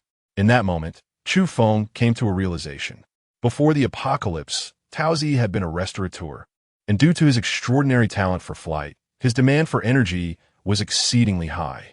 He rarely engaged in hunting zombies or excavating mutated crystals, as those tasks consumed precious time. After all, with his ability to soar through the air, Zombies posed no threat to him whatsoever. Why should he be concerned? As long as he had ample food and drink and a comfortable place to rest, he was content. If it weren't for the fact that the evil Wolf Guild had thoroughly offended Towsy, he would not have found himself so idly seeking out trouble with them every day. Chu Feng directly placed the fried chicken before Tao Tao, gesturing for him to indulge. Tao Tao, possessing an exceptionally vigilant nature, felt his guard momentarily ease upon noticing the remnants of chicken bones left by Chu Feng. His earlier flight to this location had been spurred solely by the tantalizing aroma of fried chicken. Who could have anticipated that he would arrive here, drawn in by the allure of such a delicacy? Thus, the likelihood of Chu Feng having set a trap for him was minimal. As Tao Tao savored the chicken, he could not help but offer continuous commentary, reminiscent of the Tao Tao from Chu Feng's previous life. In no time, Tao Tao finished a portion of fried chicken, prompting Chu Feng to retrieve another serving from his spatial ring. At this moment, Tao Tao gazed at Chu Feng with an expression of utter astonishment. In a moment of bewilderment, Chu Feng was taken aback, only to hear Towsy inquire once more, "Fried chicken, from whence did you materialize? Am I truly feasting upon something conjured by you, rather than the genuine article? Pray tell, what manner of extraordinary ability do you possess to summon fried chicken out of thin air?" Without acknowledging Towsy's astonished tone, Chu Feng extended his finger. "Can you comprehend the spatial ring?" He spoke with an air of pride. "Spatial ring?" Towsy murmured softly, and then, like a monkey whose tail had been stepped on, she sprang up. "Such a wondrous object truly exists. Show it to me at once." With that exclamation, she took a step forward, seemingly intent on seizing Chu Feng's spatial ring. Chapter 120. Bewildering Towsy with a swift kick, Chu Feng sent Towsy sprawling onto the ground, disregarding his cries of agony as he unleashed a flurry of blows upon him. It was not until Towsy resembled a battered mess that Chu Feng finally released him. Was it unjust to punish someone who sought to seize what was rightfully another's? Chu Feng flexed his wrists, still appearing unsatisfied with his exertions. Towsy, nursing the sizable bump on his head, wore an expression of indignation. "You despicable and shameless coward," launching a sudden attack. "I refuse to accept this," he roared, his voice laced with fury. Yet, beneath that anger lay an understanding. He had no intention of retaliating against Chu Feng. After all, he was well aware that in this confined space, he was unable to take flight and was no match for Chu Feng's prowess. "What is this? You refuse to accept it? Shall we practice some more?" Chu Feng chuckled. In their previous lives, the two had clashed numerous times, and their current confrontation seemed to echo that past. "Anyone with courage, step outside. Let us settle this in the open," Towsy proclaimed, a self-satisfied smirk gracing his lips, though it appeared rather comical. Chu Feng cast him a disdainful glance and retorted bluntly, "Do you take me for a fool? The illustrious tales of your reckless antics have spread throughout the entire city. How could anyone remain oblivious to them?" At that moment, Towsy found herself momentarily at a loss for words, for it was indeed not a matter of pride. "Just eat." Chu Feng refrained from continuing the banter with Towsy and instead produced 3 large servings of fried chicken along with 3 bottles of cola, sufficient sustenance for 5 individuals. Clearly, however, Towsy possessed a prodigious appetite, as within a mere 10 minutes, the food before him was devoured with astonishing speed. After finishing his meal, Towsy let out a contented burp and patted his stomach. "By the way, who are you? What brings you here?" Only after satiating his hunger did Towsy remember to pose this inquiry. "My name is Chu Feng, the president of the Misty Rain Guild, and I have traveled here from its city," Chu Feng replied succinctly. "On feet? That is over 1,000 kilometers away. How did you manage to come here?" Towsy exclaimed, astonished. "We simply drove here. It's not as if we could fly while shouting ollie ollie, right?" Chu Feng responded with a calm demeanor, avoiding eye contact with Towsy. Towsy's expression froze momentarily. "Damn, could you please refrain from bringing that up? If it weren't for their excessive actions, would I have had to resort to such measures? I have my pride too." Chu Feng cast a glance at Towsy, accompanied by a dismissive roll of his eyes, clearly implying, "Do you possess any semblance of dignity?" Towsy, perturbed by Chu Feng's gaze, let out a cold huff and reclined languidly on the adjacent sofa. "What brings you to Light City? This place is far from ideal. Tauzi remarked. The external circumstances are quite chaotic. Initially, I intended to casually join a guild to assess the situation, and subsequently decide whether to seek out my own base or have all the guild members merge into another guild, Chu Feng nonchalantly replied. Upon hearing Chu Feng's words, Tauzi became increasingly agitated, exclaiming, "Are you out of your mind? Why forsake a perfectly good guild leader position to become someone else's subordinate? Moreover, among the top 10 guilds, few are genuinely benevolent. Only the city lord is commendable, while the others, Yet there is one individual who seems quite decent," Chu Feng suddenly interjected. "Who?" Tauzi, perhaps momentarily bereft of reason, stared intently at Chu Feng, as if urging him to reveal the name. However, it was evident that disappointment washed over Tauzi. "I don't even know his name. He didn't disclose it to me," Chu Feng responded. "If he didn't tell you, how can you ascertain his character?" Tauzi retorted, somewhat unconvinced. "At the very least, he does not engage in frivolous banter. Damn it, can you refrain from bringing that up? If you persist, All right, fine. I shall not mention it again today." Chu Feng brandished an axe, signaling that should Tauzi continue to press the issue, it would lead to a fierce confrontation. This sudden display left Tauzi momentarily flustered. "But I am protesting. What does your drawing of the axe imply? I do not know his name, nor have I seen his face, but there is one deed of his that you must have heard about," Chu Feng said, feigning an air of mystery. Tauzi's demeanor shifted, and he suddenly sprang to his feet. "You can't possibly be referring to the individual who has recently plundered the 5 major guilds, can you?" With a smile that radiated confidence, Chu Feng appeared as if to say, "You are quite clever and impressive." "Indeed, it was he. Are you serious?" Tauzi still wore an expression of disbelief. "Of course it is true. Otherwise, from where would this spatial ring on my finger have come?" Chu Feng declared with a hint of pride. "Did he give it to you?" Chu Feng nodded. Where is he? Introduce me to him." Tauzi exclaimed eagerly. Chu Fu had encountered many who were sycophantic, yet he had never before witnessed such unabashed arrogance as that exhibited by Tauzi. It was indeed a rarity in his life. However, this demeanor was emblematic of Tauzi's true nature. Having not encountered anyone like Tauzi for a considerable time, Chu Fu found himself slightly out of sorts upon their reunion, despite their bond as close brothers in a past life. "If I cannot even see his face, how could I possibly know where he might be?" Chu Fu retorted. Tauzi, recognizing that his eagerness was perhaps a bit excessive, chuckled awkwardly and replied, "Then do share with me how you acquired this spatial equipment. If I could obtain one for myself, I assure you, I would never forget my brother."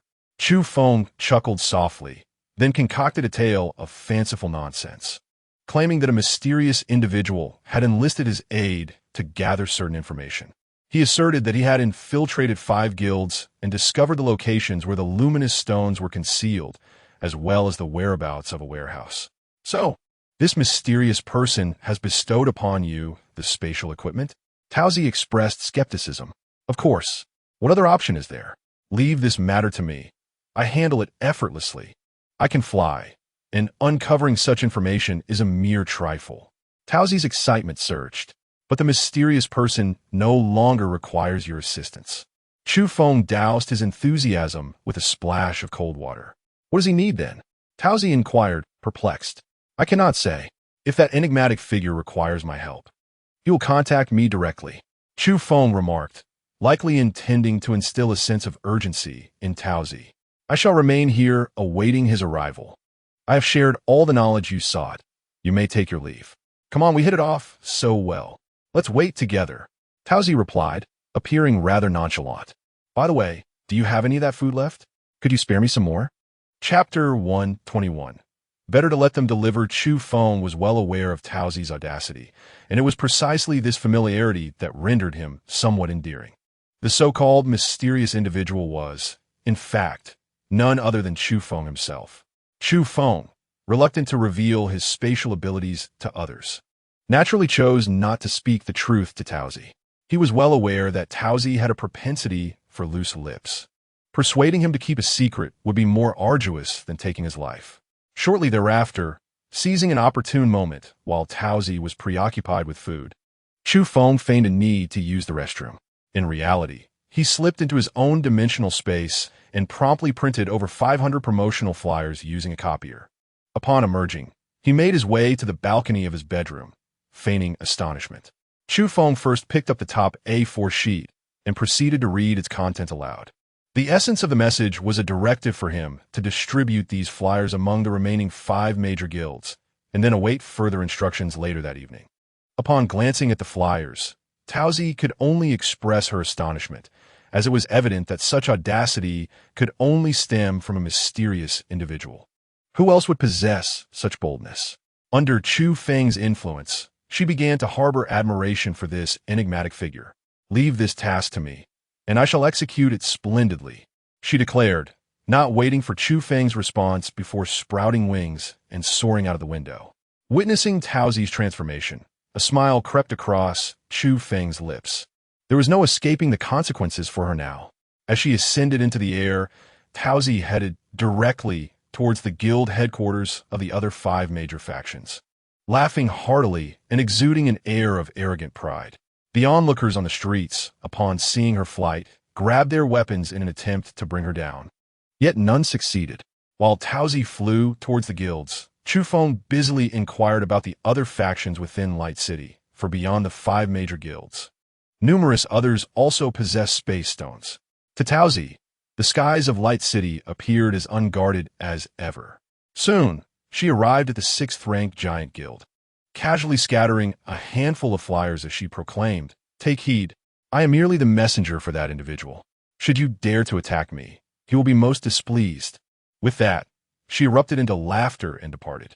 Towsy continued this methodical approach, visiting the other 4 major guilds. When the flyers reached the hands of the city lord, Meng Bo, his expression soured considerably.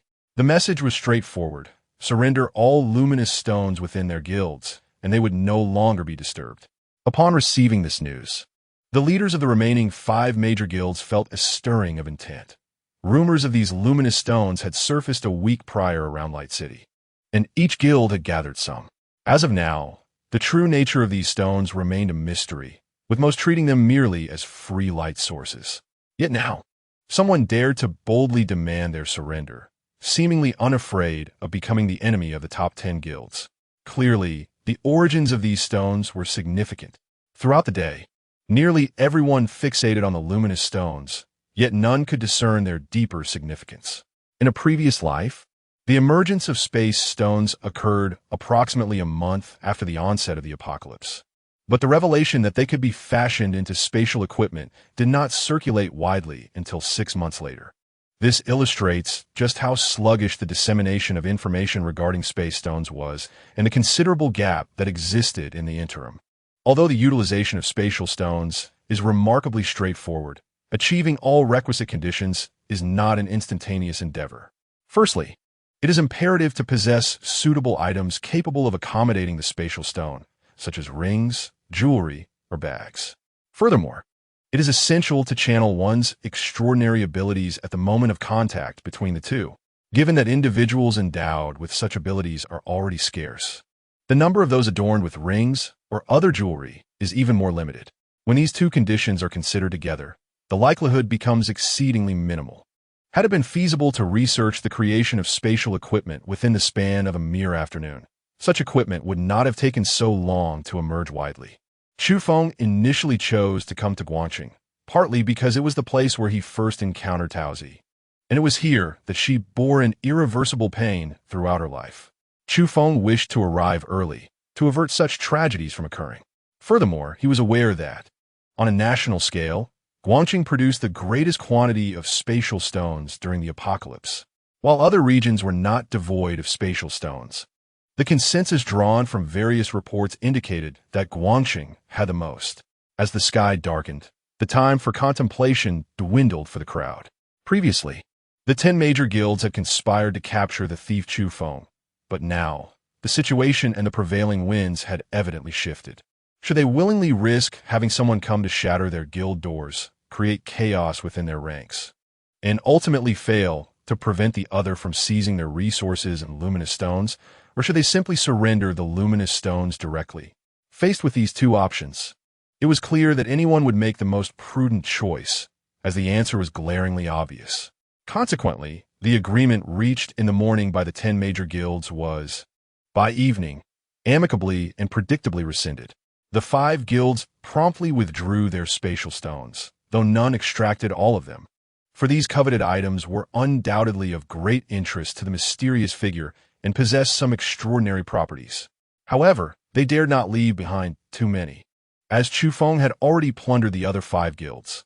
In comparison, even if their guild's stock of spatial stones was not substantial, it couldn't possibly differ too greatly from that of the other guilds. Even the city lord, Meng Bo, made a concession this time, publicly urging Chu Feng to refrain from committing heinous acts after retrieving his belongings and to avoid harming the citizens of the city. Chu Feng paid little heed to Meng Bo's entreaty.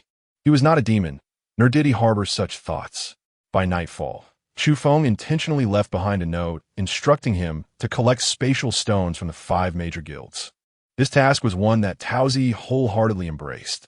With a smile, Chu Feng released him to pursue his endeavors, while he himself made his way to the guild strongholds he had inquired about that afternoon. The spatial stone was something Chu Feng would never relinquish. Chapter 122. The Strange Little Man and the Disc. The guilds that Chu Feng visited were all located in close proximity. For him, an entire night was sufficient to make the most of his time. It was not until around 5 o'clock the following morning that Chu Feng emerged from those 6 guilds, a satisfied smile gracing his face. Upon his return, Chu Feng deliberately obstructed his throat, rendering his voice notably hoarse. When he re-entered the room where he had previously been with Tao, he found that she had complied with his request and brought back all the spatial stones, having waited for him for quite some time. "Where is Chu Feng?" a raspy voice echoed. Tao, who had been lost in thought just moments before, immediately perked up upon hearing this unusual sound. "Big brother, is it you?" she exclaimed. "Chu Feng hasn't returned yet. So I went to the 5 great guilds and retrieved all these luminous stones." Tao promptly displayed the spatial stones she had acquired from the guilds. With a mere glance, Chu Feng estimated their weight to be around 80 pounds, surmising that this was certainly not the entirety of the guild's treasures.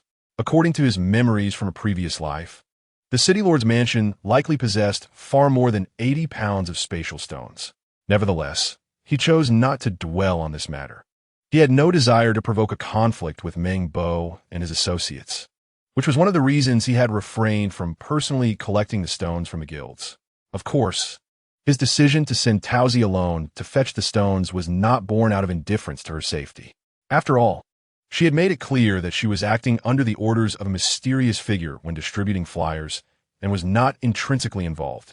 Even if the 5 great guilds were to capture Tao, it would not resolve the issue. Rather, it would likely incite Chu Feng's wrath even further. Should such a scenario unfold, the consequences would be dire, and none among the guilds would wish to witness that outcome. "You've done exceptionally well," Chu Feng praised her, then casually tossed a spatial ring containing 1,000 cubic units of space into her hands. As Tao grasped the ring, she instantly felt the immense space contained within, her excitement palpable. "Ensure that no one discovers you possess this item, for it could invite grave peril." Chu Feng Gao Dion.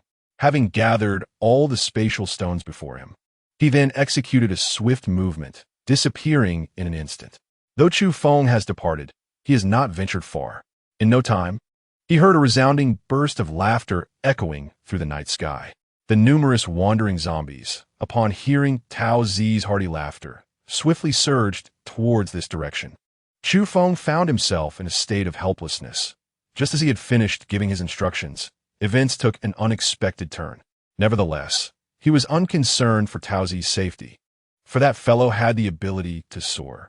Throughout the night, Chu Feng collected a considerable number of spatial stones.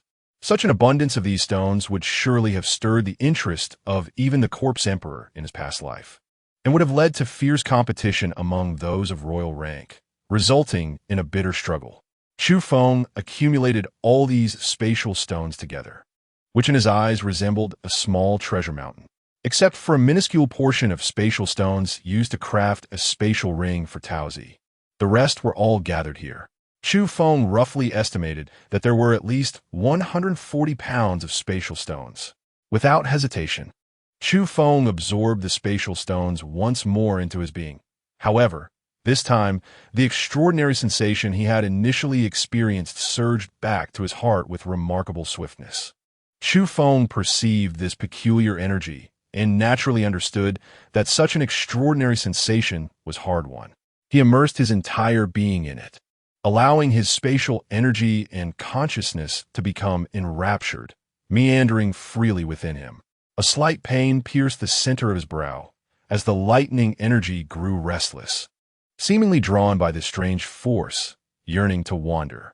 Unfortunately, as soon as the lightning energy attempted to manifest its desire, it was swiftly suppressed by the power of space.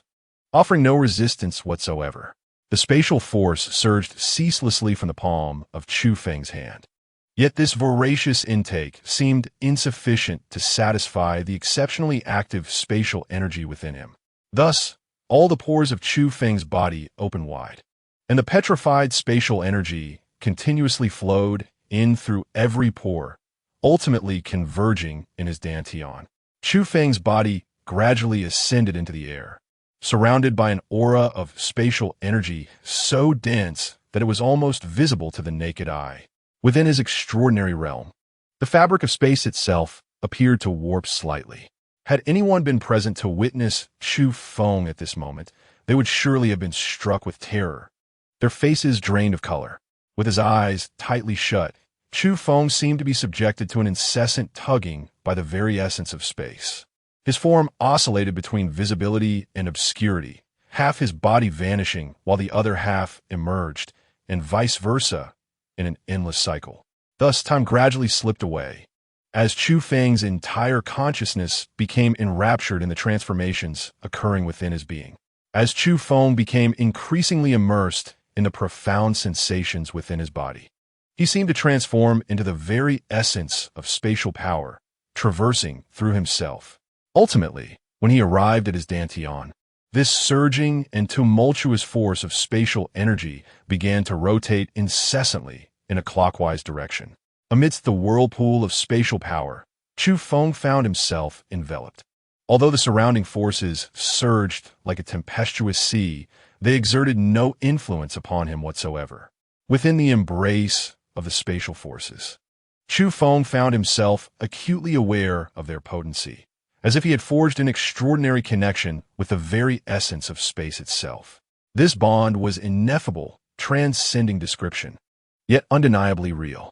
As the surrounding vortex subsided, Chu Feng distinctly beheld a miniature version of himself before him. The sight of this doppelganger startled Chu Feng, evoking a moment of astonishment. Upon closer inspection, Chu Feng realized that the diminutive figure before him, no larger than the palm of his hand, bore an uncanny resemblance to himself. However, it was devoid of clothing, giving an appearance that was somewhat impertinent. Chu Feng yearned to reach out and touch the miniature version of himself, yet his fingers seemed to glide right through the tiny figure. Suddenly, Chu Feng perceived as if someone had grazed him with a finger, an ethereal sensation that felt as though it passed directly through his being, leaving him in a state of indescribable wonder. Even more astonishing was the sight of this little figure, whose legs were coiled as it sat gracefully upon a diminutive circular platform. The platform appeared vague, resembling both a delicate dish and a round stone pedestal. Just as Chu Feng intended to further scrutinize this pedestal, an overwhelming force surged from the outside, abruptly drawing his consciousness away. In the ethereal realm of extraordinary abilities, Chu Feng plummeted from midair. Although he felt no pain, his descent was undeniably awkward. This time, the absorption of the spatial stone bore no resemblance to his previous experiences. Upon contemplating these matters, Chu Feng once more delved into his inner self, utilizing the power of space to examine the transformations within his body. Chapter 123, An Unconventional Advancement. Chu Feng harnessed the power of space and delved into his dantian. Soon, he discerned an extraordinary surge of energy emanating from within his dantian. Chu Feng could distinctly perceive the peculiar little figure along with the circular disc beneath it, all residing within his dantian. Simultaneously, a mysterious pearl lay concealed within, coexisting harmoniously with the diminutive being in his dantian. This presented an extraordinarily surreal tableau. and Chu Feng found himself at a loss for words to articulate the extraordinary transformation occurring within him. However, one thing was evident. This was undeniably not a malevolent occurrence. At the very least, he felt no hint of discomfort or peril. Chu Feng once again examined and sensed the power of space within his body. To his dismay and confusion, despite absorbing a considerable amount of spatial stones, there was not the slightest increase in his internal spatial power. This left Chu Feng puzzled. He glanced down at the spatial stones beside him. The once formidable weight of around 140 Jin had dwindled to merely 20 or 30 Jin. Holding a spatial stone in his hand, he attempted to absorb its essence, only to find that his internal spatial power seemed to be saturated, rendering him unable to take in anymore. This phenomenon was not entirely unfamiliar to Chu Feng. In his previous life, during the apocalyptic era, prominent figures had mentioned similar occurrences. It was simply a matter of reaching a bottleneck in one's current tier, where the corresponding abilities had reached their utmost saturation, hindering further enhancement. In essence, it signified that the ability user had attained the peak state of that specific ability within their tier. If Chu Feng wished to absorb more spatial stones to augment his internal spatial power, it was evidently out of the question unless he ascended to the 5th tier. At present, having absorbed over 200 Jin of spatial stones at the 4th tier was already an extraordinary fortune. To reach the 5th tier, he would undoubtedly need to consume exponentially more, perhaps several times or even a dozen times more, to attain such a state of saturation.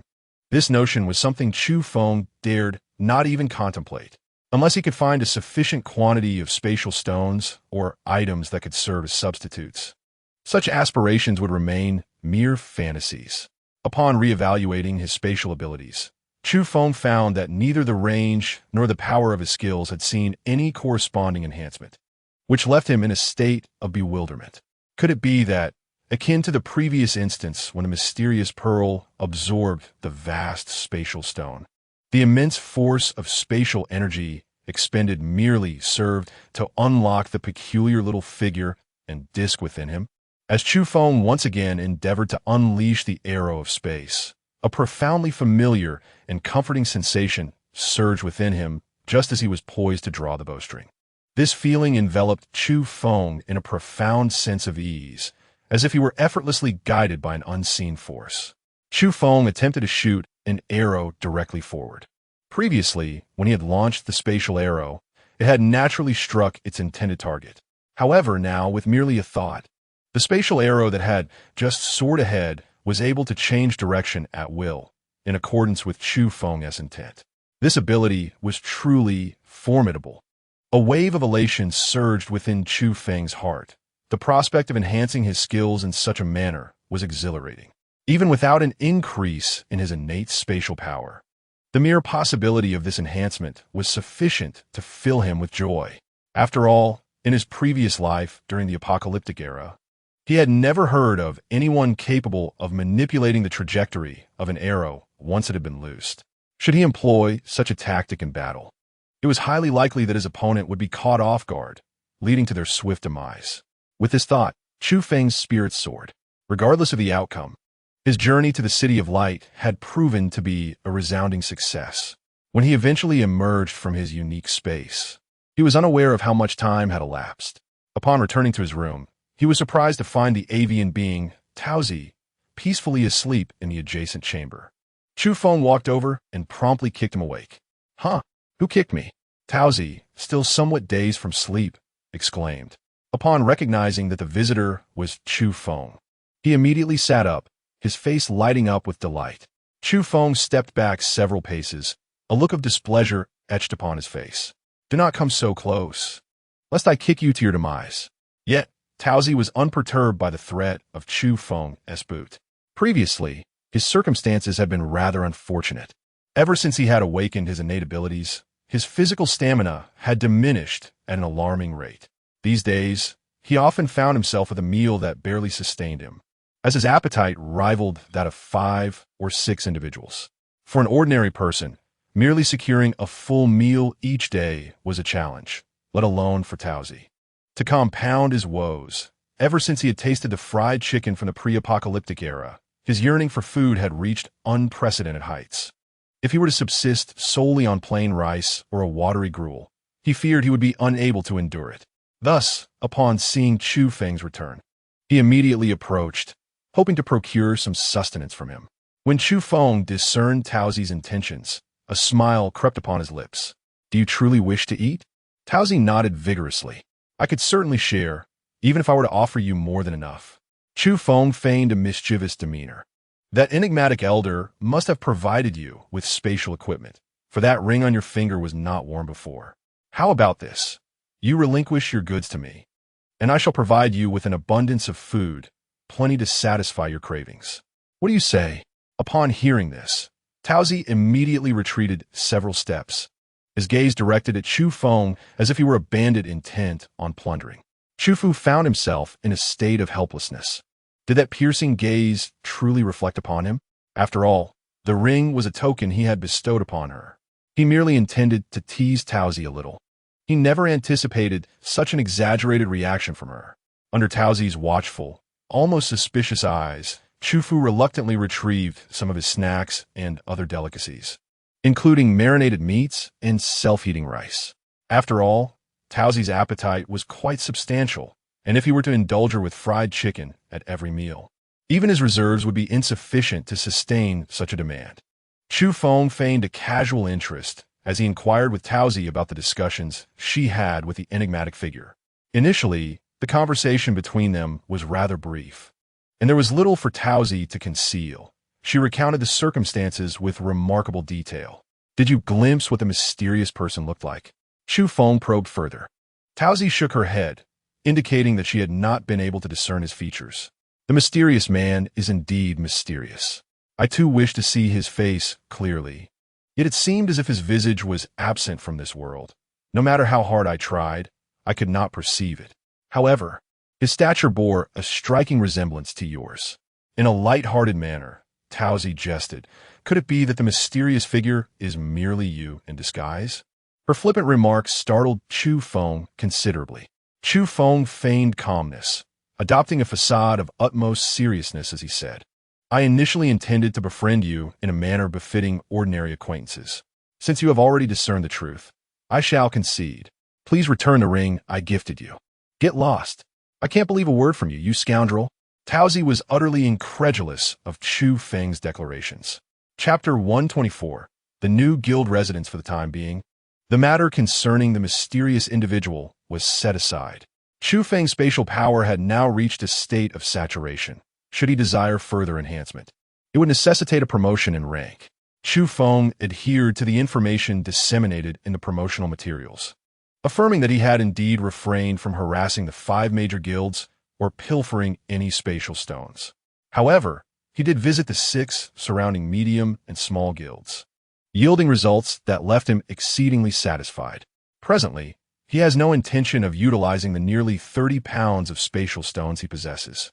In the past, he would have unhesitatingly crafted them into spatial equipment, but now such an endeavor seems unnecessary. Firstly, Chu Feng currently lacks the demand for such equipment and does not have sufficient resources to accommodate them. Secondly, while spatial equipment is undoubtedly valuable, the utility of spatial stones to Chu Feng is far greater. In no more than 6 months, once the secrets of spatial stones are widely revealed, spatial equipment will proliferate like mushrooms after rain. At that time, it will suffice for Chu Feng to acquire a batch or simply seize one outright. There is no need to prepare excessively at this juncture. According to his prior appointment at the Lord's Mansion in Guangxing, today marks the scheduled meeting between Chu Feng and Lord Meng Bo to discuss the exchange of residents within Guangxing. The territory of Guangxing is vast, hosting approximately 200 guilds. Among them, the largest guilds boast memberships exceeding 20,000, including the Yanwang Dragon and Evil Wolf guilds. Additionally, there are nearly 50 medium-sized guilds with populations surpassing 5,000, while the smaller guilds, each with fewer than 2,000 members, constitute the majority. It is not that the medium and small guilds lack the desire to expand. Rather, they are simply unable to do so, as their resources cannot sustain such a large membership, compounded by the pressure from the top 10 guilds. Apart from the 10 major guilds, The membership of other medium and small guilds is strictly regulated, never to exceed 10,000. Should they surpass this limit, the top 10 guilds will initiate a challenge against them. Currently, the more desirable locations within Guangxing have been seized by the guilds, leaving only some remote and poorly situated areas near the towering city walls. However, these locations present the best options for Chu Feng. At present, Chu Feng aspires solely to establish a foothold in Guangxing, harboring no desire to exert dominance or engage in rivalry within the city. If he could secure a place to settle and sustain himself, it would indeed be most advantageous. Subsequently, he could leverage the resources at his disposal to embark on small business ventures, ensuring a prosperous existence for the entire guild in the future. Before long, Chu Feng arrived at the reception room. Nowadays, numerous guild leaders seek to apply for residency in Guangxing daily, and the city lord, Meng Bo, cannot possibly meet each and every one individually. For leaders of smaller guilds like Chu Feng, Meng Bo typically allocates a specific day for their meetings, convening them collectively once their numbers are sufficient. Upon Chu Feng's arrival, he found 5 individuals already present in the conference room. Their attire and demeanor clearly indicated that they were figures of notable leadership potential, presenting a stark contrast to Chu Feng's more laid-back demeanor. Not long after, Meng Bo appeared. The assembly stood in unison to greet him, a gesture of respect. Meng Bo, a man nearing 40, bore a slightly round face and exuded an air of vitality. His appearance was impeccably groomed, reflecting a person of discernment and meticulousness in his lifestyle. As Chu Feng cast a few glances at Meng Bo, he was struck by a peculiar sensation emanating from him. It was as if Chu Feng could distinctly perceive the subtle aura of spatial energy radiating from Meng Bo. This did not imply that Meng Bo possessed spatial abilities. Rather, it suggested that he had recently encountered something akin to a spatial stone. It was reasonable to surmise that Meng Bo had been engaged in the study of the mysteries of the spatial stone he had left behind prior to his arrival. While Chu Feng found it somewhat surprising that he could so vividly sense the essence of the spatial stone, it was also within the realm of expectation, given his current high affinity with spatial energy. Following his arrival, Meng Bo first gestured for everyone to remain calm, and then invited Chu Feng and the others to express their thoughts in turn. As Chu Feng listened to the conversations of the other 5, they all expressed their intention to establish guilds comprising approximately 1,000 to 1,500 members. Moreover, their words were imbued with a sincere plea for Meng Bo to allocate them some prime locations for their guild residences. When it came to Chu Feng's turn, he rose to his feet, clasped his fists in a gesture of respect, and addressed the assembly. Esteemed colleagues, I am Chu Feng, the president of the Yin Yu Tai Guild. Our guild has journeyed here from In-City, and due to our limited understanding of the circumstances in Guang City, our members are still outside, yet to enter. We number 700 in total, and wish to take root in Guang City while seeking the protection of City Lord Meng. As for the location of our guild residence, we are quite flexible. Proximity to the city walls is of no concern, as long as the area is secure. With a nonchalant tone, Chu Feng spoke, prompting Meng Bo to cast several curious glances in his direction. After everyone had expressed their thoughts, Meng Bo succinctly outlined the pertinent details regarding the application for a guild residence in Guangxing.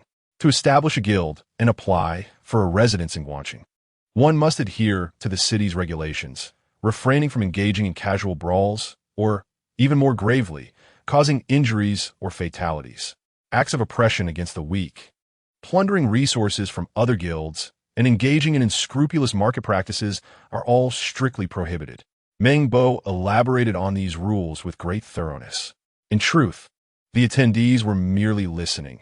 They understood that these regulations were primarily aimed at smaller guilds, while the 10 major guilds were seldom, if ever, held accountable for their actions within the city. In conclusion, Meng Bo stated that as long as one could abide by the aforementioned rules and submit a fee of 10,000 first-tier mutated crystals, they could apply for a guild residence.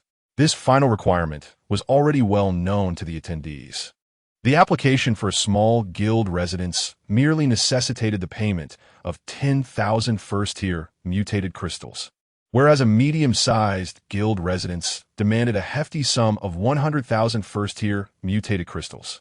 Given the expansive area of Guangqing, even a small guild residence, such as that applied for by Chu Feng, encompassed an impressive 500 acres, ample space for the Yinyutai Guild. Not all small guilds were afforded such generous areas.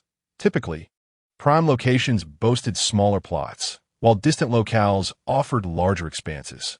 Naturally, Chu Feng opted for the most remote and secluded location available.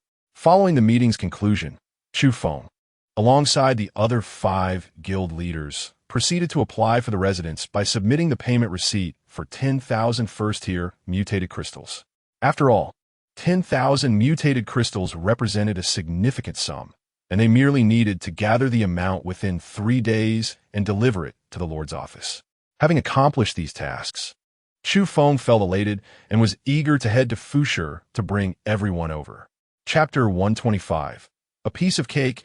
As Chu Feng traveled swiftly toward Fushi, his spirits were high, unaware that the members of the Misty Rain platform were ensnared in a precarious situation.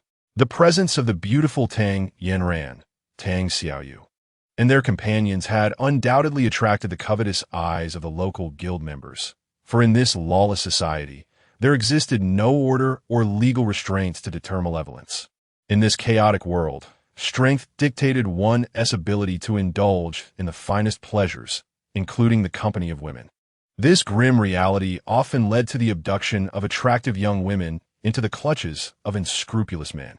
In the apocalypse, beauty was subjected to the harshest cruelties. The exquisite twin sisters, Tang Yanran and Tang Xiaoyu, inevitably drew attention whenever they entered a man's line of sight, provoking desires that targeted them specifically. Moreover, the guild boasted over 500 young women, primarily recruited by the sisters themselves from their university, as they sought to protect the most vulnerable among them. However, as the number of those in need grew, they retained only a portion of their initial recruits. Collectively, these women possessed remarkable beauty and figures, and with such captivating twins among them, it was entirely natural for the men of the guild to harbor intentions toward them. Outside the temporary guild encampment of the Misty Rain platform, a throng of individuals had gathered, lingering for an entire day. While they had not yet launched an assault, it was evident to any astute observer that these individuals were gradually converging, representing multiple guilds plotting to divide the women of the Misty Rain platform among themselves. The most concerned were the 2 leaders, Su Kachong and Yang Xiaocheng, tasked with guarding the women. Each led 100 preparatory members, acutely aware of the powerful individuals within their guild. Yet without their guild leader, Chu Feng, their situation was dire. Should the gathering forces outside swell and charge, the 200 defenders would be as fragile as reeds in water, utterly overwhelmed. At that moment, the leaders of 3 guilds convened at the outskirts of Fushi, indulging in drink while each held a young woman in their arms. Their conversation revolved around dividing Tang Yanran, Tang Xiaoyu, and suing among themselves, exchanging them once their interest waned. Their crude banter was laced with vulgarity, yet they remained blissfully ignorant of the impending doom drawing ever closer. As Chu Feng sped along the road, the engine of his sports car roared, resonating with his exuberant mood. Upon arriving at the temporary encampment of the Yinyu Society, he was greeted by a sight that made his intentions clear. Surrounded by a multitude of people, he quickly discerned their motives. Yet he remained unfazed. With a stylish drift, he narrowly avoided colliding with 2 individuals who were monitoring from the outside. Unperturbed, he exchanged a casual greeting with the guards, Su Kajong and Yang Xiaocheng, before striding confidently into the temporary headquarters. Upon witnessing Chu Feng's animated expression, the onlookers exchanged dubious glances. Nevertheless, one thing was clear. With Chu Feng's return, the impending crisis outside was now entirely his responsibility to resolve. Tang Yanran breathed a sigh of relief. Although the guild boasted the presence of the formidable 5th stage expert, keenly, she was acutely aware that he would not heed her commands. Thus far, he had only followed Chu Feng's directives. With Chu Feng back in the fold, it was not merely a question of whether he would intervene. Once he issued a command, who among those outside could possibly rival King Li? As soon as Chu Feng returned, he announced to everyone that he had successfully secured a guild residence in Guangqing. Upon hearing this, the crowd erupted with joy. Immediately, some of the ladies in the guild approached to report that individuals outside were harboring nefarious intentions toward them. Such matters did not require their reports. Chu Feng was already aware and remained indifferent to these concerns. Chu Feng first organized a large troop to pack their belongings in preparation for their impending departure towards the direction of Light City.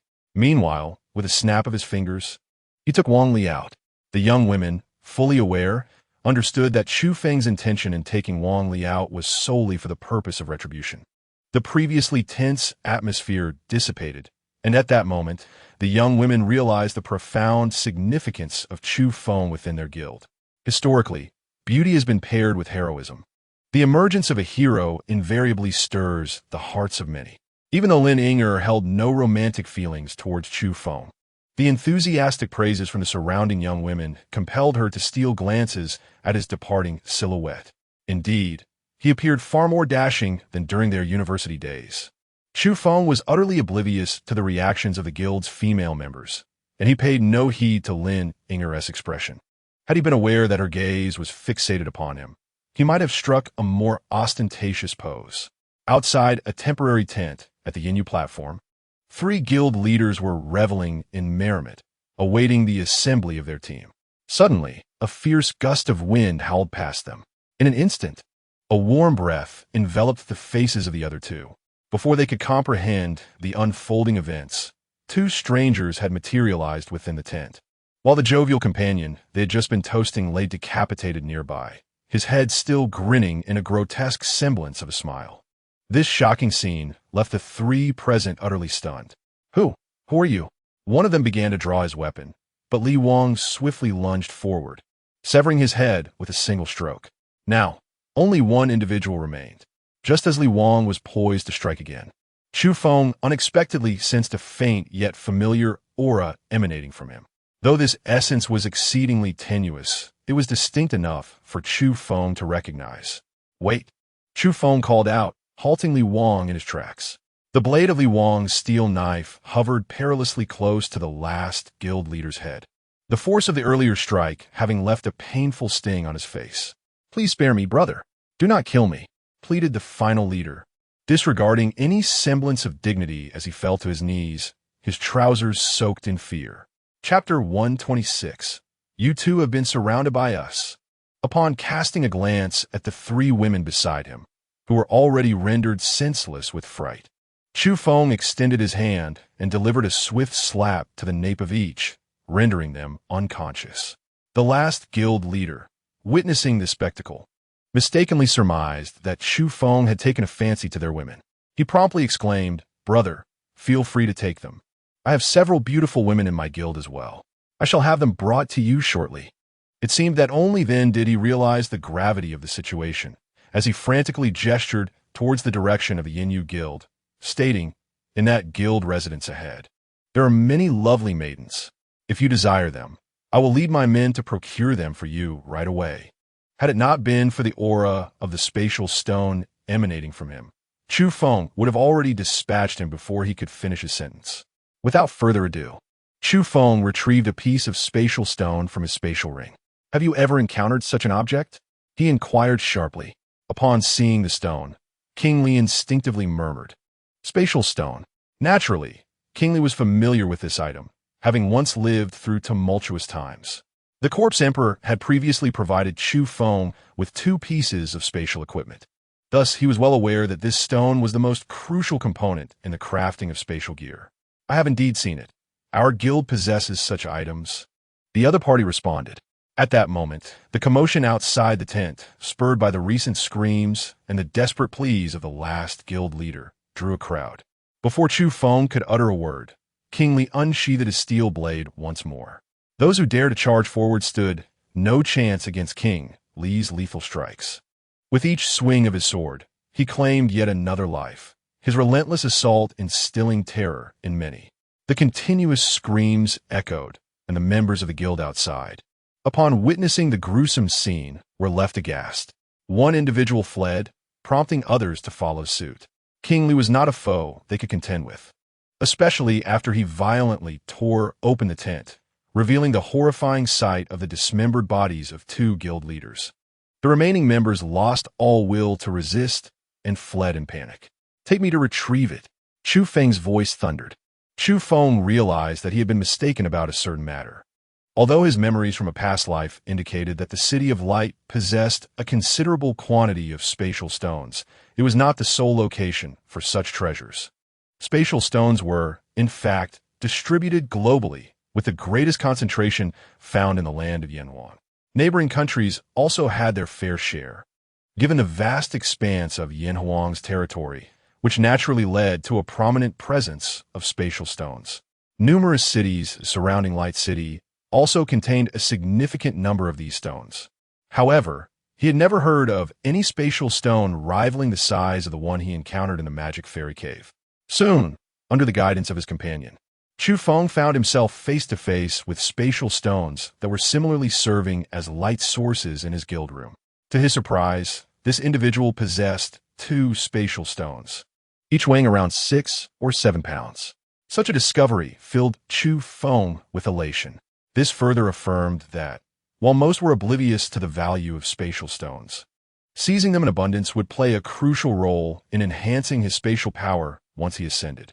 In the cataclysm of his previous life, Chun Chang and Xiao Hua were both formidable figures in the realm of space. Chu Feng held absolute confidence that, having acquired the opportunities presented by these two, his achievements would undoubtedly surpass theirs, and even the title of the strongest among humanity was not beyond reach. However, Chu Feng was not particularly interested in the title of the strongest. Rather, his true ambition lay in longevity, which was not in conflict with, but rather complementary to, his other aspirations. There were indeed numerous spatial stones in Fu City. While it may not rival Light City, as a nearby prefectural city, its expansive area surely harbored a significant number of spatial stones. After obtaining the stones, Chu Feng instructed the guild leader to surrender all the mutated crystals within their guild, subsequently resolving the matter with him. He then proceeded to the guild's warehouse, where he collected all available supplies. Although the quantity was modest compared to Chu Feng's standards, it would incite fierce competition if placed on the open market. After completing these tasks, Chu Feng did not leave immediately. Instead, he pondered how to maximize his acquisition of spatial stones. The rarity of spatial stones was particularly pronounced during the cataclysm, as everyone sought a personal storage solution, not only due to its ample capacity, but also because the food stored within would never spoil. Although acquiring spatial stones seemed relatively effortless for Chu Feng now, in the previous life, the average distribution meant that only one piece of spatial equipment was available for every 1,000 individuals. Moreover, with Light City spanning over 50,000 square kilometers and the urban area exceeding 10,000 square kilometers, Chu Feng had nearly scoured the largest guilds within the city and only managed to collect 200 pounds of spatial stones. While it was evident that more remained undiscovered, this underscored the overall scarcity of spatial stones. It was merely through various means that Chu Feng had amassed a more substantial quantity. Each advancement in Chu Feng's journey necessitates tenfold resources from the previous tier. If he aspires to attain a state of spatial power saturation by the 5th tier, 200 pounds of spatial stones are evidently insufficient to meet his physical requirements. Should the demand for spatial stones also escalate tenfold, it seems that Chu Feng may need to scour the globe in search of these precious stones. Contemplating this, a wave of frustration washed over him. Such matters felt distant and ancient. For now, his focus lay on immediate plans. The spatial stones of Light City were not merely optional. They were essential. After much contemplation, Chu Feng rose with determination, having formulated a clear intention. While he lacked the capability to simultaneously oversee both Light City and Fu City, the idea of cultivating an agent specifically for this purpose appeared quite feasible. With this thought in mind, he and Kingly hastened towards the nearest guild outpost, not because it held any particular significance, but rather due to Chu Feng's vague recollection of it from his earlier passage. Upon arriving at the outpost of the Songtang Guild, there was no need for Chu Feng to announce himself. Kingly kicked open the guild's doors with force. Everyone, remain still. You guild members are now surrounded by us. Chu Feng proclaimed loudly as he stepped inside. The members of the Songtang Guild rushed out, only to be met with the sight of just two individuals, gazing at them as if they were witnessing a spectacle. King Li, unceremonious in his demeanor, stomped down with such force that he left a substantial crater in the stone floor. As for Chu Feng, he radiated with crackling electricity, a spectacle that emanated a terrifying energy even from a considerable distance. Chapter 127. Supporting the agent, the members of the Songtang Guild were thoroughly intimidated by the prowess displayed by the two individuals before them. It was not that the guild lacked ability users, but they had never encountered anyone as formidable as Chu Feng and his companion. With one being a 4th-tier mutant and the other a 5th-tier zombie, should Chu Feng entertain any sinister thoughts, none within the guild would survive. Chu Feng's choice of this guild was influenced not only by its proximity to him, but also by its advantageous location near the temporary encampment of the Misty Rain Guild. This close distance allowed the other 3 guilds to traverse the journey with the intent of besieging the Misty Rain Guild and seizing the women within. Yet this particular guild appeared to remain unperturbed, harboring no malicious intentions towards the Misty Rain Guild. For this reason alone, Chu Feng deemed it acceptable to support this guild as his proxy. Soon, the president of the Songtang Guild hurriedly emerged, and upon seeing Chu Feng and King Li, he clasped his fists in greeting. Esteemed brothers, I am Shengu, president of the Songtang Guild. I wonder if we have inadvertently offended either of you. Please inform us, and we shall ensure a satisfactory resolution. Shengu said, his face beaming with a smile. Shengu, brother Shun? In his heart, Chu Feng couldn't help but murmur, this individual truly possesses a knack for naming, as if the name itself were crafted to exploit an advantage. If there is something to discuss, let us converse within. Having spoken, Chu Feng reigned in the power of lightning that enveloped him and strode confidently inside, with King Li naturally following closely behind. As Chu Feng's thunderous power dissipated, the pressure that had weighed heavily upon the gathered individuals diminished significantly. Yet, when confronted by the imposing figure of King Li, clad in armor, they could not shake off an inexplicable sense of oppression, making even the act of breathing feel laborious. Upon entering the guild's reception room, Chu Feng unceremoniously took the seat of honor, a move that elicited no objections from Shengu, who promptly summoned someone to serve tea. There's no need for that. Have the others leave. I have matters to discuss with you, Chu Feng declared. Upon hearing this, Shengu hastily complied. Once the room was cleared, only Chu Feng, Shengu, and King Li remained. After a brief moment of hesitation, Chu Feng glanced at King Li and ultimately decided to send him to stand guard at the door. With King Li present, there were certain things Chu Feng felt reluctant to voice. My dear brother, if there is something to be said, please do so candidly, Shengu inquired as King Li departed. With a sly grin, Chu Feng gazed at the slightly older president before him and inquired, I shall pose a question to you. There are 2 paths before you. One leads to your ascension as the leader of the Fushur Guild, while the other culminates in your immediate demise. Which path do you choose? As Chu Feng's voice faded, beads of cold sweat began to trickle down Shun Ji's face. Brother, we cannot jest in such a manner. Shengu hesitated, for Chu Feng's words were utterly preposterous. Shengu was certain that he did not know Chu Feng at all, let alone have any animosity towards him. Yet, here was Chu Feng presenting him with a conundrum that even a fool could decipher. How could he be oblivious to it?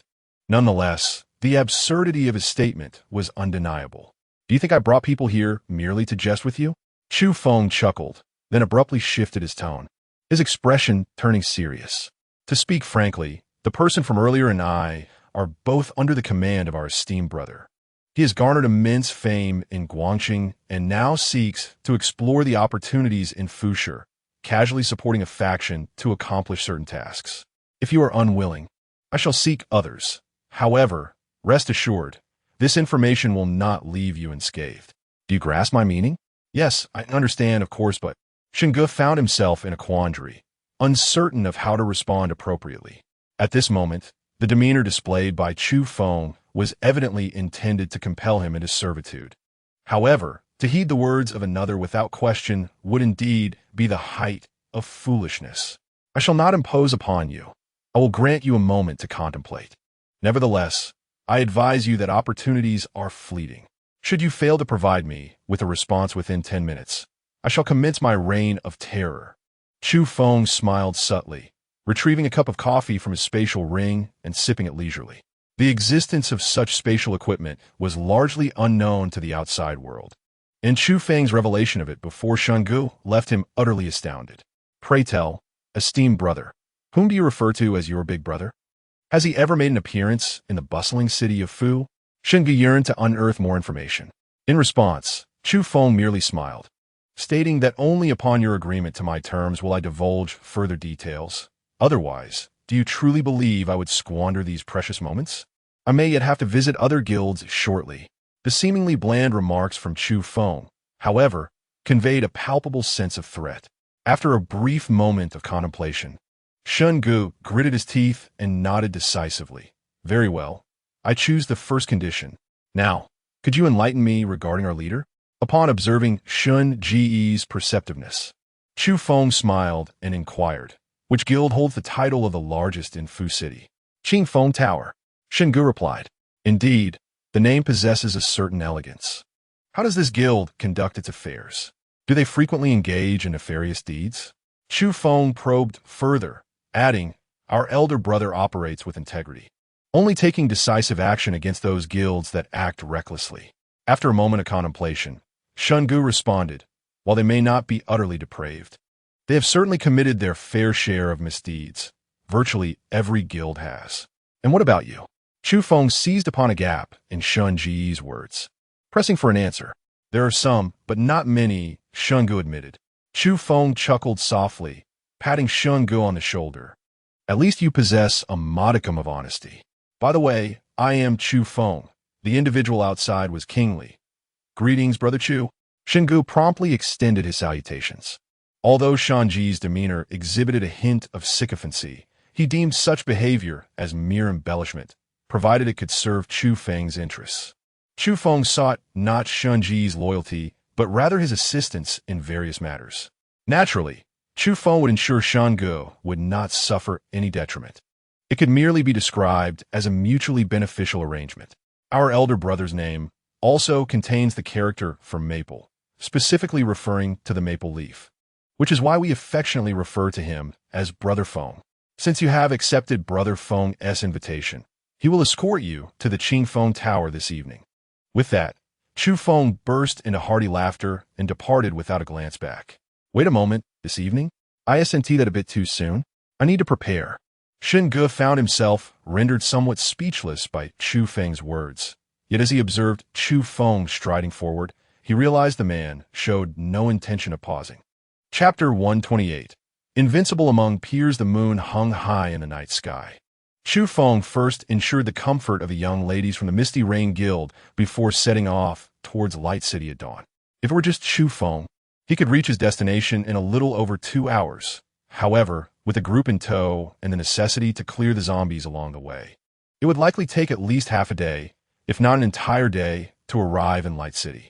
Chu Feng also intended to resolve the matter of the agent in Fu City during the night. As darkness fell, everyone retired for the night, leaving Su Kejong's team to guard the perimeter for the first half of the night. With a swift movement, Chu Feng teleported twice, swiftly exiting the temporary guild headquarters. He then made his way towards the Songtang Guild. The guild's president, Shungu, had been patiently awaiting his arrival. When Chu Feng reemerged before Shungu, his features were obscured by a veil of ethereal mask, rendering his visage unrecognizable. "Are you President Shen?" Chu Feng's raspy voice resonated once more.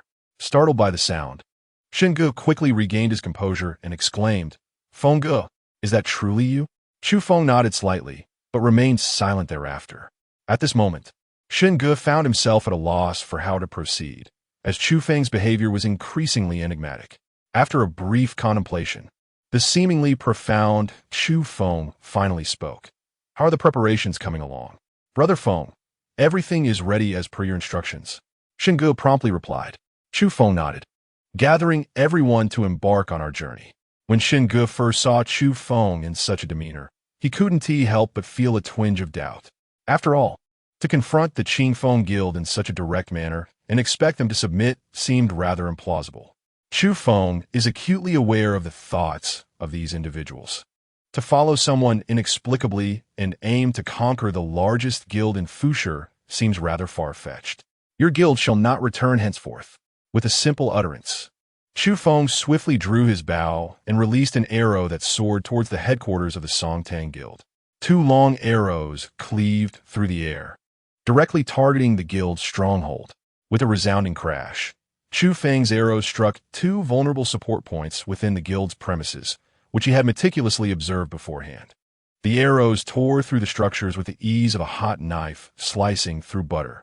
Moreover, the arrows continued their relentless advance, indiscriminately severing any building they encountered, creating a scene of utter devastation. The thunderous sound of collapsing structures echoed within the guild, leaving the members of the Songtang Guild utterly astounded. Is this truly within the realm of human capability? Chu Feng was exceedingly pleased with the stunning impact he had created, as well as the formidable power of his space arrow. At present, the only fifth-tier individuals he was aware of were King Li and Meng Bo, the Lord of Guangxing. It was inconceivable for a fifth-tier powerhouse to emerge in Fuqing, even if one were to appear. Chu Feng harbored no fear and was confident in his ability to vanquish them. As for the lesser aberrants who had not yet reached the fifth tier, he regarded them with utter disdain, knowing full well they could not possibly contend with him. Thus, a grand procession embarked towards the Clear Wind Tower's guild residence. As the foremost guild in Fuqing, Clear Wind Tower naturally chose the most prestigious villa district in the city for its headquarters. In the early days of the apocalypse, the guild leader, Zhu Dalong, had once served as a security guard in one of these villas. To his astonishment, he was among the first to awaken his latent abilities, which coincidentally aligned with Chu Feng's lightning-based powers. With his newfound lightning abilities, Zhu Dalong thrived in the wake of the apocalypse, transforming himself from an overlooked security guard into a figure of dominance, preying upon those affluent individuals who had previously dismissed him. The highborn ladies of society, who once regarded him with disdain, now became subjects of his whims, and he indulged in their torment with reckless abandon. Zhu Dalong's malevolence knew no bounds, revealing the darkest side of his character. For him, this was not an apocalypse. It was paradise. In the days before the cataclysm, he could scarcely have imagined such a splendid existence. Yet now he lived this dream daily, reveling in the joys of life and the company of numerous admirers. On this particular evening, as he pondered which beautiful maiden to invite to his chambers, or whether to gather them all into one room, a thunderous sound shattered his contemplation, disrupting the tranquility of Fuqing. Who dares? Zhu Dalong was incensed. Since the onset of the apocalypse, he had been the one to disrupt others, and no one had ever dared to challenge him directly. With a furious roar, he unleashed his lightning powers, reminiscent of Chu Feng's earlier display of might at the Songtang Guild, though his own lightning appeared somewhat frail and undernourished. As Zhu Dalong charged towards the entrance of the guild, two streaks resembling dragons soared past him, one narrowly brushing against his visage. Startled, he barely evaded the space arrow, but as he prepared to unleash his own lightning, a shadowy figure materialized before him like a specter. "Are you the guild leader, Zhu Dalong?" Chu Feng's raspy voice echoed, ethereal and distant. Before Zhu Dalong could react, Chu Feng's void hand was already rushing towards him. The void hand was nearly imperceptible. Often, the victim would not even realize they had been struck until it was too late. In the darkness of night, this element of surprise proved even more potent. Zhu Dalong, indeed a formidable presence among the fourth tier, instinctively sensed the impending peril as Chu Feng's hand of void surged toward him. The power of lightning emanating from him surged wildly, striving to shatter the hand of void. Alas, the forces of space are intangible, unless one has achieved a profound mastery. At least reaching the sixth tier, it is impossible to dismantle the hand of void in its current form. The hand pierced through the tumultuous lightning, directly targeting the vulnerable throat of Zhu Dalong. Impossible. He let out a mournful wail, his eyes wide with disbelief. In the next moment, Chu Feng's hand of void had seized his throat, lifting him effortlessly into the air, much like a chick being grasped. Although lightning still coiled around Zhu Dalong, the once imposing and godlike aura he exuded had completely dissipated. "You are far too weak." With a tone of disappointment, Chu Feng observed that Zhu Dalong was unable to withstand even a single exchange. He had not yet unleashed his spatial arrows. Thus, before the astonished gazes of the members from the Songtang Guild and the Qingfeng Tower Guild, Chu Feng exerted a slight force, causing Zhu Dalong to be instantly severed. Blood cascading like rain. Chapter 129. Who agrees? Who opposes? The gruesome scene left all present in shock, a vision they would likely never forget. Zhu Dalong, the seemingly invincible president in the eyes of the Qingfeng Tower Guild, had been so effortlessly slain. Was this a mere dream?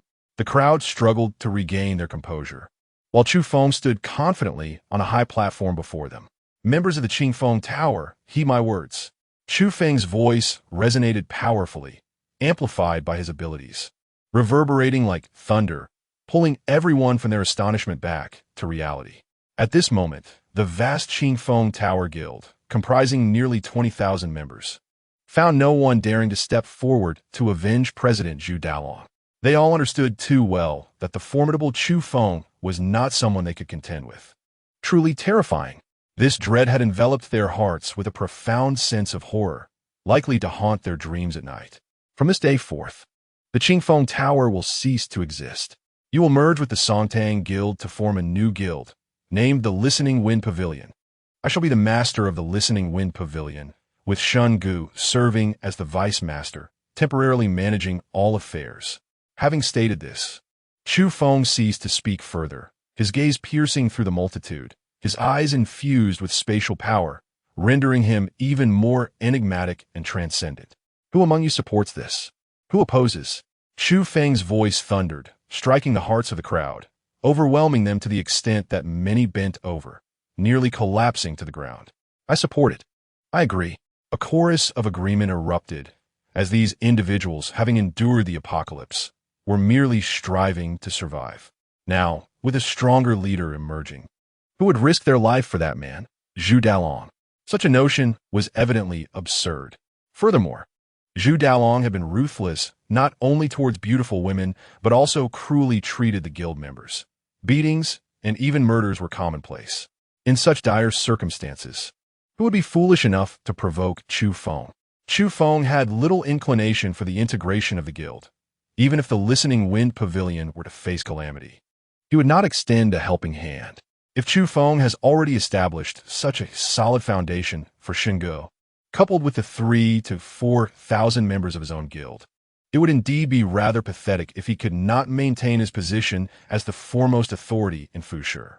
Chu Feng harbored no objections to Xingge flaunting his influence as a banner, as long as he diligently fulfilled his duties. Subsequently, Chu Feng summoned Xingge and the vice president of Qingfeng Tower, Zhang Jinming, to an empty room. He then proceeded to take out the spatial stone.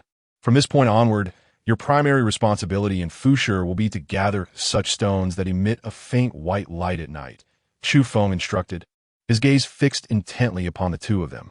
Initially, Chu Feng did not discern any traces of spatial stones within the Songtang Guild, nor did he perceive a palpable aura emanating from Xingge. However, upon witnessing the demise of Zhu Dalong, an inexplicable sensation surged within him.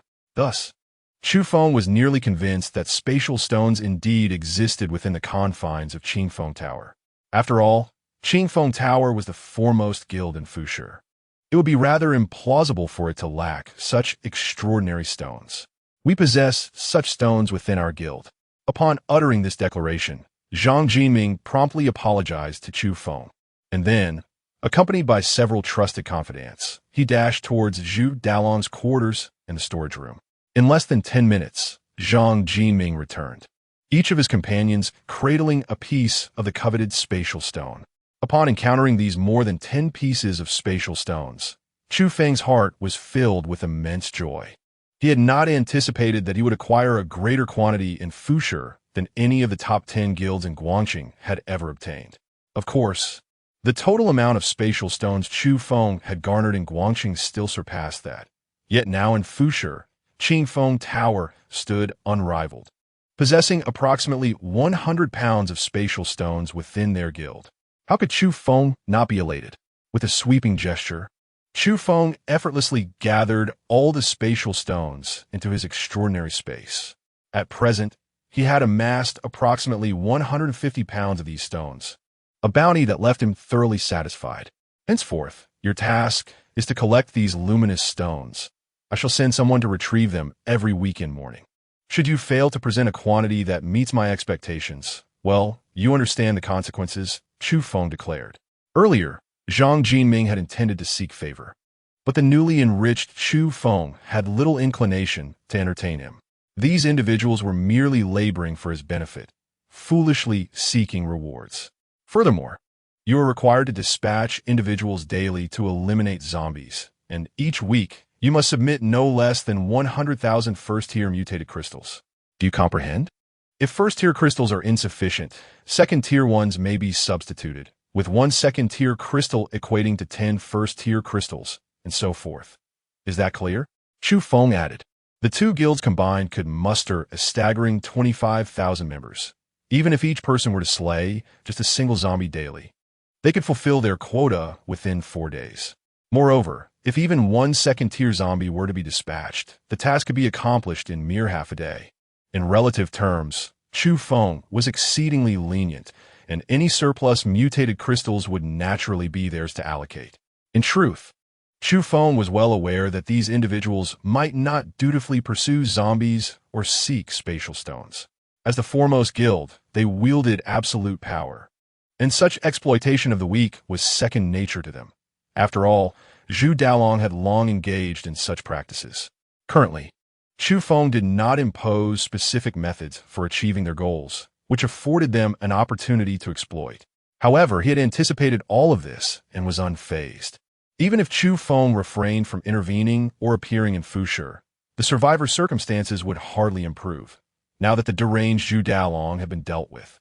Their lives should be somewhat better than before. Before departing, Chu Feng reminded Shun Ge and Zhang Jinming to exercise restraint, cautioning them not to be excessively ruthless. As Zhu Dalong served as a cautionary tale, both men shuddered, well aware of the horrors inflicted by that twisted individual on women. Chu Feng is currently issuing a warning to the two individuals. Could it be that he lacks the courage to eliminate them? That is evidently out of the question. Chapter 130, renamed as Panshur. Zhang Jinming, this fellow is quite astute.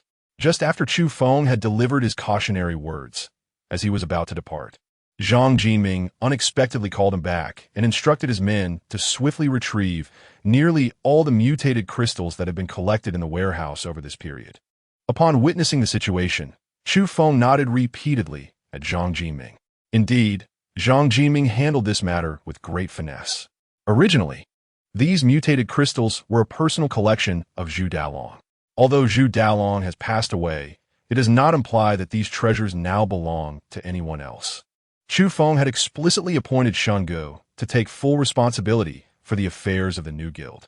Thus, even if Zhang Jinming chose not to present these mutated crystals, ultimately, it would still be Shun Ge who would deliver them as part of his accomplishments to Chu Feng. In light of this, why not seize the opportunity to perform this favor, thereby elevating his own standing in Chu Feng's eyes? Indeed, the astute are adept at exploiting opportunities. Chu Feng was also pleased to have someone like Zhang Jinming to assist him. After all, while Shun Ge was steady in his work, he occasionally overlooked certain aspects when considering issues.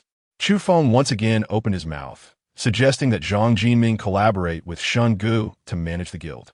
Shun Ge furrowed his brow, while Zhang Jinming was overjoyed. This flattery was perfectly timed. After tidying up everything, however, the supplies in Chu Feng Tower remained untouched by Chu Feng. Although such behavior seemed somewhat inconsistent with Chu Feng's usual demeanor, it was clear that this guild, now renamed as Listening to the Wind Pavilion, was ostensibly under his command. If he were to seize the provisions of his own subordinates, who would be willing to serve him loyally? This was a truth that Chu Feng was well aware of. After Chu Feng opened the Listening Wind Pavilion, he hastily returned to his temporary residence at the Misty Rain platform. The night was filled with busyness for him. and he did not take the time to examine his evening's gains. Upon instantly teleporting back to his room, he succumbed to a deep slumber. In less than 2 hours, dawn broke. As per the previously established schedule, the members of the Misty Rain Platform Guild began to kindle the fire for cooking, preparing to set off for the Radiant City. Awakened by a voice, Chu Feng took the opportunity to assess his gains from the previous night. In addition to the 105 pounds of spatial stones acquired, he had also obtained 80,000 first-tier mutated crystals, 3,000 second-tier mutated crystals, and 53rd-tier mutated crystals. To his astonishment, among these treasures were even 2 fourth-tier mutated crystals. This unexpected bounty doubled the number of 4th-tier mutated crystals Chu Feng possessed, as he had only 2 before. The harvest from Qingfeng Tower was indeed remarkable. After reevaluating the situation, Chu Feng calculated that to elevate himself to the 5th tier, he would require a staggering 1 million first-tier mutated crystals. Presently, he possesses nearly 420,000 of these crystals, leaving him in need of an additional 600,000. If the Wind Listening Pavilion fulfills its obligations to timely deliver the mutated crystals, it is conceivable that within a month and a half, Chu Feng will successfully ascend to the status of a 5th-tier mutated being. Chu Feng is utterly unconcerned about the potential treachery of Zhang Jinming and Shen Gu. If they were devoid of such intentions, it would indeed be remarkable. The crux of the matter lies in the fact that as Chu Feng's strength increases, they must possess the audacity to act accordingly. Chu Feng harbored no qualms about returning to Fushi at any moment to exact retribution, a fact they were acutely aware of. Setting off shortly after 6 in the morning, they finally arrived in Guangqing around 2 in the afternoon. Although Chu Feng had previously applied for a guild residence here, he had yet to remit the requisite 10,000 mutated crystals, and thus could not truly be considered a resident of Guangqing. Once he paid the fee for the guild residence and subsequently applied for his guild emblem, he would be exempt from the entrance fees whenever he visited Guangqing. The costs of entering the city would naturally be covered by the Inutai Guild, and, similarly, the mutated crystals required for the residence application would also be financed by the guild. Chu Feng would not dip into his personal funds. Though there was little distinction between the guild's finances and his own, Chu Feng was keenly aware of the separation, lest those women come seeking retribution in the future. Chu Feng, accompanied by a group of young women, unexpectedly arrived in the City of Light, drawing attention that was impossible to evade. Fortunately, just a few days prior, Chu Feng had caused quite a stir in the city, leading the 10 major guilds to exercise caution and refrain from brazen behavior. The most unfortunate among them was the Wolf Guild, which was currently preoccupied with repairing its guild headquarters.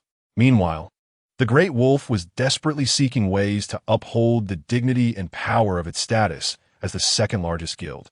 However, despite their earlier agreement to jointly capture Chu Feng, the 5 guilds that had remained unscathed suddenly switched sides and chose to back down. Even the Great Wolf's loud proclamations fell on deaf ears. As no one dared to provoke Chu Feng, the members of the Wolf Guild had become notably subdued, and it was even less likely for other guilds to challenge him. Chu Feng arrived at the City Lord's mansion accompanied by Tang Yanran and Tang Xiaoyu. Concurrently, Su Kachang from the guild also brought a contingent to deliver the full complement of 10,000 first-tier mutated crystals. Upon witnessing the arrival of this ample supply of mutated crystals, the staff within the City Lord's mansion displayed expressions of satisfaction and joy. Chu Feng discreetly signaled Su Kachang to offer some snacks and beverages to the staff members, instantly winning their favor. It is worth noting that such treats have become exceedingly rare in the outside world, particularly after the recent frenzied scavenging by the members of the Wolf Gang, which has rendered the availability of these scattered morsels nearly impossible. Presenting these small delights was far more effective in eliciting joy from the staff than merely providing them with mutated crystals. Observing Chu Feng's actions, Tang Xiaoyu couldn't help but smirk, resolutely deciding to expose him to Lin Inger upon their return. Indeed, she would assert that he lacked propriety, as he had so many beautiful women at home, yet chose to pursue others outside. That would be her narrative. Chu Feng was entirely unaware of the thoughts swirling in Tang Xiaoyu's mind. However, after providing some snacks, It was evident that the staff members across from him became noticeably more enthusiastic. They even began to introduce him to some seemingly excellent locations for the guild's headquarters. Chu Feng, for his part, had minimal requirements. He merely insisted that the area must be sufficiently spacious, and if there were any vacant plots of land available, that would be even better. Tang Yinran and Tang Xiaoyu were puzzled by Chu Feng's intentions, but since he had expressed his wishes, they felt no grounds for opposition, especially considering that he was now the president of the Yinyu Guild. Once the location was chosen and Chu Feng was about to sign, unexpectedly, Tang Yinran intervened. "The current name of the guild can no longer be used," she stated firmly. "Initially, we were a purely female guild, and now that you are the president, we cannot continue to use this name." Upon hearing this, Chu Feng found it quite reasonable and promptly inscribed the 4 characters Panshur Guild in the application section. Chapter 131. The Blind Box Grand Prize at the Guild Base. After completing the payment for the Guild Base application, Chu Feng set out, leading the group towards the Guild's designated location. The Guild's headquarters, selected by Chu Feng, is situated quite far from the city center, approximately 100 kilometers away. Initially, Chu Feng had his sights set on another location. However, during the application process at the Lord's office, the young lady who had previously accepted some of his snacks warmly introduced him to this particular site. She explained that it was originally a manor leased by a wealthy merchant, but due to its remote location and the fact that construction had yet to commence, it could be considered a wasteland. Nevertheless, some structures had already been erected, and the most basic facilities were reasonably well equipped. Thanks to the staff member's enthusiastic presentation, Chu Feng ultimately decided to choose this site, primarily drawn to the abundance of open land it offered, rather than any other advantages it might possess. What Chu Feng currently requires is a vast expanse of barren land, for only such desolate terrain will enable him to cultivate the earth for vegetable planting. Merely consuming without sowing would render even the bountiful vegetables from his otherworldly space insufficient to feed the multitude. Chu Feng aspires to create a paradise reminiscent of life before the apocalypse.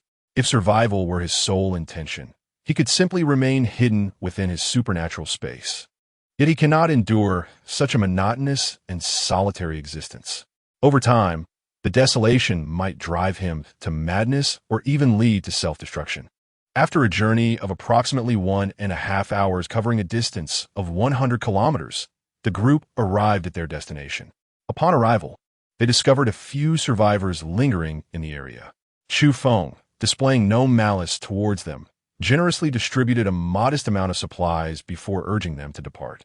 Those who proved troublesome and sought to entangle themselves with the Rock Guild were met with forceful expulsion. "If you converse with me respectfully, I shall reciprocate, but should you choose otherwise, prepare to be driven away." As they gazed upon the nearly 500 acres of estate, it had already been cordoned off, resembling a secluded paradise isolated from the outside world. Chu Feng instructed his men to first eliminate the stray zombies within the manor before commencing the process of rest and the transportation of supplies. The long convoy of trucks now dwindled to just over 10, as a considerable quantity of provisions had already been consumed by the 700 individuals en route. During their brief stop in Fu City, Chu Feng forbade his companions from venturing out in search of additional resources, as their stay was transient and he wished to avoid unnecessary complications. Moreover, given the apocalyptic circumstances they now faced, it was likely that the external supplies were severely depleted, rendering such efforts futile. Despite the relatively modest amount of supplies remaining, to Chu Feng they seemed inconsequential. However, to certain opportunists, particularly the insatiable Wolf Guild, they appeared as a coveted prize. The convoy of trucks, coupled with the presence of over 500 young and attractive women among their ranks, was undeniably a tantalizing target. Ironically, the location chosen by the guild for their base was quite remote, rendering modern equipment inoperable. Should a hostile group suddenly appear and eliminate their ranks, abducting the women in the process, who would they turn to for recourse? Furthermore, who would dare provoke any of the top 10 guilds in Guang City? While others might hesitate, the Wolf Guild possessed the audacity to take action. Upon hearing of Chu Feng and his companions, the Wolf Guild's leader began contemplating the feasibility of such an endeavor. having previously encountered setbacks at the hands of a mysterious individual. He noted that this adversary had already acquired the coveted stones from the other 5 leading guilds. The Wolf Guild, now devoid of those precious stones, was determined that this time the individual would not come seeking them again. If they continued to cower before such a minor guild, their reputation as one of the top 10 guilds, indeed ranked second, would be jeopardized. Such an eventuality was something the Wolf Guild's leader would never allow to transpire. At present, Chu Feng is entirely unaware that the audacious wolf has the gall to covet his guild. He remains indifferent to such matters, even without his intervention. As long as King Li is present, no matter how many come, it will be a spectacle to behold. As Chu Feng enthusiastically rallied everyone to begin organizing the affairs within the estate, he marveled at the splendid environment, which included fertile land that he envisioned cultivating. Although the area was not extensive, he resolved to dedicate approximately 200 acres specifically for farming. Unlike the past, when cultivation was heavily reliant on weather and seasons, the recent surge of survivors had successfully ascended to the 3rd tier, gradually awakening their unique abilities. With an ample number of wood-type enhancers, coupled with the support of light-type abilities, crops that previously required 6 months to a year to mature could now be harvested in about a month. This insightful strategy stemmed from Chu Feng's experiences in his previous life, hence the meticulous planning. The other women did not oppose Chu Feng's ideas. Although they lacked his foresight regarding the prospects, they appreciated the initiative. After all, should this endeavor succeed, they would soon have a reliable source for fruits and vegetables. As the estate was gradually being organized, it was noted that there were only 3 villas on the property, 2 situated near the entrance, while the largest was located at the rear. Initially, after acquiring his spatial abilities, Chu Feng found little interest in the houses. However, at that moment, Yang Xiaoqing came running towards him, brimming with excitement, unable to suppress the joy radiating from his face. "What is the matter? Did you find money?" Chu Feng jested. "President, we've discovered something remarkable," Yang Xiaoqing exclaimed, his enthusiasm infectious. "Oh, something remarkable?" Chu Feng was taken aback, curious about what could elicit such exuberance from Yang Xiaoqing.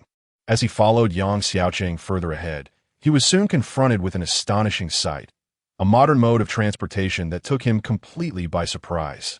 He stood in astonishment, while those around him beamed with excitement. Indeed, it was a helicopter. Chu Feng confirmed several times that it was indeed a helicopter, and upon attempting to power it on, he discovered that it was in perfect condition. It felt akin to unboxing a surprise gift of immense value. With such a marvel at his disposal, traveling between cities would become exceedingly convenient for him in the future. Chapter 132. The Terrifying Wolf Guild. While Chu Feng was not proficient in piloting a helicopter, he found several professional operation manuals nearby. In his previous life, he would have struggled to comprehend such materials, but now, as a formidable presence at the 4th tier, he was equipped with enhanced physical prowess and intelligence, a transformation that came with becoming an extraordinary being. Chu Feng does not believe himself to be wiser than before. However, the ability to remember everything at a glance comes effortlessly to him. Furthermore, when it comes to comprehending and familiarizing himself with the operational guidelines of the manual, Chu Feng only needed a single reading before confidently taking the helm of a helicopter. Chu Feng quickly became adept at piloting the helicopter, mastering its controls in less than half an hour. The sight of the helicopter hovering in mid-air was witnessed not only by the members of the Rock Guild, but also by numerous survivors outside. Chu Feng had no intention of concealing this. After all, the straight-line distance from Light City to Lu City was a staggering 200 kilometers. At the helicopter's maximum speed of 350 kilometers per hour, it would take less than 4 hours to return to Lu City. The thought filled him with joy, prompting him to descend from the aircraft and seek out Lin Yinger. "Lin Yinger, Li Jun is in Lu City. Shall we go visit him?" Chu Feng inquired, his face radiating anticipation. Li Jun? Lin Yinger was taken aback at the mention of Li Jun. During their university days, Li Jun had always been aware of Chu Feng's affection for Lin Yinger. He often engaged her in conversation, seemingly trying to create opportunities for the two to interact more. However, Lin Ying'er's cold and aloof demeanor ultimately led Li Jun to relent. Nevertheless, they were former classmates, and hearing his name evoked a sense of familiarity. Lu City is just too far. I think I'll pass, Lin Ying'er replied, still somewhat hesitant. Observing her reluctance, Chu Feng sought to persuade her further. Smiling as he said, with this helicopter, we can reach there swiftly, and we can return just as quickly afterward. Chu Feng extended an invitation to Lin Ying'er, but upon noticing her reluctance, he decided against pressuring her. After all, during their university days, Lin Ying'er had not mingled much with the boys in their class. If he were to approach her so abruptly, Li Jun's loose tongue might inadvertently utter something unpleasant. Are you going to visit your friend? That sounds wonderful. Let's go together. Tang Xiaoyu's voice suddenly chimed in, leaving one to wonder whether the little girl had been eavesdropping all along. Chu Feng had no desire to become entangled with Tang Xiaoyu. If he were to take Tang Xiaoyu along without Lin Ying'er, that would indeed be the gravest misunderstanding. Tang Xiaoyu likely realized that Chu Feng would not take her with him, so she directly linked her arm with Lin Ying'er's and playfully pleaded, "Sister, we have been so anxious every single day. Now that we have finally arrived at this new guild base, it appears to be quite safe here. Why don't we go have some fun? After all, with the helicopter, it won't take much time. The earlier we go, the sooner we can return. I also wish to meet your classmates. Perhaps we can reminisce about some amusing tales from your past. Isn't that delightful?" With a charming demeanor, Tang Xiaoyu, being merely in her early 20s, felt no embarrassment in acting coy before Lin Ying'er, who, along with Chu Feng, was already 25. Just as Tang Xiaoyu was persistently persuading Lin Ying'er, Tang Yanran, the seemingly frosty girl whose personality bore a striking resemblance to Lin Ying'er's in certain aspects, unexpectedly approached them. "All right, let us all go and take a look," Tang Yanran chimed in. Chu Feng was exceedingly reluctant to accompany the two young ladies. Although they were undeniably beautiful, it was precisely for this reason that he wished to maintain a certain distance, so as to prevent any misunderstandings regarding his relationship with Lin Ying'er. However, to his utter astonishment, under the persuasive charm of the twin sisters, Lin Ying'er, who had previously been hesitant about joining him to Lu City, seemed to waver in her resolve. When she ultimately nodded in agreement, Tang Xiaoyu deliberately let out a playful huff, simultaneously asserting her presence before Chu Feng. With a sense of helplessness, Chu Feng found himself unable to comprehend the thoughts of these women. Before his departure, he summoned King Li. It was not to take King Li along, but rather to ensure he vigilantly guarded the guild, preventing anyone from causing trouble or, worse, harming its members. King Li, of course, did not protest this directive. Subsequently, Chu Feng piloted a helicopter, soaring swiftly towards the direction of Lu City. What Chu Feng remained unaware of was that at the very moment he departed with 3 women and a monkey, the lieutenant of the Great Wolf was advancing with a formidable battalion of 5,000 towards the stronghold of the Rock-Solid Guild. 5,000 against 700. In a scenario where individual prowess was not vastly disparate, the outcome of this confrontation was, alas, all too predictable. Regrettably, these individuals were oblivious to the fact that a harbinger of death now stood sentinel at the gates of the Rock-Solid Guild. As they journeyed, their crude banter filled the air, and they had already devised plans to divide the spoils of youth amongst themselves. It was not long before they found themselves in close proximity to the guild. Yet, upon sighting a solitary figure at the entrance, they brandished their weapons. "Hey, you big oaf!" one of them bellowed, as he loosed a bolt from his crossbow aimed directly at King Li. Contrary to their expectations of seeing him pierced through, a resounding clang echoed as the arrow struck his armor, falling impotently to the ground. King Li, initially lost in thought as he gazed into the distance, was abruptly jolted by the appearance of this unruly crowd, which audaciously initiated an assault upon him. It was undeniable. They had come to engage.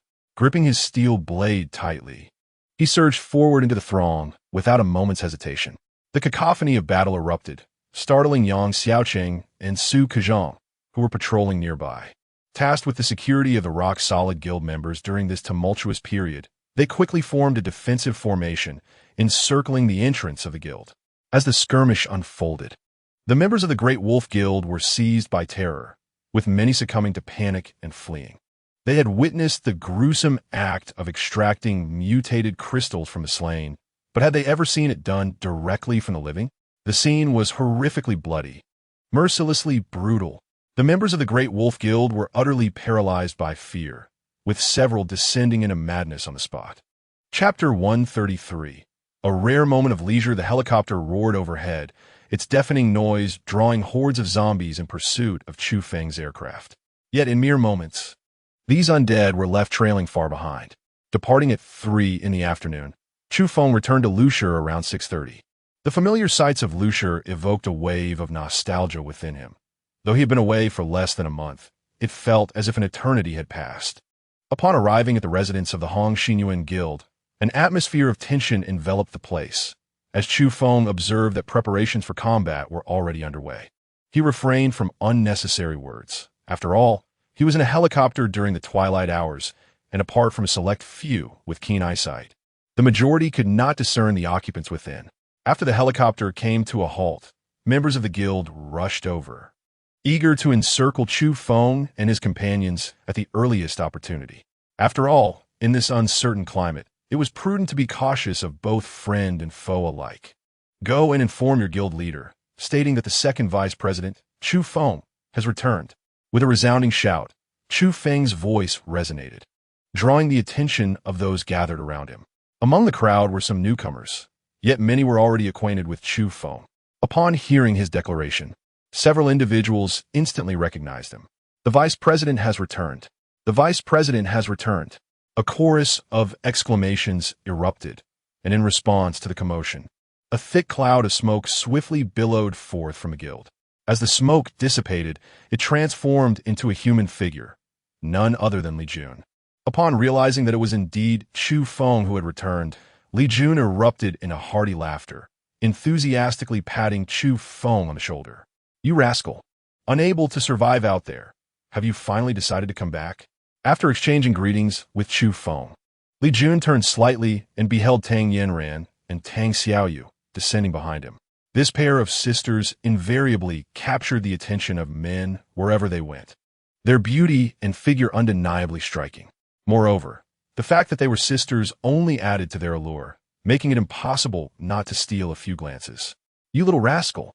You bring your sisters back without a word of warning," Li Jun exclaimed, playfully tousling his somewhat disheveled hair.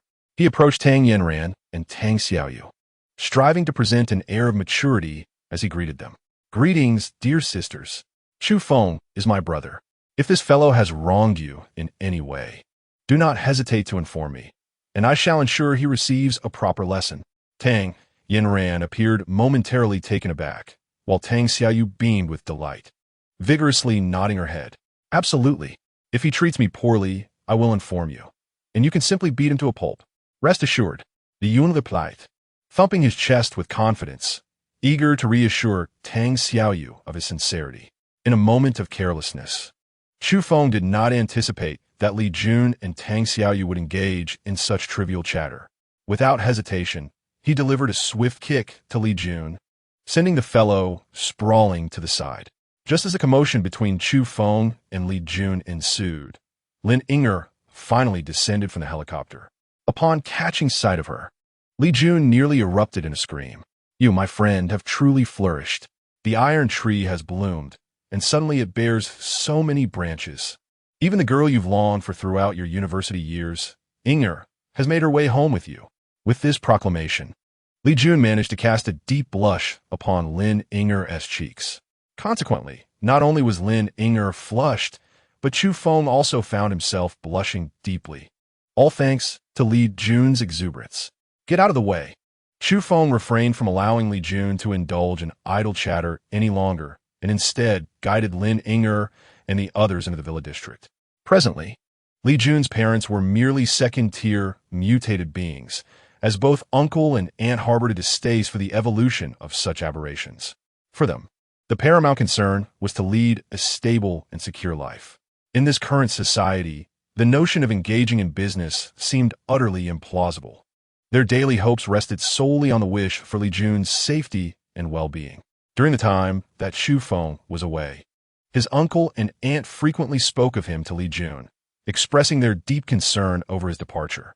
Now that Chu Feng has unexpectedly returned, his relatives are filled with joy. "Chu Feng, you have finally returned. Coming quickly."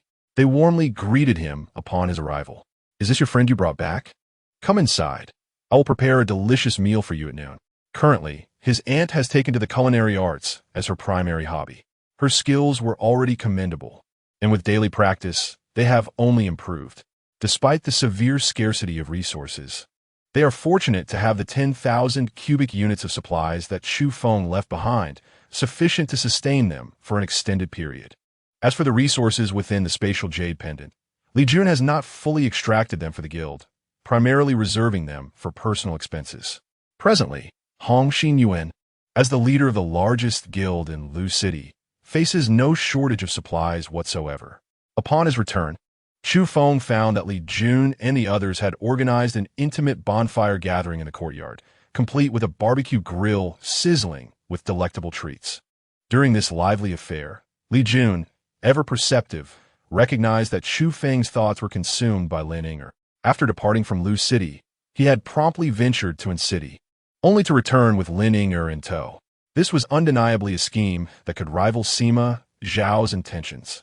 As the bonfire crackled, Li Jun regaled everyone with tales of Chu Feng's secret infatuation with Lin Yinger during their university days, recounting how he had enlisted a female classmate to deliver hand cream to her, much to Chu Feng's embarrassment. It wasn't until a flash of lightning illuminated Li Jun that he finally ceased his teasing. Meanwhile, the younger folk reveled in playful banter, while the elders, unusually awake, listened intently. It was apparent that Chu Feng's primary motive for returning was indeed to reunite with Lin Yinger, allowing everyone to share in the moment. 3 years ago, Chu Feng lost his parents. He brought Lin Yinger back to meet them, which held a significance akin to introducing her to his late parents. Naturally, his uncle and aunt understood Chu Feng's sentiments and took the time to converse privately with Lin Yinger, causing her small head to lower in modesty. "Yingya, Chu Feng is a good boy. He has been on his own for many years and has never strayed from the right path. Recently, when he mentioned wanting to go out, you were the first person he sought."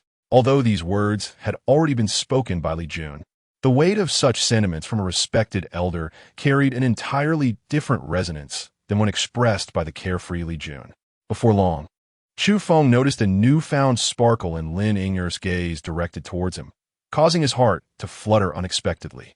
Chapter 134. Finding a new home for the monkey. Leisurely moments always seemed to pass in a flash. Chu Feng, now in excellent physical condition, maintained a habit of ample sleep, which was merely a personal routine. Given his current physical prowess, he could easily withstand several days and nights without rest without significant consequence. Chu Feng confided in Li Jun about his intention to collect spatial stones. Although he could not recall the exact quantity of spatial stones that had appeared in Lushur during his previous life, he presumed they were not numerous. Regardless of the amount, Lushur itself was quite expansive, and Chu Feng urged Li Jun to keep a vigilant eye out for any spatial stones he might discover, reserving them all for him. He planned to return every 2 weeks to collect them. Li Jun readily agreed to this request without hesitation. After having breakfast, the mischievous monkey great sage approached Li Jun, eager to challenge him. Previously, the monkey great sage had suffered greatly at Li Jun's hands. Now, having reached the 4th tier, Li Jun was poised to ascend to the 5th tier in what he anticipated would be no time at all. Chu Feng felt quite satisfied with Li Jun's advancement rate. After all, he had access to nearly all the finest resources in Lushur, and, as the first to consume the entire mutated fruit, his progress should be swift. Once again, the not yet 4th tier monkey great sage was bested by Li Jun, leading him to run, dejected, into the arms of the assertive Tang Xiaoyu, where he began to cry pitifully. Initially, Chu Feng was oblivious to any underlying issues, but soon after, when Tang Xiaoyu approached him, requesting assistance for the monkey great sage's advancement, he began to grasp the situation. Particularly, he noticed the sly glint in the monkey great sage's eyes as he looked at him. This wretched monkey dared to play tricks right before him. Chu Feng dismissed the monkey great sage's cunningness. After all, in his past life, this creature was a king among mutated beasts, and he would not neglect its ascension. However, the mischievous monkey had been enjoying a rather comfortable life with Tang Xiaoyu lately, growing somewhat complacent. If this continued, Chu Feng could not be certain whether this troublesome monkey would ultimately reach the formidable heights it had in his previous life. Desiring advancement? Chu Feng smiled at the monkey great sage. The monkey great sage's eyes sparkled with excitement as he communicated telepathically with Chu Feng, saying, "Of course, I wish to advance. After all this time, you should be advancing as well." With a hearty laugh, Chu Feng then produced 500 third-tier mutated crystals from his spatial ring.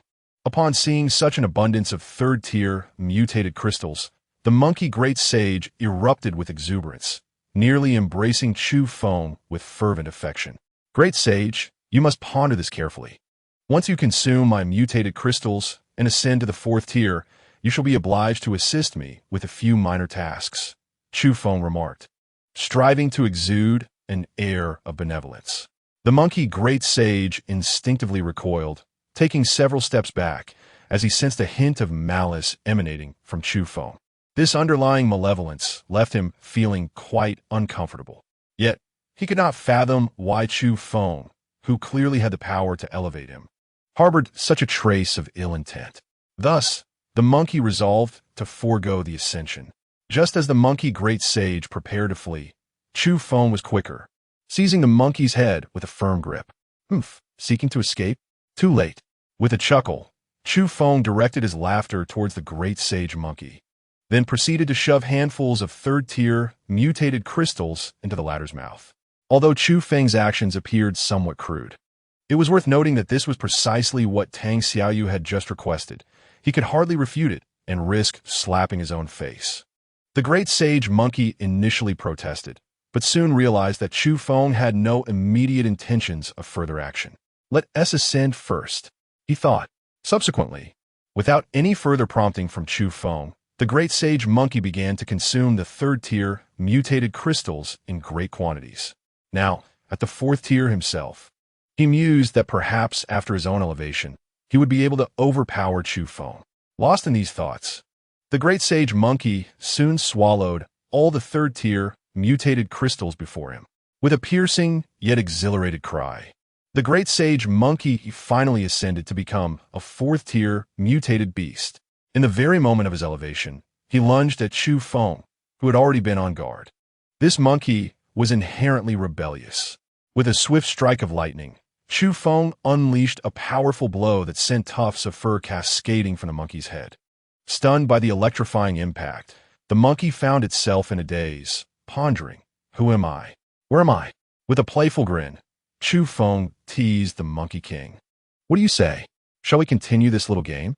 In a flurry, the Monkey King sought refuge in Tang Xiaoyu's embrace, hoping this young girl would shield him from further torment. However, Chu Feng, unfazed, reached out and seized the monkey's tail. Chu Feng released the little monkey. "He meant no harm. Please let him go," Tang Xiaoyu implored, her voice persistent in its plea. Ignoring Tang Xiaoyu and the little monkey entirely, Chu Feng swiftly procured a length of rope and bound the Monkey King. "If you dare to break free from this rope, I shall hand you over to King Li for punishment," Chu Feng threatened ominously. Instantly, the Monkey King became subdued, fully aware that the deranged King Li was not a foe to contend with.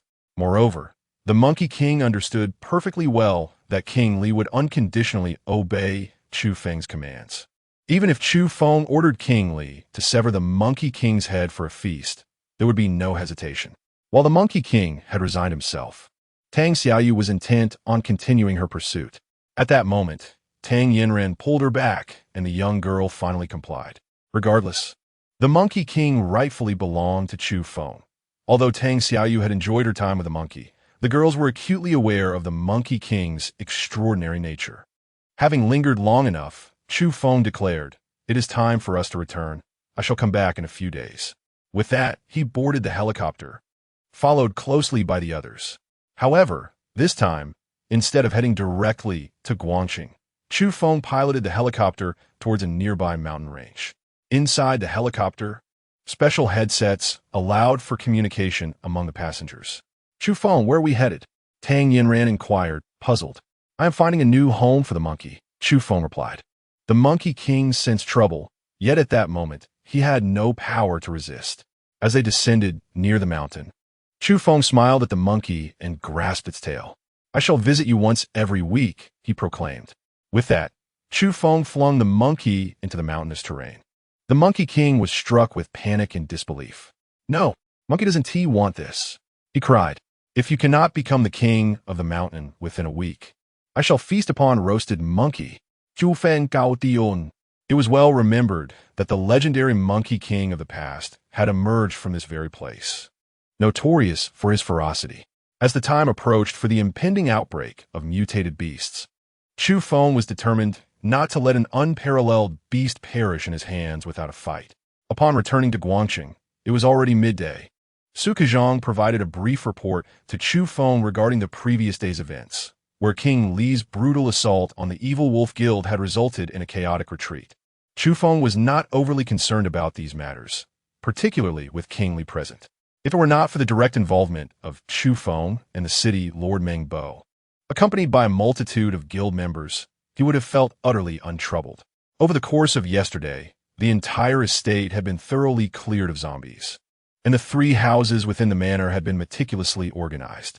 Naturally, these accommodations were insufficient for the numerous guild members, but Chu Feng had already devised a plan for this eventuality.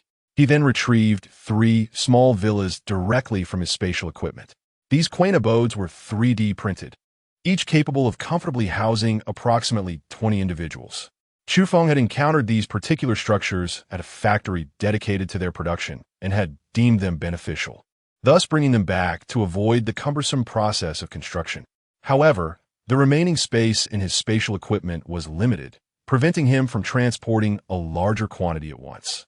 Chu Feng made several trips back and forth, successfully retrieving all the 3D villas from the factory, whether completed or still under construction, which were barely sufficient to accommodate the entire guild.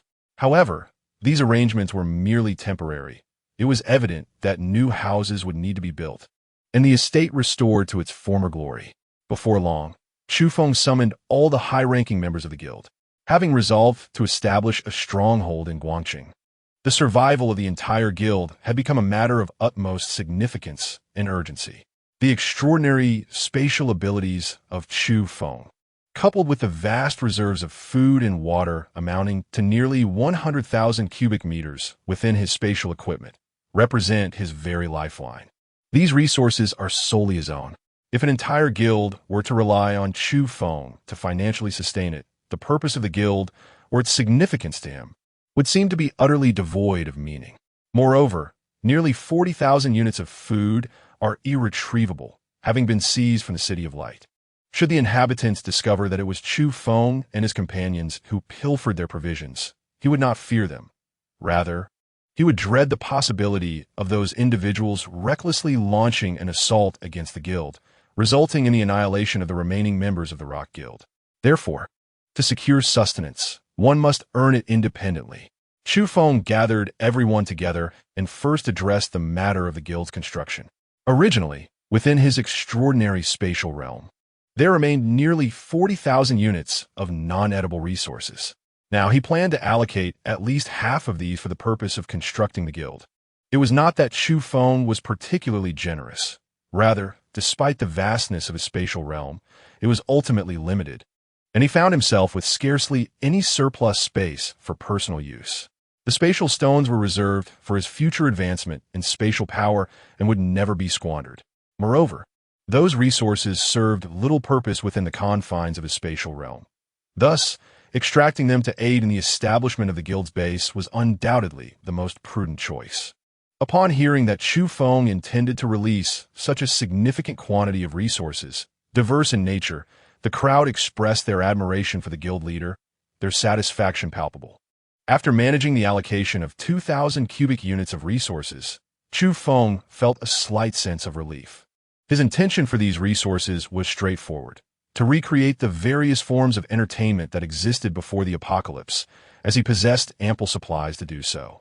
He decided that Tang Yanran would handle these matters. During the apocalypse, the burden on survivors was exceedingly heavy. No one could predict whether they would see another day. They longed for the past, reminiscing about their previous pastimes. Thus, Chu Feng envisioned establishing bars, internet cafes, KTV lounges, tea houses, billiard rooms, and more. Naturally, these would initially be set up within the guild's premises, with the smaller equipment installed in the estate, while operations would take place outside the guild. Though the guild's encampment spans merely 500 acres, the surrounding land lies uninhabited. In today's society, who truly concerns themselves with the extent of land one occupies? Generally speaking, once a location has been established as a guild's residence, other guilds seldom choose to settle in proximity. Otherwise, the likelihood of conflict arising between two guilds in such close quarters is inevitable. Chu Feng articulated his thoughts to everyone, and each individual readily expressed their wholehearted agreement. However, a pressing issue arose. To sustain such a vast enterprise, not only was a substantial capital investment imperative, but an ample workforce was equally essential. Su Ketang, Yang Xiang, and their respective teams had demonstrated exceptional performance during this period, earning their extraordinary inclusion in the Pancher Guild. Nevertheless, they were still tasked with the responsibility of managing the external security of the guild, a duty that elicited no objections from the group. Even though the current security demands seemed somewhat burdensome for the two teams, it was patently impossible for them to be further dispersed to oversee such a multitude of enterprises. They simply could not manage it. Thus, the solution was straightforward. Hire more personnel, Chu Feng decisively declared. The others had anticipated such a course of action. Though they were surprised by the rapidity with which Chu Feng, adhering to his characteristic style, proceeded to recruit. Rest assured, with Ho Linlin on our side, we can recruit as many as we need. Moreover, this time, we must establish certain criteria. We shall not accept those of the lower second tier. Should we encounter any aberrance of the wood or light attributes, we will drag them back regardless. Do you understand? Chu Feng reiterated emphatically. Upon hearing this, the group nodded with smiles, fully grasping Chu Feng's intent. Chu Feng harbored an intense yearning for those who had undergone mutations in the wood and light elements, a sentiment well understood by all present. At that moment, Lin Inger, who had been quietly seated in the corner and had scarcely spoken a word, timidly interjected, Chu Feng, it seems I have just awakened an extraordinary ability specifically in the realm of light. What? Upon hearing Lin Inger's words, Chu Feng was momentarily taken aback, his expression transforming into one of sheer joy, almost prompting him to lift Lin Inger and plant a kiss upon her cheek. Yingya, are you truly serious? Dan Zidan Svipli Intazet. Lin Inger nodded affirmatively, and at that moment, the elation among the crowd was palpable. Chapter 136. The promotion of the Pancher Entertainment City in the subsequent 3 days, Chu Feng immersed himself in an industrious whirlwind of activity. The vision of transforming the Pancher Guild into an entertainment enterprise had been a notion that had flickered in his mind during his previous life. Many had contemplated such an endeavor, yet none had succeeded in executing it effectively. The primary hindrance had been the extensive damage incurred in the early stages, several years post-apocalypse. The prospect of reviving such an industry seemed nearly insurmountable. The lack of equipment and energy rendered the ambition of cultivating a flourishing entertainment sector utterly unfeasible. However, the current circumstances posed no such obstacles for Chu Feng. With less than 2 months having elapsed since the onset of the apocalypse, the entertainment apparatus remained largely intact. He embarked on extensive acquisition of these devices, along with beverages, transporting them back to the vicinity of his estate for his guild members to organize. As for the structures housing the entertainment facilities, Chu Feng utilized spatial power to directly assimilate luxurious bars, KTVs, and more into his spatial realm, strategically placing them in pre-designated areas. This approach not only conserved human and material resources, but, more importantly, saved an immense amount of time. After the personnel at the estate excavated sufficient pits to accommodate the bars and other establishments, they buried them appropriately and connected them to large generators. Following repeated iterations of this process, the exterior of Chu Feng's guild had nearly transformed into a comprehensive entertainment complex. It was aptly named Pancher Entertainment City, in homage to the Pancher Guild. Once all facilities were meticulously arranged, Chu Feng estimated that Panshur Entertainment City sprawled across 2,000 acres, encompassing 3 bars, 5 internet CAFS, 3 KTVs, 5 billiard rooms, 3 tea houses, and even a dedicated gambling den for those seeking fortune through cards and mahjong. In the interim, Chu Feng is poised to focus on these entertainment ventures, while other aspects will be gradually incorporated in due time. The Panshur Entertainment City serves merely as a pilot project in Guangxing. Should this venture prove successful in Guangxing, Chu Feng intends to expand this developmental model to other major urban centers. In order for Chu Feng to advance to the next level, an immense amount of mutated crystal resources is required. Relying solely on his own rock guild or puppet forces like the Listening Wind Pavilion would make acquiring such vast resources exceedingly challenging. There is a stark contrast between seizing another's possessions and receiving them willingly offered. When one resorts to theft, the finest treasures are inevitably concealed or destroyed to ensure that no one benefits. Conversely, when others voluntarily present their offerings, they may be willing to sacrifice everything to obtain what they desire. Chu Feng is acutely aware of this distinction. Should the entertainment city flourish and replicate its success, the path to his advancement would not appear insurmountable. News of the impending inauguration of the Rock Entertainment City was gradually disseminated by Chu Feng, while recruitment efforts were steadily progressing. According to his vision, a minimum of 3,000 individuals should be gathered, with 2,000 designated as security personnel and 1,000 as service staff. Naturally, the security team could be readily transformed into service staff as needed. The initial service responsibilities and training were entrusted entirely to the Tang sisters. Although Chu Feng initially harbored doubts about their capabilities, he recognized that Tang Yanran had managed a guild for quite some time and understood that she treated her subordinates with kindness. Thus, he felt confident in her leadership. Fear of making mistakes or experimenting was not a concern. As long as they approached their tasks with courage and determination, they would inevitably carve their own path. On the eve of the entertainment city's grand opening, Chu Feng took to the skies in a helicopter, scattering numerous printed flyers throughout the vibrant city. It was not long before these flyers found their way into the hands of the city lord, Meng Bo. Upon reading the contents, Meng Bo's brow furrowed deeper. Intrigued by the mention of the Rock Guild, Chu Fu not only elaborated on the numerous entertainment offerings of the Panshur Entertainment City in the promotional leaflet, but also notably highlighted the presence of a formidable 5th-tier master overseeing the establishment, a revelation that proved far more captivating and explosive than the impending opening of the entertainment complex itself. It is worth noting that, as of now, the only publicly acknowledged 5th-tier powerhouse in the entire Guang City remains the city lord, Meng Bo. Although there are rumors circulating that several guild leaders among the top 10 guilds are on the verge of transcending into the 5th-tier anomaly realm, none have come forth to verify such claims. Thus, the existence of Li Wang stands as one of the only 2 powerhouses in Guang City. With such might stationed at the venue, any potential troublemakers would have to think twice. Moreover, it is whispered in the streets that the Evil Wolf Guild once dispatched individuals to the Panshur Guild with intentions toward their female members, only to frighten many into madness. Despite the Evil Wolf Guild vehemently denying these allegations, a significant number of people firmly believe that their nature could indeed lead to such actions. The fact that the Panshur Guild remains unscathed only serves as indirect confirmation of the rumor's veracity. As the opening of the Panshur Entertainment City drew near, Chu Fu finally learned about the enigmatic Tatsi. Recently, Tatsi had been enduring a rather tumultuous period. Previously, due to some friction with the Evil Wolf Guild, Tatsi had been incessantly hurling provocations at them, inciting their wrath. Nevertheless, many viewed Tatsi as a hero, acting in the interests of justice, as the Evil Wolf Guild's actions were indeed despicable.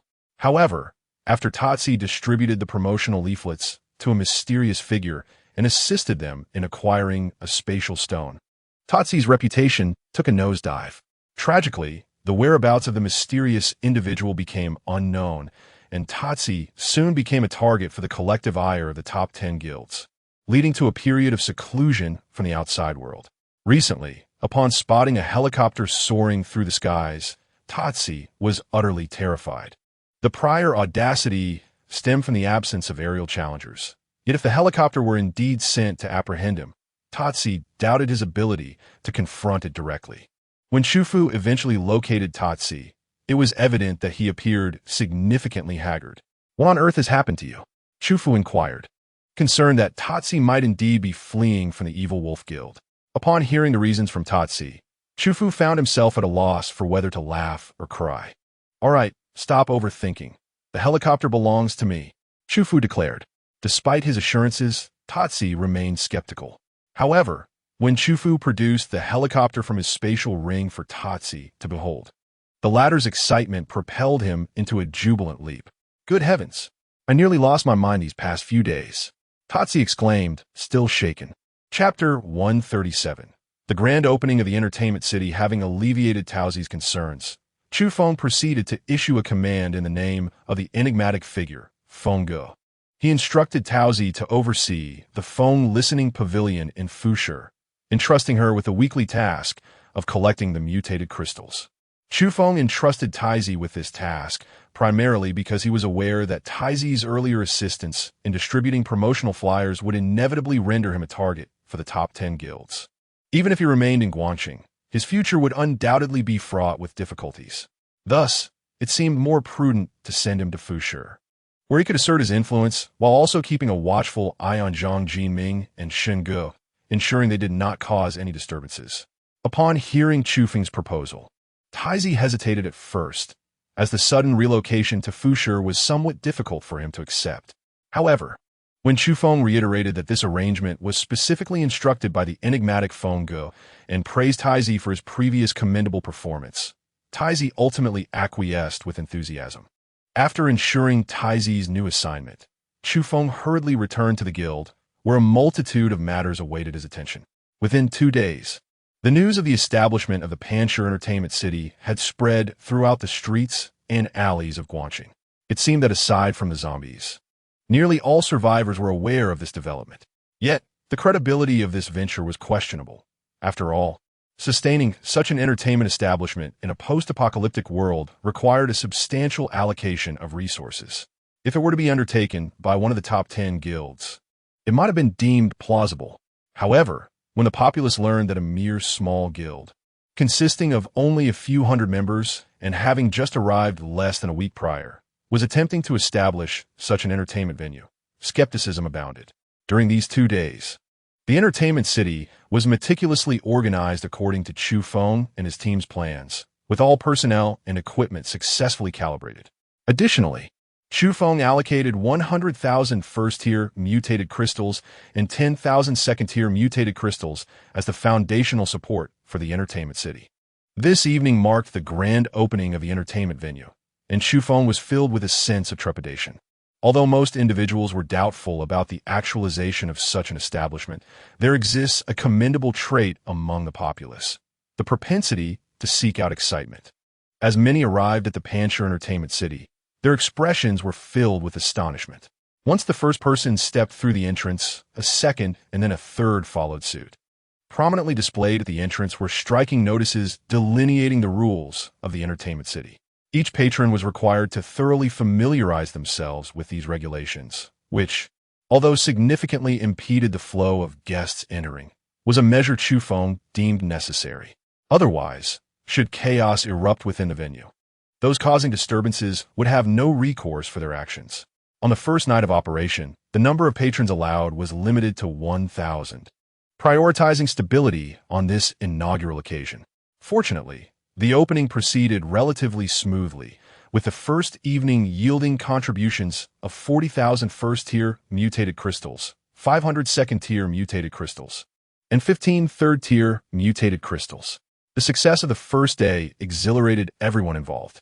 By dawn, as the group reconvened at the guild for a meeting, the satisfaction with the previous night's achievements was palpable among all present.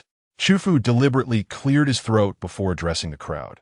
Last night, the fervor at our entertainment venue was evident to all. However, I wish to remind everyone not to be blinded by this fleeting excitement and to remain mindful of the original intent behind establishing this entertainment hub. As Chu Feng spoke, the enthusiasm of the crowd gradually waned, leaving them with bewildered expressions as they stared at him. It was at this moment that Chu Feng realized that the intention behind establishing this entertainment complex had always been a notion he held alone, without clear communication to those present. In the current apocalyptic era, the most crucial elements are strength and influence. Our Rock Guild has yet to firmly establish itself in Light City, while countless other guilds lurk with predatory intent. We must maintain a lucid awareness of this reality. The entertainment complex serves as a means for us to acquire mutated crystals and simultaneously as a means of survival within Light City. However, this does not imply that we can forego combating zombies or engaging in battle. Upon reaching this point, Chu Feng cast a sweeping glance over the crowd, many of whom lowered their heads in response. The previous day's bustling atmosphere at the entertainment city had led numerous individuals to momentarily believe that the apocalypse had passed, allowing them to forget the terrifying reality of their current existence. However, with Chu Feng's words, a wave of shame washed over them. From this day forth, all the mutated crystals earned by the entertainment city would be confiscated, with the distribution of these crystals allocated according to merit among the guild members. In special circumstances, these crystals could also be made available for communal use. The authority to regulate this distribution rested solely with me, Chu Feng asserted with unwavering conviction. At this declaration, several individuals expressed their discontent, particularly the headstrong Tang Xiaoyu. Since her position as vice president had been revoked, she had been feeling somewhat despondent. It is worth noting that the Yinyu Guild had been established by her and her sister, Tang Yinran. However, after the Yinyu Guild was renamed the Pancher Guild, Chu Feng's reputation within the guild had risen significantly, eclipsing both Tang Yinran and herself. Moreover, many of the original sisters who had joined Yinyu were now more inclined to trust Chu Feng, disregarding the past when he had compelled them to confront zombies, resulting in the tragic loss of some of their companions. This disparity left Tang Xiaoyu feeling quite unsettled. Now, with the emergence of such a thriving entertainment city, the magnitude of its profits was unmistakable, yet Chu Feng insisted on monopolizing the decision-making regarding these earnings. Seizing what she perceived as an opportunity, Tang Xiaoyu stood up to retort, "Chu Feng, you cannot act in this manner. The entertainment city is a product of our collective hard work. If you claim all these mutated crystals for yourself, what will become of the other members of our guild?" Recently, Chu Feng has also noticed some of Tang Xiaoyu's minor tempers, but he did not expect her to voice her objections at such a moment. "What do you think should be done? Should I make the decision?" Chu Feng spoke with a cold tone, clearly displeased with Tang Xiaoyu's remarks. "Since you are the president of our guild, you must prioritize the guild's interests above all else. Everything should be considered with the guild's benefits in mind. In the future, the entertainment city will undoubtedly earn a considerable amount of mutated crystals, if you alone make the decisions without sharing them with us. How are we to enhance our strength?" Tang Xiaoyu continued to express her thoughts. "If you are worried about this, then it can be easily resolved." Chu Feng suddenly rose to his feet, declaring, "Henceforth, I shall take 90% of the entertainment city's income, and the remaining 10% can be distributed among all of you." Chapter 138. Absolute Authority. Chu Feng. Tang Xiaoyu appeared exceedingly enraged, her large eyes fixed intently on Chu Feng, her emotions surging with an intensity that rendered her domineering demeanor even more pronounced. "What? Do you have an objection? Furthermore, I wish to emphasize that within the guild, particularly in formal settings such as meetings, you must address me as president." Chu Feng's voice grew colder. Since you wish to engage in this serious matter, he would not hold back in the slightest. "President Chu, Xiaoyu, please refrain from arguing. Whatever President Chu decides, we shall follow." Tang Yinran stood up calmly, speaking softly while reaching out to tug at Tang Xiaoyu. Tang Xiaoyu glared at Chu Feng, who returned her gaze with equal intensity. Suddenly, Tang Xiaoyu burst into tears. "You're bullying me, you're bullying me," she cried.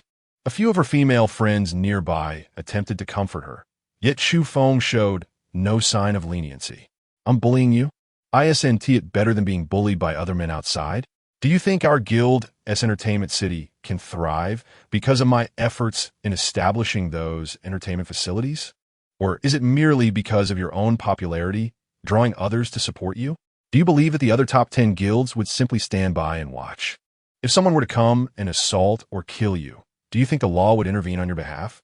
The voice of Chu Feng resonated with authority, and the once weeping Tang Xiaoyu gradually softened her tone, yet she still glared at him with clenched teeth, embodying a palpable resentment. Let me assure you, it is not that they lack the will to act.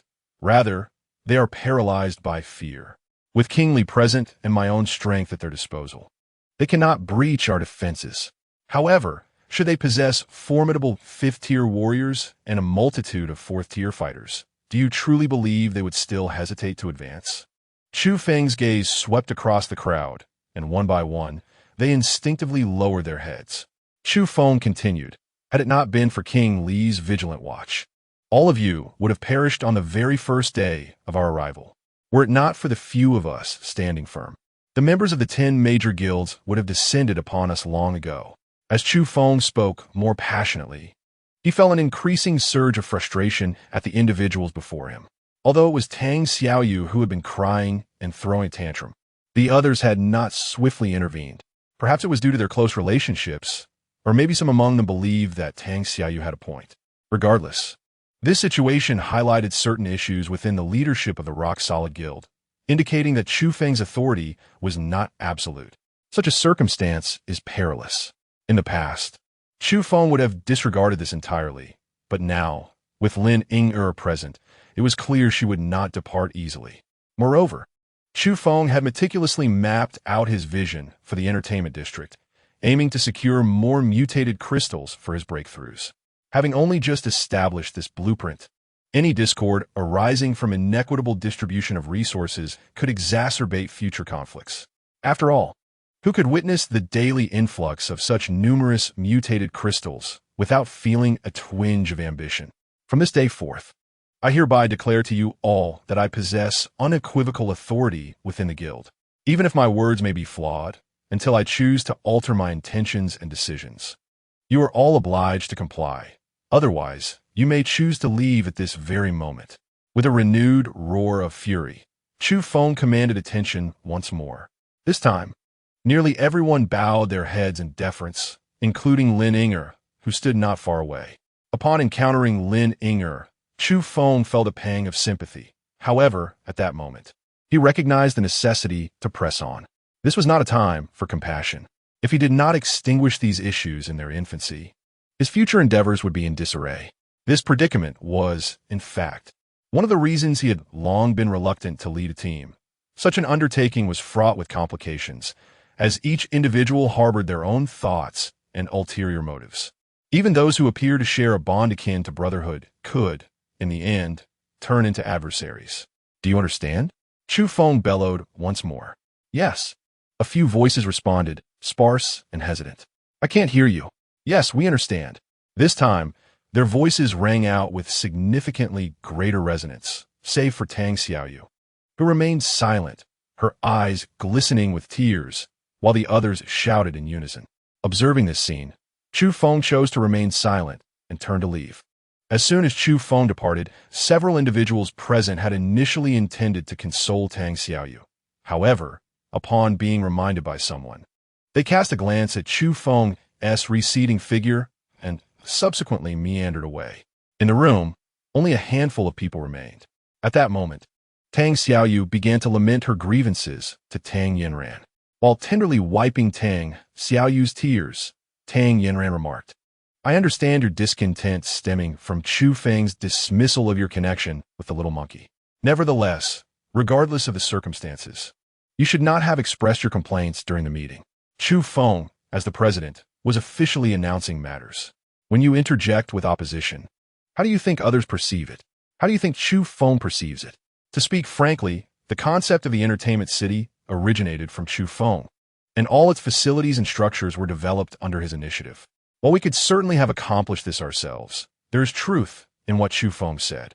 Without Li Wang and the others, our entertainment city could never have come to fruition. You cannot oppose others once they have invested their efforts and then expect to reap the benefits. Do you find that fair to Chu Feng? Listening to Tang Yinran's words, Tang Xiaoyu bit her lip, still wearing a look of grievance. Wake up. Do you think this is still the Misty Rain Guild? The Misty Rain Guild has long ceased to exist. We are now the Rock. Tang Yunren emphasized once more. But the name Misty Rain Guild was suggested by you, sister. Tang Xiaoyu retorted, her tone tinged with discontent towards her sister's earlier recommendation. It is merely a name. Do you think it holds such significance? The most crucial aspect is that the current guild president is Chu Feng, not you or me. Neither of us possesses the capability to sustain this guild, Tang Yanran insisted, pulling Tang Xiaoyu up to prevent her from lingering on the matter any further. Meanwhile, Lin Ying'er, witnessing Tang Xiaoyu's tearful demeanor, was also caught in a dilemma, but ultimately chose silence. After Tang Yanran and Tang Xiaoyu departed, Ho Linlin, who had remained silent throughout, turned to the only other person left, Lin Ying'er, and inquired, "Do you believe President Chu is in the right?" Ho Linlin's sudden question caught Lin Ying'er off guard. After a moment of contemplation, she shook her head and replied, "I do not know. My abilities should be evident to you," Ho Linlin stated to Lin Ying'er. For a brief moment, Lin Ying'er was perplexed by Ho Linlin's assertion until Ho Linlin continued, "I do not perceive any detrimental intentions towards our guild members from Chu Feng.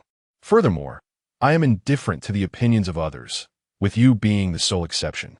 Upon hearing this, Lin Ying'er appeared taken aback. With that, Ho Linlin deemed the conversation sufficient, rising and departing without further comment. At this moment, standing beneath the eaves, Chu Feng's mood was far from pleasant. He understood that Tang Xiaoyu did not intentionally target him, nor did she harbor any malicious intent. Her actions stemmed merely from a sense of displeasure towards him, prompting her to voice a few opposing remarks. At present, Chu Feng exhibits no trace of anger, yet his declaration is inevitable. The entire guild is currently experiencing significant momentum. Chu Feng can ensure the security of the guild through force and can also safeguard against any potential rebellion among its members. However, he finds himself powerless when it comes to the intricacies of human emotions. The fickleness of the human heart is, indeed, the most formidable force in the world. Chu Feng ceased to dwell on the matter at hand and instead focused on organizing the various affairs related to the grand opening that day. Although he had indeed achieved remarkable success the previous night, he understood that in order to secure even greater profits in the future, he needed to engage in deeper contemplation and consider a more comprehensive approach. Otherwise, should any unforeseen circumstances arise, all of his efforts might be rendered futile. Nevertheless, Chu Feng possessed unwavering confidence in his ability to manage these challenges effectively. The news regarding the Panshur Entertainment City spread like wildfire across every corner of Guangqing within a single day. Those who had previously dismissed it as a mere scam were now recounting tales of the vibrant and lively atmosphere they had witnessed upon entering the establishment. Suddenly, Panshur Entertainment City became a favored topic of conversation among the citizens of Guangqing during their leisure time. To be honest, while Chu Feng had once envisioned his entertainment venue achieving popularity, the overwhelming success it garnered on its very first day of trial operation genuinely astonished him. That evening, the entertainment city opened its doors to the public without imposing any restrictions on the number of patrons allowed entry. Every individual willing to partake in the offerings was welcomed, a decision that Chu Feng had contemplated thoroughly. The presence of King Li alone could not effectively manage the entire crowd. With the Panshur Guild and the newly recruited members totaling fewer than 4,000, any large-scale unrest could jeopardize the business at the entertainment city. However, if he were to proceed with excessive caution, he might as well have abandoned the venture altogether. As night fell, to mitigate the risk of unforeseen incidents, Chu Feng stationed himself at the entertainment city.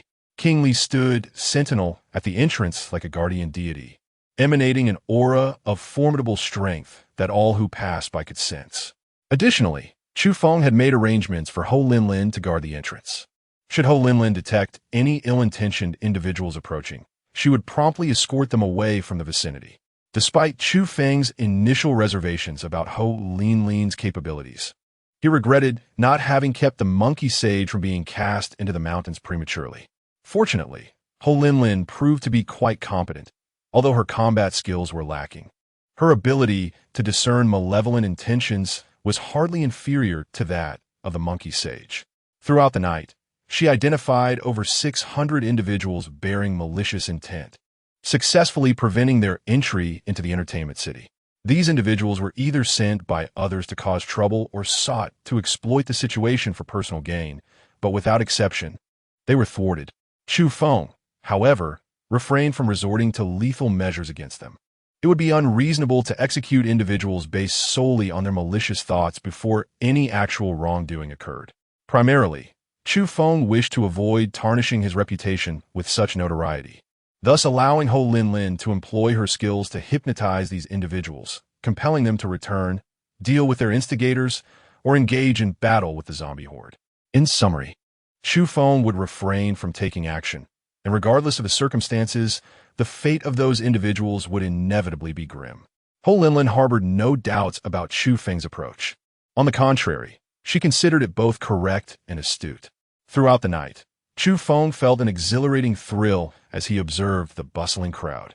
The entertainment city now opened its doors around 8 in the evening and concluded operations by 7 in the morning. Patrons arriving could opt to enjoy night-long internet services or find a place to rest at their convenience. The Panshur Guild even provided complimentary resting areas, reminiscent of the traditional sauna rooms, ensuring that guests seeking pleasure left satisfied and content. On the following day, which marked the official commencement of operations, the revenue generated by the Panshur Entertainment City converted into first-tier mutated crystals had reached a staggering 200,000.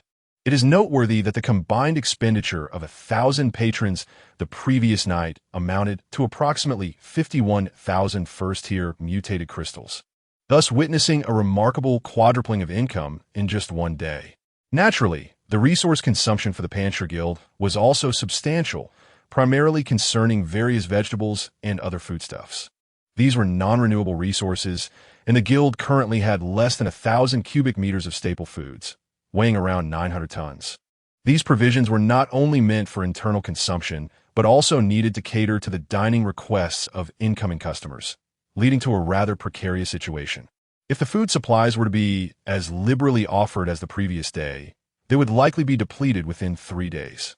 With the enormous profits from the previous night, Tang Yanran proposed the establishment of a large hotel and supermarket within the entertainment city. Chu Feng had previously entertained such an idea, yet the absence of professional chefs and a series of subsequent challenges had left him somewhat perturbed. However, many patrons had directly ordered food at the bar the night before, and their expectations were not particularly high. They primarily desired to be satiated. As for dishes featuring vegetables and meats, their prices were exorbitantly steep, making them unaffordable for many. After a morning of deliberation, Chu Feng ultimately acquiesced to Tang Yanran's suggestion.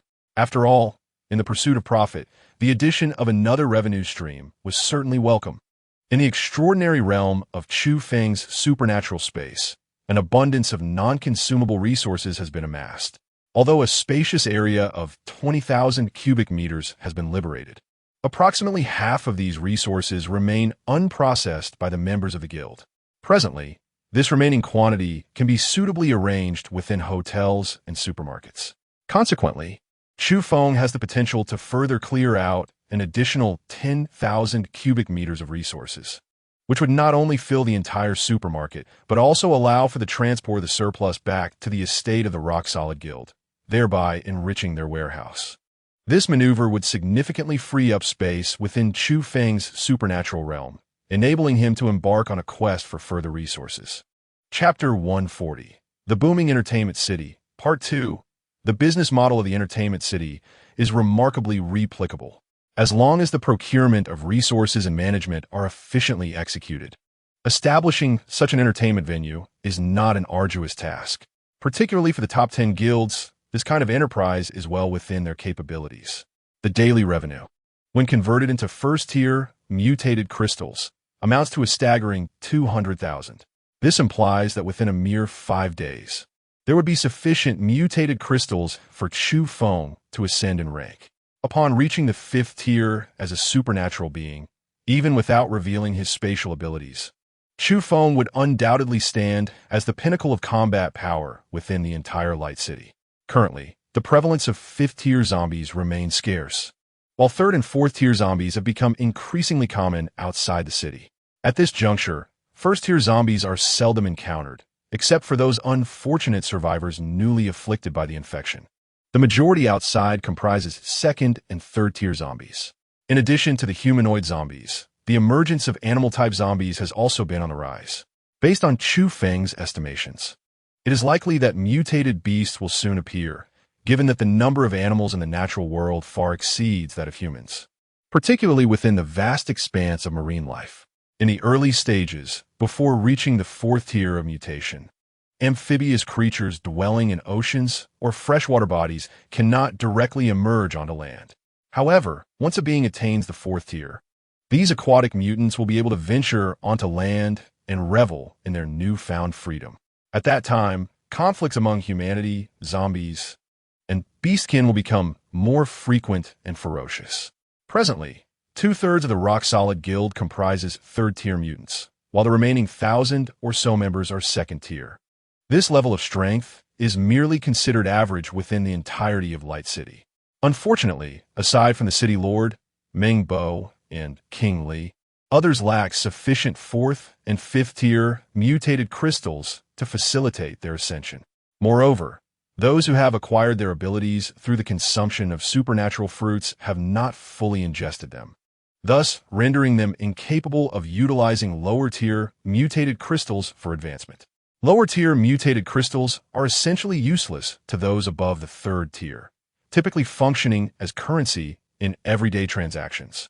However, for Chu Feng, these crystals hold immense significance. Chu Feng harbored no disdain for the offerings presented. The more, the merrier. On this particular evening, as twilight descended, he arrived at the designated meeting place to encounter Tauzi. She brought with her an impressive collection of 80,000 first-tier mutated crystals and 2,000 second-tier mutated crystals, a quantity that sufficed. Additionally, she had brought along 15 pounds of spatial stones. While Chu Feng was relatively content with the number of mutated crystals, the amount of spatial stones was merely passable, leaving him only moderately disappointed. One could say it was somewhat unsatisfactory. Chu Feng inquired briefly with Tauzi about the news concerning the Listening Wind Pavilion, as she had already been there for several days and would naturally possess some understanding of the situation. Chu Feng's primary concern lay with the availability of spatial stones and food supplies in that region. Naturally, he also inquired about other resources, demonstrating his keen interest. The Listening Wind Guild primarily served as a labor force for Chu Feng, to whom he felt no emotional attachment.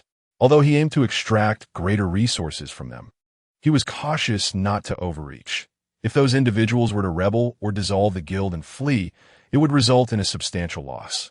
After addressing the food situation in Fushi, Chu Feng proposed a quantity he deemed exceedingly reasonable. In addition to the previously mentioned spatial stones and mutated crystals, he requested an additional 200 tons of food, primarily staple grains such as rice and flour.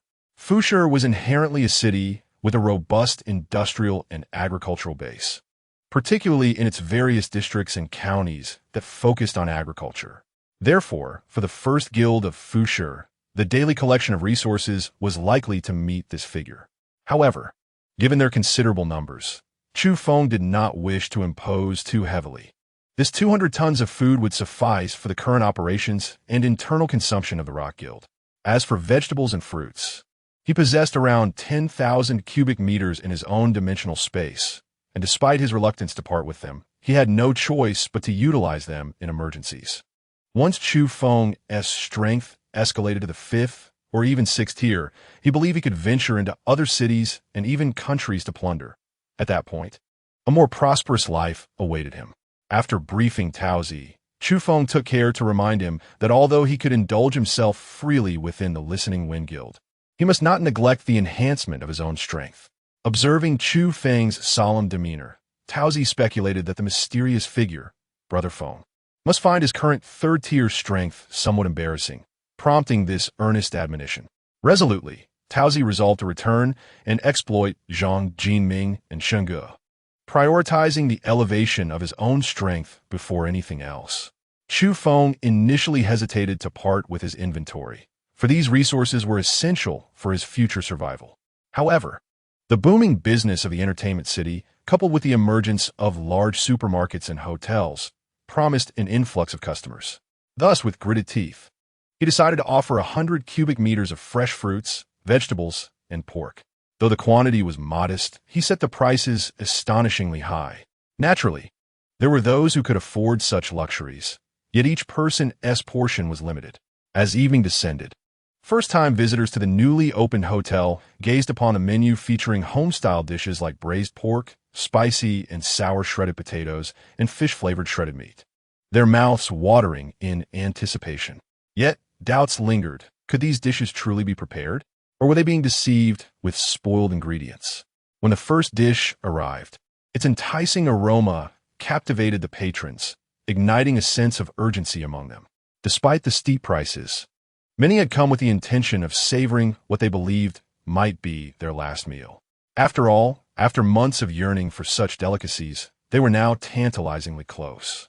Post-dinner, the offerings of fruits, beverages, and desserts brought some to tears of joy.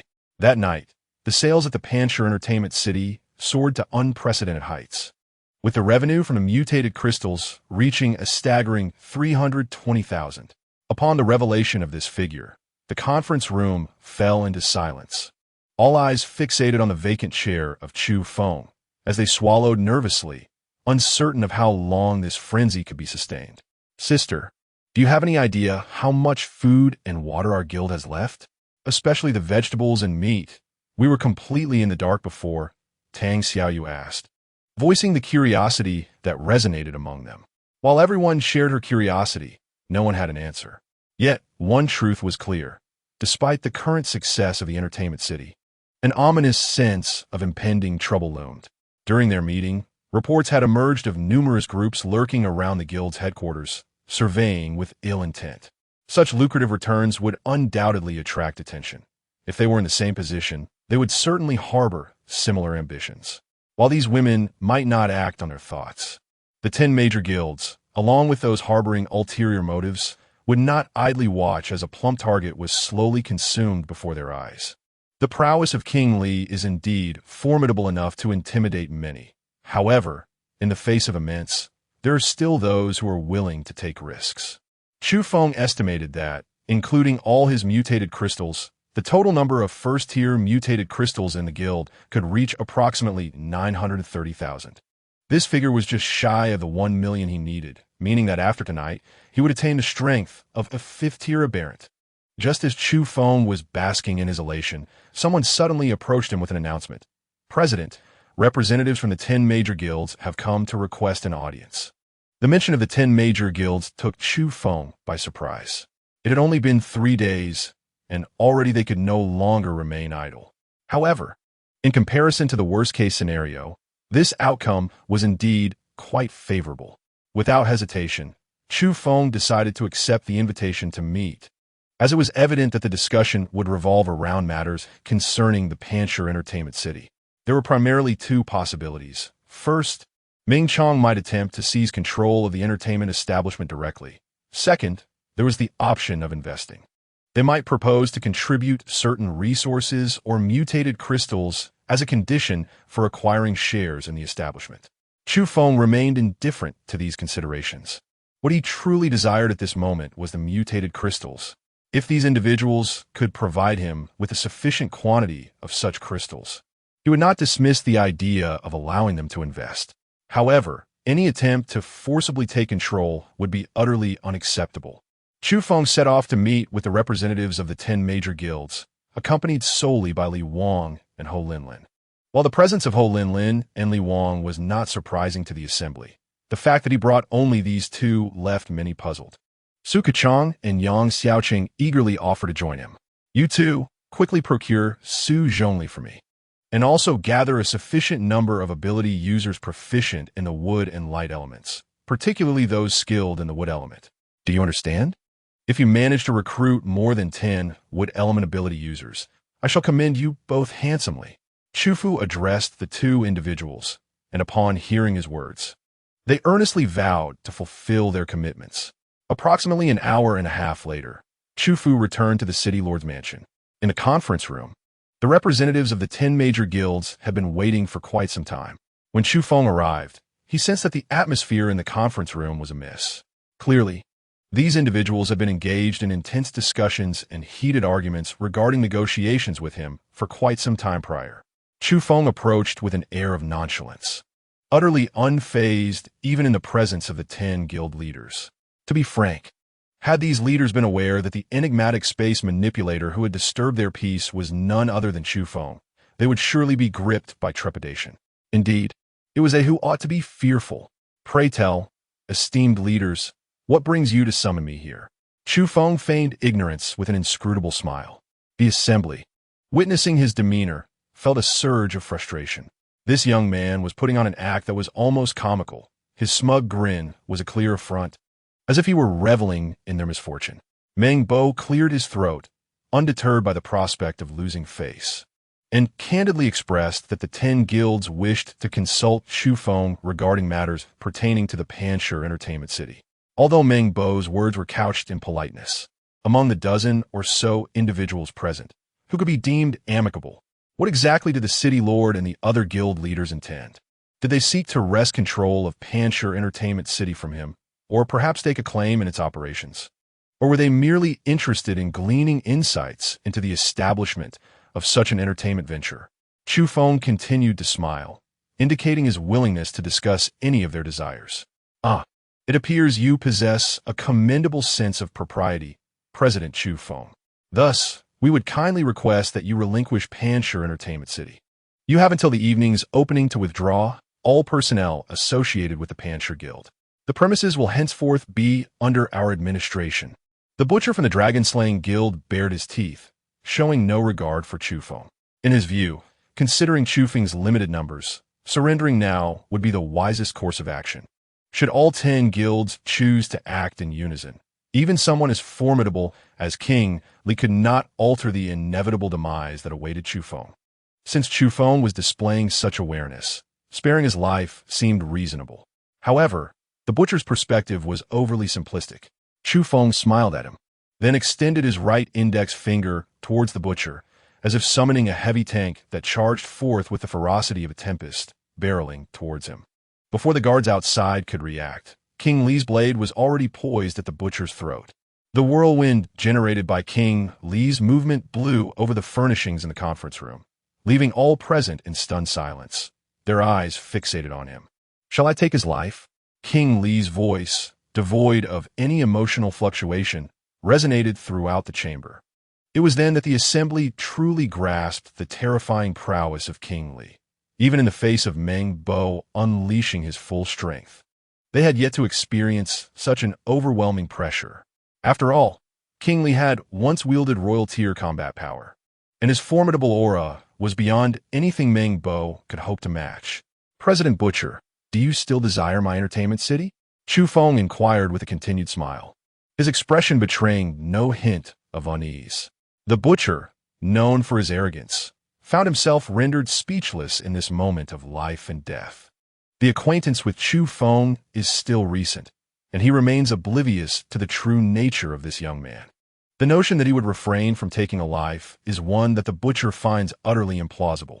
Perhaps the leaders of the other 9 guilds would secretly relish the idea of the butcher's demise, for it would render his dragon-slaying guild a coveted prize to be divided among them.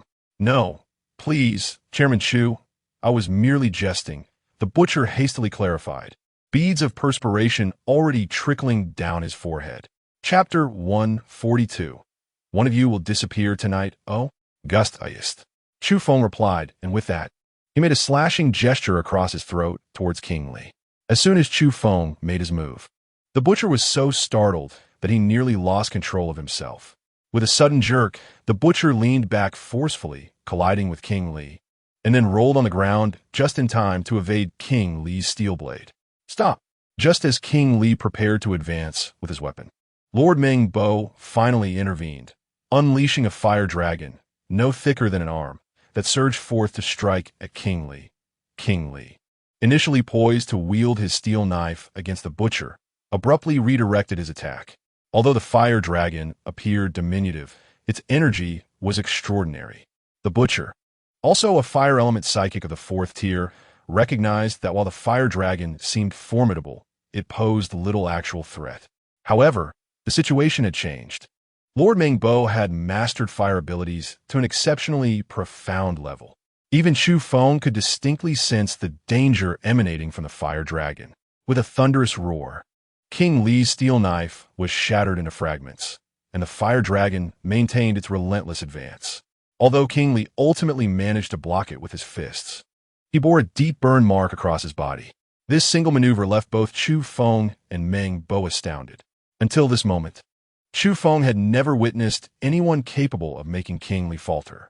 Even though their previous encounter had resulted in no clear victor, Chu Feng was profoundly impressed. The onlookers shared in this astonishment. The leaders of the other 9 major guilds had never seen anyone capable of contending with Meng Bo. And now King Li stood his ground against Meng Bo's fire dragon, which was truly unfathomable. This undoubtedly demonstrated that King Li's strength had reached the 5th tier. Cease, and leave at once. Chu Feng spoke in a calm tone. King Li lowered his hands and turned to depart. Witnessing King Li's compliance with Chu Feng's command left the crowd in shock, prompting them to reassess Chu Feng's identity and power. Many in the assembly might have considered Chu Feng to be an even more formidable psychic than King Li, yet his youthful appearance and demeanor rendered such assumptions questionable. Meng Bo furrowed his brow tightly, fixing his gaze upon Chu Feng before inquiring, "May I ask, President Chu, what type of psychic ability do you possess?" Upon hearing Meng Bo's words, Chu Feng couldn't help but smile. Indeed, a person of discernment. It was evident that Meng Bo harbored suspicions that Chu Feng was the enigmatic powerhouse wielding spatial abilities. After all, aside from the 5 guilds that had previously been plundered, the remaining 5 major guilds had not truly confronted that mysterious figure. Now, with Chu Feng's appearance, accompanied by a formidable ally like King Li, it was impossible not to provoke speculation. "Oh, me?" Chu Feng chuckled, and then the power of lightning surged rapidly around him, coalescing into 3 arcs of electricity poised to strike at his command. Although Chu Feng did not unleash the formidable power of the heavenly punishment thunder, the potent electrical force it embodied caused the brows of those present to furrow in concern. From the extraordinary abilities demonstrated by Chu Feng, they could ascertain that he was undoubtedly a 4th-tier ability user. However, the fact that a 4th-tier practitioner could command a 5th-tier powerhouse with such authority left Meng Bo perplexed. "I am aware of what Lord Meng is pondering. Since I am already seated here, and you will inevitably come to learn the truth, allow me to enlighten you." With an air of nonchalance, Chu Feng retracted the lightning that enveloped him, adopting a languid demeanor. As the collective gaze of the assembly returned to him, Chu Feng remarked with a smile, "In truth, both the King of Li and I are merely subordinates of Brother Feng. Not only us, but also the avian fellow Tao Zi, whom you have so often dismissed, has now joined Brother Feng's ranks." "Brother Feng?" Meng Bo murmured, clearly recognizing the significance of this revelation. Chu Feng nodded slightly and smiled, saying, "I share a remarkable affinity with Brother Feng. Our names share a phonetic similarity.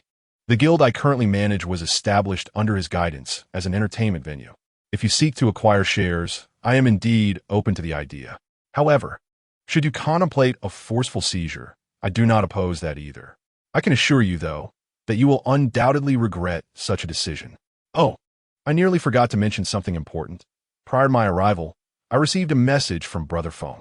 He informed me that if any of you dare to lay a hand on me, one of you shall disappear from this world by nightfall."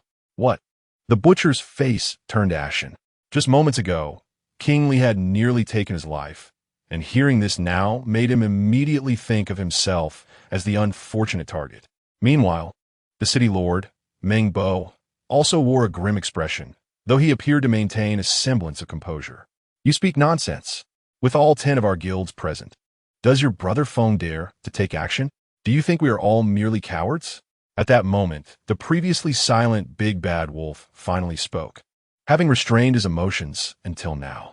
Chu Feng merely cast a glance at the big gray wolf, refraining from engaging in conversation, as if he were oblivious to his presence.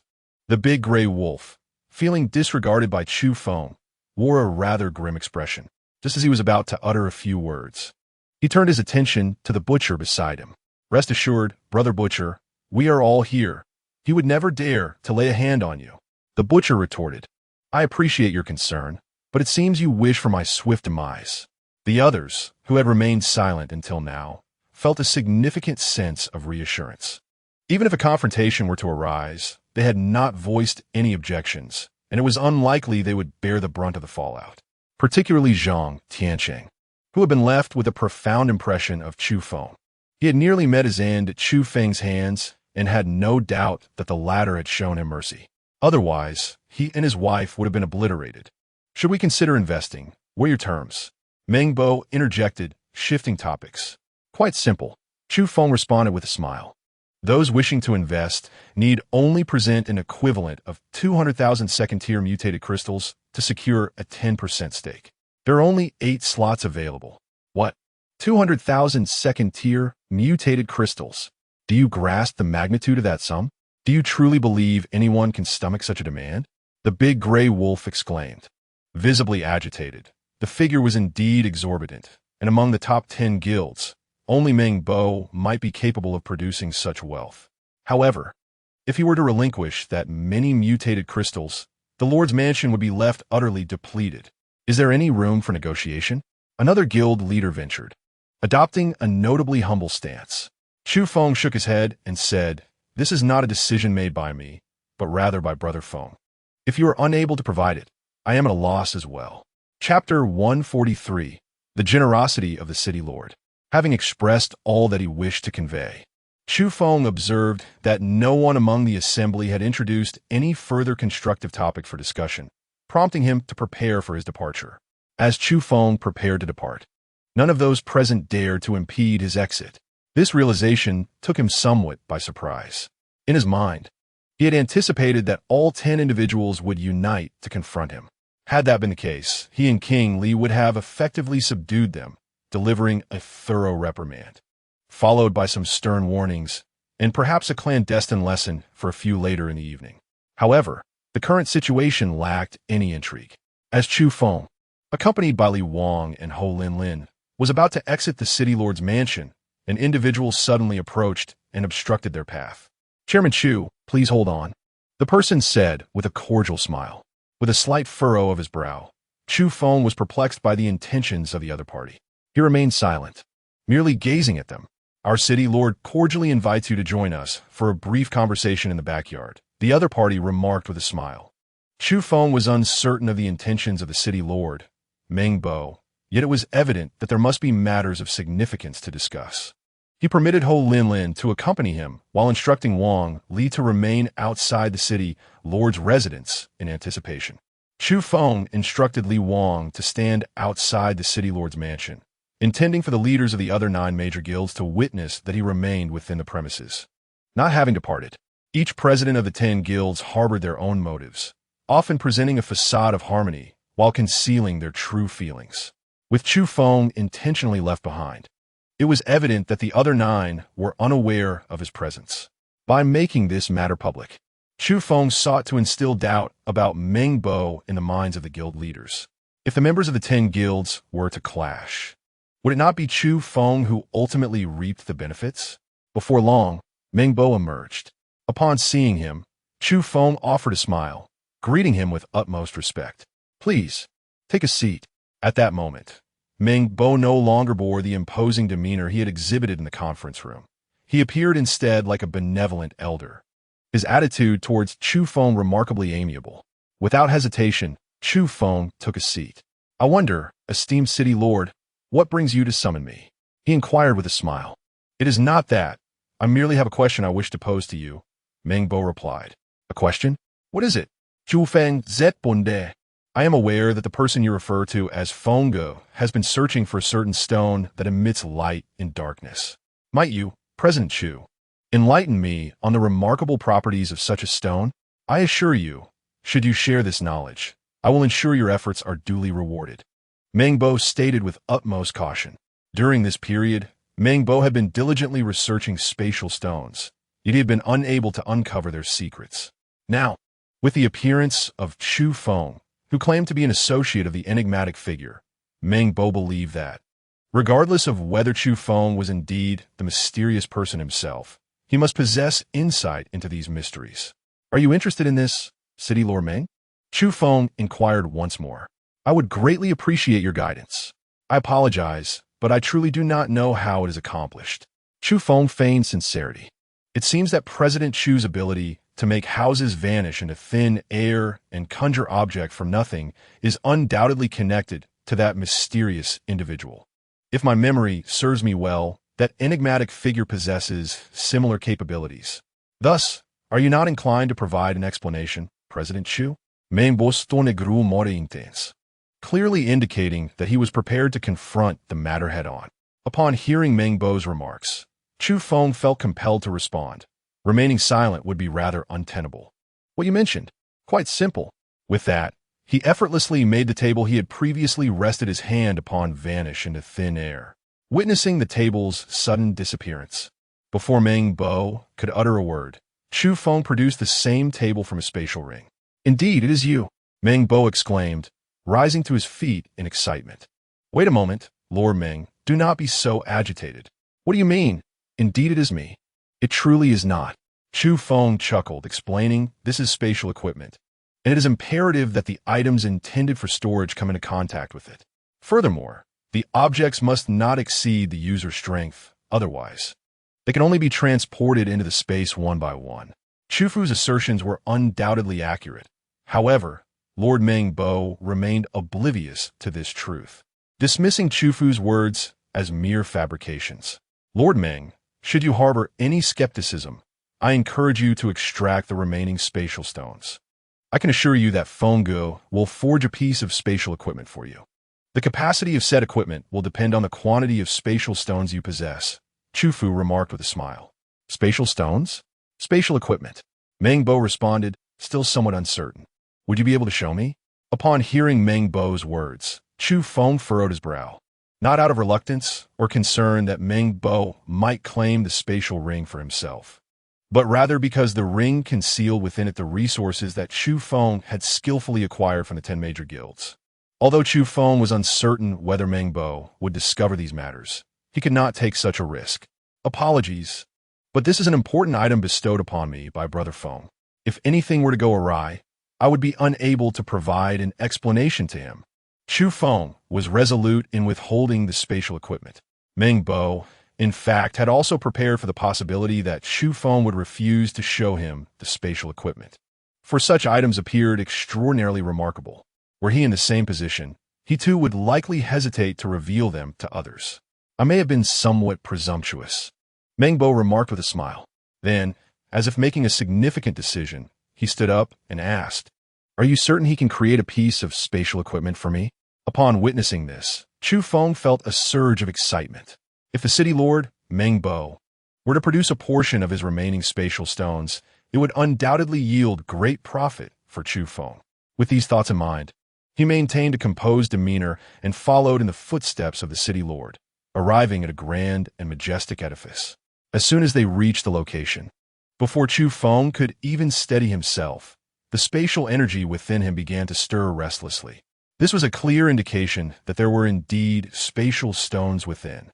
Please wait a moment, Meng Bo said, and then proceeded to retrieve a key before entering the building himself. Chu Feng stood at the entrance, his heart swelling with excitement. The power of space within him surged with remarkable intensity, and the peculiar little figure residing in his dantian seemed to have opened its eyes. Meanwhile, the disk beneath him spun rapidly in a whirlwind of motion. Chu Feng found himself perplexed, uncertain about the unfolding events. Previously, he had acquired numerous space stones, yet none had ever incited such restlessness in the peculiar little beings. Before long, the city lord, Meng Bo, emerged, prominently holding a massive space stone that Chu Feng estimated weighed at least 100 pounds. This is the last remaining space stone I possess, Meng Bo declared with an expression of utmost gravity. Chapter 144. The tears of Lin Inger upon witnessing Meng Bo's generous offering of such a multitude of space stones. Chu Feng felt a profound shock, his heart swelling with joy. President Chu, may I inquire what sort of spatial equipment these space stones could yield? If they pertain to spatial equipment, just how vast might the storage space be? Meng Bo inquired further. Chu Feng, of course, could not provide him with a definitive response at this moment. To do so would be a transgression against the enigmatic Feng Go. This I cannot guarantee entirely. Yet I believe it should pose no issue to accommodate your city lord's estate within. Chu Feng replied thusly.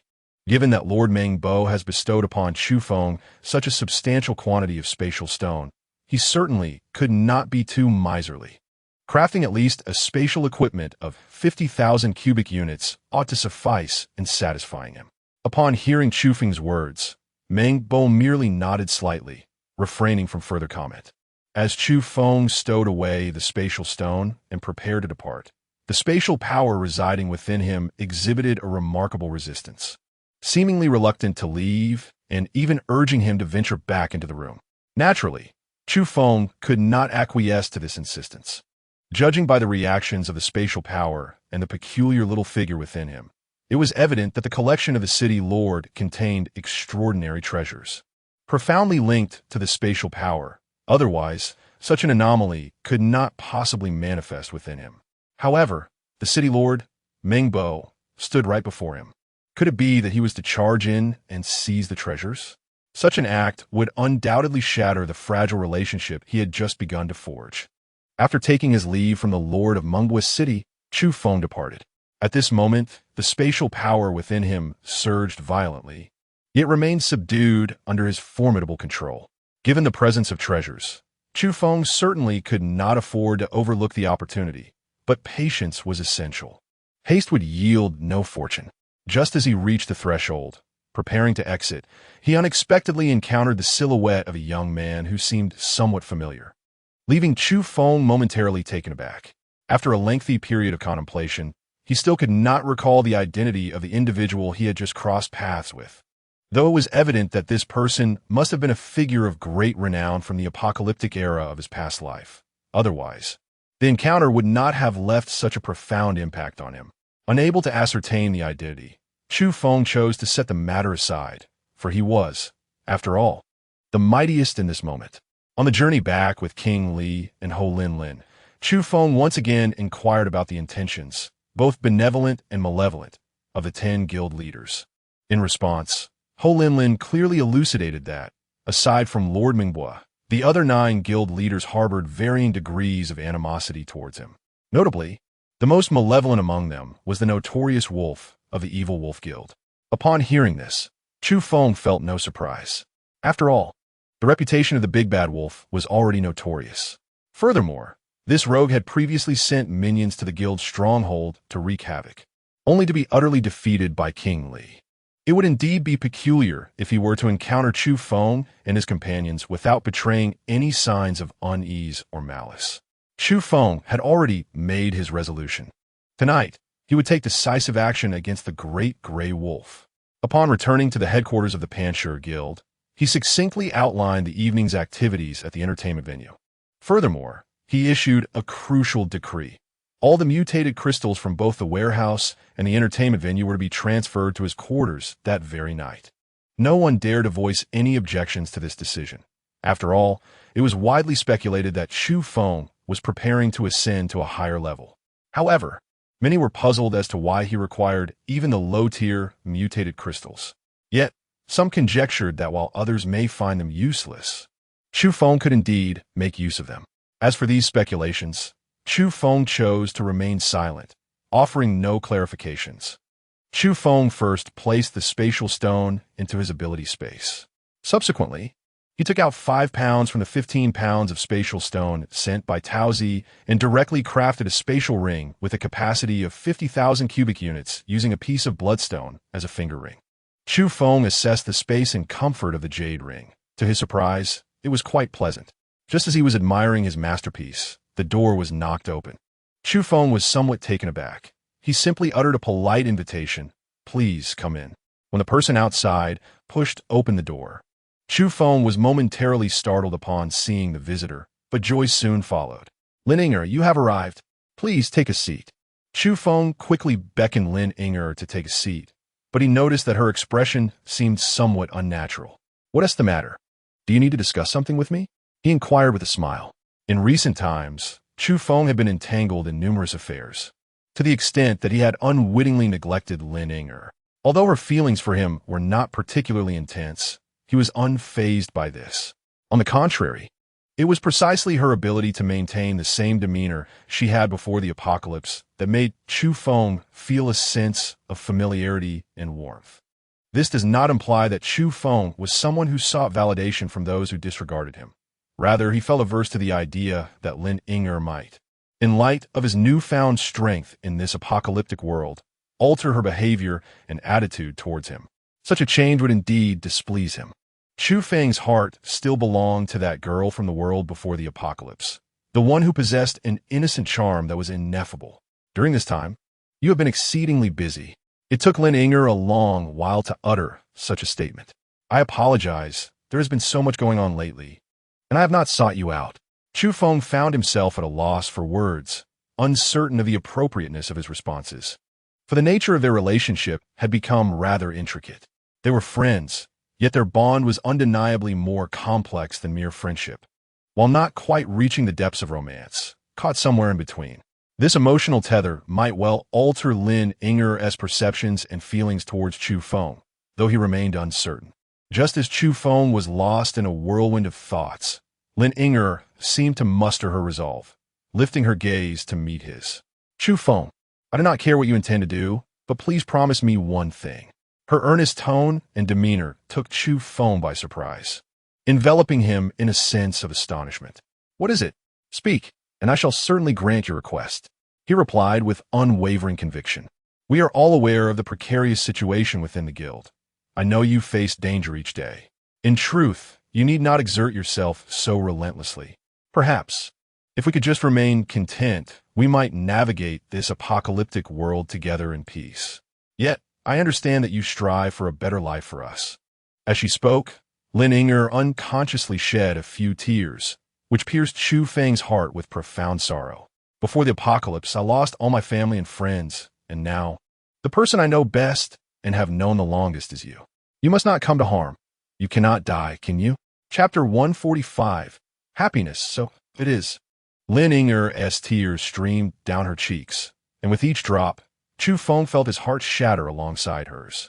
Chu Feng understood Lin Ying'er's intentions and was acutely aware of her sentiments. Even though she currently enjoyed the goodwill of everyone in the Rock-Solid Guild, largely due to Chu Feng's influence and reputation, she remained indifferent to their affections. Her humble demeanor towards others had not changed. In truth, aside from sharing light-hearted moments with a few close sisters, she scarcely engaged in conversation with the other male members of the guild. During a previous meeting, Ho Linlin had specifically spoken to Lin Ying'er, and she recognized that Ho Linlin would not deceive her. Moreover, she was aware that Chu Feng genuinely cared for her feelings.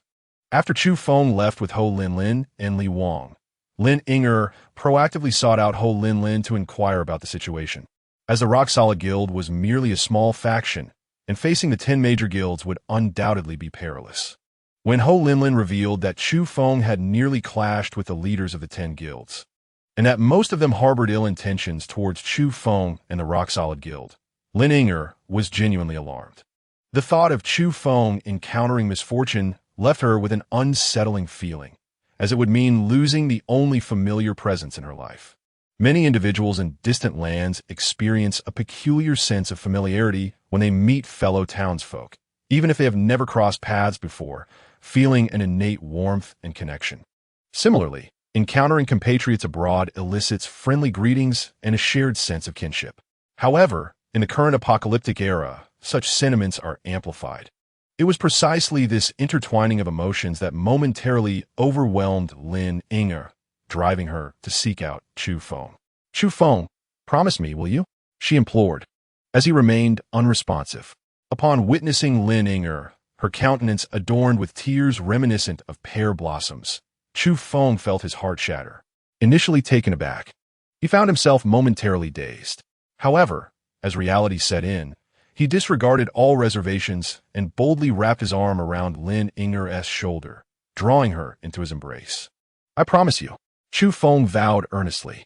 In that instant, he was completely overtaken by his emotions, unable to restrain himself as he held Lin Ying'er close.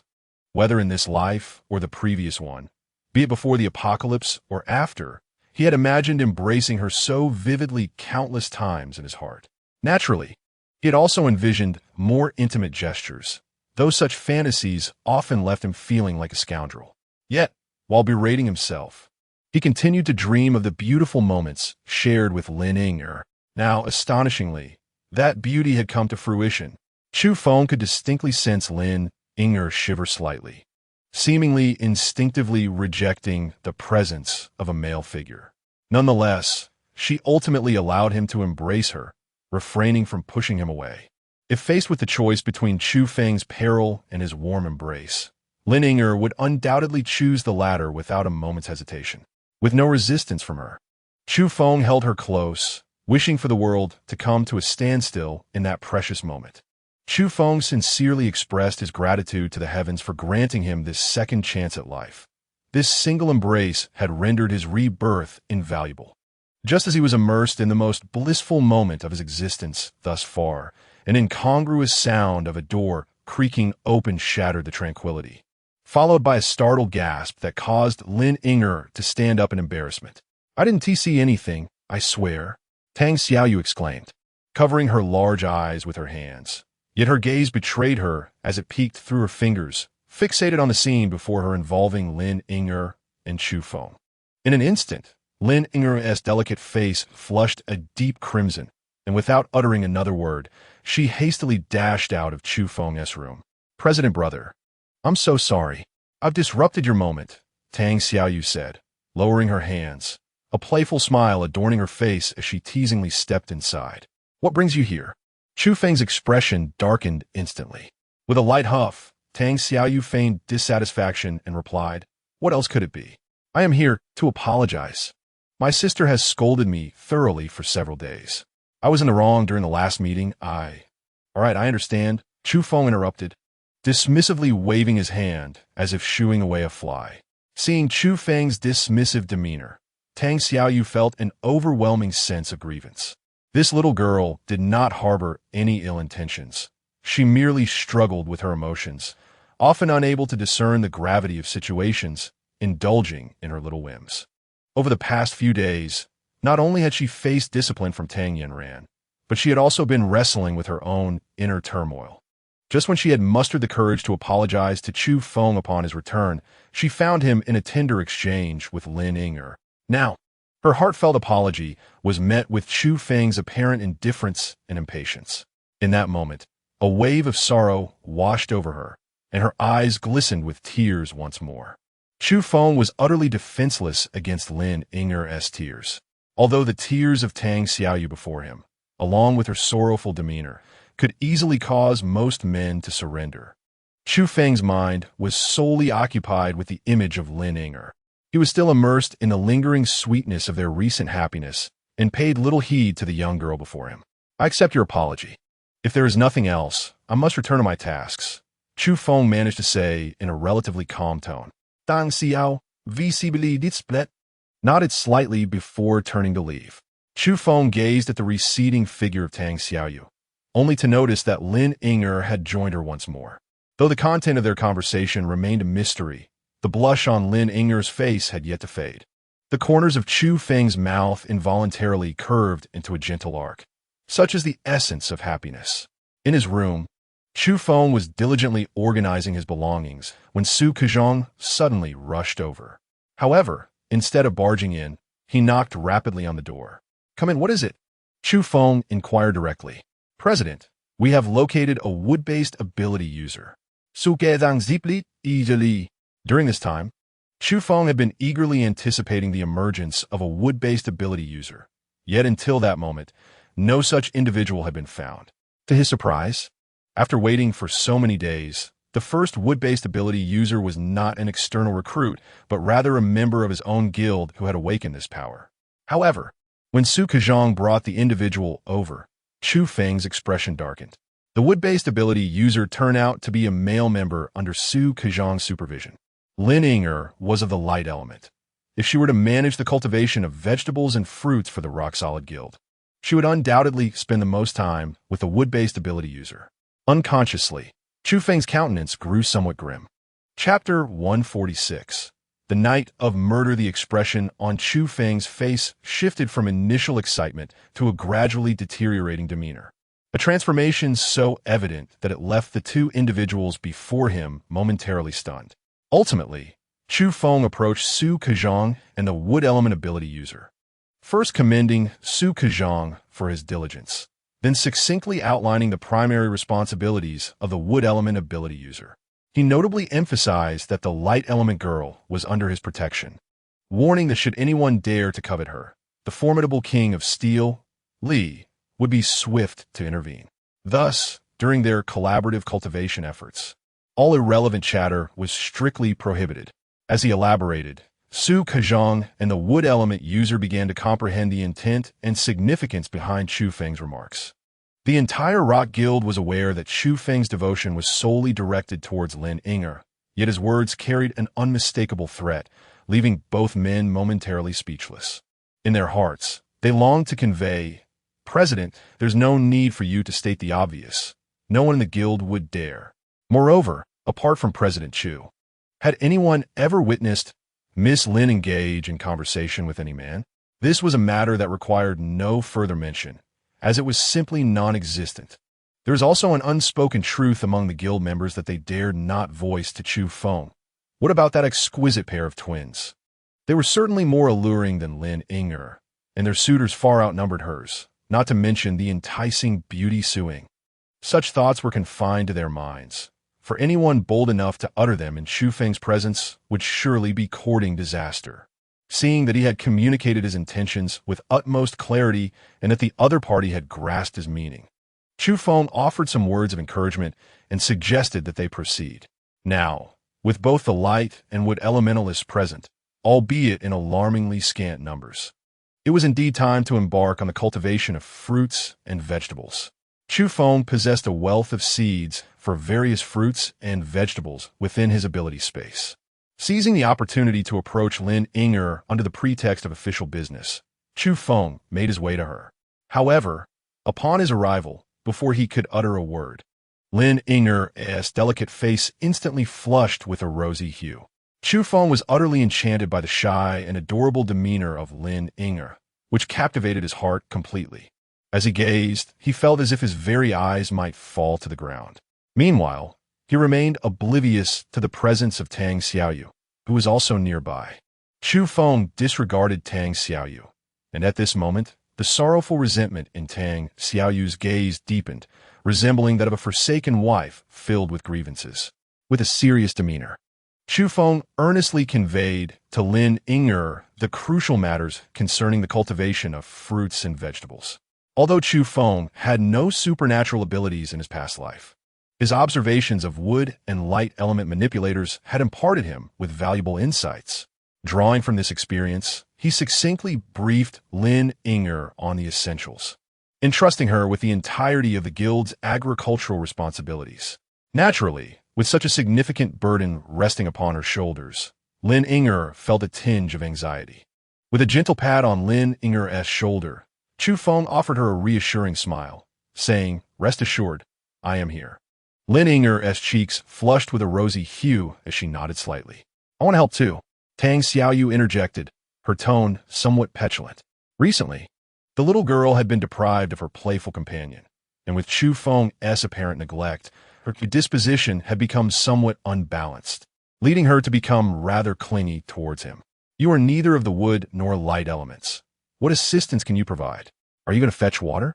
Chu Feng replied with mild irritation, choosing to disregard her further. Once the matter was settled, he turned on his heel and departed.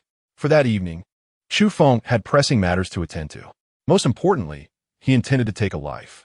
As dusk fell, Chu Feng utilized his ability to teleport 4 times, arriving at the sleek sports car he had prepared in advance, before driving swiftly toward the city center. It was not that he shunned the idea of using a helicopter. It was merely too conspicuous and would easily reveal his identity. After all, there was no rush. Allowing the big bad wolf an extra hour of life would be of little consequence. Upon reaching the lair of the evil wolf guild, Chu Feng had already donned the attire of the enigmatic figure known as Brother Feng, complete with a mask that obscured his features. Without further ado, He unleashed 2 spatial arrows that pierced through the guild's grand entrance, accompanied by a resounding crash as the walls and gates of the guild disintegrated in an explosive display. Chu Feng's actions were deliberate, intended to convey to the members of the 10 guilds that his words were no mere jest. The sudden shift instilled a profound psychological impact on the members of the Evil Wolf Guild. After all, recent events had left them haunted, with many experiencing nightmares at night, dreading a recurrence of such harrowing experiences. Yet now, reality has dealt them a resounding slap across the face. Chu Feng unleashed 5 arrows of spatial energy, leaving the entire Evil Wolf Guild riddled with wounds. He strolled through the guild's stronghold with an air of nonchalance, seeking the elusive presence of the great gray wolf. However, to his bewilderment, he found no trace of the creature. Chu Feng apprehended 10 individuals in succession, only to learn from the last one that the big bad wolf had long since departed from the guild's stronghold and had instead ventured to the dragon-slaying guild. Off to the dragon-slaying guild, you say? Could it be that he is motivated by loyalty to assist the butcher? But when had he ever declared an intention to target the butcher? After a brief contemplation, Chu Feng finally grasped the crux of the matter. Ultimately, he scoured the Evil Wolf Guild once more, collecting all the resources and remaining mutated crystals therein. As Chu Feng departed, he unleashed 3 more arrows of spatial energy, reducing the entire Wolf Guild to a mere ruin. This night, the Wolf Guild shall cease to exist. Chu Feng first sought a secluded spot, diligently consuming the mutated crystals to replenish the dwindling spatial power within him. Once his spatial energy was once again brimming, he proceeded towards the headquarters of the Dragon Slayer Guild. Upon arriving at the guild stronghold, Chu Feng employed spatial arrows to forge his path. In a short while, a significant portion of the guild members surged forth, all appearing to be on high alert, their defenses already dawned. It was evident that they had been awaiting Chu Feng's arrival. Bring your guild leader out, along with the leader of the Savage Wolf Guild. Initially, Chu Feng intended to directly inform them of his intent to eliminate the big bad wolf. However, a fleeting thought struck him. Intimidation through his own actions might not be as effective as inciting them to turn against one another. Resolute in his decision, Chu Feng then calmly declared, I shall wait for 2 minutes. If they do not appear within that time, I will unleash a massacre. Chapter 147. Dog Eat Dog. As Chu Feng's voice resonated, he remained immobile, enveloped by the forces of space that accentuated his ethereal presence. The spatial mask obscured his entire visage, and the surrounding energies lent him an aura of heavy yet elusive elegance. Such an enigmatic appearance rendered the members of the dragon-slaying guild hesitant to make any rash movements. After all, many present had not encountered Chu Feng in person, but the commotion he had caused recently was known to all in the Light City, and the dragon-slaying guild was among those who had suffered at his hands. In less than a minute, the butcher and the big bad wolf emerged from within, accompanied by a host of their subordinates. Indeed, you have come, the big bad wolf declared, his tone dripping with certainty. He then turned to the butcher. Let us strike together. I cannot believe this fellow possesses 3 heads and 6 arms. Despite his boastful bravado, the big bad wolf did not take the initiative to attack, seemingly waiting for the butcher to make the first move. As a fire elemental ability user, the butcher had previously clashed with Chu Feng, and had he not been quick-witted at that moment, his life might have already been forfeit. Furthermore, among fire elemental users, Meng Bo was significantly stronger than he was. Even Meng Bo, formidable as he was, had found little advantage against the King of Li during their confrontation. It is essential to note that the King of Li served under the very Chu Feng before them, who, as a Thunder Elemental ability user, possessed a 4th-tier combat prowess, not only equal to but subtly superior to that of the Butcher. When faced with an absolute powerhouse, numerical superiority is often of little consequence, serving merely to delay the inevitable. The Butcher hesitated, while the big bad wolf continued to urge him on. What are you waiting for? Are you going to let him come over and behead you? Let us charge together. If it comes to it, we can face him together, the big bad wolf shouted, feigning a readiness to engage. Yet, despite his theatrical bravado, the big bad wolf did not dare to advance. President of the Evil Wolf Guild, I never expected to find you here. I attempted to locate you earlier, which is why I came to see for myself. By the way, I have also conveniently eradicated your evil wolf guild." Chu Feng finally shattered the silence, stating this with a calm demeanor. Instantly, all eyes turned to the big bad wolf, whose countenance flushed crimson with distress. "You speak nonsense, Brother Butcher. He is deliberately sowing discord, attempting to turn us against one another for individual defeat. Fengge, do you think we are fools? Do you take both the butcher and me for simpletons?" The big bad wolf roared, his voice growing ever more frantic as he rallied his subordinates. His subordinates, having been cowed by his tyranny, dared not resist as he shouted at them, urging them forward. "I have conveyed a message through Chu Feng. Tonight, I will only slay one of the 10 guild leaders. The rest of you need only stand still and remain obedient. I shall spare your lives." The words of Chu Feng echoed once more, causing the crowd that had been eager to advance to hesitate and halt their steps. The name of a person cast the shadow of a tree. The influence of Chu Feng on the 10 major guilds has been profoundly significant. Many individuals tremble at the mere recollection of his past demeanor. Now to oppose him seems foolhardy. Did they not witness how he effortlessly pierced the gates and walls of the dragon-slaying guild with but 2 arrows? Surely, they cannot believe their own bodies are sturdier than those formidable barriers. Furthermore, today it suffices to eliminate just one president of the 10 major guilds. And whether I am the one to carry out the deed is of little consequence to me. Chu Feng calmly added. Chu Feng did not rush forward to swiftly eliminate the big bad wolf, for that was not his intention. Although he could have achieved a profound deterrent effect by dispatching the wolf in an instant, the sheer power of merely uttering the words that could lead to the demise of the leaders of the 10 guilds was evidently far more impactful. Now that all 10 guilds are aware that Chu Feng is associated with the enigmatic Fengge, it follows that the Rock Guild and the Rock Entertainment City are under Fengge's protection. With such backing, who would dare to challenge them? The advantages of this situation are self-evident. "You speak nonsense. Who do you think you are, declaring life and death? Charge at me," the big bad wolf roared, initially lunging towards Chu Feng, but suddenly veering towards the butcher. The butcher was taken aback. It was clear that he had already formulated a plan in his mind the moment Chu Feng's words fell. If Chu Feng truly intended to slay him, would he have wasted time with such idle chatter? If Chu Feng desired action, the butcher knew he could not escape. However, upon hearing Chu Feng declare that only one must perish, the butcher realized that the wolf might turn against him. Indeed, as the wolf's voice faded, the butcher prepared himself, anticipating the wolf's assault. "You scoundrel!" The butcher, a fire-type ability user, found himself facing the animal-type ability user, the big bad wolf.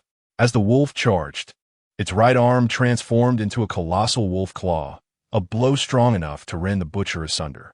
After all, the butcher's physical resilience could not compare to that of a strengthened physical ability user. Once united in purpose, the 2 guild leaders now stood poised for confrontation, their fates entwined. This spectacle left the onlookers utterly astonished. The leader of the evil wolf guild, known as the Big Bad Wolf, had chosen this name not only by his own accord, but also due to his ability to transform into a genuine male gray wolf. Standing nearly 2 meters tall and 3 meters long, he resembled a formidable wolf king. Witnessing the wolf's transformation, the butcher did not hesitate. Flames enveloped him as he morphed into a towering figure of fire, surpassing the wolf in height by nearly a meter. In that moment, Chu Feng could not help but recall the image of Li Jun transforming into a giant of smoke, which bore a striking resemblance to this scene. It made one wonder if all nature-type ability users shared such tendencies, employing direct and brutal destruction from a position of power. Indeed, it left a profound impression. Chu Feng exhibited little interest in their battle. Instead, he settled comfortably to one side, arranging a table with tea and snacks, as if he were merely a spectator of an unfolding performance. Clearly, the 2 combatants were evenly matched in strength. Yet the innate dominance of fire-based abilities over animal forms rendered the fierce flames a formidable adversary, soon leaving the great gray wolf battered and bruised. However, even as the butcher transformed into a colossal figure of flames, unleashing torrents of fire dragons, subduing the gray wolf proved to be no simple task. Chapter 148. A night expedition to the Lord's Manor. Chu Feng watched the fierce struggle between the two guild leaders with no interest whatsoever. The big bad wolf must perish. His fate is sealed, setting aside his malevolence towards Chu Feng and the rock-solid guild. The enmity he harbored with Taozi in a past life alone prevents Chu Feng from letting him off the hook. Chu Feng's earlier restraint in not slaying him was not born out of mercy. Rather, at that moment, Chu Feng's entire focus and objective were centered on the spatial stone. Had he recklessly eliminated one of the 10 guild leaders, the remaining 5 would undoubtedly refuse to relinquish the spatial stone to safeguard their lives. Now that the spatial stone was in his possession, Chu Feng sought an opportunity to eliminate a foe and assert his dominance. Such a splendid opportunity was not to be missed against the big bad wolf. As the big bad wolf's decline became increasingly apparent, the butcher gradually gained the upper hand. At that moment, the wolf suddenly collapsed to the ground, seemingly drained of energy, its transformed abilities nearing their limits, threatening a return to its human form. The butcher, seizing this opportunity, lunged towards the wolf, delivering a powerful punch aimed at its heart. Just then, the previously weakened wolf sprang up, its massive jaws snapping open wide, clamping down fiercely on the butcher's neck. Despite the flames protecting him, the wolf's formidable strength shattered the butcher's defenses. In an instant, their attacks exchanged. The wolf forcefully twisted the butcher's body and pinned him to the ground. Even as the wolf's fur was singed away and its face burned, it refused to relinquish its grip, determined to not let go until the butcher lay lifeless. The butcher, astonished, realized that despite his earlier advantage, a moment of inattention had plunged him into a perilous situation. Reluctant to accept his fate, he fought desperately to retaliate against the wolf. Unfortunately, no matter how hard he struggled, he could not alter the fact that the flames surrounding him were gradually diminishing. At this rate, he would surely meet his end within a minute. At that critical juncture, an immense force unexpectedly seized the wolf by the neck. The wolf let out a mournful cry, and its jaws, which had been clamped tightly on the butcher, suddenly released. It was hoisted up like a mere pup. The wolf's massive head twisted painfully to face Chu Feng, reflecting both defiance and fury. "I never claimed I would not intervene." As those words left his lips, amidst the astonished gazes of onlookers, Chu Feng's spectral hand exerted its power, twisting off the wolf's head and crushing its neck. Blood surged forth, drenching the butcher in the process. At that moment, the butcher finally exhausted his abilities and reverted to his human form. "President Butcher, it appears your strength requires significant improvement," Chu Feng remarked, as a spectral hand effortlessly removed the wolf's carcass and head from the scene. With a swift turn of his figure, Chu Feng activated his instantaneous movement, causing him to vanish into thin air. This night was destined to be extraordinary, marking yet another sleepless night for many. In an astonishing moment, Chu Feng swiftly dispatched the great gray wolf, employing a measure of cunning. However, the undeniable prowess he displayed was truly remarkable. Even more terrifying was the fact that Chu Feng vanished from the sight of the crowd, a phenomenon witnessed by thousands present. Although the illumination from the flames was not overly intense, the spectators distinctly observed Chu Feng's remarkable feat, which was indeed profoundly awe-inspiring. After accomplishing this remarkable act, Chu Feng proceeded to collect the wolf's stone and head, and he also unearthed the 4th-tier fire-type mutated crystal, which marked the 3rd of such crystals in his possession. Chu Feng was truly perplexed about how Meng Bo had ascended to the rank of a 5th-tier aberrant. Logically, it should be exceedingly difficult to procure sufficient 4th-tier or 5th-tier aberrant crystals, primarily due to the scarcity of 4th-tier and 5th-tier zombies.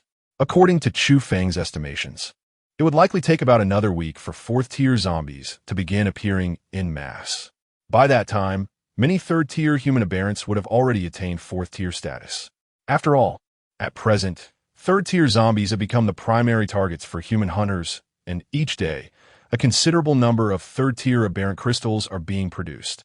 Once the aberrant crystals were excavated, the gray wolf transitioned from its wolf form back to its human guise, albeit in a rather disjointed manner. The night was still young, as it was only around 2 o'clock in the morning. In his heart, Chu Feng was perpetually preoccupied with the treasure vault of the city lord's estate, particularly considering that during the day, the peculiar little figure within him and that enigmatic disc exhibited an undeniable eagerness for the treasures housed within the lord's repository. Thus, it was only natural for Chu Feng to venture forth and seek the truth. Should he discover something truly valuable, he would not hesitate to claim it as his own. After a brief journey, he soon arrived at a location not far from the city lord's manor. The stillness of the deep night was pierced by the loud roar of the vehicle's engine. Chu Fu is now heading towards the lord's mansion with the intention of pilfering valuables. If he arrives before the others and inadvertently awakens Lord Meng Bo and his entourage, it would certainly lead to considerable trouble. Therefore, Chu Fu swiftly and discreetly made his way towards the mansion, and as he neared his destination, he suddenly teleported inside. During the day, Chu Feng deliberately took note of the layout of the lord's manor, with particular emphasis on the location of the warehouse, which was of utmost importance. In the darkness of the night, Chu Feng finally located the position of the warehouse, and a surge of excitement coursed through him. Just as he was about to set off again, a sudden, fierce shout echoed through the air. "Who goes there?" Chu Feng's entire being tensed instantaneously, as he had never anticipated that he would be discovered by someone at this moment. With a sudden burst of energy, Chu Feng activated his teleportation ability, seamlessly entering the warehouse. At that moment, the peculiar miniature figure and the disc within him stirred to life once more. Just as Chu Feng was about to survey his surroundings, a flurry of rapid footsteps echoed from outside the door, their speed so astonishing that even without his teleportation, he would find it impossible to match. Without a trace of hesitation, Chu Feng swiftly retreated into his otherworldly space. Simultaneously, he activated the spatial mirror, allowing him to observe the situation outside. He was eager to discern the identity of the individual charging towards him, curious about the source of such formidable power and their presence in this location. Within mere seconds, the door to the warehouse swung open, and at last, Chu Feng beheld the person before him. It was none other than the young man he had encountered earlier that day at the city lord's residence. Yet, even at this moment, Chu Feng could not recall who that individual was. Chapter 149. The King of Destruction, Meng Yi.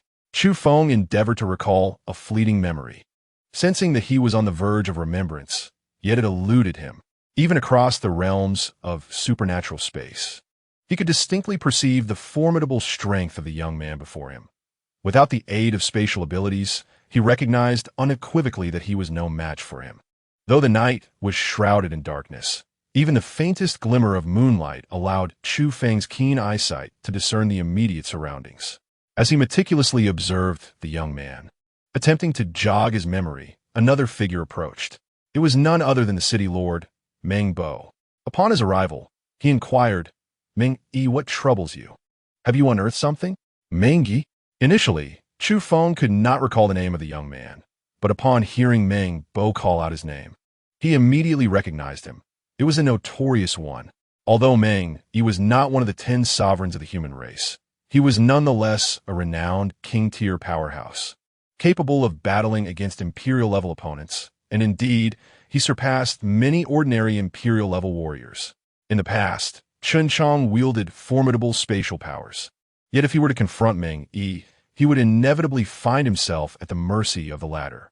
Meng Yi, a figure of absolute supremacy in the apocalypse, was known as the King of Destruction. This title was earned through his relentless endeavors, closely tied to his unique abilities. Meng Yi mastered the power of destruction, and few who dared to face him emerged unscathed. It was entirely understandable that Chu Feng could not immediately recall him upon their encounter.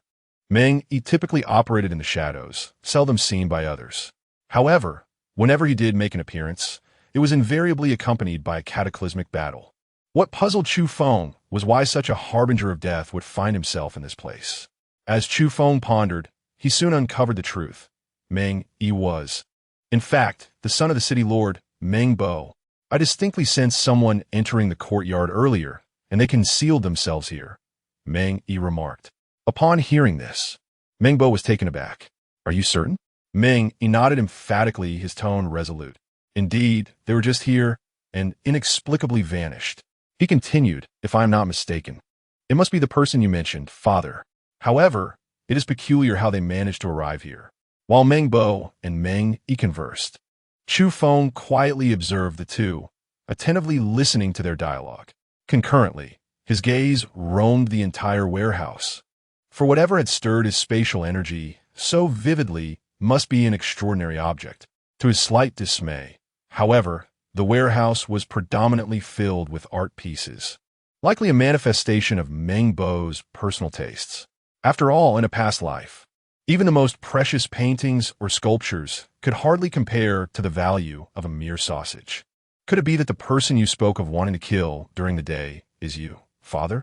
Meng Yi's words startled even himself. After all, Chu Feng had mentioned that one of the 10 guild leaders would disappear today, without specifying who it might be. When Meng Yi returned and heard Meng Bo's remarks, he was somewhat surprised, but did not take it to heart, for with his current strength, he felt no fear even in the face of that mysterious powerhouse. "That cannot be. I gave him the spatial stone today," Meng Bo replied. "The spatial stone? Father, you possess a spatial stone." Meng Yi exclaimed in astonishment upon hearing this from Meng Bo.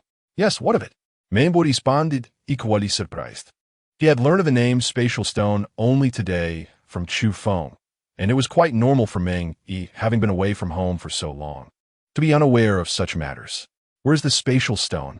Quickly, show it to me," Meng Yi urged with impatience. "It is no longer here. I have given the last piece to Chu Feng today for him to pass on to that mysterious powerhouse. Feng Gu," Meng Bo explained. Upon hearing this, Meng Yi was filled with immense frustration. He then elucidated to Meng Bo how spatial stones were utilized in crafting spatial equipment. At this moment, Chu Feng found himself utterly bewildered. Could it be that Meng Yi had also been reborn? Otherwise, how could he possess such knowledge? Moreover, judging by his earlier demeanor, it appeared he did not possess a spatial stone. The fact that he could still understand the process of crafting spatial equipment without having a spatial stone was truly perplexing. "Meng Yi, how do you know all of this?"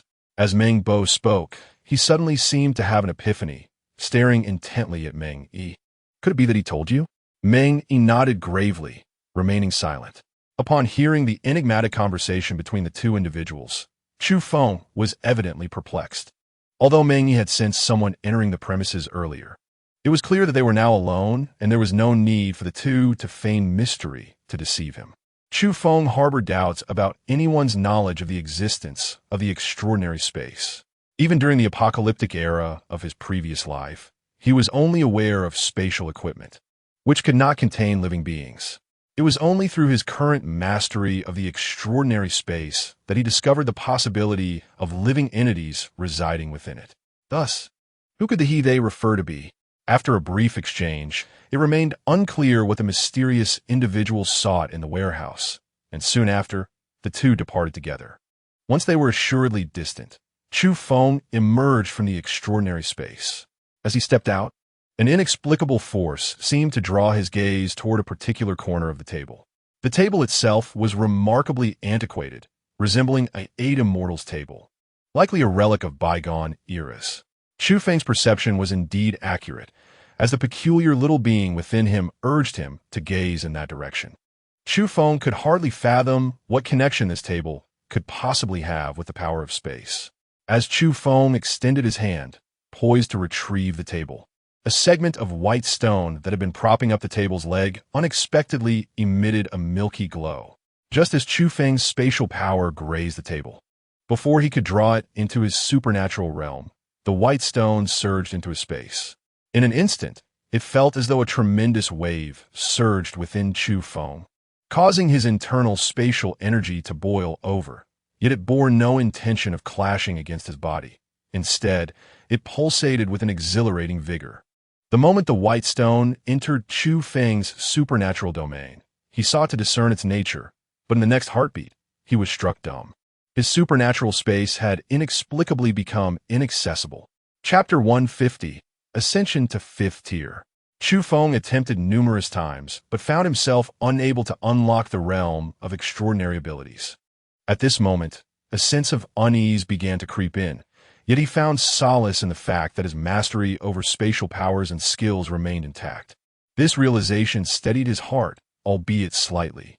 The earlier conversation between Meng Bo and Meng Yi regarding the potential assassination of Meng Bo had not crossed Chu Feng's mind, as he was previously unaware that Meng Yi was Meng Bo's son, let alone that Meng Yi could perceive his presence merely through intuition. Given these circumstances, Chu Feng felt compelled to provide Meng Bo with a plausible explanation. Fortunately, he was indeed able to conjure one, albeit with some effort. Chu Feng first retrieved a white porcelain tile from his spatial ring. He then skillfully etched it to resemble the white stone shard he had previously observed, placing it discreetly beneath the table, where it would likely go unnoticed by any casual observer. Subsequently, Chu Feng employed his ability of instantaneous movement to meander through the Lord's mansion for a while, ultimately locating the residence of Lord Meng Bo. Chu Feng swiftly propelled the spatial jade ring through the crack of the door, confident that Meng Bo had yet to succumb to slumber. With his fifth-tier prowess, Meng Bo effortlessly grasped the object that had been sent his way. The moment the spatial jade ring landed in his hand, he could sense the vast expanse contained within it.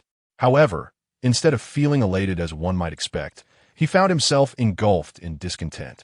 Had he been privy to the function of the spatial stone a day, or even half a day earlier, he would not have allowed that enigmatic individual to gain such a substantial advantage over him. Originally, he could have crafted a superlative spatial device of 1 million cubic units or divided it into multiple devices. Yet now, he was left with a mere 5,000 cubic unit spatial jade ring, which he viewed as a significant loss. Although he was aware of his misfortune, he also recognized that he had consented to this arrangement. After all, who would willingly present a spatial device without expecting some form of benefit in return? Reflecting on the recent encounter with the mysterious individual, Feng Gu, he deduced that the sole purpose of that encounter was to bestow this spatial jade ring upon him. And thus, he harbored no further suspicions. Notably, Chu Feng's presence had not inflicted any damage upon their lord's estate. As Meng Bo gazed at the jade ring in his hand, feeling the immense space it contained, a subtle smile crept across his lips. Though the spatial stones he possessed were depleted, he was certain that other major guilds still had surplus. With a little cunning, obtaining some from them would not pose a significant challenge. Moreover, such stones would not be elusive forever. The vast expanse of the Light City ensured that even if they were scarce now, they could undoubtedly be acquired in the future. It was even conceivable that spatial stones still resided within Light City, simply overlooked or disregarded by others. With these thoughts in mind, Meng Bo's spirits lifted considerably. Meanwhile, having secured what he sought, Chu Feng hastily exited the lord's estate and sped towards the headquarters of his rock guild, a sense of urgency coursing through him. Since the rebirth of Chu Feng, he had always led a life marked by extreme caution. However, once he discovered that he could freely enter his extraordinary ability space, he began to indulge somewhat recklessly. Despite his unparalleled strength and the fact that no one in the entire Radiant City could rival him, the sudden inability to access his life-saving ability left Chu Feng momentarily bewildered. The abrupt loss of such a crucial means of protection would surely cause anyone to feel a sense of panic. Chu Feng now yearned to swiftly return to the guild's base to conduct a thorough investigation into the matter at hand. Upon nearing the guild's headquarters, in an effort to conceal his whereabouts, detonated the sports car he had driven all night. Subsequently, Chu Feng hastily made his way back to the Rock Solid Entertainment Club. Over the past few days, the club had enjoyed a remarkable influx of revenue, and this evening, its operational status had been exceedingly prosperous. Without disturbing anyone, Chu Feng found a secluded spot and swiftly returned to his room using his teleportation ability. Upon his return, he did not immediately assess his gains from the evening. Instead, he attempted once more to unlock the realm of his supernatural powers. Regrettably, despite his numerous attempts, he was unable to access this extraordinary domain. Within this space lay not only an abundance of resources, but also all of Chu Feng's mutated crystals. However, these were not the most critical aspect. That place was, after all, his invincible sanctuary for survival. What should he do? In a moment of disarray, Chu Feng continued to explore every conceivable method until the break of dawn. Yet he remained unable to devise a solution. Overwhelmed by a wave of despondency, he pondered, this cannot be right. How could such a predicament arise? Having distinctly sensed the vitality of spatial power, he had endeavored to bring forth the object, only to find himself bereft of his own extraordinary spatial abilities. It was a tremendous loss, a complete forfeiture. Once more, Chu Feng endeavored to communicate with the peculiar little beings within him, alongside the mysterious disk, even invoking the very essence of spatial power. Previously, these three forces thrived in unison. Now, however, they appear to have simultaneously fallen into a profound silence, amplifying Chu Feng's sense of frustration. After approximately 2 hours had elapsed, the sound of footsteps began to resonate in the air. Hearing the voices outside the door, Chu Feng listened intently as Suke called out, "President, are you awake? We have brought all the mutated crystals you instructed us to." Despite feeling somewhat lethargic, the mention of the mutated crystals invigorated him, prompting him to urge them to bring them in. According to Chu Feng's estimates, even without accounting for the 5 or 600 third-tier mutated crystals remaining in his ability space, the total accumulation of mutated crystals in the room, garnered over this period from the entire Rock Entertainment City, exceeded 1 million when converted to first-tier mutated crystals. Furthermore, tonight, he had completely emptied the Evil Wolf Guild, and all remaining supplies and mutated crystals were now in his possession. The number of mutated crystals alone amounted to at least 200,000 first-tier variants. Thus, it was clear that the resources Chu Feng had gathered were more than sufficient for his ascension to a 5th-tier ability user. Everyone step outside, Chu Feng Gongman, and then summon Li Wang to guard the entrance.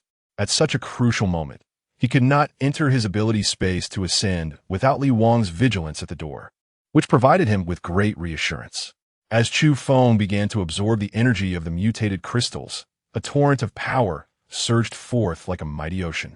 After nearly an hour, a piercing scream echoed through the room, marking Chu Feng's successful ascension to a 5th-tier variant. Under the overwhelming energy, Chu Feng finally broke through the 4th-tier shackles and reached the 5th tier. Ordinarily, upon achieving this milestone, one would cease the absorption of mutated crystals. However, the quantity of mutated crystals Chu Feng had prepared far exceeded the equivalent of 120,000 first-tier variants. Yet, even after successfully reaching the 5th tier, the vortex of energy within him remained unrelenting, continuing to voraciously absorb the remaining mutated crystals in the room. Realizing this, Chu Feng was taken aback. He had never encountered such a phenomenon, nor had he heard of it from others. At that moment, he found himself at a loss, attempting to control the spatial force and lightning power within him to calm these energies.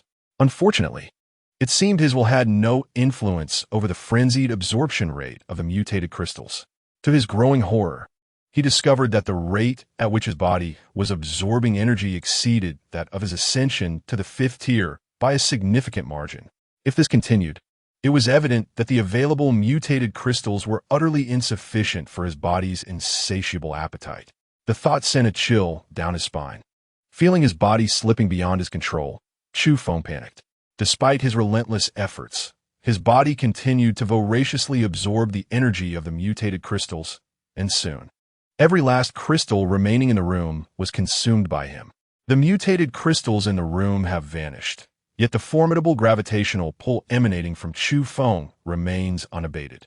Perhaps due to the insufficient absorption of mutated crystal energy, the space before him begins to warp uncontrollably. Unbeknownst to Chu Feng, directly above the chamber he occupies, the very fabric of space is also undergoing a distortion. A colossal vortex spirals incessantly, its vast reach nearly enveloping the entirety of the guild's stronghold.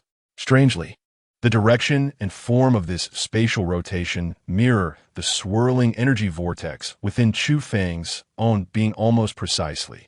Chu Feng could distinctly sense his yearning for the mutated crystal, yet he was acutely aware that within the guild at this moment, the availability of such crystals was nearly non-existent. If he allowed his body to continue spiraling into madness, he feared he would be crushed to dust by the overwhelming force of space. The power of space surged violently, and, simultaneously, the lightning energy at Chu Feng's brow could no longer be contained, erupting chaotically within him. However, it was evident that the power of lightning was no match for the force of space. In mere moments, it was being utterly defeated, resulting in a tempest of lightning wreaking havoc around Chu Feng's chamber. The wrath of heavenly thunder roared down, violently striking the vicinity surrounding Chu Feng, who stood at the epicenter. Zombies are most terrified of lightning, and Chu Feng's heavenly thunder was akin to the true wrath of the heavens. Even King Li was compelled to retreat, his rigid face betraying a look of grave concern. What on earth is happening? What has transpired with Chu Feng? Tang Yanran was the first to rush over, inquiring of King Li. Though King Li was a zombie, he had long since acquired human sensibilities. As Chu Feng had articulated, King Li was not a lowly zombie. He had no need to feed on human flesh, subsisting instead solely on mutated crystals to quell his hunger. In accordance with Chu Feng's request, all the mutated crystals from the guild and entertainment venue had been delivered to his room, with King Li standing guard at Chu Feng's door. Now, with such an unforeseen disturbance, everyone was taken aback. They were utterly oblivious to the cause of the turmoil. But one thing was unanimously recognized. Chu Feng was in dire trouble. King Li had already retreated a kilometer away, while within 1,000 meters of Chu Feng. The air crackled with the roar of lightning, as if divine punishment had descended. Fortunately, Chu Feng resided alone in a villa designated for the guild leader, located in the innermost part of the estate. This arrangement was not due to Chu Feng's desire for luxury, but rather stemmed from his numerous secrets that he wished to keep hidden from prying eyes. The privileges of a guild leader are universally acknowledged. Thus, Chu Feng's request was deemed entirely reasonable. He had not compelled the female members to attend to him nightly, which marked him as a paragon of virtue and righteousness. Otherwise, even a whisper of his situation would have led countless women to knock on his door in the dead of night. Thus, even amidst the relentless heavenly thunder surrounding Chu Feng, it caused no harm to any guild members nearby. Everyone stepped back. Tang Yanran discerned the unusual nature of the situation. It seemed that things were spiraling out of control. If the area affected by lightning expanded further, the entire guild's base would be engulfed, putting everyone at risk of perishing. Everyone retreat, Tang Yanran commanded, and the crowd, now acutely aware of the gravity of the situation, recognized that failure to act promptly could spell their doom. As the crowd retreated a few steps, a frenzied energy storm surged forth once more, sweeping away all the mutated crystals that had been tucked away in the rooms of the guild members or held within their pockets, all flying toward the chamber occupied by Chu Feng. Within a radius of 2 kilometers centered around Chu Feng, nearly every mutated crystal was drawn forth, while their owners, attempting to intervene, found their hands grasping at nothingness, as if the crystals had transformed into energy and ascended toward the vortex in the sky. This scene left everyone present in a state of utter astonishment. Confusion reigned, and many gazes turned toward King Li. Although he was equally bewildered by the unfolding events, he was likely the only one among the crowd who could potentially rescue Chu Feng in such a dire situation. King Li stood frozen, his eyes fixed ahead, when suddenly, his body began to tremble uncontrollably, his hands clutching his head in a display of profound anguish. Following his lead, the young women nearby, as well as other members of the Pancher Guild, exhibited similar expressions of torment. A palpable sense of dread enveloped the assembly, as the specter of death loomed over each individual. Meanwhile, within Chu Feng's room, although he could not see the turmoil outside, he acutely sensed the despair radiating from the crowd and the anguished expressions of Lin Ying'er and others, as if they were vividly manifesting before him. Chu Feng was acutely aware of the actions of his own body, or rather, he distinctly understood that it was the peculiar little figure within him, along with the disc, that was orchestrating these events. They were voraciously absorbing all the energy in their vicinity, primarily the energy residing within these extraordinary individuals. Their intent was to cleanse all of these beings entirely. Chu Feng was acutely aware that if he were to cleanse them entirely, Lin Ying'er and the others would face but one fate: death. Chapter 152. The crisis brought about by ascension. Cease this at once. Chu Feng nearly roared in anger, directing his commands toward the peculiar figures and the disk within him. Initially, he believed they were merely components of his own energy. Although he did not comprehend their strange nature, they had always coexisted with him in harmony. Now, however, they sought to harm those he cherished most and wished to protect. This was utterly intolerable. If they did not cease their actions, he would resort to self-destruction, taking them down with him. Chu Feng had resolved firmly, if upon his rebirth he were indeed to take Lin Ying'er's life, he would prefer never to have been reborn at all. Even if such an act were not by his own volition, he could not permit this atrocity to transpire. Halt immediately! Chu Feng let out another furious roar, the anguished expressions of Lin Ying'er and the others vividly before him. If mere seconds were to pass, it was feared that all those outside would meet their demise. Chu Feng harnessed all the spatial and electrical forces within him, preparing for an imminent self-detonation. In that fleeting moment, the tempest ceased, the thunder and the spatial energy converged abruptly, and the agonized members of the Panshur Guild, who had seemed on the brink of being drained of their mutated crystals, collectively exhaled in relief. A brief examination revealed their astonishment. Although all their mutated crystals had vanished without a trace, they were merely external possessions that could be reacquired, especially considering the staggering daily revenues of the Panshur Entertainment City. However, their innate abilities had been absorbed to a significant extent, including that of King Li. While these powers could eventually be restored over time, had Chu Feng not halted his actions, it was clear to them that only one grim fate awaited them. Before King Li could rush towards Chu Feng, Lin Ying'er was the first to dash towards his chamber. Following her were Tang Yanran, Tang Xiaoyu, and King Li, all hastening to Chu Feng's room. With the tempest quelled, tranquility returned, yet none paid heed to whether this calm was merely an illusion or if danger still lurked ahead. They all surged into Chu Feng's quarters, and upon finding him collapsed on the floor, unconscious, they were struck with horror. Many of the young women present could not suppress their tears at the sight of Chu Feng's condition. In this brief span of seconds, Su Kachong and Yang Xiaocheng managed to lift Chu Feng onto the bed, though they too were nearly drained of their abilities. Soon, the room was filled with sorceresses from the guild and Lin Ying'er, the only current wielder of light-based powers, all exerting their utmost efforts to save Chu Feng. He is merely in a deep slumber, declared King Li. Although he was uncertain about Chu Feng's state, it seemed reminiscent of something from his lengthy past. From Su Kachong and Yang Xiaocheng's descriptions, it became evident to all that Chu Feng's condition was highly unstable.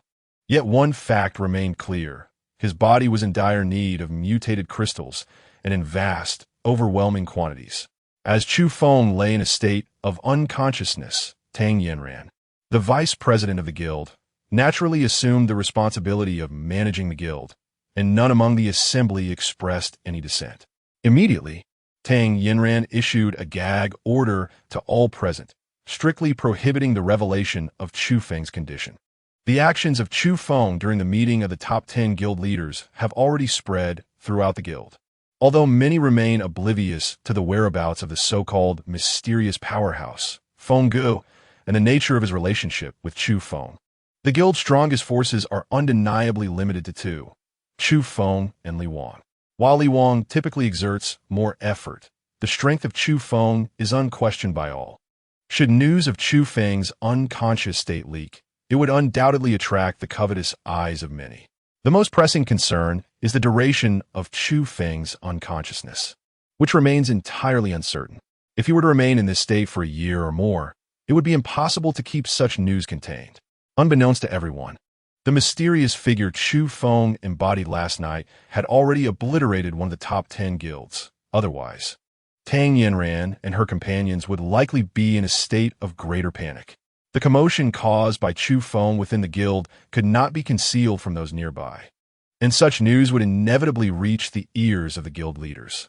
Tang Yanran made the decision to publicly announce that President Chu Feng of the Panshur Guild had successfully broken through to the 5th tier, but now required time to stabilize his newfound power.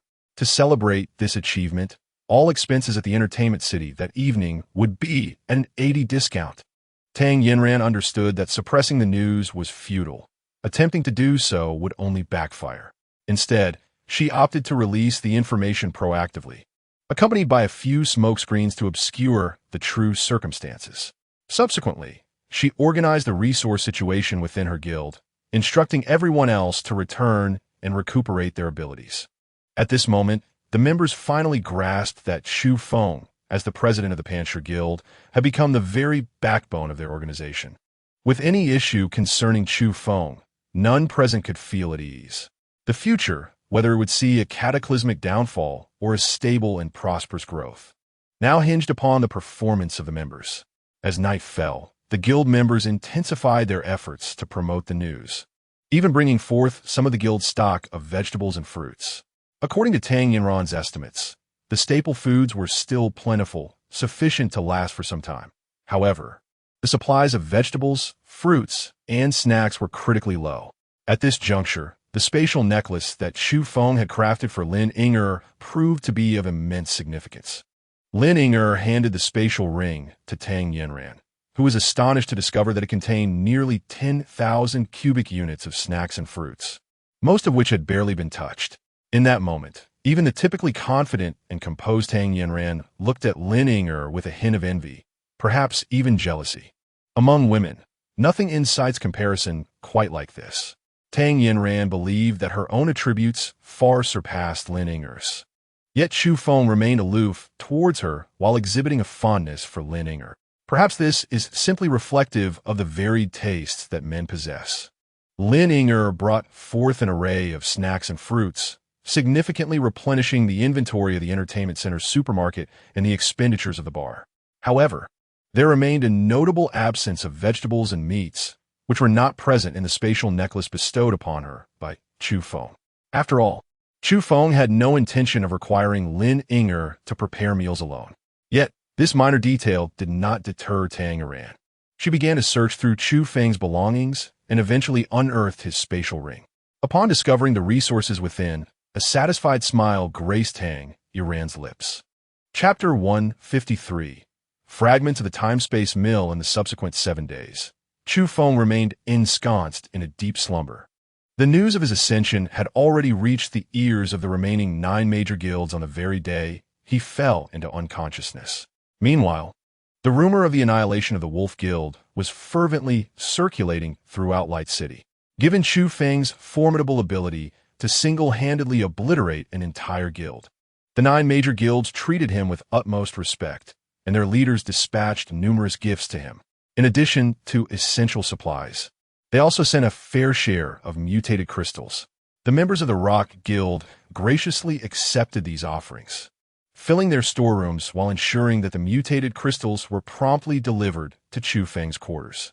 When the representatives of the 9 guilds expressed their desire to personally congratulate Chu Feng, Tang Yinran tactfully declined, stating that Chu Feng was currently consolidating his realm and was not in a position to receive guests, thus respectfully sending them away. During these 7 days, the Rock Guild was in a state of perpetual motion, not only hosting evening visitors, but also splitting into 2 groups during the day to hunt the surrounding hordes of zombies for mutated crystals.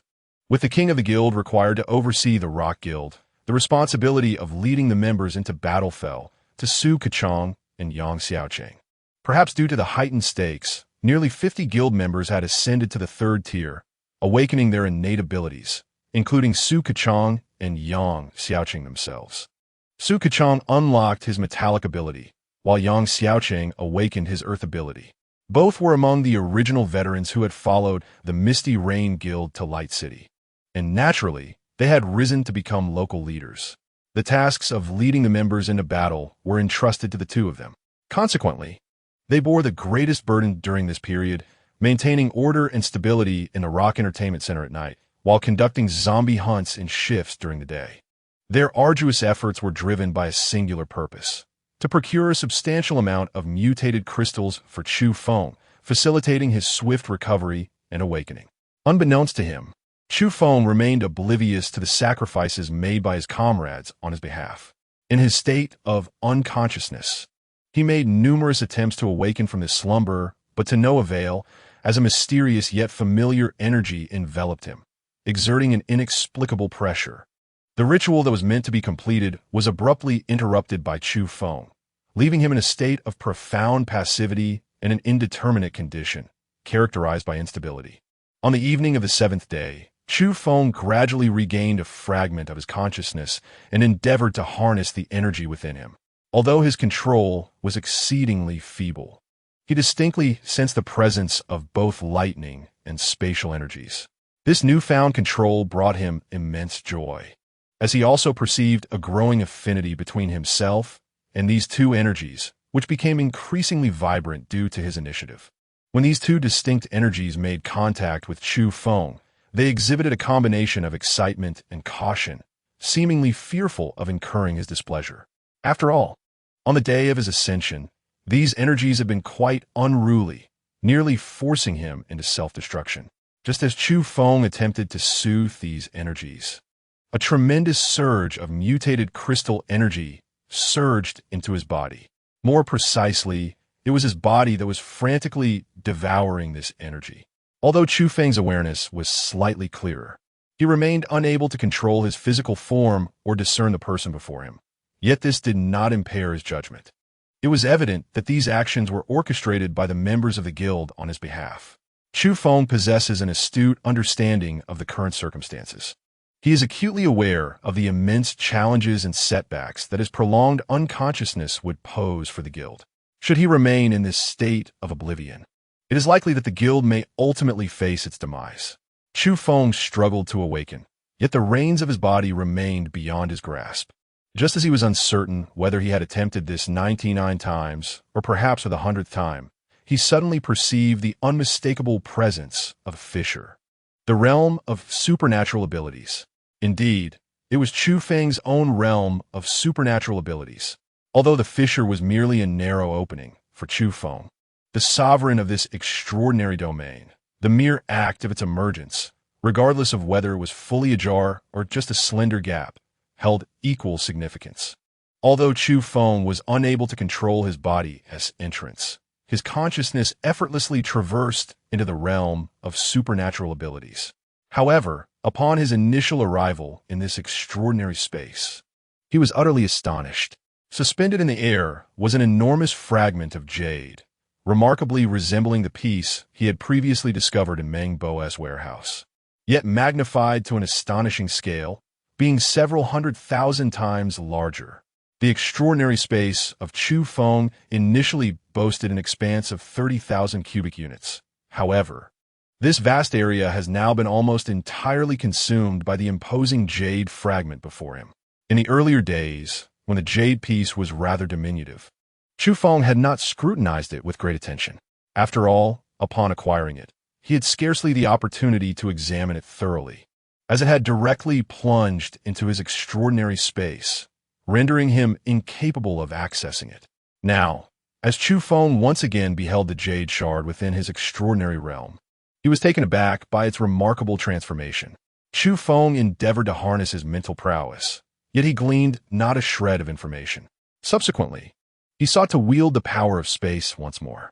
At last, he received a response, and within the recesses of his mind, he distinctly perceived its name, the time-space millstone.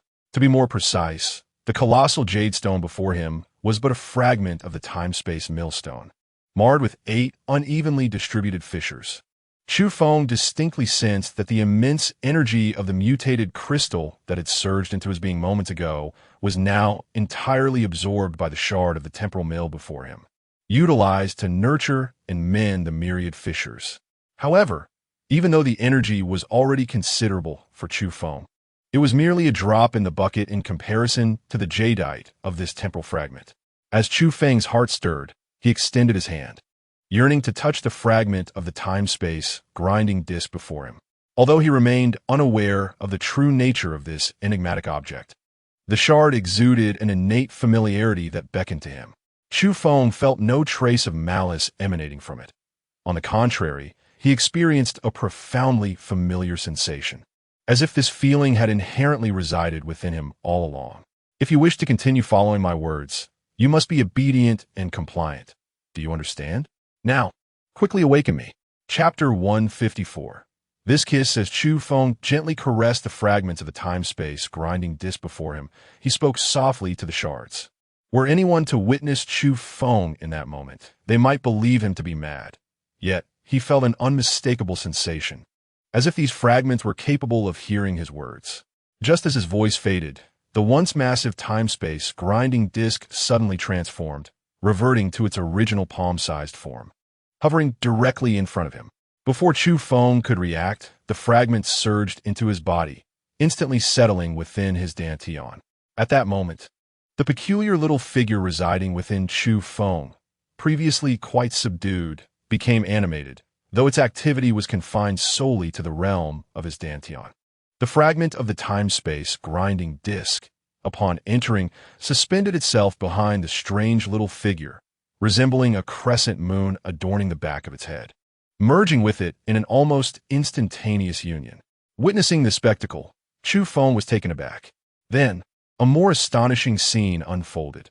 As the time-space grinding disk fragment hung behind the peculiar little figure, its previously indistinct face gradually transformed, becoming transparent and increasingly clear, a most uncanny sight. Typically, transparent entities are devoid of form. Yet this little figure within Chu Feng possessed a distinct shape, and its face began to mirror Chu Feng's likeness, resembling a diminutive version of himself. Perplexed, Chu Feng was on the verge of delving deeper into his inquiries when the peculiar little figure before him subtly raised its eyebrows. In that fleeting moment of movement, Chu Feng's consciousness was abruptly expelled from his dantian. With a sudden jolt, Chu Feng propelled himself upright from the bed. In that moment, he was completely awakened. Chu Feng immediately sensed his otherworldly space, and fortunately, it was finally operational this time. However, much to his dismay, it was only his otherworldly space that could be utilized. His spatial powers remained utterly inaccessible. Furthermore, apart from some supplies, his otherworldly space was devoid of any items, as it had previously contained numerous mutated crystals. Now, it was completely empty. The current predicament was that not only was Chu Feng destitute, but the entire Rock Guild was also in dire straits.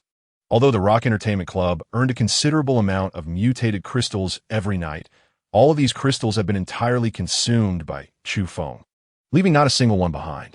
It could be said that the members of the Rock Guild were now far poorer than they appeared. During this time, the zombies outside the city began to stir. After a week's delay, the previous horde of zombies underwent a significant evolution, and now most of the zombies outside were at the third tier. Fortunately, these third-tier zombies did not gather in large numbers. They typically congregated in small groups, allowing the human faction to tackle them individually, which was not too great a challenge. Nonetheless, even so, the casualties inflicted upon humanity had risen dramatically compared to before. Especially within the Rock Guild, nearly all members were on high alert. The guild originally boasted over 3,700 members, but due to the hunts for mutated crystals outside the city, they had lost over 200 individuals within a week, of whom 180 were recent recruits. The remaining 20 were loyal subordinates of Yang Xiaocheng and Su Kachang. In light of this situation, no one knew how long they could endure. If Chu Feng did not awaken soon, the lack of sufficient mutated crystals for enhancement could spell the downfall of the Rock Guild. Being absorbed by another faction would merely be a matter of time. A week had passed without a sign of Chu Feng, which was already highly suspicious. The leaders of the 9 major guilds were particularly concerned about him, and now that such peculiar circumstances had arisen, it was only natural for them to harbor doubts. Several minor guilds had already begun to test the waters with the Rock Guild, although many were directly repelled or eliminated by King Li. The members of the 9 major guilds remained undeterred. As Chu Feng stepped outside, he happened to catch sight of Lin Inger approaching from the outside. In her hands, she cradled a bowl of chicken soup, her countenance appearing exceedingly haggard, as if she had not enjoyed a moment's rest in quite some time. Witnessing Lin Inger as really weise talked at Chu Feng's höflings. Lin Inger, he murmured softly, his voice imbued with boundless tenderness. Engrossed in her thoughts, Lin Inger had not realized that Chu Feng had awakened. Although they had both longed for this moment, her astonishment was palpable when she found him standing before her, leaving her momentarily stunned and unable to believe her own eyes. "Chu Feng, you're awake," Lin Yingye exclaimed, her excitement causing the bowl of chicken soup to slip from her grasp and shatter upon the ground. Upon witnessing Lin Yingye's exuberance, Chu Feng instinctively wrapped his arms around her slender waist. The moment he embraced her, Lin Yingye's complexion flushed a deep crimson. She had been equally exhilarated moments prior and momentarily lost control of her emotions. Unbeknownst to her, she had inadvertently allowed Chu Feng to take advantage of the situation, pulling her closer. As she subtly squirmed in an attempt to extricate herself from his hold, Chu Feng, seizing this precious opportunity, was unwilling to relent. On the day when Chu Feng ascended to a higher realm, he nearly took the life of Lin Yingye, willing to self-destruct rather than inflict harm upon her. The emotions he harbored surged to a nearly explosive climax, and Chu Feng realized that he was deeply in love with Lin Yingye. The sentiment from the past erupted once more, and without a trace of hesitation, he bowed his head and captured her crimson lips in a fervent kiss. In that instant, Lin Yingye trembled slightly, and both of them stood momentarily still, enveloped in a profound silence. Chu Feng was enveloped in an indescribable, extraordinary sensation, unable to move spontaneously, while Lin Yingye found herself utterly stunned and frightened. The two remained in silence for approximately 5 seconds, until Lin Yingye seemed to finally regain her senses, abruptly freeing herself from Chu Feng's embrace. Instantly, her delicate face flushed a deep crimson, as if it might bleed. "Chu Feng, you!" Lin Yingye was at a loss for words, and in that moment, she covered her face with her hands and fled. As Chu Feng beheld the bashful expression on Lin Yingye's face, he discerned that, despite her shyness in departing, she harbored no trace of irritation. This realization filled Chu Feng with an exhilarating sense of joy. "Sister Yingye, what troubles you?" At that moment, a melodious voice resonated once more. As Chu Feng turned his head, he found himself locked in gaze with Tang Xiaoyu downstairs. The moment Tang Xiaoyu saw Chu Feng awaken, her face lit up with uncontainable joy. In the next instant, she glanced at Chu Feng, then at Lin Yingye, who was departing with a flushed face. A knowing expression crossed her features. "You two are acting strangely. Chu Feng, do tell, have you succeeded?" Chapter 155. Meng Yi seeks an audience. Chu Feng completely disregarded Tang Xiaoyu. At this moment, he was filled with joy and had no desire to engage in a verbal sparring match with her, let alone disclose the recent events. If Tang Xiaoyu were to learn of it, the entire guild would inevitably be informed as well. The news of Chu Feng's awakening spread throughout the entire guild in less than 10 minutes. However, at this moment, the tension that had gripped everyone's hearts began to ease somewhat. Soon after, someone came to inform Chu Feng that there were disturbances outside the guild, with King Li and his men currently engaged in confrontation. Chu Feng felt somewhat perplexed. He had only just awakened and was already confronted with such an extraordinary situation. Chu Feng followed the footsteps of the guide at a leisurely pace, confident that, given the current prowess of King Li, there was hardly anyone capable of challenging him. Upon emerging, Chu Feng was astonished to witness Meng Yi engaged in combat with King Li. How did he arrive here? At present, as Meng Yi exchanged blows with King Li, it was evident that neither was holding back in their fierce confrontation. However, the situation appeared somewhat dire for King Li, as he found himself being relentlessly pressured by Meng Yi. In a sudden flurry, King Li executed a sweeping strike, launching himself toward Meng Yi like a cannonball, a force so immense that even a tank would be obliterated by such an impact. Chu Feng anticipated that Meng Yi would evade the assault, yet, to his surprise, Meng Yi not only remained steadfast, but also braced himself, absorbing King Li's strike with sheer physical strength. Chu Feng found himself perplexed, given Meng Yi's strength at this moment. He should indeed be at the 5th tier as well, in a scenario where both were of equal rank. It was astonishing that he could withstand the might of King Li solely through physical prowess. This was undeniably an extraordinary feat. It is important to note that Meng Yi was renowned as the King of Destruction. His extraordinary ability was annihilation, not merely a physical enhancement. Chu Feng was utterly perplexed by the current situation, witnessing the instant clash between King Li and Meng Yi, where Meng Yi surprisingly sent King Li staggering back several steps with a single palm strike. The onlookers from the Panshur Guild couldn't help but gasp in astonishment. It is worth noting that, until now, no one had been able to match King Li in a one-on-one confrontation, especially given the well-known strength of his physical form. The fact that he had been bested in a contest of physical prowess was simply unfathomable, shattering the confidence the crowd held in him. However, as everyone was engrossed in the duel between King Li and Meng Yi, some also noticed Chu Feng's arrival, and their voices erupted in joyous exclamations, calling out for the president to awaken. Their cheers crescendoed, eventually reaching the ears of the combatants, Meng Yi and King Li. Upon seeing Chu Feng, King Li's expression remained inscrutable, neither joyous nor sorrowful, obscured as it was by his mask. Yet unexpectedly, King Li chose to withdraw, moving aside to sit upon a nearby large stone. "It's your turn." King Li beckoned to Chu Feng. Meng Yi had come with the intention of drawing Chu Feng out for a spar, fueled by the myriad of strange occurrences in recent times. Coupled with his anger over Chu Feng having deceived Meng Bo out of a substantial amount of spatial stones.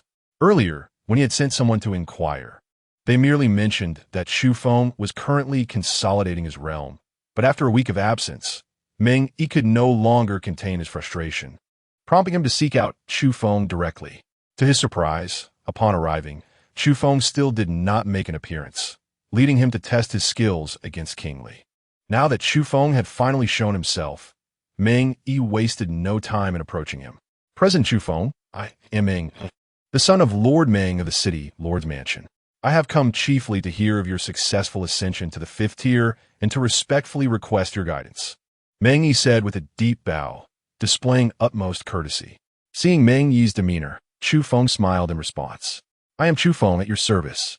Without further ado, the two stepped forward and commenced their battle. Chu Feng himself cannot harness the power of space, as the time-space millstone is at play. Currently, he is left with only the might of lightning. Naturally, even if he could wield the power of space, it would be impossible for him to do so in front of Meng Yi, as that would inevitably reveal his true abilities. As Chu Feng and Meng Yi engaged in combat, the onlookers were filled with a sense of eager anticipation, particularly among the members of the guild. There had been speculation regarding Chu Feng's formidable prowess for quite some time, yet very few had witnessed his skills firsthand. Even when Chu Feng occasionally demonstrated his abilities, it was merely a casual display, never revealing his full potential. Now, with even the formidable Li Wang unable to contend with Meng Yi, it seemed impossible for Chu Feng to continue concealing his true strength. Upon successfully advancing, Chu Feng distinctly sensed the enhancement of his strength, the ability of instantaneous movement, which consumes a certain amount of spatial power, allows one to relocate within a radius of 1,000 meters in an instant. Given Chu Feng's current spatial power, he is capable of executing this feat 30 times, albeit temporarily unable to harness his spatial energy. The spatial arrow, formed by concentrating spatial power into a bow and arrow, possesses a potency that correlates with the user's strength, allowing for the release of 3 arrows at a time. Similarly, Chu Feng's capacity to utilize this ability is limited to 30 times, yet remains inaccessible at the moment. The Void Hand manifests spatial power into a colossal hand, striking foes invisibly within a range of 1,500 meters. The Divine Punishment Thunder summons 6 bolts of lightning, capable of targeting adversaries within a distance of 1,100 meters, exhibiting a 30% increase in power compared to its 4th tier form. The Thunder Slash transforms lightning energy into a scythe of death, aimed at targets within a range of 1,200 meters. Throughout his journey, Chu Feng has always been most concerned with his spatial abilities, as the lightning attributes serve primarily as auxiliary attacks. After all, few powers rival the lethality of spatial abilities, especially when it comes to survival.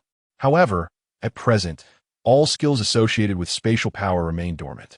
Fortunately, the fragments of the temporal and spatial grinding plate, along with the peculiar little figure, seem to recognize Chu Feng's unique resilience, preventing the closure of his spatial powers once again. Of course, Chu Feng surmises that the primary reason he can still access his spatial abilities is significantly tied to the fragments of the temporal and spatial grinding plate residing within his dantian. Wherever these fragments go, the corresponding skills become inactive. Now is not the time for Chu Feng to dwell on such matters. After his advancement, both his spatial and lightning powers have seen a 50% increase compared to before, enveloping him in a cocoon of crackling lightning, resembling a god of thunder. In an instant, both he and Meng Yi struck simultaneously, each unleashing a formidable punch towards the other. Chapter 156. Equally matched with a single punch, the two swiftly separated. The physical prowess of Chu Feng, having undergone a baptism by the forces of space and lightning during his ascension, has indeed reached a formidable level. However, in relative terms, it is the skills associated with spatial power that capture his utmost attention, with the cultivation of physical strength not being his primary focus. Yet, in the heat of battle against Meng Yi, Chu Feng comes to realize that he has fallen into a grave misconception, or rather, a fallacy. The enhancement of physical strength is imperative and warrants significant emphasis. Logically, the lightning-based abilities should exert a potent suppressive effect over other powers, particularly against those that augment physicality. Before their physical forms are sufficiently fortified, a strike should ideally incapacitate or even obliterate the opponent. However, as Chu Feng envelopes himself in a tempest of lightning to assault Meng Yi, he is astonished to find that Meng Yi appears entirely unaffected by the electric force, boldly resisting the onslaught with sheer physical might. The lightning strikes him, yet Meng Yi grits his teeth and withstands the assault. After the exchange, both combatants gaze at each other in astonishment. Chu Feng was taken aback by the formidable strength of Meng Yi's physique. Similarly, Meng Yi was astonished by the potency of Chu Feng's electrical abilities. In a direct confrontation, Meng Yi's physical prowess would typically overwhelm any ordinary opponent, leaving them at a distinct disadvantage. Even a fourth-tier physical enhancer would be gravely injured, if not killed, by a single blow from Meng Yi. However, it was evident that Chu Feng's electrical power could mitigate some of Meng Yi's assaults while simultaneously launching counterattacks. Their inaugural clash was a testament to their respective strengths, resulting in a stalemate. A peculiar glint sparkled in Meng Yi's eyes. It had been a considerable time since he had encountered an adversary of equal caliber. The emergence of Chu Feng reignited his fighting spirit. Come again!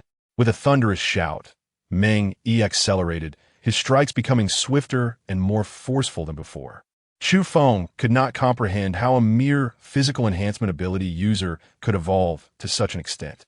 With the protection of thunder and lightning, Chu Feng managed to mitigate a significant portion of Meng Yi's onslaught.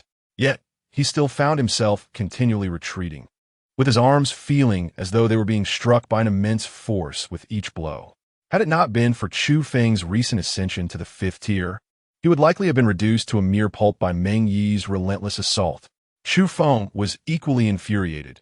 His lightning-based abilities, even among the elemental attributes, were considered exceptional. Yet he never anticipated that he would be subjected to such persecution by an individual possessing merely the most ordinary of physical enhancement powers. With gritted teeth, Chu Feng unleashed a thunderous strike. Meng Yi, who had just engaged in a fierce contest of physical strength, was already on guard against Chu Feng's move. After all, the prowess of an electrical ability user does not solely rely on physical might, but rather on the formidable attributes of their unique powers. As Chu Feng engaged in combat with Meng Yi, he relied on his own thunderous power, yet the primary contest remained one of physical strength. Now, as Chu Feng unleashed a fierce thunder slash, he observed with astonishment that Meng Yi's arms transformed from a dusty yellow to a deep black, emanating an eerie sheen. Meng Yi adeptly blocked the thunder slash with his arms. Simultaneously, the previously unstoppable thunder slash merely left a scratch on Meng Yi's body, accompanied by a wisp of white smoke. Meng Yi was acutely aware of the formidable strength of his own physique. He was almost certain that no one among the human race at his level could rival him in bodily power, a fact that had long been a source of pride for him.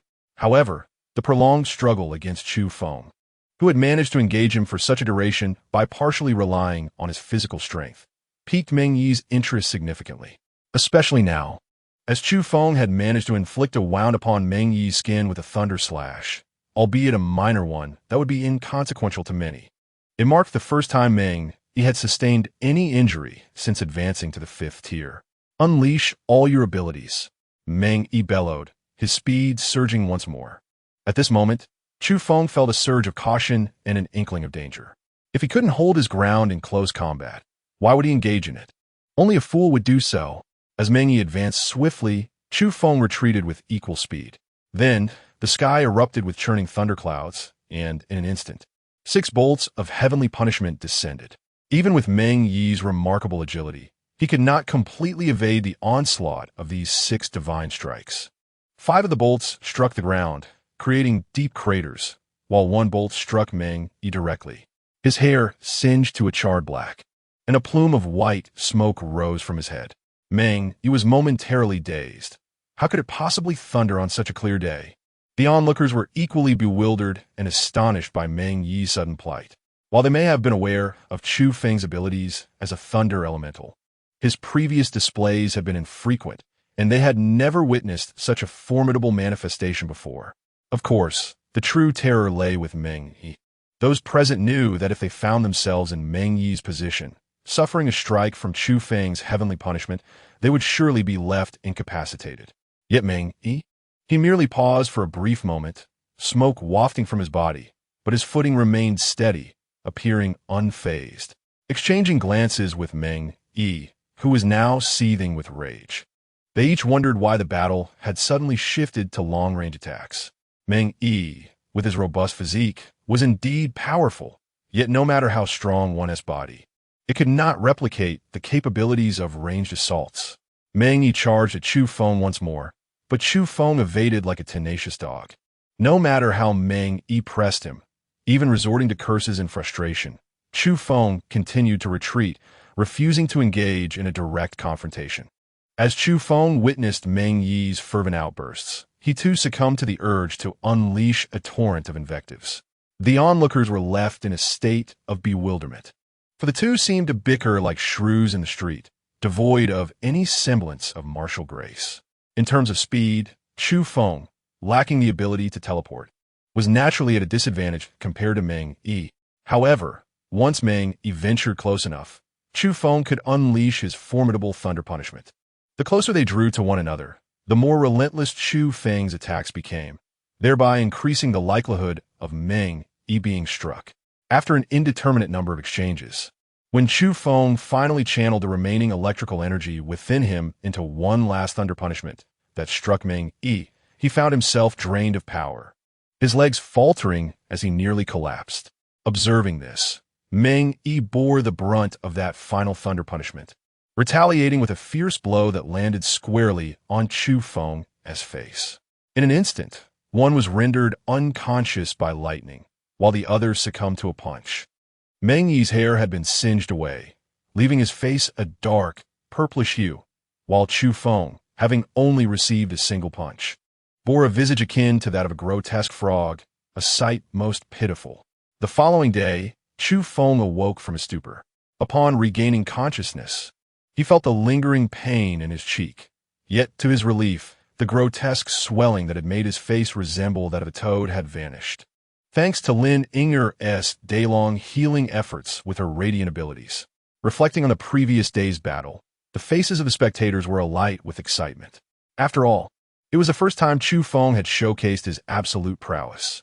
Although his tactics may have appeared somewhat underhanded and less than honorable, faced with a monstrous opponent like Meng Yi, who could contend with him, it was worth noting that the formidable Li Wang, who had long been considered unbeatable in the eyes of many, was also bested by Meng Yi, an occurrence that nearly shattered the faith of the onlookers.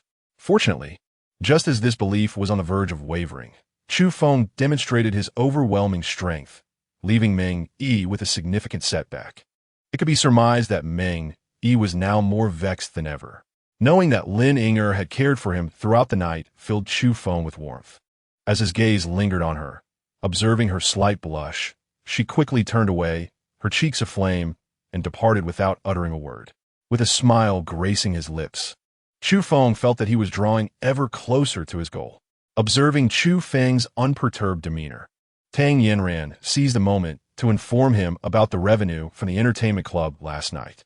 In total, they had garnered 500 third-tier mutated crystals, 5,000 second-tier mutations, and 36,643 first-tier mutated crystals. Tang Yinran remarked on this, while also noting that this was likely the lowest yield since the inception of their entertainment establishment. What could have caused this? Chu Feng ponde purple. Chu Feng still vividly remembers the remarkably lucrative returns from the entertainment city prior to his unconsciousness. The daily profits amounted to nearly 300,000 first-tier mutated crystals. However, the calculation from last night's mutated crystal yielded a mere 13,000 of the first-tier variety, a staggering loss that exceeds mere halving, according to intelligence gathered. The 9 major guilds of Guangxing had simultaneously opened their entertainment establishments yesterday, offering a wider array of services than ours. As Tang Yinran spoke, her expression became somewhat peculiar. Upon hearing this, Chu Feng was somewhat taken aback. There were even more services offered than his own. Chu Feng had already contemplated nearly every conceivable form of amusement and entertainment from his past life. No matter what novelties others might concoct, they surely could not surpass the enjoyment he provided. Even if all 9 major guilds established their own entertainment venues, they would hardly pose a significant threat to him, as the majority of his patrons were people from his immediate circle.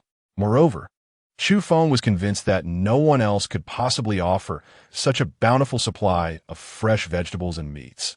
This was an absolute certainty. Dang Jian Zan. Having utilized the resources from Chu Feng's spatial ring to establish an entertainment venue, faced no reproach from him. Her intentions were clear, driven by the desire to earn more mutated crystals for Chu Feng's absorption and awakening. When confronted with Chu Feng's inquiries, Tang Yinran appeared to have anticipated his concerns, promptly producing a promotional flyer.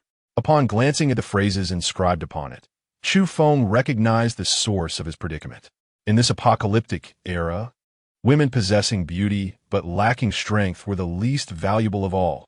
Whether through volition or coercion, these women sought survival by aligning themselves with powerful men or factions, or by selling their bodies. Alternatively, they might be controlled by influential guilds to barter their own flesh. Such realities were not foreign to Chu Feng from his previous life. However, he had never envisioned them in this light. What shall we do? Tang Yinran expressed her apprehension. Chu Feng was aware of Tang Yinran's concerns. With a gentle smile, he reassured her, "Rest assured, we can simply maintain our current circumstances. I have no desire to pursue anything further." Upon hearing this, Tang Yinran let out a sigh of relief. After all, Chu Feng was the guild leader and possessed formidable strength. If he were to coerce them into such actions, she truly lacked the capability to oppose him. Throughout the week, the progression of the entire guild had been significantly hindered by Chu Feng, to the extent that even ordinary members had yet to ascend to the 3rd tier of metamorphosis. Chu Feng rose from his bed and stepped outside. As he beheld the members of the guild still resting within his domain, an indescribable emotion surged within him. Previously, he had not regarded these individuals as ones requiring his protection, yet during his recent unconsciousness, they had shown no concern for their own safety amidst the turmoil caused by his ascension. They ventured out to hunt for mutated crystals, disregarding their own peril, and selflessly dedicated an entire week's worth of these crystals to him without reservation. This act of kindness was etched in Chu Feng's heart. In that moment, he seemed to finally grasp the significance of his rebirth, his beloved, his cherished old friends, and the brothers and sisters of his guild standing before him. Chu Feng did not regard all the individuals present as his closest companions. However, it was evident that the status of the guild members in his eyes had been elevated significantly.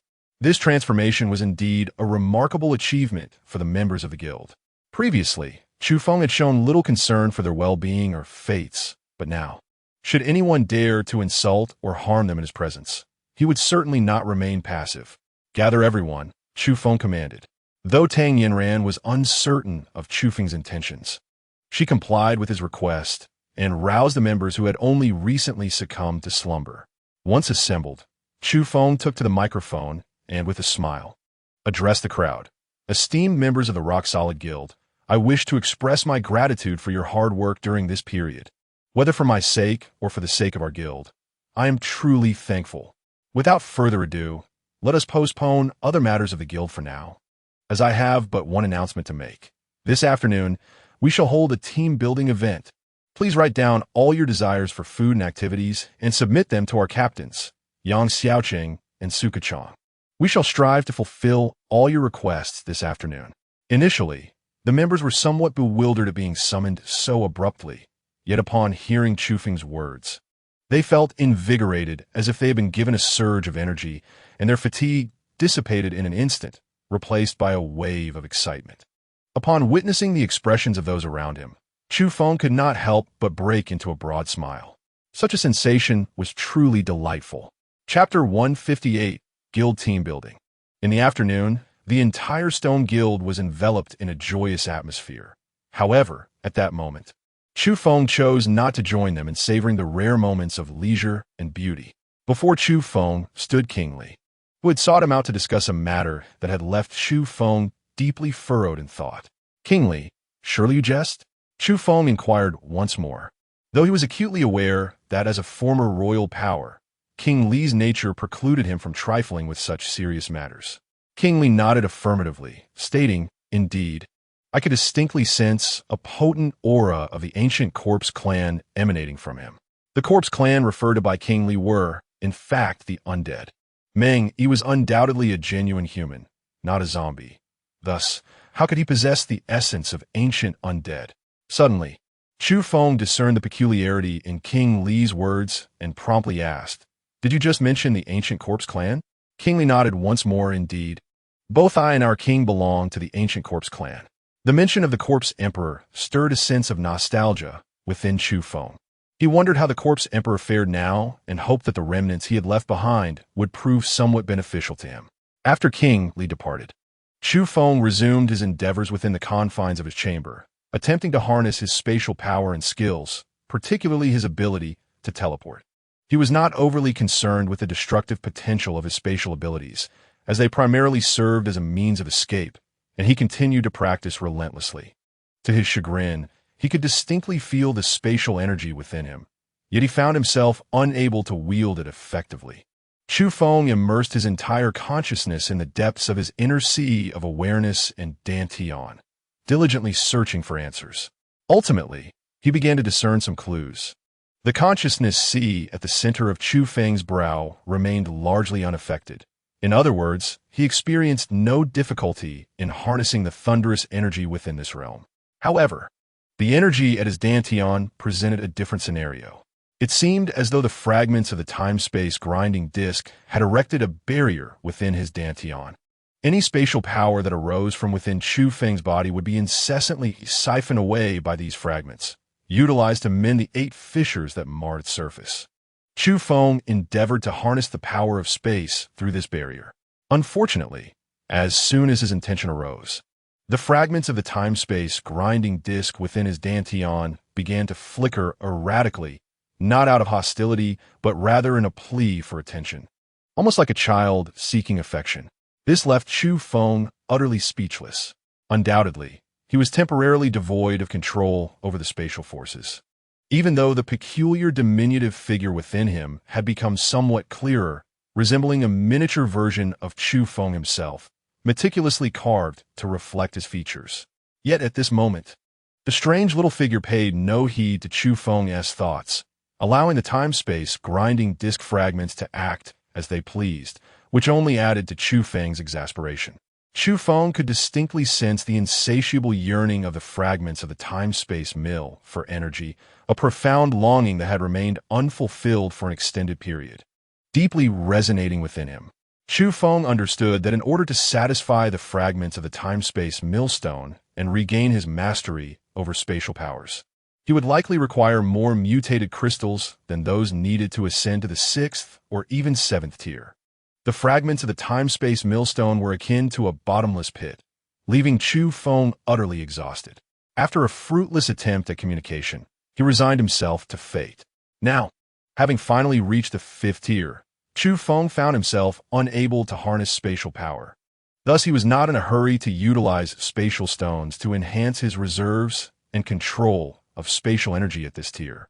He was concerned that if he invested all his spatial stones, it would be akin to throwing meat buns to dogs, all devoured by the time-space millstone fragments.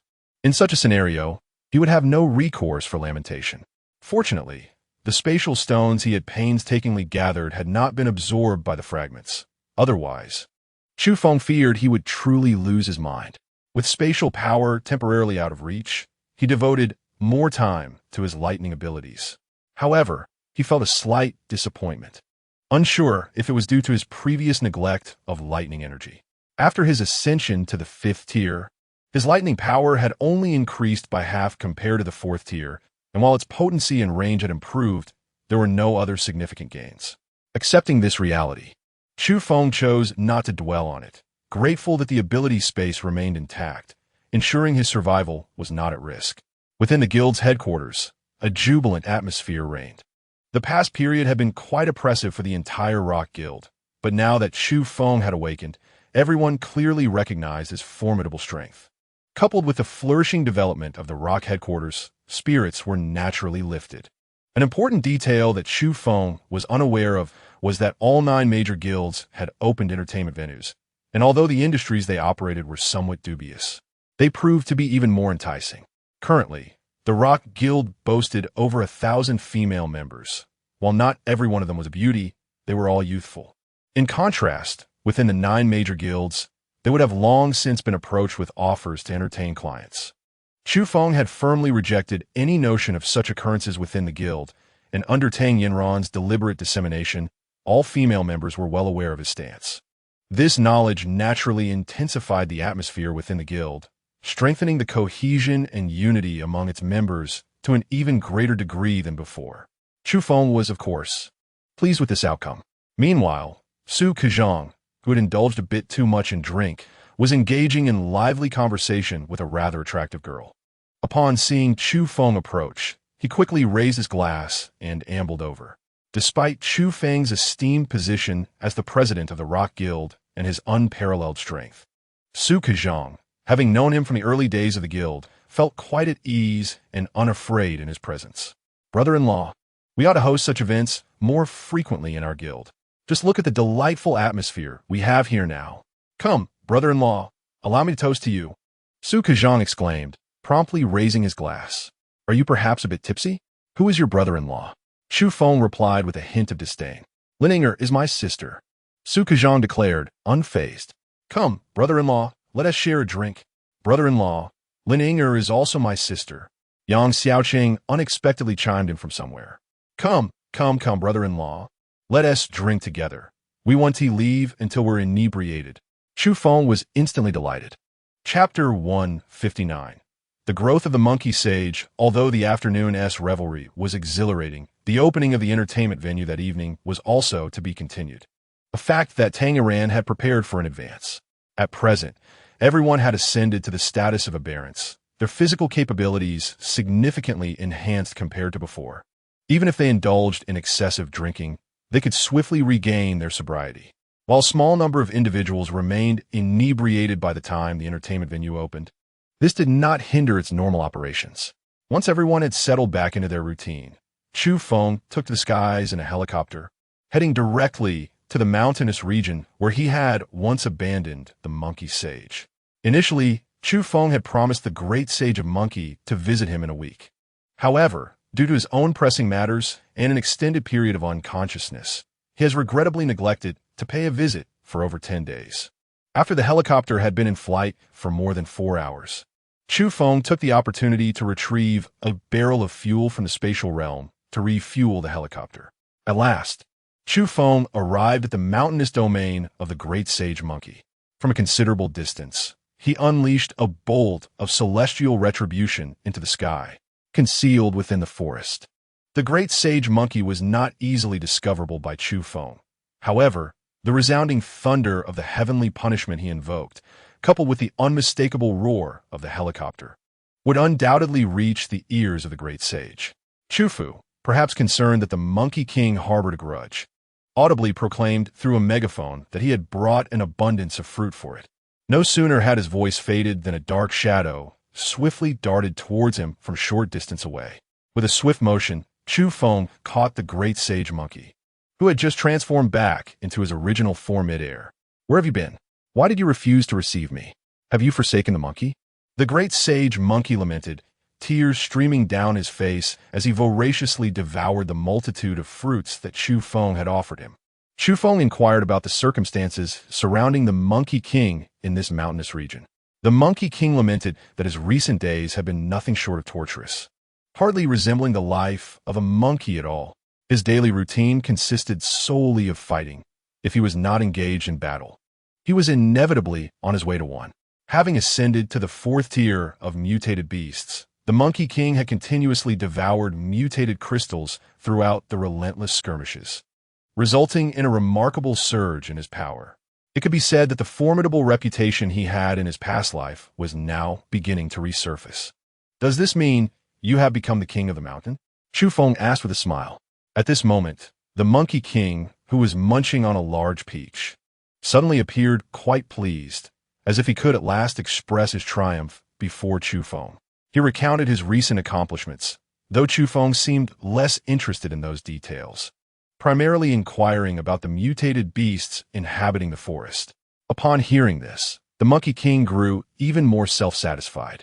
Presently, 3 factions had emerged within the forest, one led by him and his band of followers, aptly named the Monkey Brigade. The other 2 factions were commanded by the White Tiger King and a mutated lion, more appropriately referred to as the 9-headed Lion King. The White Tiger King was proficient in thunder-based abilities, while the 9-headed Lion King, as his name suggests, could manifest 9 lion heads when unleashing his powers. Each head possessed unique and formidable traits, making them exceedingly difficult to confront. "Can you defeat them?" Chu Feng inquired further. In response, the Monkey King pounded his chest with a resounding thump, exuding an air of unshakable confidence. Upon witnessing the scene, Chu Feng could not help but burst into laughter.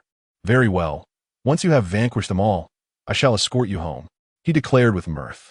The great sage, having previously been intent on showcasing his prowess to Chu Feng, was taken aback to find that Chu Feng had no intention of departing. "Please do take me with you. I cannot endure this torment any longer. There is nothing to eat here, no snacks to be found. You are truly subjecting this monkey to cruelty," the great sage lamented, his cries echoing in despair.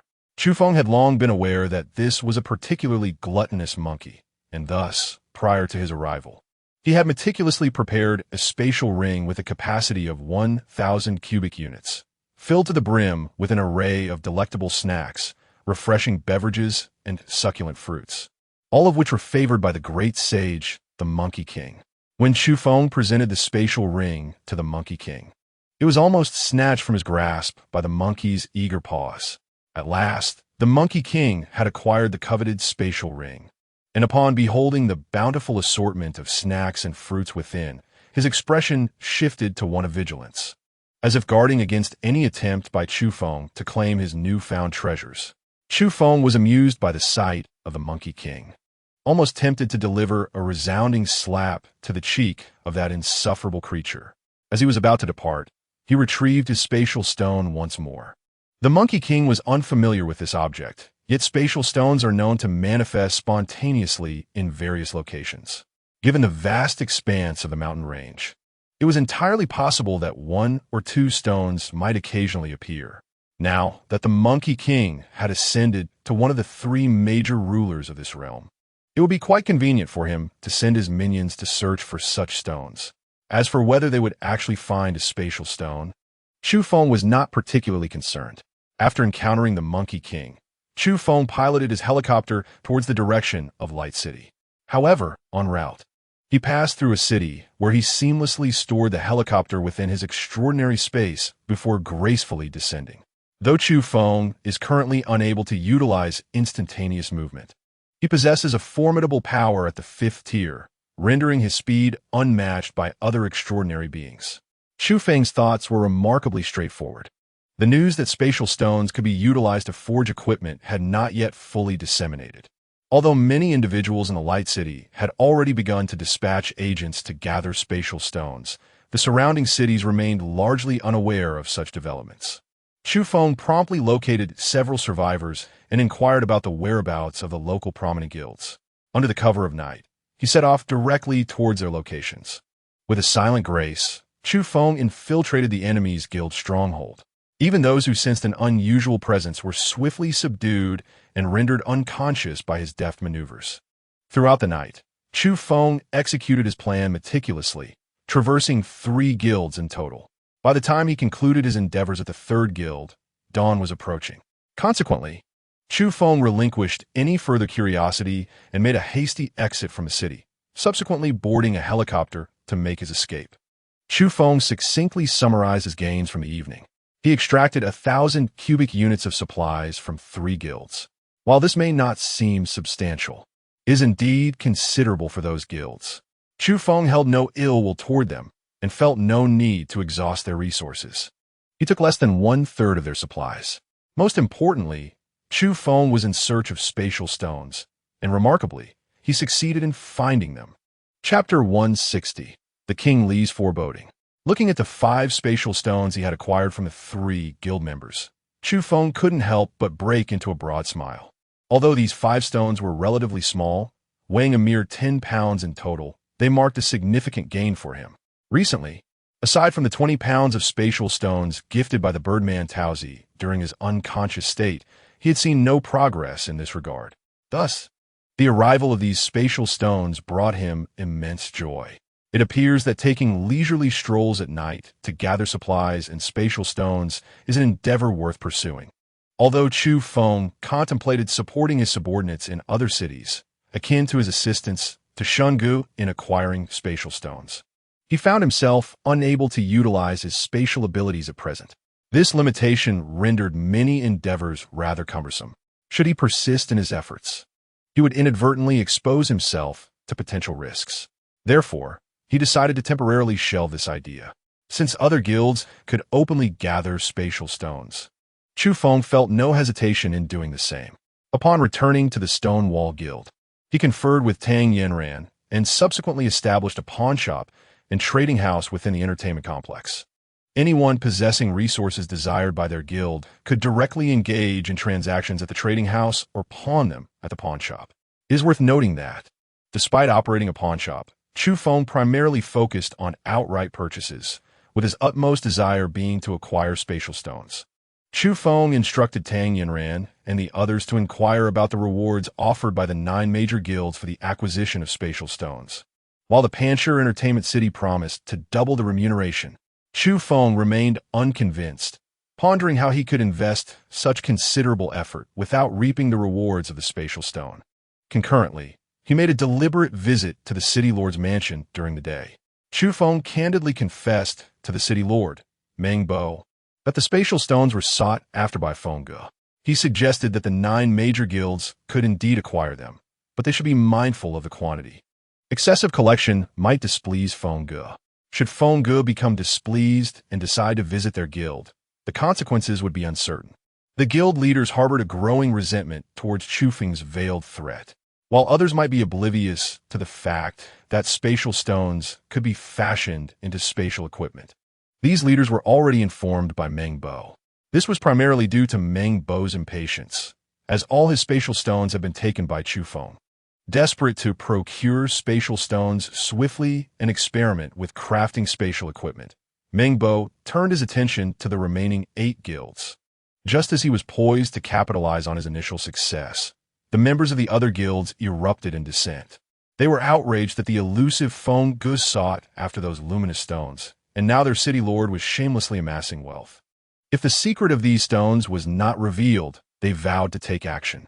Thus, under the pressure of the crowd, Meng Bo reluctantly divulged the secret of the spatial stones. This revelation sparked an uncontrollable frenzy among the people, who, upon realizing the benefits of spatial equipment, began to indiscriminately harvest spatial stones, leading to a vicious cycle. Chu Feng's arrival serves as a warning to the 9 major guilds. Should they abscond with all the surrounding spatial stones, how would he sustain his existence?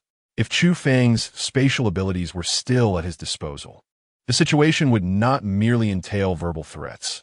He would don the void mask and directly infiltrate their guild headquarters to seize the spatial stones. The onlookers simmered with unvoiced indignation, while Chu Feng relished in his leisure, departing without a care. After all, they would never dare to confront him, nor could they touch him. Besides cautioning the guild leaders, Chu Feng's primary purpose for visiting the Lord's manor was to meet Meng-Yi. He sought to discern whether Meng-Yi, the future king of destruction, had indeed strayed from his path or if his destructive powers had yet to be acquired. Perhaps through some fortuitous twist of fate. Unbeknownst to Chu Feng, his curiosity compelled him to seek the truth. Regrettably, he was met with disappointment when he inquired about Meng-Yi, only to learn that Meng-Yi had departed from the city lord's manor earlier that very morning. Was it fair to say that he had arrived too late? Chu Feng found himself somewhat perplexed. Yet, in the absence of any leads, he deemed it unnecessary to continue searching. As for Meng-Yi, Chu Feng held a considerable degree of trust in him. After all, during the cataclysm of his previous life, despite the ominous reputation of Meng-Yi as the king of destruction, he exhibited a profound disdain for evil. He consistently stood at the forefront in the battle against zombies and mutated beasts.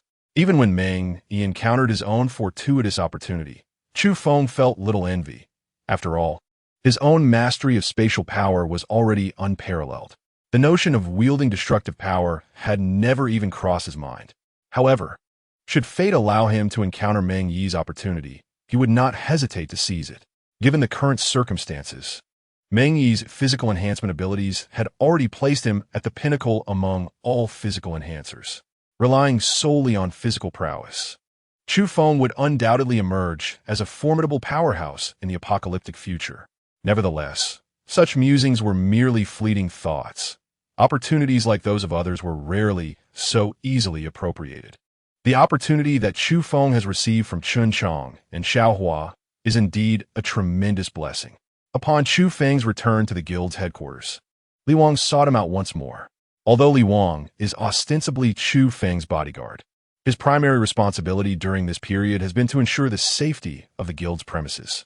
However, the reason for Li Wang's visit to Chu Feng at this moment is not related to the security of the guild or Chu Feng's personal safety. You mentioned that you sense a crisis, Chu Feng remarked, visibly taken aback. Li Wang nodded resolutely, his gaze directed towards the western outskirts of Light City. My sense of impending danger emanates from that direction. Chu Feng felt somewhat perplexed. What event could possibly transpire that would evoke such a sentiment in King Li? Chu Feng certainly did not believe that King Li would speak frivolously. It implied that there must be something in the west of the city that even King Li found terrifying. Furthermore, it would transpire soon. King Li reiterated. Chu Feng furrowed his brow. He certainly believed in Li Wang's words. However, he did not dwell on the matter, for it pertained to the city center and held no relevance to him. As long as he and his companions remained dutifully within the guild's premises, avoiding unnecessary commotion. What harm could come? Knowing of the impending danger, yet still choosing to venture forth was not in Chu Feng's nature. Throughout the day, Chu Feng meticulously delegated tasks in accordance with Li Wang's foreboding. He primarily instructed all guild members to refrain from leaving the guild stronghold, especially to venture outside the city. Initially, these precautions seemed infallible to Chu Feng. However, as evening approached and the Pancher Entertainment Club prepared to open its doors, an unexpected turn of events unfolded. Chapter 161. The worship of thousands of corpses, a series of low growls echoed incessantly, emanating from all directions, the source unmistakably that of the undead. Were the zombies besieging the city? No, this was not the case. In Chu Feng's past life, he had encountered numerous zombie sieges, each accompanied by triumphant and raucous roars. Yet now, the moans of these creatures were indeed low and somewhat stifled. Chu Feng had never before encountered such a multitude of zombies emitting eerily similar oppressive sounds simultaneously.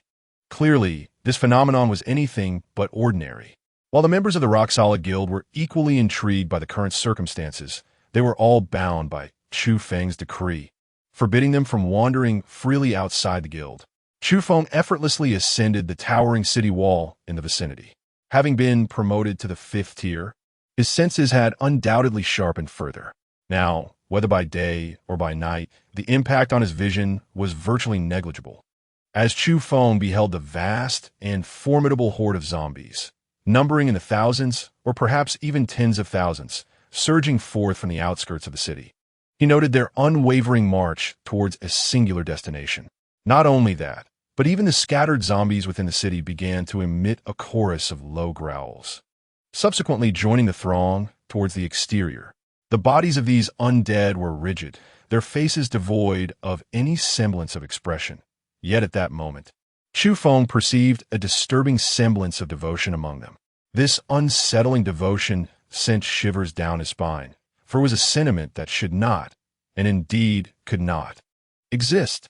Just as Chu Feng fixed his gaze upon the city's periphery, a sudden and uncontrollable growl erupted from a corner of the rock-solid guild's outer boundary. Upon hearing this sudden commotion, Chu Feng was instantly taken aback. This is not good, it is King Li. Chu Feng had not anticipated that even a fifth-tier zombie like King Li would be influenced by this unknown force. Earlier, numerous zombies had already departed, rushing towards the outskirts of the city. At this moment, King Li charged forward, and upon witnessing this, Chu Feng did not hesitate for a moment to follow suit. King Li was entrusted to Chu Feng by the Corpse Emperor, and under no circumstances could Chu Feng allow any harm to befall him. Otherwise, should the Corpse Emperor truly emerge from the earth and regain his vitality, Chu Feng would find himself unable to provide an explanation. More importantly, during this time, a bond had developed between Chu Feng and King Li. The latter faithfully adhered to his role as a bodyguard, always obedient to Chu Feng without a hint of defiance. If anything were to happen to King Li now, Chu Feng could never turn a blind eye. This crisis was not solely aimed at King Li, but at the entire horde of zombies, and as for its true nature, Chu Feng was entirely in the dark. The swiftness of Chu Feng reached its zenith as he surged forward with remarkable speed. Although he had attained the same level of power as a fifth-tier metamorph, he could barely keep pace with King Li, rendering any hope of overtaking or surpassing him utterly impossible. Chu Feng nostalgically yearned for his spatial ability of teleportation. If he could employ such a skill, he would effortlessly catch up to King Li in an instant, sparing himself the mental strain of this arduous pursuit. With great speed, Chu Feng dashed forward, his velocity surpassing that of an automobile. He was oblivious to whether he had been racing for half an hour or an entire hour. Before him loomed an immense horde of zombies, a seemingly endless sea of them, numbering in the hundreds of thousands, if not millions. Presently, these undead appear to be under some form of control, their limited consciousness rendered nearly vacant. Even the formidable fifth-tier zombie, King Li, seemed to have lost its senses, while the surrounding throngs of third-tier zombies exhibited no semblance of autonomy, utterly ensnared by this unseen force. As Chu Feng blended into the mass of zombies, nearing King Li, the moonlight suddenly broke through the clouds, casting a soft, ethereal glow upon the scene. It was a remarkable spectacle. At the moment the moon emerged and its silvery light cascaded down, the entire horde raised their heads in unison, their vacant stares fixed upon the celestial orb above. One by one, the zombies howled toward the moon, and as over 1,000,000 voices joined in a low, thunderous roar, the sound reverberated through the air, striking at the very core of Chu Feng's being. The scene was overwhelmingly breathtaking. Moreover, as the horde unleashed their primal cries, the ground beneath them began to fissure, splitting open like the canyon once conjured by the zombie emperor. The zombies closest to the epicenter were caught unawares, failing to evade the gaping chasm that opened beneath them, and they plummeted directly into its depths. Then, an even more astonishing sight unfolded before Chu Feng's eyes. As the canyon yawned open, a figure clad in regal garb, a zombie, rose slowly from within, ascending into the air. It was yet another ancient, nameless zombie emperor. A wave of terror washed over Chu Feng, for in that fleeting moment, he felt as though he had become the target of a ferocious beast. Without a moment's hesitation, Chu Feng swiftly entered his own space of supernatural abilities. At this moment, all the surrounding zombies exhibited no interest whatsoever, including the king of Li among them. Even as Chu Feng vanished into thin air before the throng of zombies, They remained oblivious to his presence. However, the nameless zombie emperor, suspended in midair, shifted its gaze toward Chu Feng, seemingly in search of this anomalous entity. After searching for a brief period without success, the nameless zombie emperor likely attributed its inability to detect Chu Feng to the disorientation from awakening from its slumber beneath the earth, and thus ceased its pursuit. Meanwhile, hidden within the confines of his supernatural space, Chu Feng dared not even draw a breath, acutely aware that if his powers were not at his disposal, he would undoubtedly have been discovered. Should that occur, his fate would likely be dire. Although faced with 1,000,000 zombies, there remained a glimmer of hope for escape. However, confronting such a manifestly formidable ancient zombie emperor would guarantee his demise without question. Presently, Chu Feng possessed no chance of victory against this ancient being, especially when recalling his encounter with the wounded king of Li, who appeared on the brink of death. In stark contrast, the ancient zombie emperor before him exuded an overwhelming strength, far removed from the life-threatening predicament faced by the king of Li. In his mind, Chu Feng was constantly contemplating how to navigate the present scenario, with the primary objective being the rescue of King Li. Once King Li was saved, the remaining zombies would be dealt with effortlessly. However, as he pondered, the scene before him shifted dramatically. Both the 1,000,000 zombies in front of him and the relentless horde advancing from the road all knelt before the enigmatic zombie emperor hovering in the air. Witnessing this spectacle, Chu Feng finally comprehended the situation at hand. In his previous life, he had heard tales of such occurrences, but he had never anticipated their veracity. The worship of countless corpses and their sacrificial offering. Chapter 162. The sacrifice of the myriad corpses. It is said that certain high-tier zombies, such as the zombie emperor or zombie king, upon suffering severe injuries or irreversible damage to their lifespan, would, in an effort to compensate for such afflictions, exert control over countless lesser zombies to worship them, subsequently initiating the grand sacrifice of the myriads. This so-called sacrifice entails commanding all the zombies that have come to pay homage and siphoning their energy, converting it into power for the zombie king or emperor, thereby mending and restoring their own vitality. Typically, the instances of invoking the worship and sacrifice of countless corpses are limited. A zombie king can perform this once, while a zombie emperor can do so twice. Should these powers be overexerted, it may result in a backlash, leading to potential destruction from the explosion of their own mutated pearls. Presently, the ancient zombie emperor before him, much like King Li and his father, had slumbered beneath the earth for countless ages. Although awakened now, his long-dormant strength had undeniably diminished significantly. To swiftly regain his power, invoking the grand sacrifice of the myriads was undoubtedly the most expedient and effective method. Chu Feng furrowed his brow, for he had never encountered such matters in his past life. Nor was he aware that the vicinity of Light City had suffered such a calamity. Undoubtedly, if such an upheaval had transpired in his previous existence, it would have been resolved. Otherwise, if this ancient corpse emperor were to regain a significant portion of his strength, the entire Light City would inevitably face annihilation, with all surviving inhabitants becoming mere sustenance for this primordial being. When Chu Feng arrived at Light City in his former life, it had not endured such slaughter. Mengbo remained the lord of the city, and Taozi was still engaged in a fierce struggle against the Grey Wolf of the Evil Wolf Guild. Could it be that his very presence had disrupted the timeline? Yet, regardless of the changes, such a monumental variance should not have arisen.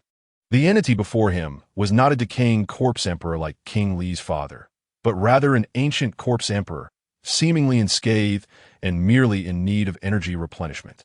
If such a being were to truly restore itself, who among humankind could stand as its adversary? The corpse emperor should not have manifested at this time. Yet here it was.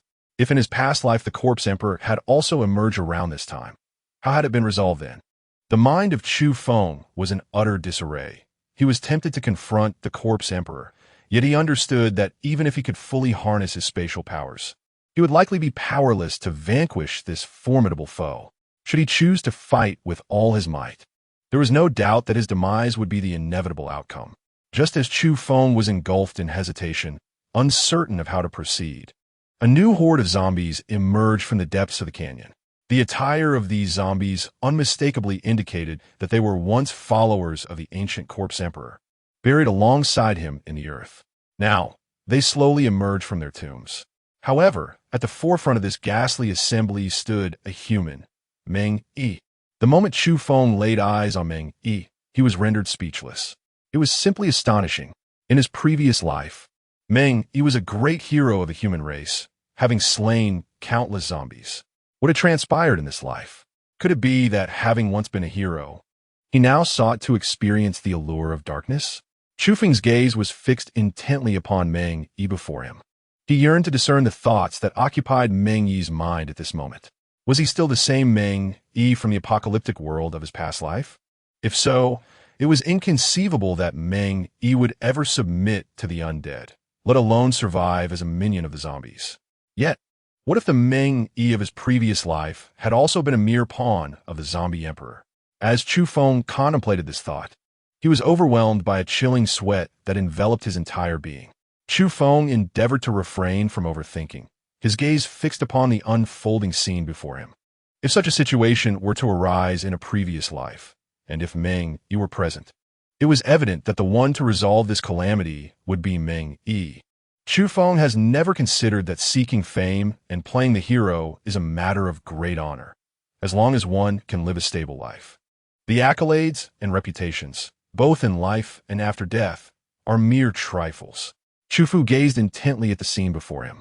In but a fleeting moment, the corpse emperor, suspended in midair, commenced his grand ritual of a myriad sacrifices. As he hung aloft, his body gradually descended, without uttering a word or a breath. He spread his arms wide, and in an instant, the horde of zombies that had previously bowed in unison began to topple like a chain reaction of dominoes, one after another, cascading down in a relentless succession. Chu Feng could clearly observe that the zombies collapsing before the ancient corpse emperor instantly lost the scant vitality they possessed, transforming entirely into true corpses. Witnessing this, Chu Feng was utterly alarmed. The distance between Chu Feng and King Li was not great. Should he forcefully abduct King Li now, it would undoubtedly draw the attention of the ancient corpse emperor. If attacked by the ancient corpse emperor, Chu Feng would surely lose his life. However, if Chu Feng chose an action, King Li would undoubtedly meet his demise.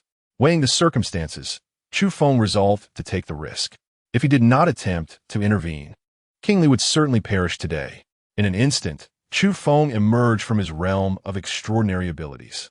He immediately attempted to activate his power of teleportation, only to find it utterly ineffectual. The next moment, Chu Feng dashed swiftly to the side of King Li, while the zombies surrounding him stood still, akin to puppets under some unseen influence, bowing reverently before the corpse emperor, entirely oblivious to the multitude of their fallen brethren before them. With unparalleled speed, Chu Feng rushed to the side of King Li, grasping him tightly as they began to retreat. Unfortunately, the sheer number of zombies before them was overwhelming. Chu Feng, being significantly smaller in stature compared to King Li, could navigate through the horde with relative ease. However, the presence of the towering King Li rendered their movements exceedingly cumbersome. Suddenly, King Li was obstructed by a zombie that had surged forward, igniting a surge of fury within Chu Feng. In that moment, he was struck by an overwhelming sense of dread as the oppressive aura of the zombie emperor swelled, seemingly reaching out towards him.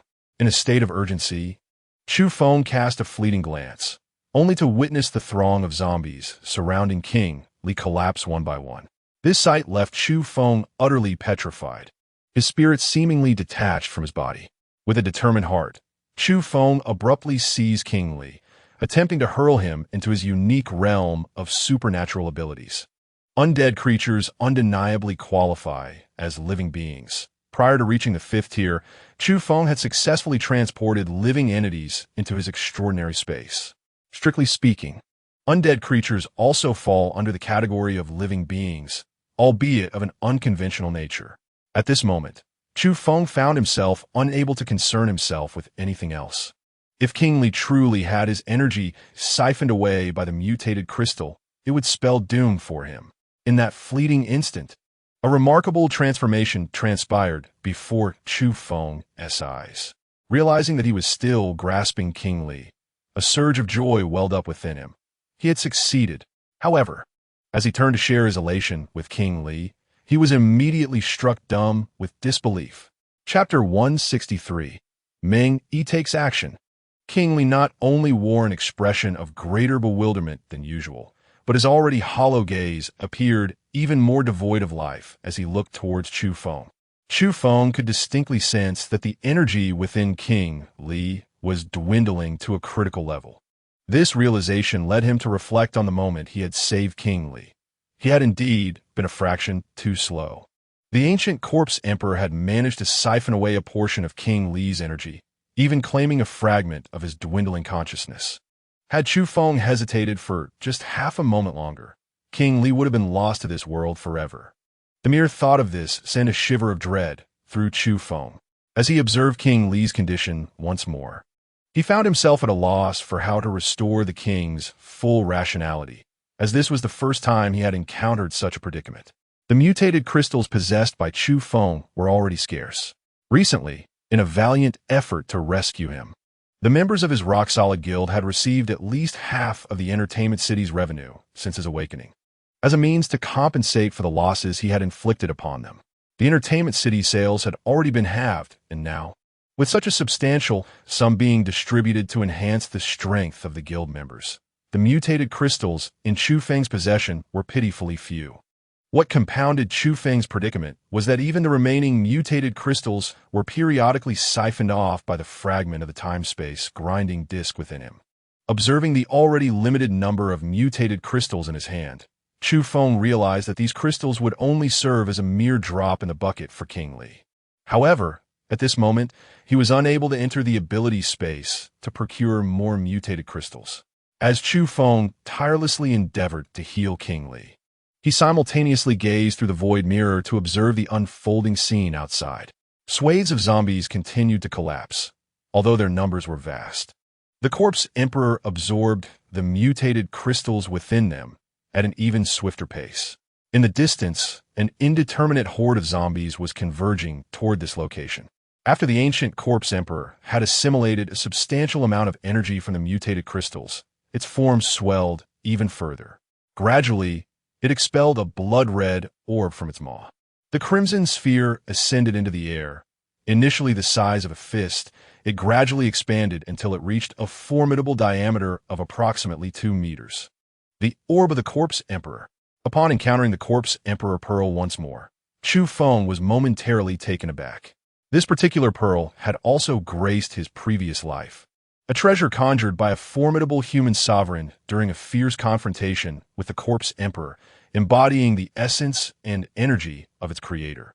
It is likely that the ancient corpse emperor had absorbed ample energy, subsequently releasing his pearl to draw in further vitality for sustenance.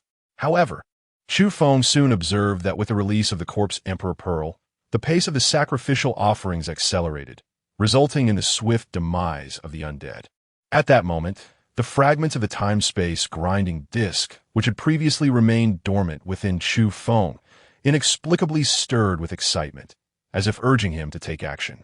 Chu Feng sensed the exhilaration of the fragments of the temporal and spatial millstone, yet he harbored no intention of engaging in battle.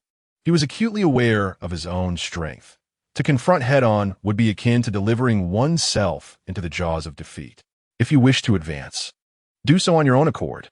Do not urge me, Chu Feng remarked, his patience waning. Just as his words faded, he noticed a sudden shift in the external circumstances. The corpse emperor, having absorbed a considerable amount of mutated crystal energy, began to swell, its previously withered form gradually becoming more robust. Flesh and blood grew at a visibly rapid pace, and soon, a face and an arm had fully materialized. At that moment, Meng, who had previously exhibited subservience before the ancient corpse emperor, abruptly moved, charging directly toward it. Indeed, just as Chu Feng had surmised, even in the face of such a crisis, a resolution was bound to emerge. Concurrently, a new calculation formed in Chu Feng's mind. If his conjecture held true, Meng Yi likely derived immense fortune from the ancient corpse emperor, and it was probable that the power of destruction was also acquired from it. What perplexed Chu Feng, however, was that he had not sensed the power of destruction emanating from the ancient corpse emperor. Instead, he was confronted by an overwhelming bloodthirst. Undoubtedly, the ancient corpse emperor wielded a terrifying bloodthirst, yet whether it possessed the power of destruction remained uncertain to Chu Feng. As Meng Yi darted toward the ancient corpse emperor, his figure transformed into a wraith-like apparition. Even with Chu Feng's keen sight, he could only glimpse a fleeting shadow amidst the darkness of the night. Chu Feng was utterly astonished to discover that, in such a brief span of time, Meng Yi had made significant progress in his abilities. The last time Chu Feng had engaged in a friendly match with Meng Yi, the latter had merely possessed the strength of a fifth-tier mutant. Furthermore, their encounter had concluded in a near stalemate. Now, however, the prowess exhibited by Meng Yi clearly transcended that of mere fifth tier, suggesting that he had undoubtedly ascended to at least the sixth tier. Chu Feng was uncertain whether Meng Yi had deliberately concealed his true prowess or if he had achieved further breakthroughs in the past few days. Nonetheless, there was no denying that the ability to ascend to the sixth tier within such a brief span of time left an indelible impression on Chu Feng. Chu Feng's gaze remained fixed on the outside, intent on observing how Meng Yi would subdue the ancient corpse emperor. The sudden strike from Meng Yi provoked the ancient corpse emperor's wrath. Perhaps the ancient corpse emperor never anticipated that the human he had sought out and had always commanded would suddenly betray him. Initially, he had intended to eliminate Meng Yi first upon his recovery, yet he found himself a step too late. Humans are the most despicable, shameful, and untrustworthy beings. In an instant, the ancient corpse emperor retracted his corpse emperor pearl, and with a swift motion, he seized Meng Yi's throat with an iron grip. Upon witnessing the scene, Chu Feng was momentarily taken aback. Was Meng Yi so easily captured? Just as Chu Feng anticipated that Meng Yi was destined for demise. He observed Meng Yi swiftly twist his neck, revealing a black stone slab, as thick as a cleaver, reappearing in his grasp. In the very instant that the ancient corpse emperor tightened his grip around Meng Yi's throat, Meng Yi forcefully drove the black stone slab into the emperor's body. The ancient corpse emperor's expression transformed to one of sheer horror, his visage contorting with pain, igniting a deeper fury within him. Although Chu Feng was oblivious to the precise nature of what Meng Yi had embedded within the corpse emperor, it was evident that it had inflicted considerable turmoil upon him. The left side of the ancient corpse emperor's body appeared to be engulfed in black flames, and in no time, his left arm was reduced to ashes. The ancient corpse emperor, fully aware of the potency of the black flames, realized that his currently weakened state could not endure their searing onslaught. Without hesitation, he extended his right hand and tore off his remaining left arm. Chapter 164. The complete time-space grindstone when Meng Yi made his move. The positioning of the black stone slab within the ancient corpse emperor's body was far from optimal. It had lodged itself into the emperor's left arm. Had it penetrated the heart or another vital area, it could have directly spelled the end for the ancient corpse emperor. It was not that Meng Yi lacked the intent to strike a fatal blow. Rather, the ancient corpse emperor had sensed the imminent threat of the black stone slab and, at a critical moment, managed to twist his body, causing Meng Yi's aim to be slightly off. Nonetheless, Meng Yi had ample reason to take pride in his actions. Had he completely miscalculated earlier, he would likely have already become a lifeless corpse. At that moment, in the realm of extraordinary abilities, Chu Feng found himself uncontrollably emerging from his own space, and the spatial power that had previously vanished from him now surged wildly, stronger than ever before. Upon a slight sensation, Chu Feng perceived that the peculiar little being within him was fervently rotating a circular disk, which seemed to be continuously merging with fragments of time and space, as if attempting to unite them into one. As Chu Feng perceived these occurrences, he was utterly astounded. The moment Chu Feng made his presence known, the ancient corpse emperor detected his trace and immediately concluded that Chu Feng was in league with Meng Yi, thus unleashing his wrath upon both of them. The might of the ancient corpse emperor is not to be trifled with, even in its current state of incompleteness. The power of the ancient corpse emperor is not something mere mortals can provoke. With a mere gesture, the ancient corpse emperor summoned the corpse emperor pearl that had been suspended in midair, causing it to fall directly into his grasp. In an instant, the previously hunched and somewhat dilapidated form of the ancient corpse emperor surged with vitality, its presence magnifying dramatically, as if it sought to engulf the very heavens and earth themselves. The atmosphere shifted, the winds and clouds transformed. For the corpse emperor's might was capable of devouring the sun and moon, rendering the skies dim and devoid of light. At that moment, the peculiar figure residing within Chu Feng's body abruptly burst forth, accompanied by shards of the time-space grinding disk and a small circular plate, all merging together once more. Ultimately, they surged back into Chu Feng's form, enveloping him in a radiant luminescence, akin to a resplendent sun in the dark of night, banishing all shadows. Chu Feng's body resembled an immense black hole, ceaselessly absorbing the surrounding energy with fervor.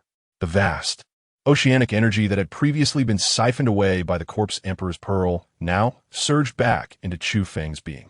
The once formidable corpse emperor found himself seemingly imprisoned in the very space he occupied, unable to move an inch. He stood utterly astonished. He had long been an undercover agent by the side of the ancient corpse emperor, biding his time to deliver a fatal blow and subsequently seize the coveted abilities through his hard-earned secret techniques. To his dismay, just as success appeared within reach, an anomaly like Chu Feng emerged. The nearly invincible ancient corpse emperor, having been secretly undermined by He, had already suffered a significant depletion of his meager cultivation. Now, he faced the relentless and unpredictable absorption of his energy by Chu Feng. In an instant, a sense of panic enveloped the corpse emperor. Such a turn of events was unfathomable. The overwhelming suction rendered this once mighty figure, who had dominated an era, utterly immobilized. Similarly, the horde of zombies that had been surging towards this location now fell in droves, mirroring the fate that the ancient corpse emperor had once inflicted upon them, as they too lost their last vestiges of vitality. He, filled with terror and bewilderment at the scene before him, found his formidable mental prowess insufficient to withstand the overwhelming circumstances, ultimately succumbing to unconsciousness. Meanwhile, Chu Feng, witnessing this extraordinary spectacle, felt an unprecedented surge of strength within himself. More importantly, he discerned the source of these remarkable changes, the fragments of the time-space millstone. The vast energy continued to pour into Chu Feng, replenishing his body, while the fissures on the fragments of the time-space millstone began to heal under the influence of this formidable energy, returning to their pristine condition. Furthermore, the fragments of the time-space millstone regained their lustrous sheen and began to slowly merge with the small jade disc beneath the diminutive figure residing within Chu Feng. At this moment, Chu Feng finally discerned the true nature of the small jade plate situated beneath the peculiar little figure. To his astonishment, it was indeed a miniature time-space grinding plate. However, what resided within Chu Feng's body, beneath the enigmatic figure, was not merely fragments of a time-space grinding plate, but a genuine, albeit embryonic, time-space grinding plate. Presently, the time-space grinding plate within Chu Feng was gradually merging with the fragments, and the previously translucent and indistinct plate began to exhibit signs of solidification. Yet, this alone was not particularly remarkable. What followed was that Chu Feng's body, once again uncontrollably, soared towards the City of Light. In a mere instant, with the initiation of teleportation, he was transported outside the city walls of the City of Light after just 3 swift movements.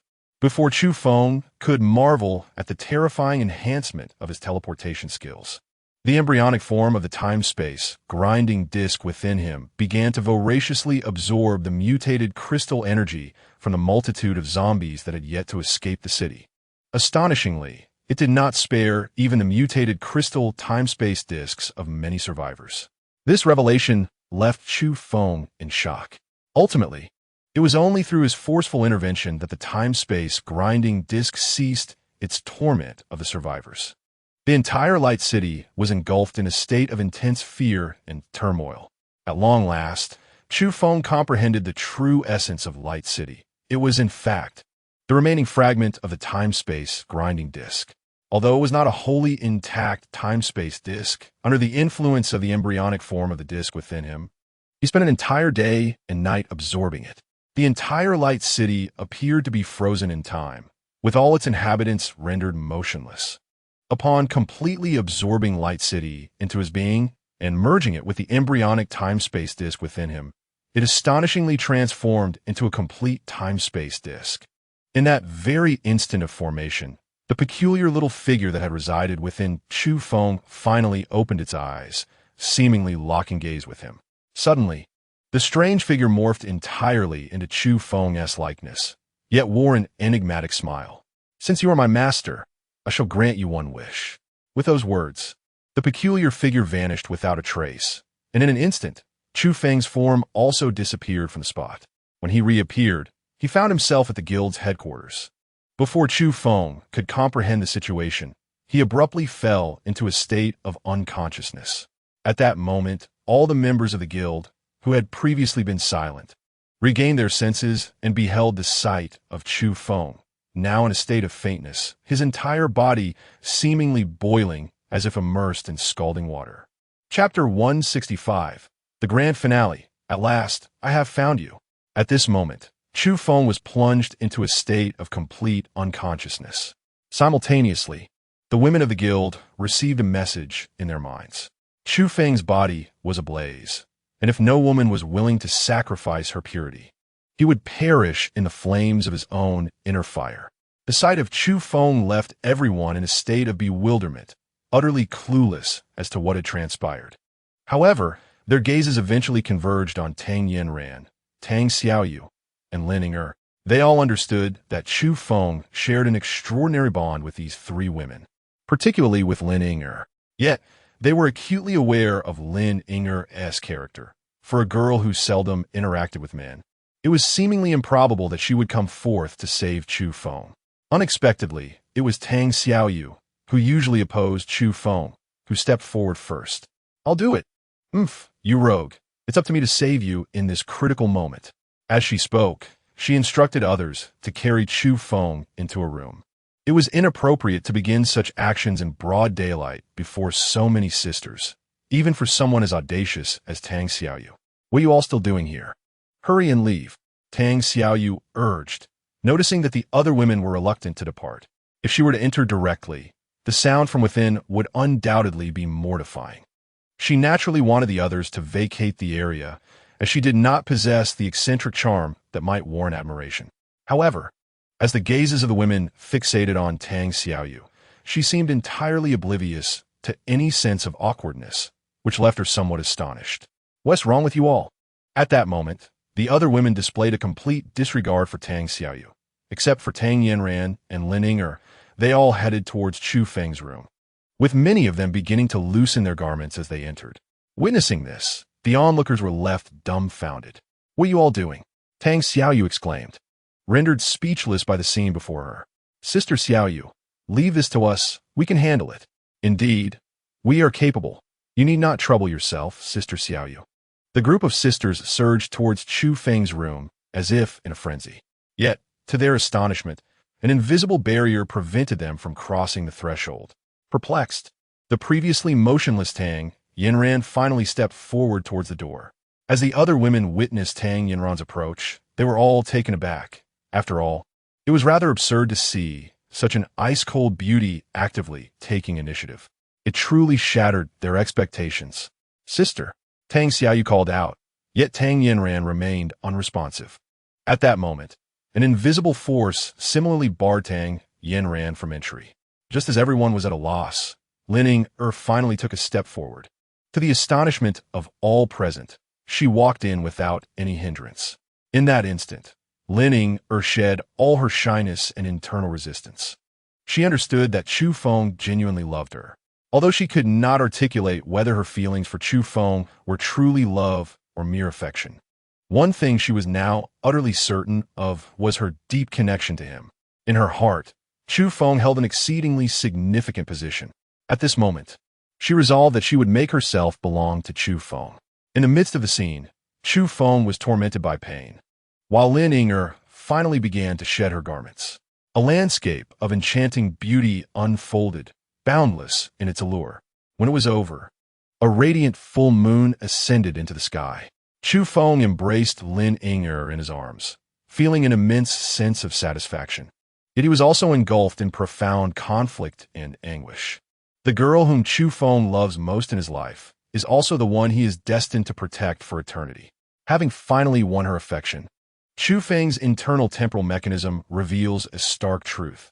There exists a singular opportunity to restore the world to its rightful course. But it is a chance that will come but once. As Chu Feng cradled Lin Ying'er in his arms, an immense sorrow enveloped his heart. He could remain indifferent to others, yet the presence of the guild members surrounding them, along with his long-lost comrades Ma Guinu, Jin Yunhe, and Ai Huaqing, weighed heavily on his mind. Furthermore, although Li Jun currently wielded control over the Hong Xinyuan Guild in Lu City, Chu Feng was acutely aware that none of them were truly content. The life they once knew before the apocalypse was what they all yearned for and reminisced about. More importantly, Chu Feng gently inquired of Lin Ying'er, "Do you wish to return to your former life? I mean, the time before the apocalypse?" He gazed at her with tenderness as he posed the question. Lin Ying'er was uncertain as to why Chu Feng chose this moment to ask her. Yet she now belonged to the man before her. Thus, she answered his inquiry with utmost sincerity, reflecting her genuine feelings. "Yes, of course I want to return. My younger brother and my parents, I have no idea where they are now. I miss them so much, and I'm so scared," as she spoke.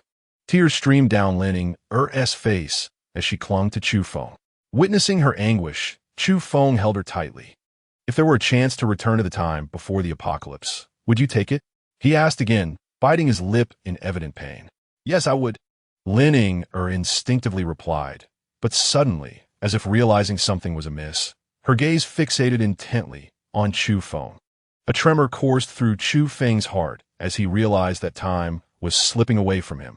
If he did not make a decision at this very moment, the opportunity before him would soon vanish. "Ying'er, I love you. For you, I would sacrifice everything. Whatever you desire, I shall make it happen." With those words, Chu Feng pressed his lips against Lin Ying'er's crimson ones. In that fleeting instant, his figure transformed into shimmering specks of white light. As the very fabric of this world began to crumble, the wheel of time ground down the past and present. In the city of Lu, dawn broke. Chu Feng opened his eyes and beheld the scene before him, realizing that he had indeed returned. Upon checking the time, he noted that it was more than 6 months since the cataclysm of his previous life. However, the vibrant sounds of vendors outside indicated that the apocalypse had not yet arrived. Just as a wave of melancholy washed over Chu Feng as he reminisced about Lin Ying'er, a rapid series of knocks echoed at the door. As Chu Feng opened the door, he was taken aback to find Lin Ying'er standing before him. Without hesitation, Lin Ying'er embraced Chu Feng tightly, weeping as she exclaimed, "Foolish one, you absolute fool. At last, I have found you. Why did you not confide in me when you chose to act in such a manner?" With a pang of emotion, Chu Feng tightly embraced Lin Ying'er, simultaneously noticing the slight bulge of her abdomen.